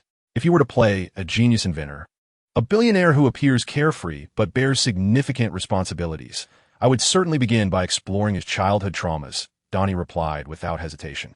Why would someone born with a silver spoon choose to become a hero? Beneath his arrogance, undoubtedly, lies a profound insecurity. His cynical demeanor may serve to shield the lonely child within. Yi Tingfei abruptly rose to his feet, declaring, tomorrow at 10 in the morning. In the KK Entertainment audition room, I want you to perform a scene for this character spontaneously. He paused, adding, no preparation needed. Just interpret the role as you see fit. Donnie hesitated for a moment, then broke into his signature roguish grin. It settled then, but he mischievously winked. If I perform too exceptionally, Director Yi, you must treat me to coffee. Agreed. As Yi Tingfei turned to leave, a smile crept across his lips. He could almost envision Donnie clad in golden red battle armor, delivering that iconic line before the camera. Hastening out of the cafe, Yi Tingfei promptly dialed Su Man's number. As soon as the call connected, he eagerly exclaimed, I've found our armored hero. He is simply destined for this role. On the other end of the line, Su Man seemed to catch his excitement, her voice laced with amusement. Have you confirmed so soon? Is he truly that extraordinary? Not just extraordinary. Yi Tingfei lowered his voice, barely concealing his fervor. His name is Donnie. Not only does his appearance and demeanor perfectly align, but more importantly, his understanding of the character is profound. He delves into the psychological motivations and is willing to improvise for authenticity. Sounds like a challenging actor, Su Man remarked half-jokingly. That is precisely what makes him invaluable. Yi Tingfei briskly walked toward the parking lot. I want to sign him, ideally a long-term contract. This character is pivotal within our superhero universe, necessitating an actor who truly comprehends him. After a brief contemplation, Su Man responded, let him audition tomorrow. If he is indeed as remarkable as you claim, I will personally handle the contract negotiations. Upon hanging up, Yi Tingfei gazed up at the azure sky, his mind already weaving the narrative of Iron Man. The Tony Stark of this world must shine as brilliantly as the original. By 9:30 the following morning, Yi Tingfei was already waiting in the audition room, meticulously checking the equipment while casting glances towards the door. Su Man entered, carrying 2 cups of coffee, handing one to him. Nervous? This isn't like you. This character is of utmost importance, Yi Tingfei replied as he accepted the coffee. He will be the linchpin of the entire universe. Just as he spoke, the audition room door swung open. Donnie stepped in, dressed in a casual suit, exuding an effortless elite charm despite his lack of elaborate preparation. "Good morning, Director Yi," he greeted casually, his gaze shifting to Su-Man. "You must be the legendary President Su." Su-Man raised an eyebrow, clearly impressed by her first impression. "Mr. Donnie, I hear you enjoy improvisation. Just call me Donnie," he replied with his characteristic roguish smile. "As for improvisation, I simply believe that a character should possess its own vitality." Tingfei cleared his throat, his gaze piercing as he looked at Downey. "I want you to perform a scene where you are enduring an energy shock powerful enough to obliterate the world. This is your final moment, and you must save everyone with a snap of your fingers, but at the cost of your own life." He paused, his voice involuntarily laced with excitement. The sole line being, "I am Iron Man." Downey furrowed his brow, a flicker of confusion crossing his features at the thought of delivering the line in English. However, his professionalism restrained further inquiry, and he merely nodded in understanding. He closed his eyes, taking a deep breath. Upon reopening them, his entire presence had transformed. His body began to tremble slightly, as if bearing an immense, invisible weight. With great effort, his right hand rose to his chest, fingers spasming in pain. Sweat trickling down his forehead, lips quivering yet adorned with a hint of serene acceptance. His voice emerged hoarse yet resolute, as if he had summoned every ounce of strength. Determination sparkled in his eyes, fingers laboriously forming the gesture to snap. "Iron Man." A signature smirk graced his lips, imbued with a tragic undertone. As the final syllable resonated, the seemingly effortless motion of his thumb meeting his middle finger drained what felt like his very life force. His gaze began to lose focus, his body slowly leaning forward, yet in the moment before collapsing, he froze, maintaining that heroic stance. The audition room fell into a profound silence. Su-Man's documents slipped from her grasp, producing a crisp sound as they hit the ground. Tingfei felt his heart race. "Cut! Perfect!" he exclaimed, leaping to his feet, exhilarated. "That's the feeling." Downey instantly detached from the role, reverting to his playful demeanor. "So does that coffee still count?" Su-Man inhaled deeply, extending her hand to Downey. "Welcome to KK Entertainment. I believe we need to discuss a long-term contract." That evening, Tingfei repeatedly watched Downey's audition tape in the studio. Su-Man entered with coffee and sat beside him. "You seem particularly invested in this role." Tingfei pressed the pause button, freezing the frame at the moment Downey snapped his fingers. He gazed intently at the still image, fingers gently tapping the table. "Do you know, in the Spider-Man universe, Iron Man is the very cornerstone of the entire superhero framework." Su-Man nodded hopefully. "So that's why you're so determined to find the most suitable actor." Suddenly, an idea struck her. "Wait, if he is the cornerstone, then what about Batman?" Tingfei shifted his gaze from the screen to Su-Man.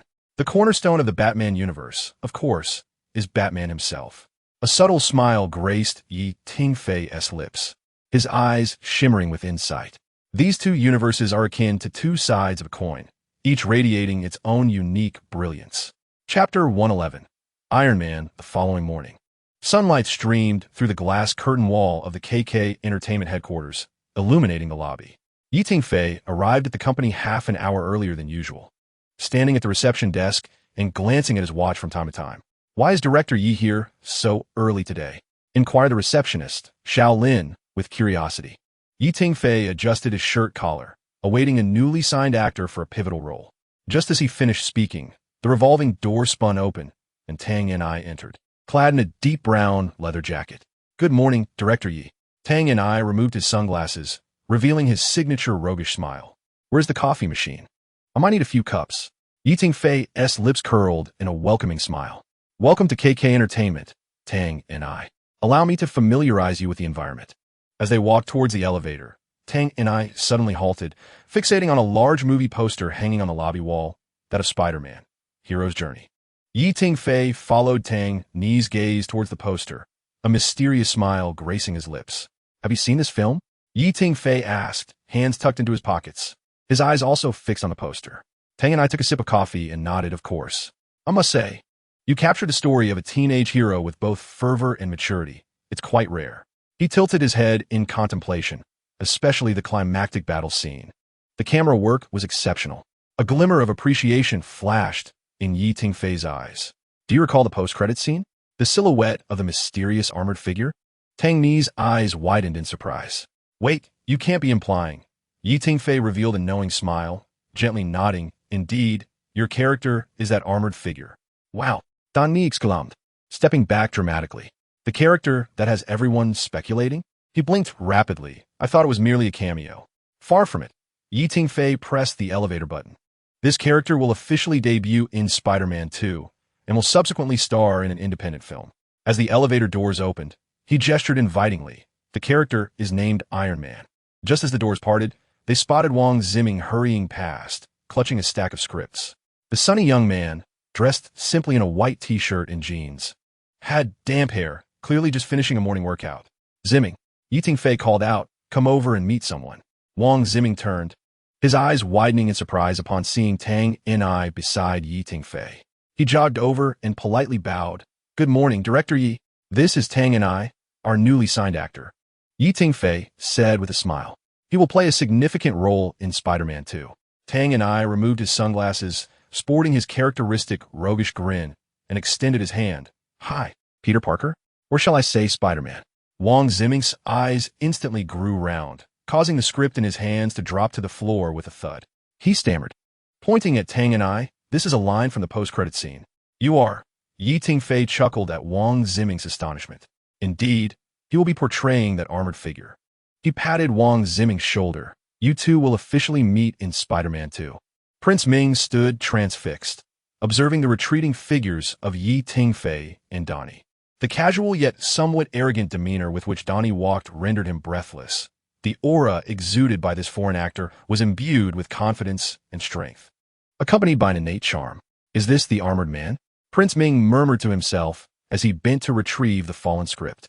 Meanwhile, Yi Tingfei led Donnie through the spacious, well-lit corridor to his office.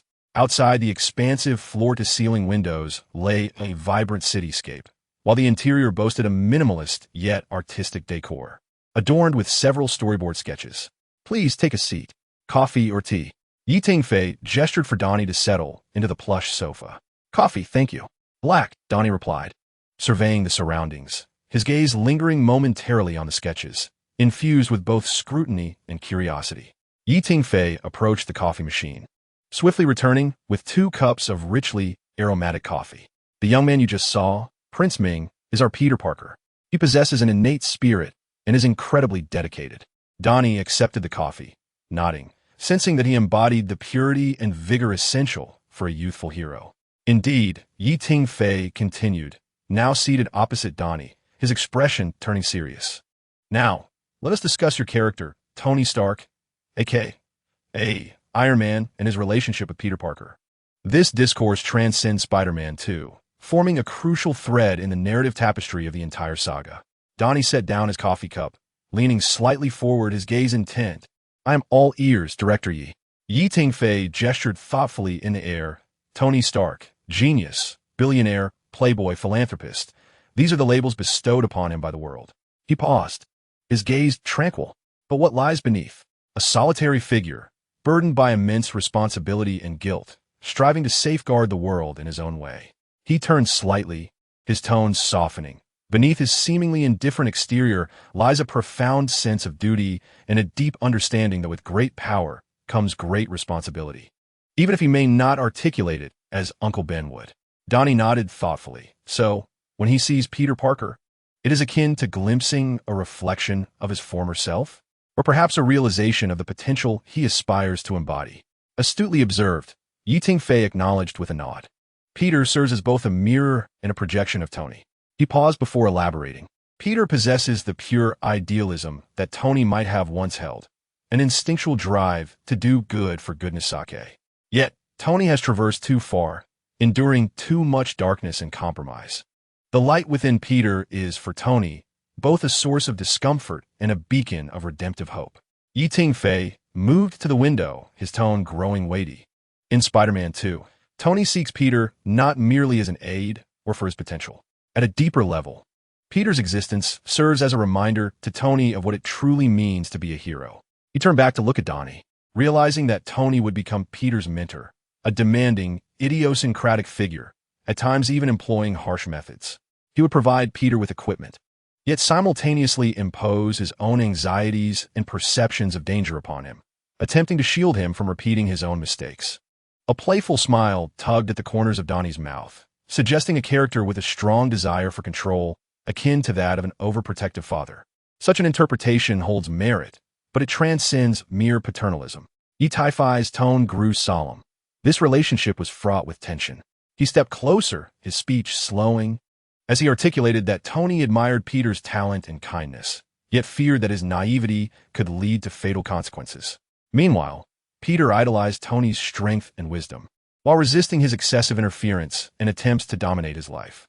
This dynamic, a blend of mentor and friend, father and son, characterized by friction yet mutual dependence, would serve as the most crucial source of chemistry in their future collaboration. He paused, emphasizing his words. This connection would not only permeate the Spider-Man film series, but also extend into the broader cinematic universe. Chapter 112. The casting process begins. Tingfei regarded Donnie with unwavering resolve, asserting that the interplay between you is far more intricate than simply superheroes fighting side by side. Each interaction, be it Tony's reprimands, guidance, or teasing, or Peter's defiance, inquiries, and pleas for help, was instrumental in shaping the very essence of these characters. It also propelled the emotional core of the entire superhero universe, touching upon themes of legacy, responsibility, sacrifice, and the struggle to retain humanity in the face of overwhelming power. Thus, Donnie, Tingfei leaned in, his tone earnest. Your relationship with Prince Ming and Tony's with Peter is an exceedingly vital element within this universe. It is not merely a fleeting encounter in Spider-Man 2, but rather, for an extended period, your storylines will intricately intertwine, influencing one another and fostering mutual growth. What you need to cultivate is not only the rapport of the characters, but also the trust and chemistry between the actors capable of embodying such complex emotional tensions. Donnie fell silent for a moment, the initial playfulness in his gaze giving way to profound contemplation. He slowly raised his coffee cup, taking a sip as if processing the grand vision and depth of character relationships that Tingfei had outlined. This notion resonated with him. He set the cup down and locked eyes with Tingfei, a glint of challenge and excitement illuminating his expression. This was far more intriguing than merely playing a simplistic tech billionaire or a flashy armored warrior. Is there a more compelling dramatic conflict than that of mentor and friend, mutually redeeming one another? He flashed his signature mischievous grin, yet this time it bore an earnest undertone, suggesting he would need to thoroughly research how to embody this eccentric mentor, while also contemplating how to forge a unique chemistry with that little spider. Witnessing the spark of creative passion and the excitement of fully grasping the character's essence igniting in Donnie's eyes, Tingfei smiled with satisfaction. This was precisely what he had hoped to hear. He gently patted Donnie on the shoulder, welcoming him to this long journey of heroism, Mr. Tony Stark. The tale of you and Peter has only just begun to unfold. Sunlight streamed through the glass, illuminating the figures of the two individuals and seemingly igniting a brand new legend. After conversing with Donnie, Tingfei returned to his desk, picked up his pen, and immersed himself once more in the creation of the script. As the sun gradually tilted westward, the clock on the wall struck 12:30. Tingfei stretched lazily, gazing at the initial draft files of Spider-Man 2 and Superman on the screen, exhaling deeply. He took out his phone and sent a message to Suman, indicating that the script was nearly complete and suggesting they meet in the cafeteria to discuss casting. He received an almost immediate reply. Great. I'll be waiting for you at our usual spot. The cafeteria of KK Entertainment boasted an elegant ambience, with a window side table offering a view of the small garden below. As Tingfei settled down with his tray, he found Suman already seated, with a salad and a glass of lemonade before her. You seem to be making good progress, she remarked, her eyes meeting his with a gentle smile. Indeed, Tingfei replied, cutting into a piece of roasted chicken. His tone lightened considerably. The story framework and main plot lines for Spider-Man 2 and Superman have been firmly established. The details can be refined during filming, but the overall narrative is quite clear now. He set down his knife and fork, his expression turning serious as he added, Next, we need to initiate the casting process. Only with the actors in place can we conduct a script reading and make more precise adjustments. Suman nodded, noting that the casting team was ready to commence at any moment. Do you have any preliminary thoughts? She inquired. Tingfei took a sip of water and replied, "My plan is to delegate most of the initial selection work to the casting director and their team. I will compile the character profiles, personality traits, physical appearance requirements, and their functional roles within the story and send them along. They can utilize their expertise to scout and shortlist candidates, whether through public auditions, recommendations, or other avenues. I will not intervene in the specific processes." His tone was resolute. "What I seek is a list of candidates who have passed their preliminary screening and meet the core requirements of the roles." Suman smiled slightly, sensing his growth. "It seems you have finally realized that you cannot do everything yourself and have learned to delegate tasks to others. But what about the core roles?" She raised an eyebrow. "You can't possibly relinquish control over all of them, can you?" "Of course not." Tingfei's eyes sparkled with determination. "There are several key roles I must oversee personally." He placed his utensils down, gesturing emphatically. "For the protagonists, significant antagonists, and crucial supporting characters, regardless of how suitable the casting team deems the recommended actors. The final list must be submitted to me for approval. I need to conduct the interviews myself." He emphasized, "Only with my approval can the roles be deemed truly finalized." The interview process can be flexible, reading a script, improvisational acting, or even casual conversation to gauge chemistry. This step is non-negotiable. Suman fully grasped Tingfei's intentions. It was not a matter of distrust towards the casting team, but rather an essential part of his role as a creator and director.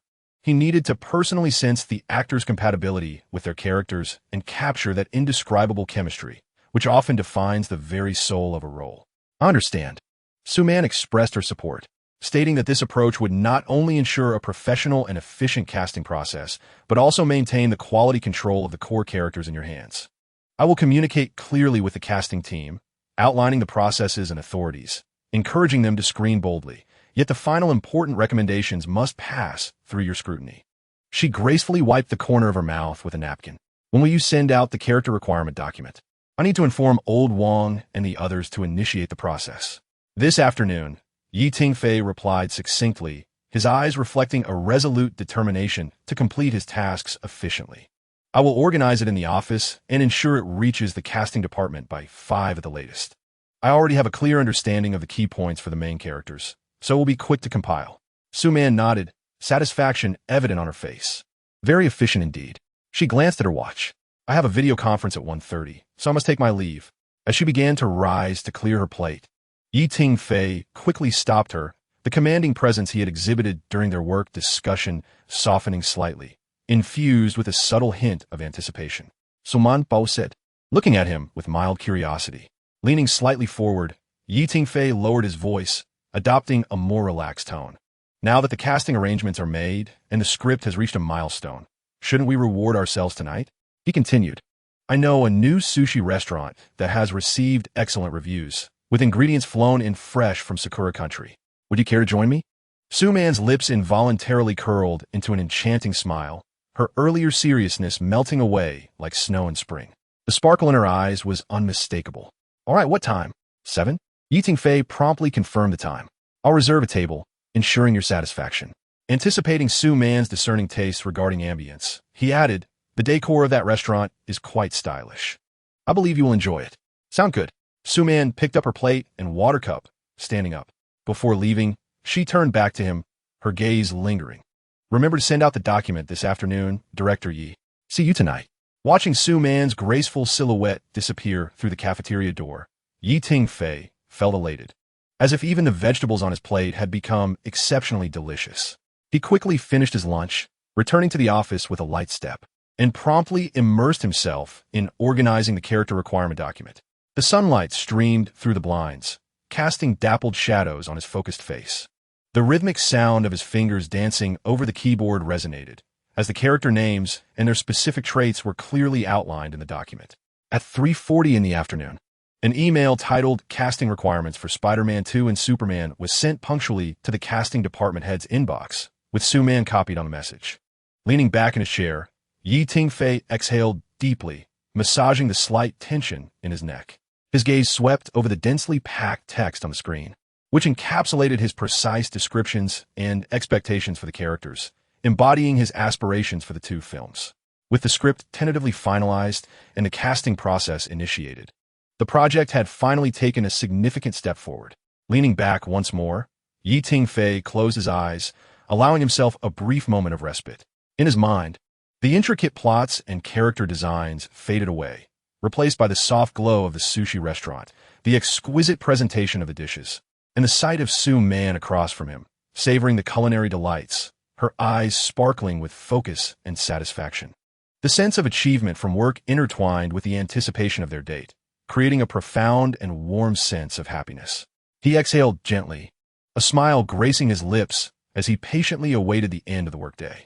Chapter 113. An unexpected encounter. As dusk descended, the city illuminated with vibrant lights. The newly opened sushi restaurant proved to be, as Tingfei had described, elegantly styled. The ambience was delightful. Su Man surveyed her surroundings, nodding in satisfaction. "I told you I would ensure your delight," Tingfei remarked, expertly ordering several signature sushi and sashimi platters, deliberately including her favorites, sea urchin and sweet shrimp. As they relished the exquisite flavors, their conversation naturally shifted from mundane work matters to lighter, everyday topics.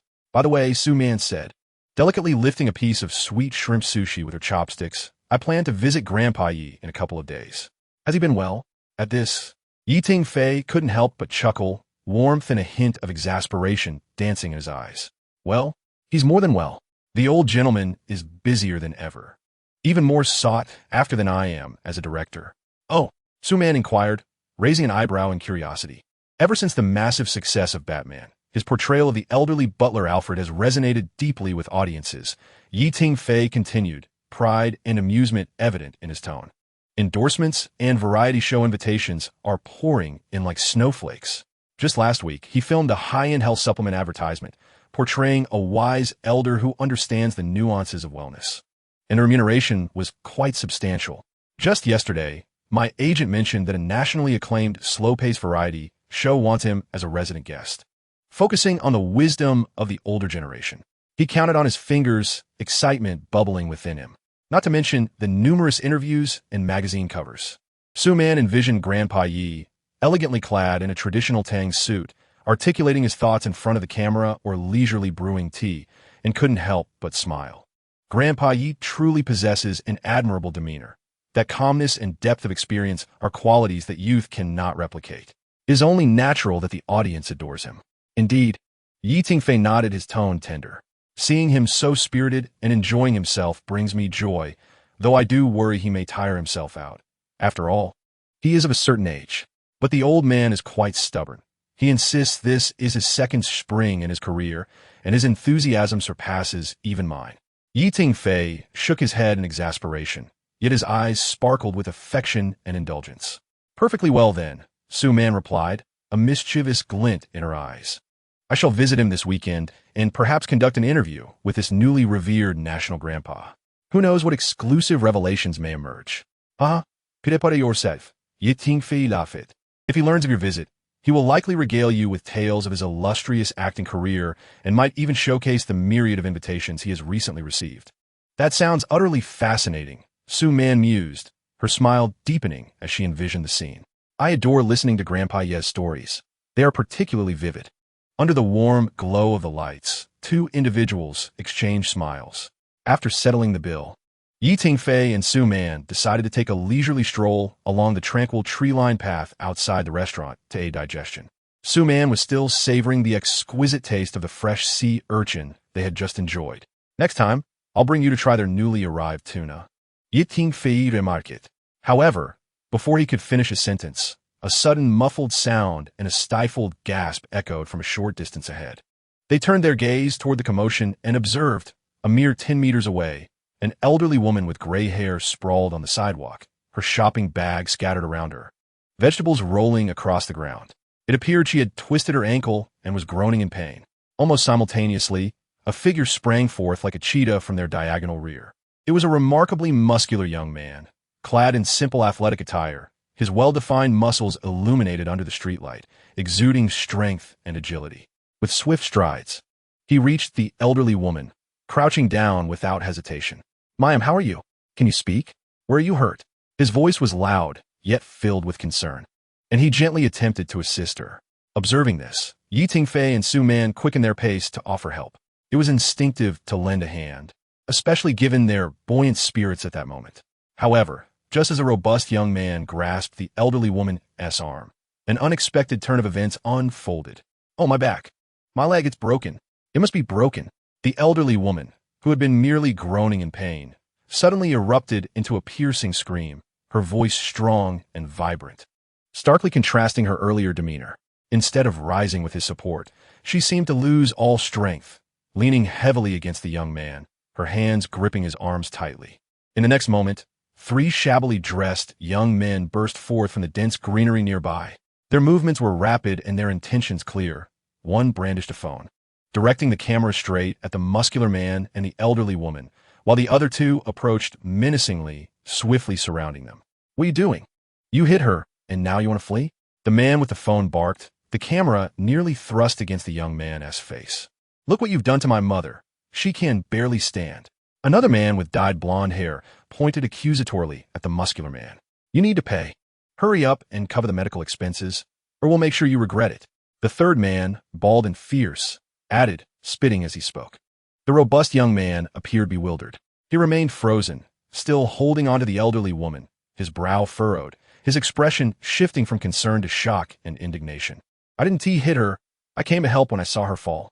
"Help? Who saw that?" "All we saw was you knocking my mother down." The man with the phone waved the screen in front of him, asserting the evidence was irrefutable. "The video is right here. You can't deny it. We have witnesses and proof. Pay up quickly, or it won't be over without 100,000. The blond man aggressively advanced. This absurd scene unfolded too swiftly for Yi Tingfei and Su Man, who had now approached closely. Suddenly, Su Man's expression darkened. She had little tolerance for such vile behavior.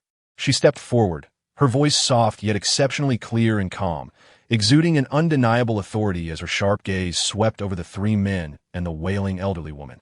"We both witnessed the events unfold. This gentleman approached with good intentions to assist the fallen elder and did not collide with anyone. You are slandering him and engaging in extortion." Yi Tingfei immediately stood beside Su Man, his voice grave. "Indeed, we can testify." "Testify?" The man holding the phone appeared to find this utterly ludicrous. He abruptly shifted the camera towards Su Man and Yi Tingfei, a sinister and triumphant grin spreading across his face. "Ah, look, 2 accomplices have arrived. So, you 3 are in cahoots, deliberately causing an accident and then staging a charade to extort us? Or perhaps you intend to conspire against the old lady." He pointed at the trio, his voice suddenly escalating, filled with menace. "Let me tell you, do not think that your numbers grant you any righteousness. The video is right here. None of you will escape. We will sue you all together, and you shall reap the consequences." The man with the yellow hair chimed in, his tone brimming with arrogance. "Exactly. Those who know their place should quickly apologize and compensate. Otherwise, we have connections behind us. We could bring you to ruin. You young ones cannot contend with us." "Connections behind you?" Yi Tingfei, initially suppressing his fury in an attempt to reason, felt a surge of righteous anger at such blatant threats and shameless accusations. Unleash the fearmonger. Chapter 114, The Superhuman. Yi Tingfei activated the fearmonger's power. A cold, humorless chuckle escaped him, devoid of warmth, imbued with incredulous absurdity and uncontainable rage. He advanced a step, his movement precise and oppressive, slightly leaning forward, effectively obscuring much of the harsh, glaring light from a nearby street lamp behind him. His silhouette cast a heavy, distorted shadow over the man with the phone and the elderly woman, enveloping them in darkness. What was once an ordinary streetlight now emitted an unnaturally sharp light, sculpting his features into a striking relief, particularly his eyes, which at the intersection of shadow and brilliance glinted like a deep, frigid abyss. "You claim we cannot contend with you? Merely because you resort to such despicable tactics? Merely because you have someone backing you?" His voice resonated like thunder, magnified by the eerie atmosphere conjured by the fearmonger, amplifying its intimidation. "Do you naively believe we have no support? Or do you think your protection can withstand everyone?" The effect of the fearmonger enveloped the 4 fraudsters like an invisible cascade of ice water. The elderly woman, under Yi Tingfei's piercing gaze and chilling words, could no longer maintain her facade and instinctively released her grip on the sturdy man, her countenance now stripped of pretense, leaving only terror. The robust man felt a sudden shift in the atmosphere around him, staring in astonishment at Tingfei, unable to comprehend why this seemingly refined individual exuded such a heart-stopping aura at this moment. Su-Man also keenly sensed the unusual tension in the environment and the sudden retreat of the four adversaries. She gazed at Tingfei's tall and icy silhouette, her heart brimming with bewilderment and a subtle sense of reassurance. The overwhelming aura that erupted from his anger, amplified by the fear-inducing ability, caused the once arrogant Huang Mao and the bald man to instinctively retract their necks and step back in trepidation. However, Tingfei remained acutely aware of his situation. He understood that his ability as a fear-inducer merely created an oppressive atmosphere through environmental cues and psychological suggestion, lacking the combat prowess of a seasoned warrior like Batman or the invulnerability of a suit of armor. Thus, at this moment, he was merely a facade of strength. Yet, while the individuals before him were despicable, they were not akin to a psychological master or a ruthless outlaw. They were merely thugs, preying on the weak and thriving through deceit and extortion. He was gambling, wagering that the intense fear he had conjured in his incisive words would compel them to retreat. But fear can sometimes provoke desperate madness. Just as Tingfei anticipated their withdrawal, the bald man, who had been particularly targeted by Tingfei's gaze, seemed to be ignited by an overwhelming sense of fear and humiliation. His eyes were bloodshot, and the strings of reason snapped instantaneously. "Damn it, stop pretending. I'll kill you," he bellowed like a beast, abruptly withdrawing a rusted iron pipe, as thick as an arm, from the shadows of the greenery. He charged forward like a furious bull, disregarding his companion's attempts to restrain him, swinging the pipe with a whistling force directly at Tingfei's head. The motion was swift and ferocious, aimed with lethal intent. Danger! Tingfei's pupils constricted. Almost in the instant the iron pipe was swung, the hairs on the back of his neck stood on end, a chilling dread sweeping over him. His extraordinary sense of danger, honed to perfection, saved him in that critical moment.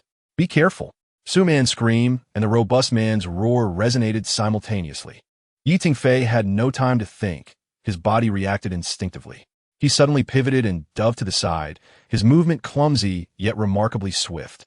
With a heavy thud, the iron pipe grazed his shoulder and crashed violently onto the tiles where he had just stood.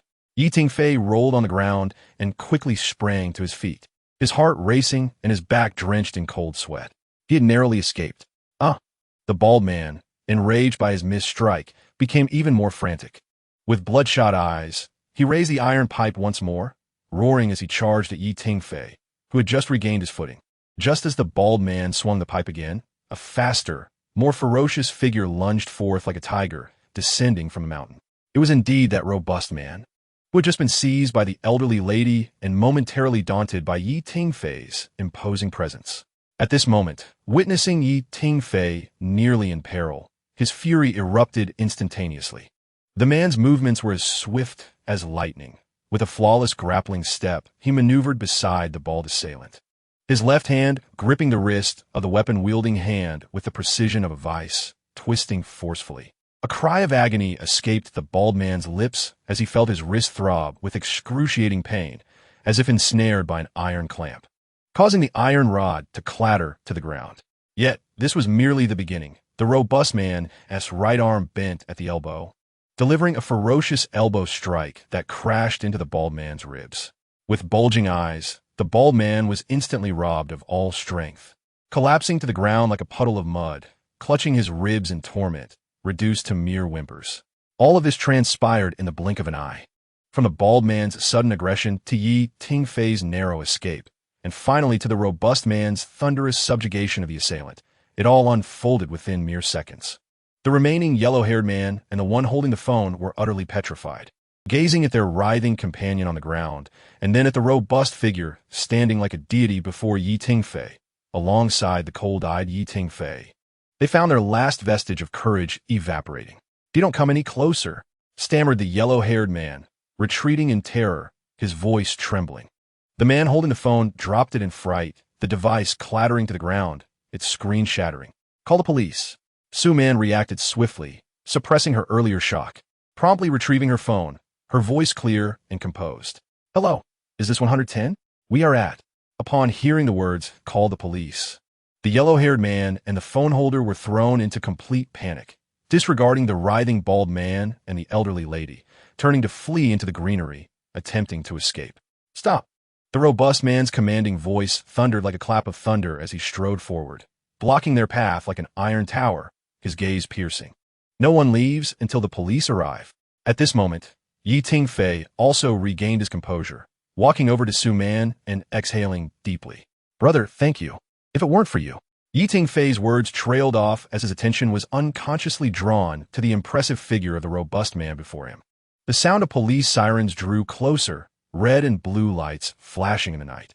Yet, Tingfei's focus was entirely on this young man who had demonstrated remarkable strength in a critical moment. Under the streetlight, the robust man's silhouette was bathed in a soft glow. He stood approximately 6 feet tall, broad-shouldered, with muscular contours subtly revealed beneath his fitted athletic attire. "It's nothing. Just doing my part," the man replied with a hearty smile, revealing a row of pristine white teeth. "I'm Lin Feng, a trainer at the nearby gym." Tingfei narrowed his eyes slightly. A thought struck him like a bolt of lightning. Did he somewhat embody the image of a superhero? Chapter 115. Dr. Octopus. The fluorescent lights of the police station were glaringly bright, and by the time the statement was completed, it was already deep into the night. The gang involved in the fraudulent scheme has been apprehended separately. The elderly lady and the young man with yellow hair have been administratively detained for extortion, while the man holding a metal rod, identified as the ringleader, faces criminal charges. The bald man, who inflicted injuries, is being held in solitary confinement for attempted assault, awaiting more severe consequences. Mr. Yi, your statement is exceedingly comprehensive, and with the surveillance footage from nearby vehicles, we have a complete grasp of the situation. The middle-aged officer closed his notebook, his tone steady. "We have dealt with numerous cases of such scams, but a group that brazenly resorts to deceit and violence is indeed rare." Tingfei nodded, his gaze inadvertently drifting toward the police station's lobby. Lin Feng sat on a bench, his broad shoulders making the police uniform appear somewhat smaller.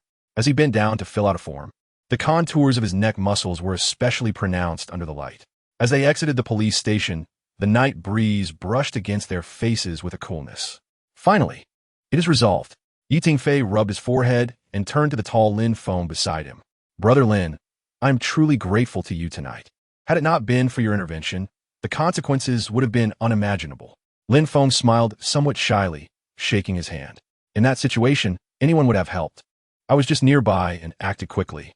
By the way, Brother Lin," Tingfei remarked, observing his upright figure under the streetlight, the sense of steadfastness and latent strength resurfacing in his mind.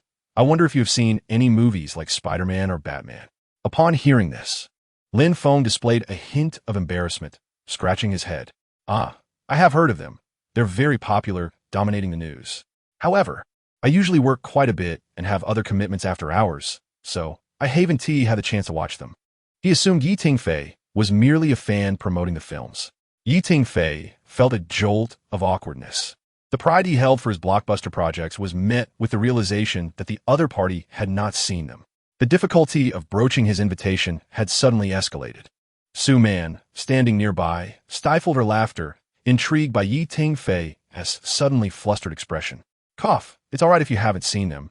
Tingfei quickly adjusted his mindset. Deciding to be direct, he pulled out a meticulously designed yet elegantly simple business card from his card holder and solemnly handed it to Lin Feng. "Actually, I am the director of those 2 films, Tingfei." Lin Feng took the card, scrutinizing the title and company logo under the streetlight, his face reflecting surprise and a dawning realization. My apologies, I didn't realize. I am truly sorry." "No need for that, really." Tingfei hastily interrupted his apologies, his expression turning earnest and filled with anticipation. "Brother Lin, I have a somewhat bold request. I am currently preparing a new superhero film titled Superman, and I believe your appearance and the aura you exude align perfectly with my vision for the protagonist." He paused for emphasis. Not a supporting role, but the lead. Lin Feng was utterly taken aback, his fingers tightening slightly around the business card. Director? Protagonist? Superman? The weight of this information was rather overwhelming for him. He glanced at the card, then at Tingfei's earnest gaze, and finally at Su Man, who stood beside him, silent yet smiling. The unexpected revelation left him momentarily at a loss for words. But director, I am merely a fitness coach and have never acted before, Lin Feng stammered. Tingfei nodded in understanding, his tone gentle yet resolute. Acting can be cultivated over time, but a person's character and charisma cannot be feigned. Your instinctive response to help the elderly without hesitation and your readiness to assist me in danger. Such innate reactions are far more precious than any acting skill. Lin Feng scratched his head, the streetlight casting dappled shadows across his chiseled features. I never considered becoming an actor. That's perfectly fine, Tingfei interjected with a smile. There is no need to respond immediately. My contact information is on the card. Take your time to think it over and reach out to me whenever you wish. Su Man observed the exchange quietly, a flicker of contemplation crossing her eyes. Police officers were coming and going at the precinct entrance, their footsteps echoing distinctly in the stillness of the night. Lin Feng carefully tucked the business card into the pocket of his athletic pants, hesitating before speaking. I suppose I'll go home and think about it for now. Of course, Tingfei replied, patting his shoulder, the touch revealing muscles as solid as rock. I look forward to your positive news. As Lin Feng's tall silhouette vanished around the corner, Su Man gently looped her arm through Tingfei's. Are you interested? Tingfei inhaled the cool night air deeply, his eyes sparkling with clarity. His instinctive urge to help the elderly and to subdue an assailant effortlessly embodied the very essence of righteousness, the core characteristic of the Superman role. Su Man blinked in surprise, then smiled. The two walked side by side toward the parking lot, their shadows elongating beneath the streetlights. A few days later, in Tingfei's office, sunlight streamed through the floor-to-ceiling windows, casting a golden hue over the spacious room. Seated behind an expansive desk, Tingfei lightly tapped his fingers on the surface. Several actor profiles spread before him. Next, he instructed into the intercom. The door gently opened, and the casting director entered with a middle-aged male actor. The man appeared to be around 50, his hair slightly graying, with an air of sophistication, though his eyes held a glint of sharpness. Director Yi, this is Mr. Chun Mingyuan, a seasoned actor from the National Theater. We believe he is quite suitable for the role of Dr. Octopus, the casting director introduced. Tingfei rose to his feet, shaking hands with Chun Mingyuan. I have long admired your esteemed reputation, Mr. Chun. Please take a seat. Chun Mingyuan nodded slightly and settled into the chair opposite Tingfei, exuding a calm demeanor. Mr. Chun, I would like to request that you audition a scene, Tingfei said, his hands clasped on the desk. Dr. Octopus encounters Peter Parker again after 20 years, feeling immense gratification. The line is simple. You've grown up. How have you been? Chun Mingyuan closed his eyes, taking a deep breath. Upon his eyes reopening, a profound transformation enveloped his entire being. His gaze brimmed with a tapestry of intricate emotions, gratitude, remorse, and an ineffable tenderness. The corners of his mouth quivered slightly as he spoke in a low, warm tone. You have grown into adulthood. A perfectly timed pause ensued, as if he were meticulously assessing the now matured child before him. Are you well? This simple yet poignant inquiry shifted the atmosphere within the office dramatically. Tingfei felt the hairs on the back of his neck stand on end. This was the Dr. Octopus he had longed for, a scientist who had once strayed from his path, yet still harbored a deep concern for Peter within the recesses of his heart. The air seemed to freeze momentarily. Then, almost instinctively, he responded softly, I am striving to do better. The words escaped him, and he was momentarily taken aback. This was not a scripted line, but rather an unguarded response elicited by the surge of emotion in that instant. The casting director and assistants exchanged glances, none daring to interrupt. Chun Mingyuan regarded Tingfei with a glimmer of approval, a gentle smile gracing his lips. Thank you, Director Yi. He rose and extended his hand towards Tingfei. With a director like you, I believe this role will flourish. Tingfei stood to shake his hand, his gaze resolute. Thank you, Teacher Chen. It is you who has truly brought this character to life. Outstanding. Tingfei turned to the casting director, declaring, the role of Dr. Octopus is settled. Let us promptly advance the contract process. Once Chun Mingyuan took his leave, tranquility returned to the office. The sunlight continued to cascade across the desk as Tingfei remained seated in silence for a prolonged moment. He was acutely aware that he had discovered the one capable of embodying Otto Octavius's essence. Chapter 116. The audition in the ensuing days. Tingfei diligently engaged in the casting process. The auditions for Superman and Spider-Man 2 were in full swing, with each significant role boasting 3 to 5 contenders amidst fierce competition.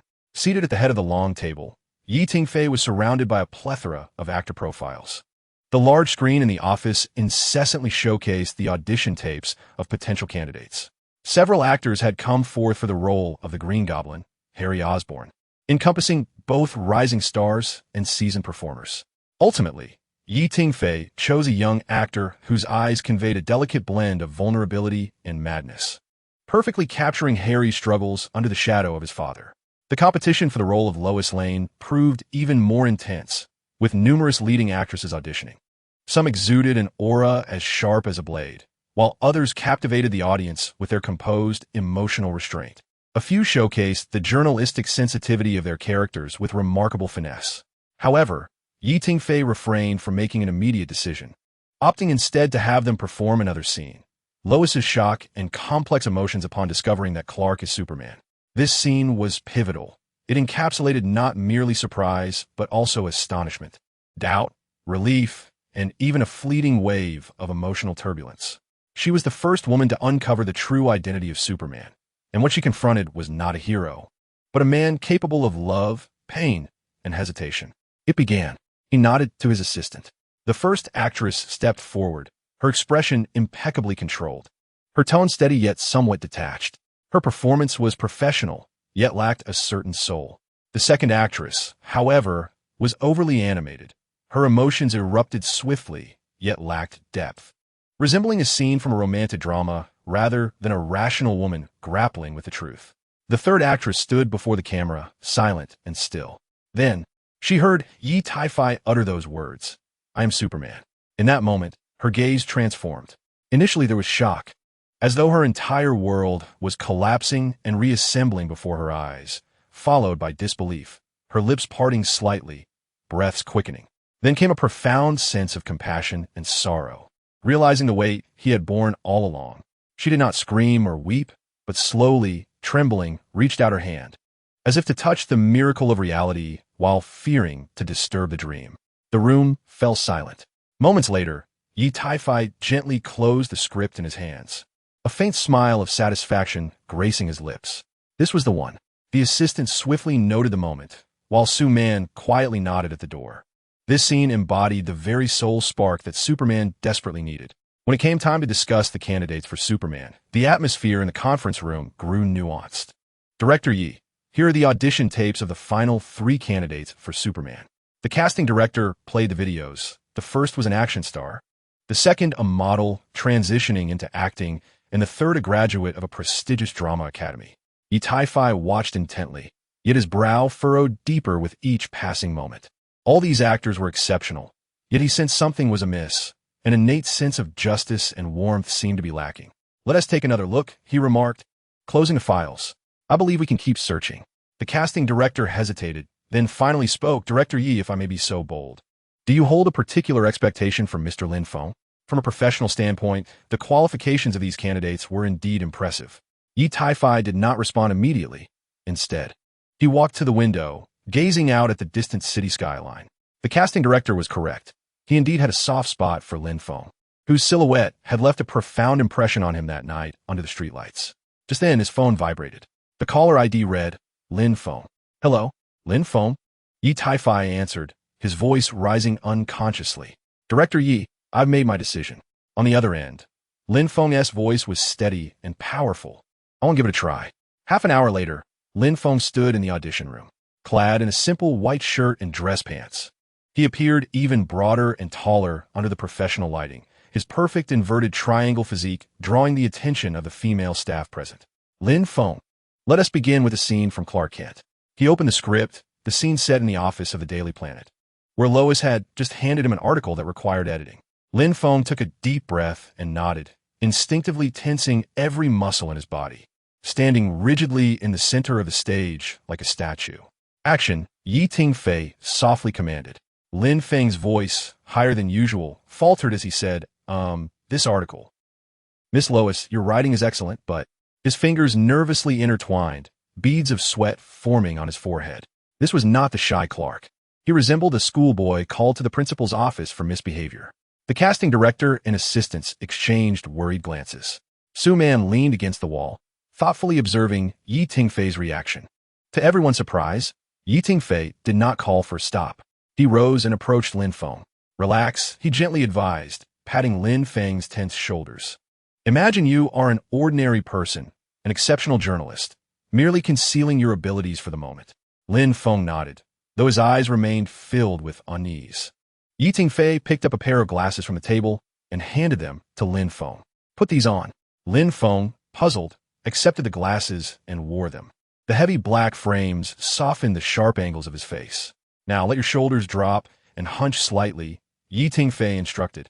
Imagine you are striving each day to appear less conspicuous. Under Yi Tingfei's guidance, Lin Feng's body language gradually transformed.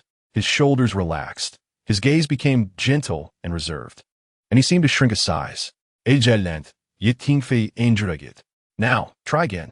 Remember, Clark is an intelligent man. He merely chooses to conceal his brilliance. This time, as Lin Feng spoke, his voice was deep and soothing. Lois, the third paragraph of this article may require some adjustments. He gently pushed up his glasses, a shy smile playing at his lips. The data sources need to be more authoritative. A moment of silence enveloped the room. It was as if a different person had emerged. The awkward giant had vanished, replaced by a gentle, humble journalist. Well done. Yi Tingfei couldn't help but applaud. That's it. Lin Feng blinked in disbelief. Really? I still feel. Trust me, you did wonderfully, Yi Tingfei assured him. Now, let's try another persona. This time you're Superman. Having to save a plane from crashing, now facing the media cameras. Lin Feng removed the glasses and straightened his posture. Yet, this time he veered into another extreme. Puffing out his chest and striking an exaggerated heroic pose, his expression stiff as if posing for a bodybuilding magazine cover. Some assistants couldn't help but chuckle, causing Lin Feng's face to flush, standing there at a loss. However, Yi Tingfei did not laugh. He approached Lin Feng, locking eyes with him. That night, when you witnessed the old man fall, what was your first reaction? Lin Feng hesitated momentarily. I just wanted to help. Not to show off, not to seek praise. Certainly not. Lin Feng furrowed his brow, a flicker of genuine confusion crossing his gaze. Exactly, Yi Tingfei smiled. Even superheroes act this way. They do not play the role of heroes. They simply do what is right. Chapter 117. Stay true to your original intentions. Yi Tingfei stepped back a few paces. Let's try again. Do not think about how to portray a superhero. Just be yourself, the person who helps others without hesitation. Lin Feng closed his eyes, inhaling deeply, and when he opened them again, his entire aura had transformed. He stood tall yet unpretentiously, his gaze steadfast and gentle, with a faint smile gracing his lips. Thank you all for your concern, his voice steady and powerful, resonating with a natural authority, but I merely did what anyone would do. No exagerati gestures. No deliberately heroic tones, yet everyone present felt an inexplicable sense of reassurance, as if his mere presence symbolized hope. Yi Tingfei felt a shiver akin to an electric current coursing up his spine. This is the sensation.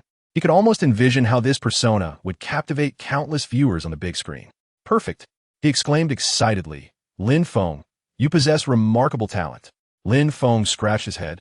Slightly embarrassed. You are right. I should not think about acting, but rather about becoming that person. Su Man approached from the wall, handing Lin Feng a bottle of water.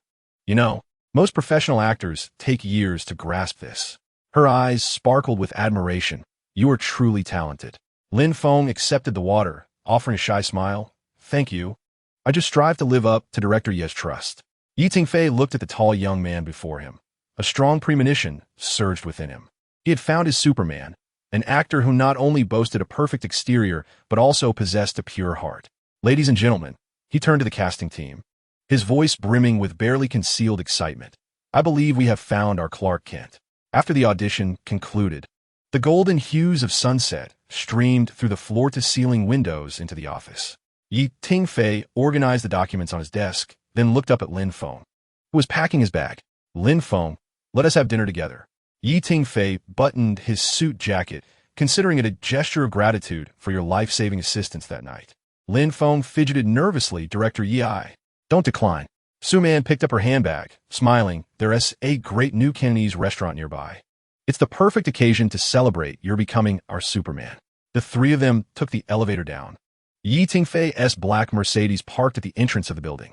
As Lin Feng's tall figure settled into the back seat, the car noticeably sank. I've sent you the address via navigation. Su Man, seated in the front passenger seat, turned to Lin Feng. Do you have any dietary restrictions? Just as Lin Feng was about to respond, his phone suddenly rang. He cast a glance at the caller ID, and his expression changed abruptly. Hello, Sisterly? His voice tightened instantly. What? Xiaohao has fallen ill again? All right, I will be there immediately.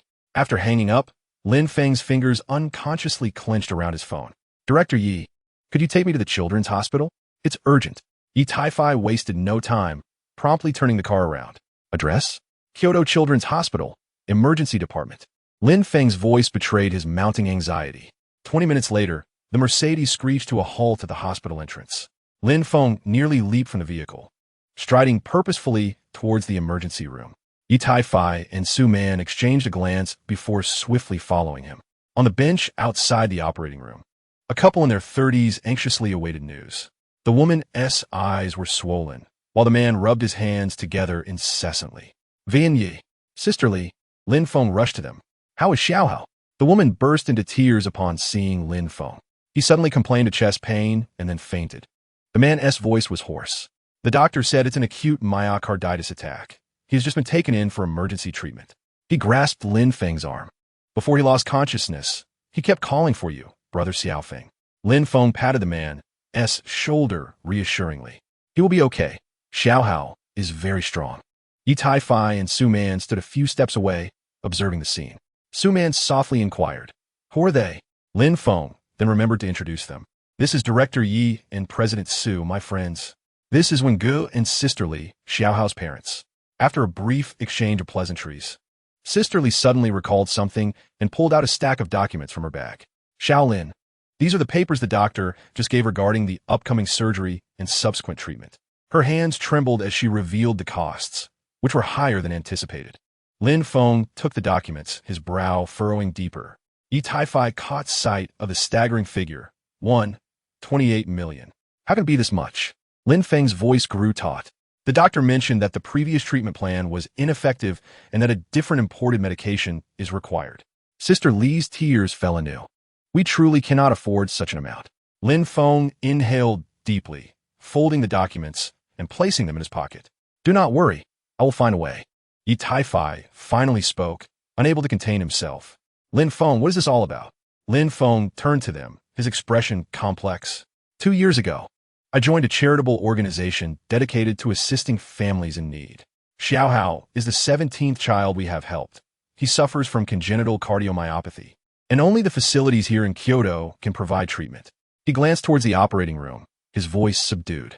They come from a rural background and have exhausted their resources in pursuit of treatment. I heard that actors earn substantial fees, so he lowered his head, feeling somewhat embarrassed. I thought I might try to see if I could alleviate their burden. The red light above the operating room continued to glow, and the scent of disinfectant in the corridor suddenly became overwhelming. Yi Taifei felt a tightening in his throat.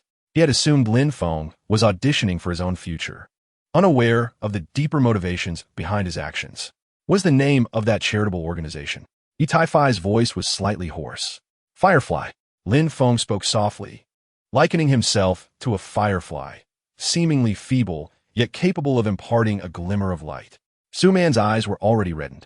She stepped forward and requested, Lin Feng, please hand me Xiaohao's medical documents. Lin Feng hesitated for a moment, and Su, the president of KK Entertainment, firmly stated, we have a dedicated charitable department. We will cover all of Xiaohao's medical expenses. Yi Tingfei nodded, retrieved his phone, and said, please provide me with the contact details of the person in charge at Firefly. I wish to join the cause. Observing Lin Feng's astonished expression, a smile graced his lips. What? Is it only permissible for you to be a superhero? Lin Feng's lips trembled slightly before he suddenly bowed deeply, expressing heartfelt gratitude. Thank you. Truly thank you. Just then, the operating room door swung open. The doctor emerged, removing his mask, and announced, the surgery was a success. The child is out of danger. Sister Li's legs weakened, nearly causing her to collapse, but Lin Feng swiftly supported her. The doctor added, however, follow-up treatment is crucial. This condition requires long-term management. Tingfei stepped forward, addressing the doctor, please employ the best treatment plan. Cost is not an issue. The ride back was enveloped in silence, which Su Man eventually broke, declaring, Lin Feng, tomorrow at 9 in the morning, bring the person in charge of Firefly to the company. We shall discuss our collaboration in detail. Lin Feng nodded earnestly from the back seat, understood. Tingfei observed Lin Feng's top profile through the rearview mirror and gently reassured him, do not worry. Xiao Hao will recover. Being a superhero will bring you substantial income, sufficient to assist more children like him. Lin Feng lifted his head, a myriad of emotions flickering in his gaze. Director Yi, I never imagined I could earn so much. I merely... Tingfei kindly interrupted, precisely because of this. You are the most fitting person to portray a superhero. Remember the emotions you felt today? Remember why you embarked on this journey.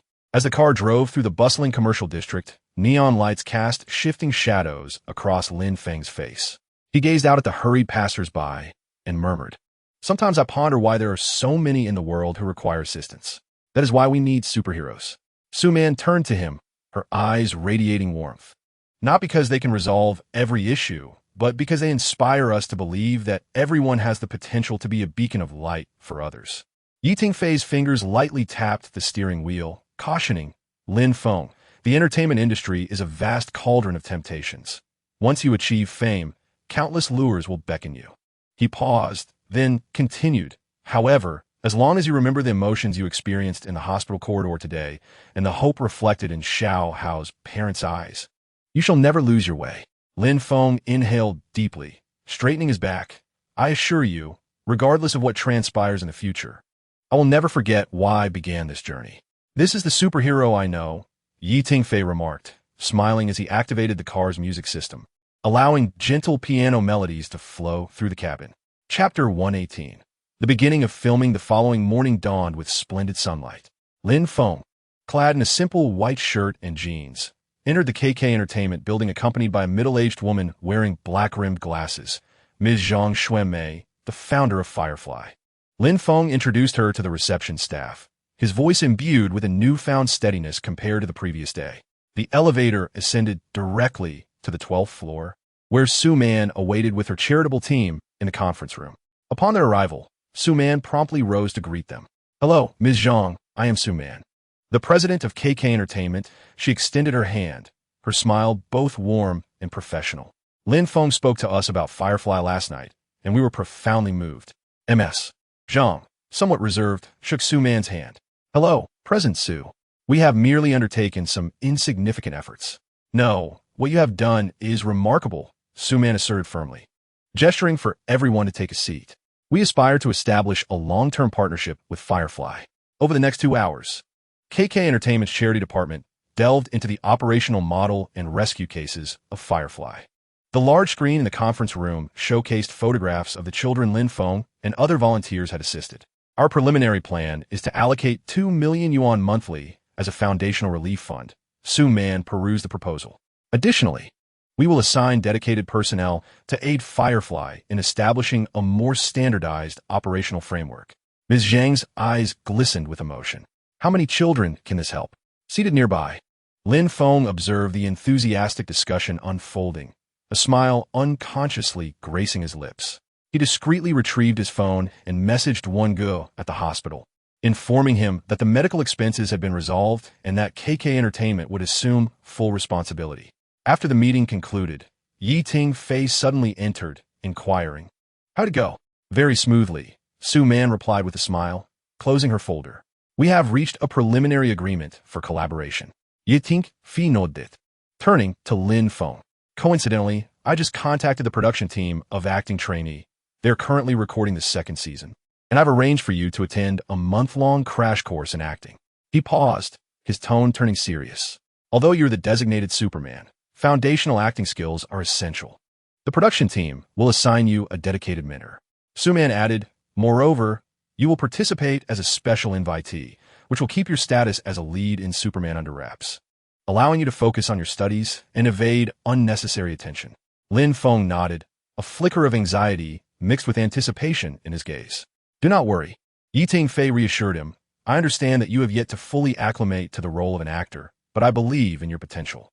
From lines to physical expression, from emotional control to character comprehension, you will master them all gradually. Ms. Zhang looked at Lin Feng with a sense of pride. Go ahead. We will take care of the children's matters. At 3 in the afternoon, a filming meeting convened in the largest conference room at KK Entertainment. Sunlight streamed through the floor-to-ceiling windows, casting a glow on the concept art of Spider-Man 2 and Superman adorning the walls. Yi Tingfei stood before the projection screen. His suit jacket casually draped over the back of a chair, and the sleeves of his shirt rolled up to his elbows. He clicked the remote, and a detailed shooting schedule illuminated the screen. Yi Tingfei stood before the projection screen, gesturing at the storyboard as he addressed the creative team, stating, according to our plan, we will implement a dual-unit parallel shooting model. He pressed the remote again, transitioning the screen to the shooting timetable. Unit A, which I will personally lead, will handle the pivotal scenes of Spider-Man 2 and the core moments of Superman. Unit B, overseen by Assistant Director Wong, will focus on the secondary scenes and transitional sequences of both films. The production manager raised a hand with a question, Director Yi, might this lead to a lack of stylistic cohesion? A commendable inquiry. Yi Tingfei nodded. I will ensure thorough communication with Unit B regarding the design intent of each shot in advance. Furthermore, all footage will be meticulously edited under my supervision. Wong rose. Speaking with calm assurance, rest assured, I will strictly adhere to Director Ye's storyboard, and for any shots that deviate from the original plan, I will seek guidance promptly.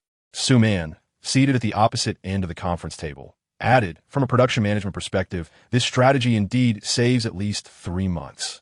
The finance department has calculated that if both films can be released as scheduled during the summer and Christmas seasons next year, our return on investment will increase by 30%. As the atmosphere in the conference room grew increasingly lively, department heads began discussing specific coordination plans. The action team must be attentive, Yi Tingfei reminded them. The fighting style of Spider-Man 2 is characterized by agility and finesse, while Superman combines strength and speed. The martial arts directors for both units must differentiate their approaches in advance. The visual effects team had already prepared 2 distinct proposals. The effects supervisor showcased several test sequences, explaining that for Superman's flight effects, we would employ a new particle simulation technology to render the cape's physicality more realistically. The meeting persisted for 3 hours, and as the final topic was concluded, Yi Tingfei exhaled deeply. Then it is settled. Pre-production will commence tomorrow, and we will officially start filming in 2 weeks. As the attendees gradually departed the conference room, only Yi Tingfei and Su Man remained. You mustn't push yourself to the brink as before, Su Man said, handing him a cup of coffee. Yi Tingfei accepted the coffee, meeting her concerned gaze with a gentle smile. Rest assured, this time I promise to take care of myself. Don't you dare deceive me. Su Man stepped closer, her voice suddenly softening. I need you to promise me 3 things. First, sleep at least 6 hours each day. Second, eat meals on time. Third, she paused, her tone dropping. Third, when faced with difficulties, tell me. Don't bear it alone. Yi Tingfei gazed at her face, illuminated by dappled sunlight filtering through the blinds. He swallowed hard, nodding solemnly. All right, I promise. Just then, a gentle knock sounded at the conference room door. Cheng Montak, clad in casual formal attire, stood at the entrance, holding a document. Director Yi, may I trouble you for a moment? Cheng's voice was deep and resonant, his eyes darting between Yi Tingfei and Su Man. I have a matter I wish to discuss. Please come in. Yi Tingfei gestured for him to take a seat. Coincidentally, President Su was also present, allowing them to discuss matters together. Cheng Mo sat beside the conference table and pushed the documents toward Yi Tingfei. They want me to play a role in Dark Knight, with a schedule of approximately 6 months. I would like to confirm if there are any filming plans for Batman in the near future. Yi Tingfei perused the documents briefly and responded, no issues. Batman's next official appearance will not be until at least the latter half of next year. He then looked up at Cheng Mo, adding, however, there is a small request. There will be an Easter egg in Superman that requires your cameo, which will entail about 12 days of shooting. Cheng Mo nodded, a slight smile gracing his lips. That's fine. Just give me a heads up. As he prepared to leave, Yi Tingfei suddenly called out to him, wait, have you seen Lin Feng? Cheng Mo turned around, a glimmer of amusement in his eyes. I just ran into him at the gym. We got acquainted. He gestured to his shoulders. That guy is solid, with a very natural muscle definition. It's clearly the result of long-term scientific training. Tingfei stood up and approached Cheng Yimou, patting his shoulder. You need to step up your game.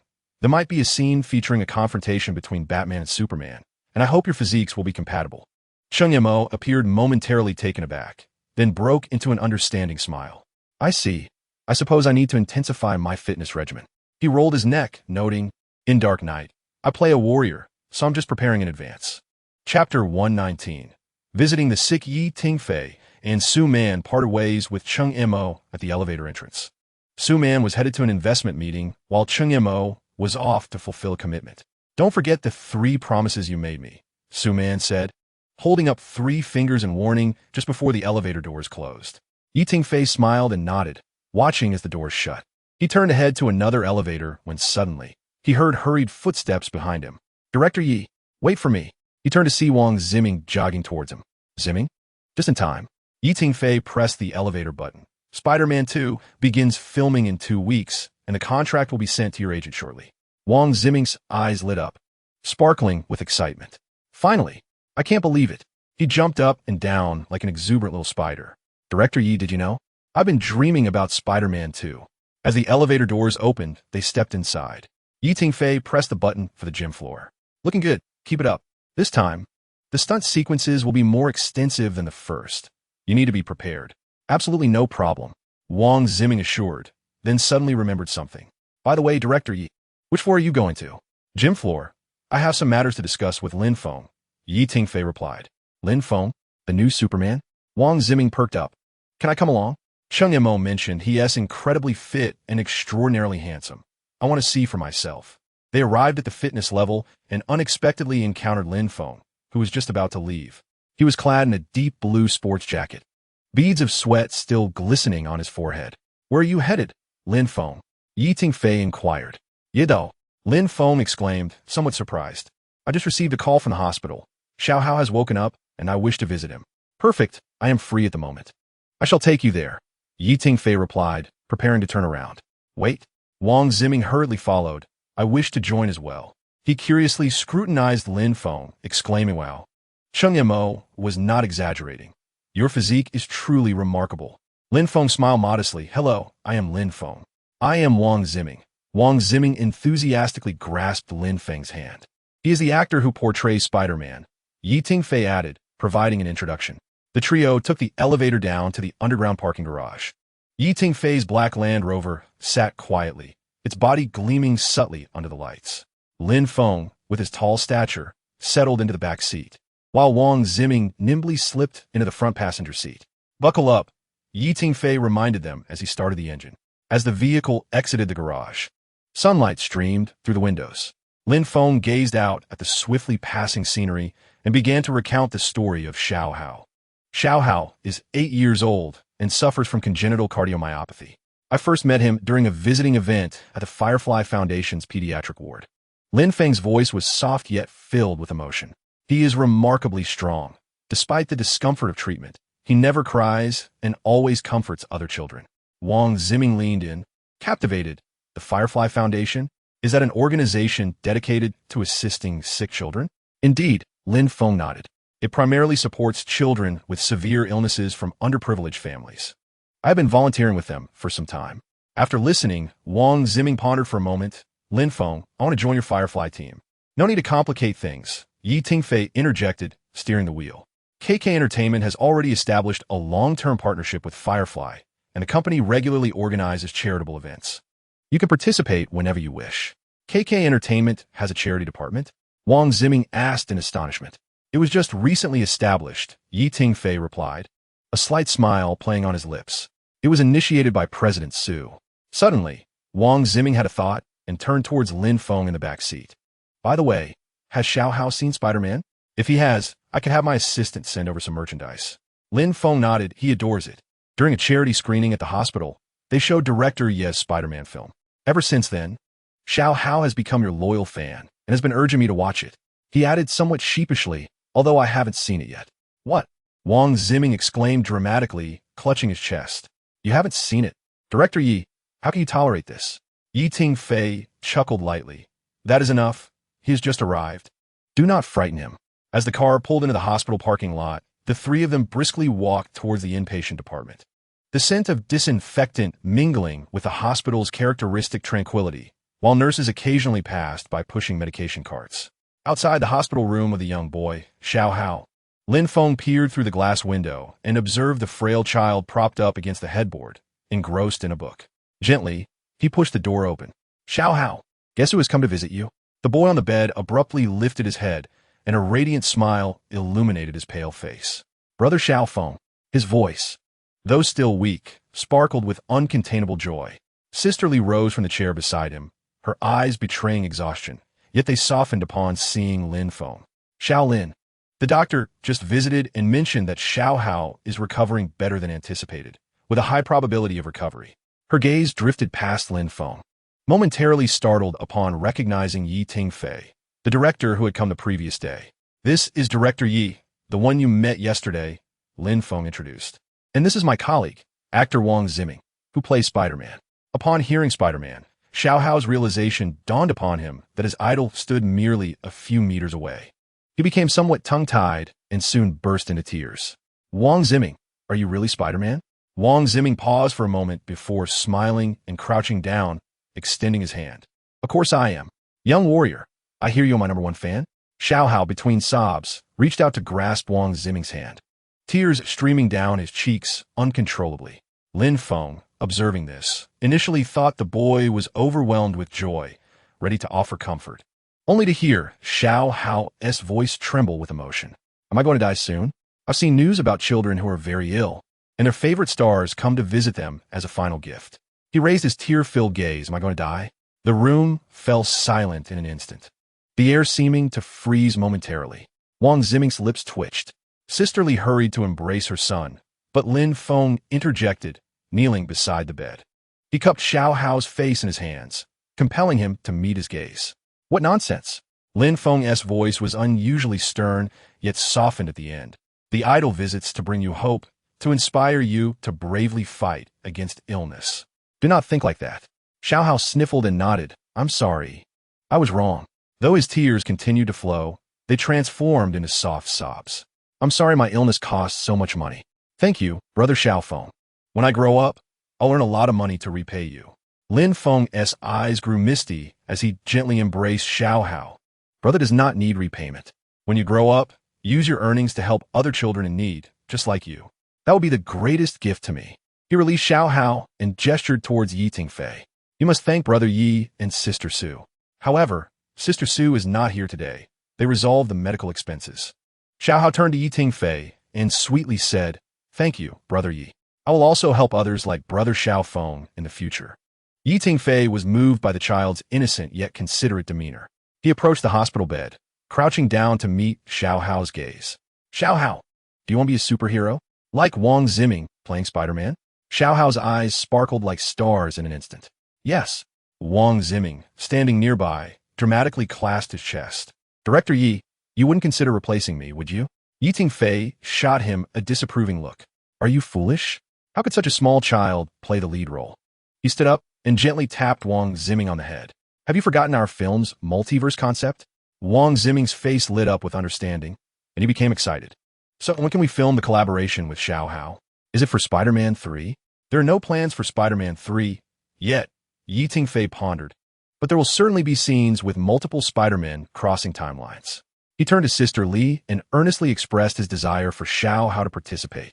Sister Li, overwhelmed with emotion, covered her mouth and began to cry, nodding vigorously. Then it settled. Yi Tingfei extended his pinky. When you recover, you can play Spider-Man or any other superhero. What do you say? Xiao Hao solemnly linked his pinky with Yi Tingfei's, declaring, It's a promise. I'll get better quickly. At that moment, a gentle knock echoed at the door, and Wang Ziming's assistant entered, carrying 2 large bags of Spider-Man merchandise. This is what Ziming asked me to prepare, the assistant smiled, placing the gifts beside the bed. Wishing you a speedy recovery, little hero. Xiao Hao excitedly rummaged through the Spider-Man-themed t-shirts, hats, and toys, his little face flushed with joy. He shyly looked up at Wang Ziming. Can we take a photo together? Of course. Wang Ziming immediately sat by the bed, striking Spider-Man's iconic pose. Yi Tingfei took Sister Li's phone and captured a photo filled with smiles. After their visit, the three emerged from the hospital, their shadows elongated by the setting sun. Lin Feng suddenly halted, turning to Yi Tingfei with solemnity. Director Yi, thank you. You've given Xiao Hao immense motivation. Yi Tingfei waved his hand dismissively. Don't misunderstand. I'm not just saying this lightly. His expression turned serious. I genuinely see potential in this intelligent and kind child. Once he recovers, I will tailor a role specifically for him. Lin Feng was taken aback, then smiled with emotion. Wang Ziming danced with excitement beside them. This is amazing. I can't wait to see little Spider-Man. During the return journey, the three fell into a reflective silence, each contemplating the profound impact of their special hospital visit. Yi Tingfei's fingers lightly tapped the steering wheel, his mind already envisioning how to integrate Xiao Hao into future film projects. The torch of kindness was silently passed among them. After settling the arrangements for Lin Feng's actor training, Yi Tingfei began preparing for the filming work. In the following days, he held multiple meetings with the production team to confirm the shooting budget, venue arrangements, and the coordination of the stunt team. Simultaneously, the art and costume teams were diligently engaged in the visual design and character modeling for Spider-Man 2 and Superman. The entire KK Entertainment building seemed to be invigorated by an invisible force, as various departments made their final preparations for the imminent commencement of filming. A week prior to the shoot, Yi Tingfei hosted a script reading session for Spider-Man 2 at KK Entertainment. To ensure the meeting proceeded smoothly, he personally arranged all the details of the conference room in advance. Sunlight filtered through the translucent curtains of the floor-to-ceiling windows, casting dappled shadows on the long table. Yi Tingfei stood before the whiteboard, meticulously adjusting the position of each nameplate in front of the seats. Beside each nameplate lay a neatly bound copy of the script, its cover emblazoned with the Spider-Man 2 logo and marked confidential. Director Yi, the coffee and snacks are ready, announced Assistant Xiao Lin as she wheeled in a cart laden with an array of beverages and exquisite pastries. Yi Tingfei nodded. Has the projection equipment been tested? All checked. The PPT is ready to go, replied Xiao Lin. Glancing at her watch, she added, There's still half an hour until we start. Would you like to rest for a moment? No need. I'll review my script notes, replied Yi Tingfei. Opening his copy of the script, which was already filled with annotations, his brow furrowing slightly. The sequel posed greater challenges than the first installment, with more characters, a more intricate plot, and deeper themes. He had to ensure that each actor comprehended their character's role within the overarching narrative. Just then, the door creaked open, and Wang Ziming peeked inside. Director Yi, am I too early? Today he wore a black t-shirt emblazoned with the Spider-Man logo, his hairstyle with evident care. Just in time, help me check if the seating arrangement is correct. Yi Tingfei beckoned him to enter. Wang Ziming bounced over to the table, his eyes darting across the nameplates. Wow, teacher Chen Mingyuan is playing Dr. Octopus? That is fantastic. I often watch his plays. His finger paused at Wu Yichen's name. And this is the Green Goblin. You two will have plenty of scenes together. Yi Tingfei cast him a knowing glance, reminding him. A distinguished graduate of the Kyoto Film Academy. Don't let yourself be outshone. Wang Ziming dramatically clutched his chest. Director Yi, I'm also from the Kyoto Film Academy. Are you doubting my acting skills? The first film's box office was so high. You're truly hurting my feelings. Stop being overly dramatic. Yi Tingfei interrupted him. At that moment, the door swung open again, and a young woman in a light blue dress entered. Her features were as delicate as a porcelain doll. With long hair cascading like a waterfall, she was Princess Ing, the actress portraying Mary Jane. Wang Ziming and Princess Ing deliberately avoided each other's gazes. Yet couldn't he help but steal glances. Each time their eyes were about to meet, they swiftly averted their gaze, a faint blush blooming on their cheeks. Wang Ziming pretended to be engrossed in the script, his fingers unconsciously tracing the edges of the pages. Meanwhile, Princess Ing lowered her head to tidy her loose strands of hair, a smile she could not conceal gracing her lips. The subtle air of ambiguity between the two individuals floated like the delicate catkins of willows in spring, light yet impossible to overlook. Yi Tingfei observed everything with keen eyes, a slight smile gracing his lips. He recalled how actors portraying Spider-Man in the original world seemed unable to escape the enchantment of falling in love with their female leads. To his surprise, this pattern persisted in this alternate universe. Clearing his throat, he feigned ignorance of their subtle gestures and continued to review the meeting materials. Director Yi, what makes you smile? Wang Ziming inquired, his perceptive nature detecting the director's expression, tinged with a hint of guilt. Oh, nothing much, just some amusing thoughts crossed my mind. Yi Tingfei replied, casting a meaningful glance at him before shifting his gaze to the princess, Ying, who was pretending to be engrossed in her script. How prepared are you two? Absolutely ready. Wang Ziming straightened his posture immediately, his voice elevated by an octave. I have memorized the script thoroughly. Chapter 121. Script reading session. Yi Tingfei observed the youthful exchange of glances between the two, feeling both amused and somewhat nostalgic. He cleared his throat. All right. Others should be arriving soon. Ziming, could you please check the projection equipment? Ying, can you ensure the actors' name tags are in the correct places? The two swiftly departed, as if liberated, to fulfill Yi Tingfei's requests. Yet, even across the entire conference room, their eyes continued to meet intermittently, drawn together as if by magnetic forces. As Yi Tingfei lowered his head to peruse the script, the door to the conference room opened once more. A gentle fragrance of jasmine wafted in, accompanied by the crisp sound of high heels. Apologies for my tardiness, a warm, yet capable female voice announced. Yi Tingfei looked up to see his sister, Yi Rushuan, interclad in a beige suit, appearing no older than her early 20s. Sister, your timing is impeccable. Yi Tingfei welcomed her with a smile. With Yi Rushuan's arrival, the original cast of Spider-Man 1 was nearly complete. Following closely, the new actors began to enter the conference room in succession. Yi Tingfei surveyed the room, and upon confirming that all the principal actors had arrived, he clapped his hands. Now that everyone is here, we shall officially commence the script reading session for Spider-Man 2. First and foremost, I would like to express my gratitude to each of you for taking the time out of your busy schedules to attend this session. His voice resonated with steadiness and strength. Spider-Man 2 will continue the narrative of the first installment, but with a grander worldview and more profound character development. He clicked the remote, and the projection displayed the film's concept poster, featuring Spider-Man suspended between skyscrapers in City C, with shadowy silhouettes of several villains lurking below. Let us first familiarize ourselves with the primary characters and their portrayals. Yi Tingfei gestured towards Wang Ziming. Our Spider-Man, Peter Parker, will once again be portrayed by Wang Ziming. Wang Ziming stood, bowing with his characteristic sunny smile. After the experiences of the first film, Ziming had fully embraced his role.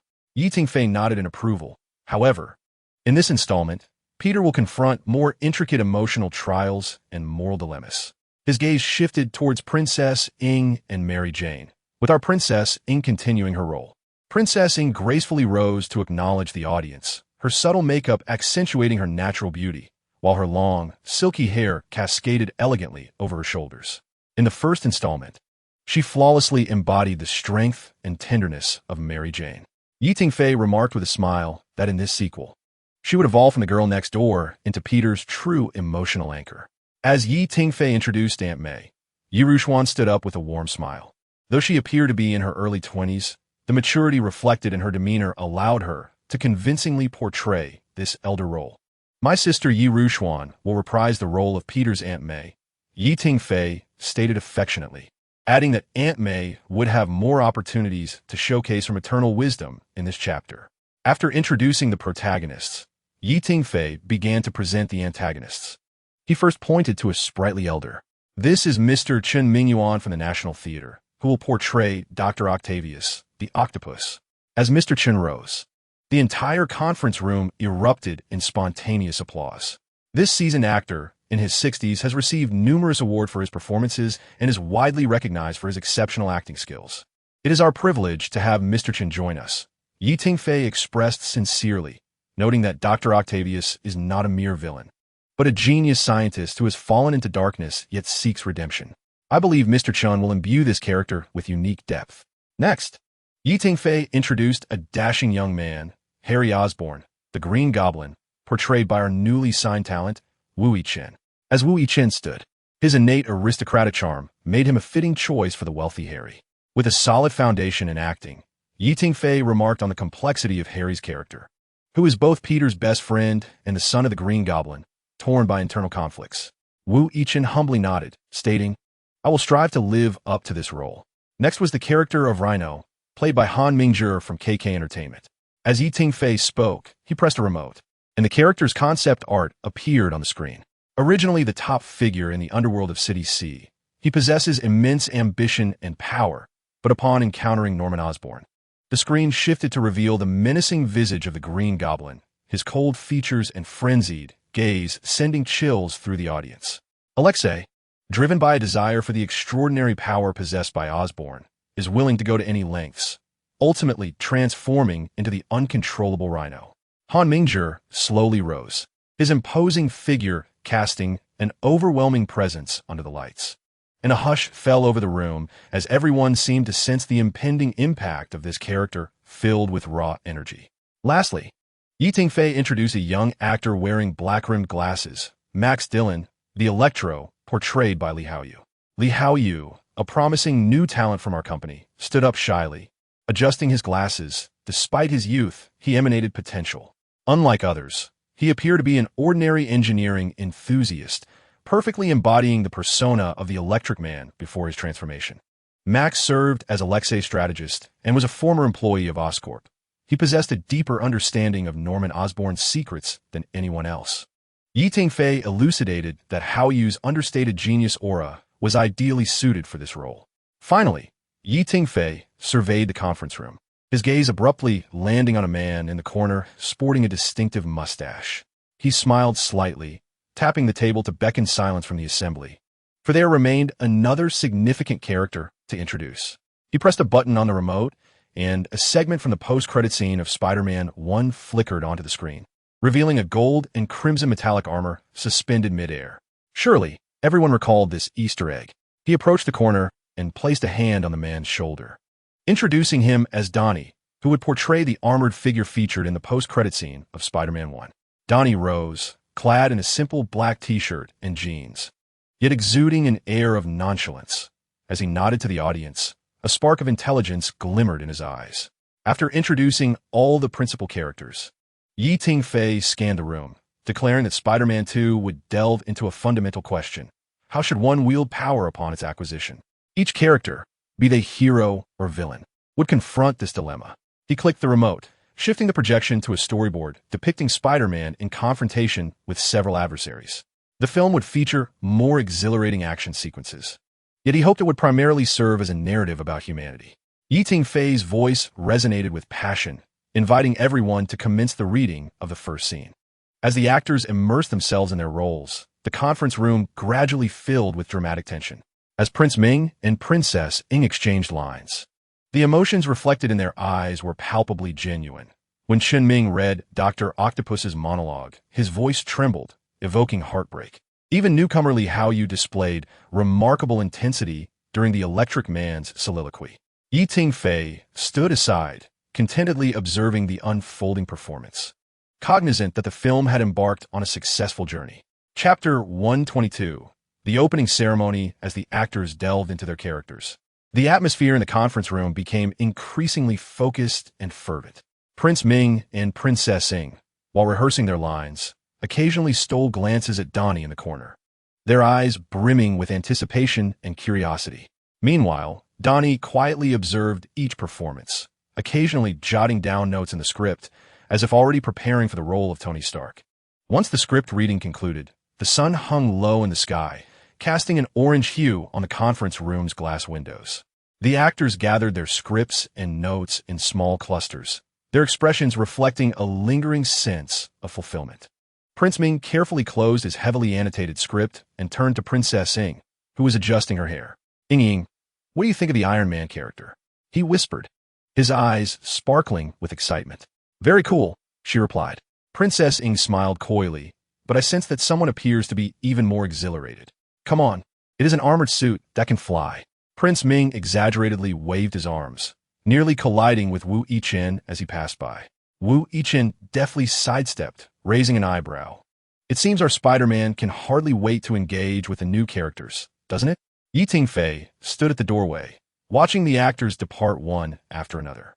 When Donnie was the last to rise and pause beside him, he remarked on the vibrancy of the team.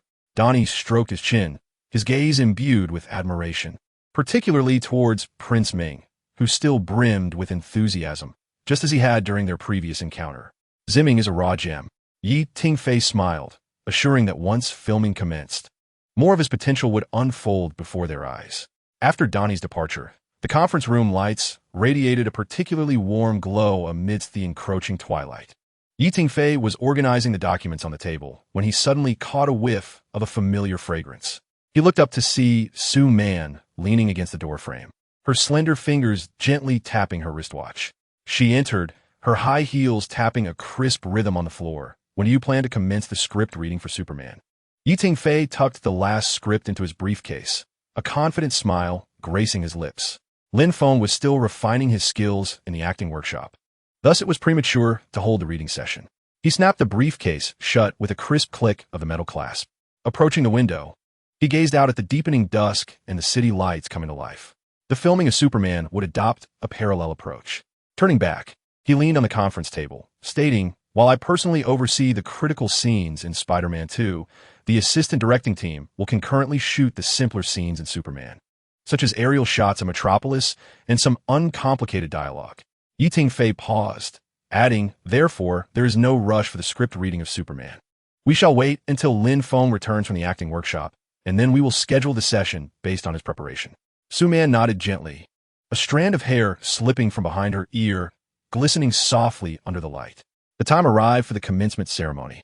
At the joint opening ceremony for Spider-Man 2 and Superman, a massive backdrop illuminated with the symbols of both heroes stood proudly, ribbons fluttering gently in the breeze on either side. The venue was packed with media reporters, their cameras trained on the center stage. As the flashbulbs flickered like a torrential downpour, Tingfei stood alone at the heart of the stage, impeccably dressed in a suit, facing the eager journalists below. "Director Yi, why are you the only one present today? Where are the lead actors?" A bespectacled female reporter inquired first. Tingfei smiled faintly, gently tapping the microphone. "Superheroes must maintain an air of mystery, don't you think?" He winked, "especially with our newly introduced heavyweight characters. I believe the audience will be even more eager to witness their debut on the big screen." Laughter of goodwill resonated from the crowd. A male journalist from an entertainment weekly raised his hand and inquired, "I have heard that Spider-Man 2 will introduce the character of the Armored Man as an Easter egg. Is this true?" It seems the news travels swiftly. Tingfei feigned surprise, raising an eyebrow, yet skillfully evaded a direct answer. "I can only say that Spider-Man 2 will expand our cinematic universe." "Director Yi, how do you balance directing both Spider-Man 2 and Superman?" A reporter from the back row called out. Tingfei adjusted his cuff and replied with poise. "Much like a juggler in a circus managing multiple balls, the key lies in rhythm and focus." He paused. Though the two films are stylistically distinct, their core revolves around the exploration of a hero's growth. We have an exceptional team supporting us, allowing us to manage both effectively. Can you divulge any details about the casting for Superman? Another eager journalist pressed. "The lead is a remarkably talented actor," Tingfei answered with precision, "but as for other specifics, I must reserve some surprises." Meanwhile, in the backstage monitoring room, Wang Ziming, along with other cast members, observed the proceedings on the screen. "Director Yi is quite adept at playing the game," Wang Ziming mumbled, biting his nails. "I feel like I might burst. I just want to rush out and declare how cool Iron Man is." Princess Ing gently tapped his arm, urging calm. "Stay composed. Maintaining an air of mystery generates intrigue." She pointed to the monitor. "Look, the journalists are left wanting more." On stage, Tingfei was addressing the final question, confirming that both films would progress as planned, with Spider-Man 2 commencing production first, while some scenes for Superman would be filmed concurrently. As the opening ceremony neared its conclusion, staff wheeled out an ice sculpture adorned with the logos of both major IPs. Tingfei raised a champagne bottle, completing the traditional ice-breaking ceremony before the media. "I hereby declare that Spider-Man 2 and Superman are officially in production." As the champagne flowed into the ice sculpture, enthusiastic applause erupted throughout the venue. As Tingfei descended the stage, Su Man awaited him at the side curtain, handing him a bottle of mineral water. "Well done. You kept the media's appetite whetted." Tingfei loosened his tie, revealing a weary yet satisfied smile. The real challenge lies ahead. Meanwhile, in the makeup room, Downey was practicing Tony Stark's iconic expressions in front of the mirror. He turned to Wang Ziming, who had just entered. "So how's it going, kid? Did the director send them all away?" Wang Ziming nodded excitedly. Director Yi didn't spill a word. The media is on the edge of their seats. Downey chuckled. Perfect. Keeping the audience in suspense is the ideal way to kick off a great show. 10 minutes later, Tingfei swung open the door to the makeup room, his enthusiastic applause resonating throughout. Attention, everyone. The first scene begins filming in 30 minutes. His voice brimmed with energy, instantly igniting the atmosphere in the makeup room. It became a flurry of activity as everyone sprang into action. The costume assistant glided back and forth, cradling neatly ironed costumes. The makeup artists hastened their movements, applying final touches to the actors. The script supervisor, holding the call sheet, meticulously confirmed each actor's readiness. The lighting, cinematography, and props were all in place, and the first scene was poised to commence. Chapter 123, Spider-Man 2, began shooting. Action. Tingfei's voice echoed across the set. The lighting technician adjusted the soft, warm glow, creating a cozy and romantic ambience in Princess Ying's boudoir. Wang Ziming, portraying Peter Parker, sat awkwardly on the edge of the bed, his fingers unconsciously tracing the edge of the sheets. Princess Ying, as Mary Jane, turned her back to him while organizing records, her red hair shimmering like satin under the lights. Cut. Tingfei suddenly called for a halt and swiftly approached the two. Ziming. Peter's nervousness shouldn't manifest through fidgeting with the sheets, he instructed. Demonstrating, he held his hand suspended in the air before retracting it, illustrating the hesitation to touch Mary Jane. This restraint was crucial. Wang Ziming nodded thoughtfully and readied himself again. Action. This time, Peter's gaze followed Mary Jane's movements, hastily averting when she turned. Mary Jane placed a record in the player, and soft jazz flowed through the air. Is this new? Peter asked, his voice slightly strained. I found it at a thrift shop last week, Mary Jane replied, smiling as she settled comfortably beside him. You've been awfully busy lately.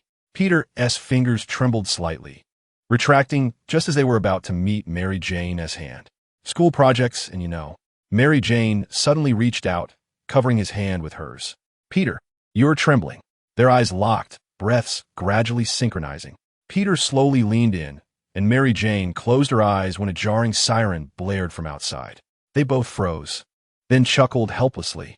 Peter raked his fingers through his hair in frustration. I need to go. Cut. Tingfei called for another pause. Inging at this moment. Mary Jane's smile shouldn't convey regret, but rather a familiar acceptance, tinged with pride that she knows her boyfriend is off to save the world. Princess Ying nodded and whispered a few words to Wang Ziming. Action. As the siren blared, Mary Jane's smile bore an added layer of understanding and affection. Peter approached the window, suddenly pivoted, and strode back, cradling Mary Jane's face and kissing her deeply. The kiss was brief yet fervent, leaving them both breathless. Wait for me, Peter whispered, then nimbly climbed out the window. Cut. Not bad. Tingfei observed through the monitor, a smile playing on his lips. But Ziming, the kiss before jumping out the window could be more decisive. Don't hesitate, as if fearing it might be the last. Wang Ziming unexpectedly interjected, his gaze turning profound. A hush fell over the set. Tingfei looked at the typically lively young man with surprise, slowly nodding. Yes, that's exactly the feeling. During the final shoot, Peter's unexpected kiss was imbued with a desperate fervor, while Mary Jane, after he leaped through the window, caressed her lips, her eyes shimmering with a complex interplay of pride and concern. Cut. Perfect. Tingfei rose to applaud, declaring the take a success. Wang Ziming climbed up from the safety mat outside the window, anxiously glancing at Tingfei. Director Yi, is this acceptable? Tingfei replayed the footage on the monitor, capturing Peter's last glance and Mary Jane's subtle gesture of touching her lips. Each detail was impeccably executed. Not just acceptable, Tingfei said, patting Wang Ziming's shoulder. This is precisely the Peter Parker and Mary Jane I envisioned. Princess Ying approached, offering Wang Ziming a bottle of water. That kiss was quite well performed. Wang Ziming's ears flushed crimson in an instant. Observing their interaction, Tingfei pondered thoughtfully. Perhaps little guidance was required. These young individuals had seamlessly intertwined their on-screen emotions with reality. At some point, Dong and I had taken a position beside Tingfei, holding a steaming cup of coffee, his little mustache curling slightly as he wore a playful smile. He gestured towards the young couple, Wang Ziming and Princess Ying. They have such chemistry, both on and off the set. Surely, Dong Ni's voice trailed off, his eyes twinkling with mischief. Tingfei accepted the clapperboard from his assistant, a knowing smile gracing his lips. "Did you catch that?" he whispered, yet both believed they were concealing it well. Dong and I sipped his coffee, intrigued as he observed the young couple discussing the script not far away. Wang Ziming animatedly gestured while Princess Ing occasionally giggled behind her hand, their shoulders nearly brushing against one another. Dong and I raised an eyebrow, remarking, "This is reminiscent of a high school romance." He turned to Tingfei. "When you plan to reveal their secret, why reveal it?" Tingfei closed the script, a sly glint in his eyes. "This freshness is precisely the chemistry Peter Parker and Mary Jane require. Besides," he glanced at the couple, "isn't it rather amusing to see their attempts at concealment?" "I wager $20 they'll go public before filming wraps," Dong and I whispered. Tingfei shook his head. "I bet 50 they will delay until the promotional period." Their hushed conversation was interrupted by a voice in the earpiece, as Tingfei's assistant softly reminded, "Director Yi, the next scene is ready. We could transition to filming at any moment." Tingfei composed himself, clapping his hands. "All right, let's transition to the next scene." Wang Ziming immediately straightened his posture.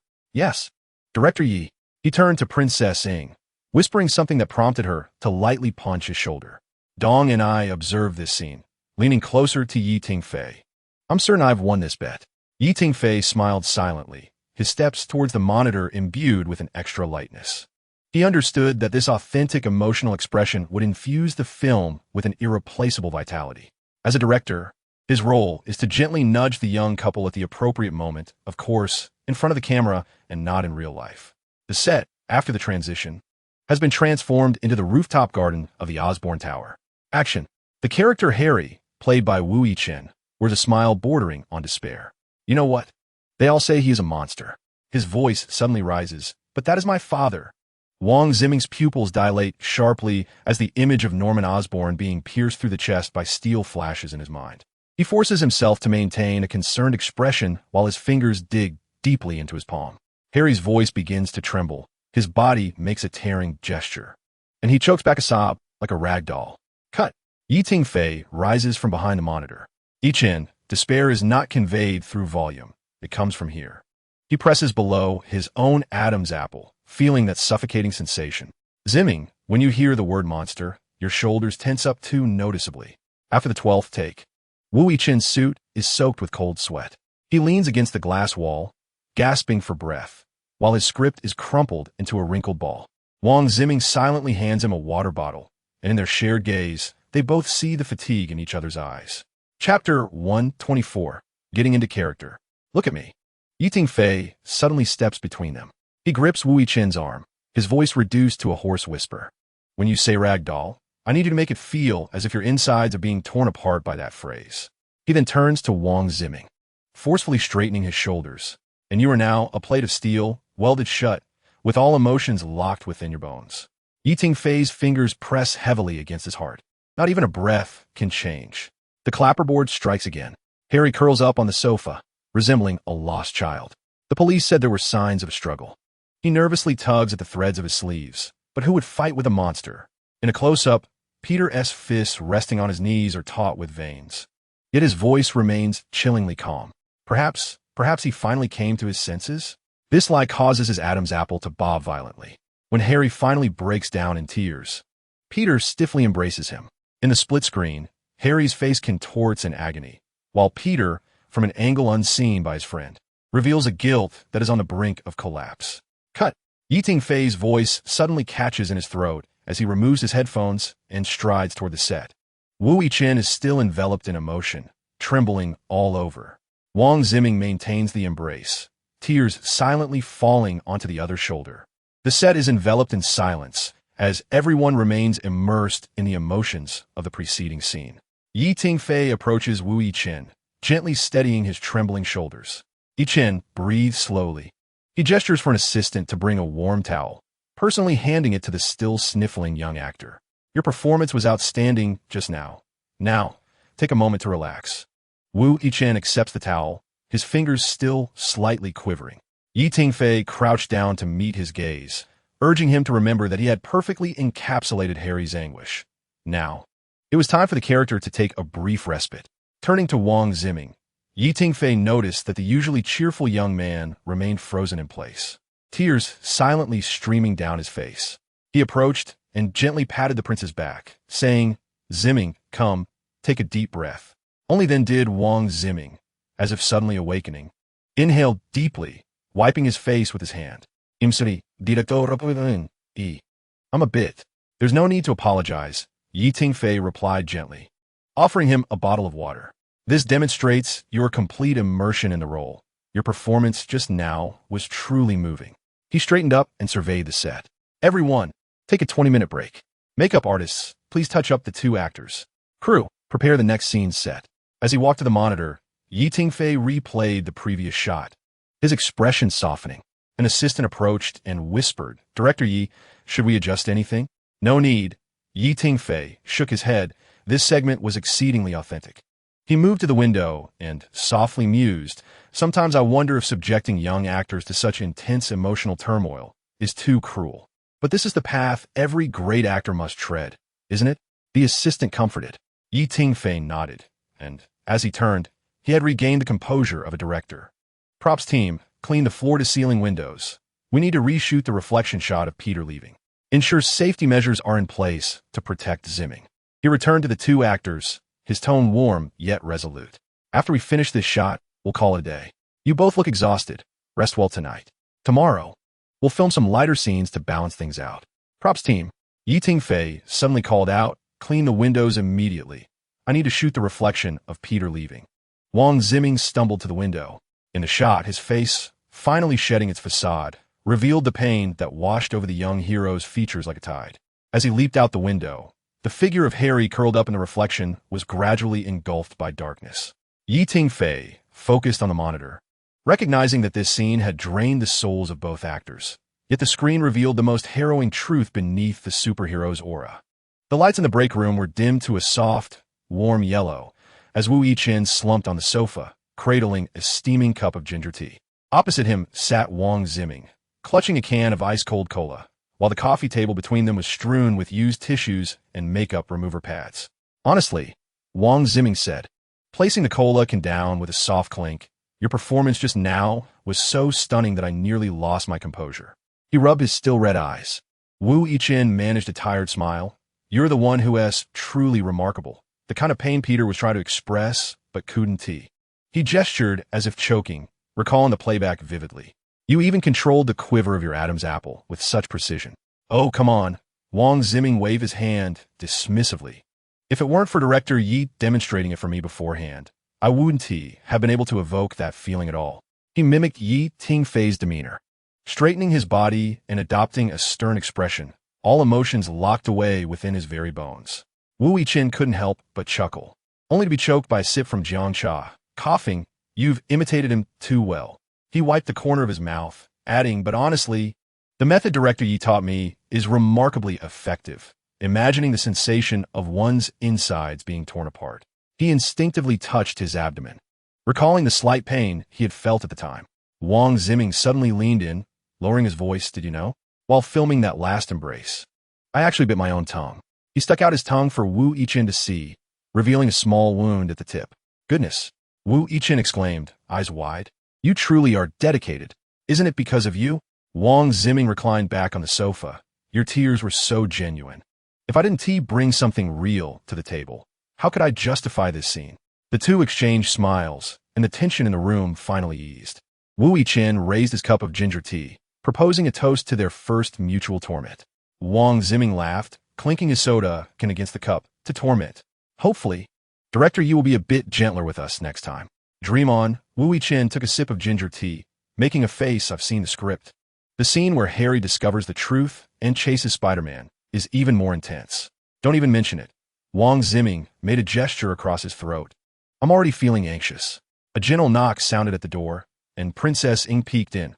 "How are you two, esteemed actors? Feeling better?" She held 2 boxes of neatly cut fruit. "Director Yi asked me to bring you some snacks."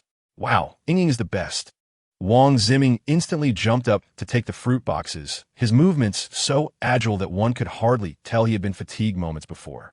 Wu Yichen shot him a knowing glance. "Oh, recovering quite quickly, aren't we?" Wang Ziming's ears turned crimson, as he pretended to focus on spearing a piece of watermelon. Just eat your fruit. Princess Ing observed their interaction and couldn't help but laugh. It seems you two are indeed much better. Director Yi mentioned that tomorrow's scenes will be lighter, primarily featuring the everyday moments of Peter and Mary Jane. Thank heavens, Wu Yichen exaggeratedly sighed in relief. My tear ducts need a break. The three burst into laughter, the lounge buzzing with youthful vitality, as if the previous heart-wrenching scene had never occurred. Through the slightly ajar door, Yi Tingfei watched the scene from a distance, nodding in satisfaction before gently closing the door. Chapter 125, Dr. Octopus's monologue filming continued.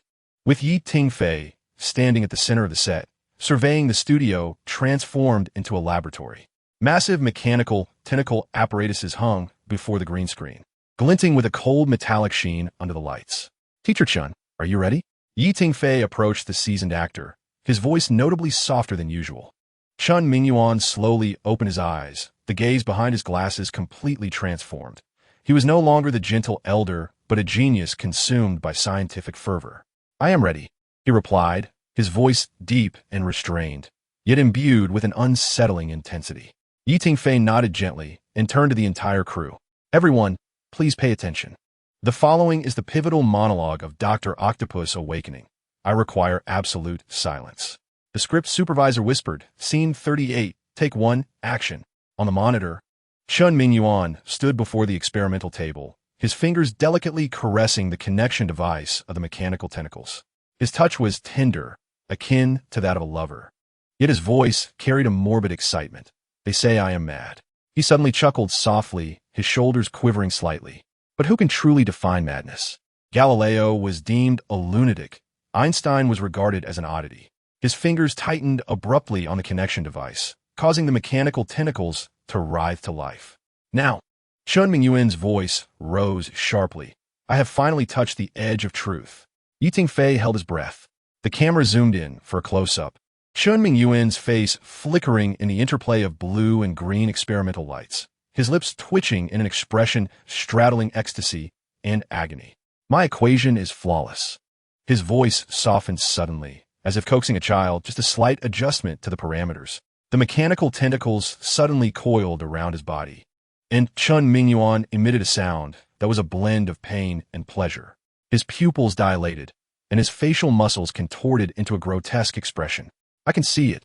His voice became remarkably clear. Molecules are dancing. Energy is singing. Cut. Yi Tingfei's voice trembled slightly. Perfect. The entire set was enveloped in silence.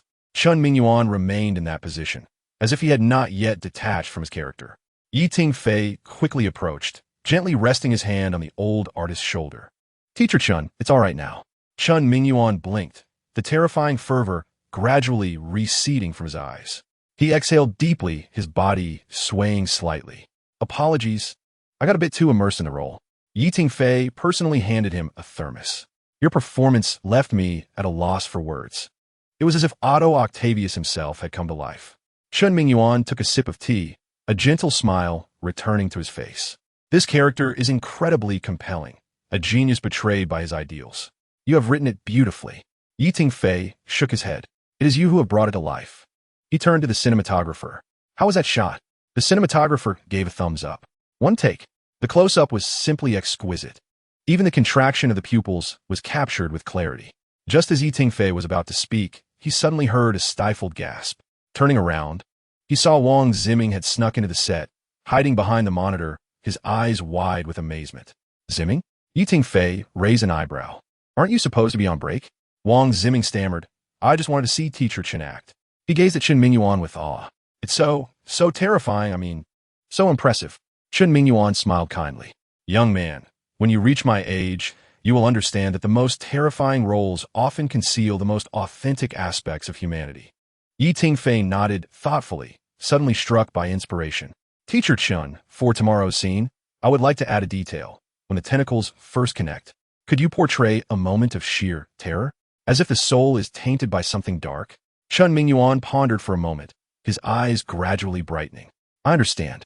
It's akin to suddenly realizing one has opened Pandora's box? Precisely. Yi Tingfei exclaimed, clapping his hands in excitement, as an overwhelming joy took over him. Wang Zimming, absorbed in the discussion, was oblivious to the fact that he had rolled the script into a tube. Tingfei caught sight of him and suddenly inquired, "Zimming, what are your thoughts on the scene where Peter witnesses Dr. Octopus's transformation?" "Huh?" Wang Zimming was momentarily taken aback, then began to reflect seriously. "I believe Peter should feel afraid, but not merely because of those mechanical tentacles. Rather, it's because he sees in Dr. Otto a glimpse of what he might become." Chen Mingyuan and Tingfei exchange a glance, both wearing appreciative smiles. "Well said." Tingfei patted Wang Zimming on the shoulder. "It seems our Spider-Man is beginning to grasp the essence of true fear."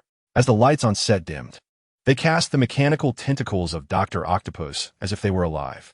Tingfei surveyed the scene, aware that what had been captured today would be one of the most unforgettable performances in the film. As night fell, the lights on set extinguished one by one.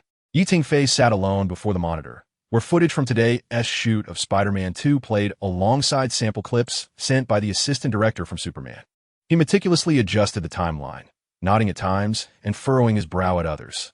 On his tablet, he marked several shots that required reshooting, his fingers dancing swiftly across the keyboard. The panoramic shot of Metropolis at dusk needed a longer time-lapse, and the over-the-shoulder angle in the dialogue scene in Lewis's office required adjustment. After sending the email, he rubbed his weary eyes, only to realize the set was deserted. Just as he was about to rise, a familiar scent of perfume wafted in. "I knew you would still be here." Su-Man leaned against the doorframe, holding 2 cups of hot coffee. "After working for 16 hours, Director Yi, are you trying to break the record for overexertion?" Tingfei accepted the coffee, warmth seeping through the paper cup to his fingertips. "They're doing well over at Superman." Su-Man rolled her eyes and promptly turned off the monitor. "The Earth will keep spinning without you. Now, immediately go home and get some sleep. Just give me 10 more minutes." 10 minutes? Su-Man grabbed his arm. "The bloodshot in your eyes is practically weaving a spiderweb." With a resigned smile, Tingfei allowed himself to be pulled from the set. As the night breeze brushed past, he became aware that his shirt was thoroughly soaked with sweat. In the distance, Chen Mingyuan was engaged in animated conversation with Wang Zimming, the seasoned artist gesturing expressively while the young man listened intently. "It seems they're getting along quite well," Su-Man remarked, following his gaze. "Better than I had imagined." Tingfei's voice was imbued with a weary satisfaction as he shook his head, unable to find an appropriate adjective to describe Teacher Chen's performance today. Su-Man suddenly halted her steps, extracting a bottle of eye drops from her bag, and looked up. Tingfei obediently tilted his face upwards as the cool liquid dripped into his parched eyes. He blinked, and his blurred vision gradually sharpened, aligning perfectly with Su-Man's face, which was mere inches away. "Thank you," he murmured softly. "Spare me the pleasantries," Su-Man replied, averting her gaze, her cheeks slightly flushed. "Filming begins at 9 tomorrow morning. If I catch you at the set by 7. Tingfei raised his hand in surrender, assuring her that he would rest well. In the distance, the exaggerated laughter of Wang Zimming echoed, prompting both to turn and witness the young man mimicking Dr. Octopus's mechanical tentacles, eliciting hearty laughter from Chen Mingyuan. "Youth is truly wonderful," Tingfei mused. "You're only 25. Stop acting like an old man," Su-Man teased, poking his shoulder. "The car is over there. Let me drive you home." Under the moonlight, their shadows gradually elongated. Tingfei glanced back at the empty film set, a place that harbored countless burgeoning dreams of heroes. At that moment, all he needed to be was a weary, ordinary man being escorted home by his agent. Chapter 126. Donnie's first scene of filming was in full swing, with the actors settling into their roles, each immersed in their characters, harmonizing seamlessly. As the shooting progressed, everyone was aware that today marked Donnie's first scene. At this juncture, Tingfei was already positioned before the green screen, directing the crew in constructing the set for Peter Parker's bedroom. "Dim the bedside lamp a bit more," he gestured, aiming for the warm ambience of a rainy night without being overly bright. The props team swiftly adjusted the lighting, enveloping the entire scene in a cozy and intimate atmosphere. Wang Zimming entered the set wearing his signature red and blue checkered shirt, his hair still dripping wet, clearly having just finished his styling. "Director Yi," he greeted energetically, his eyes darting towards the set, evidently filled with anticipation for the upcoming scene. Tingfei handed him a cup of hot cocoa. "Are you ready? This scene is quite significant. I've been dreaming of rehearsing this line," Wang Zimming exclaimed, accepting the cup and lowering his voice in excitement. "Honestly, Director Yi, I've been waiting for this scene for so long. Finally, I get to act alongside Teacher Donnie. Tingfei chuckled and shook his head. Don't get too carried away just yet. This scene has numerous emotional shifts, from calmness to shock, then alertness, and finally curiosity. I need you to grasp each layer with precision. As he spoke, a commotion arose from the entrance. Donnie walked in, donned in a casual suit, his trademark mustache neatly trimmed, script in hand, greeting the crew as he strolled. "Aha, our Spider Boy," he exclaimed upon spotting Wang Zimming, his eyes lighting up as he approached with open arms. Wang Zimming immediately stood at attention. "Good day, Teacher Donnie." Suddenly, Downey's expression shifted, his gaze sharp as he appraised Wang Zimming from head to toe, noting him a tad shorter than I envisioned. Wang Zimming was momentarily taken aback, but quickly realized it was part of the act. He promptly adjusted his demeanor, shoulders tensing slightly. Mr. Stark?" Tingfei, observing the exchange with amusement, interjected, "All right, gentlemen, before we commence filming, let us rehearse the scene." He gestured for them to move to the rehearsal area while he held the script, explaining that this scene was an extended version of the Easter egg from Spider-Man 1. "Downey, your armor will first hover outside the window, and then you will emerge from inside, stepping into Spider-Man's sanctuary." Downey interjected, winking at Wang Zimming. The latter's ears flushed crimson. "No, Teacher Downey, it's just an ordinary bedroom." The focus, Tingfei interjected, was on showcasing the initial encounter between the two heroes, Peter being both wary and in awe of Tony, while Tony exuded a nonchalant yet discerning aura. Downey suddenly adopted a serious tone. Tony knows who Peter is, but Peter is entirely oblivious to the identity of this armored figure. This information disparity will create tension. Precisely. Tingfei nodded in approval. "Zimming, you must convey the panic of having your secret identity exposed, while simultaneously being awestruck by this dazzling armored figure." Wang Zimming nodded earnestly, unconsciously adopting Peter's defensive posture. After several rehearsals, Tingfei, satisfied, clapped his hands. "All right, all departments, prepare yourselves. We begin filming in 30 minutes. The makeup artist immediately surrounded Wang Zimming for final touch-ups, while the costume designer helped Downey into the motion capture suit, noting that most of the red and gold armor would be completed via post-production CGI. 30 minutes later, the set fell silent. Scene 42, take 1, action. The clapperboard snapped crisply. On the monitor, Peter sat at his desk, intently repairing his web shooter, with various parts and textbooks scattered about. The artificial rain system outside created a realistic sound of falling rain, while the warm glow of a lamp illuminated his face. Wang Zimming's performance was natural and focused, his fingers deftly maneuvering the small components, occasionally adjusting his slipping glasses. Suddenly, a deep engine roar grew steadily closer. Wang Zimming's ears perked up, his movements halting. He looked up warily. "Who?" A gentle tapping echoed against the glass window. Cautiously, Wang Zimming pulled back the curtain, his pupils dilating as he envisioned a golden-red armored figure suspended in front of the green screen. His expression shifted rapidly from confusion to astonishment, his mouth slightly agape as he instinctively took a half-step back. Tingfei watched intently from the monitor, whispering, "Good. Maintain that state. Downey, enter." On set, Downey stepped into the frame from the side, clad in a motion capture suit, although he appeared merely as a middle-aged man in a tight outfit. His presence was unmistakably that of Tony Stark. He made a gesture as if lifting his mask. "Aren't you going to invite me in for a cup of coffee? Peter Parker? Or should I say, Spider-Man?" Wang Zimming's reaction was nothing short of impeccable. His eyes widened further, and his fingers instinctively grasped the edge of the table, knuckles paling. "Why you? How could you?" His voice, bright and clear as is typical of youth, trembled slightly with tension. "Cut!" Tingfei suddenly called for a halt. "Zimming, your reaction is excellent, but your body language could be more defensive. This is a stranger who has unexpectedly appeared in your home, despite his cool demeanor." Wang Zimming nodded, taking a deep breath to regain his composure. Scene 42, take 2, action. This time, when Donnie delivered his lines, Wang Zimming not only exhibited astonishment, but instinctively shielded himself in front of the desk that held his Spider-Man equipment. A flicker of appreciation crossed Donnie's eyes as he stepped forward, fully entering the room. "Have you heard of the Avengers?"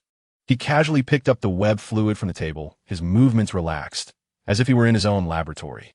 A mixture of vigilance and curiosity danced across Wang Zimming's face. "Who are you?" Donnie did not respond immediately. Instead, He surveyed the humble dorm room, his gaze lingering on the scientific awards and homemade gadgets. "Calm down, young man," he finally said, his voice imbued with a seasoned calmness. "I am not your enemy." He produced a sleek black card from his pocket and placed it on the table. "You are not the only superhero in this world. If you're interested, contact me." With that, he executed a suave turn and strode towards the window. "Cut. Perfect," Tingfei exclaimed, standing up excitedly. "This shot is phenomenal." Applause erupted on set as Wang Zimming exhaled, still flushed with excitement. Donnie approached and patted his shoulder. "Well done, kid. That move of shielding your equipment was clever." Wang Zimming's eyes sparkled. "Really? I just thought that Peter would certainly protect his secret." "That's the instinct of a good actor," Donnie praised. Tingfei came over to review the playback, nodding in satisfaction. "However, let us keep one more take. Donnie, your gesture of handing over the card could be more casual, as if you were leaving a tip for a waiter." Donnie raised an eyebrow. Understood. More like Tony Stark." During the third take, Donnie embodied that billionaire nonchalance to perfection, effortlessly sliding the card in front of Peter without even looking. Wang Zimming's response became even more nuanced, transitioning from shock to wariness, and finally to a subtle attraction to the card, an authentic portrayal of an ordinary boy in the presence of a legendary figure. "Cut. Absolutely splendid," Tingfei declared excitedly. "This shot will undoubtedly become a classic." He turned to the special effects director. "Remember to add the effect of rain sliding off Tony's armor in post-production, along with those subtle glimmers." Chapter 127. Memories. Just as he was speaking, Princess Ing quietly slipped onto the set, curiously peeking around. Wang Zimming spotted her immediately and waved.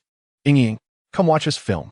Princess Ing approached, her eyes widening in astonishment at Donnie's motion capture suit. "Wow, is this Iron Man?" Donnie responded with a gentlemanly bow. "This is merely the unenhanced version, my lady." Tingfei glanced at the time. "All right, we shall wrap up this scene with a few close-up shots." He turned to Princess Ing. "Just in time for you to prepare for the next scene, which involves Peter and Mary Jane's telephone conversation." During the subsequent filming, Prince Ming captured several close-ups of astonished expressions, while Donnie performed some movements showcasing the armor's intricate details.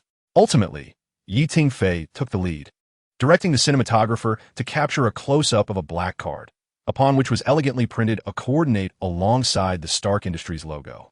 "Perfect," Tingfei finally declared. "This scene is officially complete." The crew erupted in cheers, having finished this pivotal scene half an hour ahead of schedule. Donnie removed the motion capture suit, wiping the sweat from his brow. "This thing is quite stifling." Prince Ming, still caught up in excitement, exclaimed, "Your performance just now was phenomenal, Teacher Donnie. That effortless vibe is something I cannot replicate." "You'll understand when you reach my age," Donnie chuckled. "But in all seriousness, you possess great talent." That detail of stepping back was superb. Tingfei approached, offering 2 cups of water to both. "The chemistry between you two has exceeded my expectations." He looked at Prince Ming, specifically noting, "You, Zimming, have embodied the youthful heroism of Peter with both naivety and determination." Prince Ming bashfully scratched his head, attributing his success to director Ye's guidance. "Less flattery," Tingfei laughed, shaking his head. "Go take a break. We have an afternoon telephone scene with Ing." Once Prince Ming skipped away, Donnie pondered aloud. "This kid has immense potential, but is rather easily excitable. That is precisely the spirit we require." Tingfei observed through the monitor replay, capturing a genuine young man, thrilled to meet his idol. He pressed the pause button, revealing a close-up of Peter's shocked yet admiring expression. "The audience will fall in love with this shot," Donnie assured. Tingfei nodded, already beginning to conceive the next scene. Returning to the lounge, Donnie expertly brewed a cup of coffee, its rich aroma wafting through the air. Prince Ming sat on the opposing sofa, cradling a mug, his gaze fixed intently on the actor. "So, Donnie offered a cup of coffee. What roles have you played previously?" Prince Ming accepted the cup, a tad bashful as he scratched his head. "Please don't laugh. But last year I played the brother of the female lead in The Overbearing CEO Falls in Love with Me, and I had only 3 lines." Donnie raised an eyebrow. "That sounds better than I anticipated. I presume you at least had a named character?" Just the brother," Prince Ming admitted, his face flushing. He continued, sharing that he had previously portrayed a delivery man, a cyber cafe manager, and the most unfortunate role of a passerby struck by a vehicle with no visible face. Donnie burst into laughter, his little mustache quivering with mirth. At least when you were hit by the car, you weren't like me, required by the director to roll and tumble into a mud pit 12 times. 12 times! Prince Ming's eyes widened in disbelief. In the second part of Steel Battle, Donnie made a playful grimace while I portrayed a minor antagonist, meeting a particularly grim fate. The director, a perfectionist, insisted that my falling posture remain consistent each time. After taking a sip of coffee, I found that scene was ultimately reduced to a mere 2 seconds on the cutting room floor. Wang Ziming couldn't help but chuckle.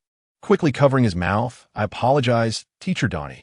No worries, Donnie waved his hand. Truth be told, you're quite fortunate. Director Yi has a discerning eye, capable of selecting talent from the audition pool. Wang Ziming's eyes sparkled with excitement. I was incredibly nervous during that audition. Director Yi maintained a particularly intense gaze upon me. I understand that look, Donnie nodded. It's as if he can see through all your potential. What about you? Wang Ziming inquired curiously. How did the director find you? Donnie's expression suddenly grew complex. He set down his coffee cup, unconsciously tracing the rim with his fingers. I was on the verge of exiting the entertainment industry, he confessed, causing Wang Ziming to hold his breath. I have a bad habit, Donnie chuckled ruefully. I tend to improvise my lines. Some directors appreciate this, but most. He gestured with a neck-slicing motion. When my contract ended, even my agency no longer wanted me. The sound of rain intensified outside, tapping against the glass of the lounge with a delicate rhythm. Then one day, my former agent called me. Donnie continued, his tone brightening, saying that a director would be scouting for roles at the company, urging me to come and try my luck. He reminisced. That day, I waited in the cafe downstairs, fully prepared for rejection. With a smile, he took another sip of coffee. Miraculously, he appreciated my habit of altering lines, stating that this was precisely the quality Tony Stark required. The very next day, I auditioned at KK Entertainment and secured the role on the spot. Wang Ziming listened intently, watching the raindrops carve winding trails down the glass. A brief silence enveloped them, filled only by the sound of rain. Sometimes, I wake up in the middle of the night, Wang Ziming suddenly murmured, fearing that this is all a dream, and come morning, I will find myself back in that 10-square-meter basement, waiting for the next delivery boy role. Donnie did not respond immediately. He stood up and walked to the window, gazing at the film set shrouded in rain. Do you know what makes director Yi truly remarkable? Wang Ziming shook his head. He not only sees what we are. Donnie turned around, his eyes gleaming with an extraordinary light, but he can also envision what we will become. Footsteps approached from outside, and Yi Tingfei's assistant peeked in. Gentlemen, please prepare. We need to reshoot a few close-up shots. Wang Ziming and Donnie exchanged a knowing smile and rose simultaneously. Suddenly, Wang Ziming's eyes lit up. In a hushed tone, he said to Donnie, by the way, Teacher Donnie, I heard from Sister Ruchuan a couple of days ago that Director Ye's birthday is next week. He excitedly rubbed his hands together. What if we prepared a surprise for him? Oh, what clever idea do you have? Donnie raised an eyebrow, his little mustache curling slightly.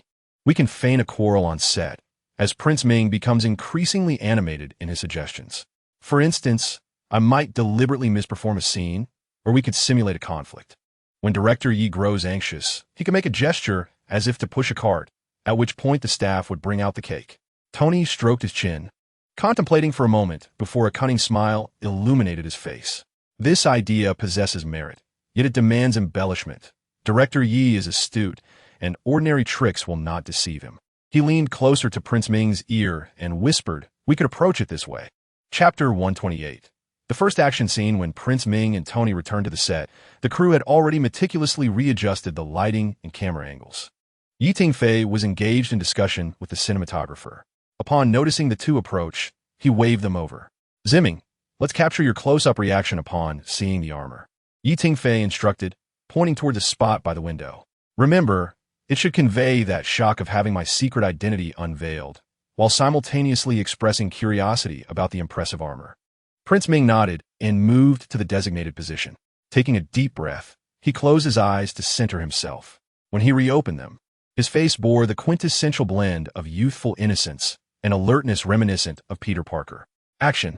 The camera zoomed in on Prince Ming's face. His eyes widened slightly, pupils constricting, and his lips parted involuntarily. Then, his brow furrowed, and his Adam's apple bobbed, perfectly embodying the complex emotions of a young hero whose secret has been exposed. Cut. Excellent. Tingfei nodded in satisfaction. Let us do another take. This time infuse it with a hint of curiosity towards the armor.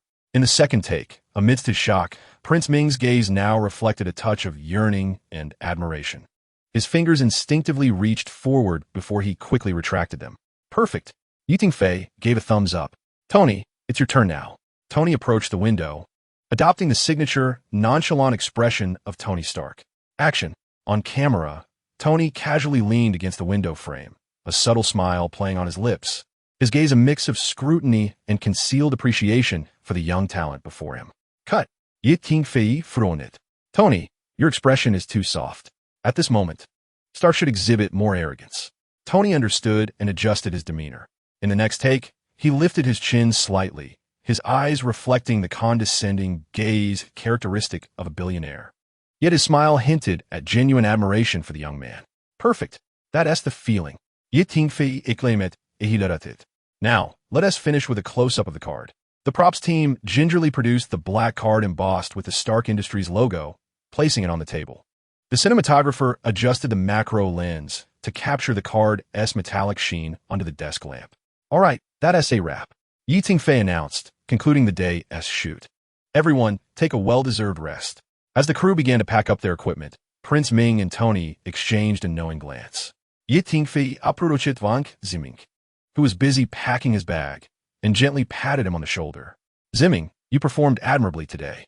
Tomorrow, we will be filming your action scenes, so make sure to rest early. Absolutely, Director Yi. Wang Ziming stood up straight, his voice noticeably higher than usual. I will certainly rest well tonight and conserve my energy. Tingfei squinted, keenly sensing Wang Ziming's unease. He crossed his arms and scrutinized him from head to toe. Are you hiding something from me? Huh? Wang Ziming's pupils dilated, and he swallowed hard. And no, how could I possibly hide anything from you? His fingers fidgeted with the straps of his backpack, and his toes subtly pointed towards the exit. Tingfei raised an eyebrow, thinking that the young man nearly had "I'm lying" written all over his face. However, he merely sighed and conceded. All right, if you don't wish to speak, then so be it. Wang Ziming exhaled in relief, but tension surged within him. Was Director Yi truly so easily placated? Just as he was lost in thought, Tingfei turned to leave, but abruptly halted, speaking over his shoulder. Oh, and don't you dare spoil the film's plot to anyone, especially reporters. If I catch you, there will be consequences. I absolutely won't. Wang Ziming immediately raised his hand in a vow, his voice trembling with guilt. My lips are sealed. Tingfei shook his head as he walked away, a smile creeping onto his lips. He understood Wang Ziming all too well. The young man definitely had something up his sleeve. Yet, since it did not interfere with filming, he would let it be. Once Tingfei had walked far, Wang Ziming finally let out a long breath, wiping away the non-existent cold sweat from his forehead. He pulled out his phone and swiftly messaged Donnie. Almost got caught. Director Yi is far too perceptive. We need to be cautious. After sending the message, he glanced around furtively to ensure no one was watching before bouncing away from the set.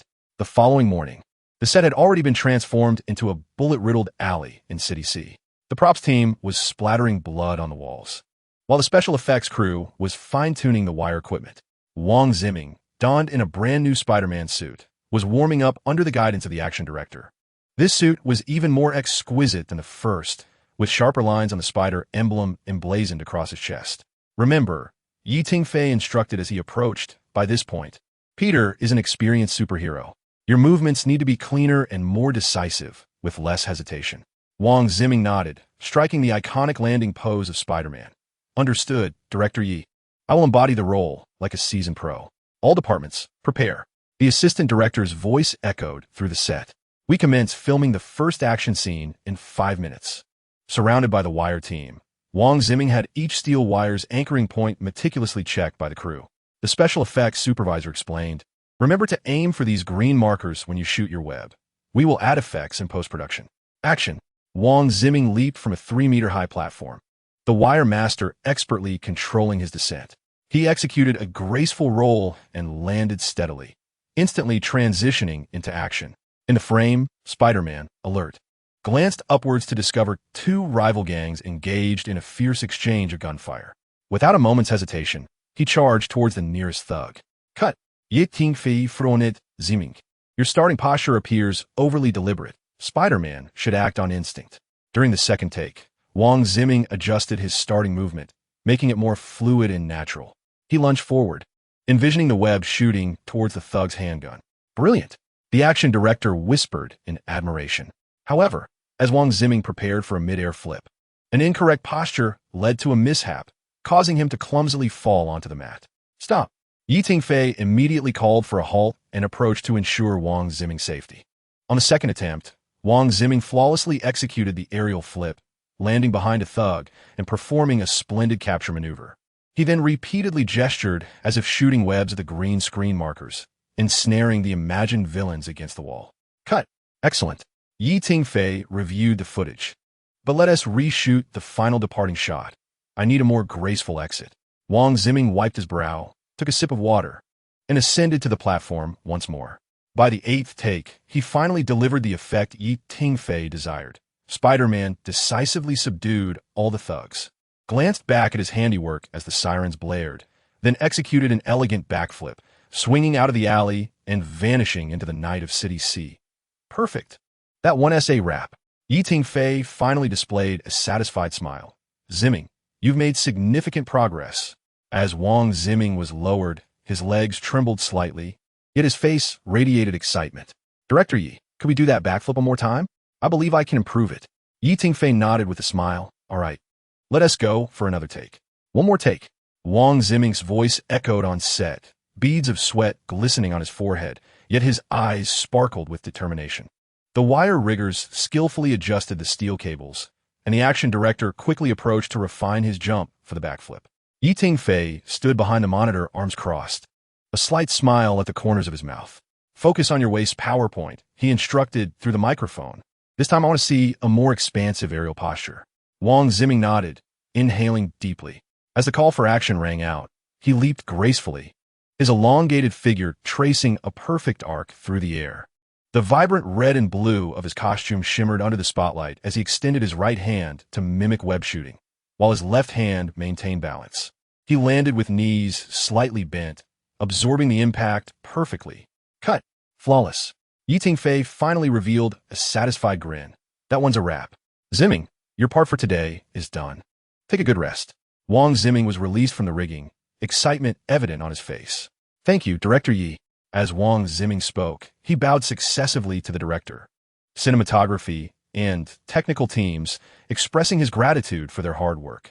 Tingfei watched Wang Ziming depart, then turned to his assistant and instructed, prepare for a scene change. We will shoot the dialogue between Alexei and Max in 20 minutes. All departments, take note. The assistant's voice echoed through the speakers, announcing, scene change. The gang headquarters setting. Filming will commence in 20 minutes for Han Mingzhi and Li Haoyu scenes. The set immediately buzzed with activity. The props team pushed massive backdrop panels into place, while the lighting technicians adjusted angles, transforming the once bright Spider-Man scene into a dark and oppressive gang lair. Tingfei moved to the center of the newly arranged set, meticulously inspecting every detail. Bullet casings scattered on the table, wanted posters on the walls, and a blood-stained baseball bat tucked into a corner. Director Jie, Anming se approached. Now clad in Alexei's costume, the black leather clung to his robust frame, a thick gold chain adorned his neck, and a deliberately crafted scar made his visage appear menacing. For this scene's emotional trajectory, should I portray it more outwardly or with restraint? Tingfei pondered briefly. Alexei was a hot-headed individual, yet not a mindless brute. The initial fury upon learning of his subordinate's capture must erupt, but upon hearing news about Helios, excitement should be laced with cunning. Do you understand? Han Mingzhi nodded, his gaze sharpening, his demeanor swiftly transforming from that of a gentle actor into that of a fierce gang leader. Tingfei, satisfied, patted his shoulder and turned to the newly arrived Li Haoyu. Li Haoyu, donned in a wrinkled suit and round glasses, exuded the perfect facade of a disheartened accountant. In this scene, Max is the mastermind. Tingfei advised, you must convey to the audience that while Alexei is the boss, it is actually you who orchestrates the plans. Understood. I will portray that veneer of respect while subtly asserting control. Li Haoyu adjusted his glasses, his eyes becoming shrewd and dangerous. All departments, prepare. Tingfei called out. Scene 78 of Spider-Man 2, first take, 3, 2, 1, action. Inside the dimly lit warehouse, Alexei slammed a stack of photographs onto the table. The images depicted his subordinates imprisoned. Useless. A bunch of worthless fools. Han Mingzhi roared, veins pulsing at his temples. As he seized a vodka bottle from the table and hurled it against the wall, shards of glass flying. Spider-Man. That damn Spider-Man again. Tingfei focused intently on the monitor, suddenly calling out, "Cut. Mingzhi, your anger is well executed, but the action of smashing the bottle feels too contrived. Let's do it again. I want a more natural eruption." On the second take, Han Mingzhi adjusted his performance. His fury became more restrained yet menacing. The act of smashing the bottle flowed seamlessly, as if it were a primal reaction driven by rage. "Cut. Excellent. Continue." Tingfei signalet. The camera shifted to Li Haoyu, portraying Max. He cautiously sidestepped the shards of glass strewn across the floor. In a low voice, he said, "Boss, I have news. Norman's son, Harry Osborn, returned to the country yesterday." Norman, that lunatic who has turned into a monster? Does his son know his secret? As far as I know, Li Haoyu adjusted his glasses, the lenses gleaming coldly. Harry Osborn has been abroad for treatment and has only recently returned, but he must undoubtedly be privy to some information. "Cut." Tingfei interjected once more. "Haoyu, your gesture of adjusting your glasses is overly exaggerated. Make it more natural. Also, when delivering your lines, let a hint of a cold smile play at the corners of your mouth." At this moment, Max was already contemplating how to leverage this information. During the third take, Li Haoyu's performance became more nuanced. He no longer simply adjusted his glasses. Instead, he gently prodded the frame with his index finger while a barely perceptible cold smirk graced his lips, perfectly embodying the character's inner machinations. Han Mingzhi's reaction also grew more compelling. Initially taken aback, he gradually revealed a menacing grin, his robust fingers unconsciously caressing the gold chain around his neck. How did Norman acquire such power? "Cut." Tingfei frowned. "Mingzhi, your expression is excellent, but your fidgeting with the chain is too frequent. Alexei should be fully engrossed in this information and wouldn't he be playing with the chain incessantly." After 8 takes, this pivotal dialogue finally met Tingfei's expectations. Han Mingzhi sat on the genuine leather sofa, his massive frame nearly filling the entire seat. He clasped his hands beneath his chin, ambition glinting in his eyes. "Once I obtain that secret, Spider-Man is finished, and the entire world shall kneel before me. Alexei." Li Haoyu stood in the shadows, a respectful smile on his face. Yet his gaze was cold and calculating. "As you wish, boss." "Cut." "Perfect." Tingfei nodded in satisfaction. "This one is good. Everyone take a 20-minute break. Lunch is on the way." Han Mingzhi immediately extricated himself from his character, wiping the sweat from his brow. "Director Yi, this scene is truly exhausting. But the effect is fantastic," Tingfei replied, replaying the footage on the monitor. The ambition of Alexei and the cunning of Max were vividly conveyed, allowing the audience to feel the palpable threat posed by these two villains. "Liuyu upruaka, curios." Director Yi, how does this scene connect to the subsequent plot regarding their mutations? Tingfei smiled mysteriously. "You will discover that soon enough. I can tell you that when you transform into the Rhino and Electro, you will appreciate the character groundwork laid in today's scene." Chapter 130. Tingfei Fan Club lunch is served. Director Yi generously announced, "Today, watermelon is unlimited." The assistant's voice echoed through the set, igniting a wave of cheers. The previously fatigued crew members instantly lit up with smiles, making their way in small groups towards the catering truck. August in Kyoto's film city was sweltering, and nothing could lift spirits quite like chilled watermelon. Tingfei removed his baseball cap and wiped the sweat from his forehead. The image on the monitor lingered on the last conspiratorial gaze shared between Alexei and Max. He nodded in satisfaction, saving this piece of footage. "Director Yi," a voice called from behind. Tingfei turned to see Li Haoyu standing there, holding a disposable lunchbox. He had already changed out of Max's costume, now dressed in a simple white t-shirt and jeans, his black-rimmed glasses back in place. "May I sit here?" Li Haoyu gestured towards the folding chair beside Tingfei. "Of course." Tingfei set the monitor to standby, accepting the lunchbox handed to him by his assistant. Today's performance was commendable, especially that final look, which perfectly captured the contradictory essence of Max. Li Haoyu smiled shyly, fiddling with the shredded pork with green peppers in his lunchbox. Director Yi, I am actually a fan of yours. Yi Tingfei raised an eyebrow, taking a bite of watermelon, the cool juice instantly alleviating the summer heat. Oh, no, I genuinely mean it. Li Haoyu put down his chopsticks, his expression turning earnest. I have watched your films from Spider-Man, Homecoming to Batman, The Dark Knight. I am a cinema enthusiast, having seen numerous film series, but the ambition to develop a cohesive universe is unprecedented. Yi Tingfei slowed his chewing. Director Yi, you actually have a fan club. This statement nearly made Yi Tingfei choke on his watermelon. He set down the rind, wiped his hands, and frowned slightly. A fan club? Like an idol support group? Much more professional than that. Li Haoyu's eyes lit up as he pulled up a page on his phone. The Yi Film Universe Research Society has over 1,000 registered members. We analyze your film's Easter eggs, character connections, and world building. Yi Tingfei took the phone, the screen displaying a beautifully designed forum interface. To be honest, you currently have only 2 films, so we can only engage in simple logical deductions. Li Haoyu chuckled, pointing at the phone screen. For instance, the Easter egg featuring the armored figure at the end of Spider-Man 1. Everyone is guessing he will appear in the sequel. Yi Tingfei scrolled down, spotting a trending post titled, Analysis of the Green Goblin's Laughter. Harry Osborn may become the main villain in Spider-Man 2. The hottest discussions revolved around Venom. Li Haoyu leaned in, opening a thread with over 500 replies. That Easter egg, which featured a black goo for just 3 seconds, led a member named Xiao Hui to speculate that it could be a parasitic entity that might bond with Spider-Man. Yi Tingfei's finger paused on the screen, his brow slightly furrowing. Xiao Hui. Li Haoyu's eyes sparkled, as if he had been waiting for this question. He is the president of our fan club, a 17-year-old high school student. No one knows his real name. We all just call him Xiao Hui. Leaning in closer, he lowered his voice. This kid is incredible. He has reportedly attended all of your promotional events. Yi Tingfei set down the phone, his gaze suddenly resolute. No, I must meet him. Li Haoyu was taken aback. Was Director Yi about to offer some benefits to Xiao Hui? A signed poster, or perhaps some merchandise? It would be more prudent to encourage him to focus on his studies. Yi Tingfei furrowed his brow. A high school student ought not to squander too much time on such matters. Suddenly, Li Haoyu chuckled, assuring Director Yi that there was no need for concern. Xiao Hui was the top student in their year and had reportedly secured a recommendation to Kyoto University. Adjusting his glasses, he explained that analyzing films was merely a hobby that did not impede academic performance.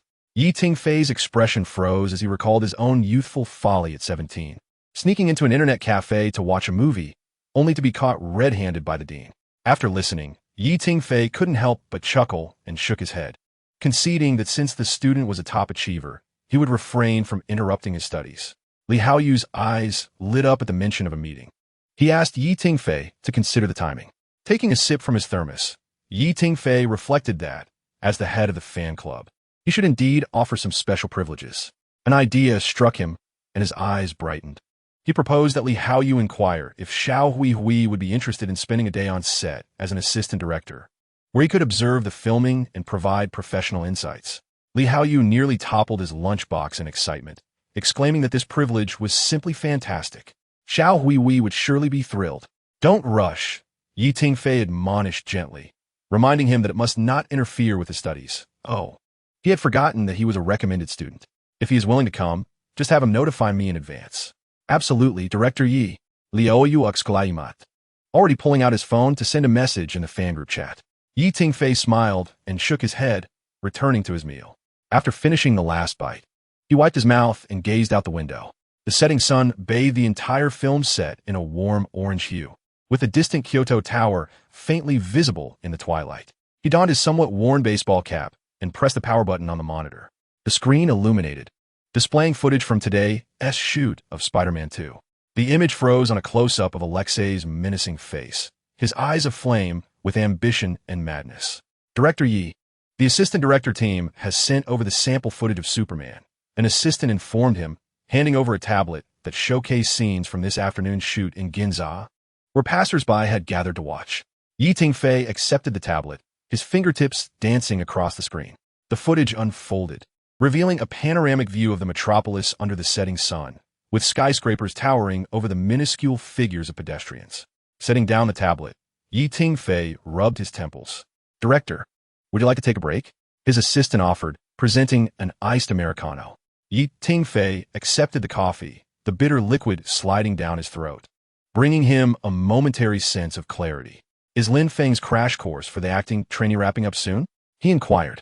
The assistant quickly checked his phone and confirmed that it would conclude in 3 days, and as per the schedule, he could join the Superman crew in 4 days. Very well. Tingfei nodded, his fingers unconsciously tapping the armrest of the director's chair. When the time comes, let him meet me first before officially joining the team. Understood. Director Yi, I will arrange for him to meet you beforehand. The assistant swiftly recorded notes on the tablet, suddenly recalling something and adding, by the way, Lin Feng secured 3rd place in the accelerated class's graduation performance. Tingfei raised an eyebrow, a subtle smile gracing his lips. Is that so? Please send me a copy of his graduation performance video. Chapter 131. The emotional scene upon returning to his residence. Tingfei unfastened the top 2 buttons of his shirt, placed a chilled beer on the table, and opened the video file sent by his assistant. The file was simply titled Acting Trainee Accelerated Class Graduation Performance. As he clicked on the file, the screen illuminated, revealing Lin Feng portraying a morally ambiguous ancient knight, clad in a tattered black robe. He stood on a stage designed to resemble a perilous cliff, his sword dripping with the blood depicted by the lighting effects. I have slain more than I have saved. Lin Feng's voice emerged, deep and gravelly, a stark contrast to the shy young man Tingfei remembered. But you, what right do you have to judge me? Unconsciously, Tingfei straightened in his seat. As the camera zoomed in, Lin Feng's gaze sent a jolt through him. It was a complex interplay of pride, regret, and solitude, far beyond what a novice actor could typically convey. The most astonishing moment followed shortly after. When the opposing actor accused the knight of indiscriminate slaughter, Lin Feng suddenly smiled. That smile sent chills down Tingfei's spine, warm yet cruel, compassionate yet cold, akin to a madman who had seen through the facades of the world. What victim? Lin Feng tossed back the hair that fell over his forehead.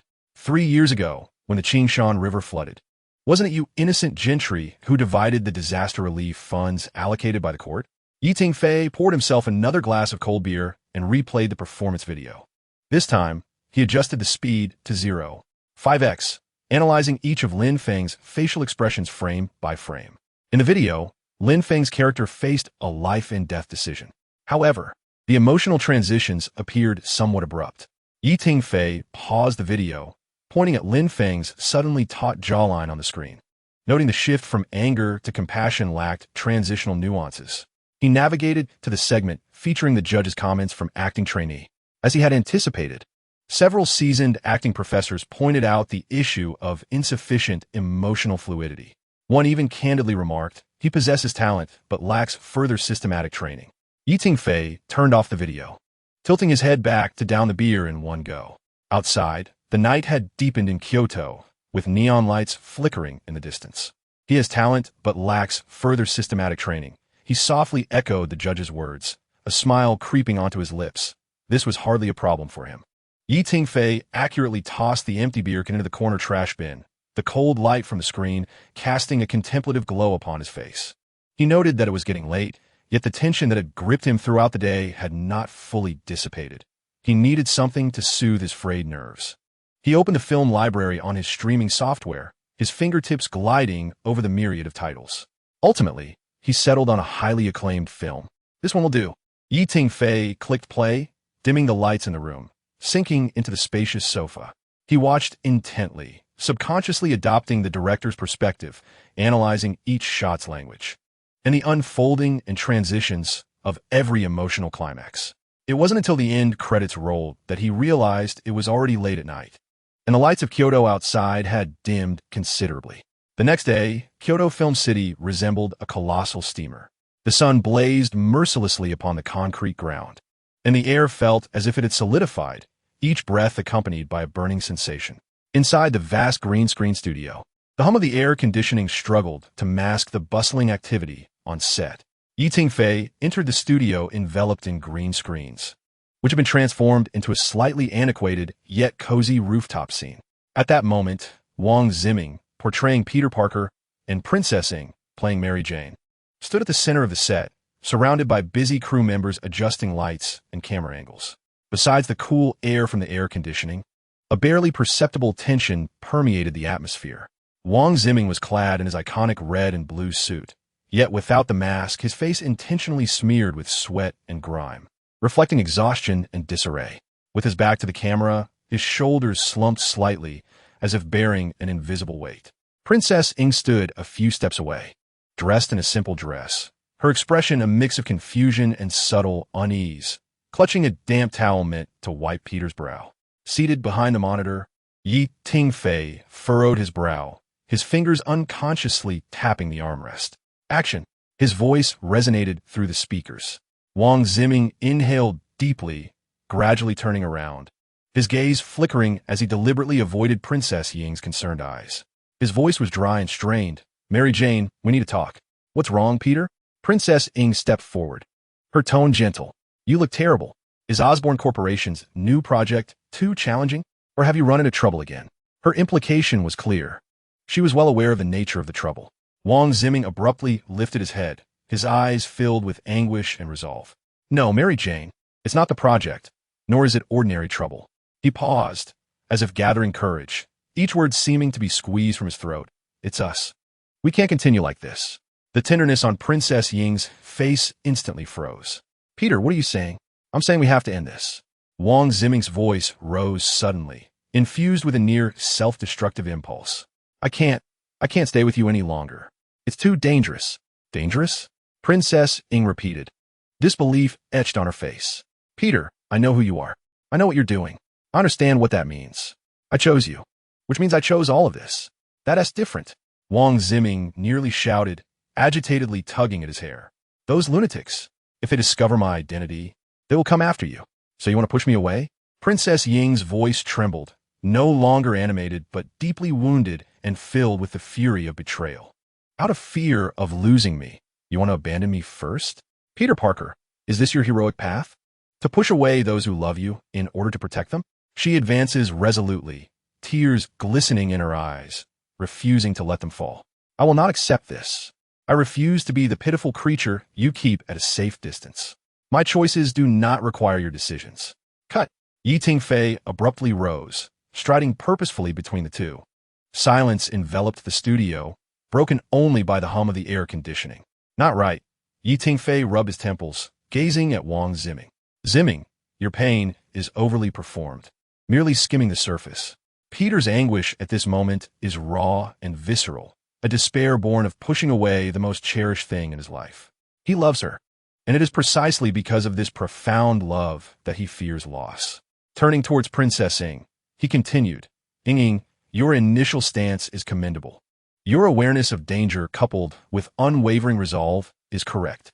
However, your rejection must not stem from mere petulance.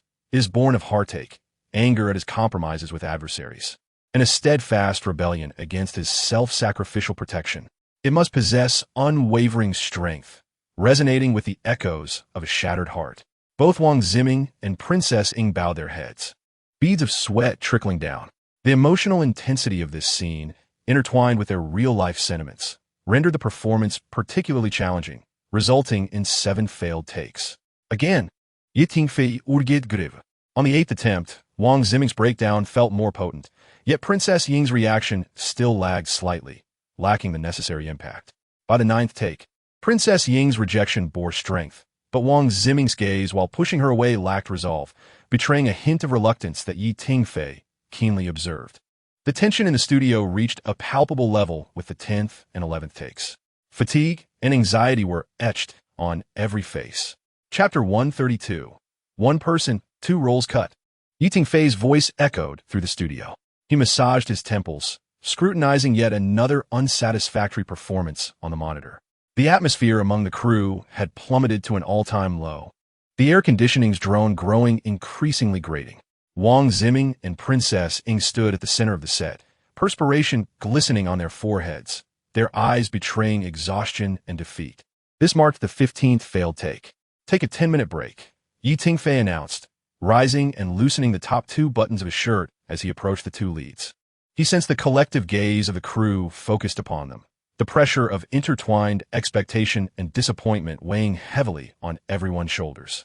Director Wang Ziming spoke, his voice hoarse. I truly apologize. Tingfei raised a hand to halt his apology. The issue lies not in technique, but in emotion. He turned to Princess Ying. Ying, do you understand why Mary Jane is so furious at this moment? Princess Ying bit her lower lip, replying, because she feels Peter is making decisions for her, stripping away her autonomy. Yes, but it goes beyond that. Tingfei's gaze shifted between them. Her anger stems from the fact that she is braver than Peter. She is fully aware of the danger, yet chooses to stay, while Peter, out of fear, retreats. Beneath this anger lies profound heartache and a sense of betrayal. Wang Ziming nodded thoughtfully. So my performance should be more visceral? Not merely visceral. Tingfei suddenly removed his coat and handed it to the assistant beside him, declaring his intention to demonstrate. The entire studio fell into an abrupt silence. Standing in the center of the set, he inhaled deeply and closed his eyes.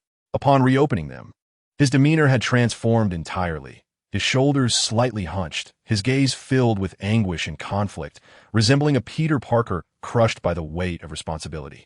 Mary Jane, we need to talk. Tingfei spoke, his voice low and tense, embodying the essence of Peter Parker. Wang Ziming's eyes widened in astonishment. Without affording him a moment to react, Tingfei continued his performance, declaring, it's not just a project, nor mere troubles.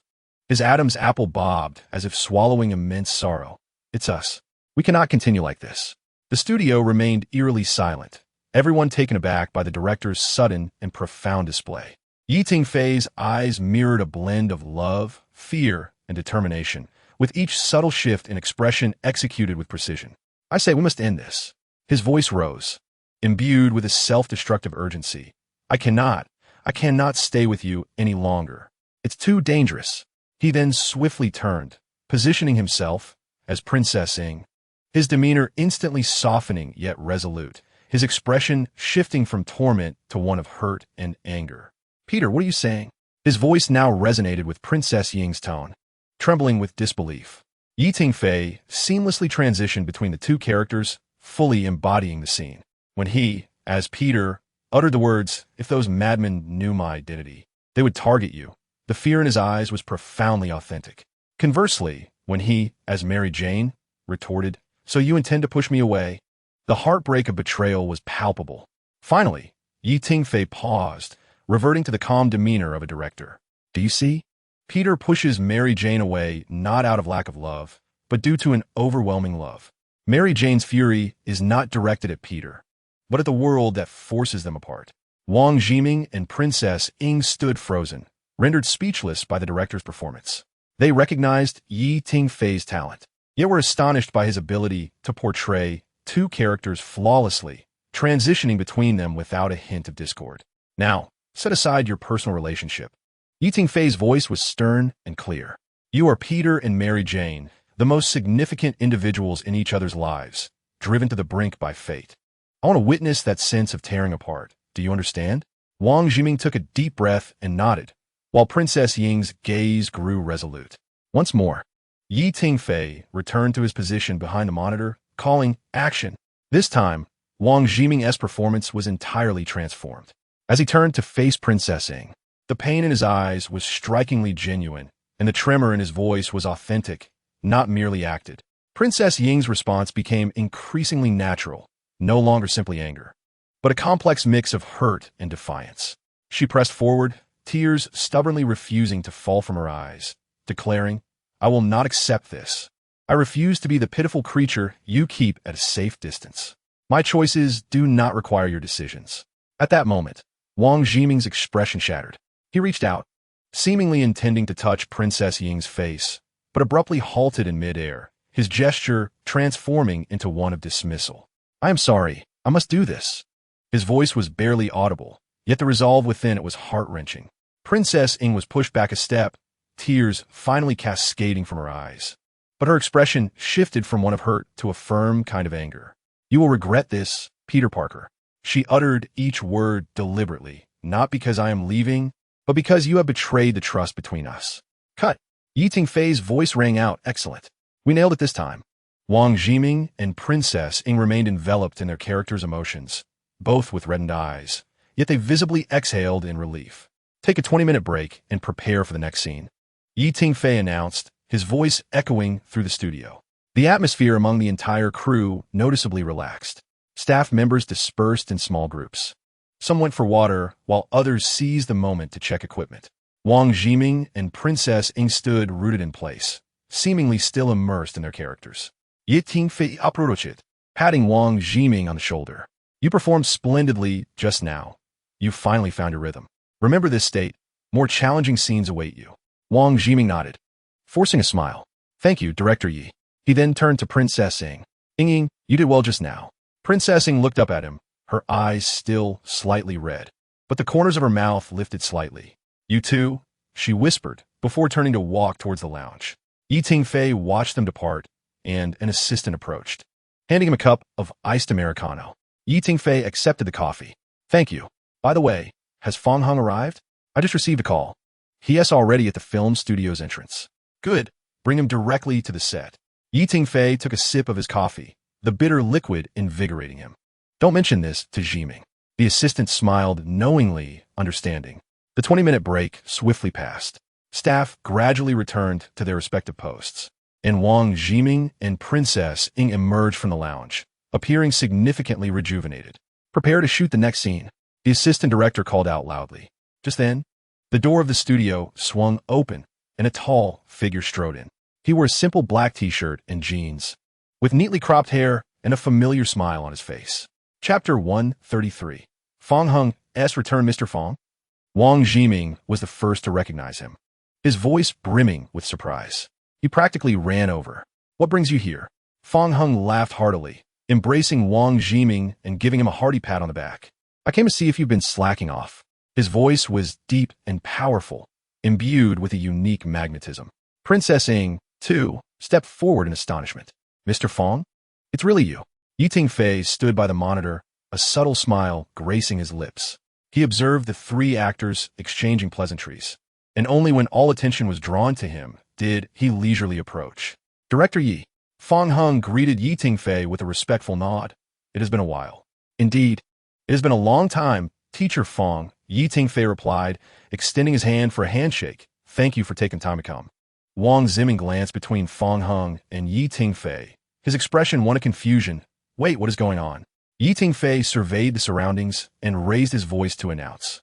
Ladies and gentlemen, Teacher Fang Hung will make a special guest appearance in a flashback scene of Spider-Man 2, recreating the pivotal dialogue between Dr. Connors and Peter from Spider-Man 1. The set erupted into a chorus of astonished murmurs. Wang Jiming's eyes widened, and his mouth opened in speechlessness, ultimately transforming into a radiant smile as he embraced Fang Hung once more. Makeup team, please take Teacher Fang for touch-ups. Tingfei clapped his hands, refocusing everyone on their work. Jiming, you should also change into the look from the first film. Reluctantly releasing Fang Hung, Wang Jiming's eyes sparkled with excitement. Director Yi, this arrangement is simply brilliant. The audience will undoubtedly scream during that flashback. Don't celebrate too soon. Tingfei replied with a slight smile. Let us ensure the performance is up to par first. After Fang Hung was escorted away by the makeup artist, the set buzzed with activity. The props team began to set up the Osborn Enterprises laboratory scene, while the lighting crew adjusted the angles to maintain consistency with the style of the first film. Wang Jiming sat before the makeup mirror, allowing the artist to work diligently on his face.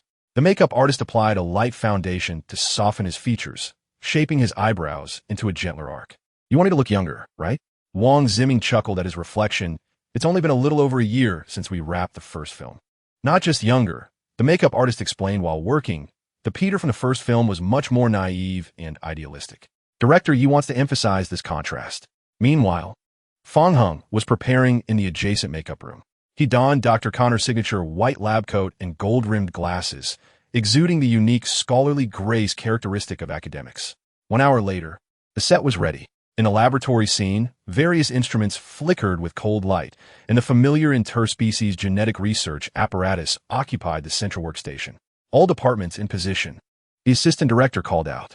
Tingfei sat behind the monitor, watching as Fang Hung and Wang Jiming entered the set.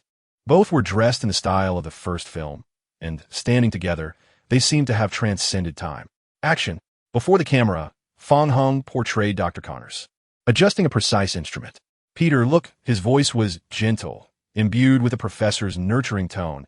If this genetic engineering technique succeeds, it will utterly transform the landscape of regenerative medicine. Wang Ziming, portraying Peter, leaned in to observe, his eyes shimmering with the light of inquiry. Doctor, can this truly help cure terminal illnesses? In theory, it absolutely can. Fong Hung adjusted his glasses, his eyes behind the lenses radiating the fervor characteristic of a scientist. Imagine it, he mused, the patients burdened with congenital genetic defects or those suffering from organ failure. Each one could potentially experience a rebirth. He turned to face Wang Ziming, his hands gesturing with palpable tension. This, Peter, encapsulates the essence of science, not for the sake of publishing papers or personal gain, but to genuinely benefit humanity. Wang Ziming nodded.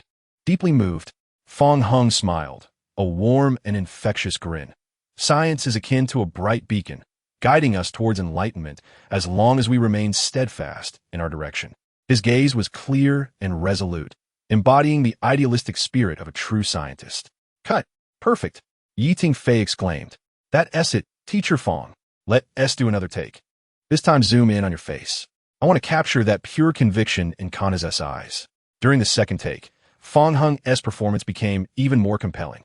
As he spoke of bringing light to humanity, his eyes sparkled with the unique luminescence of an idealist, his expression both gentle and determined, perfectly portraying the essence of a devoted scientist. Tingfei nodded in satisfaction from behind the monitor. Wonderful. Ziming, now it's your close-up.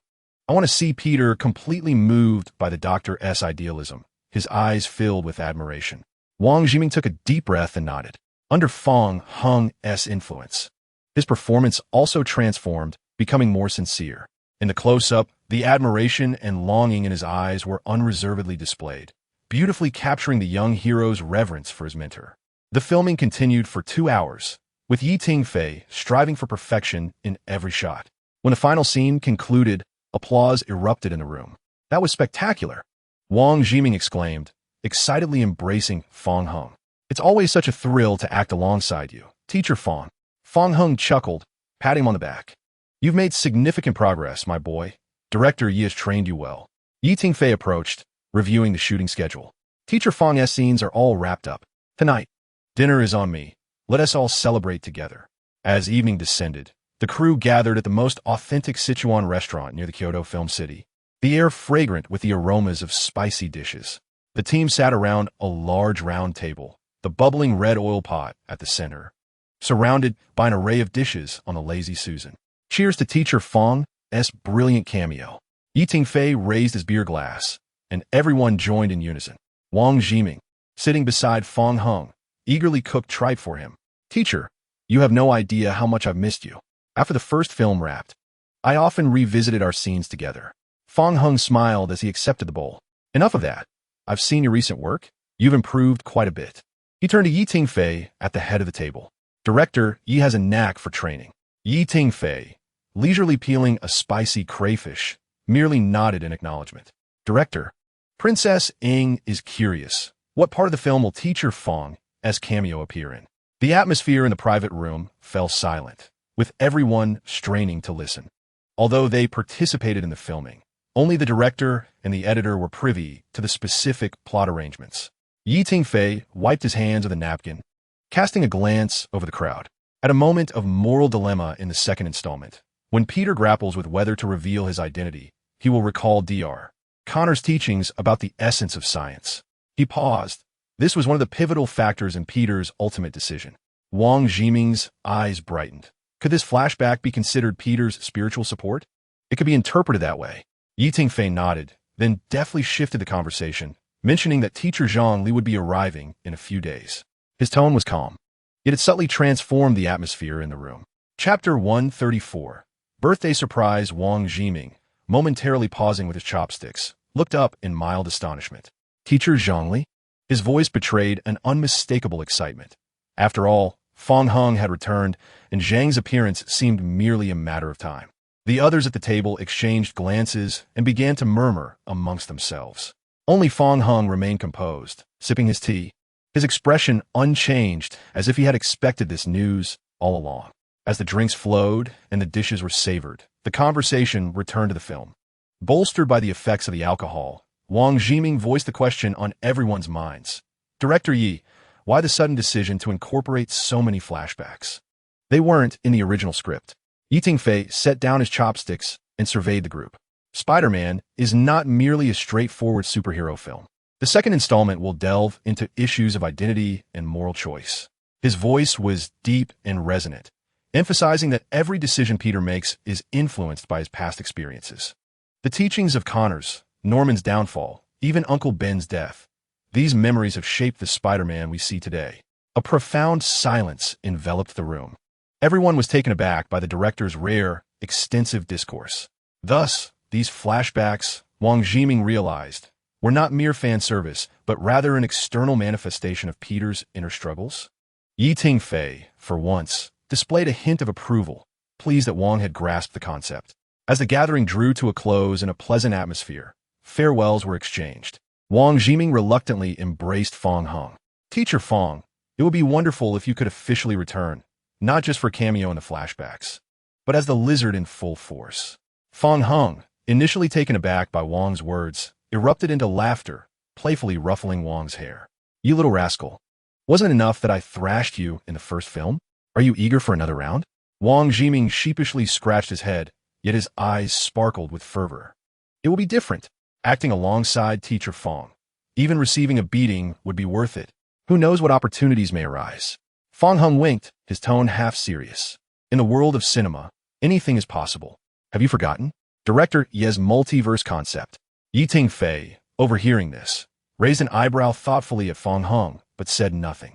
Meanwhile, Wang Zhiming's eyes lit up like a child receiving candy. Really? Director Yi, did you hear that? Teacher Fong, I heard you, said Tingfei, interrupting him with a calm voice. However, for now, let's focus on filming the second part. He glanced at his watch. Teacher Fong's car had arrived. A black sedan glided silently to the entrance of the restaurant. Fong Hung patted Wang Zhiming on the shoulder, encouraging him, do your best, kid.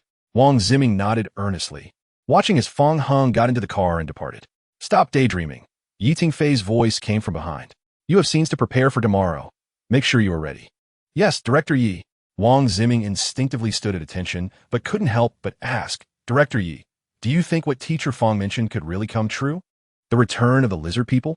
Tingfei's expression was obscured by the night. Films are the realm of miracles. Leaving behind this ambiguous remark, he turned and walked toward his car. On Wednesday morning, within the Kyoto Film City studio, the air conditioning struggled against the intense heat generated by the powerful lights. Tingfei sat in the director's chair, intently focused on the monitor. On screen, Wang Zhiming portrayed Peter Parker, adjusting his new suit in the laboratory. Cut! Tingfei raised his hand. Zhiming, show a bit more excitement in your expression when you turn. This is your newly designed suit. Embody the pride of an inventor. Understood. Director Yi. Wang Zhiming wiped the sweat from his forehead and winked at the observing Donnie, who silently gave him an okay gesture. Tingfei turned to his assistant and inquired, when will Lin Feng arrive? The assistant checked the time and replied, he should be on his way, expected in about an hour. Please have him brought directly to the set. After giving these instructions, Tingfei turned back to the filming area. One more take, action. Wang Zhiming took a deep breath and immersed himself in the performance. His fingers swiftly glided over the virtual screen, excitement sparkling in his eyes. Success. Suddenly, Wang Zhiming's body jolted, and without warning, he shouted, Spider Sense. Tingfei frowned. That line was not in the script. Just as he was about to call for a cut, the studio doors were unexpectedly flung open. Spider-Man, I have returned. Prepare to meet your doom. Zhongli burst in, clad in full green goblin armor, riding a hoverboard. The green metallic mask glinted under the lights, and he brandished 2 pumpkin bomb props. Tingfei was momentarily taken aback, a smile involuntarily creeping onto his face as he realized this group was up to something. Before he could react, an even more astonishing scene unfolded. Following Zhongli, a familiar ensemble of figures entered. Zhao Hongfei, Luo Lei, Xiao Yu, and Xiao Yu, the original cast of Batman 1, gathered as if for a Gotham reunion transcending time and space. The final entrant, Chung Imo, donned in the Batman suit with a flowing cape. lowered his voice, and delivered the iconic line, "Little spider, who can protect you now?" Wang Ziming, quick to adapt, instantly fell into character, striking a defensive pose. "Batman? How did you get here? Do not bully the children." At some point, Donnie had donned his iron armor and stepped out from the crowd, challenging me to be his opponent. The crew had long since set aside their tasks. Some stifled laughter behind their hands, while others captured this rare moment on their phones. Tingfei rose to his feet, unable to contain his laughter. At that moment, the side door of the studio slowly creaked open. Yi Rushuan and Su Man entered, pushing a three-tiered cake adorned with a miniature film camera crafted from frosting atop it. Mr. Yilong, dressed in a traditional Tang suit, leisurely followed behind, holding a delicate purple clay teapot. Tingfei, momentarily at a loss for words, scanned the sea of smiling faces. "Happy birthday, Director Yi!" The entire assembly chorused, their voices nearly lifting the roof off the studio. Wang Ziming was the first to rush over, enveloping Tingfei in a hearty embrace. "Surprise, Director?" Tingfei patted Wang Ziming's back. "Spider sense? You truly have a knack for this. Happy birthday, Director!" The deafening chorus of well wishes resounded within the studio. And Tingfei stood there, an unusual look of bewilderment upon his face. He blinked, his gaze shifting from the frosted miniature camera on the cake to Yi Rushuan and Su Man, who were pushing the cake cart, finally resting on Yilong, who cradled the teapot. "Is today my birthday?" Tingfei's voice was barely a whisper, almost as if he were speaking to himself. Wang Ziming released his embrace, staring at the director in disbelief. "Director, you haven't forgotten your own birthday, have you?" Tingfei opened his mouth but found himself at a loss for words. In the world before his crossing, no one ever remembered his birthday. In truth, he had never seriously considered celebrating his own birthday. The solitude of being alone had accustomed him to overlooking his own existence. "Grandson, happy birthday." Mr. Yilong stepped forward, handing the purple clay teapot to Tingfei. "This is an heirloom from your great-grandfather, passed down to you today."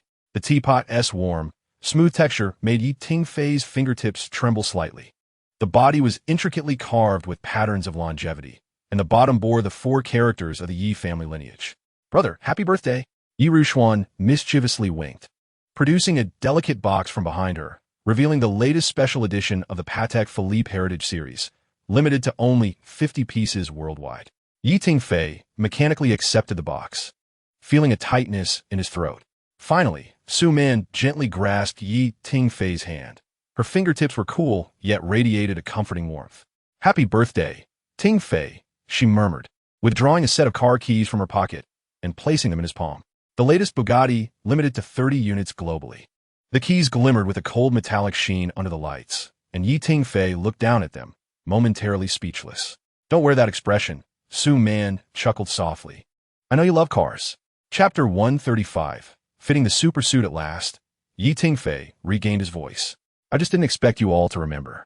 Su Man completed the task for him, a flicker of compassion gleaming in her eyes.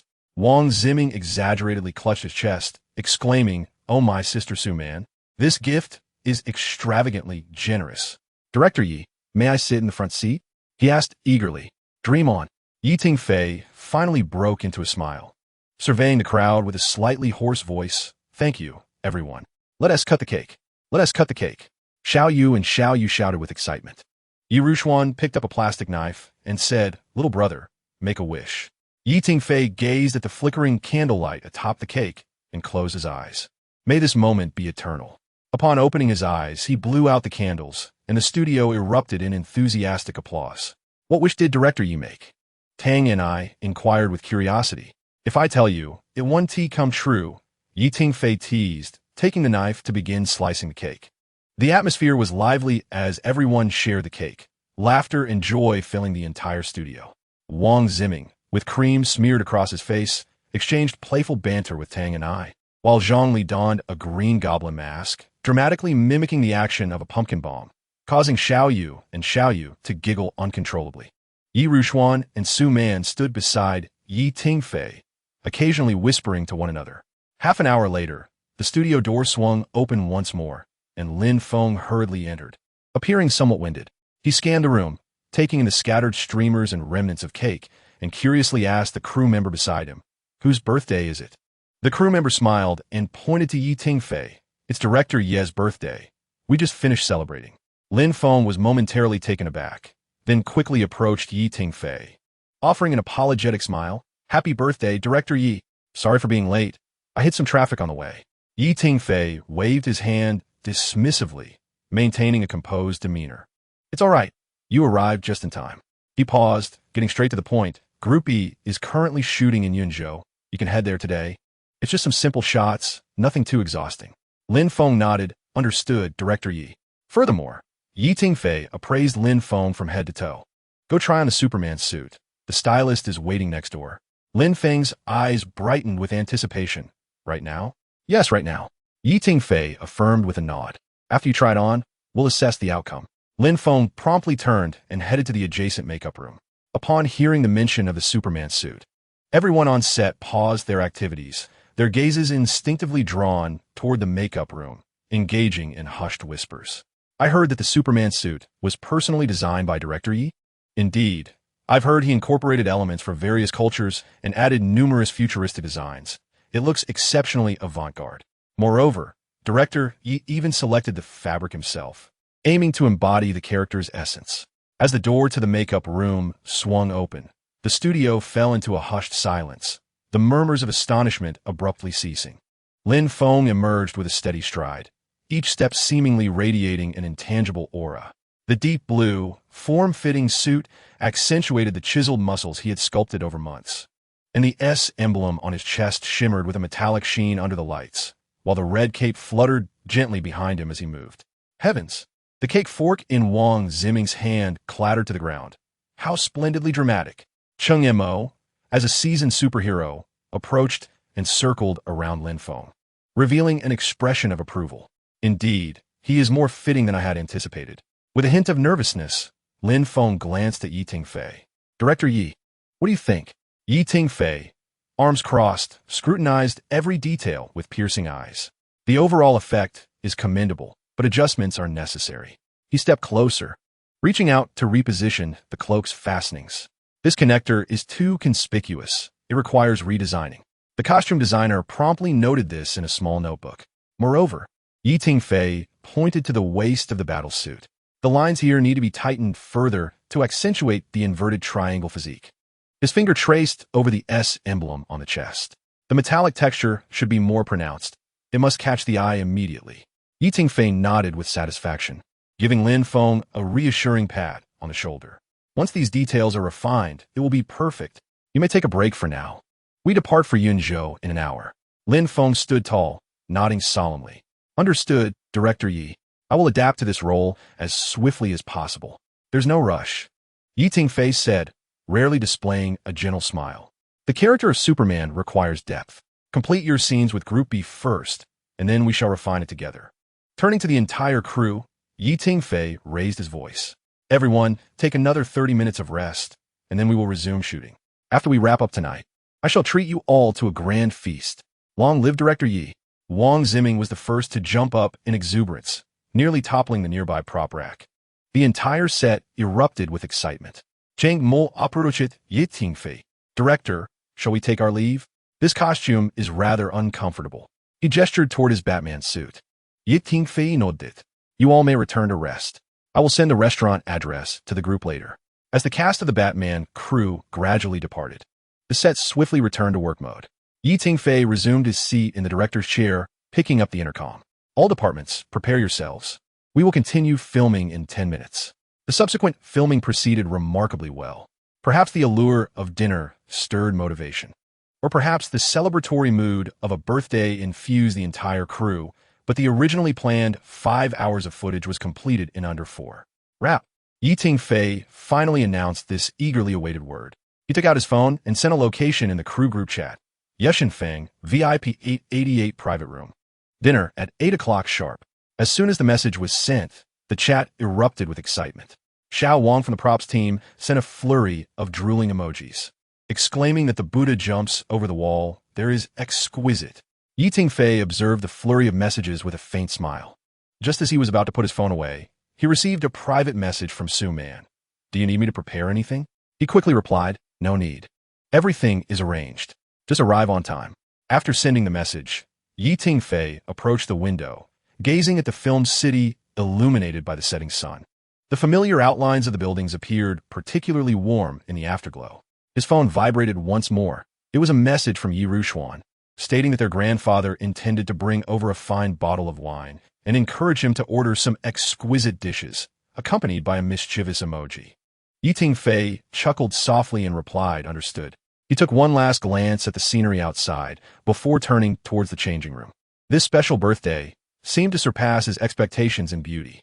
At the banquet, amidst the clinking of glasses, the brilliance of the crystal chandelier bathed every face in its glow. Yi Tingfei rose, raising his glass of red wine, the liquid within shimmering amber under the light. Though his voice was soft, it commanded immediate silence from the lively room. "Everyone has worked hard during this time," he acknowledged, his gaze sweeping over each person present, and his tone softened further. "Thank you all sincerely." As the celebration drew to a close, the guests, having feasted and enjoyed their drinks, wore satisfied smiles. Wang Ziming, slightly tipsy, was animatedly recounting amusing anecdotes from the filming of Spider-Man 1 to Wu Yichen. Zhao Hongfei and Fang Heng were engaged in a hushed discussion about the development of the antagonist character. Meanwhile, Yi Rushuan attended to the elder Yi Long, occasionally serving him food and pouring tea. Yi Tingfei glanced at his watch. It was nearing midnight. He cleared his throat and stood, declaring, "It's getting late, and we have filming tomorrow. Everyone should head home and rest early." Just before leaving, Wang Ziming shot Yi Tingfei a playful wink, only to be pulled away by Dong and I. Soon, only Yi Tingfei and Su Man remained in the private room. As Yi Tingfei looked at Su Man, the atmosphere grew so quiet that they could hear each other's breaths. The light from the crystal chandelier cast gentle shadows across her refined profile, rendering the usually decisive Su Man surprisingly soft in demeanor at that moment. "Allow me to see you home," Yi Tingfei offered, donning his coat, his voice slightly deeper than usual. Su Man nodded in agreement, and they walked side by side out of the restaurant. The streets were nearly deserted at this late hour, with only the street lights swaying gently in the autumn breeze. "Did you enjoy today?" Su Man asked softly. Yi Tingfei paused, turning to face her. "Much better than I had imagined." As the night wind tousled Su Man's hair, Yi Tingfei instinctively reached out to tuck it behind her ear, but halted mid-motion. The director, usually assertive on set, appeared somewhat hesitant now. "Is our director, Yi, also capable of hesitation?" Su Man teased lightly, tucking her hair behind her ear herself. Yi Tingfei took a deep breath and said, Man, actually She prompted, her eyes glistening with curiosity. "I like you," he confessed, locking his gaze onto hers. Su Man's eyelashes fluttered gently, yet the corners of her mouth curled into an understanding smile. "I know," she replied. Yi Tingfei gently grasped her hand, feeling the warmth at her fingertips. "Then she responded softly. Su Man nodded, her eyes brimming with joy. Yi Tingfei gently released Su Man's hand and opened the passenger door for her. The sleek black Bugatti Veyron glided away from the royal kitchen, merging into the city's shimmering lights. Inside the vehicle, a serene atmosphere prevailed, accompanied only by the soft melody of a piano playing in the background. Yi Tingfei's fingers tightened slightly around the steering wheel, betraying his inner tension. "Turn right ahead," Su Man softly directed, her voice laced with a gentle smile. The car came to a halt in front of an understated yet luxurious villa. Yi Tingfei turned off the engine and glanced at Su Man, signaling their arrival. Su Man unbuckled her seatbelt, but hesitated to exit. She turned slightly, gazing at Yi Tingfei's profile in the dim light of the car. "Would you like to come in for a cup of tea?" Yi Tingfei swallowed hard. "We have an early shoot tomorrow, I know." Su Man chuckled softly, adjusting his collar. "Our workaholic director." Just as Yi Tingfei prepared to say goodbye, Su Man suddenly leaned forward. A delicate kiss brushed against his lips, as light as a feather. Yet it left Yi Tingfei momentarily frozen. "See you tomorrow, my boyfriend," Su Man teased, winking playfully before swiftly pushing the car door open. In the night breeze, her skirt fluttered gently, the sound of her high heels echoing on the cobblestone path. Yi Tingfei remained rooted to the spot, only snapping back to reality when the villa's lights illuminated. He touched his lips, still lingering with Su Man's fragrance. His phone vibrated with a message from Su Man. "Drive safely. Text me when you arrive," followed by a heart emoji. Yi Tingfei chuckled and shook his head, replying, "At your service, my esteemed president." In the days that followed, the filming of Spider-Man 2 progressed steadily. Under Tingfei's guidance, each scene was executed precisely within the planned framework. The crew developed a rhythm, a tacit understanding. The tension of early morning shoots, the brief relaxation during lunch breaks, and the final sprint before wrapping up in the evening.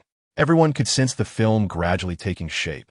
At 5 o'clock in the morning, the sky over Kyoto Film City still bore the faint light of dawn. Tingfei stood in the center of the set, surveying the completed replica of Sea City, South Times Square. Director Yi, the demolition team is in position, the assistant director reported, jogging over. Tingfei nodded and flipped to the last page of the script.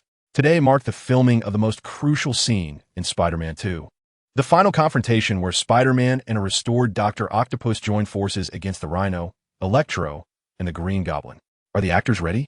Teacher Chun Mingyuan arrived at the makeup room at 4 o'clock, fine-tuning the mechanical arm props, while Wu Yichen is practicing his hoverboard moves. And Han Mingzhi and Li Haoyu are rehearsing their lines. Tingfei nodded in satisfaction. Teacher Chen Mingyuan's dedication to the role of Dr. Octopus had exceeded his expectations. At 7 o'clock sharp, all the actors were prepared. Wang Ziming donned a striking red and blue Spider-Man suit, standing alongside Chen Mingyuan, who portrayed Dr. Octopus. Before them stood Li Haoyu, clad in a silver costume, Han Mingzhi, fully armored, and Wu Yichen, gliding on a hoverboard.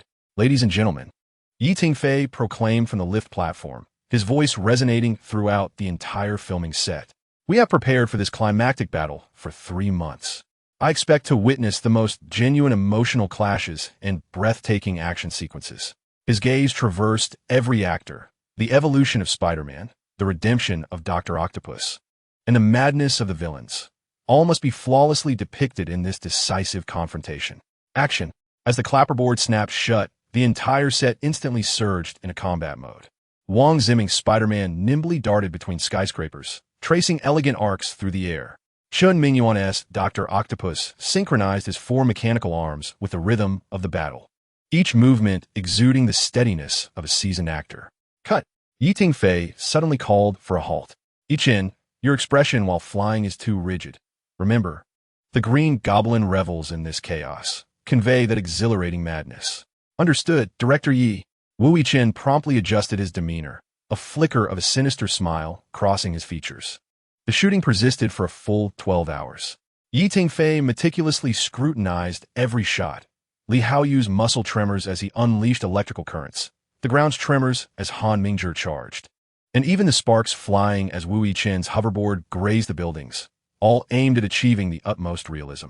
As the sun dipped below the horizon at 6 o'clock, casting a golden hue over the set, Tingfei focused on the final shot displayed on the monitor, Spider-Man and Dr. Octopus standing back to back amidst the fallen villains. The depth of Chun Mingyuan's gaze conveyed both weariness and redemption, perfectly embodying the transformation of this complex character. Perfect. At last, Tingfei allowed a satisfied smile to grace his face. The entire set erupted in thunderous applause. Wang Ziming, exhilarated, removed his mask, his eyes glistening with emotion. Director Yi, this is the best film I have ever worked on. At some point, Su Man had positioned herself behind Tingfei, gently tugging at his sleeve to signal a moment of conversation. You must be tired? Su Man offered him a cup of warm water. The assistant director over at Superman is shooting simple scenes, and the progress is going smoothly. Would you like to take a 2-day break before you take over? Tingfei accepted the cup, the warm steam rising and obscuring his weary, yet content expression. Glancing at the progress report from the assistant director regarding the Superman crew, he nodded in agreement. Very well. He then sent a message to the crew chat. The entire Spider-Man 2 team has 2 days off. Thank you all for your hard work. Just as the message was dispatched, cheers erupted from outside, through the window of the monitoring booth. He could see Wang Ziming excitedly embracing Wu Yichen's shoulders, animatedly speaking, while Chun Mingyuan smiled as he tidied his props. Chapter 137, Transition of Filming. And you? Su Man inched closer, her faint fragrance lingering in Tingfei's senses. Do you have any plans for the next couple of days? Tingfei placed a water cup on the table and, in a natural motion, grasped Su Man's hand. Initially intending to visit the Superman film set, he caught a glimpse of Su Man's eager gaze and, smiling, amended his words. However, since the assistant director has managed quite well, I suppose I can afford to take a break. Su-Man let out a light laugh, retrieving 2 plane tickets from her bag. I have booked a seaside villa on South Island. I've heard the sunrises there are breathtaking. She paused for a moment, lowering her voice slightly. Just the 2 of us. Tingfei raised an eyebrow, teasingly inquiring if Su-Man intended to delay the director's work. Hasn't the assistant director already arranged the simple scenes for Superman? Su-Man retorted playfully. Or does Director Yi not trust the assistant director he selected? I am honored, Tingfei replied with a grin, leaning in to plant a gentle kiss on her forehead. Suddenly, the cheers from outside grew louder, prompting both to turn their attention to the window. It turned out that Wang Ziming had somehow procured champagne and was wobbling as he attempted to open it, only to spray Wu Yichen beside him. Han Mingzhi and Li Haoyu roared with laughter, while Master Chen Mingyuan couldn't help but shake his head in amusement. Tingfei sighed in exasperation at this lively bunch. His eyes, however, filled with fondness. Su-Man leaned against his shoulder, suggesting they let them have their fun, acknowledging the hard work they had put in these days. Glancing at her watch, she noted, "Our flight departs in 3 hours. We still have time to slip away."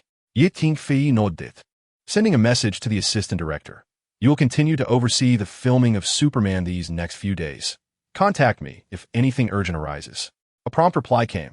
"No problem. Director Yi, wishing you a pleasant break." Finally, surveying the bustling film set that had been their battleground for months, he marveled at the memories each prop and backdrop held in the fading glow of the sunset. Gently wrapping his arm around Su-Man's shoulders, he suggested, "Let's go and witness that sunrise you spoke of." The couple quietly exited through the side door, the cheerful clamor of the crew trailing behind them. Tingfei's phone vibrated once more, a notification from the Superman set containing behind-the-scenes footage. He chuckled, silencing the notification and setting his phone to mute. For the next 48 hours, he wished to focus solely on this woman who had captured his heart. The 2-day holiday slipped away in an instant. Amidst the azure seas and skies of South Island, Tingfei and Su-Man savored exhilarating moments of solitude. In the early morning, they watched the sunrise from the terrace of their private villa. Su-Man wore nothing but an oversized white shirt, its hem barely concealing her thighs. Her bare feet resting on the tops of Tingfei's feet. His hand rested on her waist, feeling the warmth of her skin beneath the shirt. "Don't tease." Su-Man breathed, grasping his restless hand, yet he skillfully pinned it against the glass railing. The sea breeze lifted the hem of her shirt, revealing tantalizing curves. In the afternoon, Tingfei grilled seafood in the outdoor kitchen, sweat trickling down his collarbone. Su-Man wrapped her arms around his waist from behind, her fingertips tracing circles on his abdominal muscles. "Focus, director," she whispered, playfully nibbling on his earlobe as she watched the tongs in his hand nearly tumble into the charcoal fire. On the moonlit beach, Su-Man's strapped dress clung to her form, dampened by the waves. Tingfei pressed her against the rocks, their breaths intertwining. Should anyone witness this, her words would be silenced by his kiss, leaving only their entwined silhouettes and stifled gasps under the silvery glow of the moon. On the return flight, the crimson mark on Su-Man's neck was barely concealed by her silk scarf. She scrolled through her phone, admiring candid photographs of Tingfei's sleeping profile, the tousled sheets, and the lingering mist on the bathroom glass. The next time Tingfei caressed her delicate ankle, his thumb teasing the sensitive spot, "We should request a longer vacation." Su-Man withdrew her foot, yet the tip of her high heel slowly glided up his calf, contingent upon Yi Dao's performance. As the airplane gradually descended onto the runway of Kyoto Airport, Tingfei and Su-Man exited the cabin, fingers intertwined. At the corner of the airport's VIP passage, Tingfei abruptly pulled Su-Man into his embrace, cradling the back of her head as he kissed her deeply. Her protests were entirely muffled. Tingfei's tongue pried open the gates of her lips, and as she stumbled back on her high heels, her back met the cold wall, while his heated chest pressed against her. Only when distant footsteps approached did Tingfei reluctantly release her. The lipstick had smudged around her lips, leaving a trace on the corner of his mouth. Gasping, she playfully struck his shoulder, questioning his sanity. This was, after all, an airport. Tingfei wiped the silver strands from her lip with his thumb, his voice hoarse. "See you this weekend." He punctuated his words with a gentle peck on her swollen lips before turning and striding away. 3 hours later, Tingfei, donned in sunglasses, arrived at the set of Superman. The assistant director, Wang Lei, hurried over a thick stack of shooting logs in hand. "Director Yi, your timing is impeccable," he exclaimed, wiping the sweat from his forehead. "According to your storyboard, we have completed all transitional scenes and simple sequences." Lin Feng's performance was exceptional.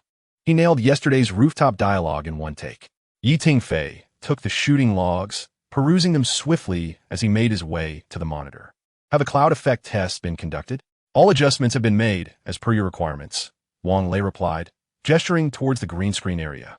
"The special effects team has crafted 3 versions of the lighting effects, awaiting your final decision." In the center of the set, Lin Feng, clad in the Superman costume, was practicing flying poses with the action director. Upon spotting Tingfei, he stood tall, exclaiming, "Director Yi, did you enjoy your holiday?" A slight smile graced Tingfei's lips. It was quite pleasant. He surveyed the set, his gaze landing on Lin Feng, who was adjusting the wires.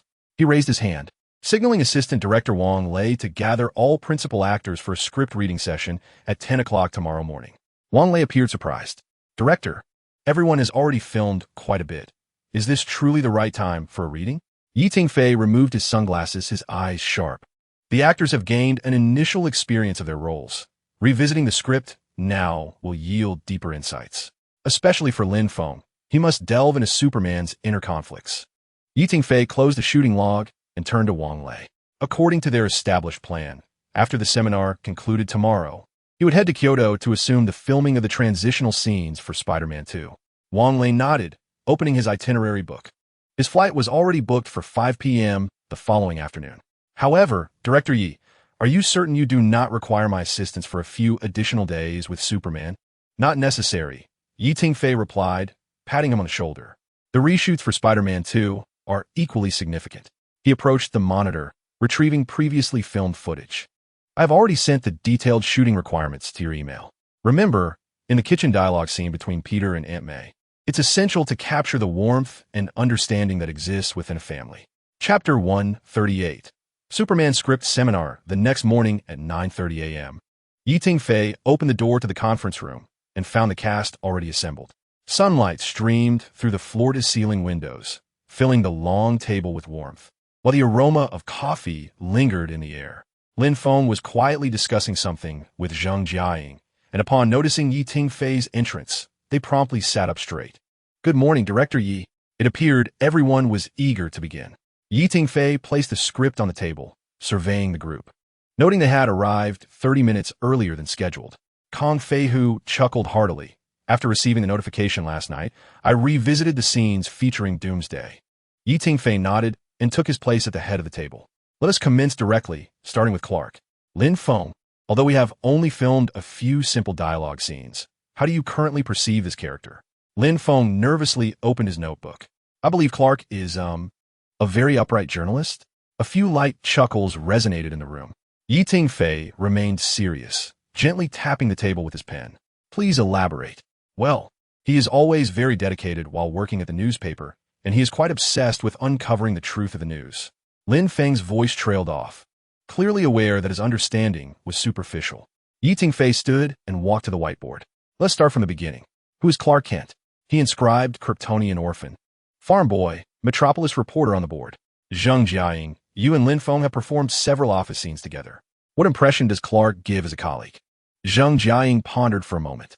"He is very gentle, but sometimes he seems to drift off, like during the coffee shop dialogue the other day. In the middle of my sentence, I noticed his gaze wandering out the window." "Excellent." Tingfei circled this point on the board. "Lin Feng, do you understand the reasoning behind this design?" Lin Feng shook his head. "It is because Clark's super hearing might catch distant cries for help at any moment." Tingfei wrote down "eternally distracted," indicating it was an instinctive reaction stemming from his hidden identity. Shui Wenjie suddenly interjected, "So, when Luther tests him in the elevator." "Precisely," Tingfei acknowledged with approval. "We must amplify this subtle sense of discord." Lin Feng, upon reflection, what specific small gestures might Clark exhibit during casual conversations? Lin Feng's eyes gradually brightened. Perhaps he might unconsciously adjust his glasses, even though his vision does not require them. Or perhaps your fingers twitch slightly at the sound of a sudden noise. Tingfei finally revealed a smile. "This is what one calls character comprehension. Remember, Every seemingly simple dialogue we capture now lays the groundwork for subsequent identity conflicts. He returned to his seat, preparing to reshoot the cafe scene that afternoon. I wish to witness the subtleties of masquerading as an ordinary individual. Others must do the same. Doomsday is not merely a monstrous apparition that appears out of nowhere. Nor is Luther simply a madman. Their motivations reside within these quotidian interactions. The sunlight shifted to illuminate the central part of the whiteboard, casting light upon those key terms. Tingfei's gaze turned towards Kong Feihu. Feihu, although we have yet to officially shoot Doomsday, you must remember it is not merely a destructive machine. Kong Feihu retracted his smile and nodded earnestly. Doomsday is the uncontrollable product of Kryptonian biological weaponry, he asserted. No, Tingfei gently interrupted. More accurately, it personifies Clark's innermost fears, a force of pure destruction, ungovernable. He inscribed uncontrolled power upon the whiteboard, and then turned to Zheng Jiaying. Jiaying, what is the most distinctive aspect of Lois? Zheng Jiaying tucked her hair behind her ear. She is the only one capable of seeing through Clark's disguise. Why? Tingfei repeated. Because Zheng Jiaying suddenly realized she is perceptive enough to notice those subtle discordances, much like the previous mention of daydreaming and glasses. Tingfei nodded in satisfaction. Precisely so. Now, let us commence the script reading. Shui Wenjie, you shall begin with Luther's encounter with Clark in the elevator. The actors swiftly enter their roles. Shui Wenjie lifted his chin slightly, his voice smooth as silk. Mr. Kent. He smiled faintly, his tone laced with a hint of probing. I hear you are responsible for reporting on last night's dock incident. How fortunate that there were no casualties. Lin Feng's fingers tapped lightly on his notebook, his tone calm and restrained. Indeed, Mr. Luther. He paused briefly, then added in a steady voice. The fire brigade responded swiftly. Shui Wenjie leaned forward slightly, his voice lowered. How curious his gaze lingered meaningfully on Lin Feng's face. When the explosion occurred, I happened to be across the street and seemed to catch a glimpse of a shadow flitting through the dense smoke. No. Tingfei suddenly called for a halt. Lin Feng, your reaction is currently too overt. Remember, Clark has been in disguise for many years. His tension should be fleeting, even when confronting a dangerous adversary like Luther. He demonstrated an almost imperceptible pause, then spoke in a calm, yet resolute voice. Mr. Luther, the fire brigade's report indicates that it was an accident, with no signs of abnormality. His tone was natural, adorned with a hint of bashfulness, as if the momentary alertness had never existed. Do you understand? Tingfei inquired. Looking at Lin Feng, that subtle concealment is the true essence of Clark. Lin Feng nodded, his eyes reflecting newfound understanding. Excellent. Tingfei signaled for them to continue. Zheng Jiaying seamlessly picked up the dialogue. Clark, your coffee is getting cold. She deliberately emphasized the pronunciation of the name Clark, her gaze imbued with curiosity. The study session lasted for 2 hours. As the sunlight fully enveloped the conference table, the actors had completely immersed themselves in their roles. Tingfei closed the script, stating that this was sufficient for today. During the afternoon shoot, he wished to see these insights seamlessly integrated into their performances. Lin Feng was the last to depart from the meeting room, his notebook densely filled with character details. At the doorway, Tingfei called out to him, asking if he was free in the evening. Where to? He inquired. To the Yinzhou newspaper office. Tingfei replied with a mysterious smile, suggesting they experience the life of a genuine journalist. After all, to portray a masquerader well, one must first become that person. At 2:30 in the afternoon, the atmosphere on the set of Superman was more tense than usual. Tingfei stood before the monitor, adjusting the volume of his headphones. This scene marked the first direct confrontation between Clark and Luther in the elevator of the Daily Planet. A pivotal moment in the film where the undercurrents between these two key figures began to swirl. All departments, prepare. Tingfei's voice resonated through the intercom. Lin Feng, Wenjie, remember the feelings we discussed this morning. Lin Feng took a deep breath, positioning himself in front of the elevator set. He instinctively adjusted his black-framed glasses, a gesture immediately noted by Tingfei. Good. Maintain that subtle action. Tingfei approached him, whispering, but remember, once the elevator doors close, your body language should become more tense. Luther is the only ordinary person who poses a threat to you. Shui Wenjie was already in character. Standing impeccably in the corner of the elevator, his fingertips gently tapping against the outside of his trousers, a faint smile playing on his lips. Action. Chapter 139. Lin Feng finds his rhythm. Lin Feng stood within the elevator set, his palms slightly sweaty. He struggled to recall the sensations from the morning's script reading. But when Shui Wenji's piercing gaze swept over him, his lines faltered. Cut. Tingfei's voice emerged from behind the monitor. Lin Feng, your gaze is too unfocused. Clark is nervous but not insecure. During the third retake, Lin Feng was halted again due to his stiff movements while turning. I'm sorry, director, he apologized, removing his glasses to wipe them, beads of sweat forming on his forehead. The stares of the crew felt like daggers at his back. Tingfei set down the script and strode towards the set. Everyone, take a 10-minute break. He patted Lin Feng's shoulder, saying, come with me. The two made their way to a makeshift rest area. Tingfei handed Lin Feng a bottle of water. Do you remember the masquerader theory we discussed this morning? Lin Feng nodded, his fingers unconsciously rubbing the water bottle. But when it comes to the actual shoot, I need you to look at me. Suddenly, Tingfei removed his baseball cap and pulled a pair of black-framed glasses from his pocket, donning them. In that instant, his entire demeanor transformed, his shoulders slightly hunched, his chin lowered, and even the rhythm of his breathing became slow and restrained. Mr. Luther, Tingfei's voice suddenly softened, a cautious demeanor enveloping him as he adjusted his glasses. Regarding the dock incident, our newspaper has received an official statement. His gaze flickered behind the lenses, maintaining the professionalism of a journalist while concealing an extraordinary vigilance. Lin Feng's eyes widened in surprise. The director's transformation was so seamless that he seemed to embody the hidden identity of a superhero. Do you see the distinction? Tingfei reverted to his usual self, revealing that Clark's disguise was not merely a performance, but an instinct, as natural as adjusting one's collar before stepping outside each day. He gestured for the props team to bring him a checkered shirt, suggesting they try again with this new attire.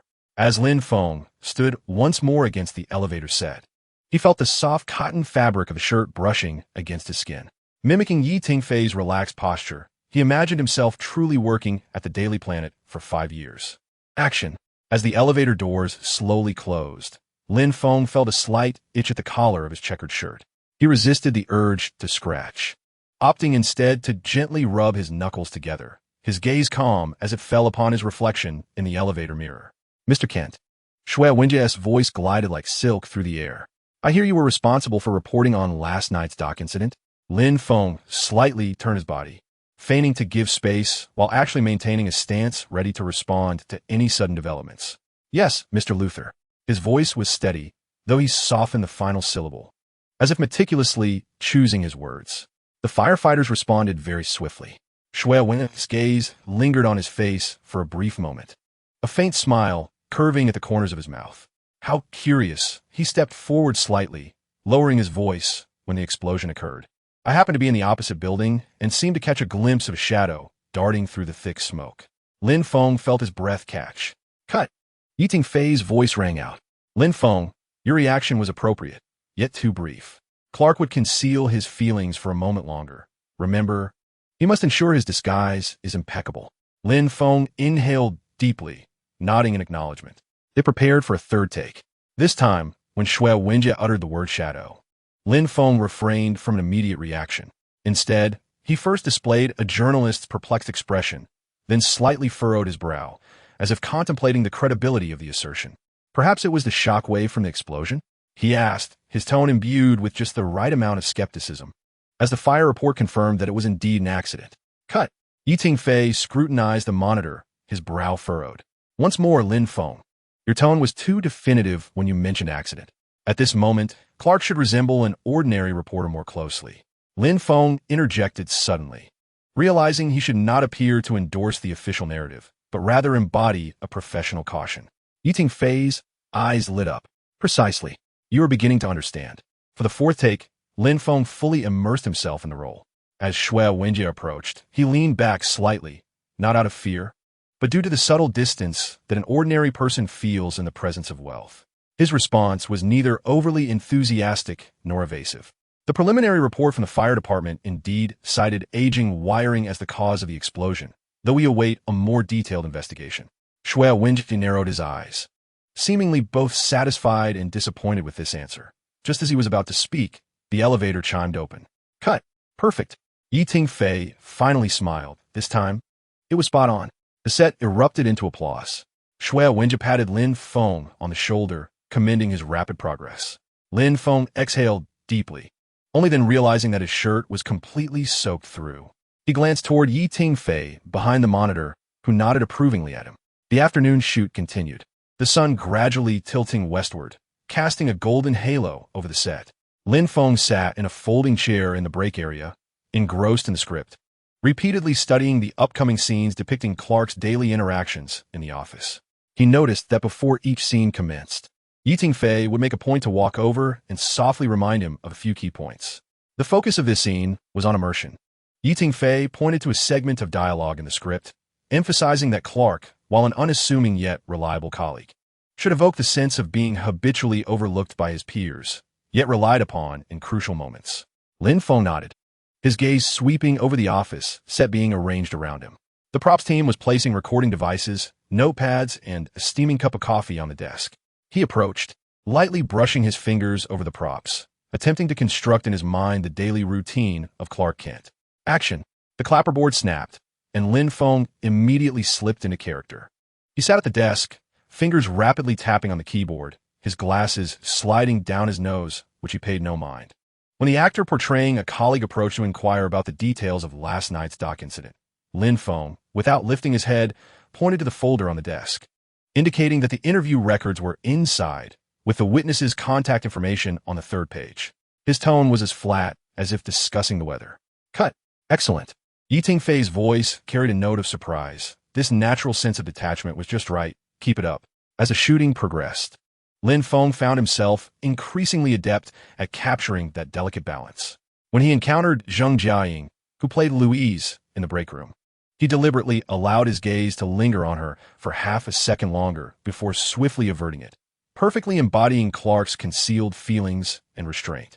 When the actor portraying the editor-in-chief loudly asked who was willing to stay late to follow up on breaking news, he raised his hand at a speed that was neither the quickest nor the slowest, striking a perfect balance for an ordinary reporter-esque reaction. Well done. Tingfei quietly praised from behind the monitor. He was beginning to find his rhythm. Chapter 140. Rapid progress at 6 in the evening. The final scene depicted Clark alone in the empty office, organizing materials. Lin Feng stood before the window, the setting sun's afterglow filtering through the Venetian blinds, casting striped shadows across his face.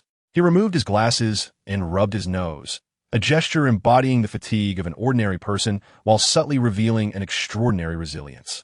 Perfect. That essay wrap. Tingfei's voice echoed on set. Lin Feng, your progress today has been remarkable. Lin Feng shyly smiled, only then realizing that his shirt was once again soaked with sweat. However, this time it was not from nervousness, but rather from the exhilarating immersion in his performance. He approached the monitor and, alongside Tingfei, reviewed the day's footage. Look here, Tingfei paused the screen, pointing to Lin Feng's action of adjusting his tie. This subtle body language is excellent. It conveys the character's professionalism while hinting at hidden depth. Lin Feng nodded thoughtfully. He suddenly realized that the most challenging aspect of portraying Clark Kent was not to exhibit Superman's valor, but to reveal the authenticity beneath the facade of an ordinary reporter. It was essential for the audience to believe that such an apparently mundane individual harbored the power capable of saving the world. Are you ready? Tingfei put away the monitor and patted his shoulder. We are heading to the Yunzhou newspaper office now, so you can witness the true life of a journalist.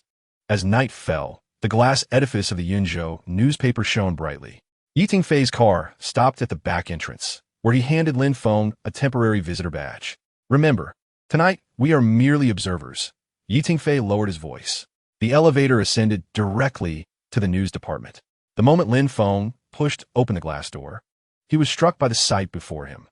In the open-plan office, reporters furiously typed at their computers, the sound of ringing phones resonating throughout, while the whiteboard was densely covered with news leads. Pay attention to their body language. Tingfei guided Lin Feng through the bustling crowd. Lin Feng's gaze was drawn to a male reporter wearing black-rimmed glasses, who was simultaneously on the phone and taking notes, the receiver wedged between his shoulder and ear, fingers flying over the keyboard, occasionally adjusting his slipping glasses. His actions mirrored those of Lin Feng's character design from earlier that afternoon. That in turn, Tingfei suddenly pointed to a corner. Do you see? Every time she hands over a document, she instinctively adjusts her collar. Lin Feng observed closely and noted that this detail indeed reflected the nervousness and seriousness of a newcomer. He quickly pulled out his notebook to jot down his observations. An hour of observation passed in the blink of an eye. As they departed, Lin Feng had filled several pages of notes, capturing the reporter's catchphrases during phone calls, the little gestures of seasoned editors while reviewing manuscripts, and even the differences in coffee cup placements. What did you gain from this? Tingfei inquired on the return trip. Lin Feng flipped through his notes, his eyes sparkling. I understand now. Clark's ordinariness is not merely an act. It is constructed from countless authentic details. Tingfei nodded in satisfaction. Back in a hotel suite, he loosened his tie and picked up his phone to initiate a video call with Su Man. How did the board meeting go? Tingfei propped his phone up on the coffee table and poured himself a glass of water. Su Man swirled her wine glass, a subtle smile gracing her lips. That group of cunning old foxes would undoubtedly wish to double the budget for Spider-Man 2. Tingfei chuckled softly, loosening the top button of his shirt. The special effects team had sent over the first test footage the previous day, showcasing the stunning effect of the young Spider's new suit battling in the rain. He paused, reflecting that, given the current pace, the entire production would not be completed until after Christmas at the earliest. Then let us aim for the spring festival release, Su Man declared without hesitation, her gaze both gentle and resolute. While others might feel pressure around the spring festival, you are Tingfei. She set her wine glass aside and leaned closer to the screen. I believe in you. Their eyes met across the screen, and for a moment, silence enveloped them.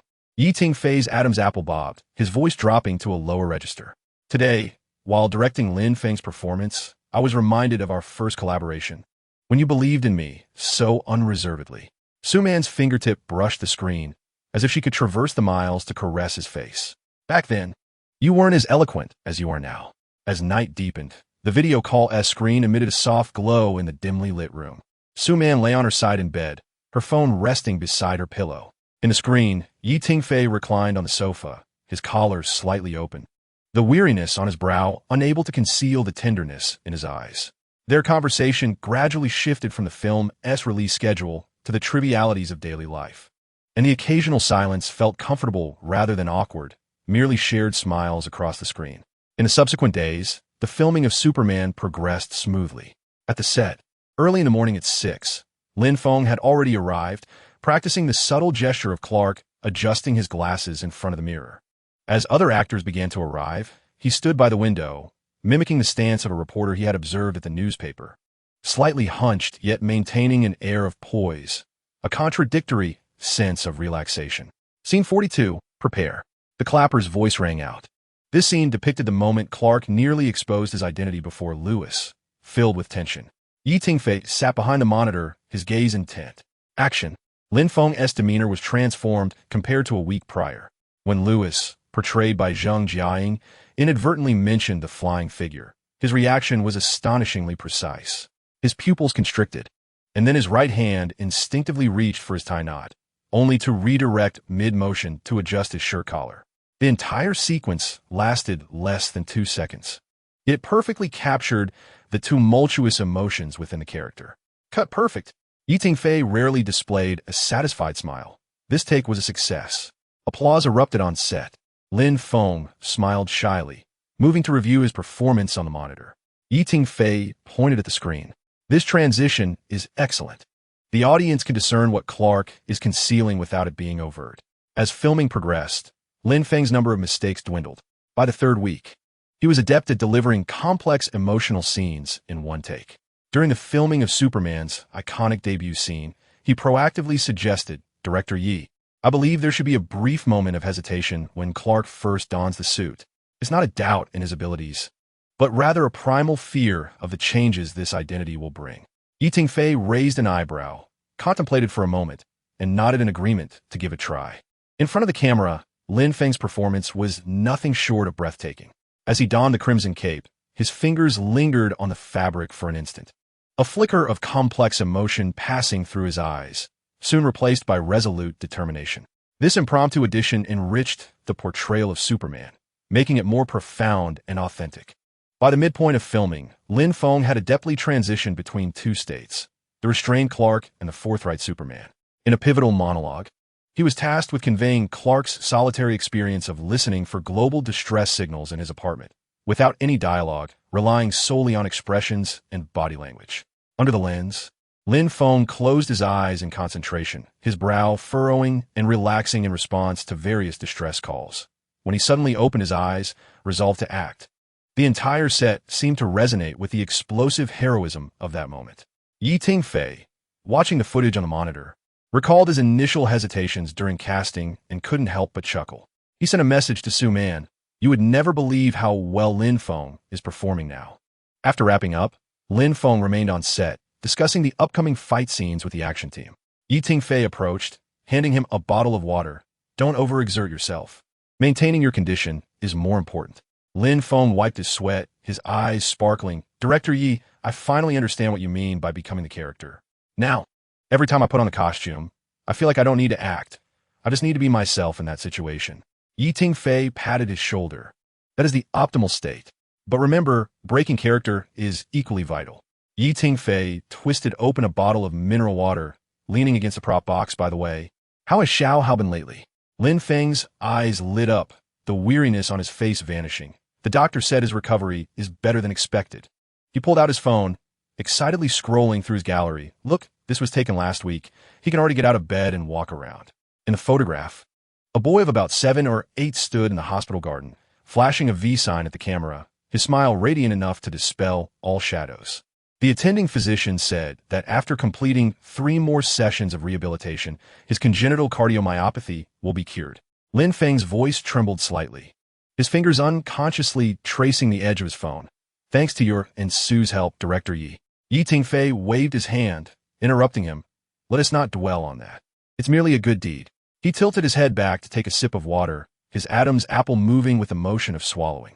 Lin Feng tucked away his phone, a lingering smile in his eyes. "Xiao Hao says that once he recovers, the first thing he wants to do is go to the cinema to watch Spider-Man 2.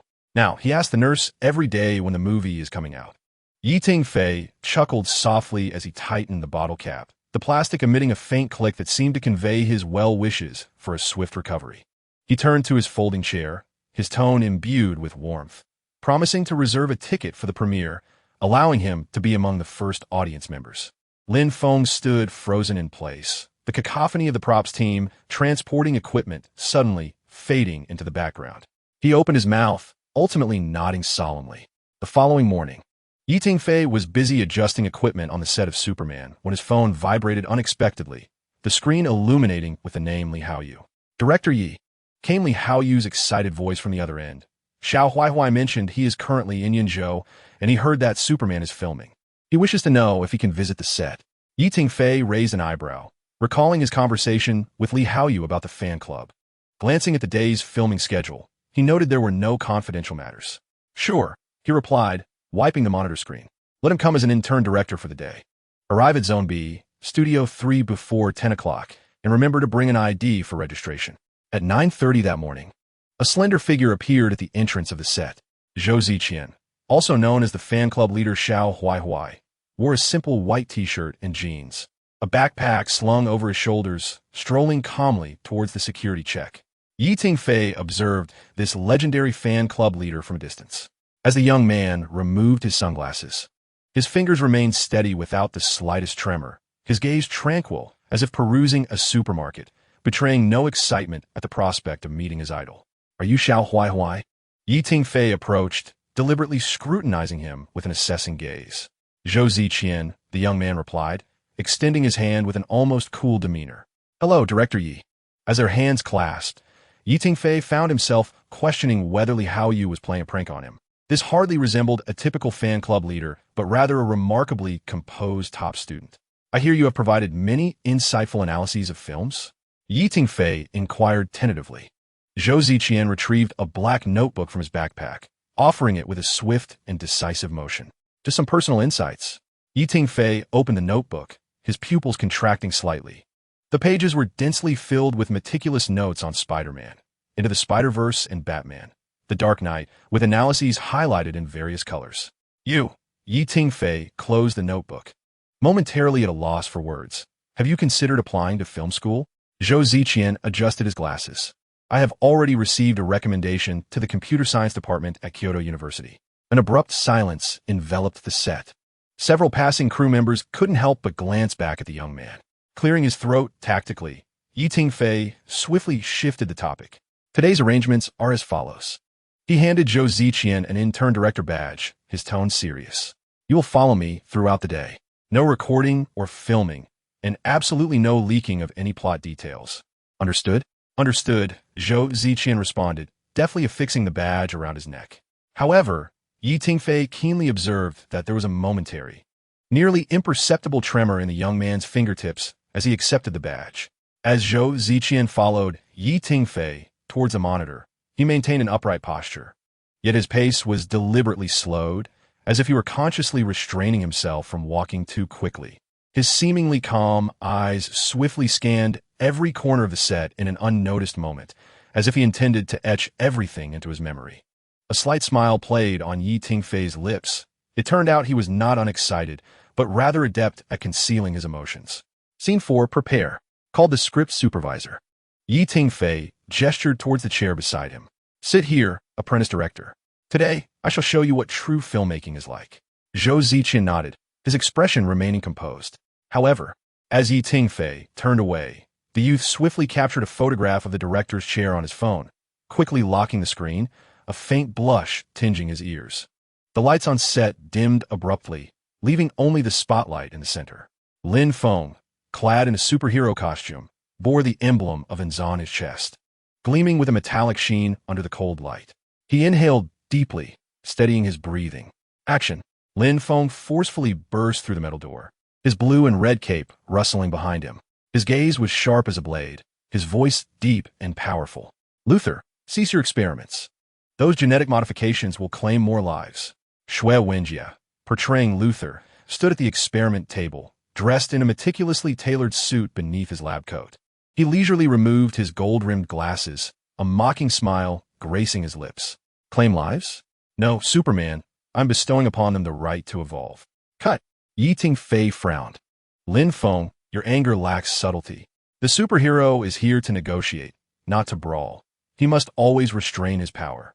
Lin Feng nodded, taking a deep breath. I will make adjustments. Yet, the subsequent takes remained unsatisfactory. By the 10th NG, Zhou Ziqian unconsciously tightened his grip on the notebook. Noticing Lin Feng's costume was already drenched in sweat, and Shui Wenjie's pacing of dialogue had begun to falter. Everyone, take a 10-minute break. He strode purposefully to the center of the set. Allow me to demonstrate. A profound silence enveloped the set. The tip of Zhou Ziqian's pen hovered above the notebook, ink dripping and spreading into a small blue blot. Without wires or special effects, Tingfei merely stood there, yet the moment he lifted his gaze, the atmosphere on set seemed to shift dramatically. He advanced towards Shui Wenjie, each step echoing as if he were treading upon an invisible staircase. Though he walked on level ground, it gave the impression that he towered above all. This is your final warning. Tingfei's voice resonated 3 degrees lower than usual. The sound of his knuckles rapping against the glass of the experiment table causing the nearest crew member to instinctively take half a step back, halting the experiment. Shui Wenjie's Adam S. applebobbed. In this scene, Luther was meant to scoff, yet at that moment, his fingers unconsciously clenched the hem of his lab coat.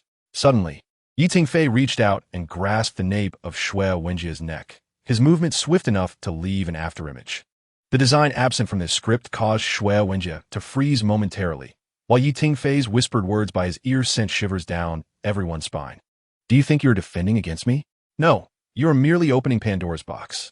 Chapter 142. Conclusion. Tingfei instantly released his grip, patting Shui Wenjie on the shoulder. Apologies, I exerted too much force. A sharp sound echoed from the corner as Zhou Ziqian's pen clattered to the ground. As he bent down to retrieve it, Tingfei caught a glimpse of the boy's flushed ears and slightly trembling fingers. Yet, when Zhou Ziqian straightened, his eyes behind the lenses remained as tranquil as still waters. Only the chaotic sketch lines on his notebook betrayed his emotions. At 6 in the evening, the remnants of the setting sun streamed through the glass ceiling of the filming set. casting a warm golden hue over the busy location where the crew had labored throughout the day. The clapperboard snapped shut for the final time, producing a crisp sound. Rap! Tingfei's voice echoed across the set. The crew began to gather their equipment in small groups, their weary faces adorned with satisfied smiles. Zhou Ziqian stood quietly beside the monitor, meticulously closing the last page of his notes for the day. His fingertips gently caressed the cover of the notebook, as if stroking a precious treasure. How was it? Tingfei approached, offering him a bottle of mineral water. The day of a trainee director. Zhou Ziqian accepted the bottle, unscrewing the cap with unwavering precision. I gained invaluable insights. Which part did you enjoy the most? Tingfei inquired deliberately, his gaze fixed on Zhou Ziqian's expression. The boy adjusted his glasses. The segment you demonstrated was particularly enlightening. From a professional standpoint, the instantaneous shift in aura is truly worth studying. Tingfei chuckled lightly. Is that all? Zhou Ziqian paused for a moment, then suddenly produced a hardcover notebook from his backpack. May I request your autograph? Tingfei raised an eyebrow at the exquisite notebook, its golden embossed logo of Spider-Man, into the Spider-Verse glimmering in the sunset. He took the notebook, his pen hovering over the title page for a brief moment before turning to Zhou Ziqian. What message would you like? The boy adjusted his glasses, his voice composed. Just something casual. Tingfei chuckled softly, and the pen began to write. To Zhou Ziqian. May you always retain this sincerity in the world interwoven with light and shadow. Encode. Tingfei finished writing just as a gust of wind swept through the set, gently lifting Zhou Ziqian's bangs. The boy stared intently at the inscription, his throat moving but no sound escaping. Tingfei closed the notebook and handed it back to him. Guaranteed admission to Kyoto University? Impressive. He patted Zhou Ziqian on the shoulder. Now go chase your stars. As he turned towards the equipment box, his silhouette stretched long in the glow of the setting sun. His voice carried by the gentle breeze. I will get you tickets to the premiere of Spider-Man 2. The stagehands began to dim the overhead lights, and amidst the shifting shadows, Zhou Ziqian stood still, clutching the notebook tightly to his chest. As the filming of Superman progressed, Assistant Director Wong Lei hurriedly returned to the set. Upon pushing open the stage door, he was warmly embraced by Lin Feng. Director Wong, has filming for Spider-Man 2 wrapped up? Lin Feng inquired excitedly, the cape of his Superman costume fluttering behind him. Wong Lei nodded with a smile. Having just completed the final reshoots yesterday, he glanced around, asking, where's Director Yi? He asked, reviewing the footage for Spider-Man 2 in the special effects tent. Lin Feng pointed toward the distant blue screen area, noting that Yi had practically been living there these past few days. Just then, Tingfei strode over, tablet in hand, the screen displaying unfinished special effects. Back, are you? He looked up at Wong Lei. Prince Ming hasn't caused you any trouble, has he? Wong Lei chuckled and shook his head. He is deeply immersed in his role. His emotional outbursts are quite fitting. With Wong Lei's return, the Superman crew was revitalized. Lin Feng, clad in a Superman costume, practiced a challenging dive repeatedly in front of the green screen, his red cape dancing like flames propelled by the wind machine. Director Wong, how does this angle look? Lin Feng wiped the sweat from his brow, gesturing toward the monitor. Wong Lei scrutinized the image, advising, lower it by 5 degrees. We need to evoke the sense of pressure as Superman plummets. Just as they were discussing, Tingfei entered the scene, pushing open the stage door. Director Yi. Wong Lei rushed to greet him. The special effect for Spider-Man 2 are in their final sprint. Tingfei's voice was somewhat hoarse as he gulped down a cup of coffee handed to him by an assistant. I came to discuss something with you. The two moved to a quiet corner, where Tingfei got straight to the point. I intend to transfer the filming rights of Superman back to you. You will be responsible for the primary shooting for the next month, while I handle the editing of Spider-Man 2. He glanced at his watch. It must be released during the spring festival period, and the special effects, music, and color grading are all converging at once. Rubbing his temples, he added, Mr. Su has already arranged the distribution channels, but I must oversee the final touches personally. Wong Lei nodded, understood. Leave Superman to me. I will ensure the rhythm and quality are impeccable. I will return after the new year to take over the remaining portions. Tingfei added, there will be a 2-week spring festival break scheduled in between. Everyone deserves a good rest. Time flew by like a fleeting moment. Under Wong Lei's leadership, the Superman crew continued to advance. Lin Feng's performance improved remarkably, even taking the initiative to participate in action design. Several flight poses he suggested were praised by the special effects team for their quintessential Superman flair. Meanwhile, Tingfei immersed himself in the special effects studio. Working late into the night, the effects team rallied around him, continuously adjusting color tones and action rhythms, striving to perfectly convey Peter Parker's journey. The emotion in this shot isn't intense enough. Tingfei pointed at a slow-motion clip on the screen, insisting, "We need to evoke his internal struggle, not merely display the actions." The editor nodded in acknowledgement, while Tingfei swiftly moved on to the next inquiry. When could the music team present the final version? "The complete music mixing is expected to be finished the day after tomorrow," the assistant replied. Tingfei nodded, his gaze fixed upon the screen depicting Peter removing his mask. The youth's eyes harbored countless untold stories, which was precisely what he most yearned to convey to the audience. 2 weeks prior to the Lunar New Year, Spider-Man 2 completed its final special effects production. At that moment, Tingfei received a message from Wang Lei, informing him that the 78th scene of Superman was completed, and they would be halting production next week for the holidays.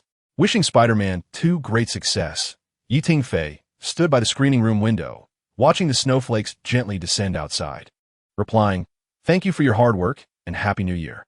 Standing before the floor-to-ceiling windows of the editing room, he gazed at the flurrying snow outside. After 18 continuous hours of work, his eyes were bloodshot, yet his mind remained in rapid motion. His phone vibrated, a message from Suman. The teaser poster for Spider-Man 2 had launched, and the Weibo topic Spider-Man 2 Returns had surpassed 100 million views, with fan anticipation reaching a fever pitch. A subtle smile graced his lips as he instructed the editor, "Please package the final teaser and send it to the publicity department for a timely release at 9 o'clock tomorrow morning."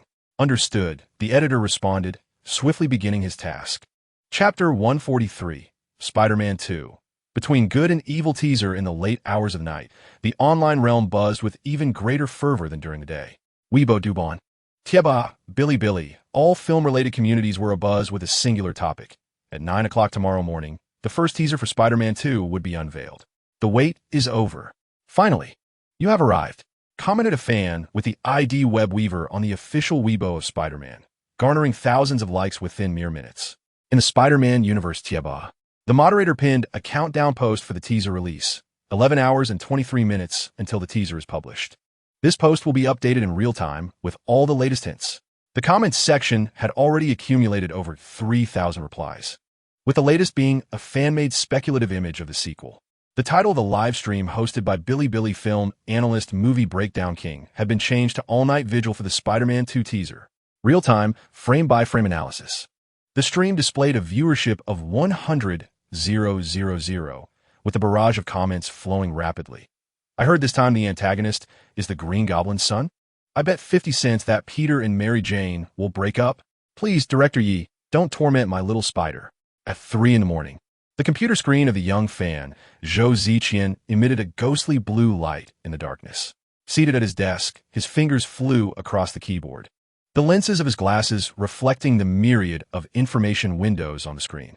At that moment, he was sending an extensive analysis titled Predicting the Narrative Structure of Spider-Man 2 from Tingfei's directorial style to Tingfei's fan group. His fingers danced over the keys, the reflections in his glasses showcasing the dense collection of reference materials. In the end, he remarked, regardless of the subtitle, "I firmly believe Director Yi will provide us with profound insights regarding growth and responsibility." At 8:59 a.m., the viewership of the official Spider-Man accounts across various video platforms surpassed 1 million. The barrage of comments refreshed at an almost untraceable speed, filling the screen with exclamations of anticipation and excitement, and fervent support for Director Yi. At exactly 9 o'clock, the screen suddenly dimmed, and all live streams simultaneously showcased the trailer. The opening featured the familiar logo of KK Entertainment, swiftly followed by a black and white scene. Peter Parker, portrayed by Wang Ziming, sat on an apartment windowsill, removing his mask to reveal a weary visage. The background echoed his somber confession. "Sometimes I'm uncertain whether I'm doing the right thing or merely indulging my own heroic fantasies." The music abruptly intensified, transitioning to vibrant, colorful scenes of Spider-Man swinging between skyscrapers, his movements more fluid and exhilarating than in the first installment. Next, a rapid montage unfolded. Mary Jane, anxiously watching the news in a cafe, unconsciously fidgeting with the necklace Peter gifted her. Aunt May, frantically dialing Peter's number in their apartment as thunder rumbled outside. Dr. Octopus's mechanical tentacles slithering in the shadows, glinting ominously. The Green Goblin standing atop Oscorp, crushing a green vial with a sinister grin. Electro, pulsating with electricity, draining the power from the entire street. And Rhino, rampaging through the city, easily overturning police vehicles. Mary Jane's voice resonated. Peter, you cannot face this alone anymore. The scene shifted to Spider-Man ensnared by Dr. Octopus's mechanical limbs, his suit torn, revealing half of his anguished face. The music reached a haunting crescendo, the color palette darkening as an alternate Spider-Man clad in black emerged in the reflection. Just as the audience held their breath, the screen plunged into darkness. After 2 seconds of silence, a thunderous metallic crash reverberated as Iron Man's armor descended from the heavens, creating web-like fissures in the ground. Amidst the swirling dust, the armor rose slowly, its arc reactor pulsating with brilliant blue light. Then, a deep, magnetic voice resonated. It is my turn to make an entrance. In the final 10 seconds of the trailer, the screen darkened once more, leaving only Peter's heavy breaths audible. Suddenly, a flash of lightning illuminated the scene, and 4 bold characters accompanied by a thunderous sound effect appeared on the screen. Spider-Man 2, Between Good and Evil. Following this was a succinct release date, New Year's Day, the hero's return. The entire trailer lasted a mere 1 minute and 58 seconds, yet it was packed with an overwhelming amount of information. Almost instantaneously after the trailer concluded, the internet erupted, with Weibo's servers succumbing to unprecedented strain. Within a mere 5 minutes, the top 10 trending topics on Weibo transformed entirely into discussions pertaining to Spider-Man 2, the moral dichotomy within the film, the identity of the armored figure, the allure of Spider-Man's black suit, the captivating mechanical tentacles, Mary Jane's necklace, the striking appearance of the Green Goblin, the explosive visual effects of Electro, the rampaging Rhino, the masterful direction of Tingfei, and the promise of a reunion on the first day of the Lunar New Year. During this fervor, Weibo's servers momentarily faltered, prompting engineers to undertake urgent expansions to restore normalcy. Beneath the official trailer link posted on the platform, comments surged at an astonishing rate of hundreds per second. Wow, wow, wow. That armored figure at the end is a character from the first film's Easter egg. What is the situation with the Black Spider-Man? Has Peter succumbed to darkness? And who is that scientist with mechanical tentacles? The new villain is exhilarating. Observant fans noted Mary Jane's necklace, identical to the one Peter gifted her in the first film, exclaiming their unwavering ship for the couple. The online presence of the Spider-Man Universe forum skyrocketed past 100,000, compelling the moderator to urgently establish 5 discussion threads.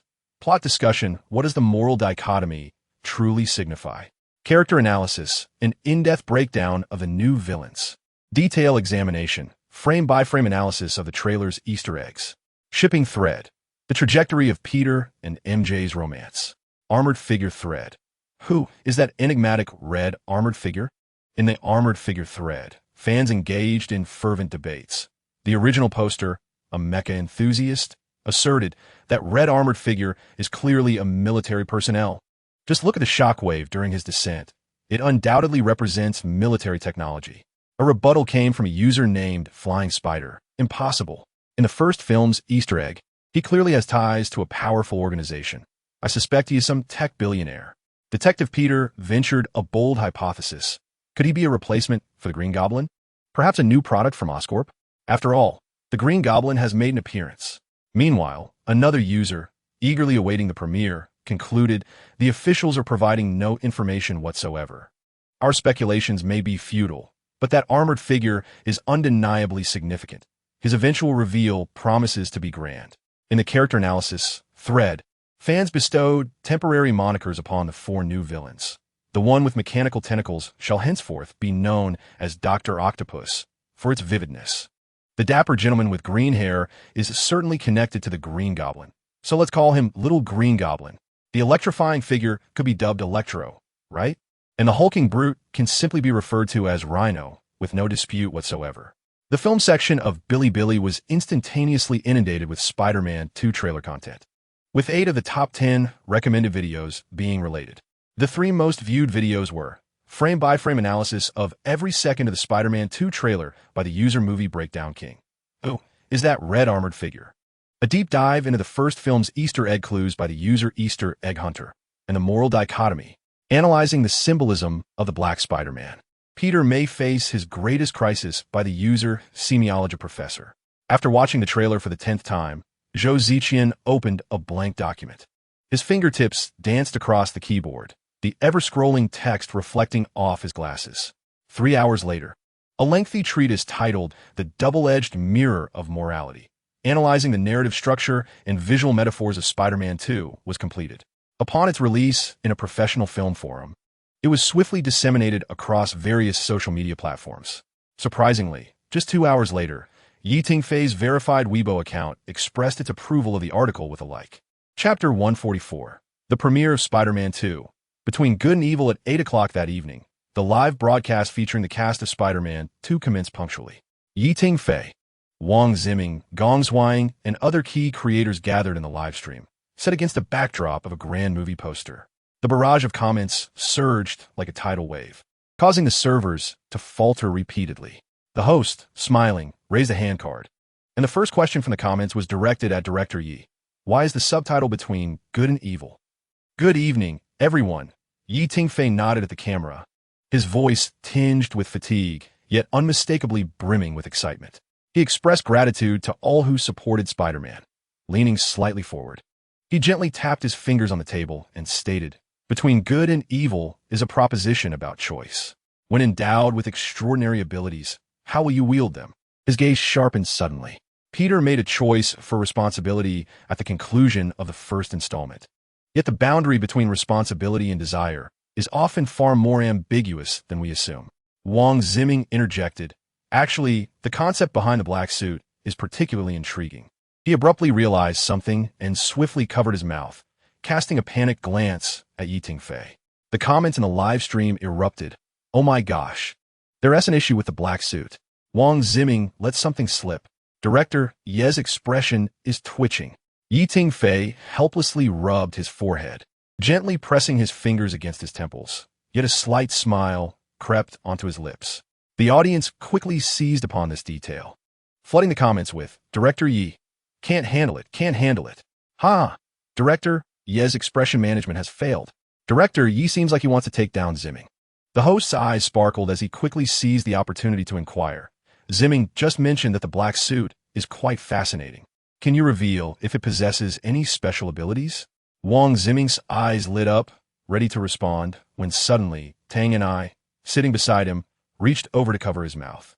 This unexpected gesture stirred a commotion in the live stream, with comments flooding in, filled with laughter and urgency. Well, Tang and I released his hand and mischievously winked at the camera. It certainly has special abilities, and they are quite. He deliberately elongated the last word. Impressive. What exactly they are, it's best to witness them firsthand in the theater. At this point, the number of viewers in the live stream surpassed 5 million, with Spider-Man 2 Live trending at the top.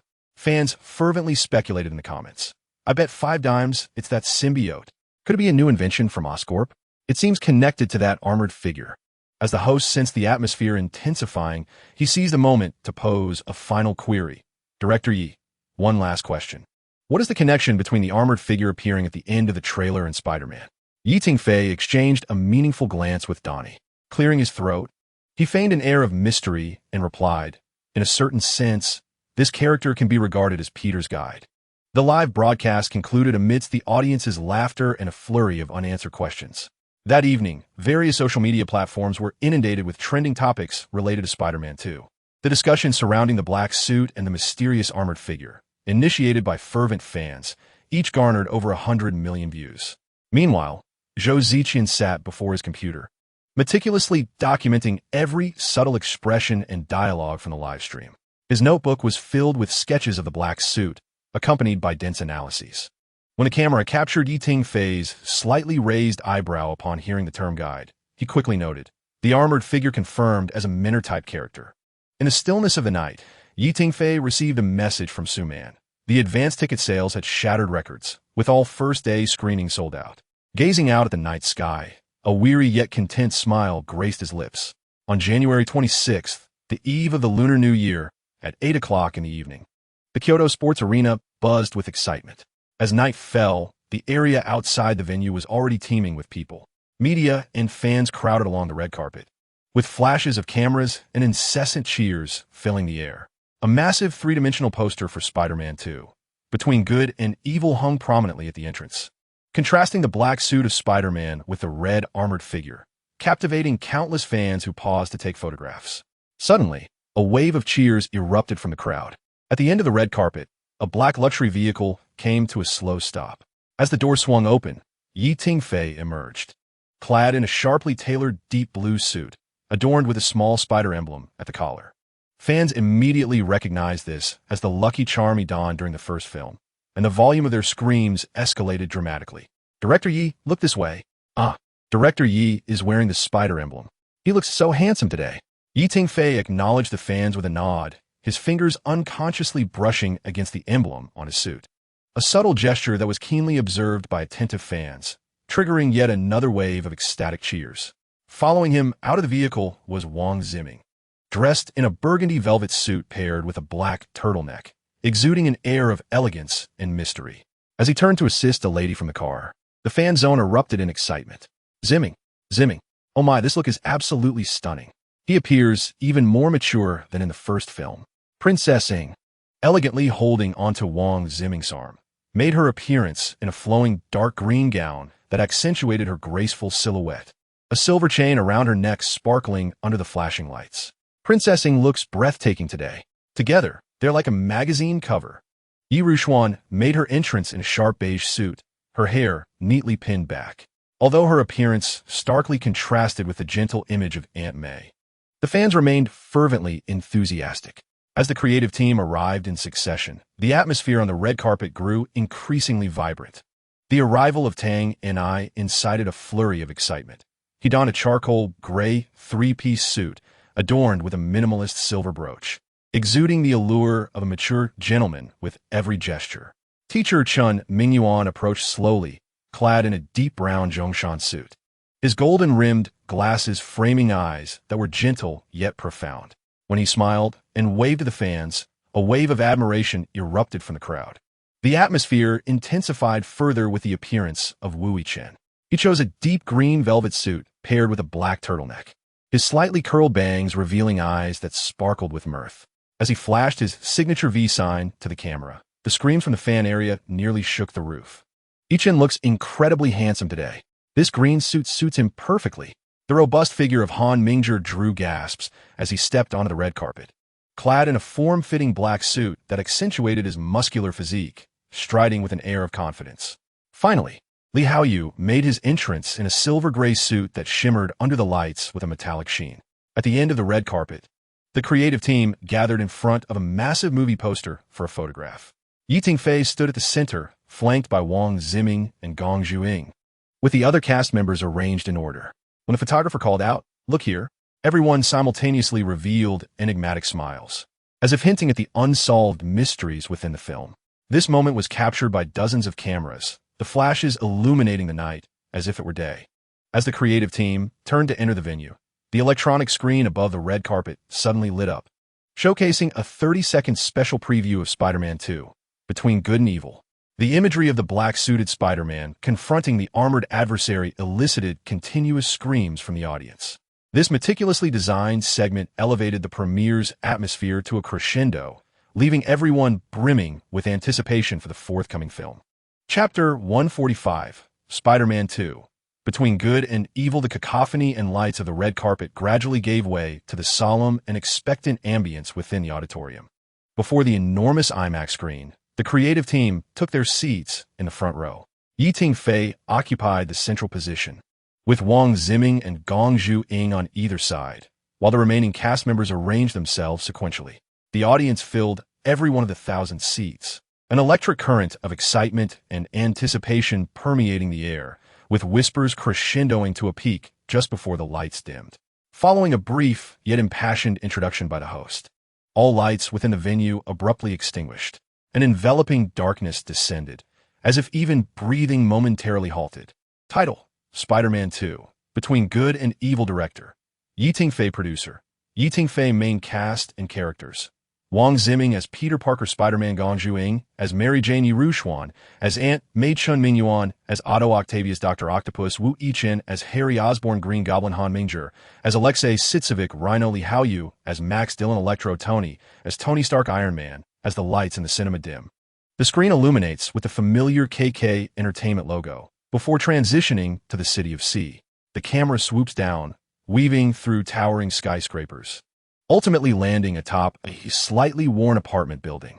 Peter Parker, clad in his iconic red and blue suit, stands with his back to the camera, the mask lifted halfway to reveal his youthful yet weary visage. He turns to face the lens, a playful grin spreading across his face as he speaks with a light-hearted tone laced with self-deprecation. "Hey, it's good to see you again. I'm Peter Parker, your friendly neighborhood Spider-Man. Yes, the unfortunate soul bitten by a radioactive spider, inexplicably capable of scaling walls and knocking thugs off their feet." He shrugs lightly. 3 months ago, I thwarted a lunatic known as the Green Goblin. You might recall him, the one who delights in tossing pumpkin bombs and grins like a maniac. A few chuckles ripple through the audience, with whispers from the front row acknowledging the ever-chatty Spider-Man. Peter's smile falters momentarily, his gaze dropping. But the cost was quite steep. The scene flashes back to a stormy night, where Dr. Connors, transformed into the Lizard, soars through the night sky with the Green Goblin, the explosion's fiery glow illuminating the entire city. Peter stands amidst the wreckage, raindrops cascading down his mask, his fists clenched yet grasping nothing. The auditorium falls into a hushed silence. Wang Ziming, seated in the audience, instinctively holds his breath, recalling the intensity of this scene. A day spent in silence under director Ye's guidance to capture Peter's anguished silence over the loss of his mentor. The camera cuts back to the present. Peter takes a deep breath, forcing a smile once more, though this time it fails to reach his eyes. In short, I am now a superhero with a criminal record, having saved the city yet failed to rescue those I wish to protect. He gestures to himself, so, welcome to Spider-Man 2. This time, my life has taken a turn for the worse. As the lights in the cinema fade completely, the screen transitions back to Peter's dilapidated apartment. Rain taps against the glass, and the soft glow of a lamp casts flickering shadows upon the walls. Peter is engrossed in repairing his web shooters, deftly manipulating miniature gears with his fingers. Scattered across the table are physics textbooks, a half-eaten sandwich, and several unpaid bills. With a satisfying click, a component finally snaps into place. Peter exhales in relief, a hint of a smile beginning to form, when suddenly, a thunderous roar erupts. The low rumble of the engine pierced through the curtain of rain, advancing from afar like the breath of some ferocious beast. A wild cat beneath the apartment building emitted a wary hiss. Peter's back instantly stiffened, his fingers unconsciously tightening around the web shooter. A soft tapping against the glass made Peter jerk his head around. Through the gap in the curtains, he caught a glimpse of a metallic glint. Slowly, he rose and lifted a corner of the curtain, revealing a magnificent armor of gold and crimson, quietly suspended in the rain-soaked night, its visor emanating a chilling blue glow. Raindrops cascaded along the curves of the armor, splattering tiny droplets at the shoulder plates. A few suppressed gasps echoed in the theater. As a spectator in the front row whispered with a tone of anticipated excitement, "It's here, it's here." The armor suddenly spoke, its mechanically altered voice laced with mockery. "Aren't you going to invite me in for a cup of coffee, Peter Parker? Or should I say," the visor flickered with a faint light, "Spider-Man?" Peter's pupils dilated, instinctively recoiling and knocking over a chair. Textbooks scattered across the floor as he hastily steadied himself against the table. "How do you know? Have you heard of the Avengers?" The armored figure effortlessly passed through the window, leaving wet footprints on the floor. It casually picked up a test tube filled with web fluid from the table, its visor reflecting a mischievous glimmer as it turned towards Peter. Noticing Peter's bewilderment, the voice from beneath the mask carried a hint of teasing. "What's wrong? Don't recognize me? Seems Spider-Man doesn't keep up with the news." Peter opened his mouth, fingers still gripping the web shooter, his vigilance unyielding. I've been a bit busy lately." The armored figure chuckled lightly, tapping gently on the reactor at its chest with metallic fingers. The mask clicked open, revealing a face adorned with a short beard and a playful smile. A few low gasps echoed in the theater. "Tony Stark." The man raised an eyebrow, his tone as casual as if introducing a passerby. "Of course, if you prefer to use my codename." He lifted his hand, the mask snapping shut again, the mechanical voice resonating. Iron Man Peter's eyes widened. Are you serious? Iron Man? What? Do you have a problem with that? Iron Man tilted his head, the metallic mask glinting coldly under the light. It's certainly better than being called Spider-Man. At least it doesn't sound like an insect enthusiast. Peter's lips twitched. I think spiders are pretty cool. Suit yourself. Iron Man shrugged, casually pulling out a gilded business card from a compartment in his armor. With a flick of his finger, the card flew precisely towards Peter. Instinctively, Peter caught it and glanced down to see Stark Industries, a city headquarters with a handwritten number on the back, evidently a personal contact. It's getting a bit late. We can discuss more when you come to a city another day. Iron Man turned towards the window, the armor's thrusters humming softly, poised for action. Clutching the business card, Peter finally couldn't restrain himself from asking, Wait, what exactly do you want with me? Iron Man turned back, the blue light in his visor flashing, recruitment. As the last words faded, the crimson-armored figure surged through the rain, vanishing into the night, leaving only the curtains fluttering wildly in the wake of the gust. Peter stood motionless, droplets from the open window, soaking the business card in his hand. He glanced down, then lifted his gaze to the outside, murmuring to himself, City A? Chapter 146, Spider-Man 2. Between good and evil, the camera pulled back, revealing the dimly lit streets of City C on a rain-soaked night, while in the distance, the outline of Stark Tower and City A flickered between the clouds. The focus shifted back to Peter Parker's face. Standing by the window, water trickled from his hair, his expression a blend of confusion and a hint of excitement. He inhaled deeply and offered a resigned smile to the camera. Well, that's how it is. A billionaire clad in high-tech armor suddenly barges into my home, tosses me a business card, and then flies off. Peter shrugged, adding honestly, it sounds like some sort of new scam, even more surreal than the day I was bitten by a spider. Light laughter rippled through the theater. The audience had evidently grown accustomed to Peter's quippy commentary. However, his demeanor shifted to seriousness as his fingers absently traced the embossed business card. The Avengers? Sounds like some kind of superhero club. He paused, a grin breaking across his face. Hey, maybe I could score a free lunch.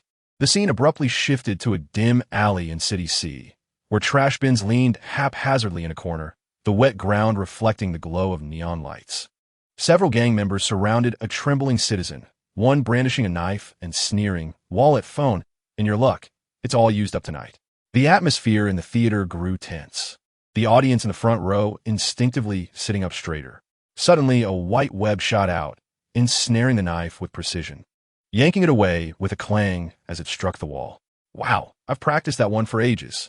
A light-hearted voice chimed from above. All heads turned upward. Spider-Man was suspended from a streetlight, his mask's eye lenses narrowing playfully. Did you know? Robbery is illegal. He waggled a finger, and honestly, it's quite unoriginal. The gang members roared in anger, drawing their guns, but Spider-Man had already leapt into action, webs shooting out to ensnare their wrists, ankles, and even pinning one directly to the wall in a comical spread eagle pose.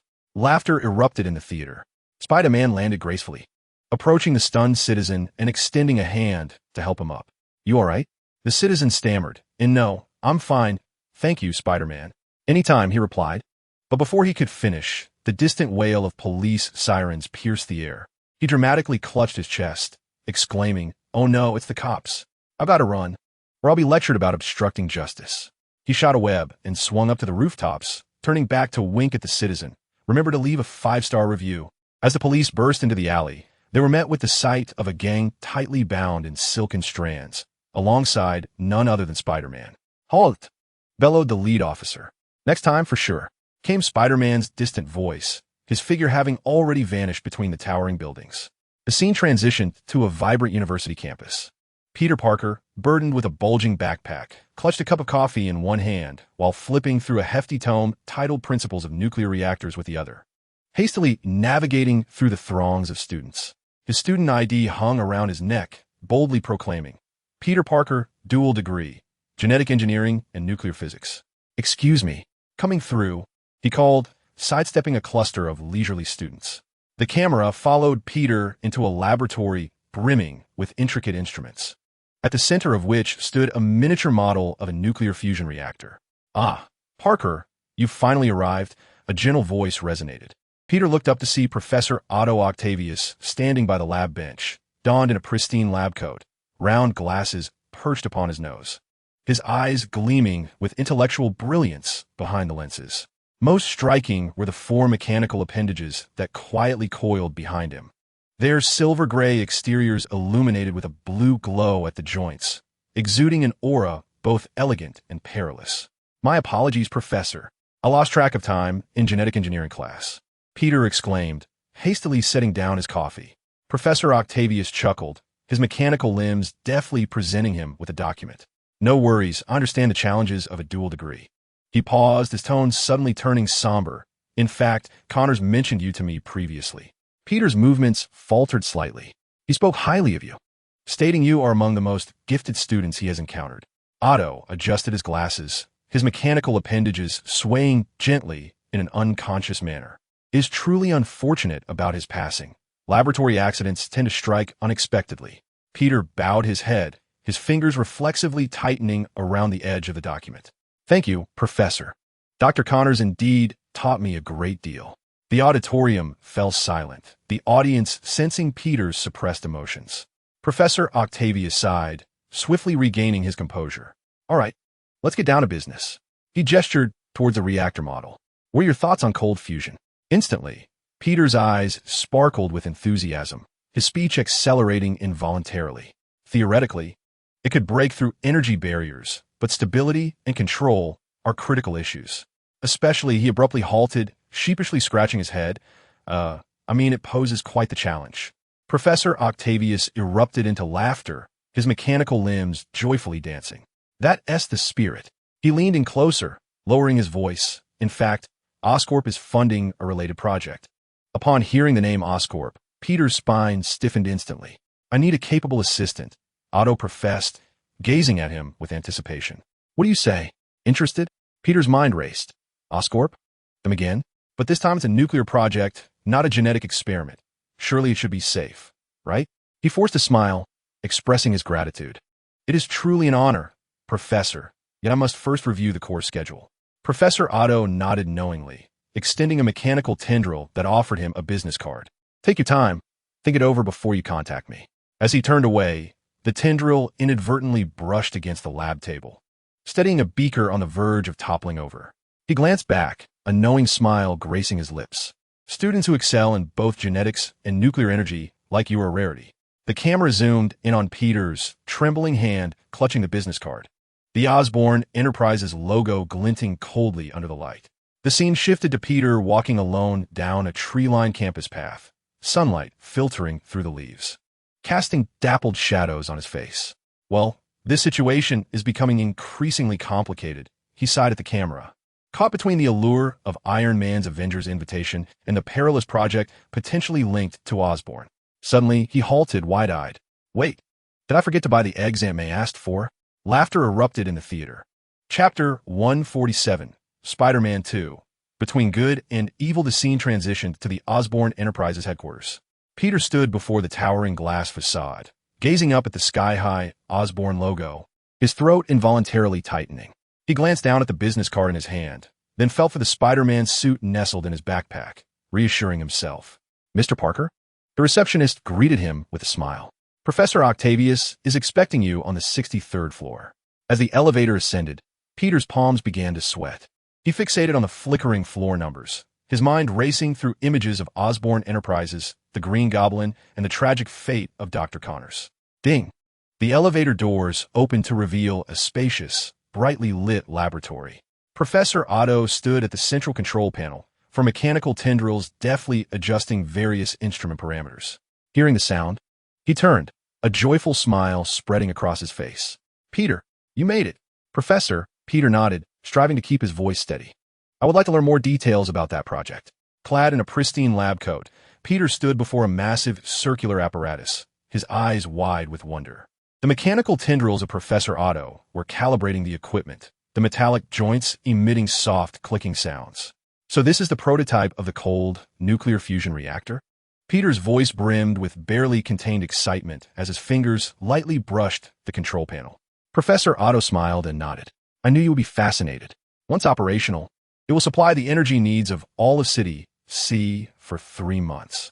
Suddenly, the laboratory door slid open, and a young man in a tailored suit with impeccably slicked-back hair entered. "Professor, the board." His voice trailed off as he locked eyes on Peter. "Parker?" Peter spun around with surprise. "Ah, Harry." This revelation sent a ripple of astonishment through the audience, as this Harry was likely the same character teased in the post-credit scene of Spider-Man 1. Harry Osborn, the son of Norman and the current CEO of Oscorp, strode over and embraced Peter with enthusiasm. "My goodness, it truly is you." He stepped back, appraising Peter from head to toe. "I haven't seen you since high school graduation. You're now at—" He glanced at Peter's name badge, raising an eyebrow. "My company?" Peter scratched his head awkwardly. Just a temporary assistant? Professor Otto invited me." Professor Otto interjected at the right moment. "Parker is now my assistant." He glanced at his watch. "You two catch up? I'll go prepare the presentation materials." For mechanical tendrils gracefully supported him as he exited the laboratory. The camera zoomed in as Harry playfully draped an arm around Peter's shoulders, reminiscent of their high school days. "So, my dear brother, you become a scientist now?" He smirked, lowering his voice. "Do you remember when we skipped class to see that strip show?" Peter's face flushed instantly. "That was because you dragged me along. Besides, we didn't even get in." Harry laughed heartily, adjusting his expensive cufflinks. "Honestly, how have you been? Any girlfriends?" Peter shyly nodded. "Mary Jane. Do you remember her? The one from high school." "Wait," Harry exclaimed dramatically, clutching his chest. "The red-haired prom queen? You actually won her over?" He shook his head in disbelief. "Peter Parker, you never cease to amaze me." Peter smiled bashfully. "What about you? Surely, you're not lacking in the girlfriend department?" Harry flashed a charming, roguish grin, pulling out his phone and scrolling. Last week, it was a Victoria's Secret model. The day before, a ballerina. He suddenly leaned closer to Peter, seriously. "Want to join me for a party this weekend? I know a few cover girls for Men's Health." No. Peter waved his hands in a panic. "Mary would kill me." Laughter erupted in the cinema, clearly entertained by the banter of the old friends. As night fell, in the VIP section of an upscale bar in City C, warm yellow lights bathed the leather sofas, and a glass coffee table held several bottles of expensive whiskey. Harry Osborn loosened his tie and took a hefty gulp of his drink, the amber liquid trickling down the corner of his mouth as he swallowed. Peter sat across from him, holding his glass, the ice gently clinking against the amber liquid. He cautiously observed Harry, his once sunny and vivacious friend, now seemingly shadowed by a lingering gloom. "Honestly, Parker," Harry suddenly spoke, his voice laced with inebriation, "these past 3 months have felt like a nightmare." Peter's fingers instinctively tightened around his glass. "Is it because of Mr. Norman?" Harry abruptly looked up, his eyes reddening. "Do you know what I saw when they made me identify the body?" His voice trembled. A monster, green skin, a twisted face, clad in absurd armor. He shook his head with a bitter smile. "The police said it was a genetically altered corpse, needing a DNA match." The atmosphere in the cinema abruptly turned somber, as an audience member in the front row gasped in shock. "And the outcome?" Peter whispered, his throat tight with tension. "The match rate was an astonishing 999. Harry slammed his fist onto the coffee table, causing the glass to rattle ominously. "It was indeed my father." He tilted his head back and downed another gulp of alcohol, exclaiming, "My father is a monster." They refer to him as the Green Goblin. Harry's voice was deep and hoarse, his gaze flickering in the dim light. He slowly set down his glass, his fingers unconsciously tracing the rim, as if attempting to grasp something elusive. "I have done extensive research," he said, his voice laden with suppressed emotion. "The internal files of Oscorp, laboratory logs, and even some surveillance footage that should not exist. Look at this." He pushed his phone toward Peter, his eyes sharpening with intensity. On the screen was a grainy surveillance video. Amidst the night, the Green Goblin soared through the air on his glider, closely pursued by a figure clad in red and blue. Suddenly, the Green Goblin turned, his face contorted with maniacal laughter, hurling pumpkin bombs toward Spider-Man. Peter's fingers tightened discreetly beneath the table, his nails digging into his palm. It was a night he knew all too well. He abruptly pressed pause, the image frozen on the Goblin's deranged expression. "Look at his eyes. This is not the state of a sane person." Peter stared at the screen, his throat parched. "What do you wish to convey?" Harry suddenly grasped Peter's wrist. "My father was insane at that time. Parker," he stammered, his voice trembling, just as our family's legends foretold. The lights in the screening room seemed to dim further, the audience holding their breath in anticipation. "What legend?" Peter inquired softly. Harry released his grip and retrieved an ancient notebook from his suit pocket. Its leather cover yellowed with age. "My great-grandfather's journal," he said, flipping to a page filled with hasty handwriting. "Today, another episode occurred. I witnessed visions and heard strange sounds. The blood of Oscorp seems cursed." He turned to another page. "Norman, at 3 years old, suffered from a fever that would not recede. The physicians were helpless. Yet he recovered, though I fear he will ultimately follow in my footsteps." Harry looked up, anguish flickering in his eyes. Every generation of Osborns tends to crumble around the age of 30. "My great-grandfather spent his remaining days in a mental institution. My grandfather committed suicide at 40. And my father, in an effort to break this curse." Harry abruptly closed the journal, his voice hoarse. He filled the notes with theories on genetic correction, believing there to be a flaw in the Osborn family DNA. He shook his head with a bitter smile. Ironically, what ultimately transformed him into a monster was the very experiment he attempted to utilize to save himself. Harry's fingers gripped the worn journal tightly, his knuckles whitening. His gaze, sharpened by alcohol and pain, met Peter's with intensity. "Parker, do you understand? This is not a matter of choice. It is a question of survival." He shook his head ruefully. "Perhaps my father's research was misguided, but at least he tried. And I—" He raised his eyes, locking onto Peter's. "I cannot remain passive." Peter felt his throat constrict, his heart thundering heavily in his chest. He understood that Harry was right. If the Osborn family curse was indeed genuine, then Harry was indeed racing against time. However, he had witnessed firsthand the perils of genetic modification, the transformation of Dr. Connors into a lizard creature and Norman Osborn into the Green Goblin. "Harry," Peter struggled to articulate, "the risks of genetic alteration are too great." "I know." Harry suddenly raised his voice, his fist striking the coffee table, causing the wine glasses to tremble. "Do you think I am unaware?" His breath came in rapid gasps. "But I have no choice, Peter. It is either to gamble or to wake one day and discover that I have lost my sanity." He leaned closer to Peter, fear flickering in his eyes. "I have already begun to exhibit symptoms: hallucinations, insomnia, inexplicable rage." The room fell into silence, the only sound being the faint clinking of ice melting in the glass. Peter lowered his gaze, his fingers unconsciously tracing the rim of the wine glass. What could he say? What was there to say? From Harry's perspective, this truly seemed to be the only glimmer of hope. Yet, as Spider-Man, having witnessed the uncontrollable chaos of genetic mutation, how could he stand idly by as Harry embarked on the same perilous path? Perhaps there were alternative solutions. Peter finally murmured, "We could consult other experts." Harry stared at him, his expression complex, then slowly shook his head, a sardonic smile tugging at his lips. "Do you still not understand?" He whispered, "This is not an ordinary affliction, Peter. It is something inscribed in the blood of the Osborn family. My father exhausted all conventional avenues before resorting to desperate measures." He raised his glass and drained the last sip. "And I do not have that much time left." Peter's heart sank.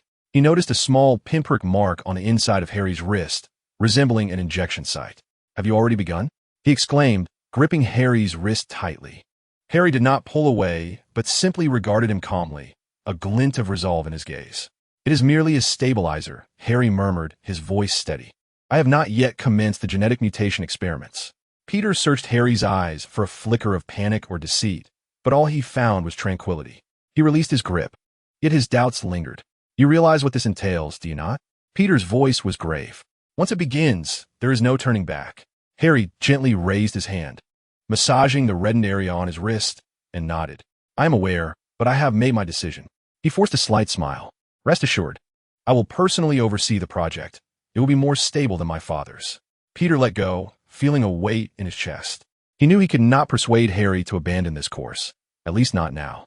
"At the very least, allow me to assist you," he finally said, his voice low. "I have some knowledge in the field of genetic engineering. Perhaps I can help mitigate the risks." Harry regarded him for several moments, then suddenly chuckled and patted Peter on the shoulder. "You're still the same, Parker," he said, his tone lightening. "Always try to save everyone." Peter forced a smile, yet his heart felt burdened. He stood at a perilous crossroads, aware that aiding Harry might precipitate a calamity. Conversely, remaining passive could lead Harry to plummet into despair. What terrified him more was the uncertainty of his ability to avert such a fate. In City C, within Peter Parker's apartment, The dim glow of a desk lamp illuminated the room as he sat before his desk, his fingers gently tapping the keyboard. The screen awash with a dense stream of genetic sequences. His brow furrowed, the blue light reflecting off his glasses. A flashback transported him to the laboratory of Oscorp, where green mist enveloped them in an explosion. Peter, Dr. Connors, and Norman Osborn were consumed by the vapor. Connors' skin began to contort, his bones reshaping until he morphed into the grotesque visage of the lizard. Meanwhile, Norman Osborn laughed maniacally, his pupils pinprick-sized, a sinister grin twisting his mouth. Peter merely coughed a few times, and then all returned to normal. The scene shifted back to reality. Peter's fingers paused above the keyboard, his gaze slightly unfocused. "Why am I the only one unaffected?" he murmured to himself. As the lights dimmed in the theater, the screen continued to unfold the narrative. CDC University Library. Late at night, Peter traversed the vacant reading area, cradling a stack of hefty tomes, their spines embossed with titles like Atlas of Genetic Mutations and Research on Gene Expression, glistening under the moonlight. The sound of his sneakers echoed against the floor, startling the pigeons resting outside. Navigating through the aisles, Peter's fingers brushed against the weighty biology text before he extracted a volume titled Studies on Genetic Mutations and Hereditary Diseases. Finding a secluded corner, he sat down and flipped through the pages, his eyes scanning the lines. Certain hereditary mental illnesses exhibit dominant traits that may be activated or accelerated by external factors under specific conditions. Peter's gaze sharpened as a web of connections formed in his mind. The Green Goblin's gas served as an inducer, while Norman Osborn bore the genetic curse of his lineage. The gas merely hastened his descent into madness, rather than transforming him into a monster. Dr. Connors, being an ordinary man, suffered a direct genetic collapse due to the gas, resulting in his metamorphosis into the lizard. He glanced at his palm, recalling the bite of that mutated spider. Perhaps my genes have long been altered by the spider, rendering the inducer ineffective against me. Whispers arose in the theater as the audience seemed to come to a realization. Peter closed the book, inhaling deeply, his resolve solidifying. Harry shared the same curse within his genes. He pulled out his phone, the screen displaying an unread message. "Harry, come to the lab tomorrow. The project officially begins." Peter hesitated, his finger hovering over the keyboard before ultimately replying. "All right, I will be there on time." The camera zoomed in on his eyes, reflecting a complex yet resolute determination. "If this project can truly assist him, I cannot remain a passive observer," he murmured to himself. "Yet if it spirals out of control." He opened the wardrobe, revealing Spider-Man's suit hanging silently within, the vibrant red and blue fabric still striking in the dim light. At the very least, this time I can intervene in advance. Chapter 149. Between good and evil, the scene shifted to a dimly lit underground warehouse in City C. The damp concrete floor was littered with empty bottles and cigarette butts, while a flickering yellow bulb overhead cast unstable shadows. A dozen burly men clad in black leather surrounded a long table, the air thick with the pungent aroma of vodka and gunpowder. Alexei Seisvich, a towering figure nearly 2 meters tall, with sinewy arms adorned with dark tattoos, was meticulously peeling an apple with a sharp dagger. The skin fell away in spirals, the blade glinting coldly. "So, our men have once again been sent to the police station by that little pest in the tight suit?" His voice rumbled like distant thunder, and the subordinates at the table fell silent, none daring to respond. Bang! Suddenly, Alexei slammed his fist onto the table, splinters flying as the dagger embedded itself deep into the wood. "Useless. You can't even handle a swinging young fool." In the corner, Maxwell DeLong adjusted his gold-rimmed glasses, his keen eyes glinting with a shrewd light behind the lenses. Slim and wiry, he stood in stark contrast to the brutish henchmen surrounding him. Yet no one dared to underestimate him. He was the brains of the gang, Alexei's most trusted strategist. "Do not fret, boss," Maxwell replied, a hint of cold amusement in his tone. "We shall soon make him pay." He paused, letting a coin drop onto the table with a sharp clink, revealing the emblem of Osborn Enterprises. "Norman's son has returned." Maxwell squinted. "Harry Osborn. He has inherited not only his father's fortune, but also his father's secrets." Alexei scoffed, crushing his cigar in hand. "That madman. I will never forget the look he gave me that day." He recalled the night 3 months prior when Norman Osborn once a polished businessman, had lifted him off the ground with a single hand, his green eyes aglow with an inhuman light. His fist struck the iron table, producing a dull thud. Just 2 moves, merely 2 moves. The scene flickered back to a stormy night. In a shadowy alley, rain mixed with blood flowed across the pavement. Trash cans lay overturned, and the walls bore the scars of a fierce struggle. Alexei knelt on the ground, his chest heaving, a split at the corner of his mouth. His eyes filled with disbelief and fury. Before him, the Green Goblin slowly straightened, his green attire billowing in the wind, and his eyes beneath the mask flickered with madness. Gasps erupted in the cinema as the audience saw the Green Goblin return to the screen, exclaiming in surprise. A cold smile curled at the corner of Maxwell's lips. But now it is different, boss. Norman is dead, and his son is merely a privileged young man. He leaned closer to Alexei, lowering his voice. We merely need to uncover Osborn's formidable secret, and made a slicing gesture across his throat, a glint of ruthlessness flashing in his eyes. Alexei paused for a moment, then slowly nodded. What is your plan? Max's lips curled into a sinister smile. It's quite simple, boss. He lowered his voice, his fingers lightly tapping the table. Despite the stringent security of Osborn Enterprises, there exists a point of vulnerability they often overlook. He hesitated, retrieving a work ID from his pocket, boldly emblazoned with the name Max Dillon of the electrical department at Osborn Enterprises. Rising, he adjusted his suit collar, his eyes sparkling with cunning. I will first ascertain Harry Osborn's daily itinerary, and then he leaned closer to Alexei's ear, discover the secret left behind by his father. Alexei flashed a grin, revealing a mouthful of gold teeth. Excellent. Once you retrieve the item, we shall act. The lights in the theater dimmed, and the scene on the screen unfolded. City C. Osborn Enterprises Genetic Laboratory. Peter Parker stood before the vast glass doors, his temporary pass fluctuating slightly with his breath. He inhaled deeply, his finger hovering above the access system, hesitating for a moment before pressing down on the fingerprint scanner. A green light illuminated, and the airtight door slowly slid open. The interior of the laboratory was even more spacious than Peter had envisioned, with walls embedded with screens and a central cylindrical sterile chamber surrounded by an array of sophisticated instruments. Several researchers in protective gear were busily calibrating equipment. Harry Osborn stood before the genetic sequence display, his fingertip tracing the flickering red warning signs on the screen, a bitter curve forming at the corners of his mouth. Look at this, Peter. Harry's voice was hoarse, his finger jabbing at the distorted DNA model in the center of the screen. Chromosome 17 is abnormal, exactly matching the markers from my father's genetic test. Peter leaned closer to the screen, his throat tightening as he instinctively touched the spot on his wrist where the spider had bitten him. Now only a nearly invisible faint scar remained. I've undergone 37 tests. Harry suddenly burst into laughter, the sound echoing sharply in the vast laboratory. I even secretly exhumed samples from my father's grave. As he turned, his lab coat billowed. Do you know what's the most ironic part? The intelligence our family takes pride in is merely a byproduct of this defect. Harry's finger glided gently across the console, and a holographic projection unfolded, revealing a fragmented research document. The title boldly proclaimed Evolver's Legion Project Genetic Induced Mutation. Yet most of the content was obscured by red data corruption markers. After my father's death, the government intervened, and the company erased all related research. Harry's voice brimmed with suppressed anger, but I found this fragment hidden in a private server.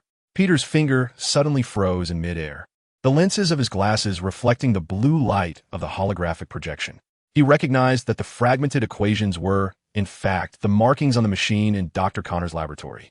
In a nightmarish flashback, he recalled the screen swirling with green mist, Connor's skin becoming encrusted with scales, and Norman Osborn's laughter gradually distorting into the manic howl of the Green Goblin.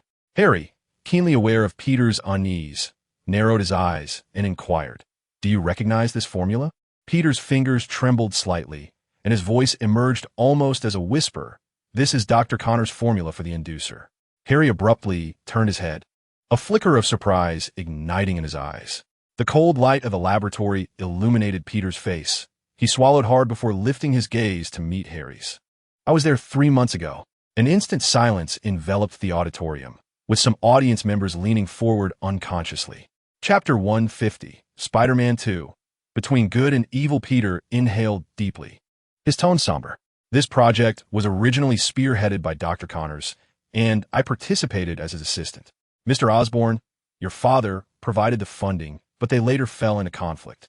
Harry's expression gradually hardened, a dangerous glint flickering in his eyes as he urged Peter to continue. That day, Dr. Connors discovered your father's plans for the Evolutionary Army. Peter's voice grew strained.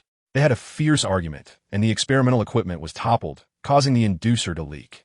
He paused, his gaze pained. Both Dr. Connors and your father were directly exposed to a high concentration of the inducer. Dr. Connors transformed into the lizard, while your father became the Green Goblin. Harry coldly interjected, his voice as frigid as ice. Peter nodded heavily. I was a bit farther away, and my quick reflexes allowed me to escape. He stepped forward, grasping Harry's arm. Listen, Harry, this formula is far too perilous. Your father's tragedy has already proven. Proven what? Harry suddenly wrenched his arm free, a pathological fervor igniting in his eyes. Proven that this method is effective. He pivoted, pointing at the screen. Look at this data peak. The inducer indeed activated the target gene sequence. It's merely the dosage control that faltered. Harry, Peter raised his voice. You know better than I what your father ultimately became. That is not evolution. It is chaos. It is madness. The laboratory fell into a profound silence, the only sound being the faint hum of the instruments. Harry's chest heaved violently, and he suddenly let out a chilling laugh. So, you've always known. His voice dripped with a dangerous calmness. You knew how my father died. You knew Connors became a monster, yet you said nothing. Peter opened his mouth, but could produce no sound. Do you know what is most absurd? Harry leaned closer to Peter, his breath hot against his face. I spent 3 whole months researching, digging up my father's grave, all to uncover this. He abruptly pointed at the screen. And you, my dear friend, have kept the truth buried within your heart. The atmosphere in the auditorium grew tense. Whispers of the audience in the back suggesting that darkness was about to engulf them. Peter painfully closed his eyes, uncertain of how to convey the truth, especially with the government suppressing information and having signed a non-disclosure agreement. Spare me, Parker. Harry stepped back, the expression on his face growing increasingly frigid. Effective today. You're dismissed. Harry, please listen, get out. Harry's voice, though soft, was as sharp as a blade, leaving no room for debate before Peter could summon security. Peter remained rooted to the spot, watching as Harry turned away, moving towards the control console, his silhouette eerily reminiscent of his father, Norman Osborn. He understood that some rifts, once formed, could never be mended. Casting one last glance at the flickering, incomplete equations on the screen, Peter turned towards the exit. The door slammed shut behind him, severing his ties with a once dear friend forever. The emergency lights in the corridor cast a blood-red glow, stretching a long shadow beneath his feet, foreboding in its presence. As the lights in the theater dimmed, the images on the screen continued to unfold. Peter Parker sat alone on his apartment bed, tightly gripping the embossed business card, his knuckles whitening from the pressure. Outside, the neon lights filtered through the blinds, casting dappled reflections across his face, accentuating his furrowed brow and the turmoil in his eyes. Harry, he whispered, his voice barely audible. The camera zoomed in, capturing Peter's gaze fixed on a photograph atop his desk, taken during their high school graduation ceremony, where he and Harry stood shoulder to shoulder, beaming with joy. Beside the photo lay a good luck charm gifted by Mary Jane, a hand-woven spider pendant. A few sighs echoed through the theater, as the audience, too, seemed to be enveloped by the somber atmosphere. He retrieved his phone and swiftly dialed the number on the card. Beep, beep. The call was answered almost instantaneously, and Tony Stark's teasing voice came through. Finally figured it out, pajamas, baby? Peter inhaled deeply. Mr. Stark, I require your assistance regarding genetic testing. There was a brief silence on the other end before Tony's tone shifted to one of seriousness. A city, Stark Tower, top floor lab, 2 p.m. tomorrow. Don't be late. As the call ended, Peter's hand slowly lowered, still clutching the phone. The scene transitioned to the following midday in a city. Peter looked up at the technologically advanced structure, swallowing hard. Mr. Parker? A professionally dressed woman approached with a smile. Mr. Stark is expecting you. The elevator ascended with astonishing speed, causing a momentary pressure in his ears. When the doors slid open, the sight before him took his breath away. The spacious laboratory was as large as half a football field, its walls lined with holographic display interfaces. In the center floated several 3D models, including a suit of gold and crimson armor that was in the process of automatic assembly. In one corner, an oddly shaped machine was analyzing a blue liquid, emitting a faint hum. "Do you like my playhouse?" Tony Stark emerged from behind a piece of equipment, holding a coffee cup. He was not clad in armor today, merely donning a t-shirt emblazoned with the word genius, while the stubble on his chin was meticulously groomed. Peter nodded awkwardly, exclaiming, "That's fantastic, sir." Tony raised an eyebrow, urging him to relax. "Come on, kid, I want T-bite." He approached the central console, deftly manipulating the air to bring forth a complex interface. "So, what genes do you wish to examine? Mutant traits? Extraterrestrial lineage? Or perhaps my blood sample?" Peter interjected, his voice unexpectedly resolute. 3 months ago, I came into contact with a genetic inducer, yet I was the only one unaffected. I wish to understand why." Tony paused momentarily, a flicker of realization crossing his features, his eyes glinting with intrigue. "Interesting." He snapped his fingers. "Friday, prepare the full-spectrum gene scanner." "Understood, boss," came the soft, electronic voice from the ceiling. A uniquely designed apparatus ascended from the floor, resembling a fusion of an MRI machine and some sort of sci-fi contraption. "Remove your jacket and lie down," Tony instructed, gesturing towards the device. "By the way, this gadget is worth $200 million, so try not to damage it." Peter obediently reclined in the scanning chamber, instinctively tensing as the cold metal pressed against his back. "Relax, it won't hurt much," Tony assured him while operating the console. The holographic screen illuminated with intricate genetic sequences. "Friday, initiate a Tier 3 scan, focusing on mutation loci." The scan commenced, a mechanical voice announcing its start as a blue light slowly swept over Peter. The audience in the theater collectively held their breath. As the scanning intensified, Tony's demeanor shifted from casual to serious. When a chime signaled completion, he swiftly approached the main screen, his fingers flying over the enlarged genetic map. Tony's expression morphed into one of astonishment.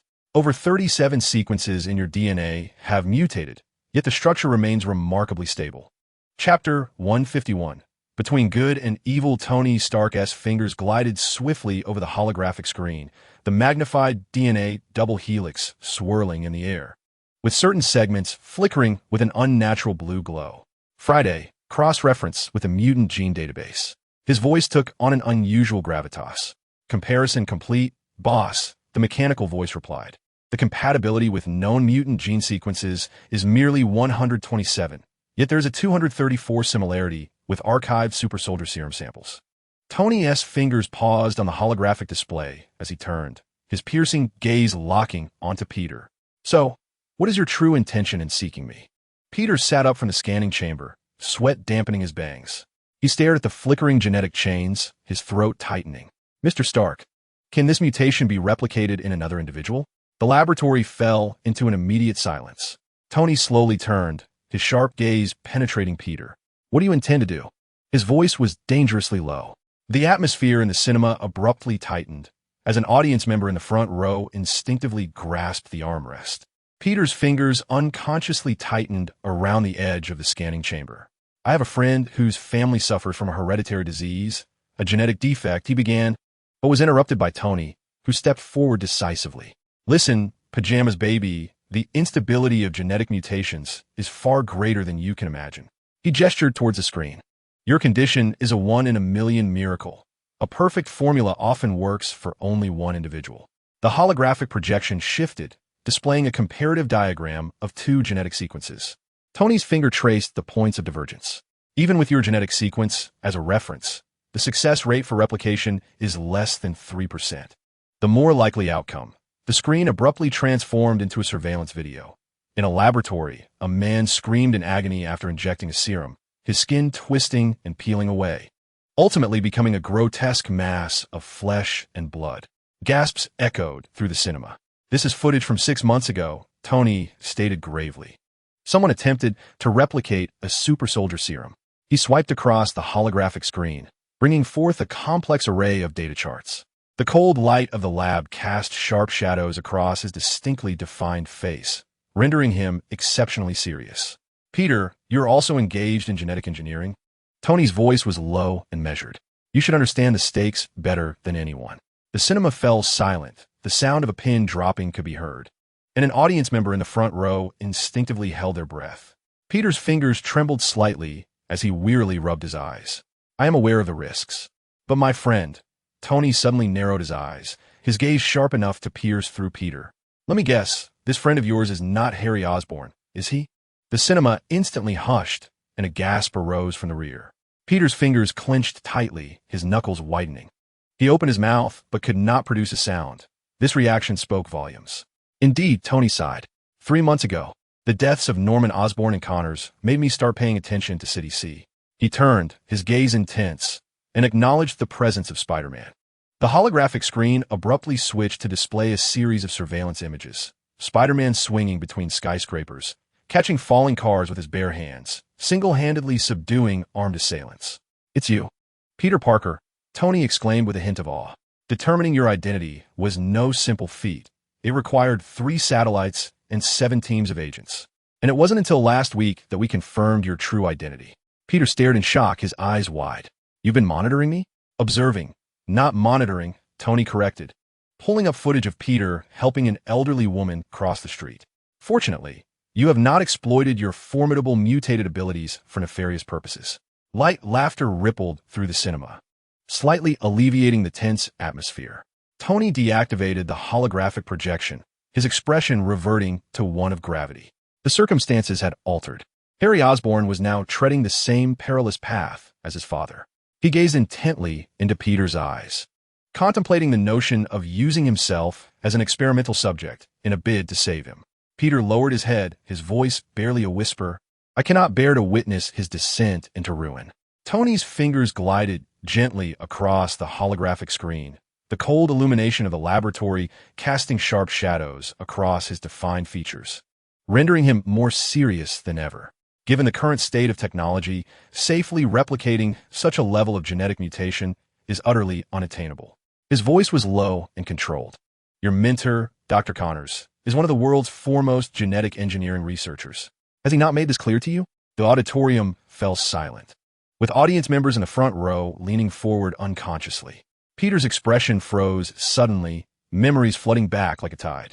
The scene flashed back to Dr. Connors' laboratory, where the esteemed professor stood before a blackboard, intricately outlining a complex genetic sequence. Remember, Peter, Connors' voice resonated with clarity in the recollection. This extent of genetic editing requires at least 5 years of animal testing before considering human application. Any hasty attempts. He turned. A warning glimmer in his singular eye could lead to tragedy. The camera returned to the present, and Peter's face drained of color. He mentioned, it requires at least 5 years of animal testing. Tony Stark's fingers delicately tapped the holographic screen, revealing a 3D structural diagram of Oscorp, red markers pulsating in several critical areas. I will intervene in Oscorp's project oversight. Tony's voice carried an undeniable authority. Friday has already infiltrated their internal systems. Any perilous genetic experiments will be flagged. A murmur arose in the auditorium, the audience seemingly relieved. Peter lifted his gaze, a glimmer of hope flickering in his eyes. But what about Harry? Tony's demeanor softened slightly. I will approach him under the guise of a technical collaboration, ensuring he does not subject himself to experimentation. He paused, however. Should the situation spiral out of control, I will halt everything. Tony's tone turned steely, with whatever means necessary. Peter inhaled deeply, nodding slowly. He rose, gently placing the embossed business card back on the control console. Thank you, Mr. Stark. Tony raised an eyebrow. Leaving so soon? No intention to tour my armor display? Or perhaps to discuss the upgraded web shooter? Peter managed a faint smile. Next time, Mr. Stark. I must return to City C. He turned and walked towards the elevator, his silhouette appearing particularly fragile in the expansive laboratory. Tony watched him depart, a complex emotion flickering in his eyes. Chapter 152, Spider-Man 2. Between good and evil, the lights in the auditorium dimmed, and the screen transitioned to the Oscorp headquarters building. Harry Osborn's office. Beyond the expansive floor-to-ceiling windows, the sunlight of City C streams in, casting mottled shadows upon the dark-hued hardwood desk.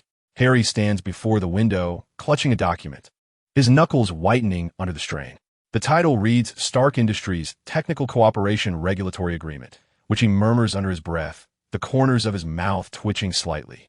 The glaring red confidential seal on the document serves as a stark warning. With a sudden force, Harry slams the document onto the desk, causing a glass to topple. Whiskey cascading over the edge and soaking into the carpet. His breath quickens, his chest heaving violently. "How dare you?" The theater falls silent. The audience holding their breath in anticipation. Harry whirls around, seizing the crystal ashtray from the desk and hurling it against the wall. The sound of shattering glass echoes, fragments glinting like shards of a blade in the light.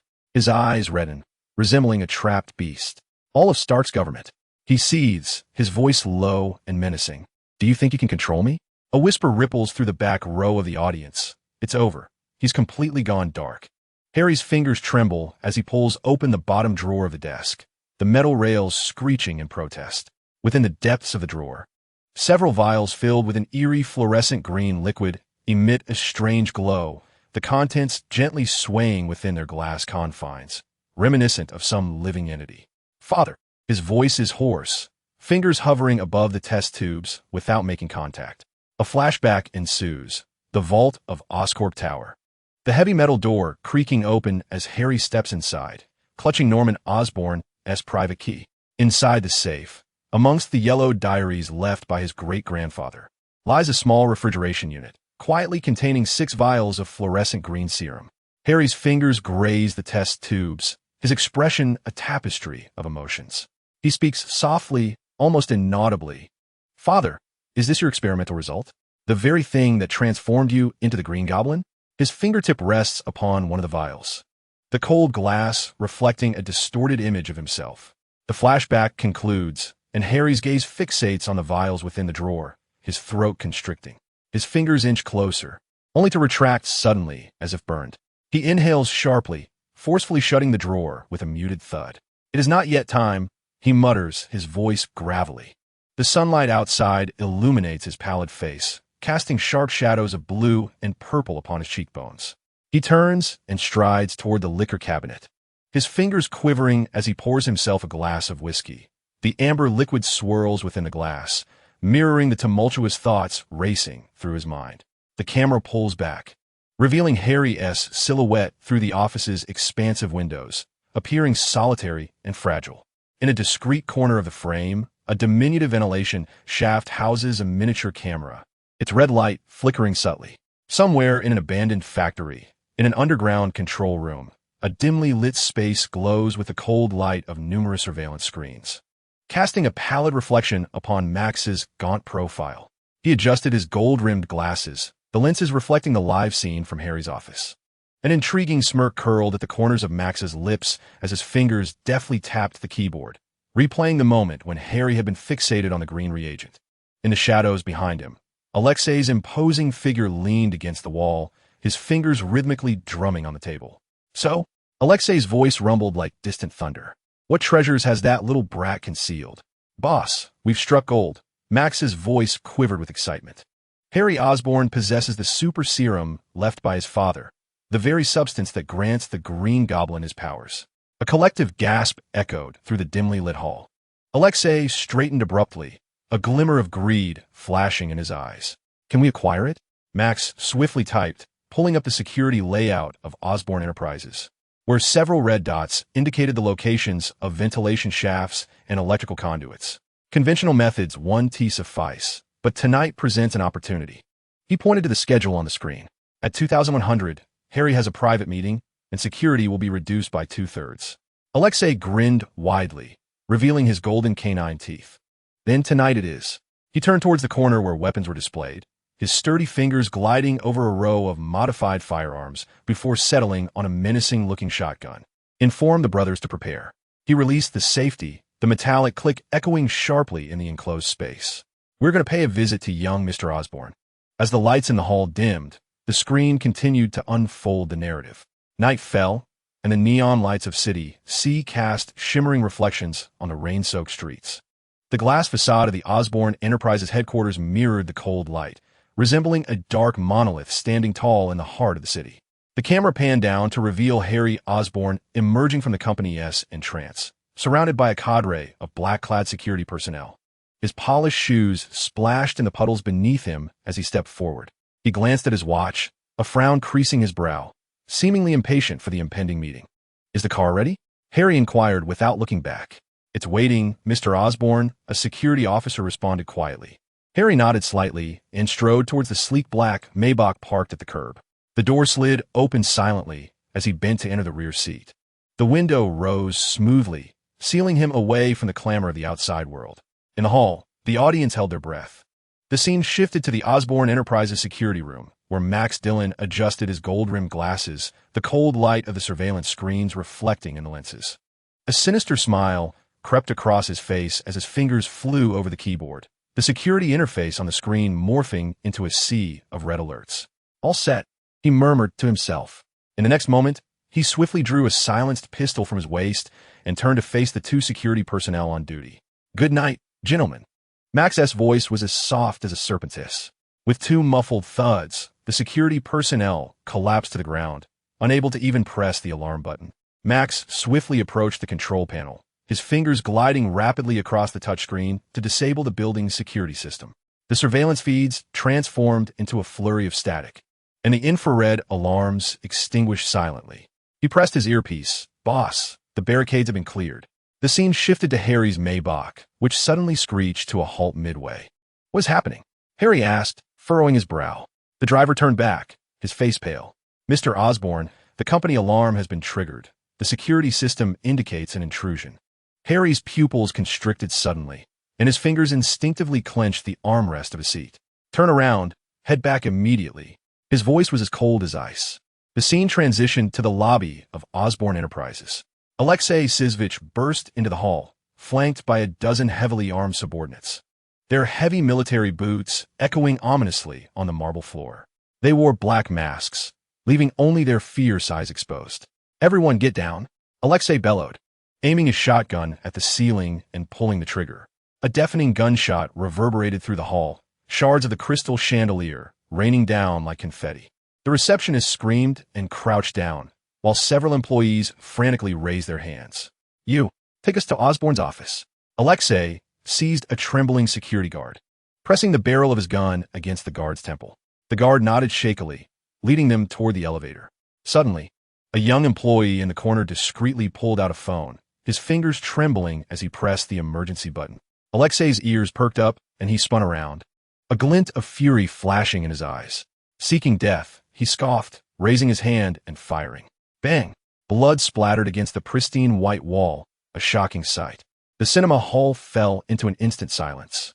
The elevator doors slowly closed, the numbers ticking off, 20, 30, 40 floors.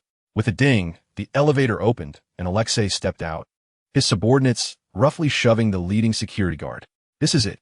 The guard trembled as he pointed to a heavy wooden door at the end of the hallway. Alexei grinned wickedly, retrieving a block of C4 explosive from his tactical vest and affixing it to the lock. "Back away," he gestured. His men quickly dispersed, and Alexei pressed the detonator. Boom! The entire floor trembled, splinters of wood and shards of metal scattering in all directions. Amidst the thick smoke, Alexei kicked open the shattered door and entered Harry's office.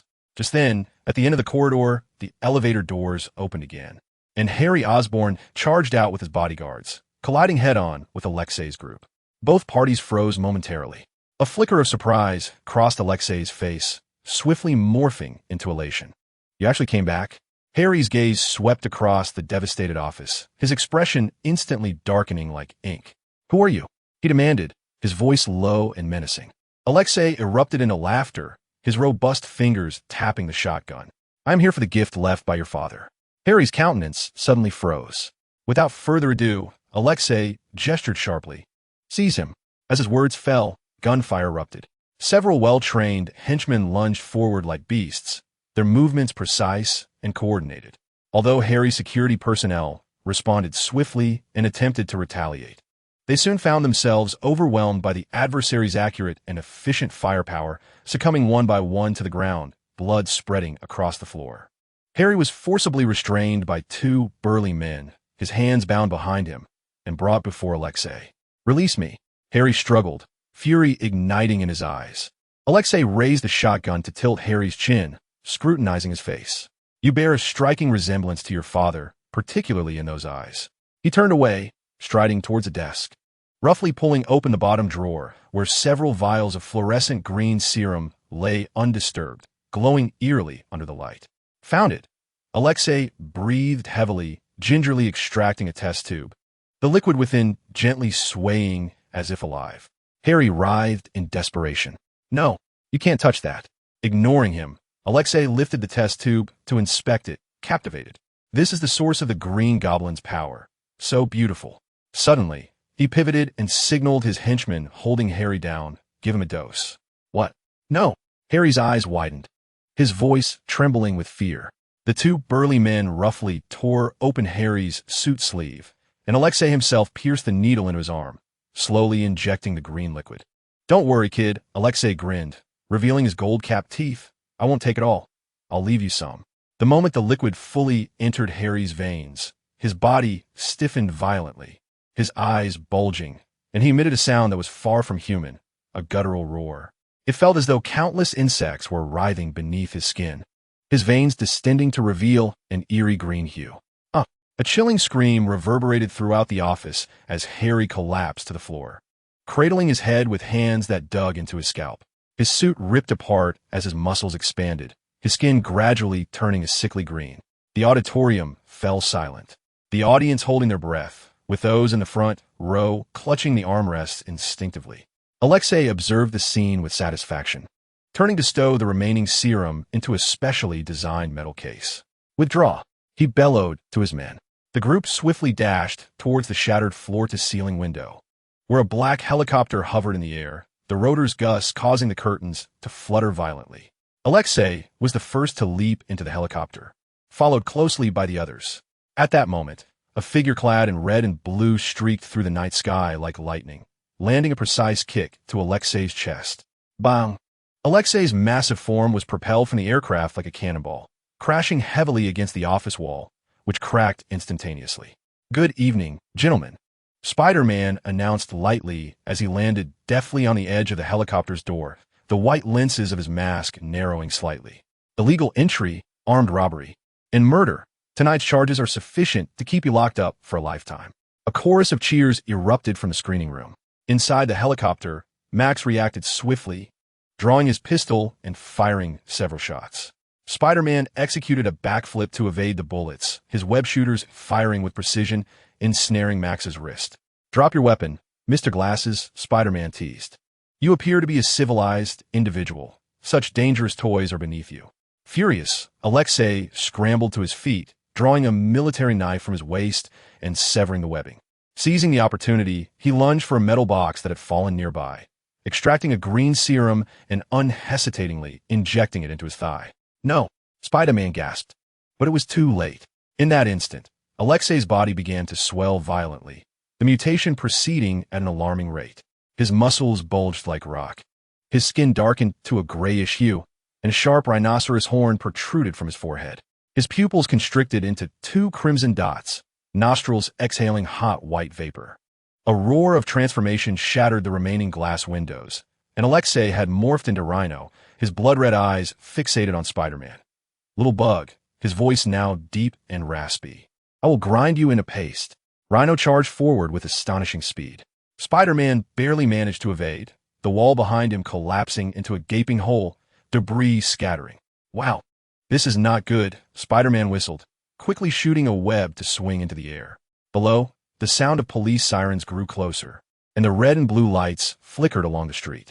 Rhino, grinning maliciously at the approaching police cars, suddenly turned and dashed toward the shattered floor-to-ceiling window. Next time we play, little bug, he declared, leaping out of the building. Spider-Man hurried to the window, witnessing Rhino plummet to the ground like a projectile. The impact sent violent tremors through the earth, dust swirling as the entire street seemed to shudder. Rhino slowly rose, the surrounding concrete fissured like a spider's web from his landing. Shaking off his shoulders, he astonishingly overturned several police cars, vanishing into the night. The helicopter had already seized the opportunity to escape, leaving only the hum of its rotor fading into the dark sky. As Spider-Man prepared to shoot a web to pursue Rhino, the hairs on the back of his neck stood on end, his spider sense coursing through him like electricity. He spun around sharply, only to find a sickly green hand gripping his throat. Ugh! Spider-Man emitted a cry of pain. The camera zoomed in on Harry Osborn's face, now grotesquely contorted, his skin an unnatural shade of green, pupils reduced to pinpricks, and his mouth twisted into a maniacal grin. He grasped Spider-Man's neck, lifting him slowly. The sleeves of his suit strained and torn by bulging muscles, revealing arms veined with a network of green. Is this the power bestowed upon you by Father? Harry's voice was hoarse and fragmented, resembling the utterances of two individuals speaking simultaneously. He tilted his head, scrutinizing Spider-Man, his gaze a tumultuous blend of madness and anguish. As a gesture of reciprocity, I shall take your life, Spider-Man, Father. The theater fell into a sudden hush. In the front row, spectators gasped, covering their mouths in shock. The Green Goblin had made his entrance. Bang! Spider-Man propelled his feet against the Goblin's chest, leveraging the force to break free from his restraints. He flipped twice in midair, his web shooting out to cling to the ceiling, stabilizing his position as he hung upside down. Listen, you must remain calm. Spider-Man's words were abruptly interrupted by a flying desk. The solid wood table shattered against the wall, narrowly missing him as splinters flew. The Green Goblin erupted into maniacal laughter, drawing forth a decorative sword from the debris, its blade glinting coldly in the moonlight. Let us play a game, Spider-Man. He lunged with such speed that he left a blur in his wake. The two engaged in a high-speed chase through the shattered office, glass display, cases exploding in succession. Priceless collectibles reduced to mere fragments. Spider-Man maneuvered swiftly amidst the wreckage, his red and blue figure tracing elegant arcs in the moonlight. The Goblin's swords sliced through the air, cleaving suspended artworks in twain, their remnants cascading like rain. You cannot escape. The Goblin's voice contorted grotesquely, green veins grotesquely protruding from his neck. Suddenly, Spider-Man halted and turned sharply, both hands shooting out webs. Snap! The viscous white strands adhered perfectly to the Goblin's face, momentarily obscuring his vision. Apologies. This move is a bit unsporting. Spider-Man executed a swift roll to evade the wildly swinging sword and shot out another web, this time ensnaring the Goblin's ankle. Using the momentum, he yanked sharply, whoosh. The Goblin's body hurtled like a cannonball toward the office door, just as the entrance was violently flung open by four mechanical tentacles. Dr. Octopus's robotic appendages instinctively reached out, catching the incoming green figure securely. The mechanical arms swept away the web from the Goblin's face, and his pupils dilated sharply behind round-framed glasses. Harry, seizing the moment, Spider-Man swung to a chandelier overhead. Help me restrain him. Dr. Octopus's mechanical limbs had already locked onto the Goblin's limbs, but Harry's distorted visage made him hesitate. Harry, how have you transformed into this? Spider-Man leaped through the shattered floor-to-ceiling window, his red and blue silhouette carving a graceful arc across the night sky. With a flick of his wrist, he shot a web that latched onto a distant skyscraper, propelling himself like an arrow towards the fleeing Rhino. As the theater lights dimmed, the screen continued to unfold. On the streets of City C, the Rhino's massive gray form rampaged like an out-of-control tank, flipping cars and snapping streetlight poles in half. The police cars pursued relentlessly. Yet with a single punch, he sent one flying, which then tumbled through the air before crashing heavily against the convenience store's glass window. The shattering glass erupted into a dazzling array of fragments, blending the sounds of police sirens and screams into a cacophony. Spider-Man soared between the buildings, the wind howling past his ears. With a deft twist of his wrist, he switched his web shooter to freeze mode. As the blue-white freezing liquid within emitted a faint glow. Taste this, he exclaimed, executing a mid-air somersault as he unleashed 3 freezing web projectiles at the rampaging Rhino below. Whoosh, whoosh, whoosh. The projectiles struck the Rhino's back with pinpoint accuracy, instantly bursting into a lattice of ice crystals. Frost spread at a visible pace, encasing the towering figure of over 2 meters in height into a magnificent ice sculpture. In less than 2 seconds, a crack suddenly appeared on the surface of the ice. The fissures expanded like a spider's web, and with a deep roar, the Rhino's muscles bulged, shattering the heavy ice shell with a resounding explosion. Roar! He swiftly turned, his crimson eyes fixating on Spider-Man suspended in mid-air, hot mist billowing from his nostrils. Spider-Man nimbly darted between the skyscrapers, continuously firing webs in an attempt to restrain the rhino's movement. However, the resilient webs, capable of ensnaring ordinary individuals, seemed as fragile as cotton threads against the rhino's terrifying brute strength, easily torn apart. Bang! The rhino's fist smashed into a roadside fire hydrant, sending a high-pressure jet of water shooting skyward, the mist creating a hazy halo beneath the moonlight. Seizing the opportunity, Spider-Man swung behind the rhino, delivering a powerful kick to his lower back. Thud! The force of a strike could have bent steel, yet it merely caused the rhino to stagger back a step. With a sinister grin, the rhino turned, his muscular arms swinging like a bolt of lightning. Spider-Man barely managed to dodge, the force of the punch grazing his mask and tearing a gash. "Is that all you've got, little bug?" The rhino taunted in a gravelly voice, bending down to lift a car as if it were a mere toy, hurling it at Spider-Man. Spider-Man executed a backflip to evade, the car exploding behind him, the flames illuminating his tattered mask. "Wow, looks like you were a baseball player in your past life." Realizing his attacks were having little effect, Spider-Man began to employ the environment to his advantage. He ensnared a traffic sign with his web and spun around, sending the metallic sign slicing through the rhino's eyes like a dart. Next, he attached a web to a gas station's water pipe, directing a high-pressure stream of water straight into the rhino's nostrils. Yet these petty tricks only served to enrage the beast further. Suddenly, the rhino charged with ferocity, and Spider-Man, unable to dodge in time, was sent hurtling through the air, crashing heavily onto a bus, which buckled under the impact. Struggling to rise, blood trickled from the corner of his mouth beneath the mask. Just as he lifted his gaze, he found the rhino barreling towards him, a colossal fist poised to strike. Boom! The concrete ground cracked under the impact as Spider-Man narrowly rolled away. Attempting to shoot a web to create distance, he was instead seized by the ankle, swung around like a wrecking ball, and slammed down on the ground. Bang! Bang! Bang! With 3 consecutive blows, Spider-Man's goggles shattered completely, revealing half of his pale face. The theater fell into an eerie silence, with every audience member holding their breath. The rhino released his grip, and Spider-Man crumpled to the ground like a discarded rag doll. Struggling to lift himself, Spider-Man saw the rhino raising a truck, grinning menacingly as he prepared to crush him. "This is the end, Bug." At that critical moment, Spider-Sense blared a frantic warning. With his last ounce of strength, Spider-Man rolled to the side, narrowly avoiding the truck that crushed the ground beside him, the explosion sending him flying several meters away. In the blaze, the massive figure of the rhino approached steadily. Spider-Man trembled, attempting to rise, only to discover that his left leg had betrayed him. "Is this how it ends?" Peter murmured, his vision blurring from blood loss. Through the haze, he dimly perceived the rhino lifting a car once more, readying to deliver a final blow. Just as the moment hung precariously, tendrils of black, fibrous fluid seeped from beneath Spider-Man's feet. Gasps erupted from the audience. This was the enigmatic black symbiote that had appeared in the post-credit scene of Spider-Man 1.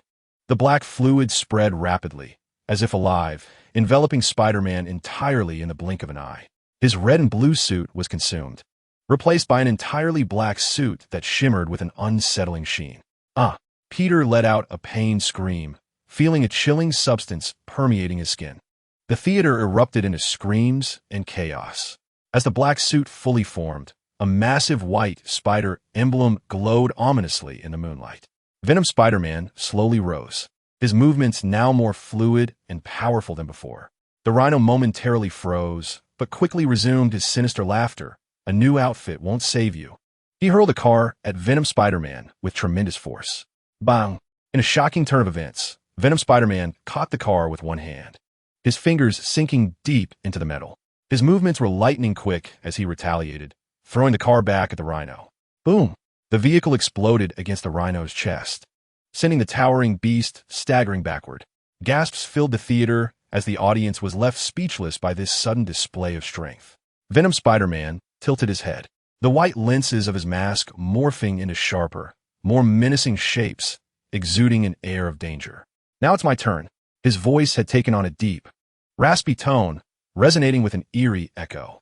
Before the words had fully escaped his lips, he vanished from sight, reappearing behind the rhino.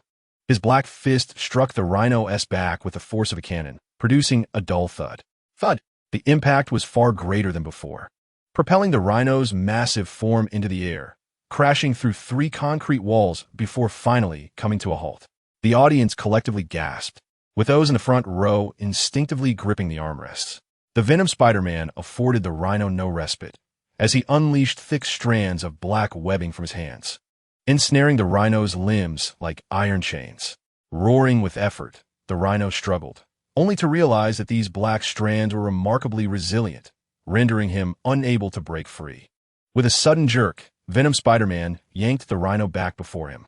This was swiftly followed by a flurry of dazzling strikes, punches, elbows, and knees, each blow infused with terrifying force, driving the rhino to retreat. The concrete beneath them cracked relentlessly during their fierce confrontation, and streetlight poles snapped like twigs. Venom Spider-Man's attacks grew increasingly ferocious, starkly contrasting with the restraint he typically exhibited. Ultimately, a spinning kick sent the rhino flying several meters, crashing through a building's wall. Amidst the swirling dust, the rhino struggled momentarily before succumbing to the ground. Venom Spider-Man stood firm, his black suit fluttering in the wind as if it possessed a life of its own. He gazed down at his hands, seemingly perplexed by this sudden surge of power. At that moment, the wail of sirens approached. Several police cars halted at the edge of the battlefield, officers aiming their weapons at the unfamiliar dark figure. "Lower your weapons. Hands on your head," the lead officer commanded. Venom Spider-Man slowly turned, his white lenses narrowing into menacing slits. Suddenly, his arms contorted grotesquely, splitting into dozens of inky tendrils that surged toward the officers like living entities. The tendrils swiftly ensnared the officers' waists, hoisting them high into the air. "Why, with this distorted and guttural voice that does not belong to Peter, do I save this city? Yet you treat me as a criminal?" exclaimed Venom Spider-Man. Gasps of awe erupted in the theater as the audience widened their eyes, captivated by the spectacle. The officers struggled in terror, their firearms slipping from their grasp and clattering to the ground with a sharp metallic sound. Just then, a commanding voice rang out from behind. "Stop!" The camera shifted to reveal Dr. Otto Octavius, his 4 mechanical tentacles propelling him swiftly, the metallic joints emitting a soft hum. He stood not far away, his eyes, visible behind round glasses, fixed intently on Venom Spider-Man.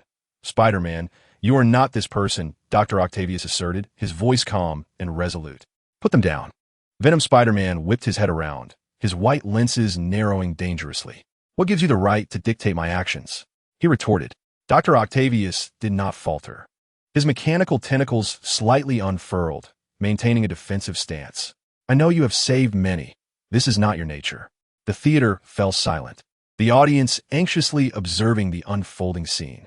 Venom Spider-Man's body suddenly shuddered, as Peter within the mask appeared to grapple with the symbiote inside him.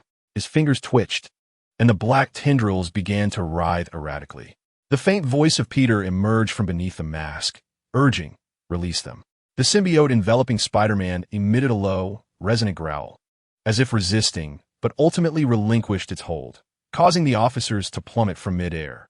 Dr. Octopus's mechanical tentacles swiftly extended, from metallic arms precisely catching each officer and gently placing them on the ground. The venom-infused Spider-Man staggered back a few steps, the black suit writhing violently, as if an intense struggle was occurring within. Eventually, the symbiote regained its stability. "My voice is partially restored," Venom Spider-Man intoned, still resonating with the deep echo of the symbiote. "I'm not a monster." Dr. Octopus cautiously stepped forward, stating, "I know you are not, but you require assistance." Venom Spider-Man fell silent for a moment, before abruptly turning and leaping into the night, disappearing into the shadows. Dr. Octopus watched the direction of his departure, his mechanical tentacles retracting slowly. He gazed down at the shaken officers, asking, "Are you all right?" The leading officer nodded with difficulty, murmuring, "Thank you." But what exactly was that dark entity? Dr. Octopus adjusted his glasses, the lenses reflecting the distant flames. "I am uncertain, but I suspect it is transforming Spider-Man." The scene shifted to the night sky, where Venom's Spider-Man soared between skyscrapers, the black suit glinting with an eerie sheen under the moonlight. He landed atop an abandoned auto factory, descending the stairs slowly, the black symbiote undulating on his form, as if it were alive and breathing. This sensation. Peter's voice emerged from beneath the mask, laced with a sense of disorientation. is overwhelming. He looked down at his hands, the dark substance flowing at his fingertips, sometimes coalescing into sharp claws, other times morphing into lethal blades. As long as you enjoy it, the voice of the symbiote resonated, deep and raspy, as if it were emanating directly from Peter's mind. I can make you even stronger. With a sudden clench of his fist, the black substance hardened instantly, enveloping his arms and forming a thick layer of armor.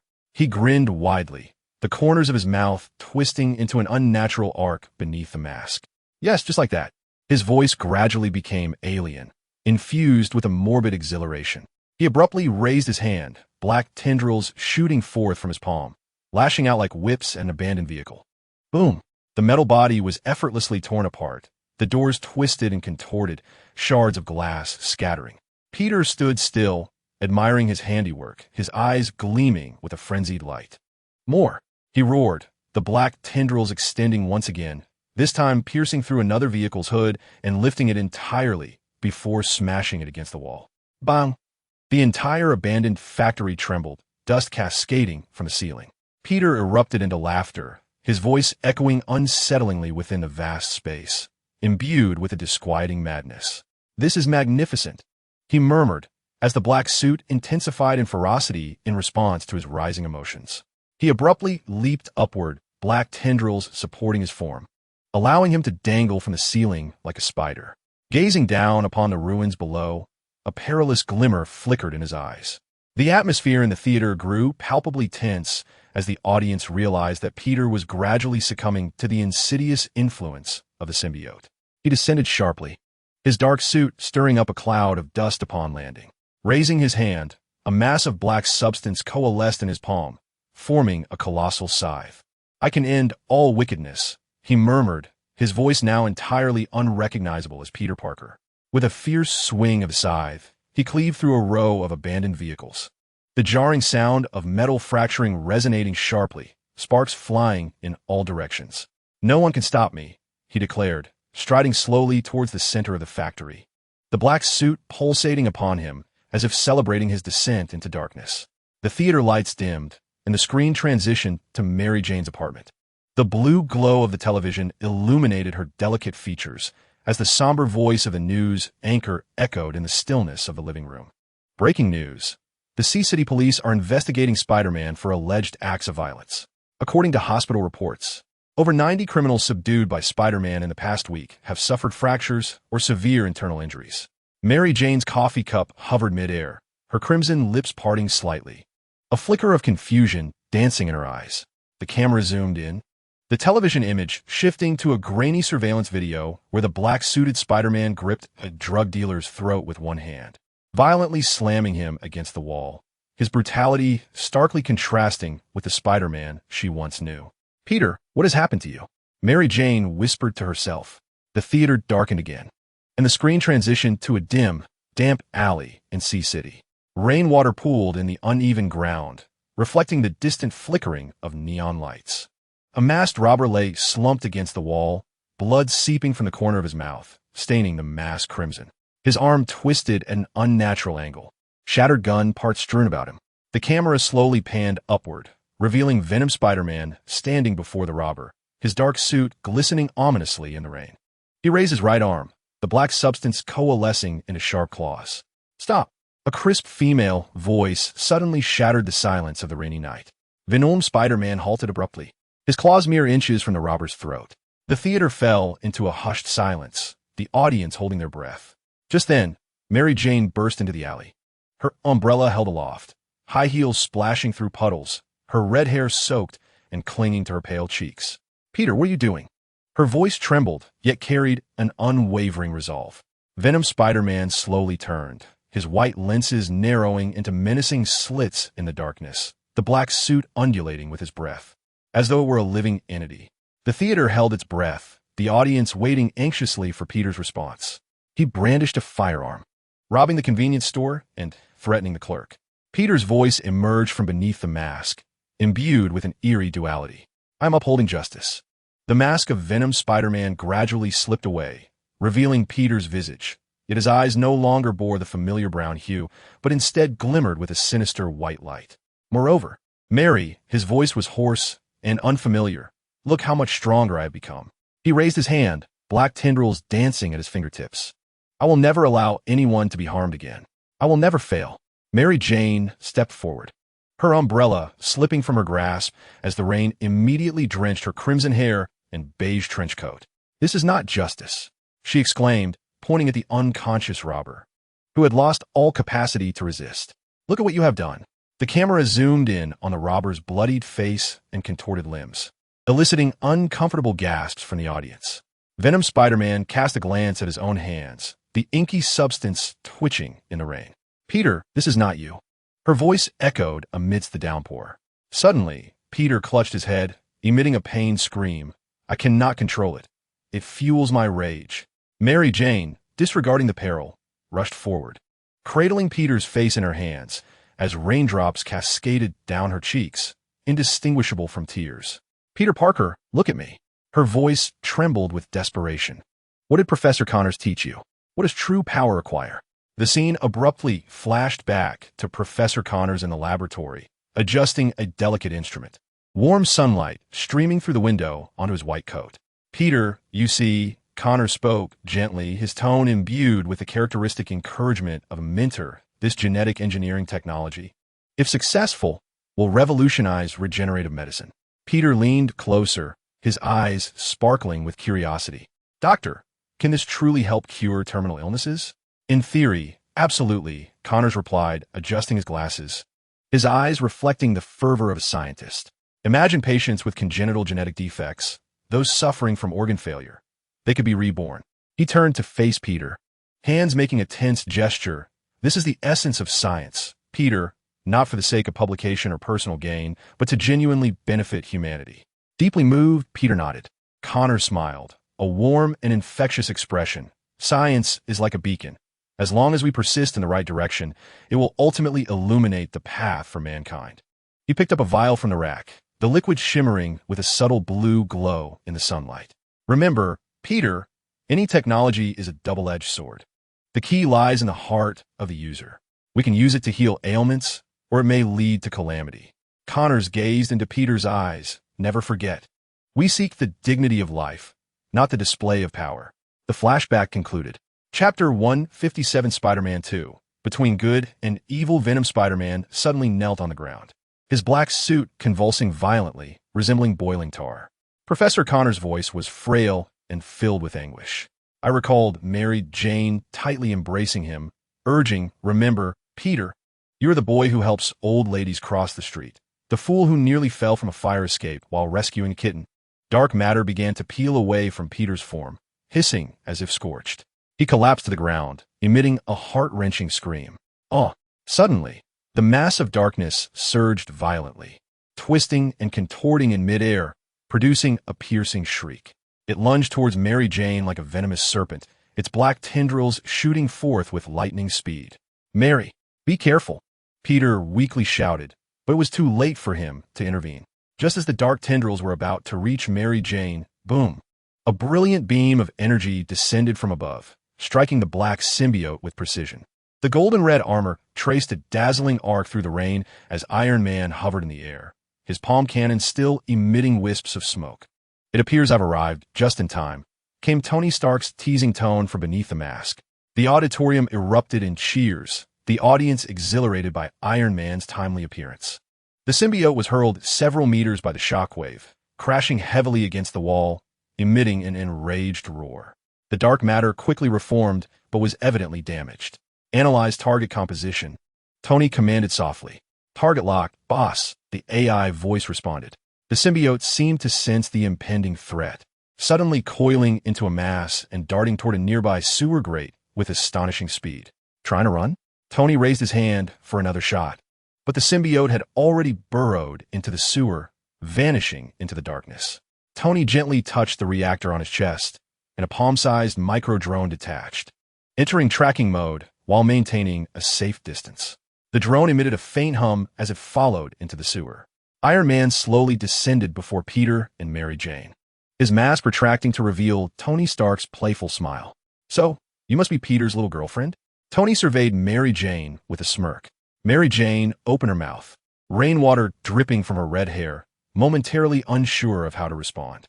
Tony then turned to Peter, who was slumped on the ground. Friday, scan his vital signs.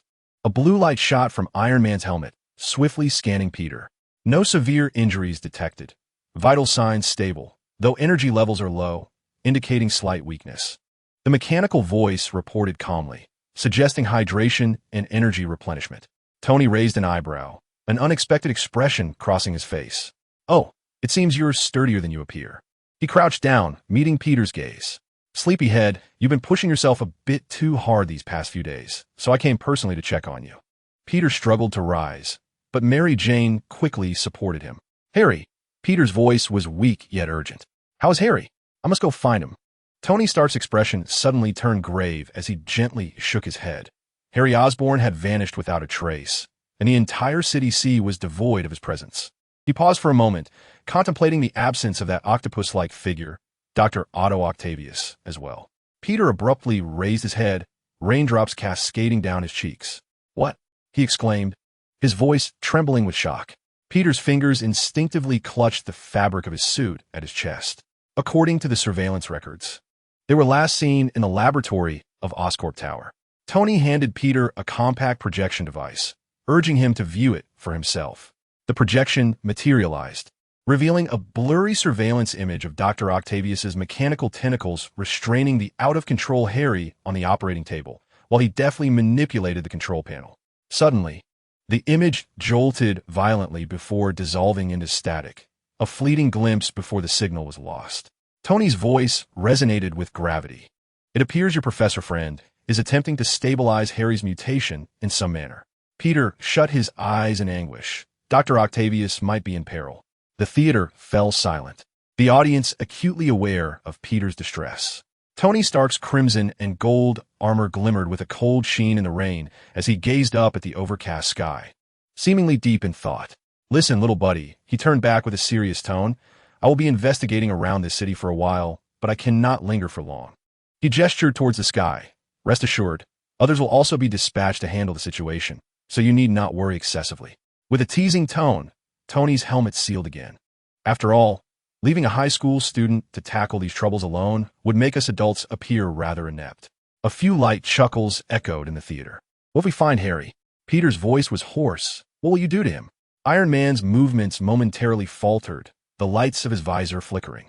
He did not respond immediately, but stepped closer, his metallic finger gently tapping Peter's chest. "Peter," his voice softened unusually. "Some choices are far more difficult than you might imagine."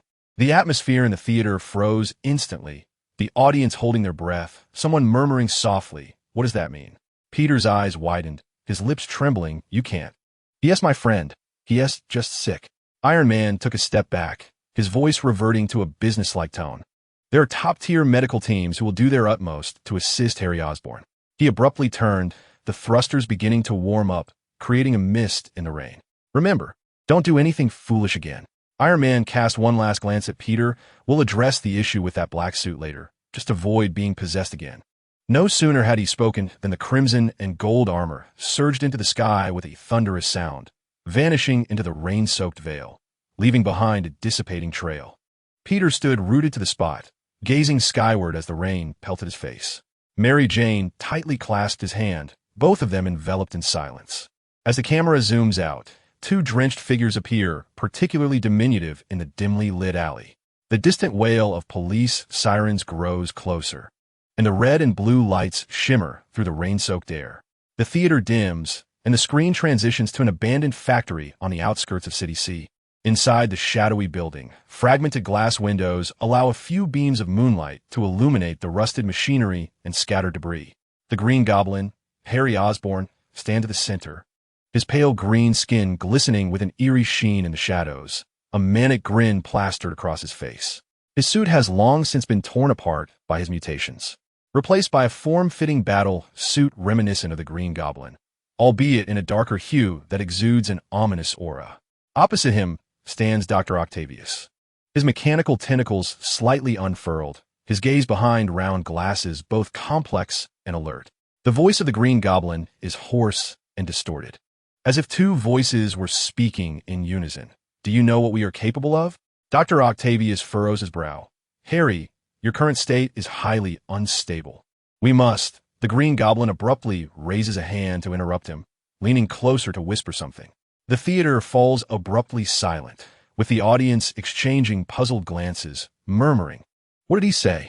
Dr. Octavius's pupils constrict sharply, his mechanical tentacles stiffening as if struck by a profound shock. The theater's lights dim further, and the screen shifts to the perimeter of the City C prison. The post-rain night sky glows with a strange crimson hue, and searchlights carve piercing beams against the prison's towering walls. Max Dillon lurks in the shadows, his golden glasses reflecting a cold glint as his fingers glide swiftly across a tablet, accessing the prison's security schematics.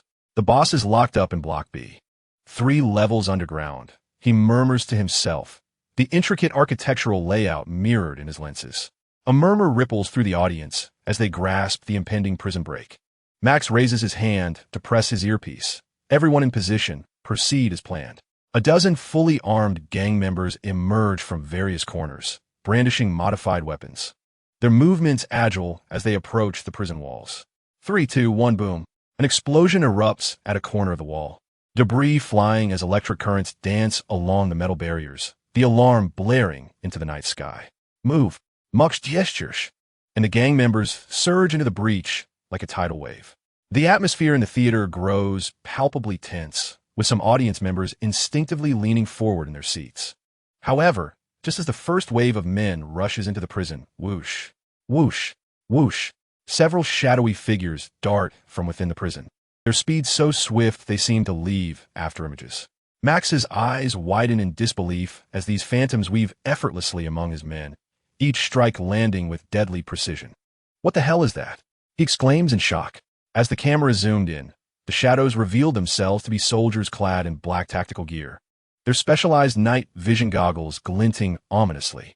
They moved with synchronized precision, functioning with an efficiency akin to that of a killing machine. One by one, Max's subordinates fell, deprived of any opportunity to resist. Retreat. Withdraw immediately. Mach bellowed, retreating hastily. Yet, it was too late. The figures in black had already locked onto his position, encircling him in a fan-like formation. Cold sweat beaded on Max's forehead as his fingers trembled towards the fluorescent green serum tucked at his waist, its eerie glow illuminating the darkness. With no other option, he gritted his teeth and withdrew the syringe, its needle glinting in the moonlight. Just as he was about to pierce his own arm, whoosh, an arrow sliced through the air, piercing his wrist with deadly accuracy. Ah!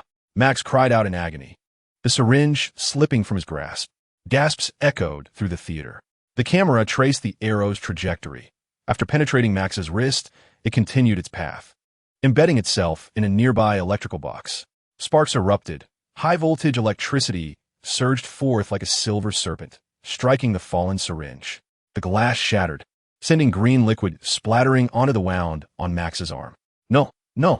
Max watched in horror as his arm began to glow, strange blue patterns emerging beneath his skin.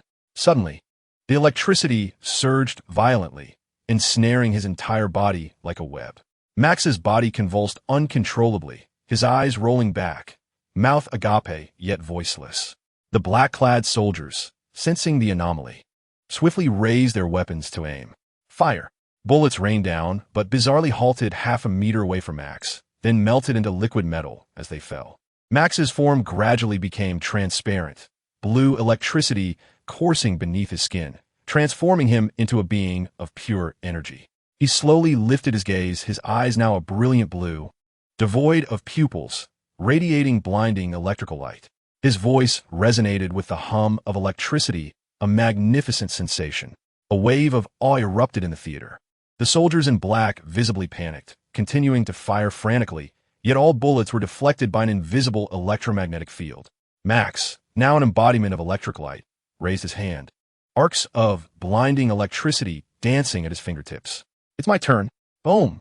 A massive chain of lightning erupted from his palm, instantly obliterating all the black-clad soldiers. They had no time to scream, reduced to charred statues. The being of electric light glanced at his glowing palm, a sudden grin spreading across his face, the corners of his mouth twisting unnaturally. His form then disintegrated into countless streams of electricity, flickering and leaping through the air. It was time to rescue the boss. The camera followed the currents as they traversed the prison's ventilation ducts, reassembling into a humanoid shape on the third subterranean level. The electric man stood before the specially designed cell, imprisoning the rhino, gazing at the colossal figure bound by heavy shackles. The rhino lifted his head, his crimson eyes glimmering in the darkness. "Max, how the hell did you end up like this?" The electric man remained silent, merely pressing his hand against the electronic lock of the cell. A surge of high-voltage electricity instantly incinerated the entire system, and the cell door swung open with a resounding click. "Let's go, boss." His voice resonated with an electric hum. "It's time for this city to pay the price." With a menacing grin, the rhino snapped the shackles on his wrists, the metal chains twisting like strands of pasta. The two emerged from the prison, flanked by roaring flames and blaring alarms. The lights in the theater dimmed, and the screen transitioned to a dusk scene at the central square of City C. The setting sun bathed the fountain pool in a blood-red hue, and a flock of doves took flight, startled by the sudden explosion, their white feathers spiraling down amidst the flames. "Spider-Man, get out here!" The rhino's towering gray form loomed in the center of the square, his metallic horn glinting coldly in the twilight. He slammed a fist into the ground, causing the concrete to crack instantly and sending shockwaves that overturned nearby outdoor cafes. The electric man hovered in midair, his entire being composed of pure electrical energy, blue arcs dancing across his surface. With a casual wave, he unleashed a high-voltage current that lashed out at the large screen in the square, causing it to shatter with a series of explosive sparks raining down. "Come out now, or we'll tear this entire city apart." The electric man's voice, imbued with a distinctive hum of electricity, commanded attention.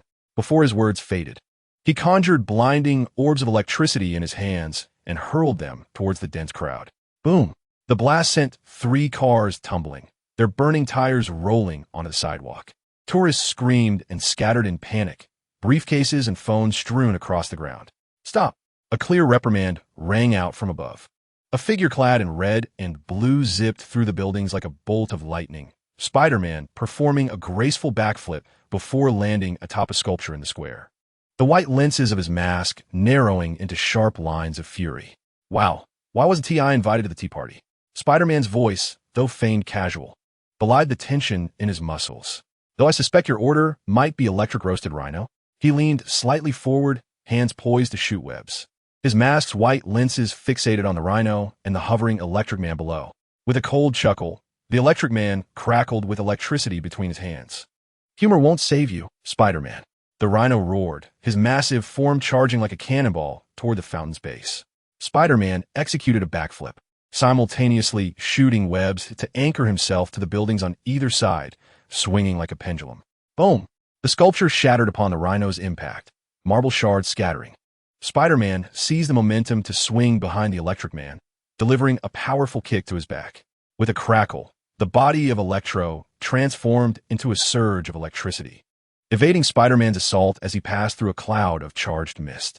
Just as Spider-Man landed, he felt the hairs on the back of his neck stand on end. His spider sense was in a frenzy of warning.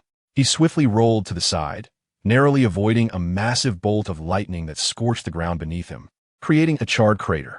Gasps erupted from the audience in the theater, with spectators in the front row instinctively gripping their armrests.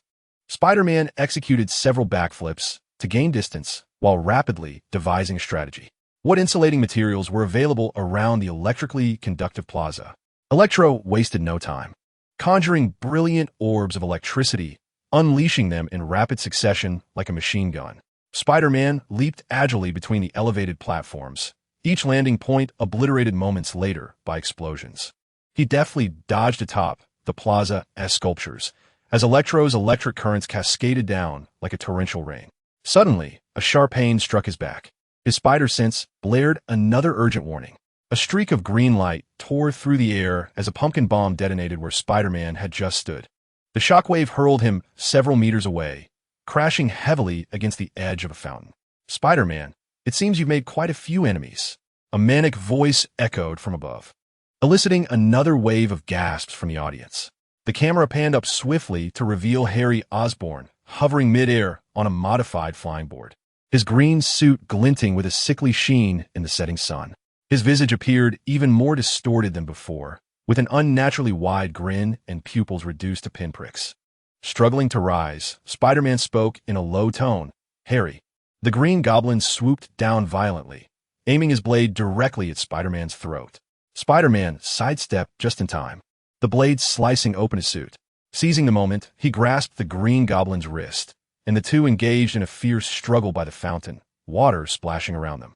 Electro and Rhino exchanged glances, grinning wickedly as they joined the fray. Spider-Man found himself besieged from three sides, perilously outnumbered. Bang! Rhino's punch struck Spider-Man's back, sending him flying several meters. Crackle! Electro's electric whip lashed across Spider-Man's waist, blackening his suit in an instant. The Green Goblin's glider emitted a plume of green smoke, obscuring Spider-Man's vision, and the blade lunged forward once more. In that critical moment, four silver-gray mechanical tentacles suddenly emerged from the smoke, expertly intercepting the Green Goblin's blade. "Enough! Harry!" Dr. Octopus, Otto Octavius, stepped forth from the mist, his round glasses reflecting the last rays of the setting sun, while his mechanical arms writhed with a life of their own. The Green Goblin paused momentarily, then erupted into manic laughter. "Otto, are you betraying me? Don't forget, Dr. Connors was killed by Spider-Man." Dr. Octopus's mechanical tentacles held firm against the Green Goblin's blade, the metallic joints emitting a faint hum. He adjusted his round glasses, the lenses glinting with the dying light. "Harry, your surveillance footage proves nothing." Otto's voice resonated with an unusual calmness, presenting only the chaotic scene of battle devoid of context or backstory. The Green Goblin's pupils constricted to the size of pinpricks, green veins pulsating ominously at his temples. "Are you questioning me?" Otto's mechanical tendrils tightened slightly, forcing the Green Goblin back a few steps. "I rely solely on evidence. Connors is my dear friend, and I must uncover the truth." The theater fell into a hushed silence, the audience holding their breath in anticipation. Seizing the moment, Spider-Man executed a backward flip to gain distance, the white lenses of his mask trembling slightly from pain. "Thank you, Doctor." Otto did not turn back. His four mechanical arms spread like a peacock displaying its plumage, forming a defensive stance. "Do not misconstrue this, Spider-Man. My sole ambition is the pursuit of truth." Electro hovered in midair, his body crackling with blinding arcs of electricity. "Another one destined for doom," he taunted. Rhino cackled menacingly as he snapped a streetlight pole in half, the metal contorting under his immense strength. "Then let us deal with this together." Spider-Man and Dr. Octopus stood back to back, their red and blue suits contrasting sharply with the silver gray of the mechanical limbs against the backdrop of flames. The three supervillains formed a triangular formation around them. Electro suspended in the air, currents wrapping around him like a colossal serpent. Rhino stomped the ground, causing the concrete to fracture beneath his feet. And the Green Goblin's glider emitted eerie green flames, its blades reflecting lethal glimmers. "Do you have a strategy?"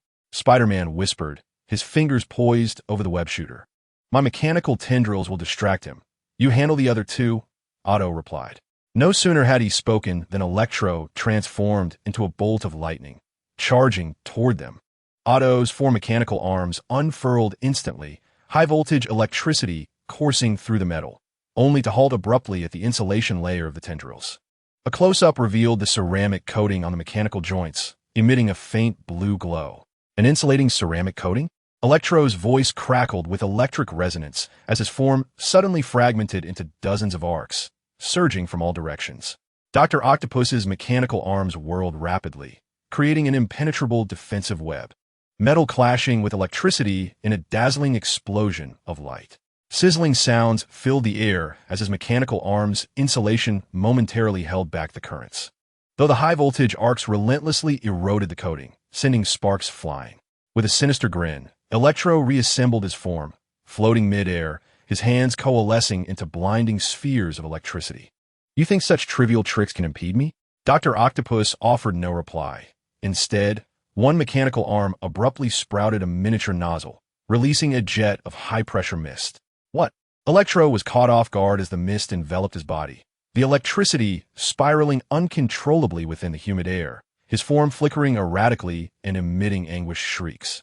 Meanwhile, Spider-Man was engaged in a dual assault from both Rhino and the Green Goblin. With a resounding thud, Rhino smashed his fist into the ground, sending shockwaves that shattered the pavement. Spider-Man executed a backflip mid-air, simultaneously shooting 2 strands of webbing to secure himself to the lampposts on either side, his body swinging like a pendulum. Whoosh! The Green Goblin's glider expelled eerie green flames, its blade slicing through the air aimed at Spider-Man's throat. Spider-Man twisted sharply, the blade grazing his suit and igniting a shower of sparks. Is this all you can do? The Green Goblin erupted into maniacal laughter, his fingers pressing a button on the hoverboard, launching 3 miniature pumpkin bombs into the air. Spider-Man's pupils dilated as his spider sense went into overdrive, a frantic warning ringing in his ears. In the nick of time, he flicked his wrist, switching his web shooter to the new gel bomb mode, intercepting the bombs with 3 translucent gel projectiles. Thud, thud, thud. The gel bombs collided with the pumpkin explosives, instantly expanding into a viscous foam net that completely absorbed the shockwave of the explosion. Gasps filled the theater. The Rhino charged forward with a bellow, his massive form crushing the edges of the fountain like a juggernaut. Spider-Man deftly sidestepped, simultaneously launching frozen webbing. Whoosh, whoosh. 2 ice blue gel bombs struck the Rhino's knees, causing frost to rapidly spread, temporarily immobilizing his lower limbs. Roar! The Rhino struggled, the ice cracking ominously on the verge of shattering. Just as Spider-Man prepared to fire again, a sharp whoosh cut through the air. The Green Goblin's flying knife was upon him. Clang! Spider-Man executed an extreme backward lean, the knife grazing his mask and leaving a crack. Using the momentum to flip backward, driving both legs forcefully into the Goblin's chest, sending him flying several meters away. Crash! The Green Goblin collided with a newsstand, but quickly rose, green blood seeping from the corner of his mouth, yet he grinned even more menacingly. Now, it was getting interesting. Spider-Man steadied himself, panting, the damage to his mask revealing his tightly pressed lips. He locked eyes with the Green Goblin rising from the rubble, his voice low and resolute. Harry, I know you can hear me. You are not truly yourself. This is corrupting your mind. The Goblin's body suddenly stiffened, green veins pulsating grotesquely at his temples. He clutched his head, emitting a tormented howl. Shut up. What do you know? This power is perfection. The audience in the front row gasped, the camera zooming in on a flicker of struggle in Harry's eyes. The fountain in the square had long been devastated by the aftermath of their battle, water gushing from ruptured pipes, forming a blood-red mist under the setting sun. 3 against 2 was hardly a favorable ratio. Spider-Man's breathing quickened beneath his mask as he felt sweat trickle down his spine. Doctor, to the left! Spider-Man suddenly shouted, shooting 2 strands of webbing to ensnare the Rhino's descending massive arm. Otto's mechanical limbs responded with the swiftness of an independent entity. The leftmost tentacle snapped open just in time to block the electrician's lightning whip that lashed out from the side, sparks flying from the metallic surface. Spider-Man. Otto's voice was unervingly calm amidst the chaos. I suggest you focus on those 2. Spider-Man offered no reply, his full attention riveted on the Rhino and the Green Goblin. The Rhino had freed himself from the frozen webbing, charging like an out-of-control tank. Meanwhile, the Green Goblin hovered above, toying with another new pumpkin bomb. A jolt of spider sense surged through the nape of his neck, and instinctively, he rolled to the right. Boom! The pumpkin bomb detonated at his original position, the shockwave hurling him into the debris of the fountain. Chunks of stone rained down upon his back, and a sharp shard even tore through his battle suit, leaving a trace of blood upon his skin. Spider-Man crawled up from the ruins of the fountain, blood seeping from the damaged areas of his suit. He gazed upwards at the small Green Goblin, suspended in midair, his eyes beneath the mask hardening with resolve. Harry, he murmured to himself, I must awaken you. Suddenly, a surge of spider sense coursed through him as the massive Rhino charged toward him. Spider-Man had no time to evade and could only brace himself with crossed arms to take the blow. Thud! With a dull impact, he was sent flying several meters, his back crashing heavily against the electronic screen of the plaza, glass shards raining down like a storm. Gasps filled the theater. Coughing, Spider-Man struggled to rise from the pile of shattered glass, a pale corner of his mouth visible through the damage to his mask. The Green Goblin descended slowly on his glider, his maniacal grin appearing grotesquely twisted in the setting sun. How disappointing, Spider-Man, he remarked, tilting his head, his green pupils shrinking to pinpricks. I thought you could last a bit longer. The lights in the theater dimmed. the screen focusing on the fierce confrontation between Dr. Octopus and Electro. Otto's four mechanical arms danced like silver serpents, weaving a deadly net interlaced with Electro's blinding currents. The insulating ceramic coating began to crack under the sustained high voltage, tiny arcs of electricity leaping from the fractures. Sensing danger, Otto's mechanical arms instinctively pivoted to the right, only to witness Electro displaying a bizarre smile. He clasped his hands together, conjuring an unprecedented surge of electricity. Zap! A blinding white light engulfed the entire screen, causing the audience to squint in unison. As the brilliance faded, the sight on screen silenced the theater in an instant. Dr. Octopus knelt upon the ground, his round glasses shattered halfway, the cracks in the lenses resembling a spider's web. The camera zoomed in on the nerve stabilizer at the back of his neck, which had been precisely shattered, metallic fragments scattering around him, flickering with tiny electrical sparks. Suddenly, the four mechanical arms froze eerily, before slowly rising like awakening serpents. Pain and struggle flickered across Otto's face, yet the mechanical arms began to writhe uncontrollably. Warning, neural connection interrupted. Autonomous mode activated. The built-in AI of the arms announced with a chilling electronic voice. Otto's pupils constricted sharply, and he trembled as he reached to touch the back of his neck, only to be forcefully restrained by his own mechanical arm gripping his wrist. Stop! Otto's voice was filled with terror, but the mechanical arms had already seized control. The camera focused closely on Otto's face. His expression gradually became vacant, his eyes losing focus, yet his mouth twisted into an unnatural smile. Analysis complete. Optimal solution. Eliminate Spider-Man. Declared the AI of the mechanical arms coldly. Electro hovered nearby, blue electricity flickering across his body, watchfully observing the scene. Old man, what are you up to?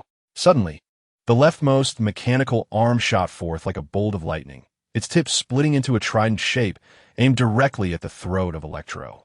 With a crackle, Electro instantly dissipated into a stream of electricity. However, the mechanical arm seemed to anticipate this, as the split trident unleashed a high-voltage electromagnetic pulse. Electro was forced to reconstitute his form, his body flickering violently due to electromagnetic interference, staggering back several steps. Target locked. Otto's voice turned mechanical and frigid, his lips twisting into an unnatural curve. Spider-Man must be eliminated. Suspended in mid-air, Electro's blue currents danced restlessly across his surface. What the hell are you doing? Old man?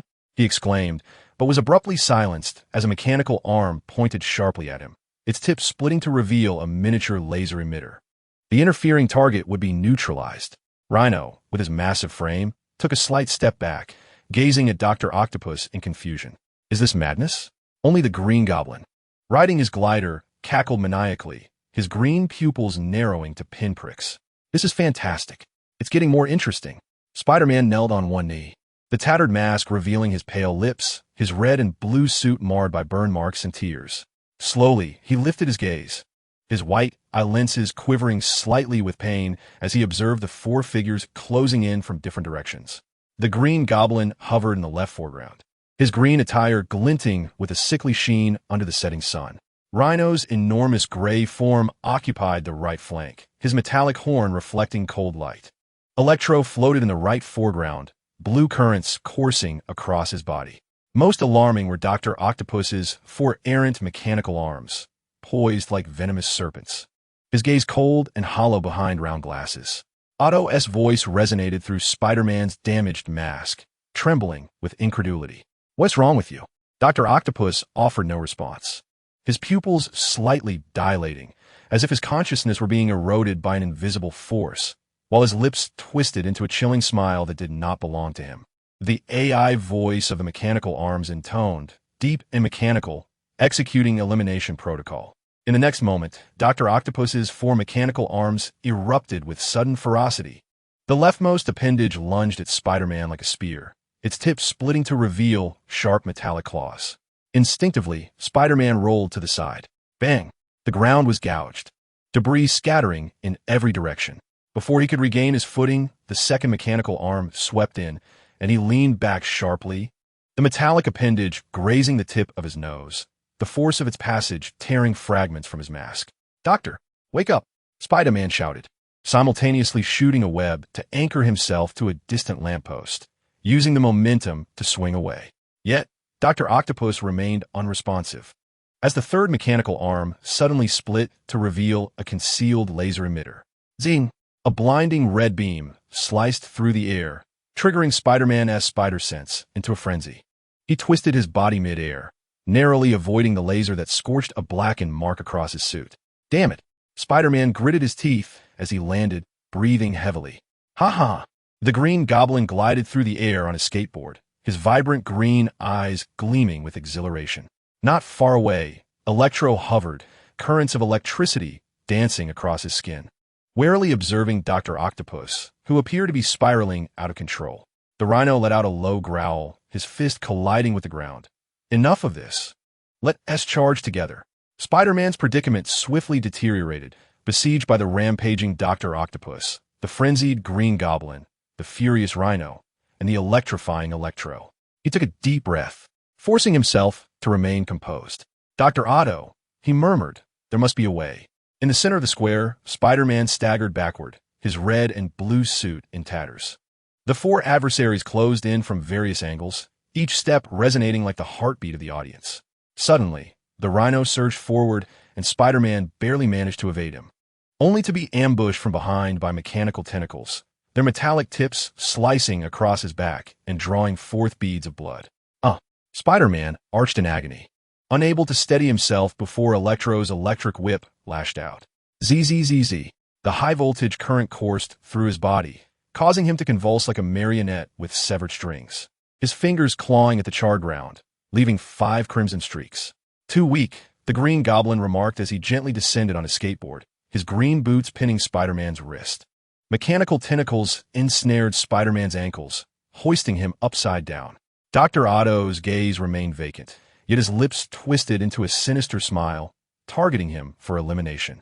Spider-Man was mercilessly slammed against the ground by the mechanical tentacles, then yanked back up, each impact echoing with the sickening thud of bone against concrete. Blood seeped from the rips in his suit, tracing a horrific path on the shattered pavement.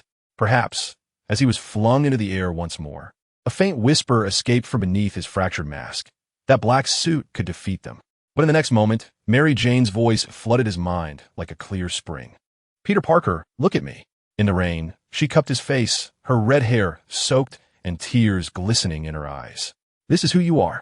Spider-Man shook his head violently, casting aside that perilous thought. No, he whispered, I promised her. Once again, he was hurled skyward by the mechanical tentacles, blood tracing a blinding arc in the sunset. The theater fell into a profound silence, just as he was about to collide with the ground. He shot a web toward the distant clock tower, his body halting abruptly like a taut bowstring.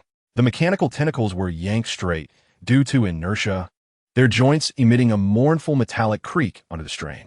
Warning, overload detected, the AI of the mechanical arm intoned coldly. Seizing this fleeting opportunity, Spider-Man propelled himself towards the point where the tentacles connected. Crack! The metallic shell shattered in response, sparks erupting from the breach. The tentacles recoiled like wounded serpents, and Dr. Otto staggered back 2 steps, a flicker of emotion fleeting across his hollow gaze. Spider-Man swung gracefully to the pinnacle of the clock tower, kneeling on one knee as blood trickled from the corner of his forehead, landing softly on the ancient bronze bell, producing a delicate sound. Below, 4 formidable supervillains found themselves momentarily plunged into chaos. Coward! Rhino bellowed, shattering the remnants of the fountain with a single punch, sending a column of water soaring into the sky. Electro transformed into a current, leaping high, the blue arcs of electricity dazzling against the twilight. Can you escape? Green Goblin glided on his glider, his green pupils narrowing into perilous slits. I shall tear you to shreds. Only Dr. Octopus remained stationary, his 4 mechanical arms twitching eerily, his gaze behind round glasses flickering as if engaged in an internal struggle. Spider-Man took a deep breath, forcing himself to remain calm. They must be separated, he muttered softly, fingers delicately tapping the web shooter. In the theater, the audience held their breath, unconsciously clutching their buckets of popcorn. His focus was locked on Dr. Octopus. The AI controlling the mechanical arms was evidently suppressing Otto's consciousness. If only he could sever the neural connection. Suddenly, his spider sense surged like electricity through the nape of his neck. Whoosh! Electro, transformed into a bolt of lightning, came crashing toward him, the blinding arc of blue tracing a searing path through the air. Spider-Man leaned back sharply, the current grazing his chin, the searing sting causing him to gasp. A collective gasp arose in the theater. Seizing the opportunity, Spider-Man shot out a web, propelling himself like a released arrow toward the opposite side of the square. I need time to think. Boom! A pumpkin bomb exploded behind him, the shockwave propelling him through the air. Spider-Man forcibly twisted his body mid-flight, simultaneously shooting webs to latch onto two lampposts, narrowly stabilizing himself. Run. Keep running. The manic laughter of Green Goblin echoed from above. Let us see how long you can escape. Ignoring the taunts, Spider-Man's mind raced. Dr. Octopus's mechanical arms had insulation, but the joints were vulnerable. Electro feared water, and there were ruptured pipes in the square. Rhino had poor vision and relied on direct charges, and Green Goblin's Harry was still trapped within that shell. First, I must deal with Electro, he resolved firmly. Spider-Man abruptly altered his course toward the debris of the fountain. The ruptured main water pipe gushed forth high-pressure water, creating a hazy mist in the glow of the setting sun. You think to use water against me? Electro instantly discerned the intention, his body disassembling into dozens of electric arcs, scattering. Unfortunately, he was too slow. A slight smirk played on Spider-Man's lips. He had been waiting for this moment. Crack! With a flick of his wrist, he switched the web shooter to freeze mode, launching 3 icy blue web balls in a fan shape. Not aimed at Electro, but at the surging water. Crack, crack, crack. Behold the perfect conductive medium I have prepared for you. The web balls detonated, the ultra-low temperature instantly crystallizing the mist into fine ice shards. Just as Electro reformed his shape, he found himself engulfed by a storm of ice crystals. No! Electro's eyes widened in terror, but it was too late. Spider-Man shot out one final web, precisely latching onto a distant high-voltage electrical box, and with a sharp tug. Zap! Exposed wires sliced through the crystalline clouds, blinding arcs of electricity spreading like a spider's web. The Electro's body instantly overloaded, emitting a heart-wrenching scream as blue arcs danced wildly within the ice crystals. Gasps erupted from the audience. The budget was ablaze. Electro plummeted like a severed kite, crashing heavily in the center of the square, flickering briefly before extinguishing completely. Chapter 162.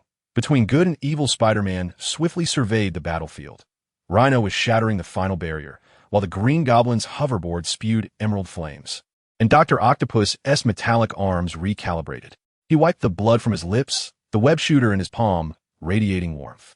Suddenly, the camera shifted with Spider-Man's gaze to the collapsed scaffolding on the eastern side of the square, steel pipes and canvas entangled, casting jagged shadows in the twilight. Spider-Man shot out 2 strands of webbing, propelling himself toward the scaffolding like an arrow released from its bow. Dr. Octopus's mechanical tentacles sprang into pursuit, their metallic tips gouging deep craters into the concrete. You can't escape. The Green Goblin's hoverboard unleashed emerald flames, and 3 pumpkin bombs hurtled toward him. Spider-Man forcefully twisted his body midair, pulling his legs to his chest as the bombs grazed his suit, detonating behind him in a wall of searing fire.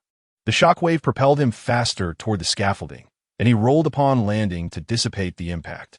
A girl's gasp echoed from the corner of the theater. Someone murmured, "The choreography is brilliant." Rhino charged in a furious roar, his 2-ton frame crushing everything in his path. This was the moment Spider-Man had been waiting for. He yanked on the webbing he had previously affixed to the steel pipe. With a crash, the entire scaffolding collapsed like a row of dominoes, rusted pipes raining down upon Rhino. The massive figure was engulfed in a cascade of metal debris, dust billowing 3 meters high. One down. Spider-Man gasped as he turned, only to find Dr. Octopus's 4 mechanical arms had coiled around him like venomous serpents, sealing off all escape routes. The most lethal silver-gray tentacle hovered above him, the tips splitting into rotating serrations, emitting an excruciating hum. Target locked. Otto's voice was mechanical and cold, yet the eyes behind the lenses suddenly trembled violently, as if struggling against something. "I will kill you." Spider-Man's pupils dilated. The doctor's consciousness still lingered. In a moment of dire peril, He abruptly leaned back, the serrated edge grazing his throat, the gust it produced tearing open the collar of his suit. A second mechanical arm lunged from the side. He hastily blocked it, pain shooting through his forearm as bones misaligned. "Doctor, listen to me." Spider-Man grunted through the agony, rolling to evade. "Professor Connor's wound want this for you." Otto's body suddenly stiffened, his mechanical arms bizarrely pausing for half a second. In that precious interval, Spider-Man shot a web toward a distant fire hydrant. His body catapulted away from danger. With a thud, he crashed into a telephone booth at the street corner, shards of glass scattering like diamonds.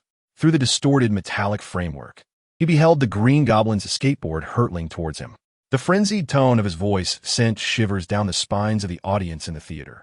Spider-Man inhaled deeply, abruptly tearing apart a severed telephone wire that had ensnared his wrist. As the Goblin's blade cleaved through the dilapidated booth, he emerged like a wraith from the shadows. Zing! The telephone wire ensnared the skateboard's tail, the exposed copper strands short-circuiting the thrusters and igniting a dazzling shower of sparks. What?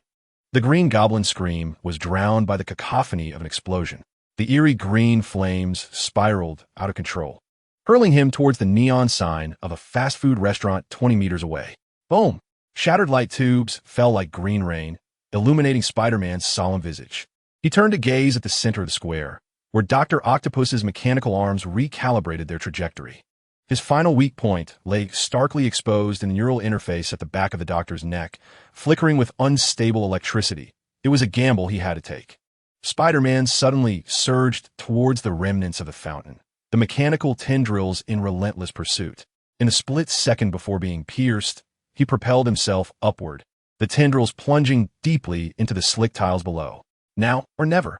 He executed a mid-air flip, simultaneously launching webs that did not merely adhere to objects, but precisely entwined the joints of the two mechanical arms. The alarms of the hydraulic system blared as the mechanical limbs faltered, merging with Otto's muffled groans of agony. Spider-Man, harnessing the force of his descent, yanked with all his might, the webs stretching to their utmost limit. With a spine-chilling metallic twist, sparks erupted from the joints of the tendrils, rendering them temporarily limp. "Doctor, wake up!" he shouted. Otto suddenly clutched his head, his glasses teetering on the tip of his nose, revealing bloodshot eyes. "Spider-Man, holy!" Boom! A laser beam grazed Spider-Man's ear, striking the airborne pumpkin bomb instead, the shockwave flinging both men into the air. Spider-Man crashed heavily onto the clock tower steps, while Dr. Octopus collapsed in the square, his four mechanical arms spasmodically thrashing, sometimes striking at the air, at other times attempting to grasp his own head. The neural connections were unstable. Spider-Man, mustering his strength, rose to his feet, witnessing the doctor's struggle for control over the mechanical limbs. Gritting his teeth, he shot out several strands of webbing. This time, his target was not the enemy, but the fire sprinkler system surrounding the square. Whoosh! Dozens of water jets cascaded from above, instantly transforming the battlefield into a labyrinth shrouded in mist. The water seeped into Dr. Octopus's exposed neural interface. ZZZ! Otto's body convulsed violently, as if electrified, the four mechanical arms abruptly stiffening. Amidst the flickering lights, clarity gradually returned to his gaze. Spider-Man, weakly removing his shattered glasses, urged, "Help me activate the emergency brake on the third vertebra." Without a moment's hesitation, Spider-Man surged through the curtain of water towards Dr. Octopus, just as the mechanical arms were about to reactivate. His fingers deftly pressed the concealed button at the back of Otto's neck. Click! The four mechanical arms collapsed like soulless serpents, crashing to the ground. Otto leaned forward, collapsing helplessly, only to be steadfastly caught by Spider-Man.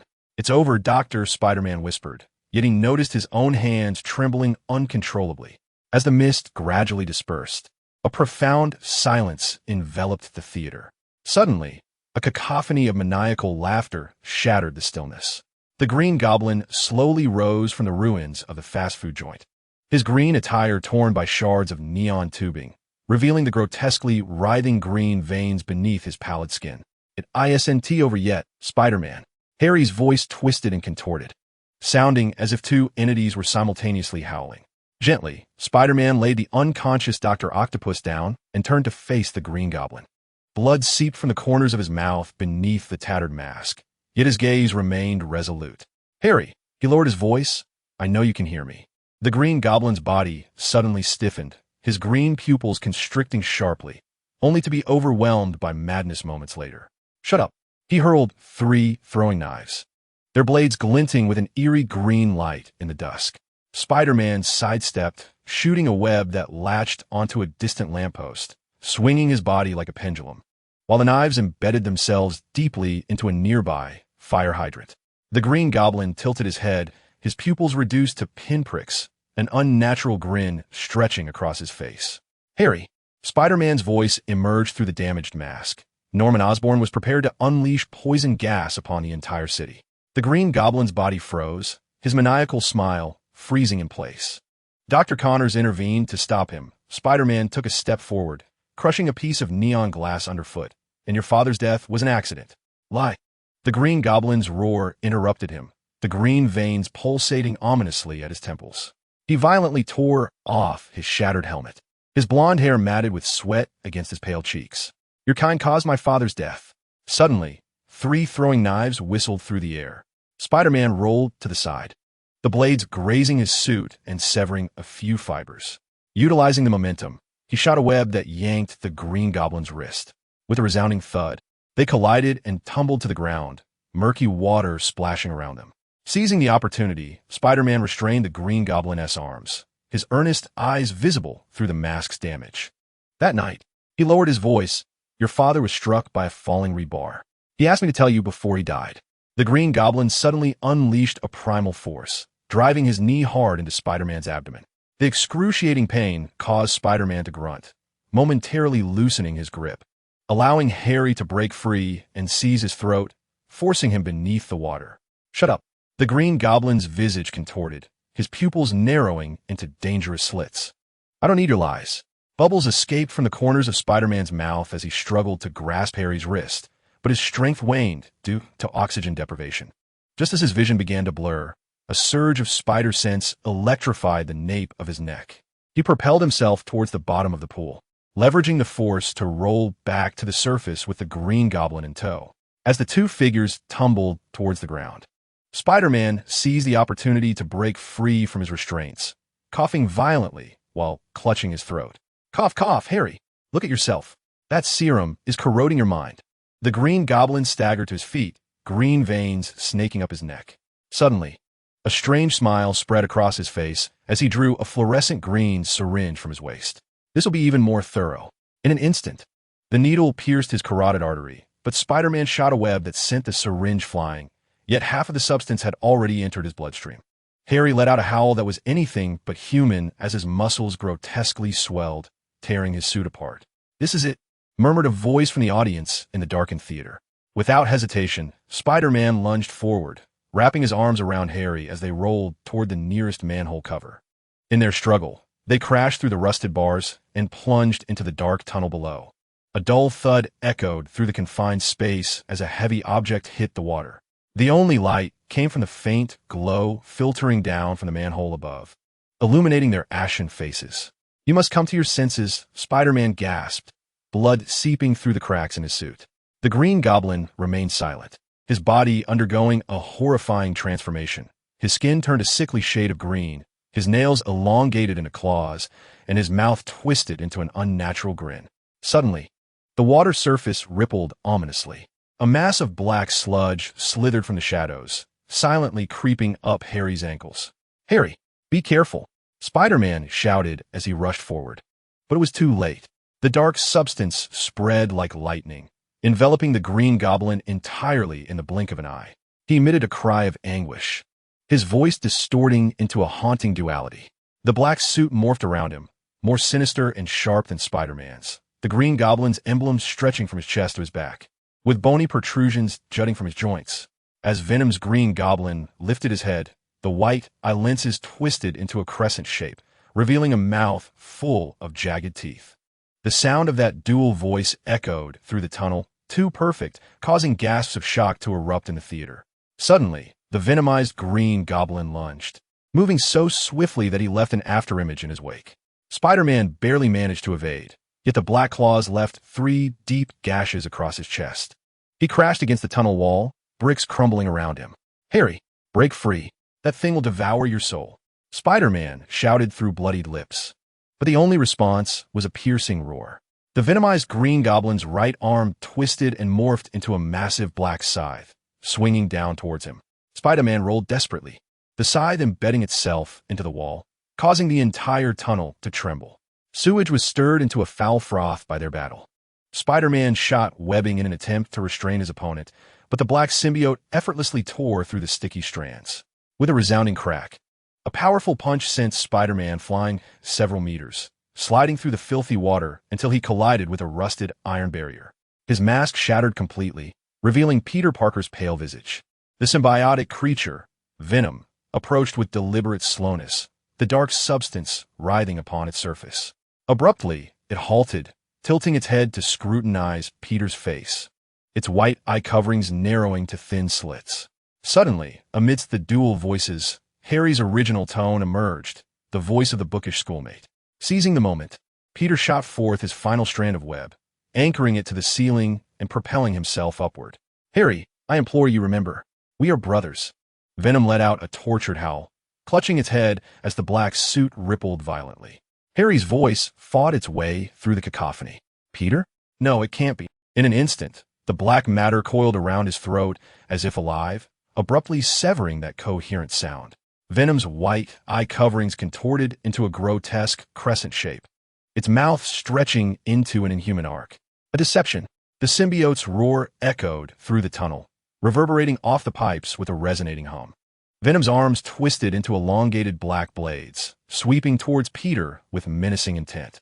Instinctively, Peter leapt, the blade severing the pipes behind him, unleashing a torrent of high-pressure water that surged forth like a silvery dragon. Using the curtain of water for cover, he shot out another web, propelling himself deeper into the tunnel like an arrow released from its bow.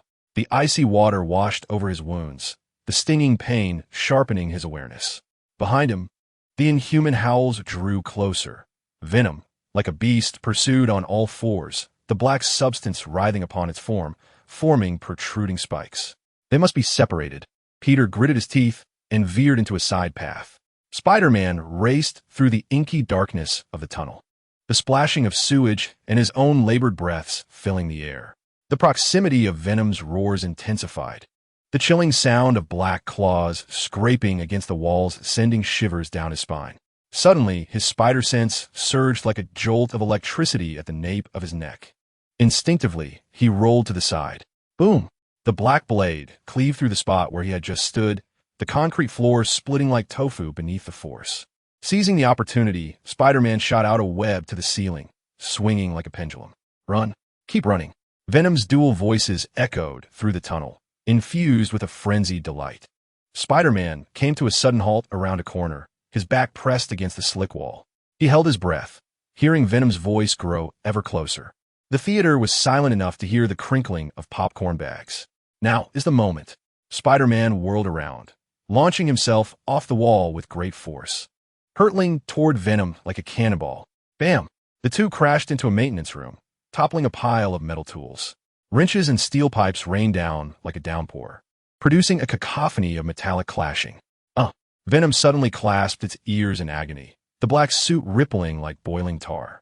Spider-Man's pupils constricted. The metallic sounds had disturbed the symbiote. Without hesitation, he seized a steel pipe and struck it forcefully against a nearby iron ladder. Clang! Amidst the jarring clangor of metal colliding, Venom staggered backward, dark matter peeling away from his form to reveal Harry's pallid green skin.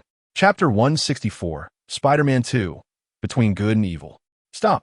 The symbiote roared as it lunged, only to be deftly evaded by Spider-Man. Seizing the opportunity, Peter leapt onto a pipe, the metallic soles of his boots resonating with a dull thud against the iron, each sound rendering Venom's movements increasingly sluggish. Spider-Man capitalized on this moment, wielding two steel pipes to strike fiercely. Clang, clang, clang. The piercing vibrations of metal reverberated through the confined space, eliciting a pained howl from Venom. As the black symbiote writhed like boiling tar, large portions detaching from Harry's body. No! The dual-toned roar began to fracture, Harry's true voice struggling to emerge. "Get out of my head." The black symbiote, unable to withstand the high-frequency sound waves, abruptly recoiled from Harry, retreating like a scorched creature into the shadows of the sewer. Vanishing from sight, Harry stumbled to his knees, the green veins on his skin grotesquely protruding, his pupils constricted to pinpricks. Gasping for breath, he lifted his gaze to lock eyes with Spider-Man. "Peter?" His voice was hoarse and fragmented, but in the next moment, it was consumed by madness. "No, you tricked me. You killed my father."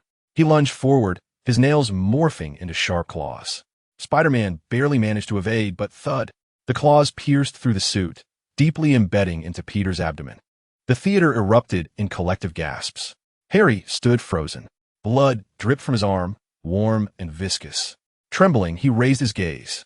Meeting Peter's pained, yet serene eyes, the familiar face of the bookish boy he had once ridiculed in class. Blood bubbled at the corner of Peter's mouth. Yet he forced a faint smile. Harry's pupils quivered violently as the green veins retracted like the tide. He yanked his hand back, staring at the crimson staining his palm, a broken sob escaping his throat. "What have I done?" He knelt in the filth, trembling as he embraced the faltering Peter. "I'm sorry, I'm so sorry." Peter struggled to lift his hand, resting it on Harry's shoulder, his voice barely above a whisper. "Your father wanted me to tell you." He coughed up blood. "I'm sorry."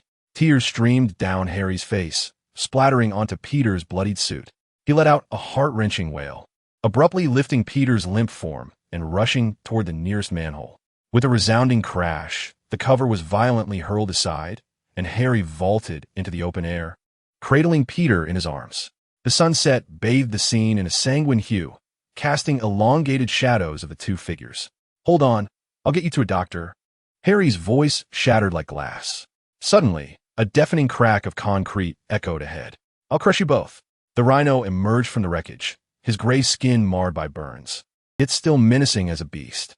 He barreled through the last remaining wall, his metallic horn aimed directly at them, before the audience in the theater could gasp. A streak of crimson light sliced through the sky. Whoosh! Boom! The repulsor beam from Iron Man's palm struck the rhino squarely in the chest, sending him hurtling several meters before crashing through 3 abandoned vehicles, finally coming to a halt. As Iron Man's helmet retracted with a sharp click, it revealed the astonished visage of Tony Stark. He gazed at Peter, who lay in Harry's arms, barely clinging to life, and then at Harry's face, marred by green veins, his brow furrowing deeply.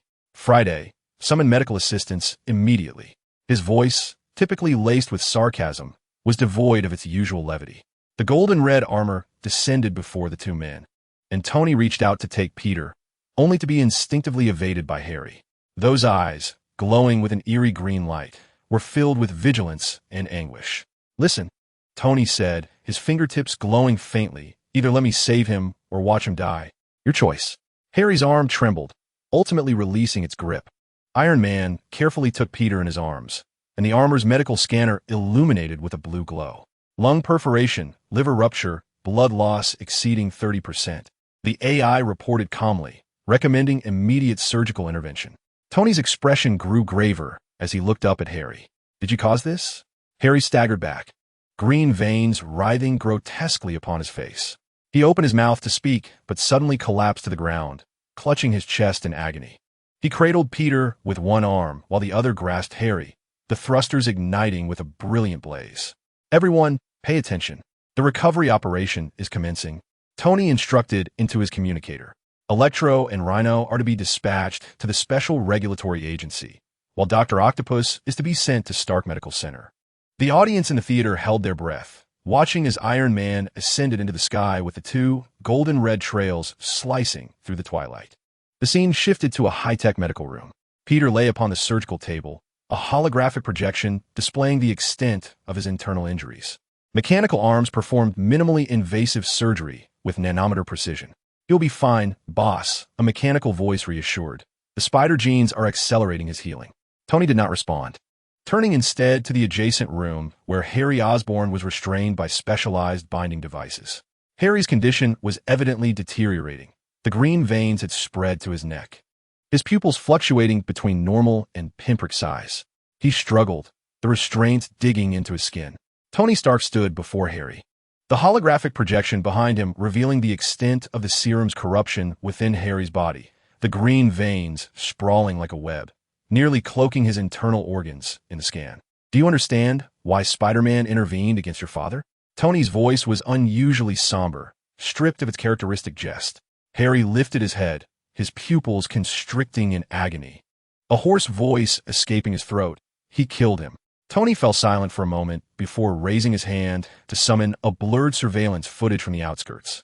Suddenly, the sky erupted with a blinding flash, crimson toxic mist fleetingly expanding in the air, only to be washed away by torrential rain, ultimately dissipating into harmless wisps of smoke. Carried away by the wind.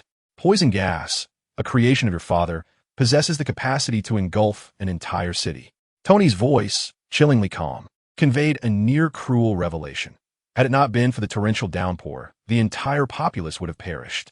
Harry's fingers clenched tightly, the restraints biting into his skin, drawing forth beads of crimson. His breath quickened, the green veins on his neck pulsating grotesquely. No, it's impossible, his voice shattered, a denial laced with disbelief. Yet something within him was being torn apart by memories. Tony stood unwavering, continuing. Spider-Man and Connors intervened, but the falling rebar was an accident. He paused, his gaze sharp. As for whether you still believe Spider-Man killed your father, that depends on your perspective. He raised his hand to deactivate the holographic projection, his tone indifferent. After all, when your father died, there were no surveillance records. Harry's body trembled violently, the green veins ebbing and flowing like a tide, as though the serum within him waged a fierce battle for dominance over his consciousness. His teeth ground together audibly, his forehead pressed against the restraint apparatus, cold sweat trickling down his pallid cheeks. The serum is devouring your sanity, Tony remarked without turning. If this continues, you will become a monster. Harry abruptly lifted his head, his pupils constricting to the size of pinpricks, the green veins surging once more. Then let me become a monster, he screamed, his voice a cacophony of anguish and madness. I have nothing left. The restraint device emitted a mournful metallic cry under his struggles, alarms blaring sharply. Tony turned sharply, his eyes fierce. Are you certain? He pressed a button, and the walls of the medical chamber became transparent. In the adjacent operating room, Peter Parker lay quietly within the restoration pod, his pallid face obscured by a breathing mask, vital signs faint yet stable. Harry's movements froze abruptly. His pupils trembled violently, the green veins receding like a receding tide, his breath becoming erratic and chaotic. Peter, his voice emerged as a strained whisper from the depths of his throat. Tony coldly observed him. He was nearly killed by you, yet he still calls your name in his unconscious state. Harry, as if struck by lightning, slumped, the bloodstains from the restraints stark against his skin. His fingers trembled, ultimately falling helplessly to his sides. What have I done? Tony Stark stood before the restraint device, watching Harry's agonized struggle. After a moment of silence, he spoke. Genetics cannot be reversed, but at the very least, we will attempt to restore your normalcy. His voice bore a hint of exhaustion. Even if you cannot return to your former self, we can at least strive to preserve your sanity. Harry lifted his gaze, the green veins writhing grotesquely across his face, yet a flicker of struggle shone within his pupils. Tony turned towards the door, casting one last glance over his shoulder. Do not act foolishly. Think of Peter at the very least. The door to the medical chamber slid open silently, then closed behind him. The theater was enveloped in silence, the audience holding their breath as they beheld Harry, bound alone to a device, green veins pulsating beneath his skin like living entities. Suddenly, with a resounding thud, Harry's fist slammed against the metallic armrest, blood erupting from his knuckles. His shoulders trembled violently, a suppressed whimper escaping his throat.